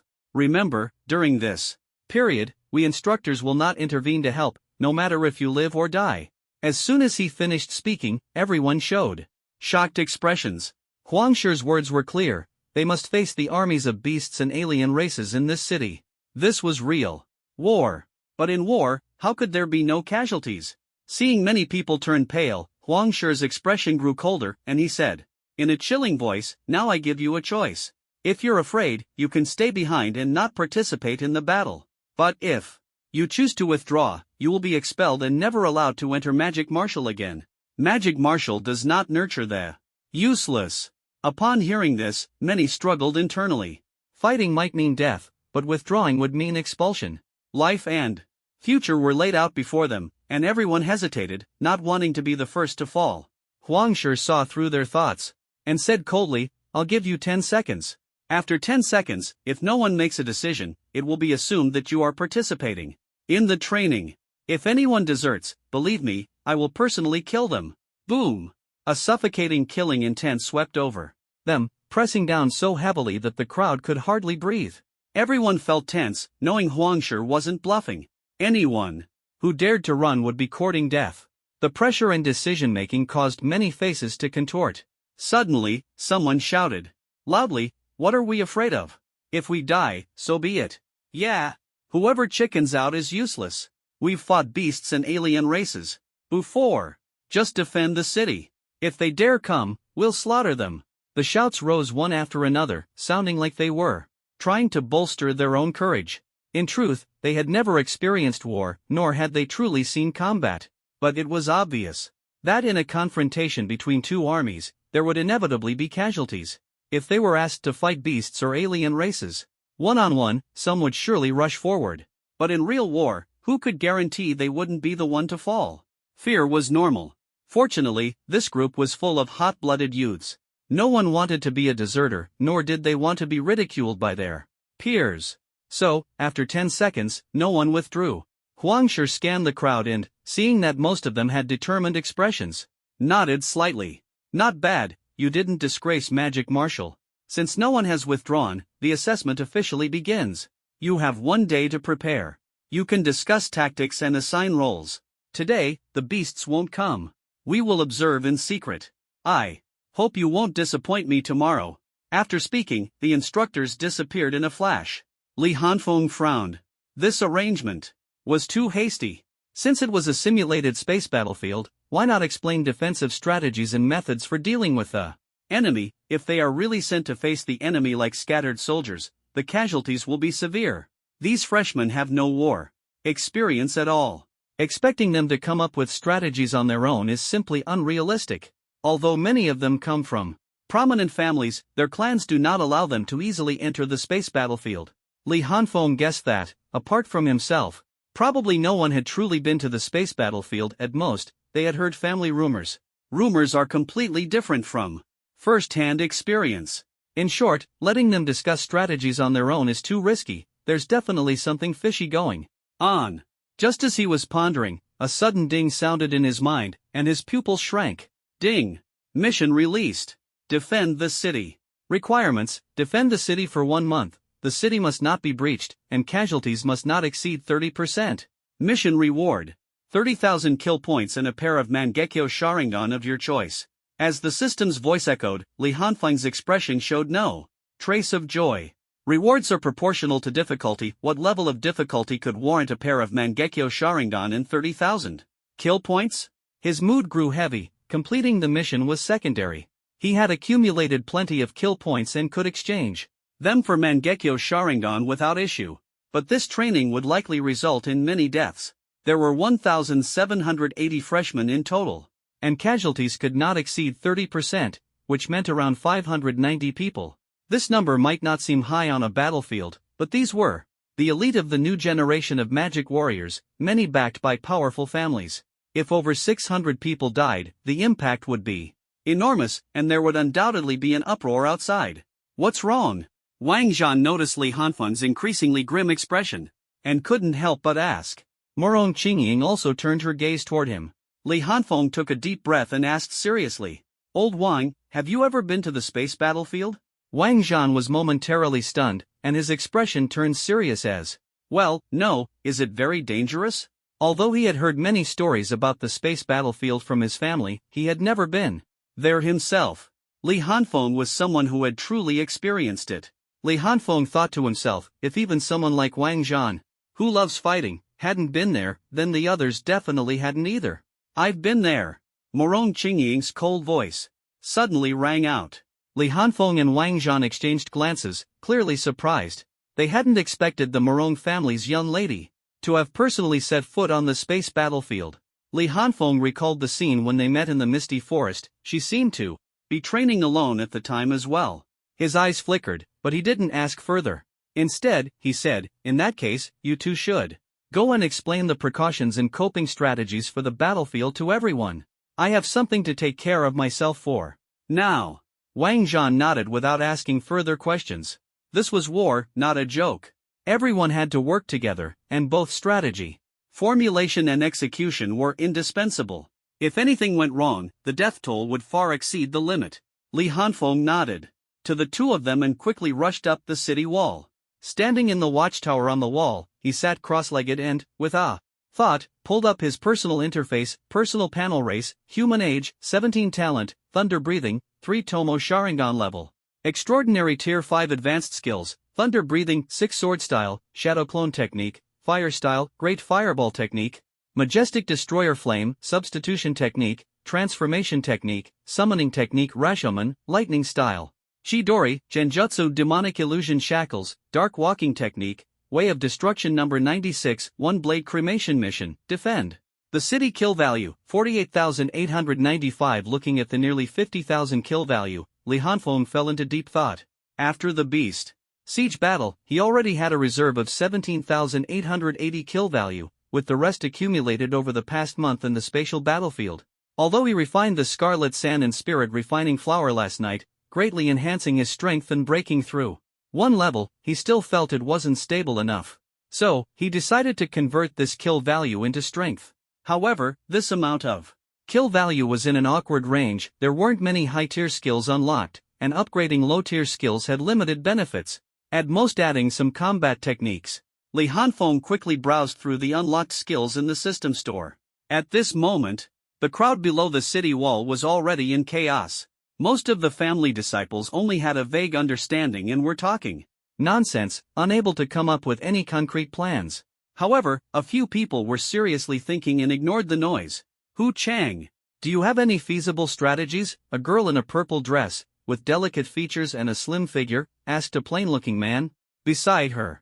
Hu Chang shook his head. I only know that the spatial battlefield has a department specifically responsible for intelligence gathering. They scout the enemy in advance, such as their race, numbers, and levels. Then they send the intelligence back to the city, and the defending army formulates battle plans based on this information. After speaking, he looked at the girl. Yang Monli, your family has significant influence. You should know something too, right? Yang Monli nodded, then shook her head. I don't know much. Besides what you mentioned, I know this department also assassinates enemy commanders to delay their offensive. Hu Chang fell silent. With just this information, it was impossible to formulate an effective plan. There was only one day left. Who should be sent to gather intelligence? Moreover, such missions were extremely dangerous. Infiltrating enemy lines could easily lead to death. At this moment, a man walked over and said, thinking alone won't help.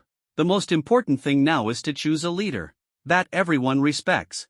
Only then can we have unified command to formulate and execute plans.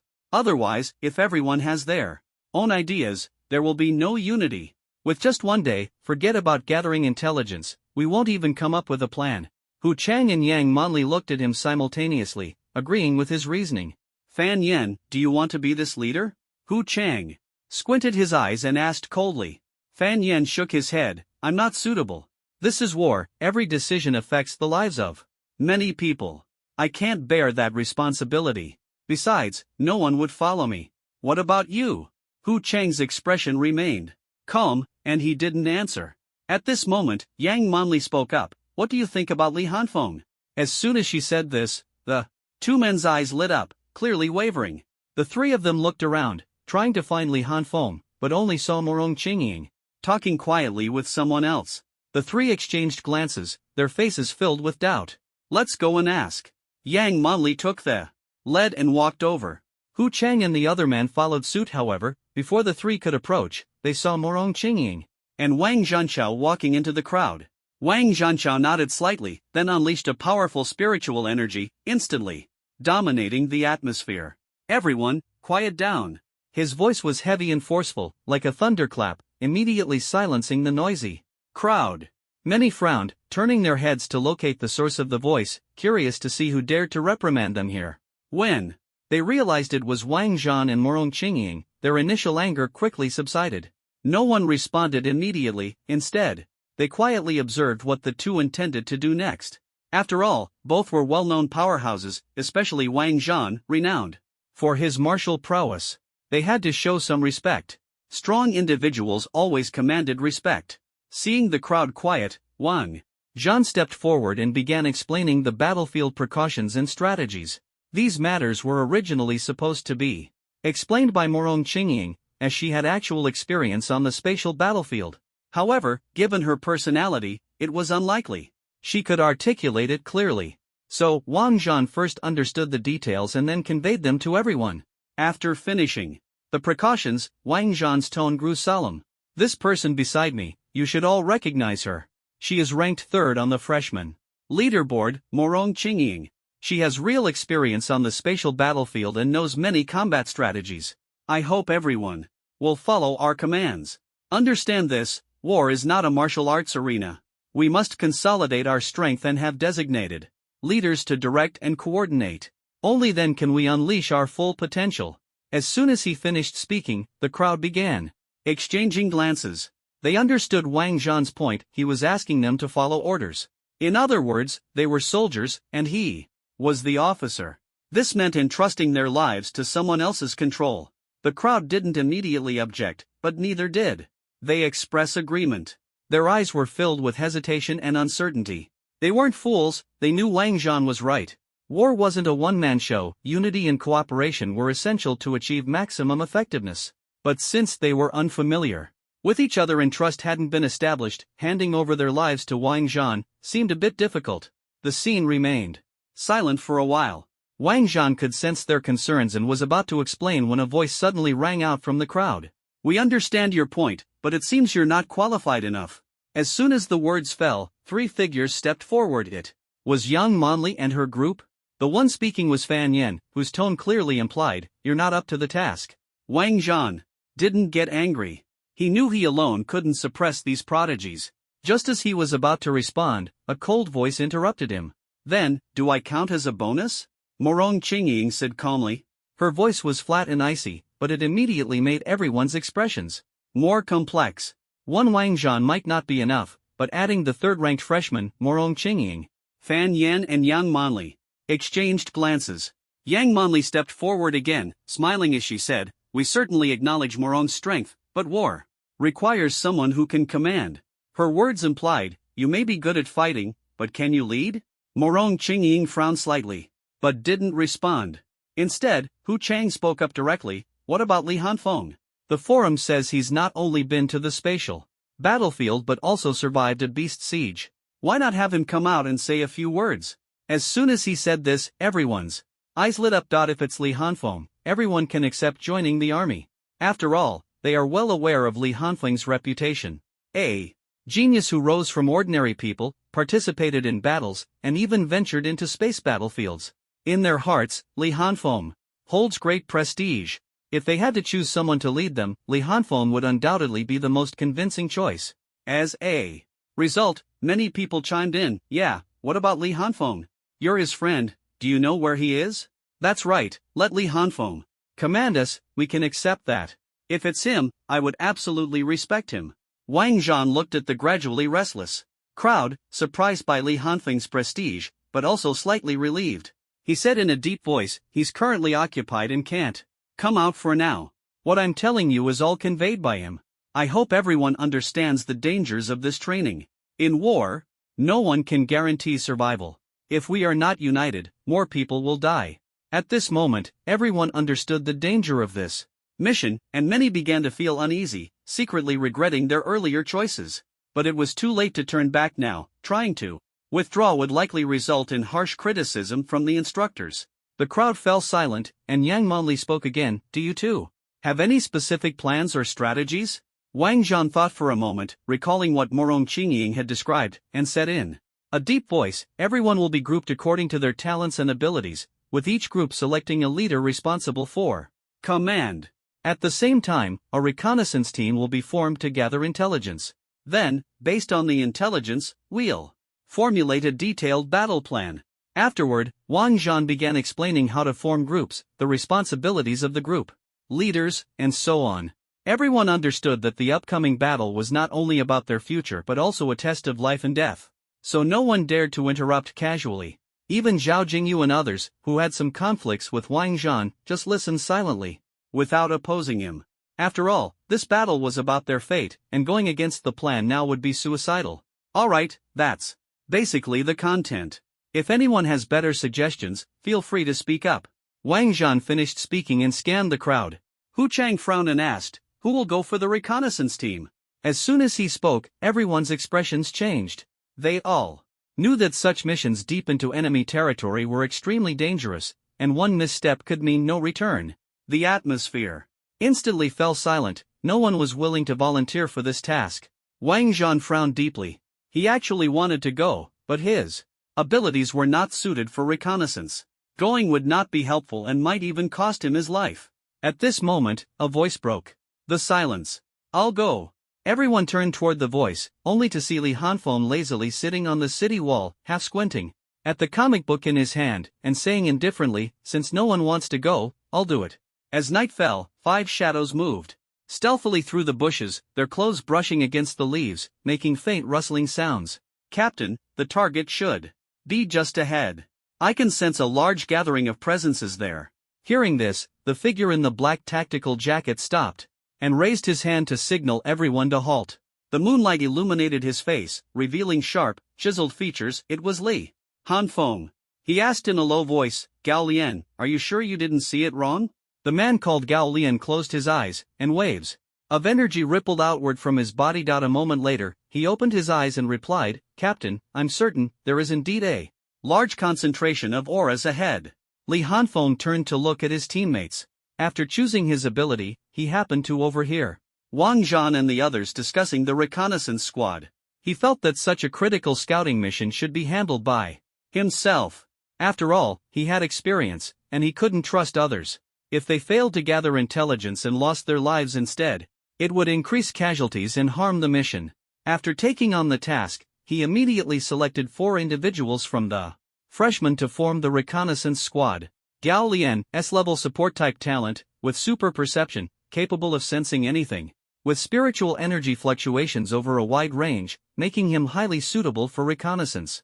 Another member was Jiang Shi, who possessed earth element talent. Since the environment of the beast gathering area was unknown, having a teammate with earth element talent would make it easier to hide their presence at any time. The remaining 2 were Lu Chong and Lu Chuan.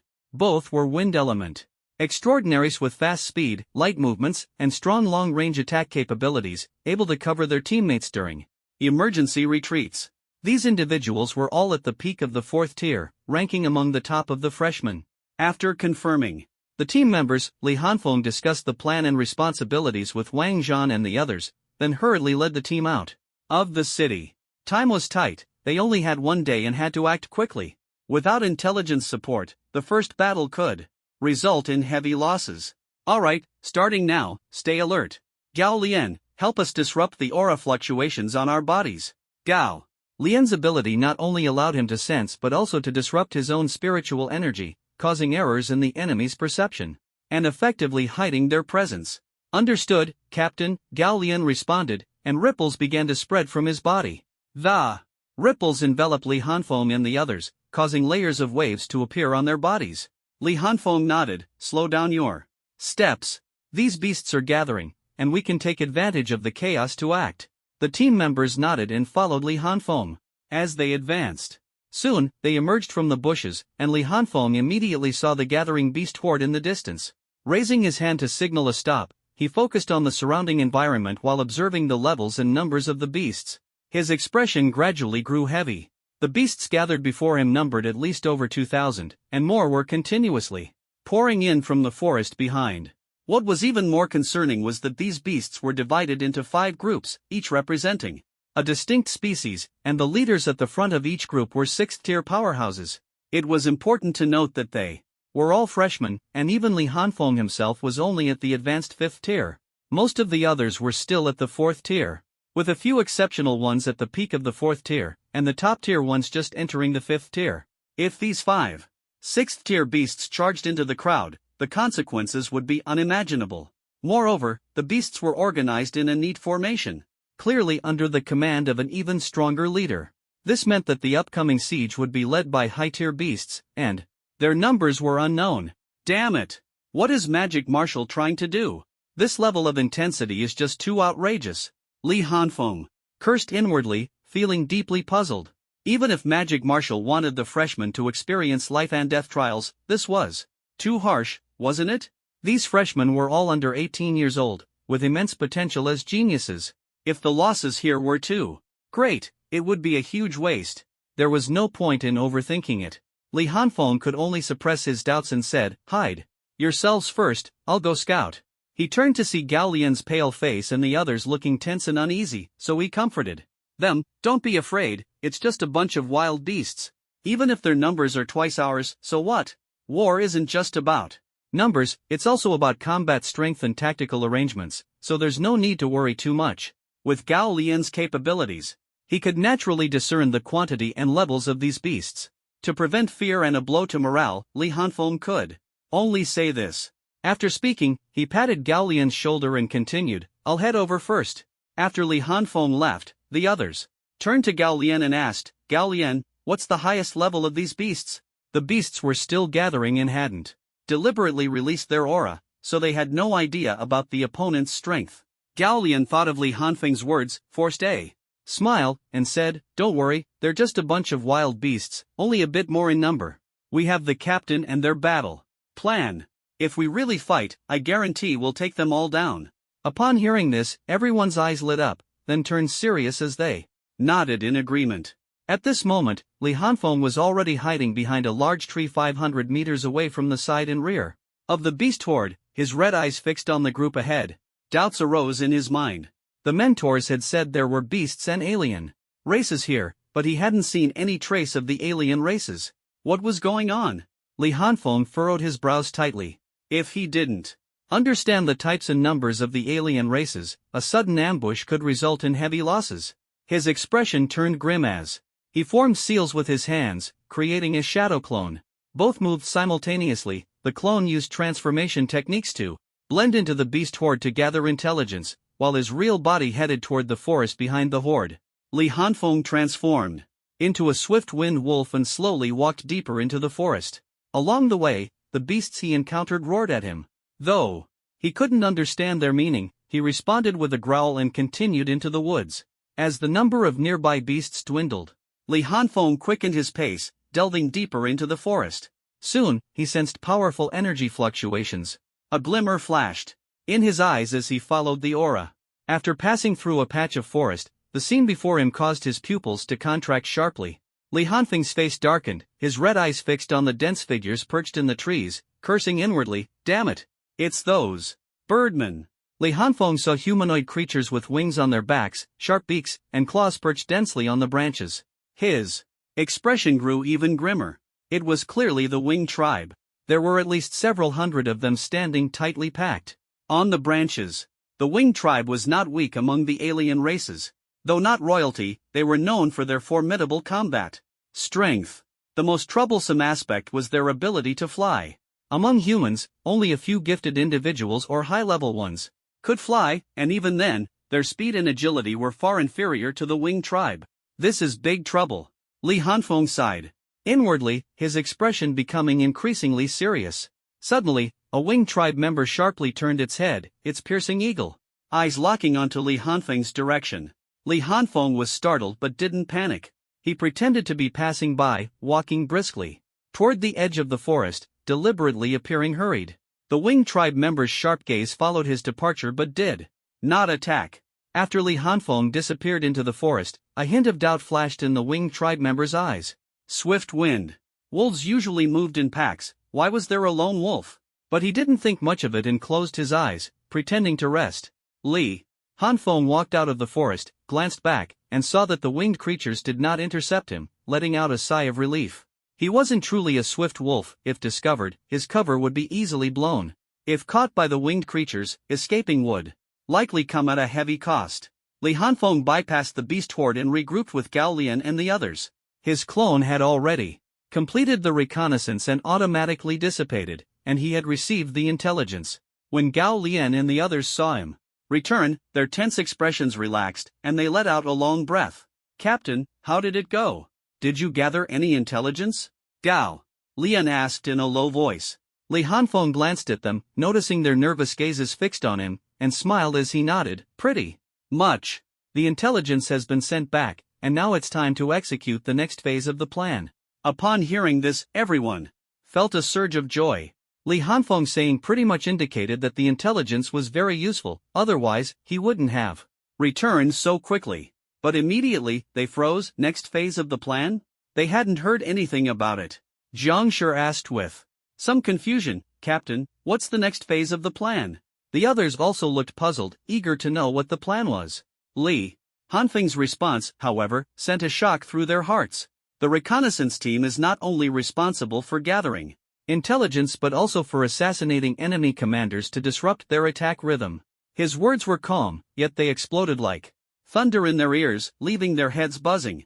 The captain's intention was to assassinate the commanders of these beasts? They were instantly terrified, their hands and feet turning cold. Currently, the beast horde had gathered nearly 3,000 creatures. And they were planning to directly eliminate the enemy commanders right under the noses of 3,000 beasts? They didn't doubt Li Hanfeng's ability to kill 1 or 2 6th-tier beasts, but the real problem was what would happen afterward. These beasts had incredibly strong tracking abilities. Could they really escape? This was practically a death wish. They knew this mission was dangerous. But they had thought that as long as it was just gathering intelligence, they could retreat quickly if discovered. They never imagined that Li Hanfeng would dare to go this far, directly planning an assassination. "See, Captain, shouldn't we reconsider this?" Gao Lian's voice trembled, clearly frightened. He hadn't expected this top scorer in the martial arts exam to be so ruthless. 5 people against 3,000 beasts was sheer madness. Yeah, Captain, maybe we should think this through again, Jiang Shi said. Swallowing hard, his heart filled with panic. Lu Chong and Lu Chuan's faces turned pale. Although they didn't say anything, their slightly trembling hands revealed their inner fear. Li Hanfeng noticed all their reactions but didn't think they were cowardly. Instead, he understood. After all, none of them had been on a battlefield before or witnessed real war. They were all just 17-year-old college freshmen, and it was normal to be scared when faced with such a massive beast horde. 5 people attempting an assassination. Amidst 3,000 beasts, one mistake and they'd all be doomed. They weren't seasoned veterans who had been through countless battles. How could they have seen such a scene before? Li Hanfeng said casually, "Don't worry, I'll make sure you all get back alive. When I trained in the spatial battlefield before, I was part of a reconnaissance team. I've done this kind of thing plenty of times, it's no big deal. As long as we plan the escape route in advance, there's nothing to be afraid of." After hearing Li Hanfeng's words, their expressions eased slightly, but their hearts were still filled with shock. On the battlefield of space, the targets of the reconnaissance squads were all high-level transcendents. The alien armies were far more numerous than this group of 3,000 beasts. Li Hanfeng had already participated in battles of that level before even entering university, truly worthy of being the top scorer in the martial arts exam. At the same time, the others secretly steeled their resolve. They were all the same age. If someone else could do it, why couldn't they? Gao Lian gritted his teeth and said, "Captain, tell us your plan." "I'll do it." Although the others were still somewhat afraid, they didn't object and all turned to Li Hanfeng, waiting for his orders. Li Hanfeng pondered for a moment, then turned to Gao Lian and asked, "How large is the range within which your talent can affect spiritual energy fluctuations?" Gao Lian lowered his head and replied, "The sensing range is quite large, but the influence range is currently only 500 meters. Li Hanfeng nodded. "That's enough." He then turned to Jiang Shi and said, "Dig a tunnel along the route we came." To Lu Chong and Lu Chuan, he said, "You two are responsible for long-range support. Remember, there's only one chance. No matter the outcome, retreat immediately." Li Hanfeng's tone became serious. "Move out now, soon," except for Jiang Shi, who went to dig the tunnel. The other 4 had already arrived at the spot where Li Hanfeng had previously observed the beast horde. Li Hanfeng glanced at Gao Lian, formed seals with his hands, and created 2 shadow clones. Then, to everyone's astonishment, he formed seals again, and his real body transformed into a gale wolf. Gao Lian understood and quickly enveloped them in an invisible wave, nodding at Li Hanfeng. Li Hanfeng stepped forward, running into the beast horde and blending in with the pack of gale wolves. At the front of the group lay a 6th-tier gale wolf. Gale wolves had low defense and extremely high speed, but their reaction time was average. This one became Li Hanfeng's primary target. Disguised as a gale wolf, Li Hanfeng pretended to be nonchalant as he walked to the front of the pack. The 6th-tier gale wolf leader was less than 10 meters away, lying on the ground with its eyes closed, as if dozing. Li Hanfeng scanned the surroundings while observing the other beast leaders. The 5 6th-tier beast leaders were all at the front of the group, so he could clearly see their every move. Besides the gale wolf in front of him, there was an armored bear, a 3-eyed demon ape, an ironclad rhino, and a swift fox. Li Hanfeng's second target was the swift fox, which was closest to the wolf pack. The swift fox was similar to the gale wolf, fast but with low defense. However, the swift fox was more agile, making it the second target.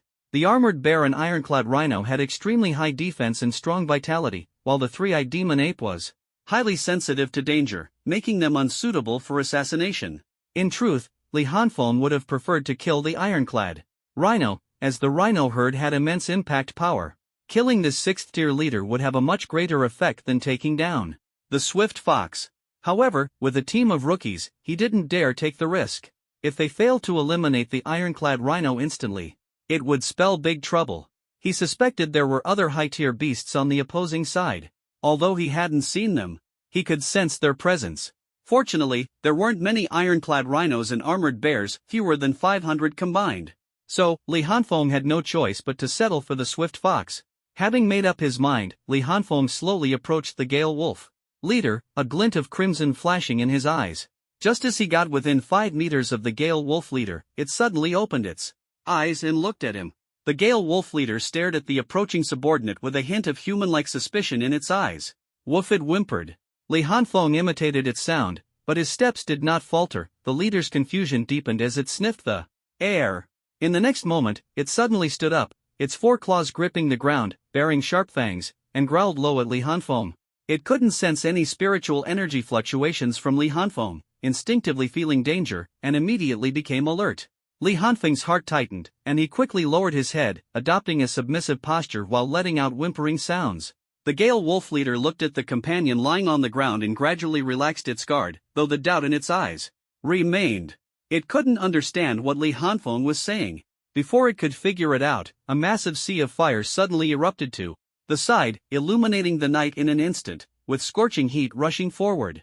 Roar! Roar! Roar! All the beasts turned their attention to the sudden blaze, and the monsters within the fire let out shrill cries of agony. At that moment, Li Hanfeng moved. Boom! With a loud sound, he reverted to his true form, gripping Ryujin Jaka in his hand, his body flickering with lightning. Golden black arcs of electricity danced across his body, white mist rising from his mouth, and his crimson eyes locked onto the Gale Wolf leader's neck.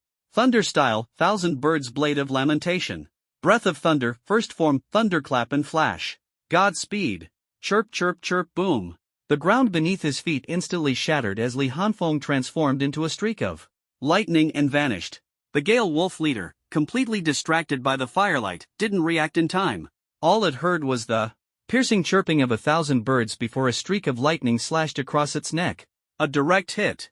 Li Hanfeng steadied himself. His breathing shifted, his body lunged forward, lowering his center of gravity, veins bulging on his arms. Breath of thunder, first form, thunderclap and flash eightfold. Swish! He transformed into lightning once more and disappeared in an instant. It all happened so fast that in the blink of an eye, the 6th-tier Gale Wolf leader had already fallen. Only when its head hit the ground did the dashing wind fox in the distance react, but it was already too late. Before the dashing wind fox could respond, a blinding streak of lightning flashed past the corner of its eye. Its pupils contracted sharply, and its body was instantly enveloped by wind elements. At the critical moment, the dashing wind fox dodged half a step to the left. Slash! A bloodstain tore across its body, and blood splattered everywhere. Ignoring the intense pain, the dashing wind fox flipped itself up from the ground.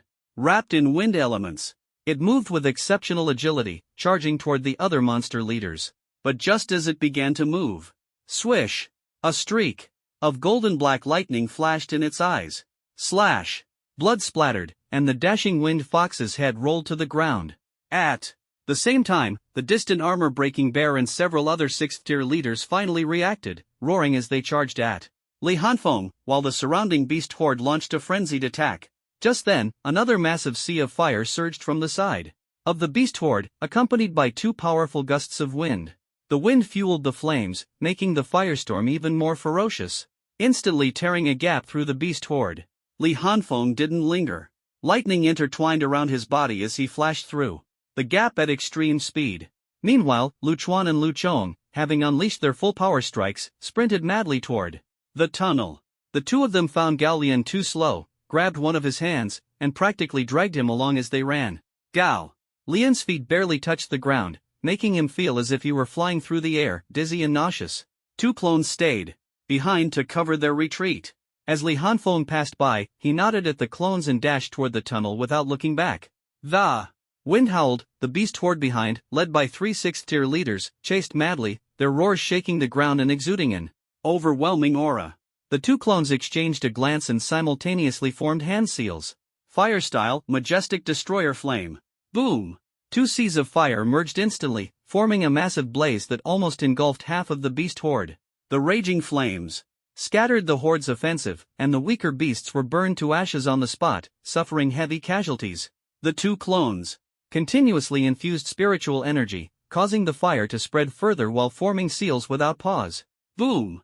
Suddenly, several violent auras pressed down, their intensity at least 7th tier extraordinary. Swish! A wind blade nearly 10 meters long sliced through the air, leaving faint marks in space as it slashed toward the direction where Li Hanfeng and his group were fleeing. Summoning Jutsu Rashomon. The 2 clones simultaneously ceased the fire sea and slammed their hands onto the ground. black patterns spread out from their palms. Boom! Two massive green-black gates slowly rose from the ground, engraved with ferocious ghostly faces, arranged front and back, blocking the sharp wind blade. The bronze bells atop the serpent-like coiled pillars of the gates rang incessantly. Boom! Deafening explosions echoed through the night sky, and the powerful impact raised dust over 20 meters high. The beast horde that had been chasing Li Hanfeng's group was forced to halt. Dust billowed dozens of meters ahead, obscuring their vision and interfering with their sense of smell. They had no choice but to stop in frustration. About 15 minutes later, the thick dust gradually settled, revealing a chaotic ground. A massive crater was left at the center of the impact, surrounded by cracks, with green-black fragments scattered across the ground in two broken bronze bells. Li Hanfeng and his group had long disappeared. Without a trace, with all evidence of their presence erased by the impact, making pursuit impossible, the night briefly returned to tranquility, only to be shattered again by the mournful and furious roars of the beasts. At this moment, Li Hanfeng and his group caught up with Jiang Shi, who was busy digging a tunnel. Seeing them arrive, Jiang Shi's tense expression relaxed, and he asked excitedly, "How did it go? Was the assassination successful?" Li Hanfeng nodded, "Done. Let's regroup and head back to the city." Gao Lian also exclaimed excitedly, "It's done. You guys should have seen the captain in action, it was absolutely incredible. Not only did he instantly take down two 6th-tier beasts, but his two clones also held off attacks from high-tier extraordinary enemies. Truly amazing." Lu Chong and Lu Chuan looked at Li Hanfeng with admiration and respect in their eyes. Initially, they had been nervous when the action began, but recalling it afterward left them increasingly astonished. They had seen battles where opponents fought above their level, but witnessing two clones fend off enemies a tier higher was a first. Li Hanfeng paid no attention to their reactions and urged, "Let's move quickly. They're probably already planning their next move. We need to get back." The group nodded, and Gao Lian curiously asked, "Captain, how did you send the intel back?" Li Hanfeng had mentioned sending it back earlier, but they hadn't had the chance to ask at the time. Now, they finally had the opportunity. Li Hanfeng didn't hold back. "Through my clones. My clones share information, and I had left one in the city beforehand." Hearing this, the group was stunned. They had read on forums about Li Hanfeng's clone ability and had seen it in action earlier, but they hadn't expected the clones to also transmit information. This meant the clones could not only fight but also act as scouts, making them the perfect disposable assets. Li Hanfeng saw their surprise but said nothing more. Spiritual energy surged within him, lightning coiled around him, and he suddenly leaped forward. His right hand, wrapped in black thunder, swiftly extended. Zizi Pucci.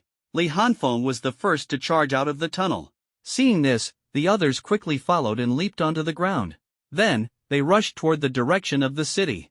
Meanwhile, on the city wall, several team leaders gathered to command the various groups in battle. Among them were Yang Manli, Hu Chang, Fan Yen, Zhao Jingyu, Wang Zhan, and Morong Qingying. Although Zhao Jingyu had some conflicts with Li Hanfeng, his outstanding strength earned him respect from many newcomers. Wang Zhan, despite not liking Zhao Jingyu, understood the importance of unity in critical moments. As long as Zhao Jingyu cooperated, he was willing to let him lead a team. There were also a few young men with faintly discernible auras. Although they were unfamiliar faces, their strength was undeniable. They were discussing strategies, and Li Hanfeng's clone had already delivered intelligence to them. Hu Chang frowned and said, "The number of beasts is almost double ours, and there are 6th-tier demonic beasts leading them. Moreover, there are powerful charging groups like split armor bears and iron armor rhinos. Direct confrontation won't work. Even if we win, the cost will be devastating. Tomorrow is just the beginning." Yang Manli also frowned. Fan Yen remained silent for a moment before speaking. "We don't need to fight head-on." Everyone turned to him, eager to hear his plan. Fan Yen said calmly, "The beast horde's charge is the most troublesome.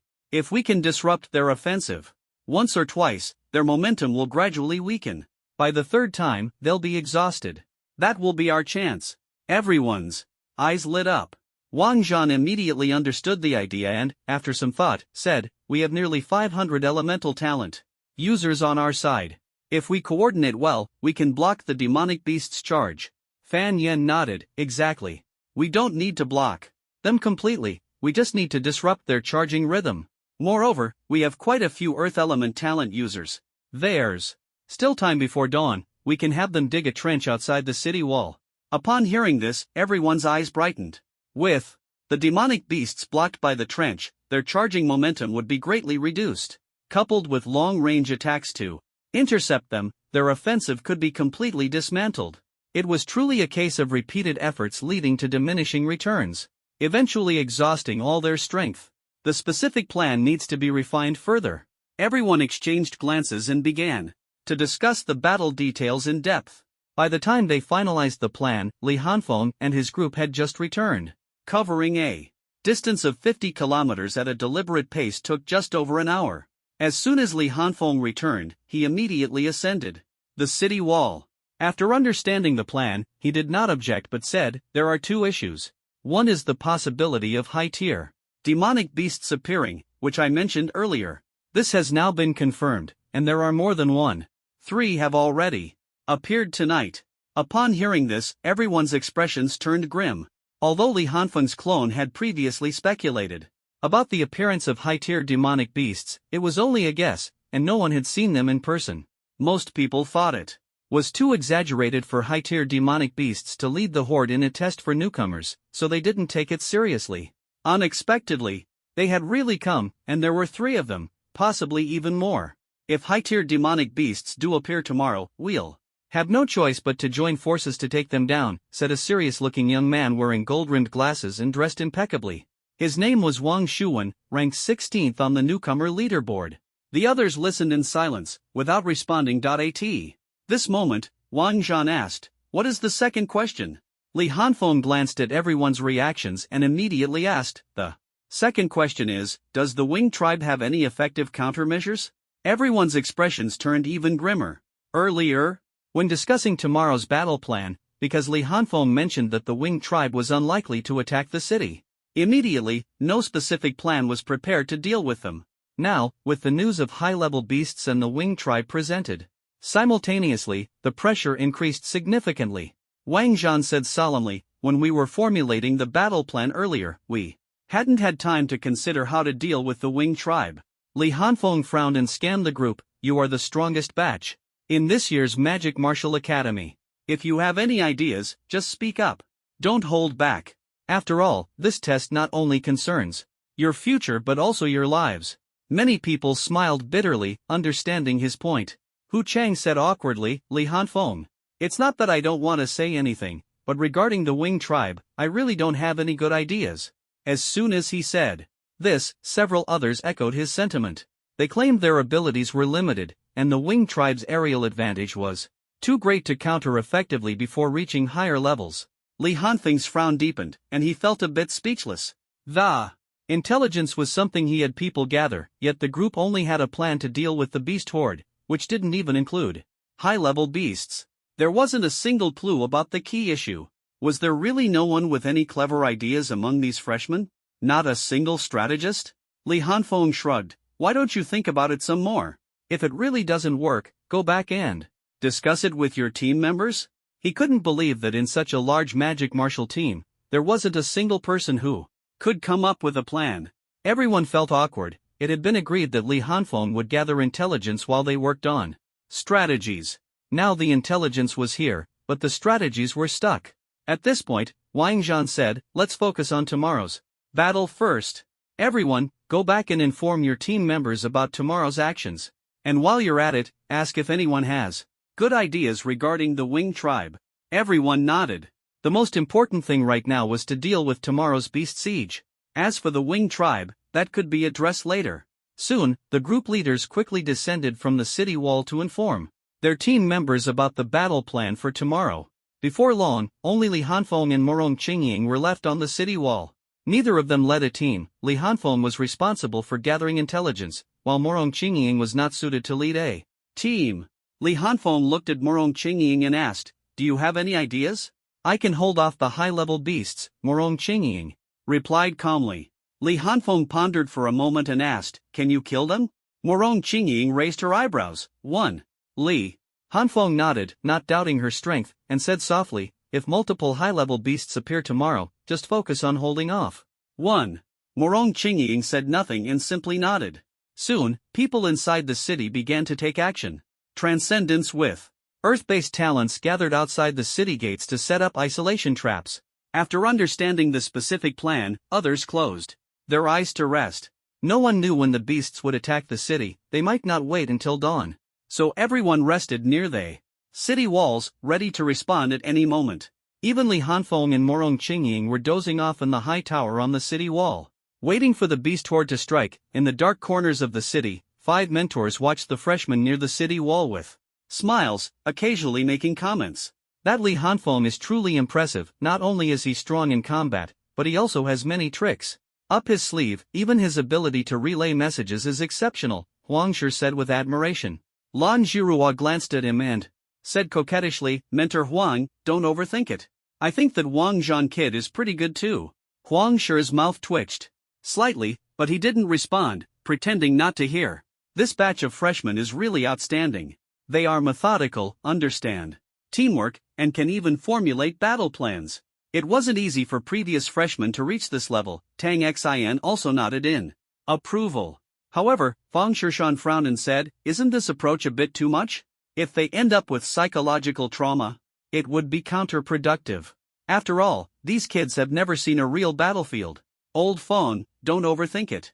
Our dragon nation's kids aren't that fragile. Without experiencing life and death trials, how can they grow quickly? Xinglong Academy's chief mentor, Zhou Shang, chuckled lightly. The others nodded in agreement. Although the method was harsh, bitter medicine is always hard to swallow. At 5 in the morning, the sky was just beginning to lighten, still dim. Li Hanfeng leaned against the high tower of the city wall and suddenly opened his eyes, which glowed red. He stared intently at the ground. Using his Sharingan, he saw the dust on the ground violently jumping, the vibrations growing stronger. Li Hanfeng's pupils contracted. At this moment, Morong Qingying also woke up, glanced at him, and then looked toward the distant horizon. Li Hanfeng turned to Morong Qingying and said, There. Here. As he finished speaking, his aura suddenly erupted, reaching the advanced level of the 5th tier. Boom! Those who were resting with their eyes closed immediately felt the surge of energy, opened their eyes, and their presence instantly became sharp. They looked up at Li Hanfeng on the high tower. Feeling their gazes, Li Hanfeng stretched lazily, revealing what he considered a friendly smile, and casually said, Those beasts are here. Everyone, get ready. Upon hearing this, over 1,000 people immediately stood up, quickly forming groups and standing in their assigned positions, with the group leaders at the front. Each person's face was solemn, fists clenched tightly, nerves stretched to the limit. They could already feel the vibrations of the ground growing stronger, indicating the beast horde was rapidly approaching. Seeing their tension and unease, Li Hanfeng didn't say much. He shrugged and said nonchalantly, Open the city gates and go take them down. Creak! The heavy city gates slowly opened, and the crowd filed out, forming battle formations. In the distance, the dark mass of the beast horde gradually came into view, growing larger and larger. The thunderous sound of their stampede was deafening, and the overwhelming momentum of their charge made everyone's fingers clench, white with tension. At this moment, Li Hanfeng leapt down from the high tower, landing in front of the crowd. He turned to look at the people behind him, who were trembling slightly with nervousness, and chuckled, Everyone, I'll take the first kill, alright? After saying this, Li Hanfeng turned back to face the charging beast horde, his crimson eyes gleaming coldly. Boom! Boom! Boom! The beast horde drew closer, the ground shaking violently, their ferocious aura rushing forward, and the heavy pressure weighing on everyone's shoulders. Just as the beast horde reached 500 meters from the city wall, the ground suddenly split open. The front row of beasts was caught off guard, tumbling into the fissure like dumplings, raising billowing clouds of dust rumble in just a short moment. The cracks rapidly spread into several ravines stretching thousands of meters long and over 10 meters deep, filled with fallen beasts. Roar! Roar! Roar! The angry roars of the beasts echoed through the dim sky, abruptly halting the charge of the beast horde. The ground gradually stabilized, and the thick smoke began to dissipate. Soon, people finally saw the situation at the edge of the ravines. The beast horde had stopped advancing, and the split armor bears and iron armor rhinos at the forefront had all fallen into the ravines. The beasts behind them also halted their steps. Seeing this, everyone breathed a sigh of relief, proving that this method was effective. But soon, roar! A thunderous roar erupted. Accompanied by the beast's roar, a surge of high-level extraordinary aura filled the battlefield. The beasts in the ravines staggered to their feet, as if receiving an order. They roared and unleashed their spiritual energy, beginning to ram against the ravines. The ground shook violently once more, and the furious beast horde directly turned the ravines into a slope. The beasts in the ravines charged out, followed by the rest of the horde. Although the deep pits didn't trap them, they effectively slowed down their attack speed. A cold killing intent flashed in Li Hanfeng's eyes as his hands swiftly formed seals. Shadow clone technique. Bang! White smoke dispersed, and 2 shadow clones appeared on his left and right. The 3 of them formed seals almost simultaneously. Fire style, majestic flame annihilation. Boom! 3 waves of fire surged like tides, sweeping across the beast horde.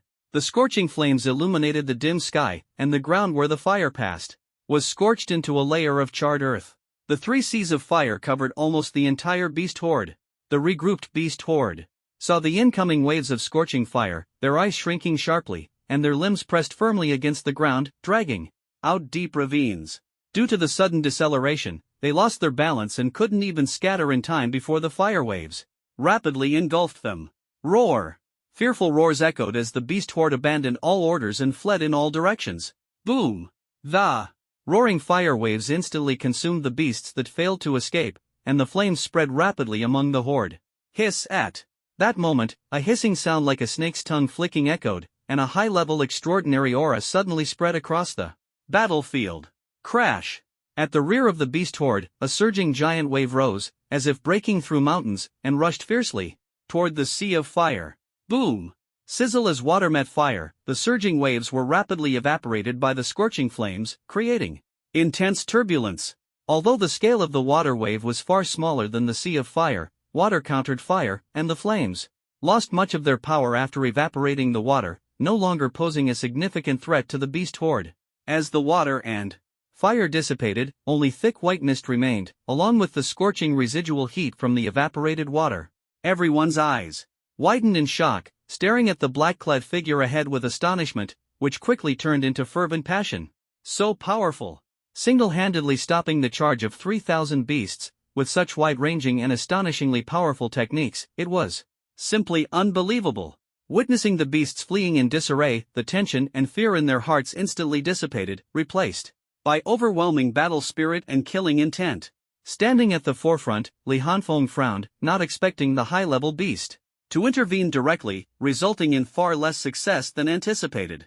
Looking at the battlefield shrouded in thick mist, he said coldly, "Wind element, prepare. Wind sweep." Yes.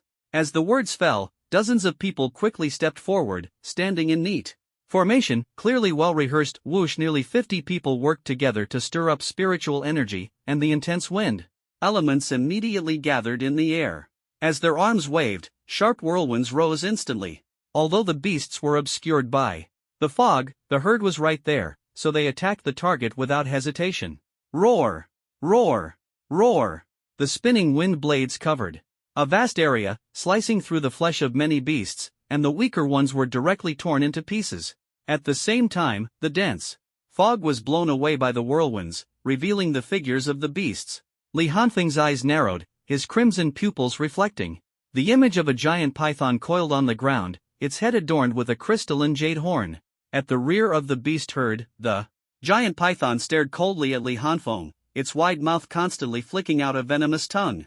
A glint of coldness flashed in Li Hanfeng's eyes as he turned to Morong Qingying and said in a calm tone, "Qingying, that one is yours, be careful." Morong. Qingying fixed her icy gaze on the jade-horned python, her expression growing even colder. She parted her crimson lips and uttered a single word, "Understood."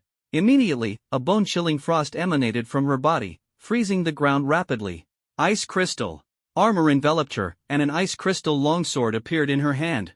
Li Hanfeng's expression turned serious, and he thought to himself, "It seems that Iceheart fruit has indeed given her a significant boost." Without further delay, he turned to the eager crowd behind him and commanded, "Prepare for battle. Stick to the original plan. Leave the high-level beasts to me." "Yes."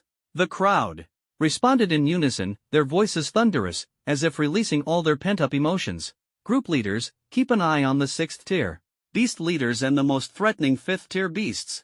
Minimize casualties as much as possible. Understood.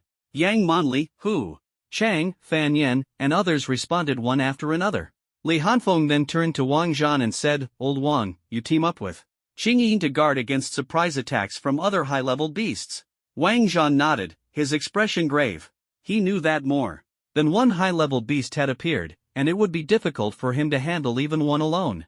Teaming up with Morong Qingying would ease the pressure significantly. Among the new students of the Magic Martial Academy this year, only the 3 of them had reached the 5th tier, while the others were still half a step behind. They had to hold the line, otherwise, the casualties would be too great, and they wouldn't be able to hold out for the remaining month. Roar! Roar! Roar! Roar! A series of majestic beast roars echoed as the waiting beast herd roared in unison and charged fiercely at the group. However, the aura and momentum of these beasts were significantly weaker than before. Their attacks had been repeatedly disrupted, and the herd was showing signs of fatigue. Li Hanfeng's eyes turned icy, and his voice was as cold as frost. Kill! Kill! The crowd roared in unison, their energy surging higher and higher. Fan Yen shouted, Fire element, prepare! Attack! As soon as he finished speaking, all the fire element cultivators stepped forward in unison, their spiritual energy surging. Fire-based techniques rained down on the beast herd. Fireballs, fire, arrows, and fiery prisons exploded among the beasts, causing many to roll on the ground, their bodies charred black. Wang Shuwen's eyes sharpened as he shouted, Wind element, attack! Whoosh! Whoosh! Whoosh! Various wind-based skills swiftly struck the beast herd. The wind fueled the flames, and sharp wind blades slashed through the air, cutting down the charging beasts like wheat, leaving a large swath of them fallen. Metal element, charge! Swish! Swish! Swish! Sharp arrows, swords, and spears shot toward the beast herd, drawing streams of blood. Wave after wave of long-range attacks bombarded the beast herd. The pre-arranged plan and the group leader's commands ensured that the attacks were both fierce and orderly, without any interference among the groups. The rampaging beast horde, after several rounds of bombing, had dwindled significantly by the time it reached within 100 meters of the crowd, leaving only 2,000 beasts. The rest were either dead or severely injured, lying motionless on the ground. Seeing the beasts enter the 100-meter range, Hu Chang squinted his eyes and shouted, Earth element, block them! Boom! The ground trembled continuously as Earth element transcendents gathered their energy, pressing their hands to the ground. Solid earth walls rose one after another in front of them. Simultaneously, the ground collapsed, and many beasts that tried to bypass the walls fell into trap-filled ravines. Li Hanfeng's eyes flickered as he inwardly lamented, what a pity! Although these students were highly talented, the lack of diversity in their abilities and uneven distribution, coupled with the absence of coordinated training, resulted in less than optimal effectiveness. The military, on the other hand, had greater numbers, balanced talent types, and systematic training, naturally performing better. Various thoughts flashed through Li Hanfeng's mind as his Scarlet Sharingan scanned the battlefield, remaining vigilant for any moves from high-level beasts. Roar! Roar! Roar!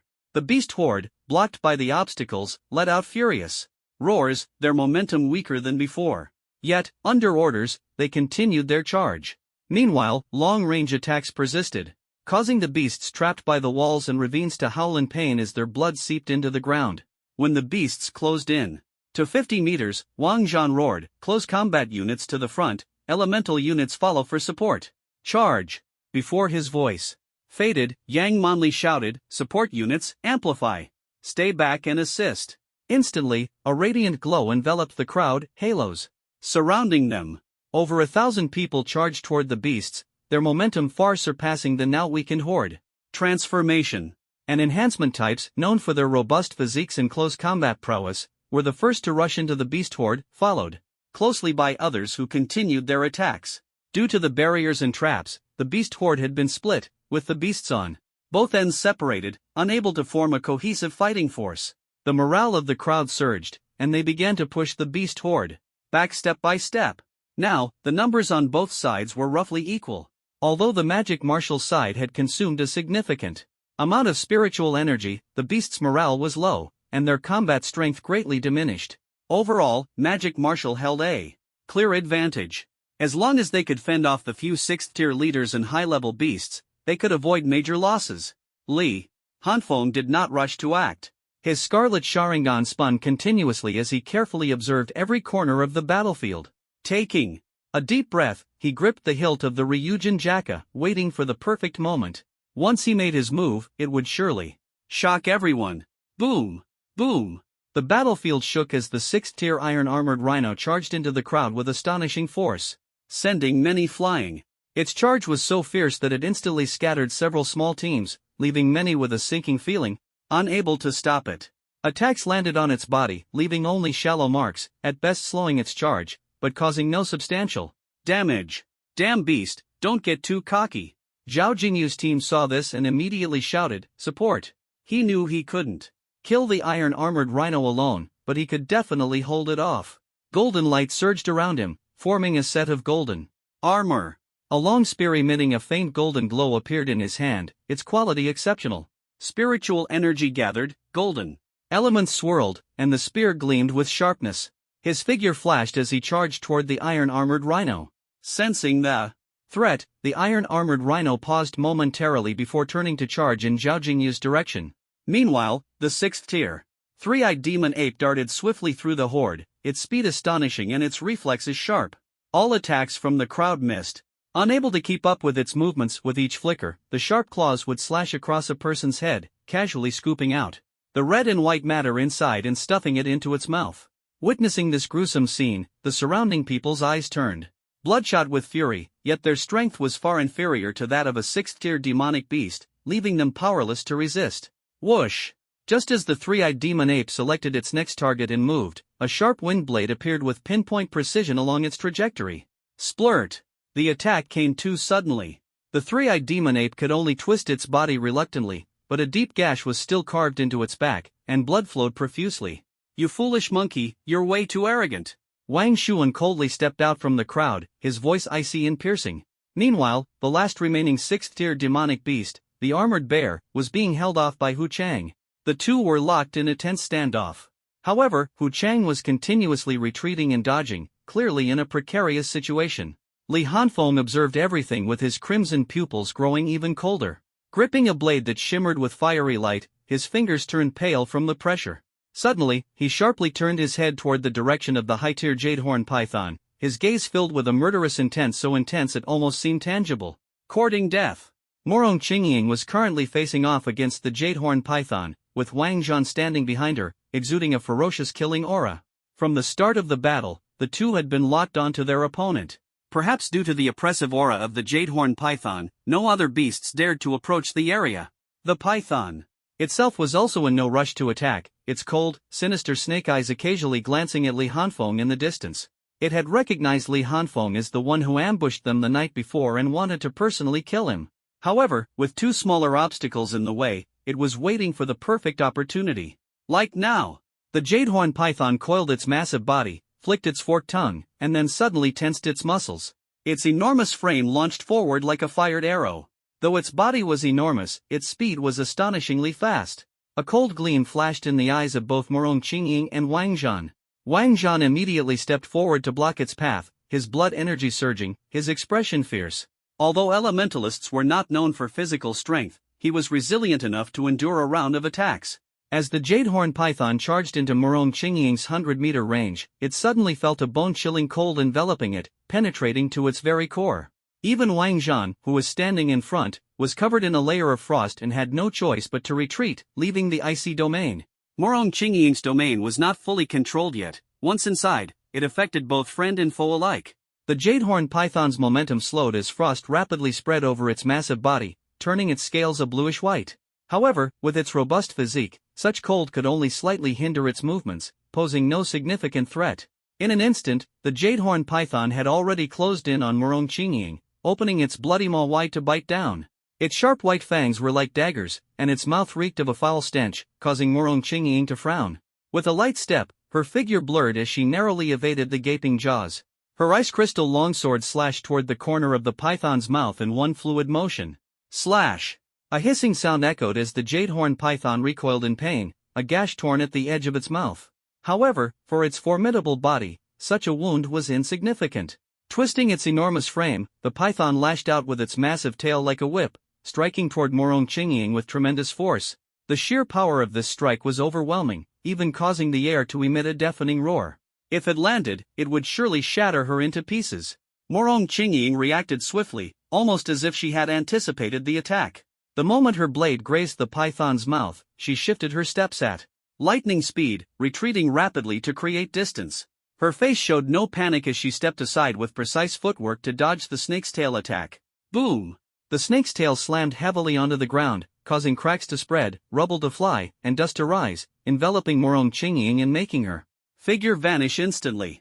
The jade-horned python didn't rush to pursue her, continuing to flick its tongue as if sensing something or waiting for an opportunity. At this moment, outside the domain, Wang Zhan's pupils contracted as he shouted, "Watch out, behind you!"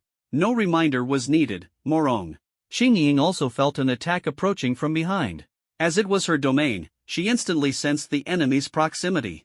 A chilling gleam rapidly approached, and almost the moment she noticed it, the cold air was already behind her. Condense! Morong Qingying reacted swiftly, leaning forward to create distance. Spiritual energy surged, instantly forming 2 3-meter-high hexagonal ice shields behind her. Bang! Bang! 2 sounds like shattering glass echoed. Her expression changed slightly, but her movements remained quick and agile as she shifted to the left, evading the attack trajectory. Then, whoosh! A massive snake tail swung fiercely from the left, accompanied by a piercing sonic boom that made her pupils contract. The spiritual energy within her suddenly surged, her hands forming seals as the surrounding cold intensified dozens of times, slightly suppressing the attacks from both directions. Sensing another presence entering her domain, a cold glint flashed in Morong Qingying's eyes. Without hesitation, spiritual energy surged wildly, her black hair instantly turning ice blue, her body covered in frost that spread to half her face. She parted her red lips slightly, her voice icy and chilling. "Seal!" As her words fell, the surroundings plunged into a deathly silence. The ice domain, originally spanning nearly 100 meters, rapidly shrank to a 10-meter radius. The bone-chilling cold seemed to freeze time itself, solidifying even space. A 10-meter diameter sphere of ice crystals appeared in the field, freezing everything inside, rendering them immobile. The 2 attacks aimed at Morong Qingying were not spared either. The massive jade-horned python was trapped with half its body inside the ice sphere, while the other half struggled and hissed outside. But it remained motionless, as it could no longer feel the half of its body that was frozen. A deep, penetrating cold spread rapidly throughout its body, causing it to grow increasingly stiff. At this moment, Morong Qingying's hair had turned blue, her eyes reflected a cold blue light, and her face was slightly pale. She ignored the jade-horned python and turned to look behind her. She discovered that the one who had ambushed her was a high-level 3-eyed demon ape. Now, the 3-eyed ape was also sealed within the ice sphere, immobilized like a specimen encased in ice. Morong Qingying's face grew even paler, and a trace of blood seeped from the corner of her mouth. She stood motionless, not taking the opportunity to kill her opponents. Or rather, she no longer had the strength to do so. The next moment, crack, crack, crack. As the sound of shattering echoed, countless fine cracks appeared on the surface of the ice sphere, spreading like a spider web across the entire icy surface in the blink of an eye. It seemed on the verge of completely breaking apart. At this moment, a cold voice accompanied by bird chirping rang out. Chirp, chirp, chirp. Breath of thunder first formed thunderclap and flash Godspeed. Swish! A streak of golden black lightning flashed by, and the struggling jade-horned python suddenly froze, letting out a series of hisses.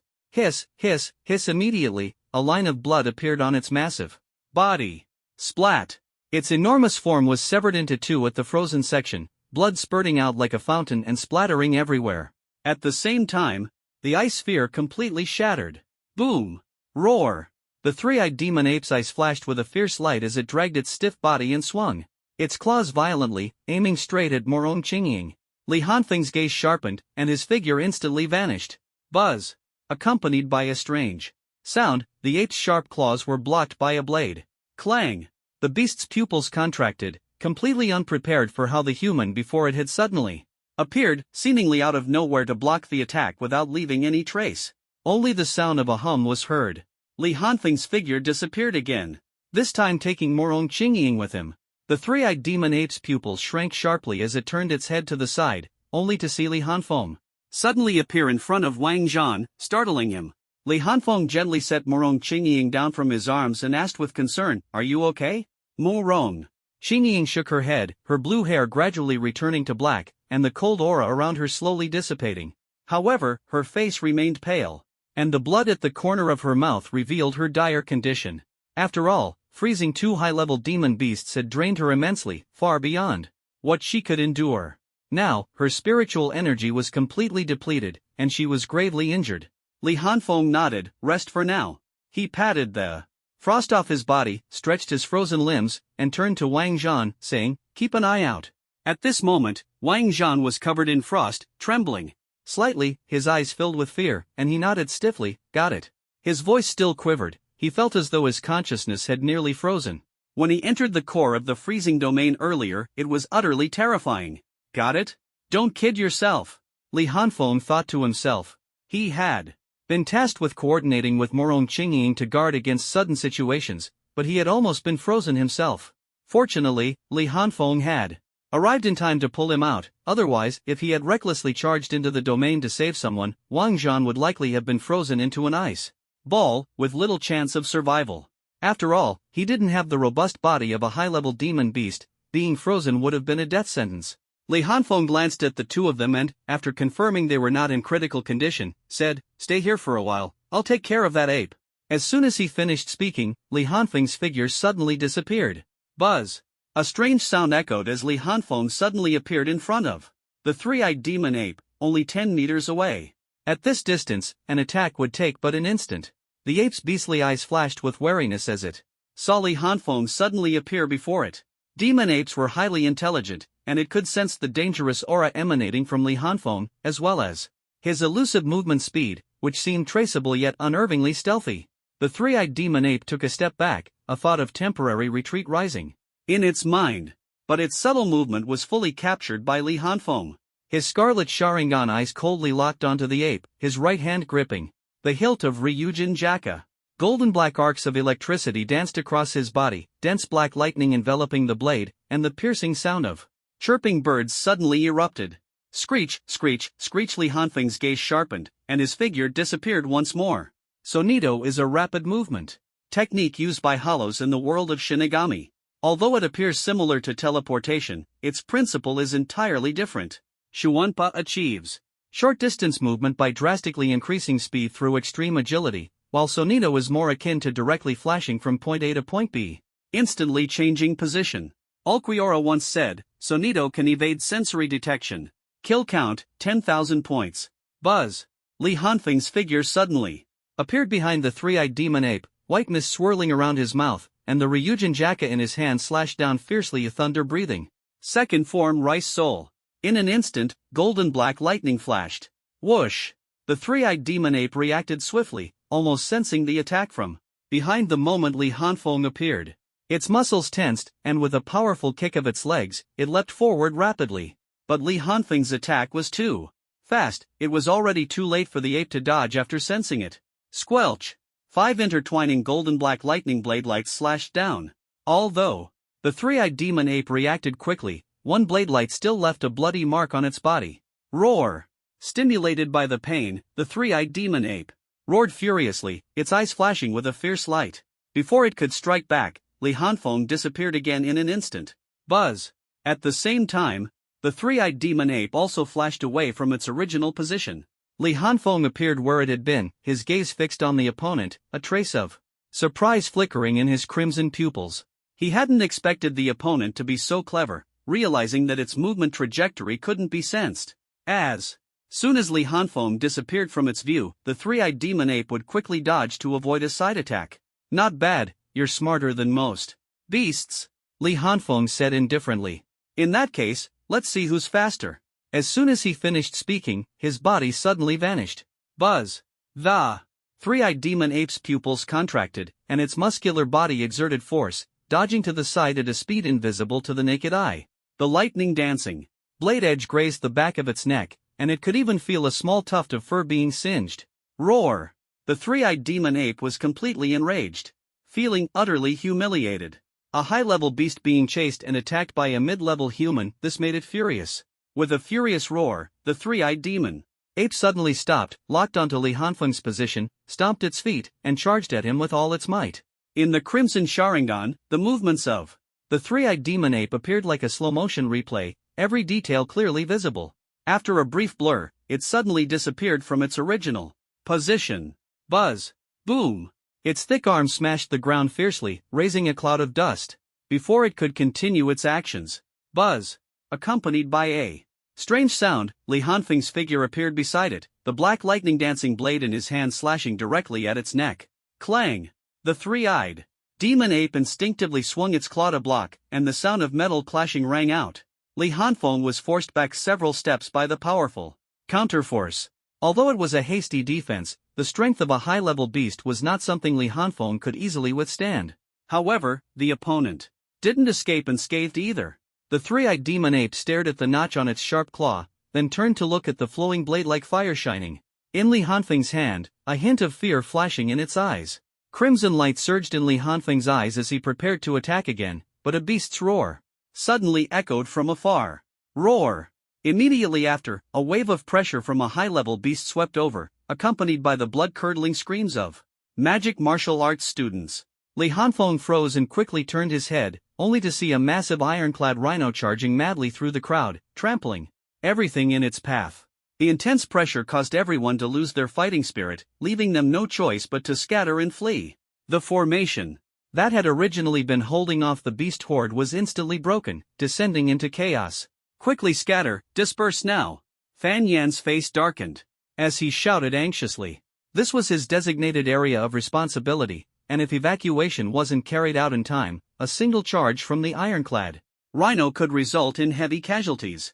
No reminder was needed. As soon as everyone saw the high-level beast charging into the battlefield, their first reaction was to immediately get away. This level of power was not something they could resist. Fan Yan gritted his teeth, and suddenly a crimson flame ignited on his body, enveloping him entirely, even turning his hair into burning strands of fire. He clasped his hands together, spiritual energy surged, and, with a sudden pull to the sides, a solid crimson fire spear appeared in his palms. Gripping the fire spear, flames raged violently along his arms. With a fierce gaze, he stared at the armored rhinoceros not far away and hurled the spear with all his might. Crimson flame explosive spear. The crimson fire spear shot out like a fiery line tearing through the sky, ripping through the air as it headed straight for the armored rhinoceros. The rhinoceros, which was chasing the crowd, suddenly stopped, sensing the intense heat. Instinctively, it turned its head to dodge. Boom! Its massive horn, wrapped in spiritual energy, collided violently with the crimson fire spear. The impact caused the rhinoceros to tremble and take half a step back. The crimson fire spear exploded abruptly, and scorching flames instantly engulfed the rhinoceros's face, burning deep into its bones, causing it to let out a piercing roar. Roar! The excruciating pain immediately shifted the rhinoceros's target to Fan Yan. It opened one bloodshot beast eye, glaring fiercely at this damned human. Spiritual energy surged throughout its body, and the horn on its head emitted a dazzling light. Its forelimbs gripped the ground tightly, and with a sudden burly Hanfeng glanced at him, unwilling to dwell on the matter, and said irritably, "If you can still fight, go help somewhere else. If not, find a cool place to lie down." Fan Yan didn't get angry, just nodded and said, "Be careful." Then he turned and left to support another area. At that moment, the ironclad rhino in the distance suddenly flew into a rage. Seeing Fan Yan trying to escape, it let out a furious roar, powerfully stomping its limbs and charging straight at Li Hanfeng. Li Hanfeng locked his gaze on the ironclad rhino. Seeing it suddenly go berserk, his breathing changed, and whiteness emerged from his lips. Breath of thunder, fourth form, distant thunder. Breath of thunder, fifth form, scorching thunder. Breath of thunder, sixth form, electric thunderstorm. A series of long-range lightning attacks were unleashed in succession, with golden black lightning bombarding the ironclad rhino's body. The rhino, with its low agility during its charge, couldn't dodge Li Hanfeng's attacks and could only rely on its tough iron armor to endure. However, Li Hanfeng's breath of thunder was fused with lightning style, greatly enhancing its power. Even a high-tier ironclad rhino couldn't withstand it easily. The intense impact slowed the rhino's charge, and the subsequent burning and paralysis caused it to let out painful roars, halting its steps. At the same time, its target of hatred shifted from Fan Yan to Li Hanfeng. The ironclad rhino, with only one eye open, stared fixedly at Li Hanfeng. Golden black electric arcs jumping across its body. The lightning coursing through it made it temporarily unable to launch an attack. Li Hanfeng's gaze grew solemn as he inwardly lamented the terrifying defense of the high-tier ironclad rhino. Its iron armor reflected a cold light, capable of blocking most damage. Without hesitation, taking advantage of its paralysis, Li Hanfeng slightly crouched, gripping the hilt of his Ryujin Jaka sword with his right hand. As white mist once again emerged from his lips. Breath of thunder, first form, thunderclap and flash, eightfold. Zzzzz buzz. Accompanied by strange sounds and the piercing chirping of 1,000 birds, Li Hanfeng instantly vanished from his original position. In the next moment, swish, swish, swish, golden black lightning flickered around the ironclad rhino, and one after another, ferocious bloodstains appeared on its body. Although the high-tier ironclad rhino's defense was incredibly strong, the sharpness of Ryujin Jaka was far from ordinary. Roar! The ironclad rhino grew increasingly enraged, the pain and paralysis spreading through its body driving it to madness. Its iron armor was stained red with blood. Yet these injuries were not fatal. The accumulating lightning deepened its paralysis, leaving it barely able to move and only capable of avoiding vital areas. Boom! A sudden burst of powerful spiritual pressure erupted from the ironclad rhino's body, and terrifying energy waves surged from the horn on its head. A beam of spiritual energy shot out at the speed of light from the rhino's horn, followed by its frenzied head movements, unleashing indiscriminate bombardment on the surroundings. Deafening explosions echoed continuously, raising thick clouds of dust that blotted out the sky. Li Hanfeng had already retreated swiftly at the moment of the rhino's outburst, staying far away from the attack range. His crimson Sharingan spun rapidly, scanning the surroundings with vigilance. The massive commotion immediately drew everyone's attention, their eyes filled with shock. The destructive power was truly astonishing, causing them to worry about Li Hanfeng's safety. If something happened to him, who could possibly stop this 7th-tier beast? And there wasn't just one of them. But the dense dust obscured their view of the distant battlefield, leaving them unable to see the situation clearly. They could only grit their teeth and continue fighting the beast. Horde, silently praying the chill on Wang Zhan's body had almost completely dissipated. He wasn't seriously injured, and his spiritual energy had returned to its peak state. Seeing the situation before him, he was about to rush forward to help. "He's fine." Morong Qingying's calm voice came through, causing Wang Zhan to pause and turn to look at her. Morong Qingying was sitting cross-legged.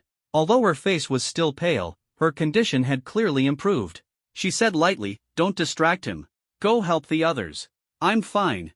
Her voice was calm and emotionless, but her cold eyes occasionally glanced toward the battlefield obscured by smoke and dust. Wang Zhan gave her a deep look, confirmed that she could protect herself, and nodded, saying, "Be careful." As soon as he finished speaking, he quickly left. Staying here wouldn't help, and since Morong Qingying had somewhat recovered, he needed to join the fight. After Wang Zhan left, Morong Qingying glanced at the smoke and dust again, then closed her eyes to continue recovering her spiritual energy. Almost there. Just need to recover a bit more. At this moment, within the smoke and dust, Li Hanfeng still hadn't made a move. He sensed another aura approaching it. Should be the three-eyed demon ape. Earlier, when the armored rhinoceros charged into the crowd, Li Hanfeng had to temporarily abandon it. But the three-eyed demon ape seemed to have seen an opportunity. Instead of charging into the crowd, it quietly followed, intending to take advantage of the situation and deal with Li Hanfeng in front of the armored rhinoceros. It knew that Li Hanfeng was the greatest threat. Although his level wasn't high, his methods were extremely ruthless, and it could feel the deadly danger. This three-eyed demon ape was very cunning and skilled at ambushes. After entering the mist, it immediately hid and didn't recklessly approach Li Hanfeng. The smoke and dust obscured his vision, and Li Hanfeng could only see the massive spiritual energy fluctuations of the armored rhinoceros, while the three-eyed demon ape's aura flashed briefly before disappearing again. The armored rhinoceros continued its frenzied assault, its spiritual energy beams sweeping incessantly, preventing the smoke and dust from dispersing anytime soon. This violent aura also interfered with Li Hanfeng's ability to sense the three-eyed demon ape's presence. A cold glint flashed in Li Hanfeng's eyes, his crimson pupils appearing even more indifferent. His hands quickly formed seals. Wind release, great breakthrough. A strong gust of wind erupted from his mouth, rapidly forming A wide-ranging gale that surged toward the armored rhinoceros. The sound of the wind howling filled the air.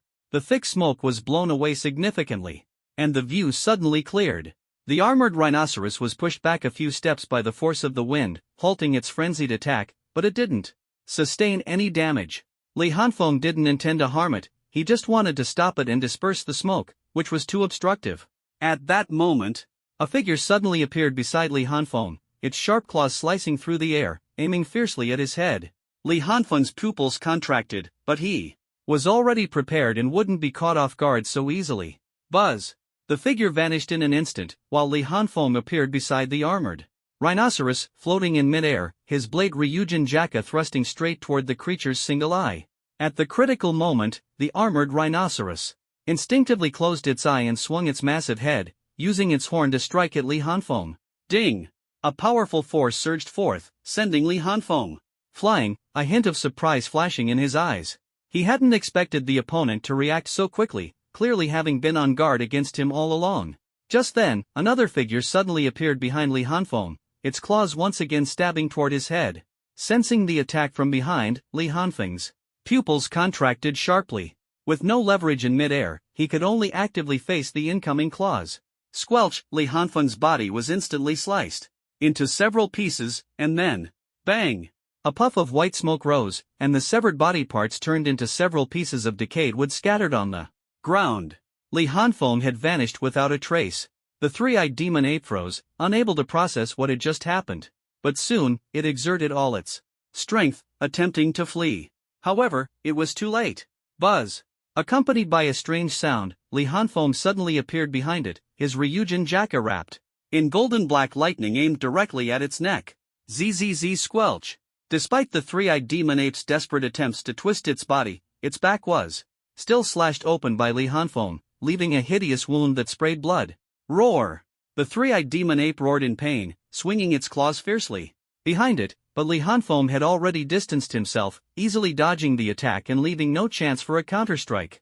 At the same time, the massive body of the ironclad rhino charged toward Li Hanfeng like a tank, moving at incredible speed. It was furious, intent on crushing this weak human into pulp. Li Hanfeng didn't dare confront it head-on and quickly dodged. Just as he stopped, the three-eyed demon ape appeared beside him again, its sharp claws swinging toward his head, like a relentless parasite that refused to let go. Li Hanfeng's gaze sharpened, and his spiritual energy suddenly erupted, his figure disappearing in an instant. Buzz! In the next second, he appeared 100 meters away, staring solemnly at the two high-level demon beasts before glancing at Wang Zhan's battlefield. He knew he couldn't afford to delay any longer. Lowering his head, he took a deep breath, and the spiritual energy within him surged wildly, gradually transforming into an overwhelming spiritual pressure that spread rapidly. Slowly, he raised his head, and a mask with eerie red and white patterns appeared on his face, revealing only a pair of scarlet eyes. The left side was hollow white, while the right was covered in red patterns. The demonic mask, with its sharp teeth, exuded a fierce and menacing aura. This was the second stage of hollowification. The power of hollowification differs from the power of a Shinigami. Although both are constrained by the boundary, once broken through, immense power can be obtained. The second stage of enhancement far surpasses the first, and it allows complete control over one's rationality, preventing loss of control. Kill value, 20,000. Feeling the surging power within him, Li Hanfeng clenched his fists, his cold and merciless scarlet Sharingan eyes fixed on the two demon beasts. At this moment, the two high-level demon beasts felt a chill in their hearts, as if they were being stared down by the Grim Reaper. The overwhelming spiritual pressure around them, combined with those emotionless scarlet eyes, made their spirits tremble. At that moment, Li Hanfeng moved. Buzz! Zzz after hollowification, his mastery of Shuunpa had become even more refined, allowing him to appear beside the three-eyed demon ape almost without warning, swinging his Ryujin Jaka. Caress slash! Squelch! The blade tore through flesh, blood splattering everywhere. This time, his speed was several times faster than before, leaving the three-eyed demon ape unable to react. It only leaped away after the searing pain hit. Roar! Stabilizing itself, the three-eyed demon ape let out a piercing howl. Half of its arm had been severed, the cut smooth, with blood gushing out continuously. Li Hanfeng's slashing power was now several times stronger than before, and with the enhancement of Ryujin Jaka and lightning release, the three-eyed demon ape's physical body was utterly incapable of withstanding it. He ignored its howls, knowing that this state had a limited duration. He had to end the battle quickly and give it his all. Ryujin Jaka slowly rose, Li Hanfeng's palm gently caressing the blade, a cold whisper emanating from beneath the eerie mask. All things shall return to ashes. Ryujin Jaka. Boom! His spiritual pressure intensified, the blade emitting a terrifying heat capable of incinerating everything, transforming into a flickering flame. His gaze sharpened, and Li Hanfeng's figure suddenly vanished. Buzz! A strange sound echoed as he appeared beside the armored rhinoceros. The flame-forged Ryujin Jaka in his hand slashing down fiercely. Torchlight! Boom! The blade unleashed a tornado-like wall of flames, instantly engulfing the armored rhinoceros entirely, the fire rapidly consuming it. Roar! Roar! The armored rhinoceros screamed in agony, struggling in pain, its iron armor turning red-hot and even beginning to melt. Li Hanfeng's scarlet eyes showed no emotion. After swinging his blade, his figure disappeared again without even glancing at the armored rhinoceros. Buzz! The three-eyed demon ape, with one arm severed, felt a surge of retreating intent. Witnessing Li Hanfeng's control over such terrifying flames, it completely lost its will to fight and immediately fled. But after only a few steps, a figure suddenly appeared before it. Beneath the eerie, sinister mask, those scarlet eyes stared coldly at it. Approaching the flaming blade, the three-eyed demon ape's entire body burned with unbearable pain. Its face twisted into a crazed snarl, channeling all its spiritual energy to raise its in. Huang Zhan ignored him and turned to look at the battlefield in the distance, which was still radiating terrifying heat. Zhao Jingyu followed his gaze. All they could see was the battlefield, where the intense flames were gradually dissipating, with no other movement. Is it over? What happened? Zhao Jingyu asked nervously. Wang Zhan shook his head. He wasn't sure about the outcome of the battle, but the terrifying flames were likely Li Hanfeng's doing, so the result should be favorable. At that moment, a cold and aloof figure slowly approached, exuding a bone-chilling frost. Frost covered the ground wherever she walked. Wang Zhan turned and asked, "How did it go?" "It's done," Morong Qingying replied coldly. Wang Zhan's expression changed. Done? He knew Li Hanfeng was powerful enough to kill a 7th-tier beast, but he hadn't expected him to finish a 2-on-1 battle so quickly. Beside him, Zhao Jingyu looked terrified and blurted out, "What do you mean by done?"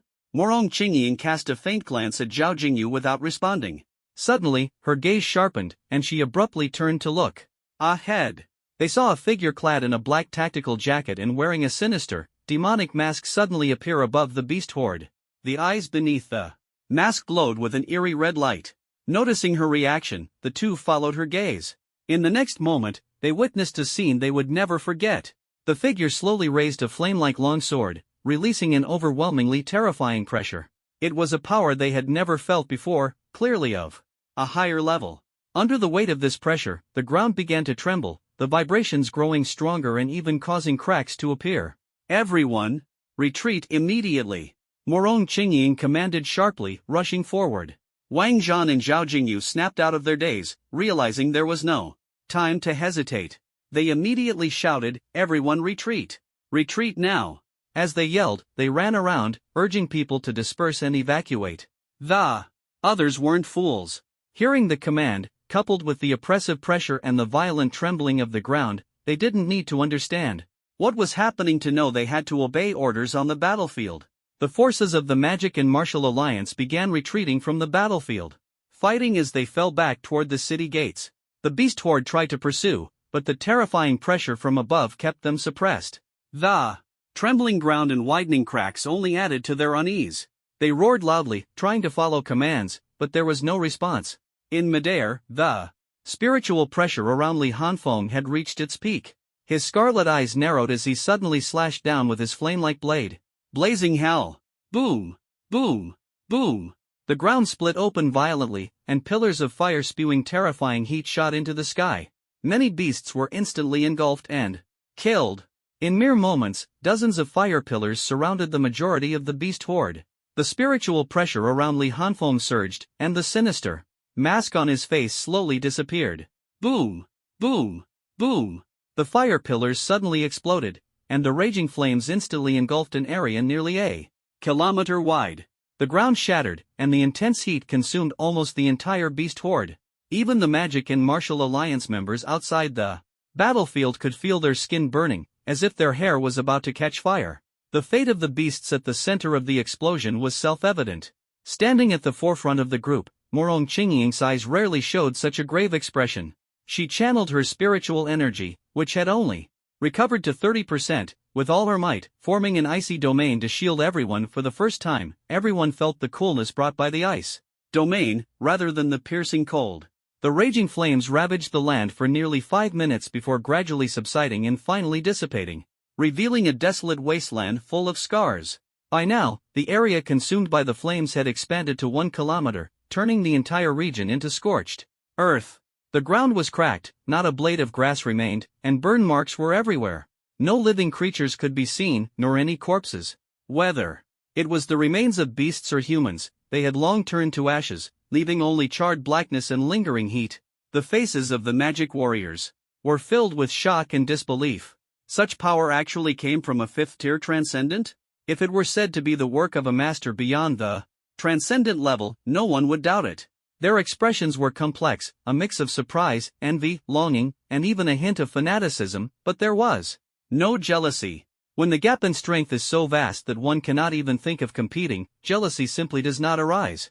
Everyone was immersed in these emotions for quite a while before slowly coming to their senses, and then they immediately realized something was wrong. Where's Li Hanfeng? Why hasn't he come back yet?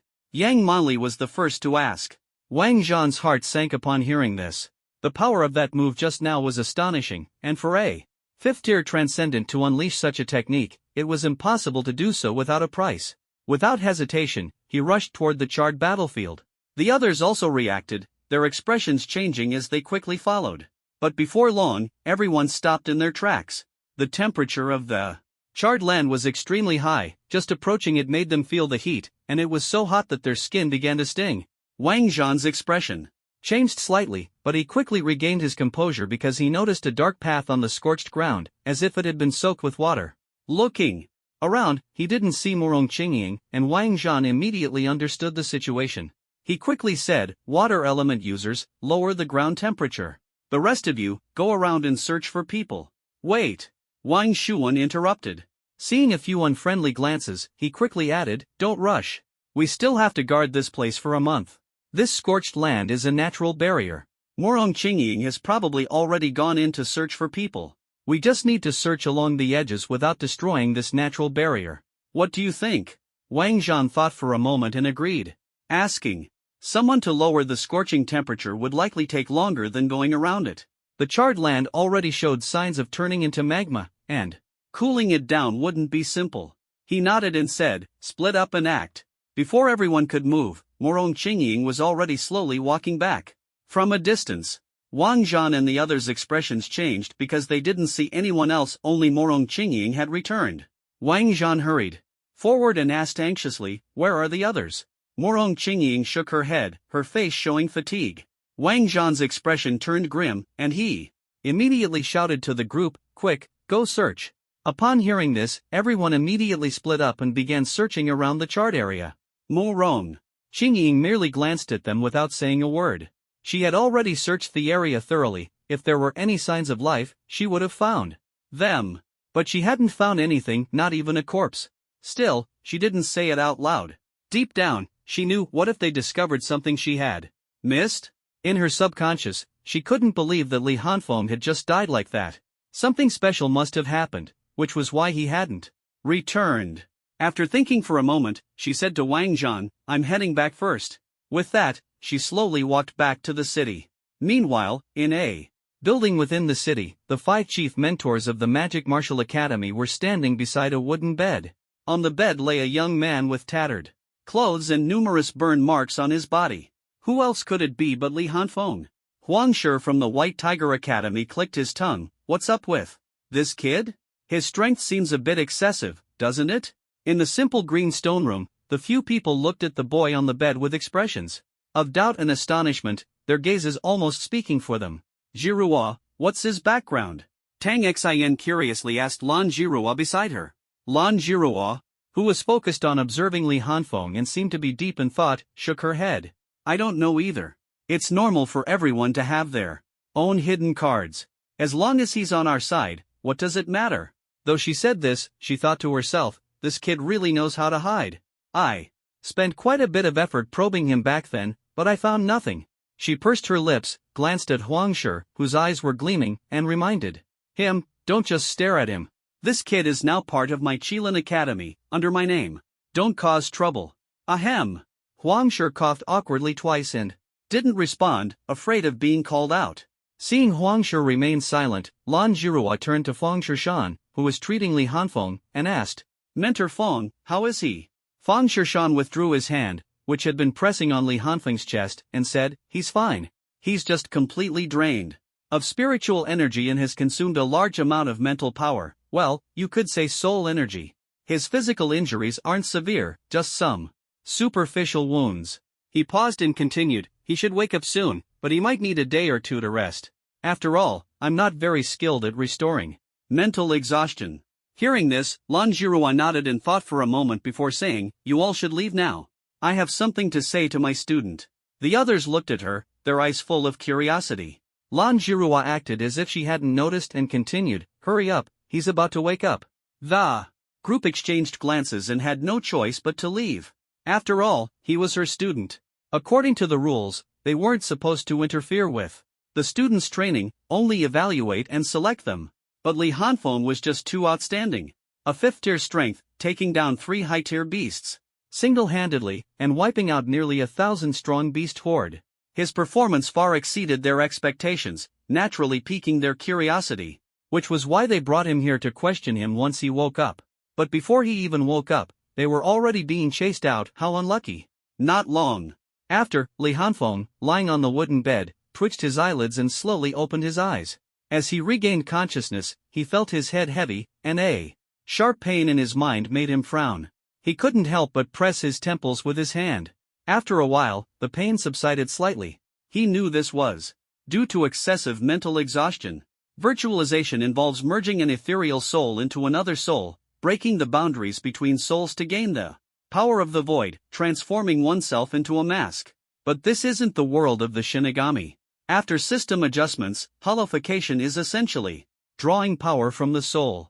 Even though his mental strength is far superior to others of the same level, he can only maintain holification for less than a minute. Moreover, he had just used the enhanced spiritual pressure to initiate Shirkai and unleashed its ultimate move, Scorching Hell. The extreme exhaustion of both mind and body caused him to faint immediately after holification. With my current strength, whether it's holification or Shirkai, as long as I can end the battle quickly, I won't lose combat power due to excessive consumption. If I want to use these 2 powers freely, I need to increase my spiritual energy reserves and mental strength. The path for my next upgrade is pretty clear now. A series of thoughts flashed through Li Hanfeng's mind until a sharp pain interrupted him. He shook his head and began to examine his surroundings. One glance almost made him jump out of bed in shock. As soon as he looked up, he saw a woman standing by the bed, smiling at him. Who could endure that? Calming himself, Li Hanfeng said helplessly, Instructor Lan, it's not good to scare people like this. Lan Jirua continued to smile at him, ignoring his words, and said, you hit it well. Even I, your instructor, didn't know my student was this powerful. Li Hanfeng was stunned for a moment, then hesitated before saying, Instructor Lan, you haven't taught me anything, so how could you know me? Lan Jirua blinked and laughed charmingly, that's my fault too. Just as Li Hanfeng was about to speak, Lan Jirua continued, alright, I'm not interested in delving into your strength. Knowing how to keep a trump card is a good habit, well done. Since you're awake, I'll leave now. Oh, and make sure to go out and let your companions know you're safe, they must be worried sick. Also, don't tell them you saw me. With that, she didn't wait for Li Hanfeng to respond, her figure flickered, and she disappeared. Li Hanfeng was left stunned, not understanding what was going on. She brought him here, said a few words, and then left? He decided not to dwell on it. Looking at his tattered clothes, he glanced around and found himself in a stone house. He took out a new set of clothes from his spatial ring and changed into them. After moving his body slightly, he felt some soreness and weakness, but walking wasn't a problem. It seemed Lan Jirua hadn't healed his injuries. On second thought, it made sense healing would violate the rules, and it wasn't necessary anyway. He pushed the door open and left the house, realizing he was in the city. He headed toward the city gate. Those guys wouldn't think I'm dead, would they? At the city gate. It was already late, and the battle had ended nearly half a day ago. The people searching for Li Hanfeng had long returned. They had practically turned the area upside down and expanded the search radius to 3 kilometers around, but they still couldn't find Li Hanfeng. Even Wang Zhan began to suspect that Li Hanfeng might have been burned to ashes by the flames, as there wasn't a single trace of him. With a grim expression, he sat on the city wall, accompanied by several team leaders, while the others were below the wall, recovering from their injuries and spiritual energy. The atmosphere was heavy, and everyone's faces were somber, unsure of what to say. They had searched everywhere and found no clues, so naturally, their mood was heavy. At this moment, a lazy voice rang out, "What are you all doing? Why does everyone look so gloomy?" Morong Qingying, who had been resting with her eyes closed, suddenly opened them and revealed a faint smile. On the steps of the city wall, a young man dressed in black descended slowly. His face was somewhat pale, yet he wore a lazy smile. Seeing him appear, the tense expressions of the crowd finally relaxed. It wasn't that they cared deeply about Li Hanfeng, but he was, after all, a comrade. Moreover, Li Hanfeng had indirectly saved their lives. Without him, they would have struggled to fend off the attacks of several high-level beasts. Even if they had managed to hold them off, there was still a month ahead. How many people would die by then? So, aside from respect, everyone felt a sense of gratitude toward Li Hanfeng and naturally didn't want anything to happen to him. "Phew! Where have you been? We've been looking for you all day," Wang Zhan asked angrily. Including Morong Qingying, the others also fixed their eyes on Li Hanfeng, waiting for his answer. Li Hanfeng scratched his head, looking a bit embarrassed. He couldn't exactly say that his mentor had called him to a small dark room. He could only smile awkwardly and reply, "Nothing much, just wandered around the city." "Alright, enough of that. Has the casualty report come out yet?" Li Hanfeng quickly changed the subject. Wang Zhan gave him a strange look. After searching for him all day, he had been strolling around the city? But he didn't say much and his expression turned grim. "It's been tallied. Over 200 casualties, with 87 confirmed dead. The rest are severely injured and have been arranged for treatment. Most have minor injuries, but the exact numbers haven't been calculated yet." Upon hearing this, the smile on Li Hanfeng's face disappeared, and his mood grew heavy. Nearly 100 people had died in a single battle, with over 100 severely injured.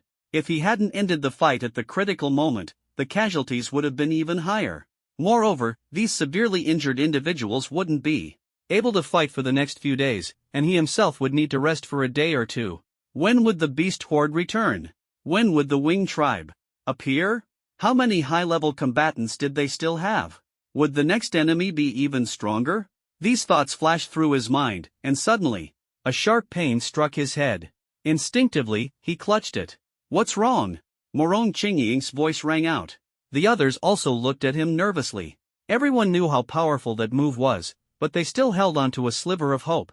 After all, if Li Hanfeng lost his combat ability, the situation would become dire. If 2 more high-level beasts led a horde, how could they possibly hold them off? Li Hanfeng shook his head and looked at Morong Qingying, who was frowning. He forced a smile and said, "It's nothing, but I might need to rest for a day or two. You'll have to find someone to take my place in gathering intelligence." Hearing his words, the group, though somewhat prepared, still looked grim. Seeing their expressions, Li Hanfeng spoke lightly, "Don't worry. It's not certain whether there are any high-level beasts on their side, and the Wing tribe might have a high-level commander. When they'll come is also uncertain.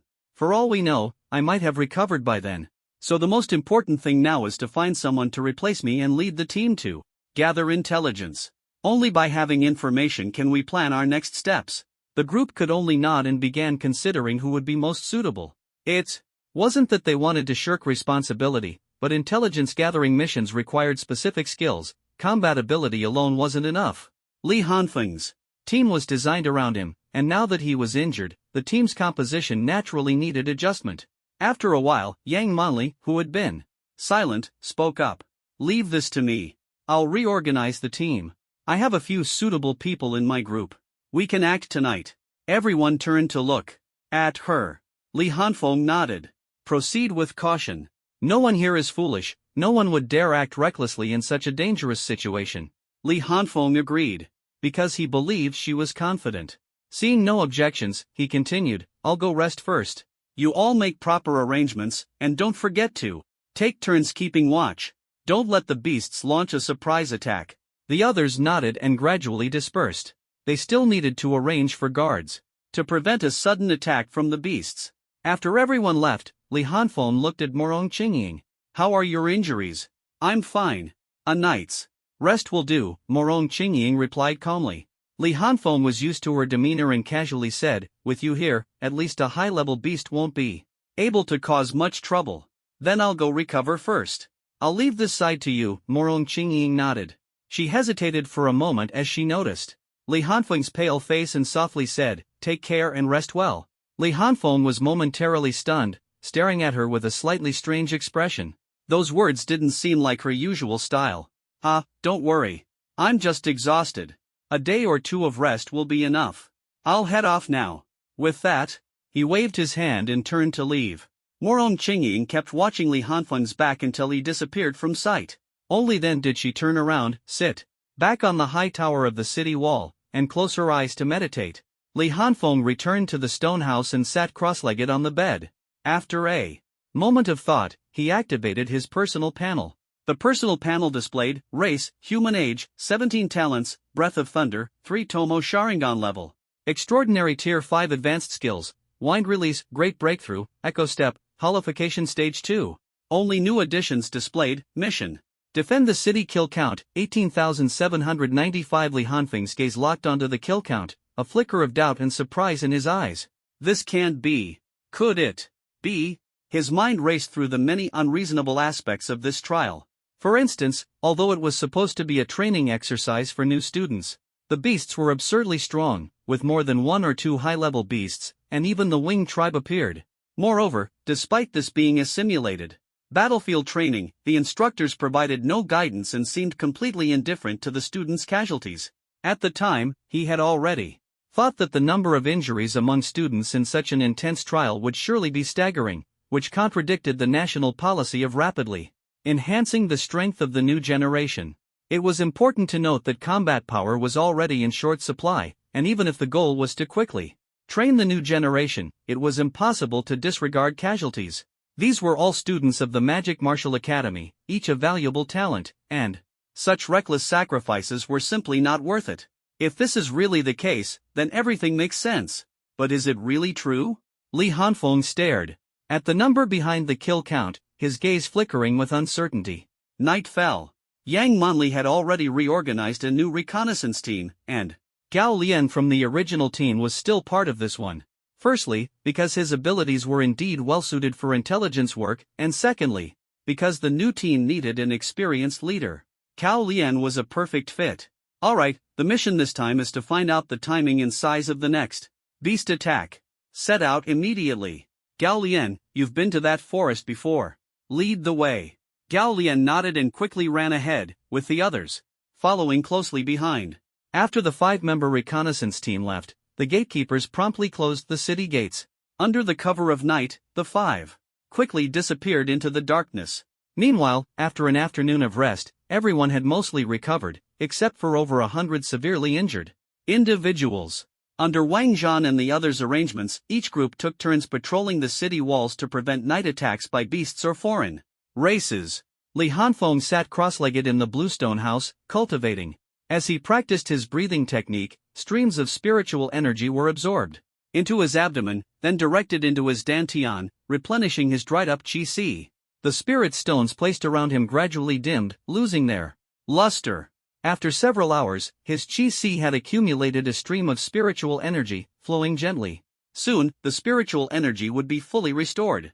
However, the key issue was the depletion of mental energy, which was not as easily recovered, especially without the necessary medicinal herbs. It could only recover naturally. Therefore, what Fang Shishan had said earlier, that it would take at least 1 or 2 days to recover, was indeed correct.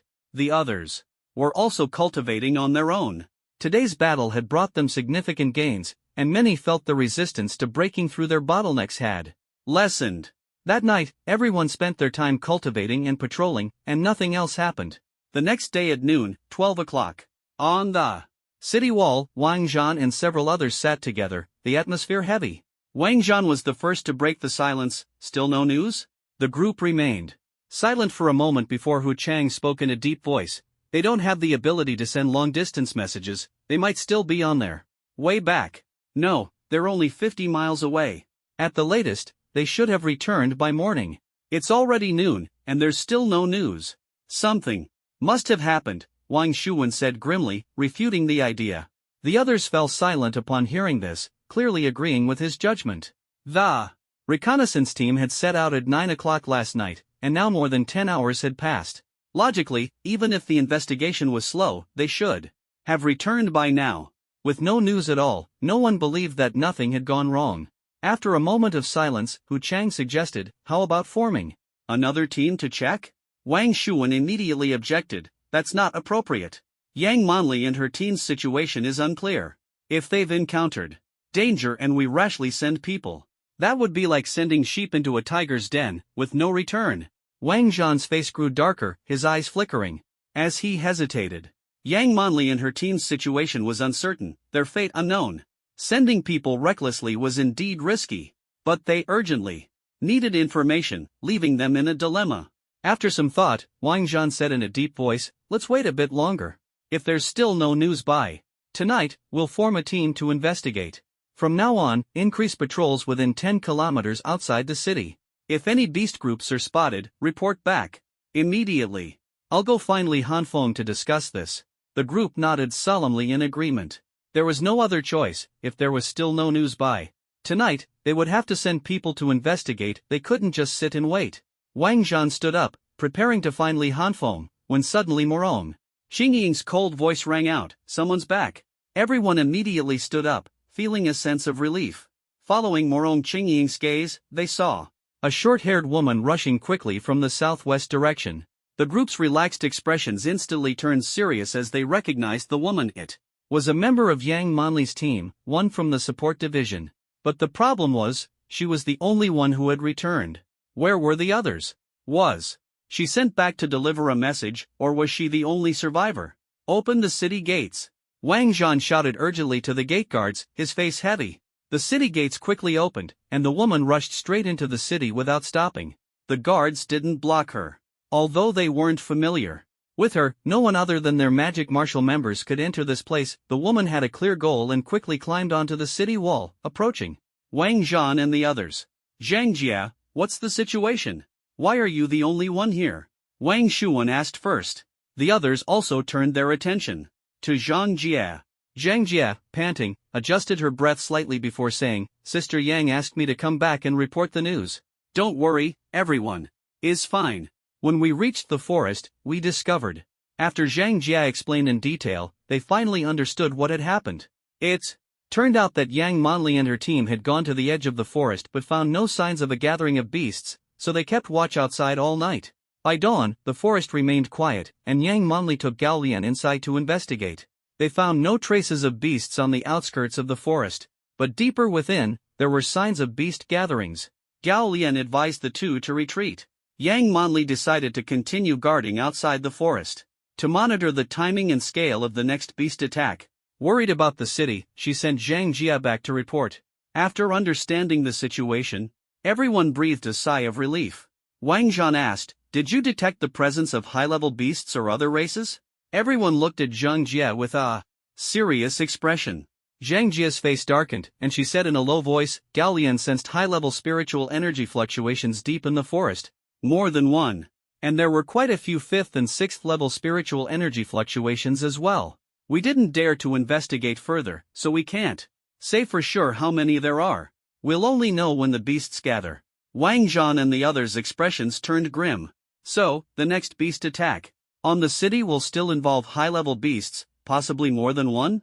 Li Hanfeng lowered his head in thought and said softly. Sitting across from him, Wang Zhan nodded heavily, that's the information we have. After receiving the news, Wang Zhan hurried to discuss countermeasures with Li Hanfeng. Right. Now, Li Hanfeng was their pillar of support. Without him, they wouldn't be able to withstand multiple high-level beasts. Li Hanfeng was silent for a while. before asking, "Is there any movement from the Winged Clan?" Wang Zhan shook his head. No, only Gao Lian sensed multiple high-level energy activities deep in the forest. Li Hanfeng continued, "So, the beasts haven't truly gathered yet, and the next 1 or 2 days should be a resting period?" Wang Zhan nodded. "That seems to be the case. Yang Monli and her team are still keeping watch, and they'll report immediately if anything happens." Li Hanfeng nodded and fell into deep thought. After a night of cultivation, his spiritual energy had mostly recovered, but he was still mentally exhausted, and his strength could only be utilized at 50%. Listening to Wang Zhan's description, he couldn't shake the feeling that something was amiss. The Winged Clan had gathered the night before, yet now there was no movement. Moreover, when they assassinated the 6th-level beast leader, they sensed more than 3 high-level energy fluctuations, but only 3 high-level beasts attacked the city yesterday. Were they deliberately holding back their strength? Guarding their position? Or was there another hidden agenda? Even the so-called resting period seemed unnatural. Why would the beasts give them a chance to catch their breath? Li Hanfeng's eyes flickered as he pondered for a long time before saying to Wang Zhan, "I understand the situation. You should head back and inform me immediately if there's any news. Make sure the patrols are arranged properly. We can't afford any accidents." "If there's still no news from Yang Monli's side tomorrow, I'll go there myself." Wang Zhan asked anxiously, "What about your injuries?" Li Hanfeng waved his hand. "I said I'd go tomorrow. Although I haven't fully recovered, I'm almost there. Don't worry." Wang Zhan secretly breathed a sigh of relief. Judging by the current situation, the beast horde wouldn't attack the city in the short term. Li Hanfeng's injuries had recovered, and with his support, the pressure was significantly reduced. At least they now had high-level combat power. After Wang Zhan left, Li Hanfeng ate a little and then entered a state of cultivation again. He decided to venture deeper into the forest to investigate. Restoring his strength was the top priority. Last time, he had retreated after being discovered by the Winged Clan. Now it seemed that their guarding of that area was no coincidence. There might be a secret hidden there. Every move they made was closely monitored by the 5 mentors in the city. On the rooftop of a building in the city, the 5 mentors were chatting enthusiastically, occasionally jotting down notes in their notebooks. Chu Chuan from the Azure Dragon Academy said with a smile, "After every siege, there's a 3-day rest period, and the beasts get stronger each time. What do you think? How much longer can they hold out?" Fang Shishan from the Black Tortoise Academy shook his head and said, "Not much longer. Li Hanfeng is indeed strong, but it's clear he hasn't fully mastered his abilities. If something happens to him, the others won't be able to withstand the attacks of multiple high-level beasts." Tang Xin from the Vermilion Bird Academy sighed, "Exactly. I don't know what Principal Lan is thinking." Although Morong Qingying and Li Hanfeng have records of killing high-level beasts before, the starting point is way too high. Facing 3, 5, or even 6 6th-level beasts right from the start, with one more added every 3 days, and an even stronger high-level beast added every 10 days, it's hard to say if they can even last 10 days. After all, last time Li Hanfeng killed 2 6th-level beasts. If it were just 5 6th-level beasts, it would already be enough to overwhelm them. Huang Shi from the White Tiger Academy nodded in agreement. Apart from Li Hanfeng and Morong Qingying, the others basically stood no chance in a one-on-one fight against a 6th-level beast. Wang Zhan could be counted, but he needed time to accumulate his talent to stand a chance. The others could only team up to deal with one 6th-level beast, which would consume too much energy and result in significant casualties. And the next wave of beasts would be even stronger. It was truly difficult for the new students of magic martial to hold on. At this moment, Lan Jiruo spoke calmly, "Let's wait and see. After all, this mission isn't about having them defend the city for a month." Everyone nodded in agreement. Time passed quickly as they busied themselves. On August 5th, the 4th day in the secret realm, at 10 a.m., Li Hanfeng opened his eyes from cultivation. He got up, stretched his body, felt his current state, and then walked out of the stone house. Turning to look at the city gate, he frowned slightly. Since yesterday, Wang Zhan hadn't come to find him, which meant there was still no new information from Yang Monli. Thinking about this, Li Hanfeng quickly walked toward the city gate. Near the gate, those who saw him greeted him with respect, and he responded with a smile.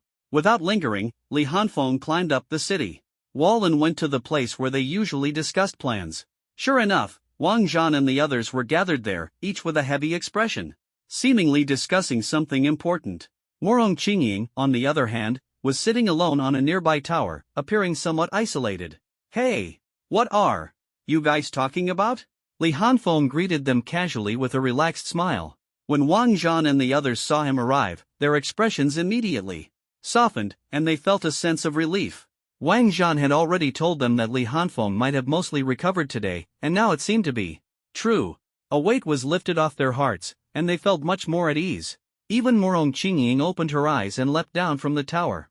As Li Hanfeng approached, Wang Zhan asked, "Does it still hurt?" Li Hanfeng smiled and glanced at everyone. "It's almost healed. No need to worry." Then he changed the subject. "Still no new information from Yang Manli?" Hu Chang nodded. "That's exactly what we're discussing." Li Hanfeng pondered for a moment and said, "I believe Wang Zhan has already told you my thoughts. Since there's no news from them, I'll go and check it out later." Morong Qingying spoke calmly. "I'll go with you." Li Hanfeng glanced at her, smiled, and shook his head. "No need. This time, I plan to go deep into the forest to investigate. You can't conceal your presence, so it would be inconvenient to bring you along." Seeing his refusal, Morong Qingying didn't say much and simply nodded. The others reminded him, "Be careful." Everyone felt assured about Li Hanfeng. He was strong, resourceful, and experienced, so there was no need to worry about him getting into trouble. Wang Zhan advised, "Find Yang Manli and the others first and see if there are any new developments." Li Hanfeng nodded, "Got it. I'll head out now." Wang Zhan nodded and said no more, instructing someone to open the city gate. Without lingering, Li Hanfeng jumped off the city wall and walked out through the gate. After leaving the city, he seemed to sense something and turned to look at the high tower on the city wall. Morong Qingying stood there, her expression calm, still exuding a cold aura. Li Hanfeng smiled at her, waved in greeting, and turned to leave quickly. Morong Qingying watched his departing figure until it became a small black dot and disappeared. A faint ripple appeared in her calm eyes. Having been here once before, Li Hanfeng quickly arrived at the edge of the forest where the beasts gathered, relying on his memory. He didn't rush into the forest but searched the surroundings for traces of Yang Manli and the others, hoping to gather some information first. However, after circling around, he found nothing, which left him somewhat helpless. It seems they're hiding quite well. After thinking for a moment, Li Hanfeng decided to enter the forest to investigate. After all, he wasn't skilled at searching for people, and continuing like this might mean he'd never find them. Just as he stepped into the forest, a strange fluctuation spread from his body. His eyes narrowed slightly, and he thought to himself, Gao Lian's ability is really useful. Following the trail of that fluctuation, he arrived at a familiar place. Seeing the scene before him, Li Hanfeng couldn't help but show a wry smile. Wasn't this the entrance to the tunnel they had used to escape before? These people really. Without further thought, he quickly stepped into the tunnel. As soon as he entered, Li Hanfeng immediately sensed the presence of Yang Manli and the others. The next moment, Gao Lian's excited voice rang out, "Captain, it's really you." Hearing this, the others also breathed a sigh of relief, withdrew their spiritual energy, and all turned to look at Li Hanfeng at the entrance. Li Hanfeng glanced at them and chuckled, "I'm not your captain anymore. Be careful, or your beautiful captain will give you trouble." Only then did Gao Lian realize that he was now part of Yang Manli's team, and he scratched his head awkwardly. Yang Manli rolled her eyes and said, "I'm not that petty. It's not the time to be joking. How's your injury?" Li Hanfeng smiled and got to the point, almost recovered. "So, what's the situation? Any new developments?" Yang Manli's expression turned serious, and she said solemnly, "We didn't see any beasts in the forest all day yesterday. But the fluctuations Gao Lian sensed are becoming more frequent, though the specifics are unclear." Li Hanfeng's eyes flashed, and he nodded, "Understood. Stay here and keep an eye on the situation. I'll go in and investigate." "Captain." "Boss, do you need me to go with you?" Gao Lian asked hurriedly. He almost called out captain directly but changed it to boss instead.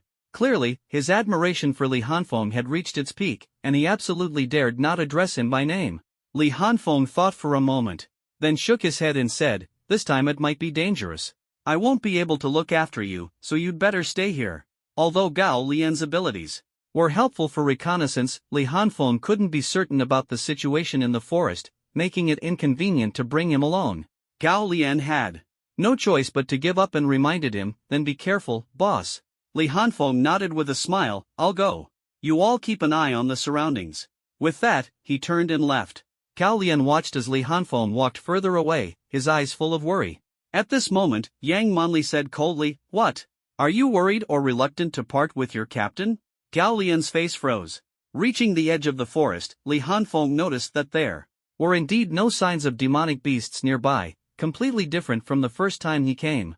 He thought for a moment, formed a seal with his hands, transformed into a wind-chasing fox, and then stepped into the forest. After walking for half an hour, he found no traces of any demonic beasts along the way. After pondering for a moment, he changed direction and headed deeper toward the area where the Wing tribe gathered. His intuition told him that the secret he wanted to uncover was hidden there. Since he couldn't sense the presence of any demonic beasts, he quickened his pace and soon approached the dense forest from that night. To avoid being discovered, he slowed down as he neared the forest, crouched low, restrained his spiritual energy, and carefully crept forward step by step. Suddenly, Li Hanfeng's pupils shrank sharply. So they are still here. He saw the dense branches of the forest were covered with Wing tribe members. They squinted their eyes, suppressing their aura, as if pretending to sleep.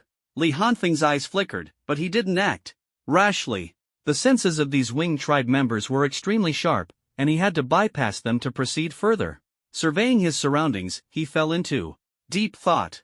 After a long while, he gritted his teeth, retreated from the dense forest, returned to his original form, and created a clone before heading back into the forest. His original body formed a seal and transformed into a rock, while the clone turned into a three-eyed demon ape. The three-eyed demon ape held the rock and slowly ventured into the dense forest, its three eyes fixed on the Wing tribe members perched on the branches. Finally, when it was less than 50 meters away from the Wing tribe, a high-ranking Wing tribe member, significantly larger than the others, opened its eyes and suddenly turned its head to stare at the three-eyed demon ape. A trace of ferocity flashed in its eyes.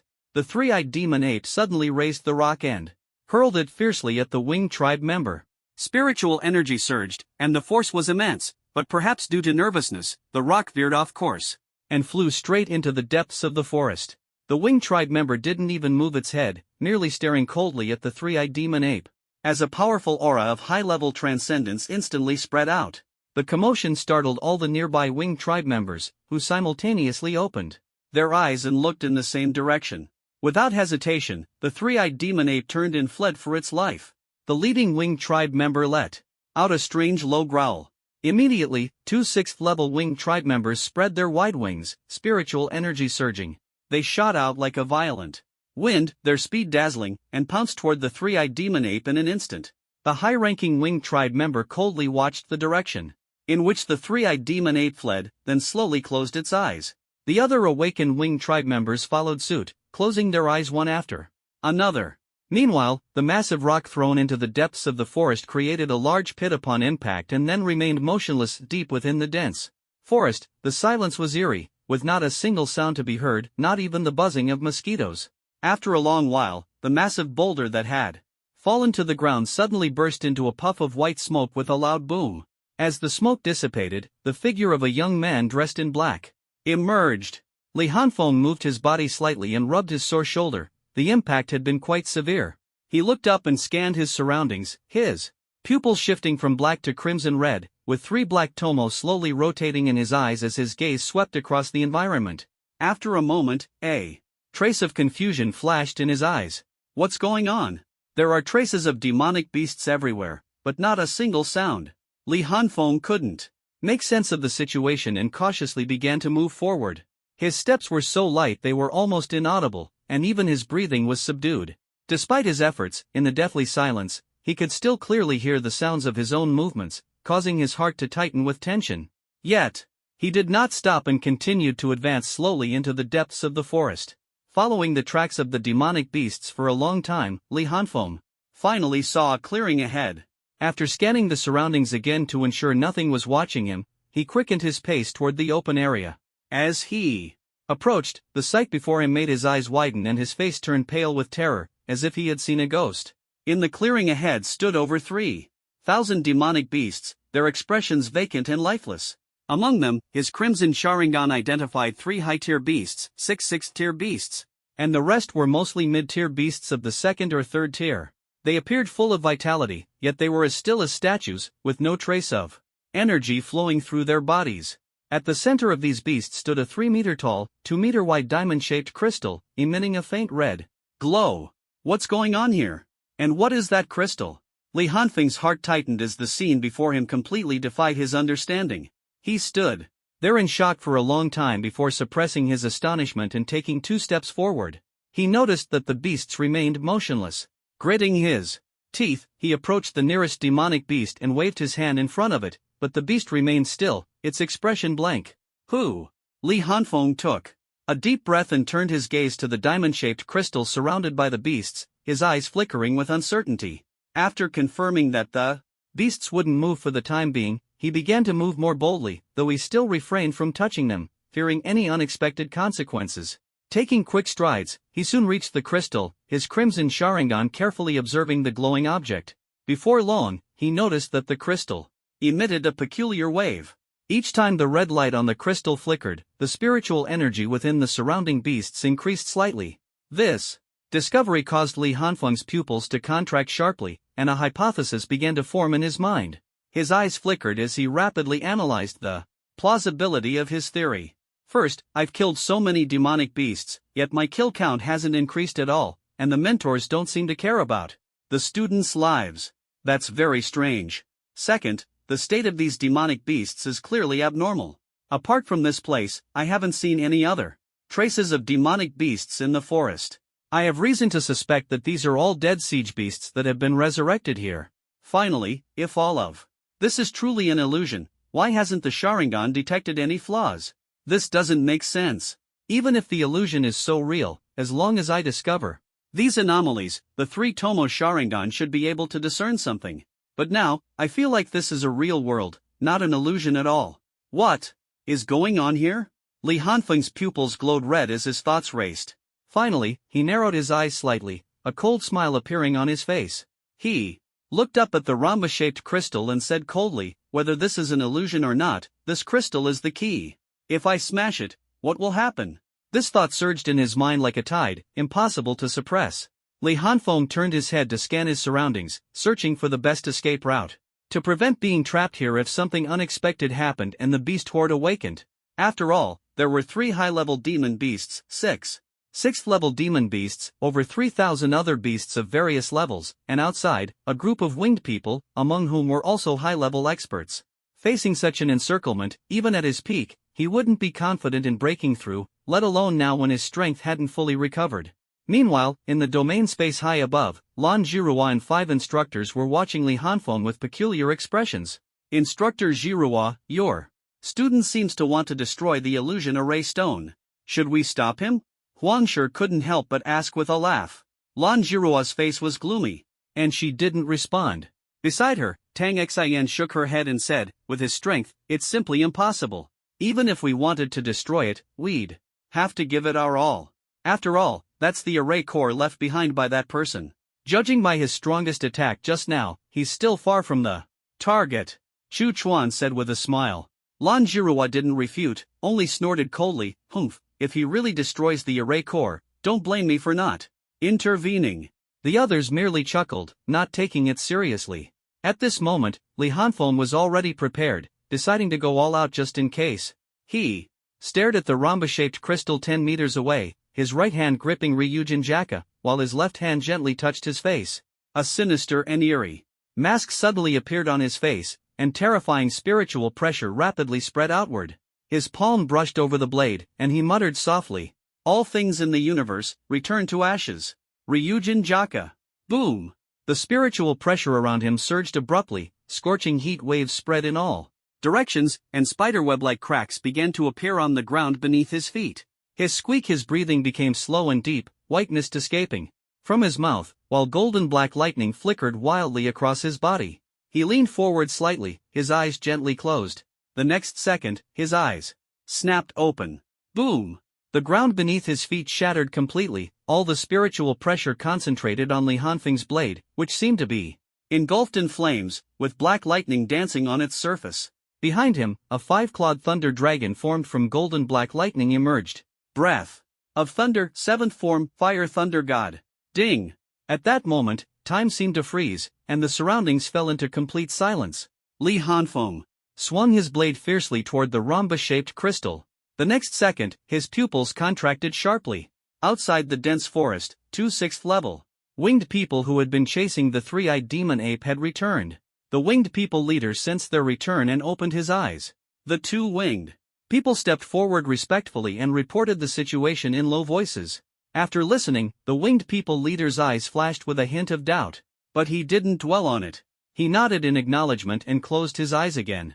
The two 6th level winged people also returned to their respective positions and closed their eyes to rest. The next moment, a powerful and peculiar oppressive force spread out from deep within the dense forest. The winged commander abruptly opened his eyes, but before he could react, boom! A deafening explosion echoed through the air. All the winged beings instantly snapped. Their eyes open, their faces filled with terror, as they turned to look toward the depths of the forest. Immediately after, a violent shockwave surged forth. Like a tidal wave, throwing most of the winged beings into the air. The rampant energy destroyed trees and tore open the ground with terrifying cracks. The winged commander unleashed his spiritual energy in full force, shielding himself from the shockwave and stabilizing his stance. His face twisted in extreme fury as wind elements gathered around him, forming into an arrow that he shot toward the center of the explosion. The other winged beings, having regained their balance, also rushed toward the depths of the forest, their faces brimming with anger and ferocity. Deep within the dense forest, the diamond-shaped crystal that had been embedded in the ground was now floating in midair, trembling incessantly and emitting a faint red glow. It appeared entirely unscathed. The surrounding area was a scene of utter devastation. A massive crater had formed where the crystal was originally embedded, with jagged cracks spreading out in all directions. Nearby beasts had been flung away, some were trapped in the cracks, while others were pinned under fallen trees. The surrounding space showed over a dozen thin, dark fissures, as if the earlier explosion had nearly torn the fabric of space itself. The sight was utterly breathtaking. After a long while, the rampant energy gradually dissipated, and the area returned to calm. The diamond-shaped crystal ceased its trembling, and the spatial fissures slowly began to close. Thud, a fallen tree was suddenly pushed aside, and a bruised arm stretched out from beneath it. Cough, cough, cough. Li Hanfeng struggled to crawl out from under the debris of trees, spitting out a mouthful of blood. He lifted his head to look at the floating diamond-shaped crystal, his chest heaving violently, his eyes filled with shock. At this moment, the mask on his face had disappeared, his clothes were in tatters, his body covered in scrapes, and his black hair was disheveled, a picture of utter disarray. Suddenly, his head whipped around to look outside the forest. A powerful and violent aura was rapidly approaching. Without a moment to hesitate, Li Hanfeng forced himself to stand, limping to a corner where he quickly formed hand seals. In an instant, he transformed into an inconspicuous rock, blending in with the scattered rubble around him. In his current state, he was no match for even a high-ranking winged being. Running was out of the question, his only option was to hide. Boom! With a sonic boom, the winged commander appeared in midair, his sharp eagle eyes slowly scanning the surroundings. His fury continued to grow, and spiritual energy erupted uncontrollably from his body. Asterisk whoosh. Whoosh. Whoosh. Asterisk razor-sharp wind blades shot out in all directions, indiscriminately slashing and destroying everything in their path. Asterisk boom. Boom. Boom. Asterisk the concentrated barrage of wind blades kicked up clouds of dust. On the ground, one blade narrowly skimmed past a large rock, striking the ground behind it. But no one noticed that the rock trembled ever so slightly. Rustle, rustle, rustle, one by one, other winged beings arrived, hovering in midair. Soon, nearly 1,000 of them had gathered, their sheer numbers darkening the skies above the forest's center. The light dimmed, and every winged being's face was contorted with rage. Their bodies trembled with fury, and the overwhelming fluctuations of spiritual energy rippled outward like a flood. Scree! At that moment, the winged commander let out a sharp, piercing shriek. All the winged beings immediately turned their attention to him. He then issued a series of commands in a bird-like language that Li Hanfeng couldn't understand, clearly orchestrating their actions. Shortly after, the orders were given, and the 1,000-strong winged beings dispersed in all directions. Dozens of them landed on the ground and began methodically searching outward in concentric circles. Li Hanfeng's heart tightened. Looks like they were going to conduct a thorough search. And he had indeed touched a critical point. Not long after, a winged being found traces at the spot where Li Hanfeng had previously been hiding, and even discovered the blood he had coughed up. The winged being immediately reported to the winged commander in the air, "Commander, we've found the enemy's blood traces." Upon hearing this, the winged commander flashed and quickly appeared at the site of the blood traces. He examined the blood on the ground, scanned the surroundings, and then looked in the direction where Li Hanfeng had fled. "Follow me." As soon as he finished speaking, the winged commander led the remaining winged beings in pursuit of Li Hanfeng, heading in the direction he had left. No one noticed the large rock by the roadside they passed by. After confirming the winged beings had left, Li Hanfeng reverted to his original form and let out a long breath. Slowly standing up, he felt the soreness in his muscles and the sharp pain in his mind, causing him to frown. Although he had only activated the virtual form and initial release state for less than 3 seconds, it had placed a tremendous burden on his already unhealed body and mind. Fortunately, he had decisively exited all states after delivering his strongest strike, avoiding excessive exhaustion that would have left him too weak. Otherwise, he would have likely been found and torn apart by the winged beings by now. Li Hanfeng looked up at the crystal stone floating in midair, a glint of determination flashing in his eyes. Although he hadn't shattered it, he had confirmed one thing: this secret realm was constructed by some kind of power and formation, and this crystal stone was the core of the formation. As for whether this was an illusion, Li Hanfeng couldn't be entirely certain, but he was almost sure. Moreover, the creator of this secret realm was undoubtedly highly skilled. Even in his virtual form and initial release state, Li Hanfeng had unleashed his strongest single-target physical attack to date. It could be said that this strike was enough to severely injure or even kill an 8th-tier transcendent opponent.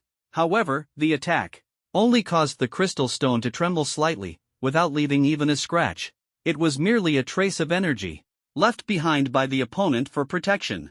At that moment, Li Hanfeng clearly felt a powerful energy circulating within the crystal stone, small in quantity but of extremely high quality.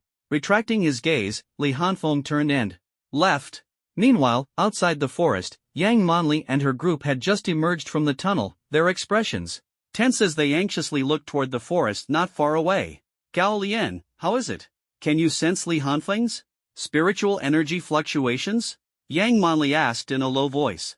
"Still nothing, maybe the distance is too far," Gao Lian replied, his face anxious, sweat dripping from his forehead.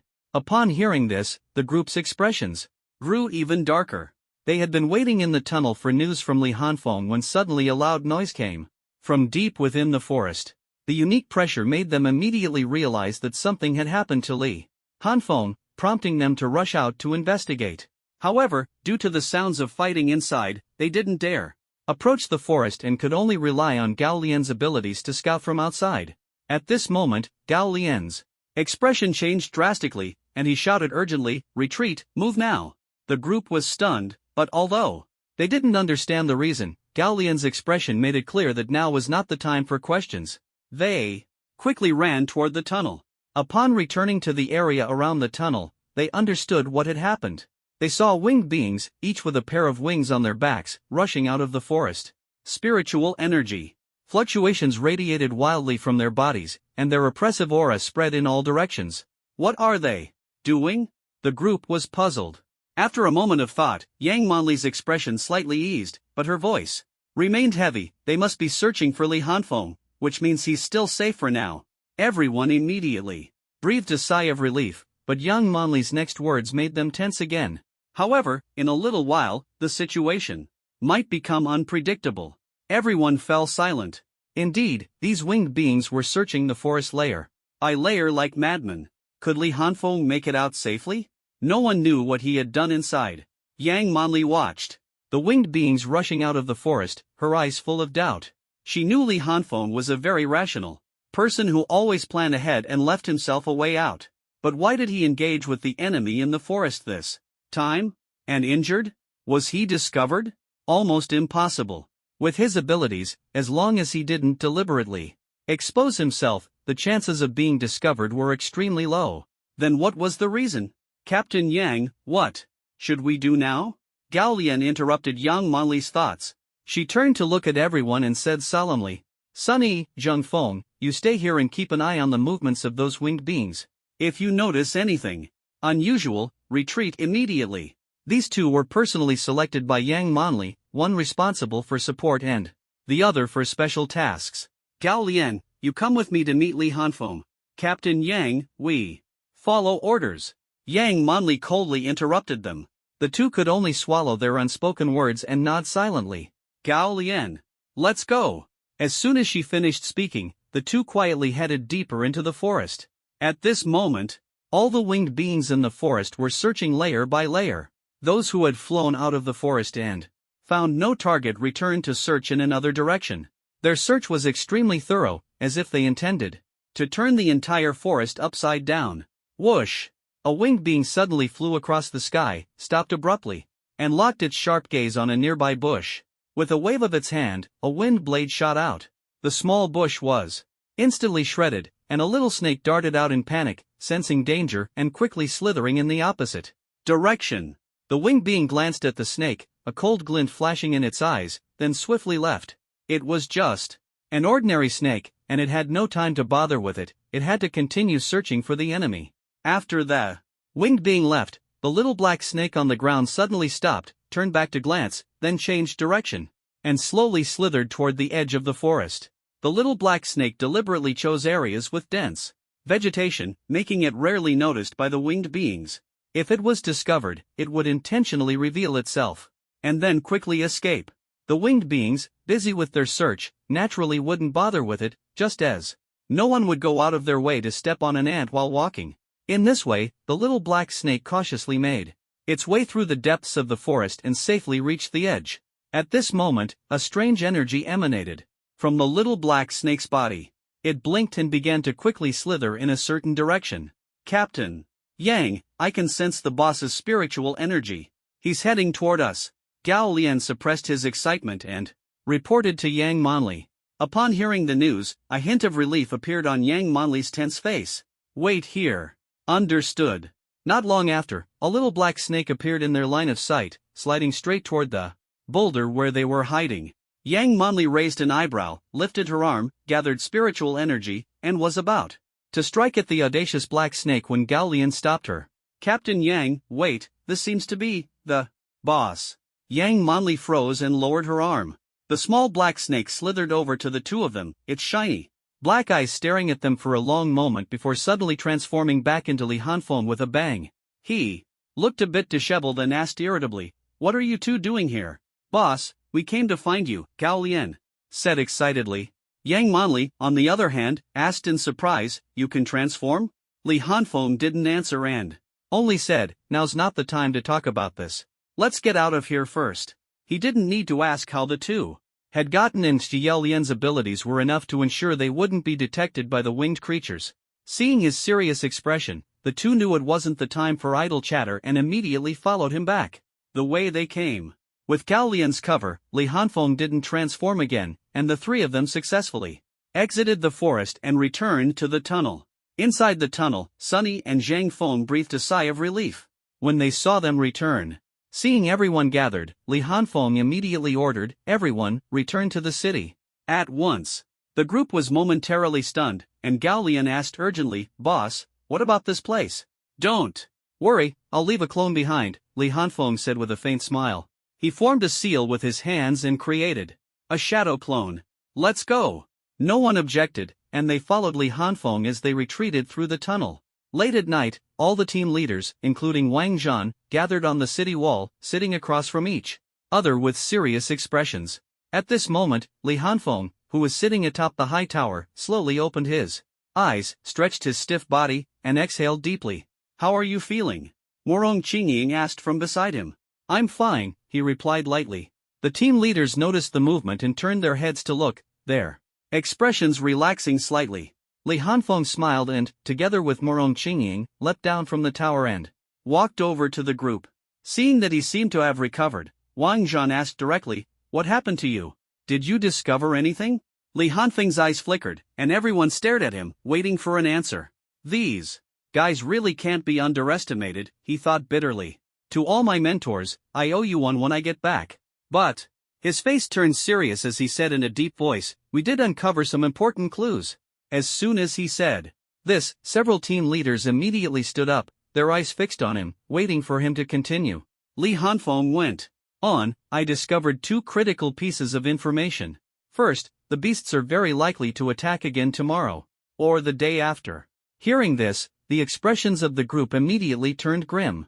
This was not the news they wanted to hear. Seeing their reactions, Li Hanfeng continued, second, this time the beast horde is even stronger than the last. Everyone looked up at Li Hanfeng. He remained calm as he said, I found the gathering place of the beast horde deep in the forest. The numbers are about the same as last time, but the quality has clearly improved. The number of high-level beasts hasn't changed, but there are significantly more mid-level beasts, and there are 6 sixth-tier beasts among them. Judging by their formation, they are very likely to launch an attack tomorrow. Or at the latest, the day after.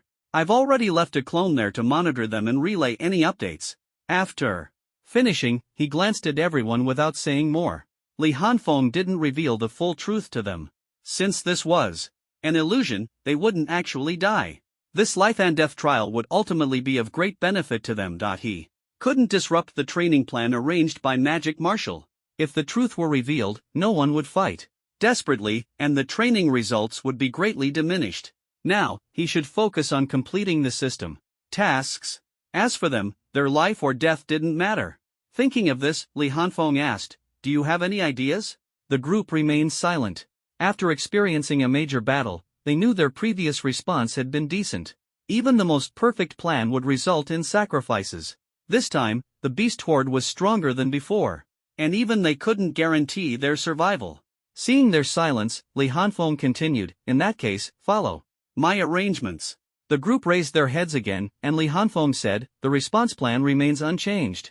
Once we enter close combat, Qingying and I will handle all the high-level beasts.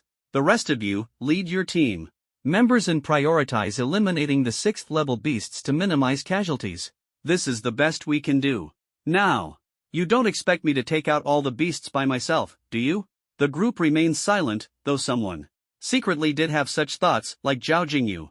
Li Hanfeng, can you still use the move from that day? Zhao Jingyu asked nervously. Everyone looked at him, and he had no choice but to continue, forcing himself to speak. If you can use that move to clear the field, we could defeat the beast horde almost without any injuries. The group fell into deep thought, looking at Li Hanfeng, waiting to hear his response. Li Hanfeng saw their serious expressions, and didn't immediately refute them. But he quickly dismissed the idea. First, his recovery speed couldn't keep up with the consumption. He estimated that the beasts would attack roughly every 3 days, and he simply couldn't recover to peak condition within that time. Forcing himself to use Scorching Hell would only worsen his state afterward. Second, if he killed all the beasts, what would be left for their training? If there were slaughter points, it would be fine, but the problem was there weren't any. He had to think of another way to complete the task. Shaking his head helplessly, he said, you don't seriously think using such a powerful move comes without a price, do you? I can't use that move in the short term, so don't count on me. Wang Zhan and the others nodded. They understood that Li Hanfeng must have paid a price. After all, it was terrifying for a 5th-level expert to casually unleash such a move. They just wanted to hear his thoughts and didn't have high hopes.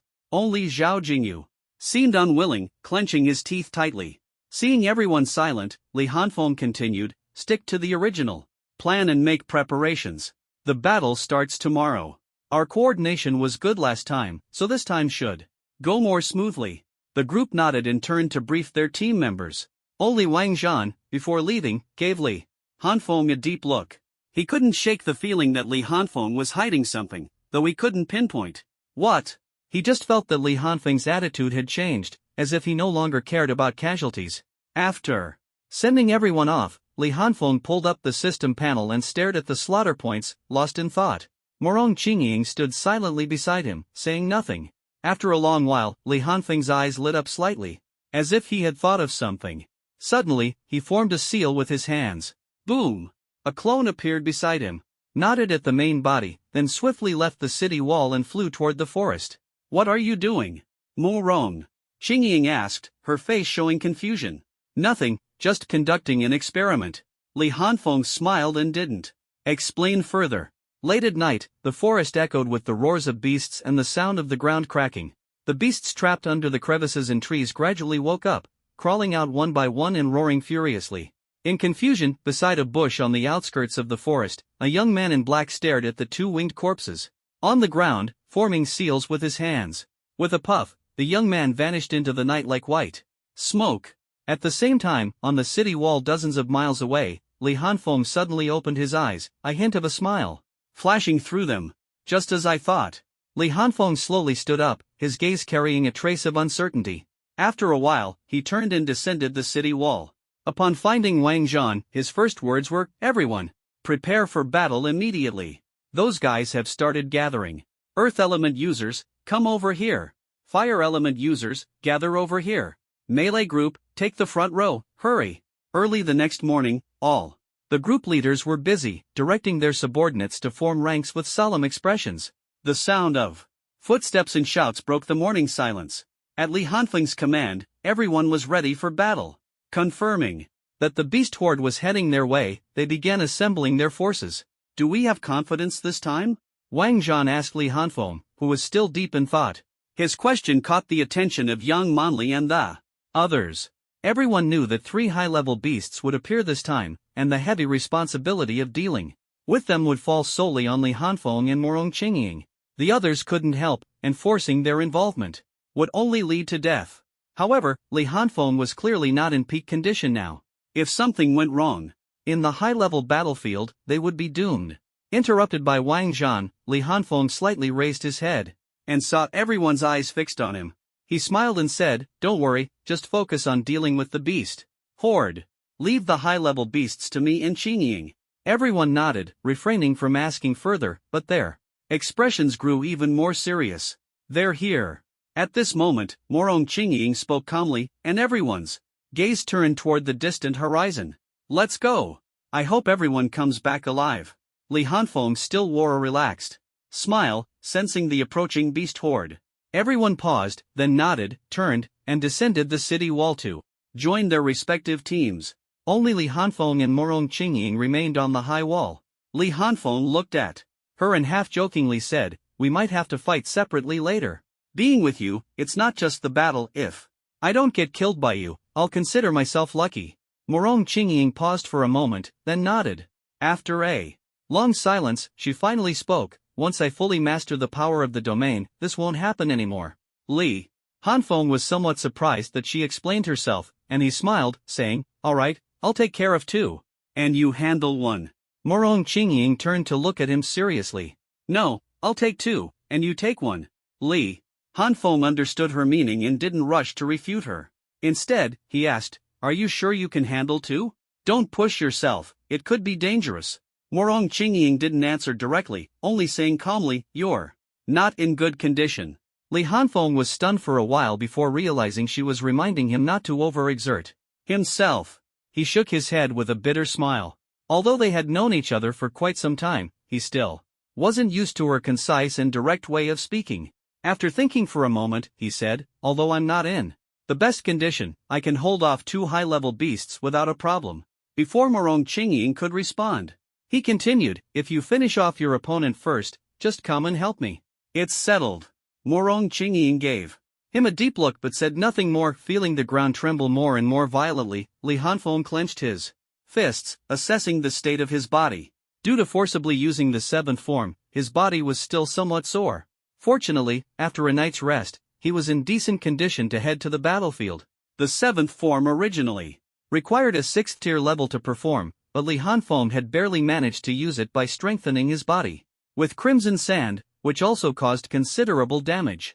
Apart from the physical soreness, his mental state was also unsteady. Since he hadn't fully recovered, entering the hollowification and initial release states occasionally caused sharp pain in his mind. The physical and mental discomfort severely affected his reaction speed, judgment, and spiritual energy flow.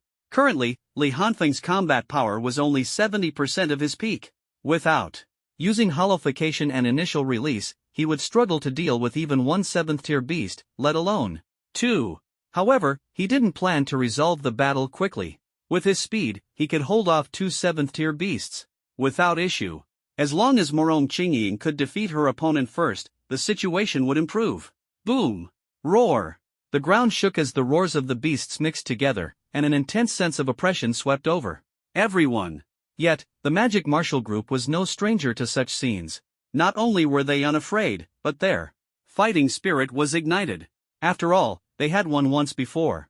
The magic martial group employed their tried and true strategy, digging a large trench in advance to block the beast's charge, while launching continuous long-range attacks. The beast horde struggled to cross the trench, and as they charged again, walls of earth and fissures rose from the ground, obstructing their advance. Then, another wave of long-range attacks struck. By the time the beast horde finally approached the magic martial group, their numbers had been nearly halved, and their once overwhelming momentum had weakened, their morale greatly diminished. At this moment, the magic martial group, brimming with confidence, launched an offensive under the leadership of their team leaders. Those skilled in close combat, including the enhancement and transformation types, charged at the forefront, followed closely by the elemental types, while the support types stayed in the rear, continuously providing buffs to the team. Just as the magic martial group clashed with the beast horde, Li Hanfeng, standing atop the high wall, narrowed his eyes. His dark pupils instantly turned crimson. It's our turn to strike. Buzz. Before his words had even finished, Li Hanfeng's figure had already disappeared from the high wall. Seeing this, Morong Qingying stepped forward, leaping down from the wall. Her body seemed to be supported by some invisible force, descending slowly. After landing, she walked toward the battlefield with calm and composed movements, and frost spread across the ground wherever she passed. Roar! A massive armored rhinoceros charged toward the magic martial group, exuding an intense pressure that clearly marked it as a high-tier beast. But before it could reach the crowd, a figure suddenly appeared, blocking its path. Buzz. The armored rhinoceros, seeing someone in its way, didn't stop but instead accelerated, its enormous horn aimed directly at the person. In the next moment, Buzz. Squelch! The figure blocking the armored rhinoceros suddenly appeared at its side, and a sharp blade sliced through its thick armor, causing blood to gush out. Roar! The injured armored rhinoceros instantly flew into a rage, turning its head to ram into Li Hanfeng. But Li Hanfeng moved with incredible speed. The moment the rhinoceros turned its head, his figure had already vanished. Buzz. Accompanied by a strange sound, Li Hanfeng appeared behind the armored rhinoceros, a mocking smile curling at the corner of his mouth. Big Rhino, you're way too slow. Enraged by the attack and the taunt, the armored rhinoceros, its eyes bloodshot, charged at him again. After achieving his goal, Li Hanfeng did not linger. He turned and left, letting the ironclad rhino chase after him. On the other side of the battlefield, a gray-black figure flashed through the crowd. Squelch! An elemental magic warrior student was caught off guard and instantly beheaded. Witnessing the gruesome scene, the surrounding people burned with anger and turned their heads. They saw a three-eyed demon ape clutching the person's head, its sharp claws slicing across the forehead before it extended its tongue inside, looking utterly satisfied. Damn beast! The faces of those nearby changed drastically, and angry curses erupted. But reason told them to flee immediately. However, the oppressive aura of the high-level beast weighed on them like a mountain, making their steps as heavy as lead, rendering them immobile. Anger, fear, and despair were written on their faces. They looked ferocious but were powerless to resist. The gap in strength was too vast. After the three-eyed demon ape had its fill, it casually tossed the head aside. Its three green glowing eyes scanned the surroundings. In the next moment, whoosh! The three-eyed demon ape vanished and charged at the nearest person. Before the man could react, sharp claws were already reaching for his head. He closed his eyes in despair. Just then, buzz! Screech! A strange sound accompanied by a sharp bird cry rang out. The expected moment of decapitation did not come. Instead, the three-eyed demon ape let out a piercing scream of agony. The man opened his eyes to see a figure surrounded by golden black lightning standing in front of him. The three-eyed demon ape clutched its bleeding forehead, shrieking madly. The surviving man weakly muttered his thanks, thank you. Li Hanfeng smiled slightly, and was about to speak when a rumbling sound of the earth shaking came from afar. His brows furrowed as he cursed inwardly, damn it, that thing is still chasing me so closely. Before he could finish his sentence, he nodded to the crowd and disappeared in an instant. Buzz! Li Hanfeng reappeared beside the three-eyed demon ape, his lightning-imbued blade slashing fiercely at its neck like a flame. Screech! A sense of danger surged through its body. The three-eyed demon ape's fur stood on end, and its muscles tensed as it suddenly darted to the side, narrowly avoiding the fatal strike. Li Hanfeng's eyes narrowed as he felt the soreness in his body, his brows furrowing tightly. He clearly noticed that his strike was slower than usual, otherwise, the blade would have left a deep wound. He didn't dwell on it, as the ironclad rhino was already charging at him from behind. Buzz! Accompanied by a strange sound, Li Hanfeng vanished from his original spot and reappeared on a nearby earthen wall. His scarlet eyes locked onto the two high-level beasts, and the corners of his mouth curled up slightly. He extended his index finger and beckoned at them mockingly. The two beasts were instantly enraged. The wounds left by Li Hanfeng were still bleeding, and they couldn't tolerate such provocation. Their entire bodies surged with spiritual energy as they charged forward. Seeing them rush over, Li Hanfeng chose not to confront them head-on. Instead, his figure flickered, and he quickly left the battlefield. This was the site of a fierce battle between two armies. The aftermath of a high-level transcendent battle not only affected the beast horde but also endangered the magic warriors. Meanwhile, Morong Qingying had already drawn the attention of the 7th-tier jade-horned python and led it away from the battlefield. At this moment, the two sides were locked in a tense standoff. The massive body of the jade-horned python coiled in circles, its cold, unblinking eyes fixed on the human before it, its tongue flicking in and out within a 10-meter radius around Morong Qingying. It seemed like a frozen hell, with frost covering the surroundings in a vast expanse of white. Her clear, tranquil eyes revealed a hint of doubt as she looked at the jade-horned python. Could there really be a second jade-horned python in the forest? But now was not the time to ponder. She was more concerned about Li Hanfeng's situation and immediately took the initiative to attack. Spiritual energy surged as she clenched her right hand, forming an ice crystal longsword that materialized in her grasp, while an icy armor appeared on her body. At the same time, the frost domain that had initially covered only 10 meters around her rapidly expanded, enveloping the jade-horned python in the blink of an eye. Hiss hiss! Feeling the intensifying cold, the jade-horned python began to writhe, adopting a posture ready to attack at any moment while wrapping its body in spiritual energy to resist the encroaching chill. Morong Qingying's expression turned cold as she formed hand seals with both hands and lightly parted her lips. Condense! Buzzing sounds filled the air as icy arrows emitting a chilling glow materialized behind her, trembling and ready to be unleashed at any moment. His sensing danger, the jade-horned python flicked its tongue and charged toward Morong Qingying, its massive body carving a deep groove into the ground. Go! Morong Qingying pointed with her jade-like hand, and the icy arrows behind her instantly shot toward the charging python. Clang! Clang! Clang! Despite its massive size, the jade-horned python was exceptionally agile, twisting its body to dodge many of the arrows. However, the dense barrage made it impossible to evade them all. The arrows struck its scales, producing a series of sharp clanging sounds. Although the scales remained unbroken, the powerful impact slowed the python's movements. Morong Qingying remained unwavering, continuously condensing and firing icy arrows. As the number of arrows increased, ice flowers began to bloom on the python's body, their snow-white crystalline beauty breathtaking. Seeing this, Morong Qingying tightened her grip on her sword and dashed toward the python in an instant. This was the moment she had been waiting for. With her attack power, directly breaking through the defenses of a high-level beast was no easy feat from the start. Her purpose in firing the arrows was not to break its defenses but to disrupt the flow of spiritual energy within the python, creating vulnerabilities in its spirit-protected body. Morong Qingying moved with astonishing speed, her steps light and agile.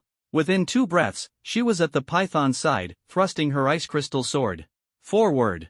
Hiss! The bone-chilling cold struck, and the python lashed out with its tail, but the tail, now covered in ice flowers, had its power and speed significantly reduced.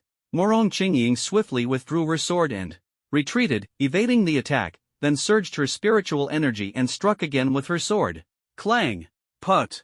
The ice crystal sword precisely pierced the ice flower on the python's body, triggering an explosion of the ice flower under the influence of spiritual energy. The scales were shattered, revealing a bloody pit.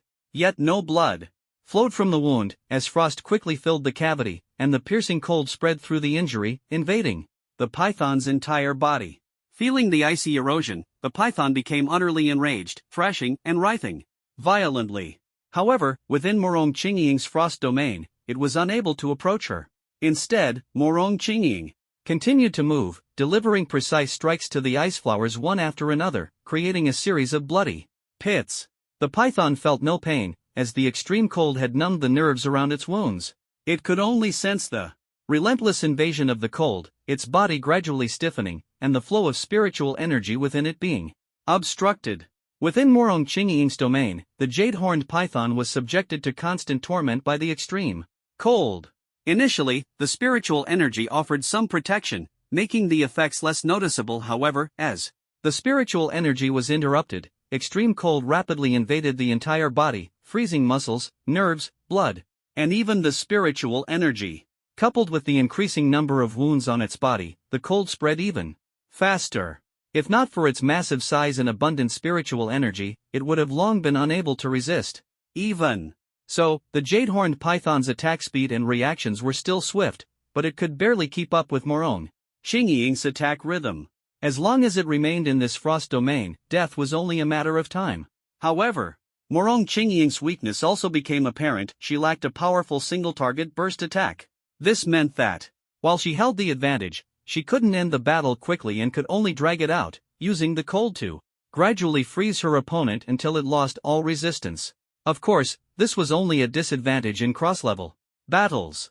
Against opponents of the same level, this weakness was almost negligible.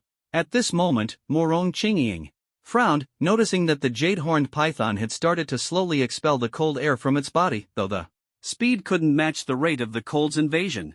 But to completely render the opponent incapable of resistance was undoubtedly a time-consuming and energy-draining process.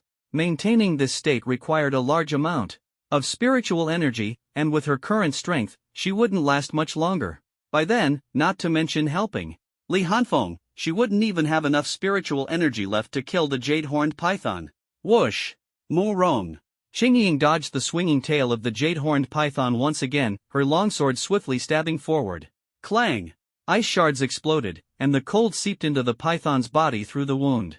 She noticed that all the ice flowers on its body had already shattered, leaving it pitted and covered in a layer of frost. Yet, the jade-horned python still had the strength to resist and even launched attacks from time to time. Morong Chingying's gaze turned cold, her patience wearing thin. Coupled with her growing concern for Li Hanfeng's situation, she decided to no longer conserve her spiritual energy. Her steps shifted, her movements agile as the wind, and in the blink of an eye, she was at the head of the jade-horned python. The python opened its blood-red maw, its dagger-like sharp teeth glinting coldly, and the pungent stench made Morong Chingying frown slightly. The ice crystal longsword sliced through the air, a streak of icy blue light shooting swiftly into the snake's mouth. Her figure flashed, evading the snake's lunge. Hiss!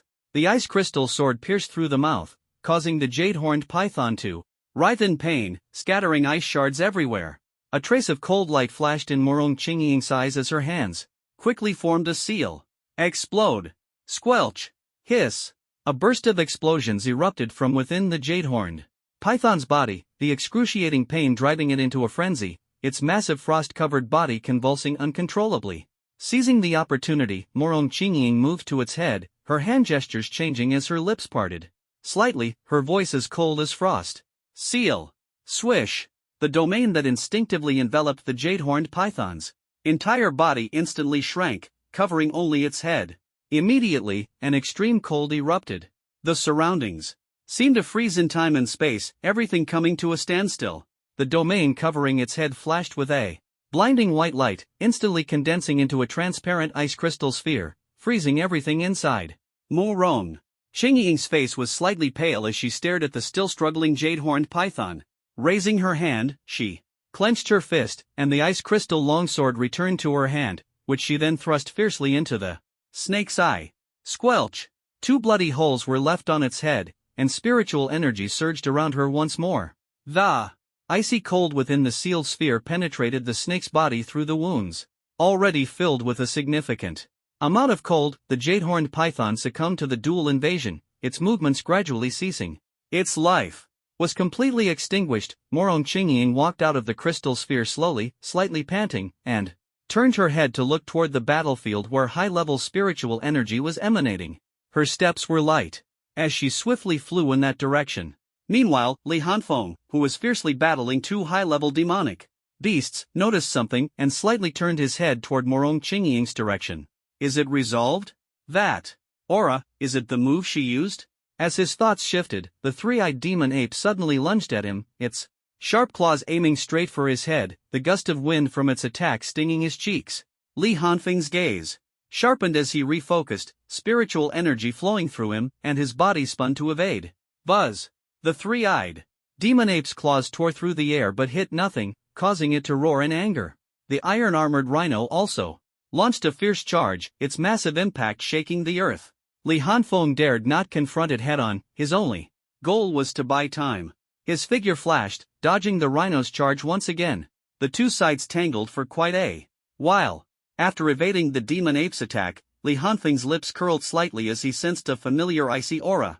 Morong Chingying had arrived. In an instant, an intense chill enveloped the battlefield. Having anticipated this, Li Hanfeng had already distanced himself from the two demonic beasts. The three-eyed demon ape and the iron-armored rhino were quickly covered in frost, their bodies wrapped in spiritual energy, barely resisting the bone-chilling cold. From 50 meters away, they could see a human woman walking toward them, the icy aura emanating from her. Beside the woman was the young man who had been fighting them earlier, the two not far apart. Li Hanfeng looked at Morong Chingying and noticed that she was only suffering from spiritual energy exhaustion, not injured, which made him feel slightly relieved. Morong Chingying also glanced back at Li Hanfeng, their eyes meeting as they nodded lightly to each other. Boom! Morong Chingying's spiritual energy erupted, releasing an even stronger chill as icy arrows rapidly formed behind her. Go! With the point of her finger, the icy arrows shot toward the two high-level demonic beasts like rain. Whoosh whoosh whoosh. The three-eyed demon ape reacted quickly, although the icy domain restricted its speed, it still managed to dodge the attacks. The iron-armored rhino, being naturally slow, didn't even attempt to evade. It simply lowered its head and charged, its iron armor glowing faintly under the enhancement of spiritual energy. Ding ding ding! The iron-armored rhino's defense was clearly much stronger than the jade-horned python's. The icy arrows left only shallow white marks on its body, and its massive frame didn't even budge. Morong Chingying, however, didn't stop, continuing to condense arrows and fire them relentlessly. The three-eyed demon ape dodged the attacks first and was preparing to counterattack when a sudden flash of lightning appeared in the corner of its eye. Buzz! Screech screech screech! Breath of thunder, second form rice soul. Swish swish swish. The blade, imbued with chirping lightning, instantly unleashed 5 thunderous slashes shaped like horseshoes, completely encircling the three-eyed demon ape. Just as it tried to dodge, its body froze, its muscles stiffening all over, and layers of frost began to peel off its body. Its pupils contracted sharply, it realized it was too late to evade and could only desperately twist its body to avoid vital areas. Slash! The blade moved too fast, only the sound of flesh being sliced by the sharp edge could be heard. 5 fresh wounds appeared on the three-eyed demon ape's body. The razor-sharp blade, combined with the enhancement of chirping lightning, tore through its defenses almost effortlessly. The next second, Li Hanfeng suddenly extended his leg and fiercely kicked the three-eyed demon ape in the abdomen. His figure swiftly disappeared, leaping out of the ice domain. The three-eyed demon ape was sent flying, landing right within the range of Morong Chingying's arrows. In mid-air, it had no leverage, and the wounds on its body continued to seep cold energy, causing its body to stiffen and its reactions to slow down. Sizzle! The ice arrows, which couldn't penetrate the iron-armored rhino's defense, now directly pierced into the flesh of the three-eyed demon ape. Although the wounds were shallow, the defense had been broken. Bang! The three-eyed demon ape crashed heavily to the ground, stirring up a spray of ice shards. But in the next moment, it scrambled to its feet, not charging at Morong Chingying but instead turning to rush toward the iron-armored rhino. Its speed remained swift, dodging Morong Chingying's incoming arrows as it moved. Within 2 or 3 breaths, it had hidden behind the iron-armored rhino. At this moment, the iron-armored rhino resembled an indestructible shield, blocking all the arrows. Hidden behind its back, the three-eyed demon ape finally caught its breath. It mobilized the spiritual energy within its body, trying to dispel the invading cold energy, pulling out the arrows embedded in its flesh. However, the bone-chilling cold continued to seep into its body through the wounds, impossible to dispel. Soon, it realized that as long as it remained within this human woman's domain, the cold energy would be inescapable. Its gaze shifted to Morong Qingying, its claws trembling slightly, glinting with a cold light. At this moment, the iron-armored rhino was already covered in a thick layer of frost. Although the ice arrows couldn't break through its defense, the exploding arrows continuously accumulated frost on its body. The ice layer grew thicker and thicker, and it was only a matter of time before it was completely encased, making escape nearly impossible. Morong Qingying's complexion was now pale. Her battle with the jade-horned python had already consumed much of her spiritual energy, and she was nearing her limit. Li Hanfeng stood outside the ice domain, his crimson eyes coldly fixed on the battlefield. As soon as he entered the domain, wisps of cold energy began to rise from his body. Seeing that Morong Qingying was about to collapse, he took a deep breath, endured the discomfort in his body, and slowly leaned forward. His body had not yet recovered, and after prolonged combat with two demonic beasts, the air pressure from high-speed movement turned his soreness into sharp pain. Li Hanfeng gritted his teeth, golden black lightning intertwining across his body, his breathing becoming deep and powerful. Zzzzz boom, accompanied by the sharp cry of 1,000 birds. The ground beneath his feet suddenly shattered, and thunder rapidly condensed behind him into a black five-clawed thunder dragon. Breath of Thunder, 7th form, Fire Thunder God. Feeling the explosive and violent aura emanating from Li Hanfeng, Morong Qingying immediately withdrew her arrows and domain. In that instant, a nearly imperceptible flash of lightning streaked by. Li Hanfeng suddenly appeared 3 meters to the side of the three-eyed demon ape, standing with his blade sheathed. His black coat burned into tatters from the friction with the air. The three-eyed demon ape hadn't even reacted when it suddenly felt the world spinning, its body completely immobilized, its consciousness descending into chaos and losing control. Its head rolled twice on the ground, catching a glimpse of Li Hanfeng standing nearby before plunging into eternal darkness. His thick white mist escaped from the corner of Li Hanfeng's mouth. After a long while, he slowly turned around, calmly gazing at the iron-armored rhino, now completely encased in ice. His right hand still gripped the hilt of his blade, his body betraying no trace of energy, as he quietly stared at the massive block of ice before him. Upon closer inspection, one could see his body trembling slightly for a moment. The ice block, which had lost the spiritual energy maintained by Morong Qingying, began to tremble. The trembling grew increasingly intense, and cracks spread out like a spider web. Bang! Roar! In the next instant, the ice block exploded with a deafening sound. A surge of high-level extraordinary energy burst forth, accompanied by a piercing beastly roar, as the armored rhinoceros raised its massive head. Immediately after, Breath of Thunder, 6th form, Electric Thunder. Roar! Breath of Thunder, 5th form, Scorching Thunder. Breath of Thunder, 2nd form, Rice Soul. Li Hanfeng gasped heavily, his chest heaving violently, and collapsed onto the blood-soaked corpse of the enormous armored rhinoceros. He felt as though his entire body was being torn apart, even breathing intensified the pain, and his body trembled uncontrollably. Lying on the cold body of the armored rhinoceros, he felt the pain ease slightly and was unwilling to move. Taking advantage of the moment when the armored rhinoceros had just broken free from the ice, its body still stiff and its spiritual energy not fully circulating, Li Hanfeng held his breath and launched a series of attacks. Finally, seizing the opportunity, he delivered a thunderous strike, slaying the armored rhinoceros on the spot.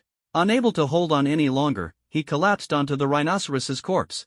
Morong Qingying slowly walked over. She seemed to be fine, but her spiritual energy was overly depleted, leaving her. The situation was clearly one-sided, with the students of the Magic Martial Academy holding an absolute advantage. Victory was only a matter of time. Li Hanfeng scanned the battlefield casualties, closed his eyes, and began to regulate his breathing to recover.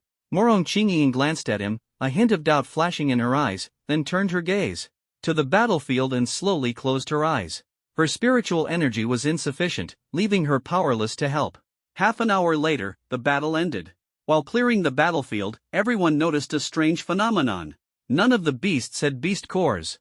This discovery made Wang Zhan and the other team leaders' eyes flicker, sensing that this trial was highly unusual.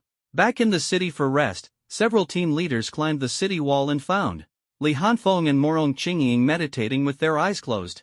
They had sensed the commotion from the high-level battlefield had ceased but hadn't seen any high-level beasts appear, knowing the two had emerged victorious. Wang Zhan saw the two covered in blood and assumed they were severely injured and recovering, preparing to leave. At that moment, Li Hanfeng asked hoarsely, "What are the casualties?" Wang Zhan replied softly, 158 dead, 311 seriously injured, quite a bit more than the first time. Li Hanfeng had anticipated the increase in casualties. After all, last time he had killed over 1,000 beasts, leaving only 3 6th-tier beasts. This time, despite better coordination, the rise in casualties was expected. With 158 dead, plus over 100 from before, the total was still short of 599. 3 days would be enough for him to recover. For the next beast siege, he planned to try controlling the battlefield. Li Hanfeng silently calculated the casualty numbers in his mind. Wang Zhan saw him, close his eyes without speaking, hesitated to say more, and refrained from disturbing his rest. Finally, he asked, "None of the beasts had beast cores. Do you know why?" Upon hearing this, Li Hanfeng's eyes snapped open. He turned to look at Wang Zhan, his gaze full of surprise and seriousness, and asked in a low voice, "What happened?" Wang Zhan looked deeply at Li Hanfeng, sensing the shock and tension in his eyes, and shook his head slightly, saying, "We don't know yet." Li Hanfeng lowered his head and thought for a moment before saying, "I'll address this after I recover. I'll personally confirm it then." Wang Zhan nodded, refraining from disturbing Li Hanfeng further, and turned to leave. The others glanced at Li Hanfeng and also left one by one. Late at night, a handsome and resolute young man dressed in a black jacket was swiftly making his way into the depths of the forest. Who else could it be but Li Hanfeng? It had been a day and a night since the second beast siege, and Li Hanfeng, using the excuse of investigating the absence of beast cores, had ventured into the forest alone. But his true purpose. Li Hanfeng arrived at the edge of a dense forest deep within the woods, staring at the winged beings perched on the branches, his eyes flickering with a crimson glow. During the first beast siege, all the beast corpses had been burned to ashes by scorching flames, and no one had realized the beasts lacked cores. Moreover, all the high-level beasts had been personally dealt with by Li Hanfeng, so he had known this secret since the first siege. Now, he had the perfect excuse to act alone. Li Hanfeng's purpose this time was simple.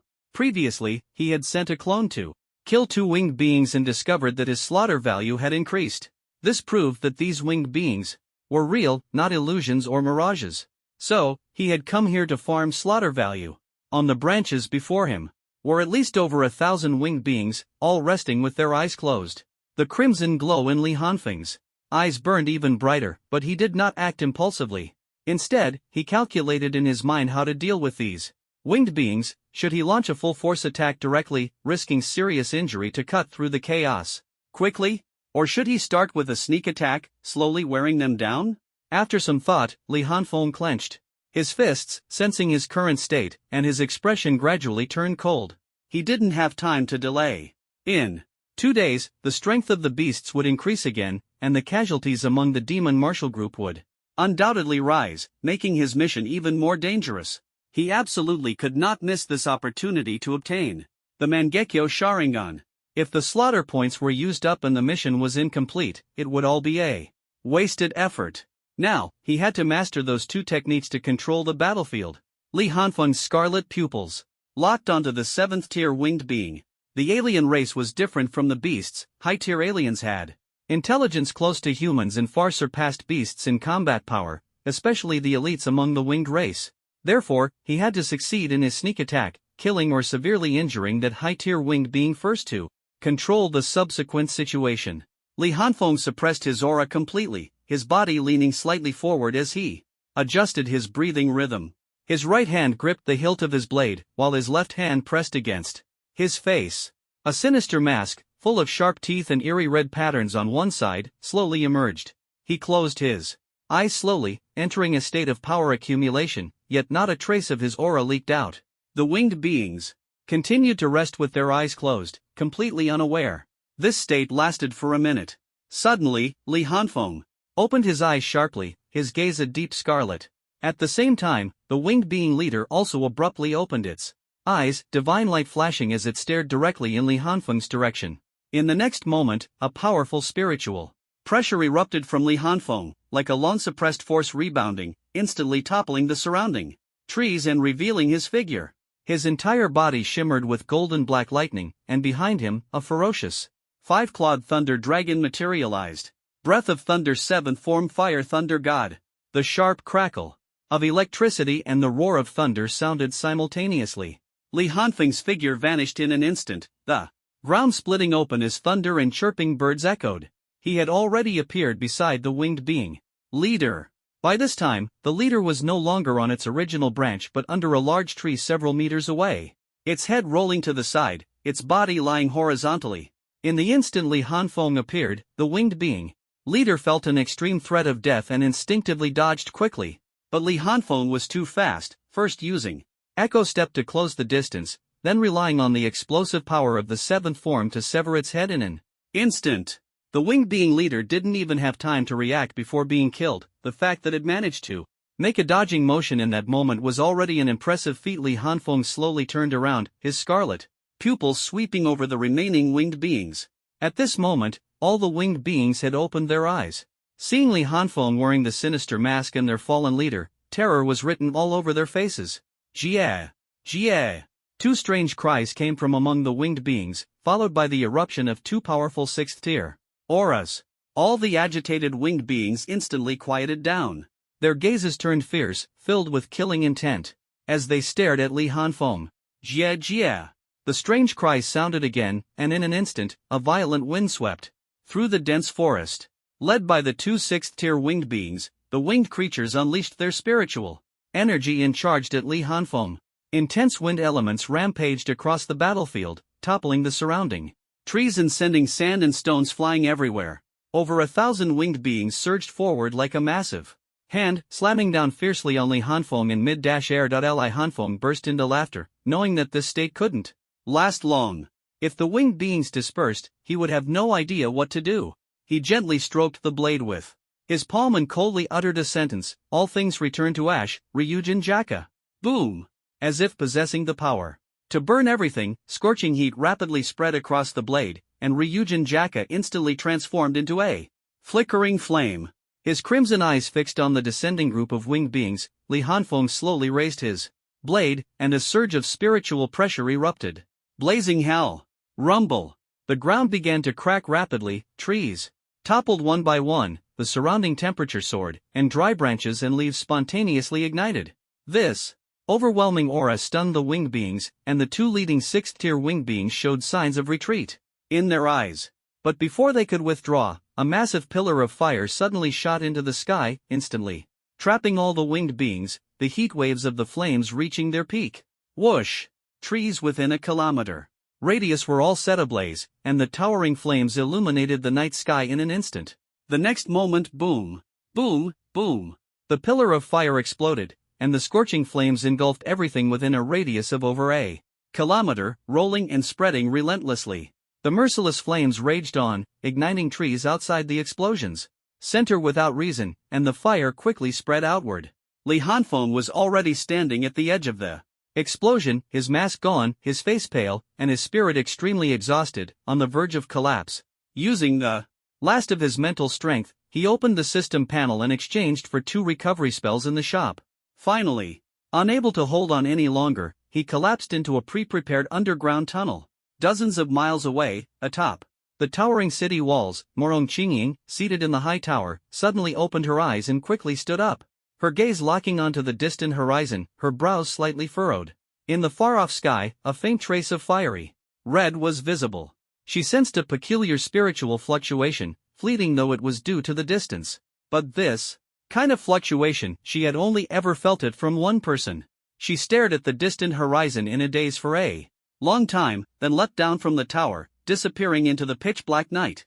As the first rays of morning sunlight spilled across the land, dispelling the haze left by the night, a nearly 2-kilometer-wide scorched area appeared in the heart of the once dense forest. On the charred ground, apart from a few sporadically flickering flames, everything else had been reduced to ashes, leaving behind a field of ruins. However, amidst this scorched land, a woman dressed in a blue and white dress, with cascading black hair, an exquisite appearance, and a cold demeanor, walked slowly. With each step she took, a layer of frost appeared on the charred ground, the piercing cold dispelling the lingering heat, leaving a trail of snow-like frost in her wake. The woman seemed to wander aimlessly through the scorched area, but every few dozen meters, she would turn her head to survey her surroundings. Her face revealed no emotion, her thoughts inscrutable. When she had traversed the entire scorched area and reached the lightly burned outskirts, she suddenly stopped, her brows furrowing as her gaze swept around. After a long while, her brows relaxed, and she continued to walk slowly along the edge of the scorched area, as if searching for something. She had barely taken a few steps when she suddenly felt a surge of spiritual energy ahead. Her figure flickered, instantly arriving at the source of the fluctuation. The surroundings were still a charred wasteland, and she tilted her head to carefully observe. At that moment, a pitch-black arm suddenly stretched out from the ground. Its 5 fingers clenched into a fist before pressing against the earth, causing the ground to bulge slightly as if something was about to break through. The next second, with a muffled plop, a head emerged from the ground. It was covered in ashes, dark and sooty, with only the bright whites of the eyes hinting that this was a human. The arm exerted a slight force, and another hand reached out from beneath the ground. Both hands pressed against the surface, causing the ground to shake violently, yet the figure struggled to fully emerge. The hands fell limply onto the charred ground, and the person panted heavily. Suddenly, the gasping stopped. The head lifted, looking forward. The air grew deathly still. After a long pause, the ash-covered face broke into a smile, and a weak, raspy voice spoke. "What a coincidence! Could you lend me a hand?" The woman. On the outskirts of the forest, untouched by last night's inferno, the trees remained lush, and the flowers and grass retained their fragrance. Beneath a massive tree, one that required 5 people to encircle its trunk, a man and a woman sat leaning against its base. "Thank you. But why are you here?" Li Hanfeng had already cleaned off the grime from his body and changed into fresh clothes.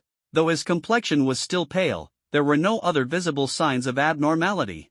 Morong Qingying answered indifferently, "Just wandering around." Li Hanfeng was momentarily stunned, then burst into laughter. "Ha, is that so? What a coincidence." Li Hanfeng turned his head to glance at the girl beside him. He remained silent for a while before cautiously asking, "Don't you have anything to ask?" Morong Qingying's gaze was firm, her voice cold. "No." "All right then," Li Hanfeng concluded, standing up and stretching his still slightly stiff body. "Come on, I'll take you somewhere." Half an hour later, Morong Qingying stared at the floating, diamond-shaped crystal glowing red in midair, her gaze trembling slightly. "What is this?" "No idea. But it should be the core of this secret realm. All the demonic beasts are created through it, and when they die, they'll resurrect here," Li Hanfeng explained casually, pointing at the nearby dazed demonic beasts. Morong Qingying's eyes rippled faintly, though she eventually regained her composure. She turned to Li Hanfeng and asked, "What were you doing here last night? Trying to break it?" Li Hanfeng shook his head, letting out a self-deprecating laugh. "I tried. It can't be broken.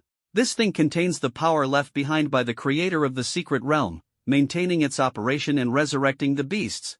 Unless the energy within is completely depleted, we have no way of breaking it. There's also the Wing tribe guarding this place. They're real, not illusions. Last night, I came here to wipe them out." Morong Qingying nodded slightly before asking, "If this thing is destroyed, will the trial end?" "Even if it doesn't, it has to. The secret realm is probably on the verge of collapse. How can the trial continue?" Li Hanfeng replied. Coolly. He added, "Actually, breaking this crystal isn't impossible, but forget about it, our mentors wouldn't let us do that." With that, Li Hanfeng raised his head and scanned the void around them, calmly asking, "Am I right, dear mentors?" After waiting for a long time, the surroundings remained silent. Li Hanfeng asked in surprise, "Could I have been wrong? Even if we break it, you won't intervene?" As he spoke, he turned to Morong Qingying. "Let's go find some people and smash it to bits." As he turned around, the 5 mentors from the Magic Martial Academy had somehow appeared in front of them, their eyes fixed on the two. Huangshe curled his lips and said, "Kid, I'd like to see how you plan to break this thing. If you're trying to trick us into coming out here, then I..." Mid-sentence, he glanced at Lan Jirua beside him and continued, "Then I'll have your mentor teach you a good lesson." Li Hanfeng smiled lightly and said nonchalantly, "The energy in this crystal is limited. Although it's powerful, if over 1,000 students attack it in turns, it should be possible to break it, right? Of course, this is just a guess, whether it can be broken is still uncertain." Huang Shi was about to retort when Lan Jirua interrupted him. "Enough, what exactly are you trying to do?" The other mentors, including Huang Shi, said nothing more and quietly watched Li Hanfeng. Li Hanfeng casually replied, "Actually, it's nothing much. I just wanted to ask the mentors a few questions." Seeing Lan Jirua nod, he directly asked, "None of those people are dead, right?" The mentors nodded, since it was clear this was an illusion, there was no point in hiding it. Lan Jiruwa explained, this place is called the real illusion, and this illusion stone is its core. It creates beast sieges according to certain rules. As for the rules, you should understand them by now. Those winged clan members are trapped in the illusion and have come to see this place as their home, which is why they protect it. Li Hanfeng thought for a moment and understood that the rules involved beasts continuously reviving and growing stronger, attacking the city every 3 days in a cycle. He stroked his chin and asked a question that surprised everyone. I'm going to take over the battlefield next. It might affect the results of this training. The mentors wouldn't object, would they? Li Hanfeng and Morong Qingying made their way toward the city. Since Li Hanfeng hadn't fully recovered, their pace was slow. Morong Qingying slightly tilted her head, looking at Li Hanfeng. After hesitating for a moment, she spoke, "What did you mean by what you said earlier? Are you really planning to face the beast horde alone?" She paused, not waiting for Li Hanfeng to respond, and continued, "You do have the strength, but how many times can you hold them off? That kind of technique surely comes at a cost." Although Morong Qingying's tone was cold, it was rare for her to say so much, showing that she was both puzzled and anxious. Li Hanfeng smiled, recalling his earlier conversation with the mentors, and a faint smile appeared at the corner of his mouth. Huang Shi was furious upon hearing this. "Kid, what do you mean? Facing the beast horde alone? The beasts will only get stronger and stronger. If you use that move, your spirit will be drained. How many times can you hold out?" Although he knew Li Hanfeng was powerful, Huang Shi was also aware that such a technique couldn't be used many times. Once high-level beasts appeared, even if Li Hanfeng entered his peak state, he might not be able to hold them off. Lan Jiruo frowned and asked, "Li Hanfeng, what exactly are you trying to do?" Li Hanfeng replied with a smile, "Nothing special. Just want to use these beasts to train myself. But I'm worried it might affect the other students' training, so I wanted to inform the mentors in advance." The mentors were momentarily stunned. Was this confidence or recklessness? "Ha, you're that confident? Fine, let's make a bet. If you can handle the beast horde alone, I'll let you pick anything you want from the school's finance department. If you can't..." He tilted his head and glanced at Lan Jiruo. Seeing her expression unchanged, he continued, "Then you'll come to the White Tiger Academy and do me a favor.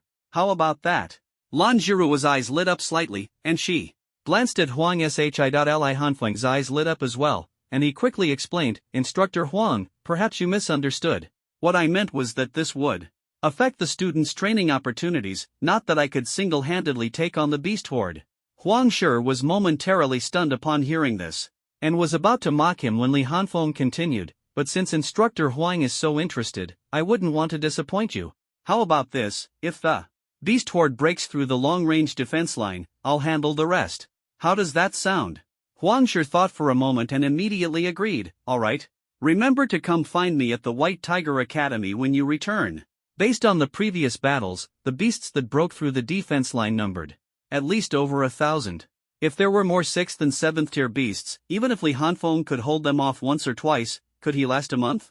Moreover, the beasts would only grow stronger as time went on, while his stamina would deteriorate and his recovery speed wouldn't keep up.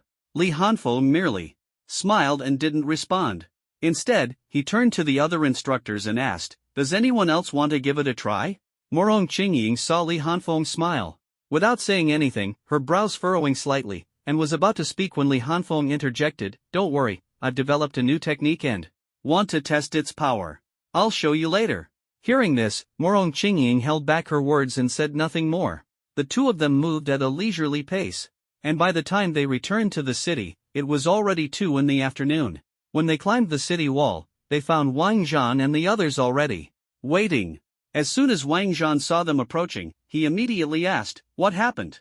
Everyone knew Li Hanfeng had gone to gather information, but when did Morong Qingying go as well?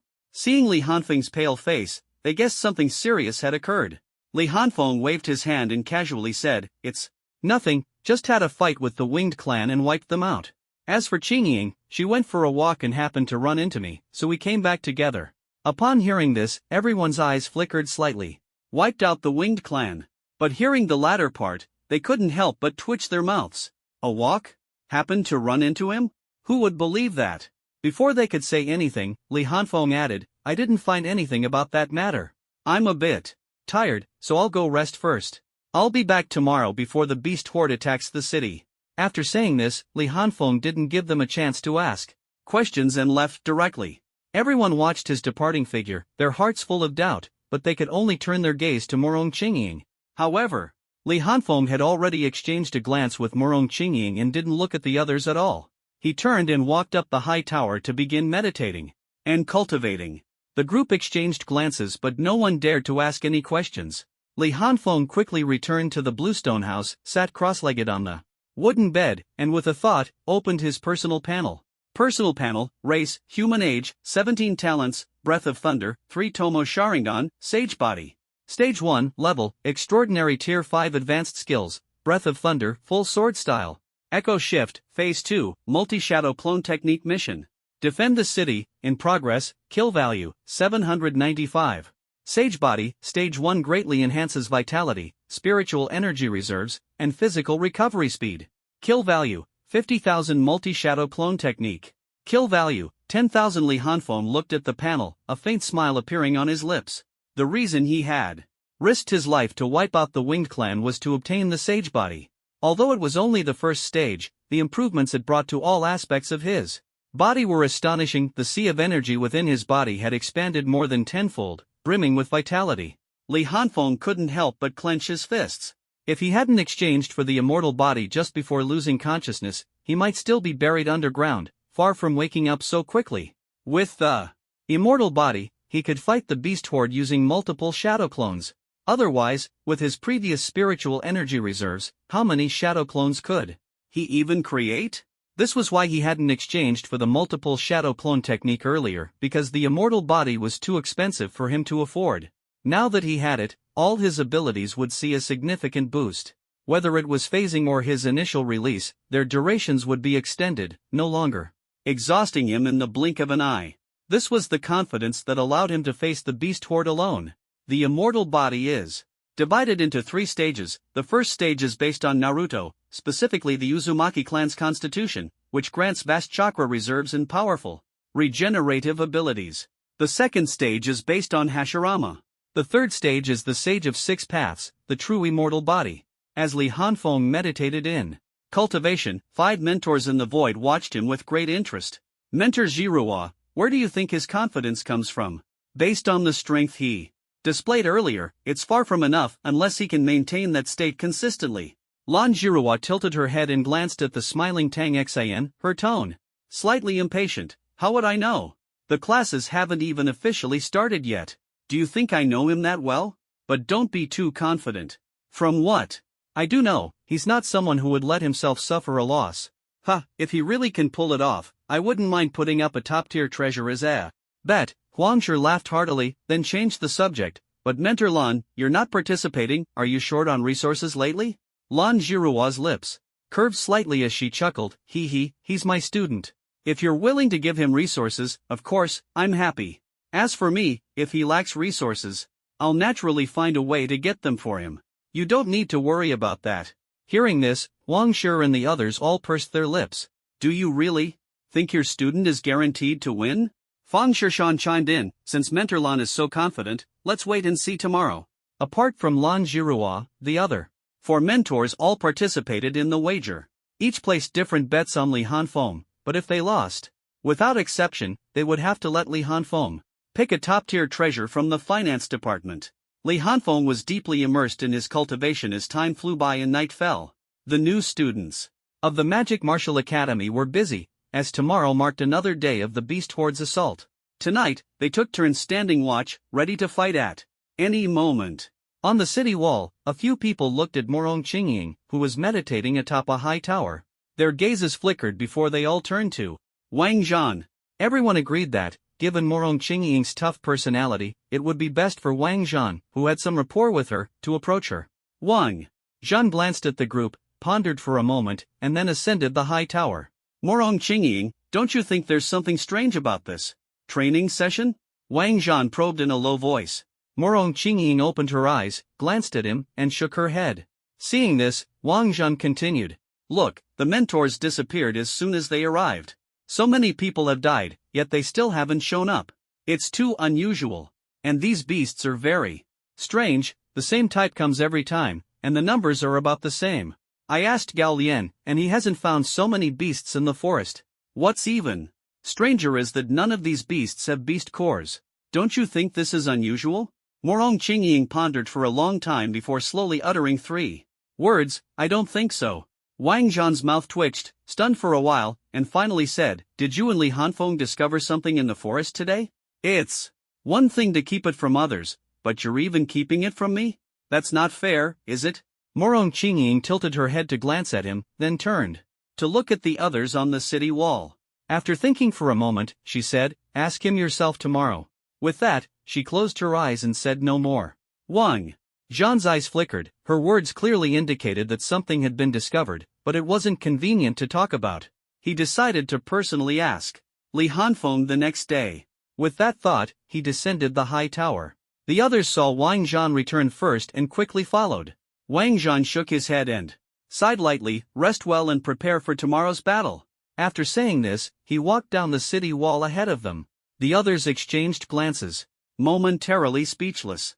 The next day, just as dawn broke, Li Hanfeng opened his eyes, a sharp glint flashing within them. He slowly got up, clenched his fists to feel his physical state, and couldn't help but smile. At this moment, not only had his body recovered to its peak, but his spiritual energy level had also slightly advanced, almost reaching the 6th tier. Feeling the surging power within him, Li Hanfeng was in high spirits and walked lightly out of his room toward the city wall. At the city gate, everyone was already in position, ready to engage at any moment. After nodding to them and greeting, Li Hanfeng directly ascended the city wall. Standing beside Wang Zhan and the others, his first words left them momentarily stunned. Today's battle plan has changed. You don't need to engage the beasts in close combat, Li Hanfeng said with a smile. Before they could react, he continued, If the beasts break through the long-range defense line, everyone retreat into the city. Leave the rest to me. Understood? Just as they were about to ask questions, Li Hanfeng interrupted, Don't ask. You'll understand soon enough. The group exchanged glances and nodded, realizing that Li Hanfeng was likely planning to use the terrifying technique again, probably to minimize casualties. They turned and descended the city wall, starting to coordinate the new battle plan with their respective teams. Li Hanfeng stood atop the high tower, smiling as he gazed into the distance, eagerly awaiting the arrival of the beast horde. Beside him, Morong Qingying was tense all over, sensing that something was different about this man today. Though he appeared to be smiling, he was more dangerous than ever before. At that moment, the ground began to tremble. The beast horde had arrived. Morong Qingying did not ask any questions, silently watching Li Hanfeng. Soon, the beast horde charged past the trench of the defense line, immediately facing the frenzied attacks of the magic martial forces. By the time the beasts approached, their numbers had dwindled to less than 2,000. At this point, the new recruits of the magic martial forces swiftly retreated, rushing back into the city in the blink of an eye and shutting the city gates. This scene ignited the previously low morale of the beast horde. Their spirits surged instantly, and they roared as they charged toward the city gates. At that moment, Li Hanfeng, standing atop the high tower, smiled faintly and suddenly appeared in front of the beast horde. Buzz, Li Hanfeng's appearance did not stop the beast horde. They continued their frenzied charge. He gripped Ryujin Jaka in his right hand, gently stroked his cheek with his left, and an immense spiritual pressure erupted instantly. This oppressive force caused the beast horde to pause momentarily, their steps slowing slightly. Li Hanfeng thrust Ryujin Jaka into the ground and quickly formed seals with both hands. Multiple shadow clone technique. Boom, boom, boom. A series of explosions rang out, and thick smoke billowed up. Suddenly, hundreds of identical figures appeared in the field. As the white smoke dissipated, everyone was so shocked they could barely breathe. Hundreds of shadow clones, each wearing a ferocious mask and with crimson eyes, stood in front of the beast horde, their overwhelming spiritual pressure preventing the beasts from advancing easily. On the tower, Morong Qingying's pupils contracted as she softly said, Is this the new technique you mentioned? The beast horde, numbering less than 2,000, faced off against over 600 of Li Hanfeng's clones. Due to the intense spiritual pressure emanating from the clones, the beast horde, lacking unified orders, hesitated to move forward. Li Hanfeng's true body was hidden among the clones, his crimson Sharingan coldly scanning the horde, trying to locate the high-level beasts. 600 shadow clones were not his limit, but the clones evenly distributed the spiritual energy within him. The more clones he created, the weaker each one became. If the opponents were only low to mid-level beasts, it would be fine. But there were 3 high-level beasts here, so he couldn't afford to spread his spiritual energy too thin. This number was just right for balance. Roar! A high-pitched roar from within the beast horde caught Li Hanfeng's attention. At the same time, the hesitant beasts suddenly charged at the human shadow clones, blocking their way. Found one. Li Hanfeng's true body quickly locked onto the commanding high-level beast, the 3-eyed demon ape. In a flash, dozens of Li Hanfeng's clones disappeared, and the remaining clones simultaneously formed seals with both hands. Fire style, great fireball technique. Wind style, great breakthrough. Boom, boom, boom. All the fireballs merged into one, and with the assistance of the wind style, their power doubled. The roaring flames, accompanied by the sound of air being torn apart, swept madly across the beast horde. The fire was astonishing, covering a vast area and engulfing almost the entire horde. Roar! Roar! Roar! The beast horde let out cries of pain as weaker beasts were burned to cinders, and the powerful impact sent the frontline iron-armored rhinos and split-clawed bears flying. However, the frontline beasts withstood the strongest damage, and the beasts in the rear, wrapped in spiritual energy, forced their way through the sea of fire. Even so, the number of beasts was drastically reduced, leaving only about 1,000, all of them covered in burns and looking ferocious. Seeing the horde continue its charge, the hundreds of shadow clones began to emit intertwined golden-black lightning, and the piercing sound of chirping birds echoed throughout the scene. Zzzzz lightning gathered in their right hands, and one by one, the clones raised their arms. In the next moment, the intense lightning condensed into a beam that shot fiercely at the beast horde. Chidori's sharp spear. Squelch! The sound of flesh being pierced rang out repeatedly, and the number of charging beasts was drastically reduced once again. At the same time, all the shadow clones suddenly rushed into the beast horde, each wearing a ferocious mask, with crimson eyes, surrounded by golden-black lightning, moving at extreme speed. Hundreds of shadow clones darted through the horde like lightning, and with each Chidori sharp spear strike, a beast was pierced. This scene left the magic warriors on the city walls dumbfounded, staring in disbelief. How is this possible? He created so many clones, and each clone seemed to have its own consciousness, requiring no commands and able to coordinate in battle on its own. Even Wang Zhan was utterly shocked. The scene had a tremendous impact on him, shaking his spirit. The others were even more stunned, their faces filled with fear and astonishment, unable to utter a word. Even the magic warrior mentor, who had been observing from the air, was visibly shocked. How is this possible? His clones can achieve this level, so why didn't he use this ability before? Huang Shi, after his initial shock, fell into doubt. Beside him, Fang Shishan lowered his head in thought, suppressing his inner turmoil, and said in a deep voice, "Creating so many clones must come at a cost. Did you notice? This technique evenly distributes the spiritual energy within his body to each clone, but his spiritual energy reserves have increased at least tenfold overnight. This is the key to why he can create so many clones. As for the cost..." At this moment, Lan Zhirua continued, "It must be an enormous consumption of physical and mental energy." Fang Shishan nodded and said, "Exactly. Do you all remember when he used his clones to relay messages? Whatever the clones experience, once they come into contact with the main body, the information is transmitted back. If the human brain receives too much information at once, it will overload. If it's just one or two, it's manageable, but if hundreds of clones send information simultaneously into one person's mind, then..." He trailed off, leaving the sentence unfinished. The others naturally understood the risks involved, and Lan Zhirua's expression instantly turned icy. This is sheer madness. Does he want to turn himself into an idiot? As soon as she finished speaking, spiritual energy surged violently within her, clearly intending to stop Li Hanfeng. However, Fang Shishan quickly stopped her. Lan Zhirua halted her steps and asked coldly, "What? Are you all just going to stand by and watch him destroy himself?" The group exchanged glances, and Fang Shishan shook his head, saying, "Mentor Lan, you're overthinking this. He's already created the clones, so he must bear the consequences himself. If you intervene now, not only would it break the rules, but it wouldn't change anything. Moreover, no one understands his techniques better than he does. If we can analyze this, how could he not know? Since he dares to do this, he must have confidence in his plan. Hearing this, Lan Jiruo's expression softened slightly, but her face remained as cold as frost, devoid of her usual charm. Mentor Lan. Don't worry. Li Hanfeng's spiritual energy reserves increased tenfold overnight. He must have a trump card. Let's observe first and then decide our next move, Tang Xan said, trying to comfort her. Lan Jiruo didn't respond, only glaring coldly at the battlefield below. Seeing this, the others refrained from saying more and turned their attention downward. At this moment, the beast horde was fiercely battling Li Hanfeng's shadow clones. The clones had a weakness: once attacked, they would instantly dissipate. However, Li Hanfeng excelled in speed, and hundreds of his clones darted and leaped like streaks of lightning among the beasts, rarely being struck, instead suppressing the enemy to the point where they couldn't fight back. Meanwhile, on another battlefield emanating a high-level extraordinary aura, 30 of Li Hanfeng's clones were staring at 3 high-level demonic beasts ahead, their eyes glowing with a sinister red light. In the next moment, the piercing sound of 1,000 birds chirping erupted, and lightning danced across the bodies of each clone.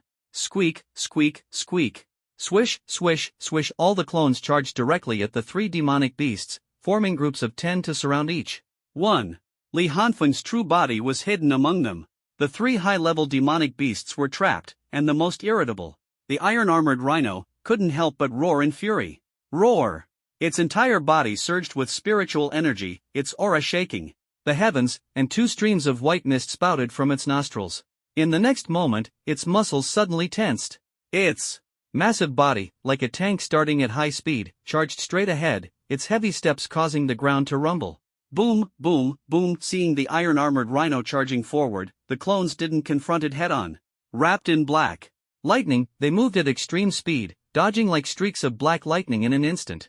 The iron-armored rhino charged through but didn't hit a single clone. As it stopped and tried to turn around to continue its attack, its massive body moved too slowly to turn quickly. Swish! Almost the moment it turned, 10 clones wearing ferocious masks appeared around it, their palms brimming with intense black lightning, crackling wildly. 1,000 birds cry. Almost simultaneously, the 10 clones struck out with their right hands at different parts of the iron-armored rhino. Faced with such a swift attack, the iron-armored rhino didn't choose to dodge. It couldn't. Instinctively, it lowered its head, hiding its vulnerable parts like its eyes, nostrils, and mouth beneath its body. Clang! A piercing metallic collision sounded as the iron-armored rhino used its heavy iron armor to forcibly block the attack, but it paid a price. 10 gruesome blood marks appeared on its body. Although the attackers were clones in a semi-ethereal state, combined with the 1,000 birds' strong penetrating power, they couldn't deal a fatal blow to the iron-armored rhino but were enough to break through its defenses. Black lightning coursed through the iron-armored rhino's body, making it feel out of control, the paralysis causing extreme discomfort. The clones simultaneously began forming seals. Fire style, great fireball technique. Wind style, great breakthrough. Boom, boom, boom. The situation with the jade-horned python was similar. 10 clones coordinated their assault, temporarily suppressing the beast. However, the clones' attack power was limited, making it difficult to kill high-level demonic beasts in a short time. Their spiritual energy was also insufficient, making it hard to wear them down. Thus, the situation reached a temporary stalemate. On the other hand, things were not looking good against the 3-eyed demon ape. The clones were being suppressed. Initially, they relied on their speed advantage to entangle the high-level demonic beast, but now the 3-eyed demon ape's speed overwhelmed them. After a brief exchange, 2 clones had already been scattered. It's worth noting that the 3-eyed demon ape could almost match Li Hanfeng's maximum speed in his normal state. While the clones were fast, they were still far from the peak speed of the true body. Being suppressed was entirely within Li Hanfeng's expectations, which is why his first target was this 3-eyed demon ape. Indeed, Li Hanfeng's true body was hidden among these 8 clones, quietly waiting for a chance to deliver a fatal blow. A moment for a one-hit kill. Swish! The 3-eyed demon ape suddenly flashed, blocking the path of one clone. Its 3 fierce beastly eyes locked onto the clone, and its sharp claws swung out violently. 1,000 birds cry. Squeak, squeak, squeak. The clone didn't dodge, its palm filled with intense black lightning stabbing fiercely toward the chest of the 3-eyed demon ape. In the next moment, the 3-eyed demon ape's claw, originally aimed at the clone's head, abruptly retracted and struck directly at the clone's lightning-filled palm. Sizzle, sizzle, sizzle. Boom! At the moment of impact, the black thunderbolt tore through the palm of the three-eyed demon ape, and the clone was dispersed by the attack, instantly turning into white smoke and vanishing. Immediately after, buzz, screech, breath of thunder, first form, thunderclap and flash, Godspeed. A streak of golden black lightning flashed by in an instant, its attack speed astonishingly fast. At this moment, the three-eyed demon ape, just injured by the Chidori, was slightly paralyzed due to the erosion of the lightning element. This was exactly the opportunity Li Hanfeng had been waiting for. In that instant, a blade wrapped in golden black lightning slashed fiercely toward the neck of the three-eyed demon ape. Sensing the ferocity of this fatal attack, the three-eyed demon ape's fur stood on end, and its three pupils were filled with ferocity and rage. It knew it was too late to dodge, so it slightly twisted its body, attempting to block the blade with its chest, while swinging its sharp claws. It did this because it believed the human wielding the weapon was the real body. It gambled that this human wouldn't risk his life. One had to admit, the ape-like demon beast was indeed intelligent, able to deduce the real body through subtle details. However, in the next moment, the blade, carrying golden black lightning, pierced directly into the chest of the three-eyed demon ape, while its claws also penetrated Li Hanfeng's chest. The three eyes of the demon ape widened in disbelief. It thought it had won because it had avoided its heart and wouldn't die. As long as it moved its claws, the human would be torn in half, leaving no corpse behind. Yet, in the next moment, boom! The Li Hanfeng, impaled on the demon ape's claws, suddenly turned into a puff of white smoke and disappeared. The demon ape froze, unable to react, as another figure appeared before its chest. Buzz! Li Hanfeng reappeared, gripping the hilt of Ryujin Jaka tightly, his crimson Sharingan locking onto the beast's astonished eyes. You think you're clever, don't you? In the next instant, golden black lightning surged violently around Li Hanfeng, veins bulging on his arm as he swung his blade upward with force, splitting open the chest of the three-eyed demon ape. Screech! Pft! Blood splattered everywhere as Li Hanfeng followed up with a horizontal slash. The massive head was sent flying. The moment Li Hanfeng landed, he vanished from the spot. Buzz! The remaining clones surrounded the ironclad rhino. Li Hanfeng's figure suddenly appeared in front of the jade-horned python. The python, which was writhing and attacking the 10 clones, froze for a moment upon seeing an additional figure appear. It immediately opened its blood-red maw to swallow Li Hanfeng. Hiss without dodging, Li Hanfeng drew Ryujin Jaka. With a sudden motion, caress slash, put. Spiritual pressure was instantly compressed and exploded, transforming into an invisible blade that split the already massive mouth of the jade-horned python even wider, leaving it bloodier than before. Hiss! The python's attack faltered, and it began to thrash and howl in pain, rolling on the ground. At this moment, golden black lightning erupted violently from Li Hanfeng's body, gradually condensing into a 5-clawed thunder dragon that floated behind him. His crimson eyes locked onto the vital point of the jade-horned python. In the next moment, boom! The ground beneath his feet shattered instantly as Li Hanfeng disappeared. Breath of thunder, 7th form, flame thunder god. Whoosh! Li Hanfeng exhaled deeply, his crimson eyes scanning the headless, twitching snake body on the ground. Then, with a flash of his body, he disappeared without a trace. The shadow clone left behind looked at the convulsing snake body and formed a hand seal with both hands. Fire style, great fireball jutsu. Boom! At this moment, the armored rhinoceros was in a miserable state, its body covered in blood-stained wounds. In addition to cuts, half of its body was charred, making it look extremely terrifying. Its eyes burned with rage, its forelimbs stood firmly, and heavy breaths sent thick white mist spraying from its nostrils. 10 shadow clones took advantage of their speed to continuously toy with it. Despite this, its injuries were not severe. It was simply exhausted from repeated failed charges. Just then, accompanied by a strange buzzing sound, another identical figure appeared before it, and its fury was about to erupt. Roar! The armored rhinoceros let out a furious roar, and a violent aura exploded instantly.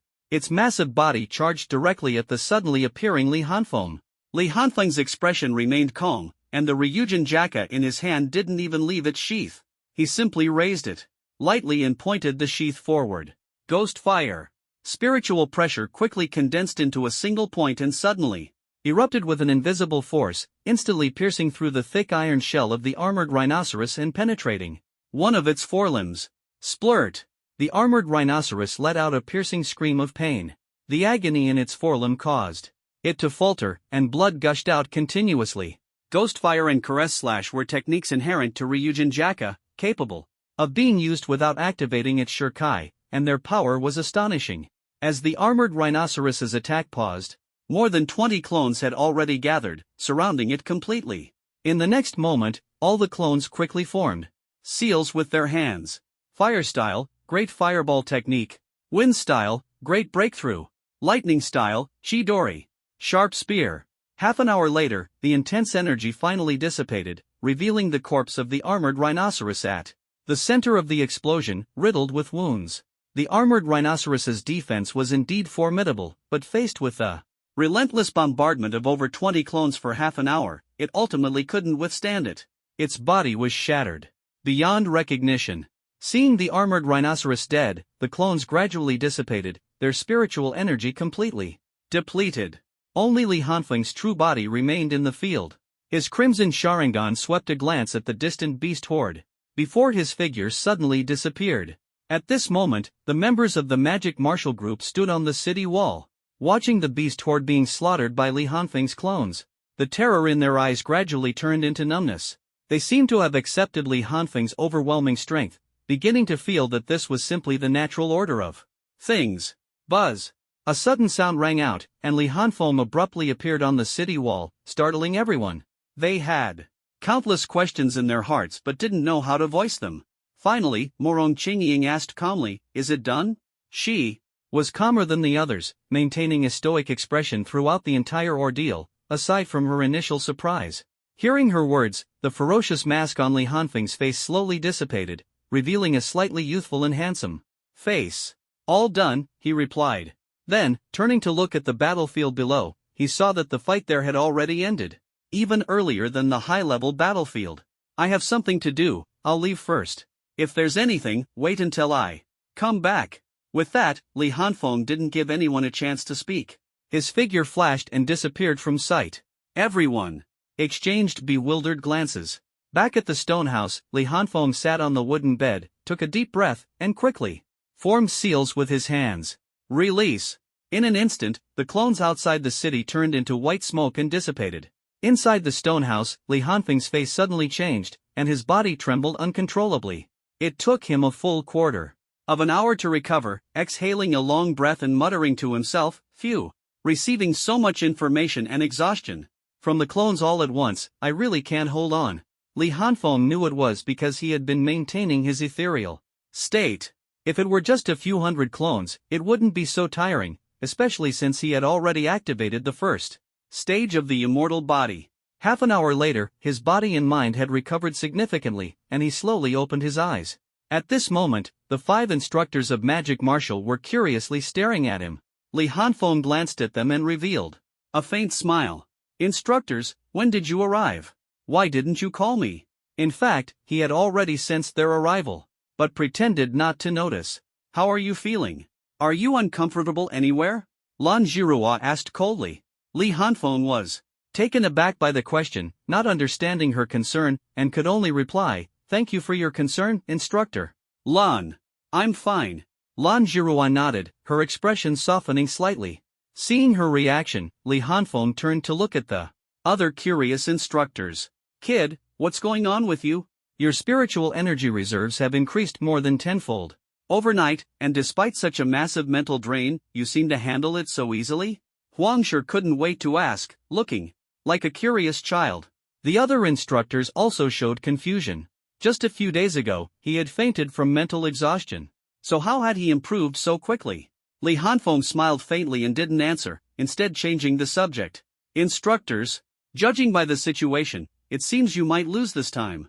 Hearing this, the other instructors, except for Lan Zhirua, froze.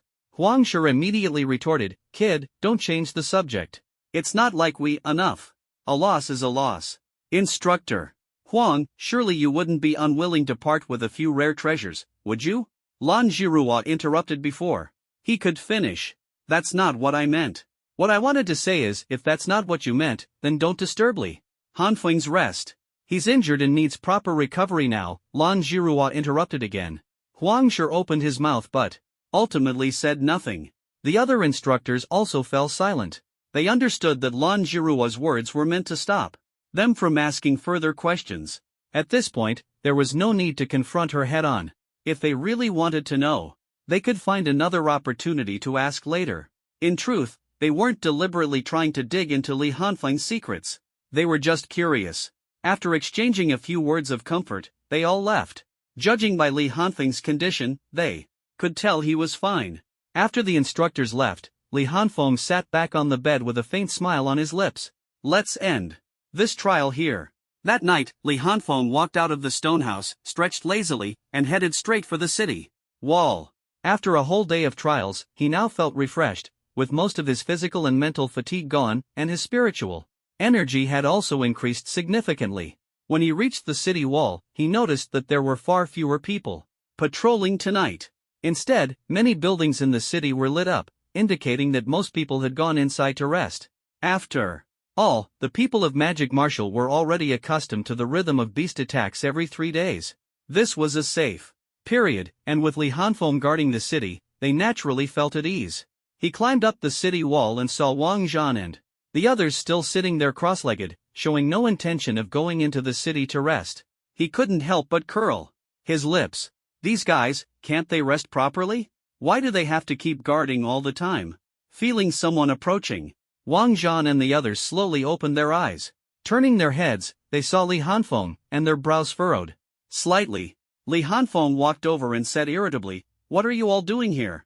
It's safe now, don't you know you should be resting properly?" The group silently looked at him without responding. Seeing their reaction, Li Hanfeng knew he couldn't avoid the situation, so he directly said, "Fine, if you have any questions, just ask." Hearing this, their eyes flickered. Wang Zhan hesitated for a long time before finally speaking. "Li Hanfeng, have you discovered something unusual about this secret realm?" Wang Zhan had initially planned to ask privately, but after seeing Li Hanfeng defeat the beast horde alone during the day, he felt there was no need to keep it hidden. Li Hanfeng had already prepared for this. He glanced at them, pondered for a moment, and then said in a low voice, "I do know some secrets, but telling you might not be beneficial." "Are you sure you want to hear?" The group exchanged glances, and Yang Monli softly said, "Since we've already sensed something unusual, not knowing the details makes us feel uneasy." Wang Zhan and the others nodded in agreement. Seeing this, Li Hanfeng decided to reveal the truth about the secret realm to them. After hearing it, Wang Zhan and the others were utterly shocked, their eyes even showing traces of confusion. Hu Chang couldn't help but pinch his arm and muttered, "How is this possible? It clearly feels like a real space, how could it be an illusion?" After a long silence, they finally recovered from their shock. Wang Zhan looked at Li Hanfeng and asked, "Li Hanfeng, you're skilled in illusion techniques. Did you already notice something was off here?" Li Hanfeng shook his head and said calmly, "You're overestimating me. This place is called the True Illusion Realm, a fusion of reality and illusion. The person who set up this realm is incredibly powerful, far beyond what I can easily see through right now." Hearing this, their eyes flickered slightly. The fact that it couldn't be easily seen through meant they had indeed noticed something. Later, they found clues in the forest that confirmed their suspicions. Seeing their silence, Li Hanfeng directly said, "Don't tell others about this. Giving them some pressure will be beneficial for them. Also, don't panic. Fight according to the situation. With your strength, you won't die, and this is a good opportunity for training." The group nodded to show their understanding. "All right, go get some rest. You haven't rested properly these past few days, you need to balance work and rest," Li Hanfeng said while stretching lazily. After the group left, Li Hanfeng glanced at Morong Qingying, who was meditating atop the tower, and chose not to disturb her. Instead, he sat cross-legged on the city wall. As he thought, he formed hand seals. Multi-shadow clone technique. Bang! Bang! Bang! As white smoke dispersed, over 100 Li Hanfengs appeared simultaneously on the city wall, closing their eyes to cultivate. With each breath, the spiritual energy of heaven and earth gathered frantically. Soon, the concentration of spiritual energy became visible to the naked eye. This was because Li Hanfeng had taken out the remaining 30,000 spirit stones. Now, his spiritual energy reserves had increased more than tenfold, but the difficulty of breaking through had also risen accordingly. Without the shadow clones for cultivation, his progress would have been much slower. However, with the support of the multi-shadow clone technique and the immortal body, even though the difficulty of breaking through had increased tenfold, his cultivation speed was actually faster. Time passed quickly, and September 1st arrived. This month's trial had come to an end. After obtaining the multi-shadow clone technique and the immortal body, Li Hanfeng had completely taken control of the battlefield. Although 6 high-level demonic beasts appeared later, he defeated them one by one under the siege of numerous shadow clones, albeit with greater effort. Those who knew the inside story, like Wang Zhan and the others, instead let go of their inner fear and followed Li Hanfeng's shadow clones into the beast horde every time. In this kind of fearless and intense battle, over the course of a month, their strength improved significantly. Not only them, but all the new students of magic martial also underwent a brutal trial.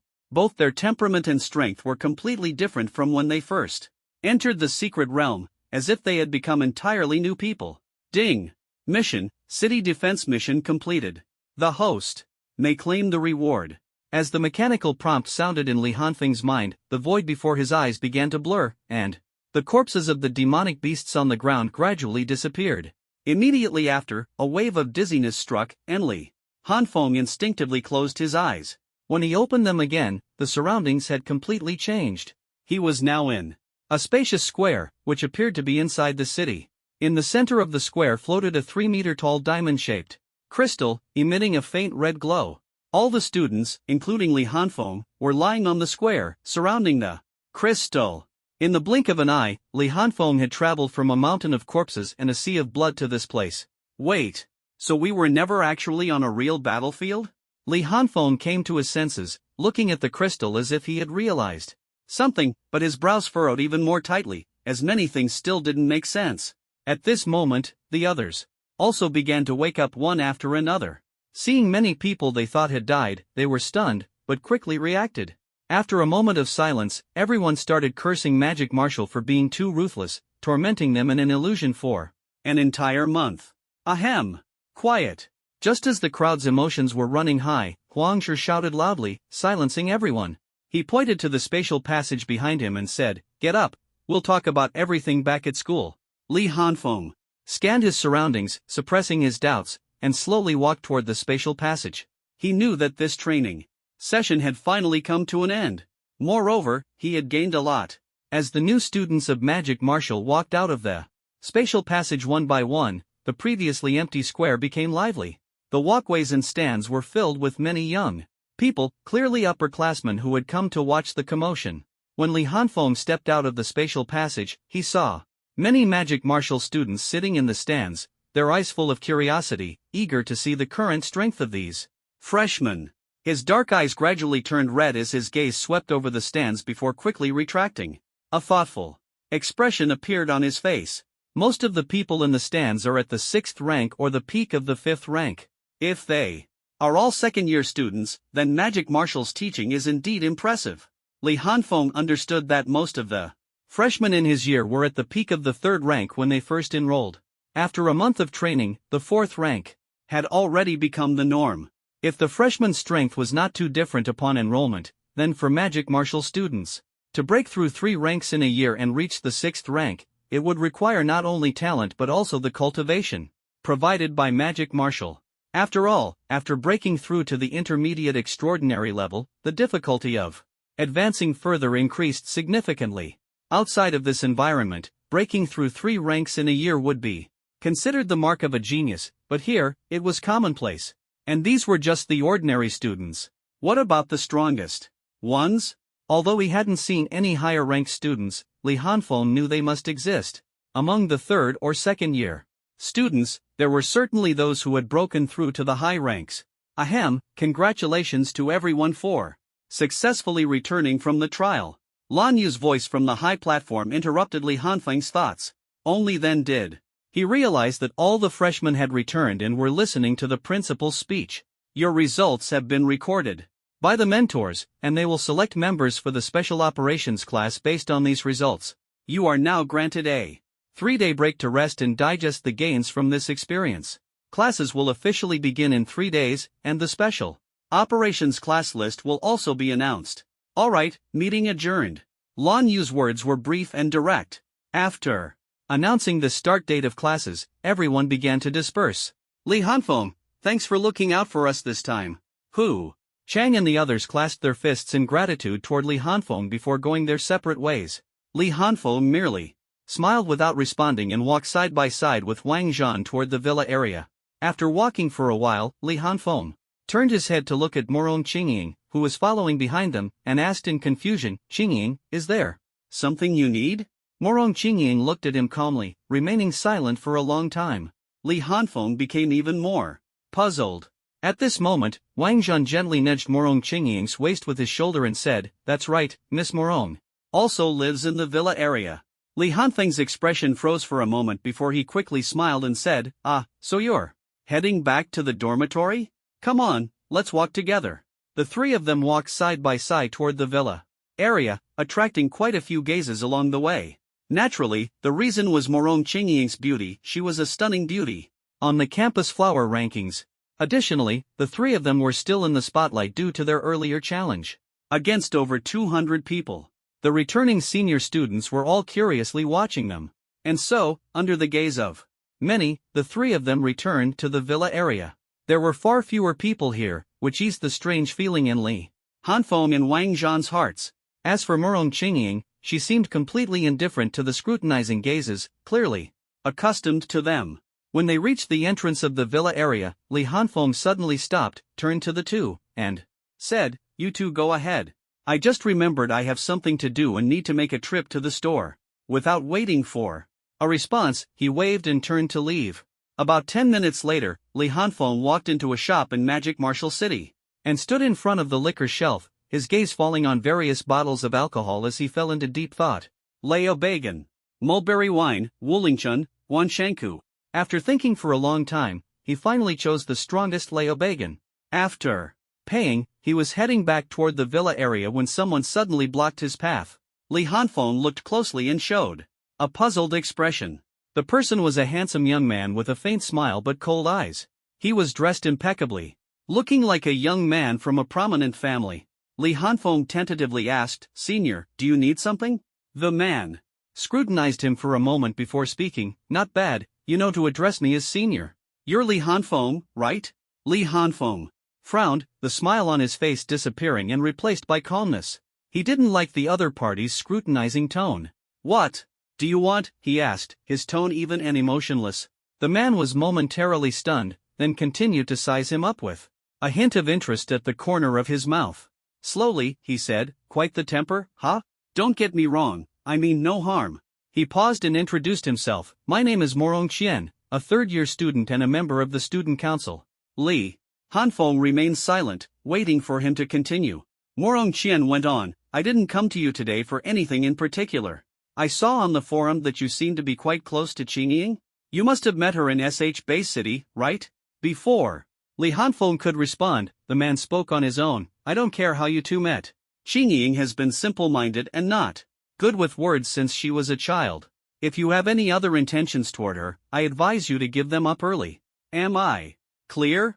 After listening, Li Hanfeng's expression remained calm, but he felt helpless inside. Such a scene had actually fallen upon him. Showing a trace of impatience, he waved his hand and said, all right, I got it. If there's nothing else, I'll be leaving. With that, he prepared to leave. After all, the man's surname was Morong, and he had come looking for someone related to Morong Qingying. He was probably her brother or cousin. Li Hanfeng didn't want to get into a conflict with him, and decided to brush him off casually. But just as he took 2 steps, a cold voice came from behind. Stop!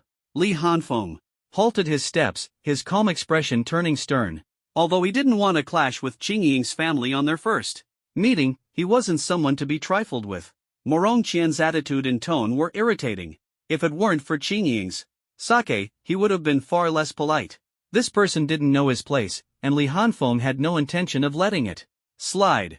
The current Li Hanfeng was far stronger than before. A mere third-year student council member was insignificant to him. For such a naive young man, he couldn't even be bothered to engage. Various thoughts flashed through his mind, and Li Hanfeng felt his good mood had been ruined. Slowly, he turned to face Morong Qian. Seeing this, Morong Qian's face darkened, and he said coldly, Li Hanfeng, Don't think that just because you're this year's. Before he could finish, he was captivated by Li Hanfeng's eyes. Those eyes were blood red, with 3 black tomos slowly rotating within, exuding an eerie and malevolent aura. A wave of dizziness hit Morong Qian's mind, and the surrounding scenery instantly turned blood red. At this moment, Li Hanfeng's entire body radiated a cold and sinister aura. His voice was calm. Don't cause trouble. There's nothing between Qingying and me, and even if there were, it wouldn't be your business. Morong Qian was no ordinary person. He reacted instantly, his spiritual energy surging, the crimson pupils vanishing, and the blood-red illusion dissipating. When he looked up, he found that Li Hanfeng had already disappeared. Only a few passers-by noticed the spiritual energy fluctuations within him and cast curious glances his way. Morong Qian's face grew even darker, feeling as though he had been played by a mere freshman. A flash of shock appeared in his eyes. He was, after all, a peak 7th-tier elemental user with strong mental power, yet he had been dragged into an illusion by a freshman in an instant. Although he had been unprepared, this proved that this year's martial arts exam champion was no ordinary person. Not bad, Li Hanfeng, is it? I'll remember this. Li Hanfeng had no idea what Morong Qian was thinking. He hadn't given the man a second thought. If it weren't for Morong Qianying's sake, the warning he gave Morong Qian this time was something he hoped the man would take to heart. If he came looking for trouble again, who knew what kind of brilliance this Mangekyo would display in this world? Returning to the gate of the villa district, Li Hanfeng indeed saw the old man lying on the rocking chair. At this moment, the old man was leisurely swaying in the chair, basking in the sun, looking very content. With a smile on his face, Li Hanfeng took out his access card, opened the gate, and slowly walked to the old man's side. He asked softly, "Grandpa, are you asleep?" Hearing the voice, the old man seemed to recognize who it was and immediately replied with some impatience, "Why is it you again, kid? Didn't I tell you?" Before he could finish, the old man stopped speaking. He opened his eyes, and a bottle of Leobegan swayed before him, accompanied by a face beaming with a smile. Cough, Xiao Hanfeng, right? The old man coughed lightly, thought for a moment, and finally remembered his name. Before speaking, Li Hanfeng nodded, still smiling warmly at him. "What's the matter? Is there something you need the gatekeeper to help with? Just say it. I thought you looked reliable the moment I saw you." Seeing Li Hanfeng nod, the old man immediately spoke cheerfully, taking the swaying bottle of Leobegan in front of him with a smile on his face. Li Hanfeng thought to himself, "This old man is really interesting, saying he has a good impression of him." Last time, he hadn't even finished speaking before being scolded. This time, if it weren't for the bottle of liquor, he might have been scolded again. "It's nothing major, I just thought you work hard guarding here every day, so I brought a little gift to show my respect." "Alright, don't let me keep you from resting. I'll be off now." After saying that, Li Hanfeng turned and left. Although he felt that this gatekeeper was not simple, he hadn't gained any substantial benefits from him. He just thought that as an elder of the Magic Martial Academy, he might know a lot of information. Getting acquainted in advance might help him gather some news in the future, avoiding being chased away the moment he speaks. Li Hanfeng turned and walked away, and the old man didn't stop him, smiling as he watched his back. He casually opened the bottle of Leobegan in his hand and brought it to his nose for a sniff. TSK, so stingy. This is the cheapest Leobegan in the store, but the taste is really strong." Back at his small villa, the first thing Li Hanfeng did was soak in the bathtub to relax his body, which had been tense for a while. Half an hour later, he emerged from the bathroom and sat cross-legged on the soft bed. This soft bed is so comfortable. The wooden bed in the secret realm was so hard it made my butt hurt. Li Hanfeng thought to himself, then moved his thoughts, opened the system panel, clicked on the task, and chose to claim the reward. Ding! Task, guard the city. Completed. Reward, slaughter points 30,000 issued. Ding! Please select your custom reward. A mechanical voice echoed in his mind, and a variety of Mangekyo Sharingan designs appeared before his eyes. He had already made up his mind, and with a thought, he chose the Mangekyo Sharingan, Kamui.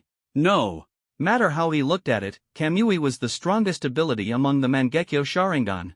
It would also allow Li Hanfeng to master spatial powers in advance, greatly enhancing his survival ability. Although he was tempted by Tsukuyomi and Amaterasu, Kamui was the most suitable choice for now.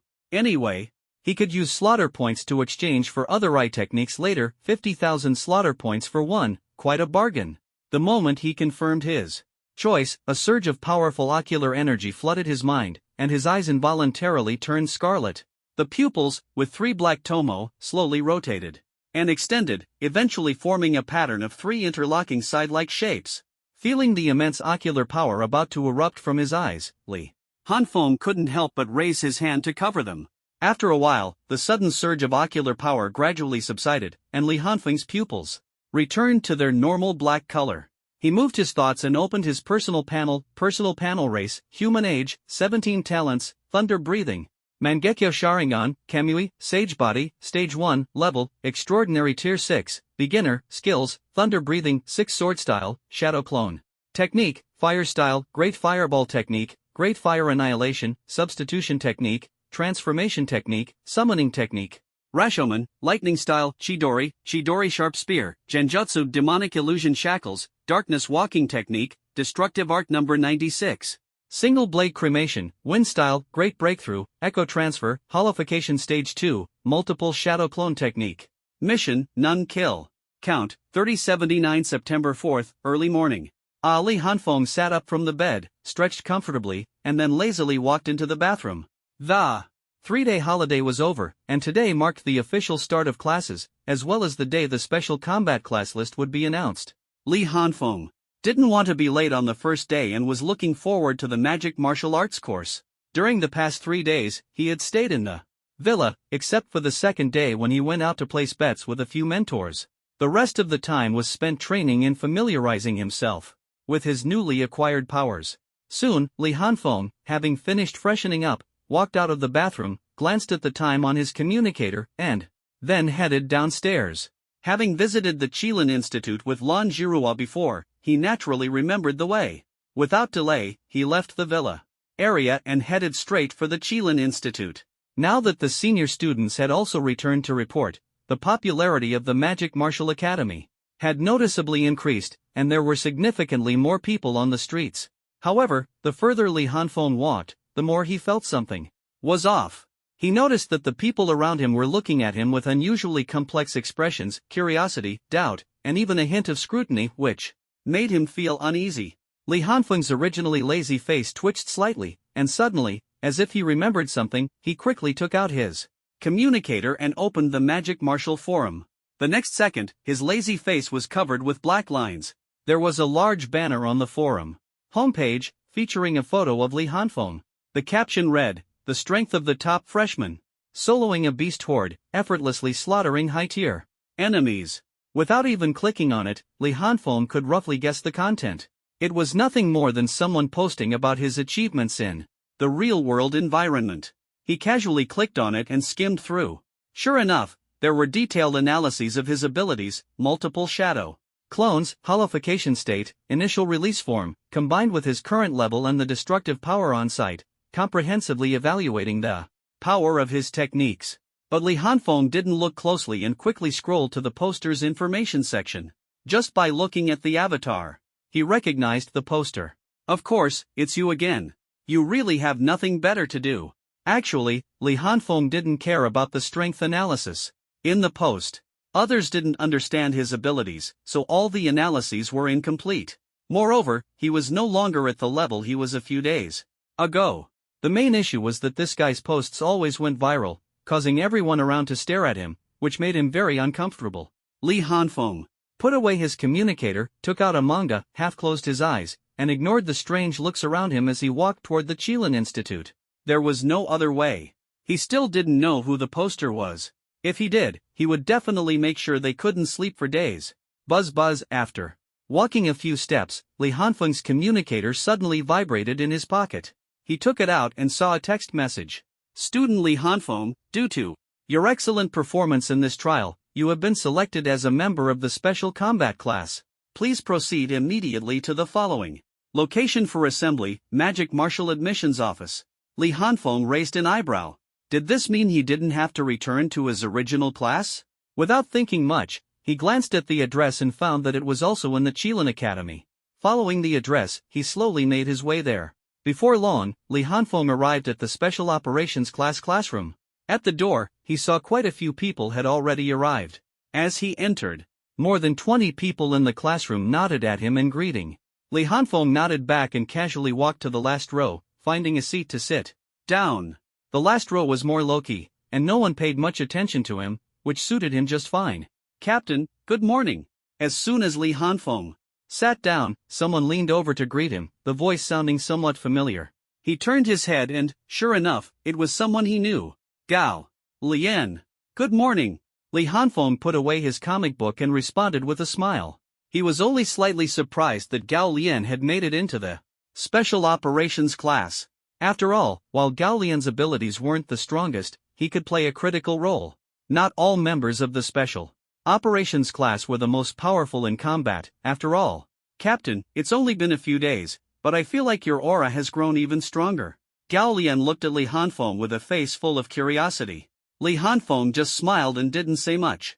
Gao Lian didn't mind and continued to ask, "Captain, do you know what's different between the Special Operations class and the regular classes?" Li Hanfeng shook his head. "How would I know?" Gao Lian chuckled. I've heard some rumors. They say that besides the regular curriculum, the Special Operations class also has to take on missions in advance." "Missions?" A hint of doubt flashed in Li Hanfeng's eyes. "You didn't know, Captain?" Gao Lian asked in surprise. "Have you heard of the Fallen and the Fallen organizations?" Li Hanfeng's eyes flickered slightly, but he still shook his head.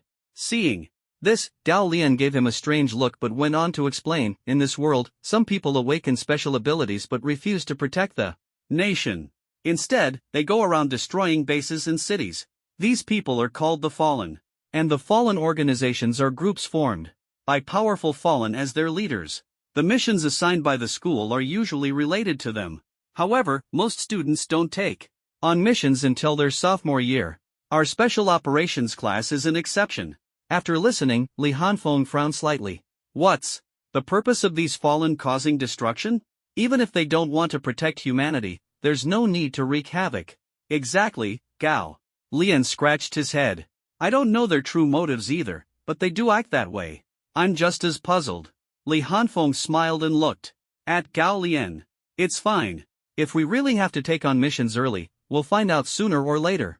As the two talked, more members of the Special Operations class gradually entered the classroom. Almost everyone greeted Li Hanfeng, clearly showing that he had left a deep impression on them during the trials. Li Hanfeng naturally responded to each greeting. After all, it was important to maintain a good rapport with others. After a while, a burly male student named Huang Shi walked into the classroom. As soon as he entered, the previously noisy classroom immediately quieted down. Huang Shi walked up to the podium, scanned the room, and nodded slightly. "Good morning. I believe everyone knows who I am, so I won't introduce myself further. This Special Operations class will be taught by the top instructors from our 5 academies. I hope everyone will live up to the school's expectations." Li Hanfeng slightly turned his head and glanced at his classmates, noticing many familiar faces among them. Wang Zhan, Hu Chang, and Wang Shuwen were all there. There are 51 people in the class, most of whom Li Hanfeng has an impression of. The rest might be those he hasn't interacted with much, so he couldn't recall their names. At this moment, the instructor on the podium, Huang Shi, continued speaking. "I will be teaching your first class, and I'll start by explaining the rules of the Special Operations class." Li Hanfeng set aside his thoughts and listened attentively. "First, in addition to your daily courses, you must complete at least one mission every week. Completing missions will not only earn you credits but also reward points. Second, the 51 students in the class will be divided into 5 teams, and missions will be carried out in team format. I'll explain the mission content shortly. Third, the team with the lowest points each month will face challenges from other students, and the losing team members will be expelled from the Special Operations class. Class times remain unchanged, but dismissal times are flexible. Understood?" After finishing, Huang Shi calmly looked at the students below the podium.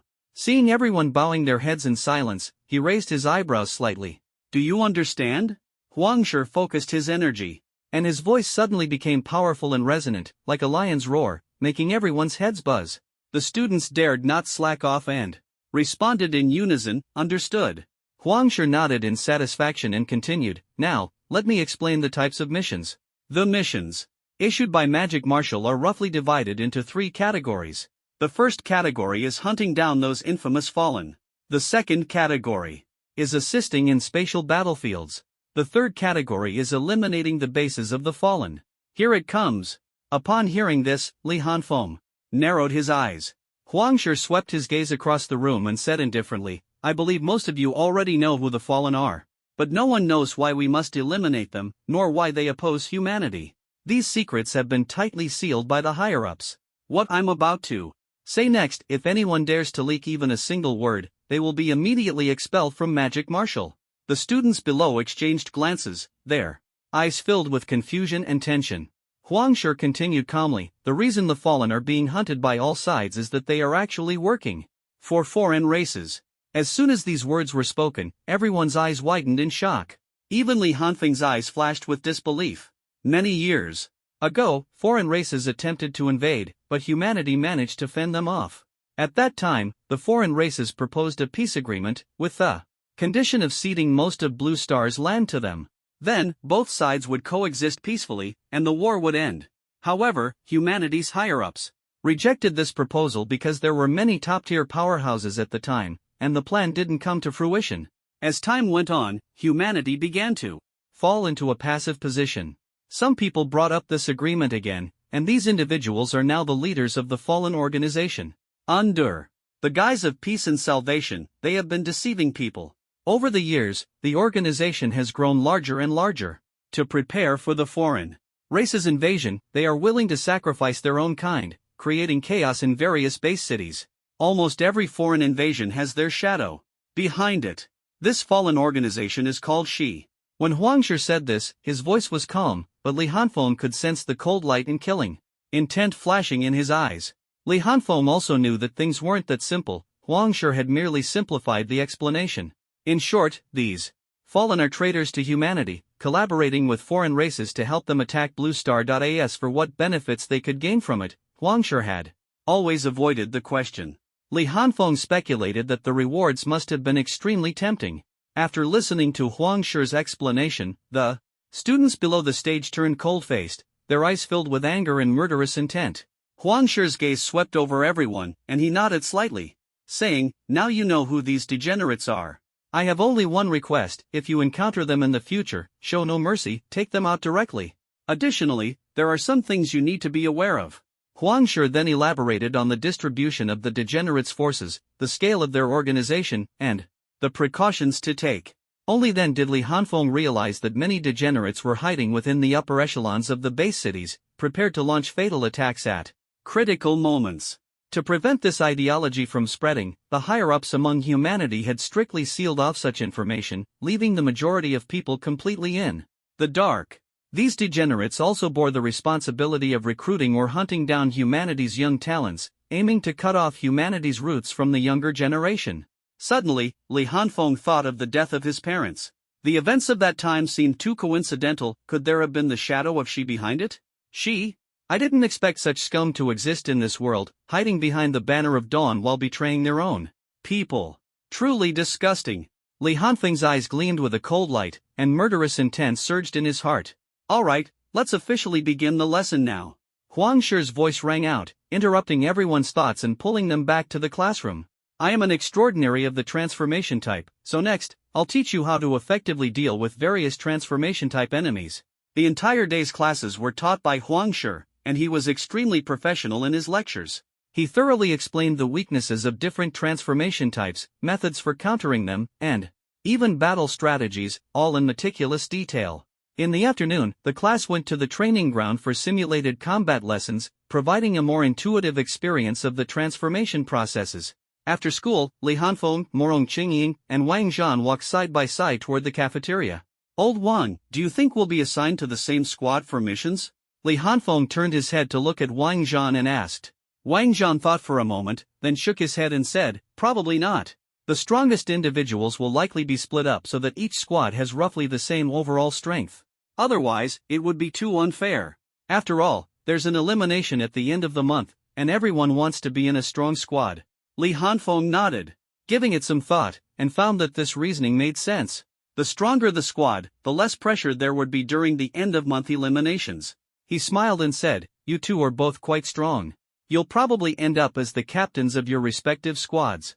Don't hold us back when the time comes. We're all in the top 10 of the freshman rankings, of course, we can't lose face. Wang Zhan responded with full confidence.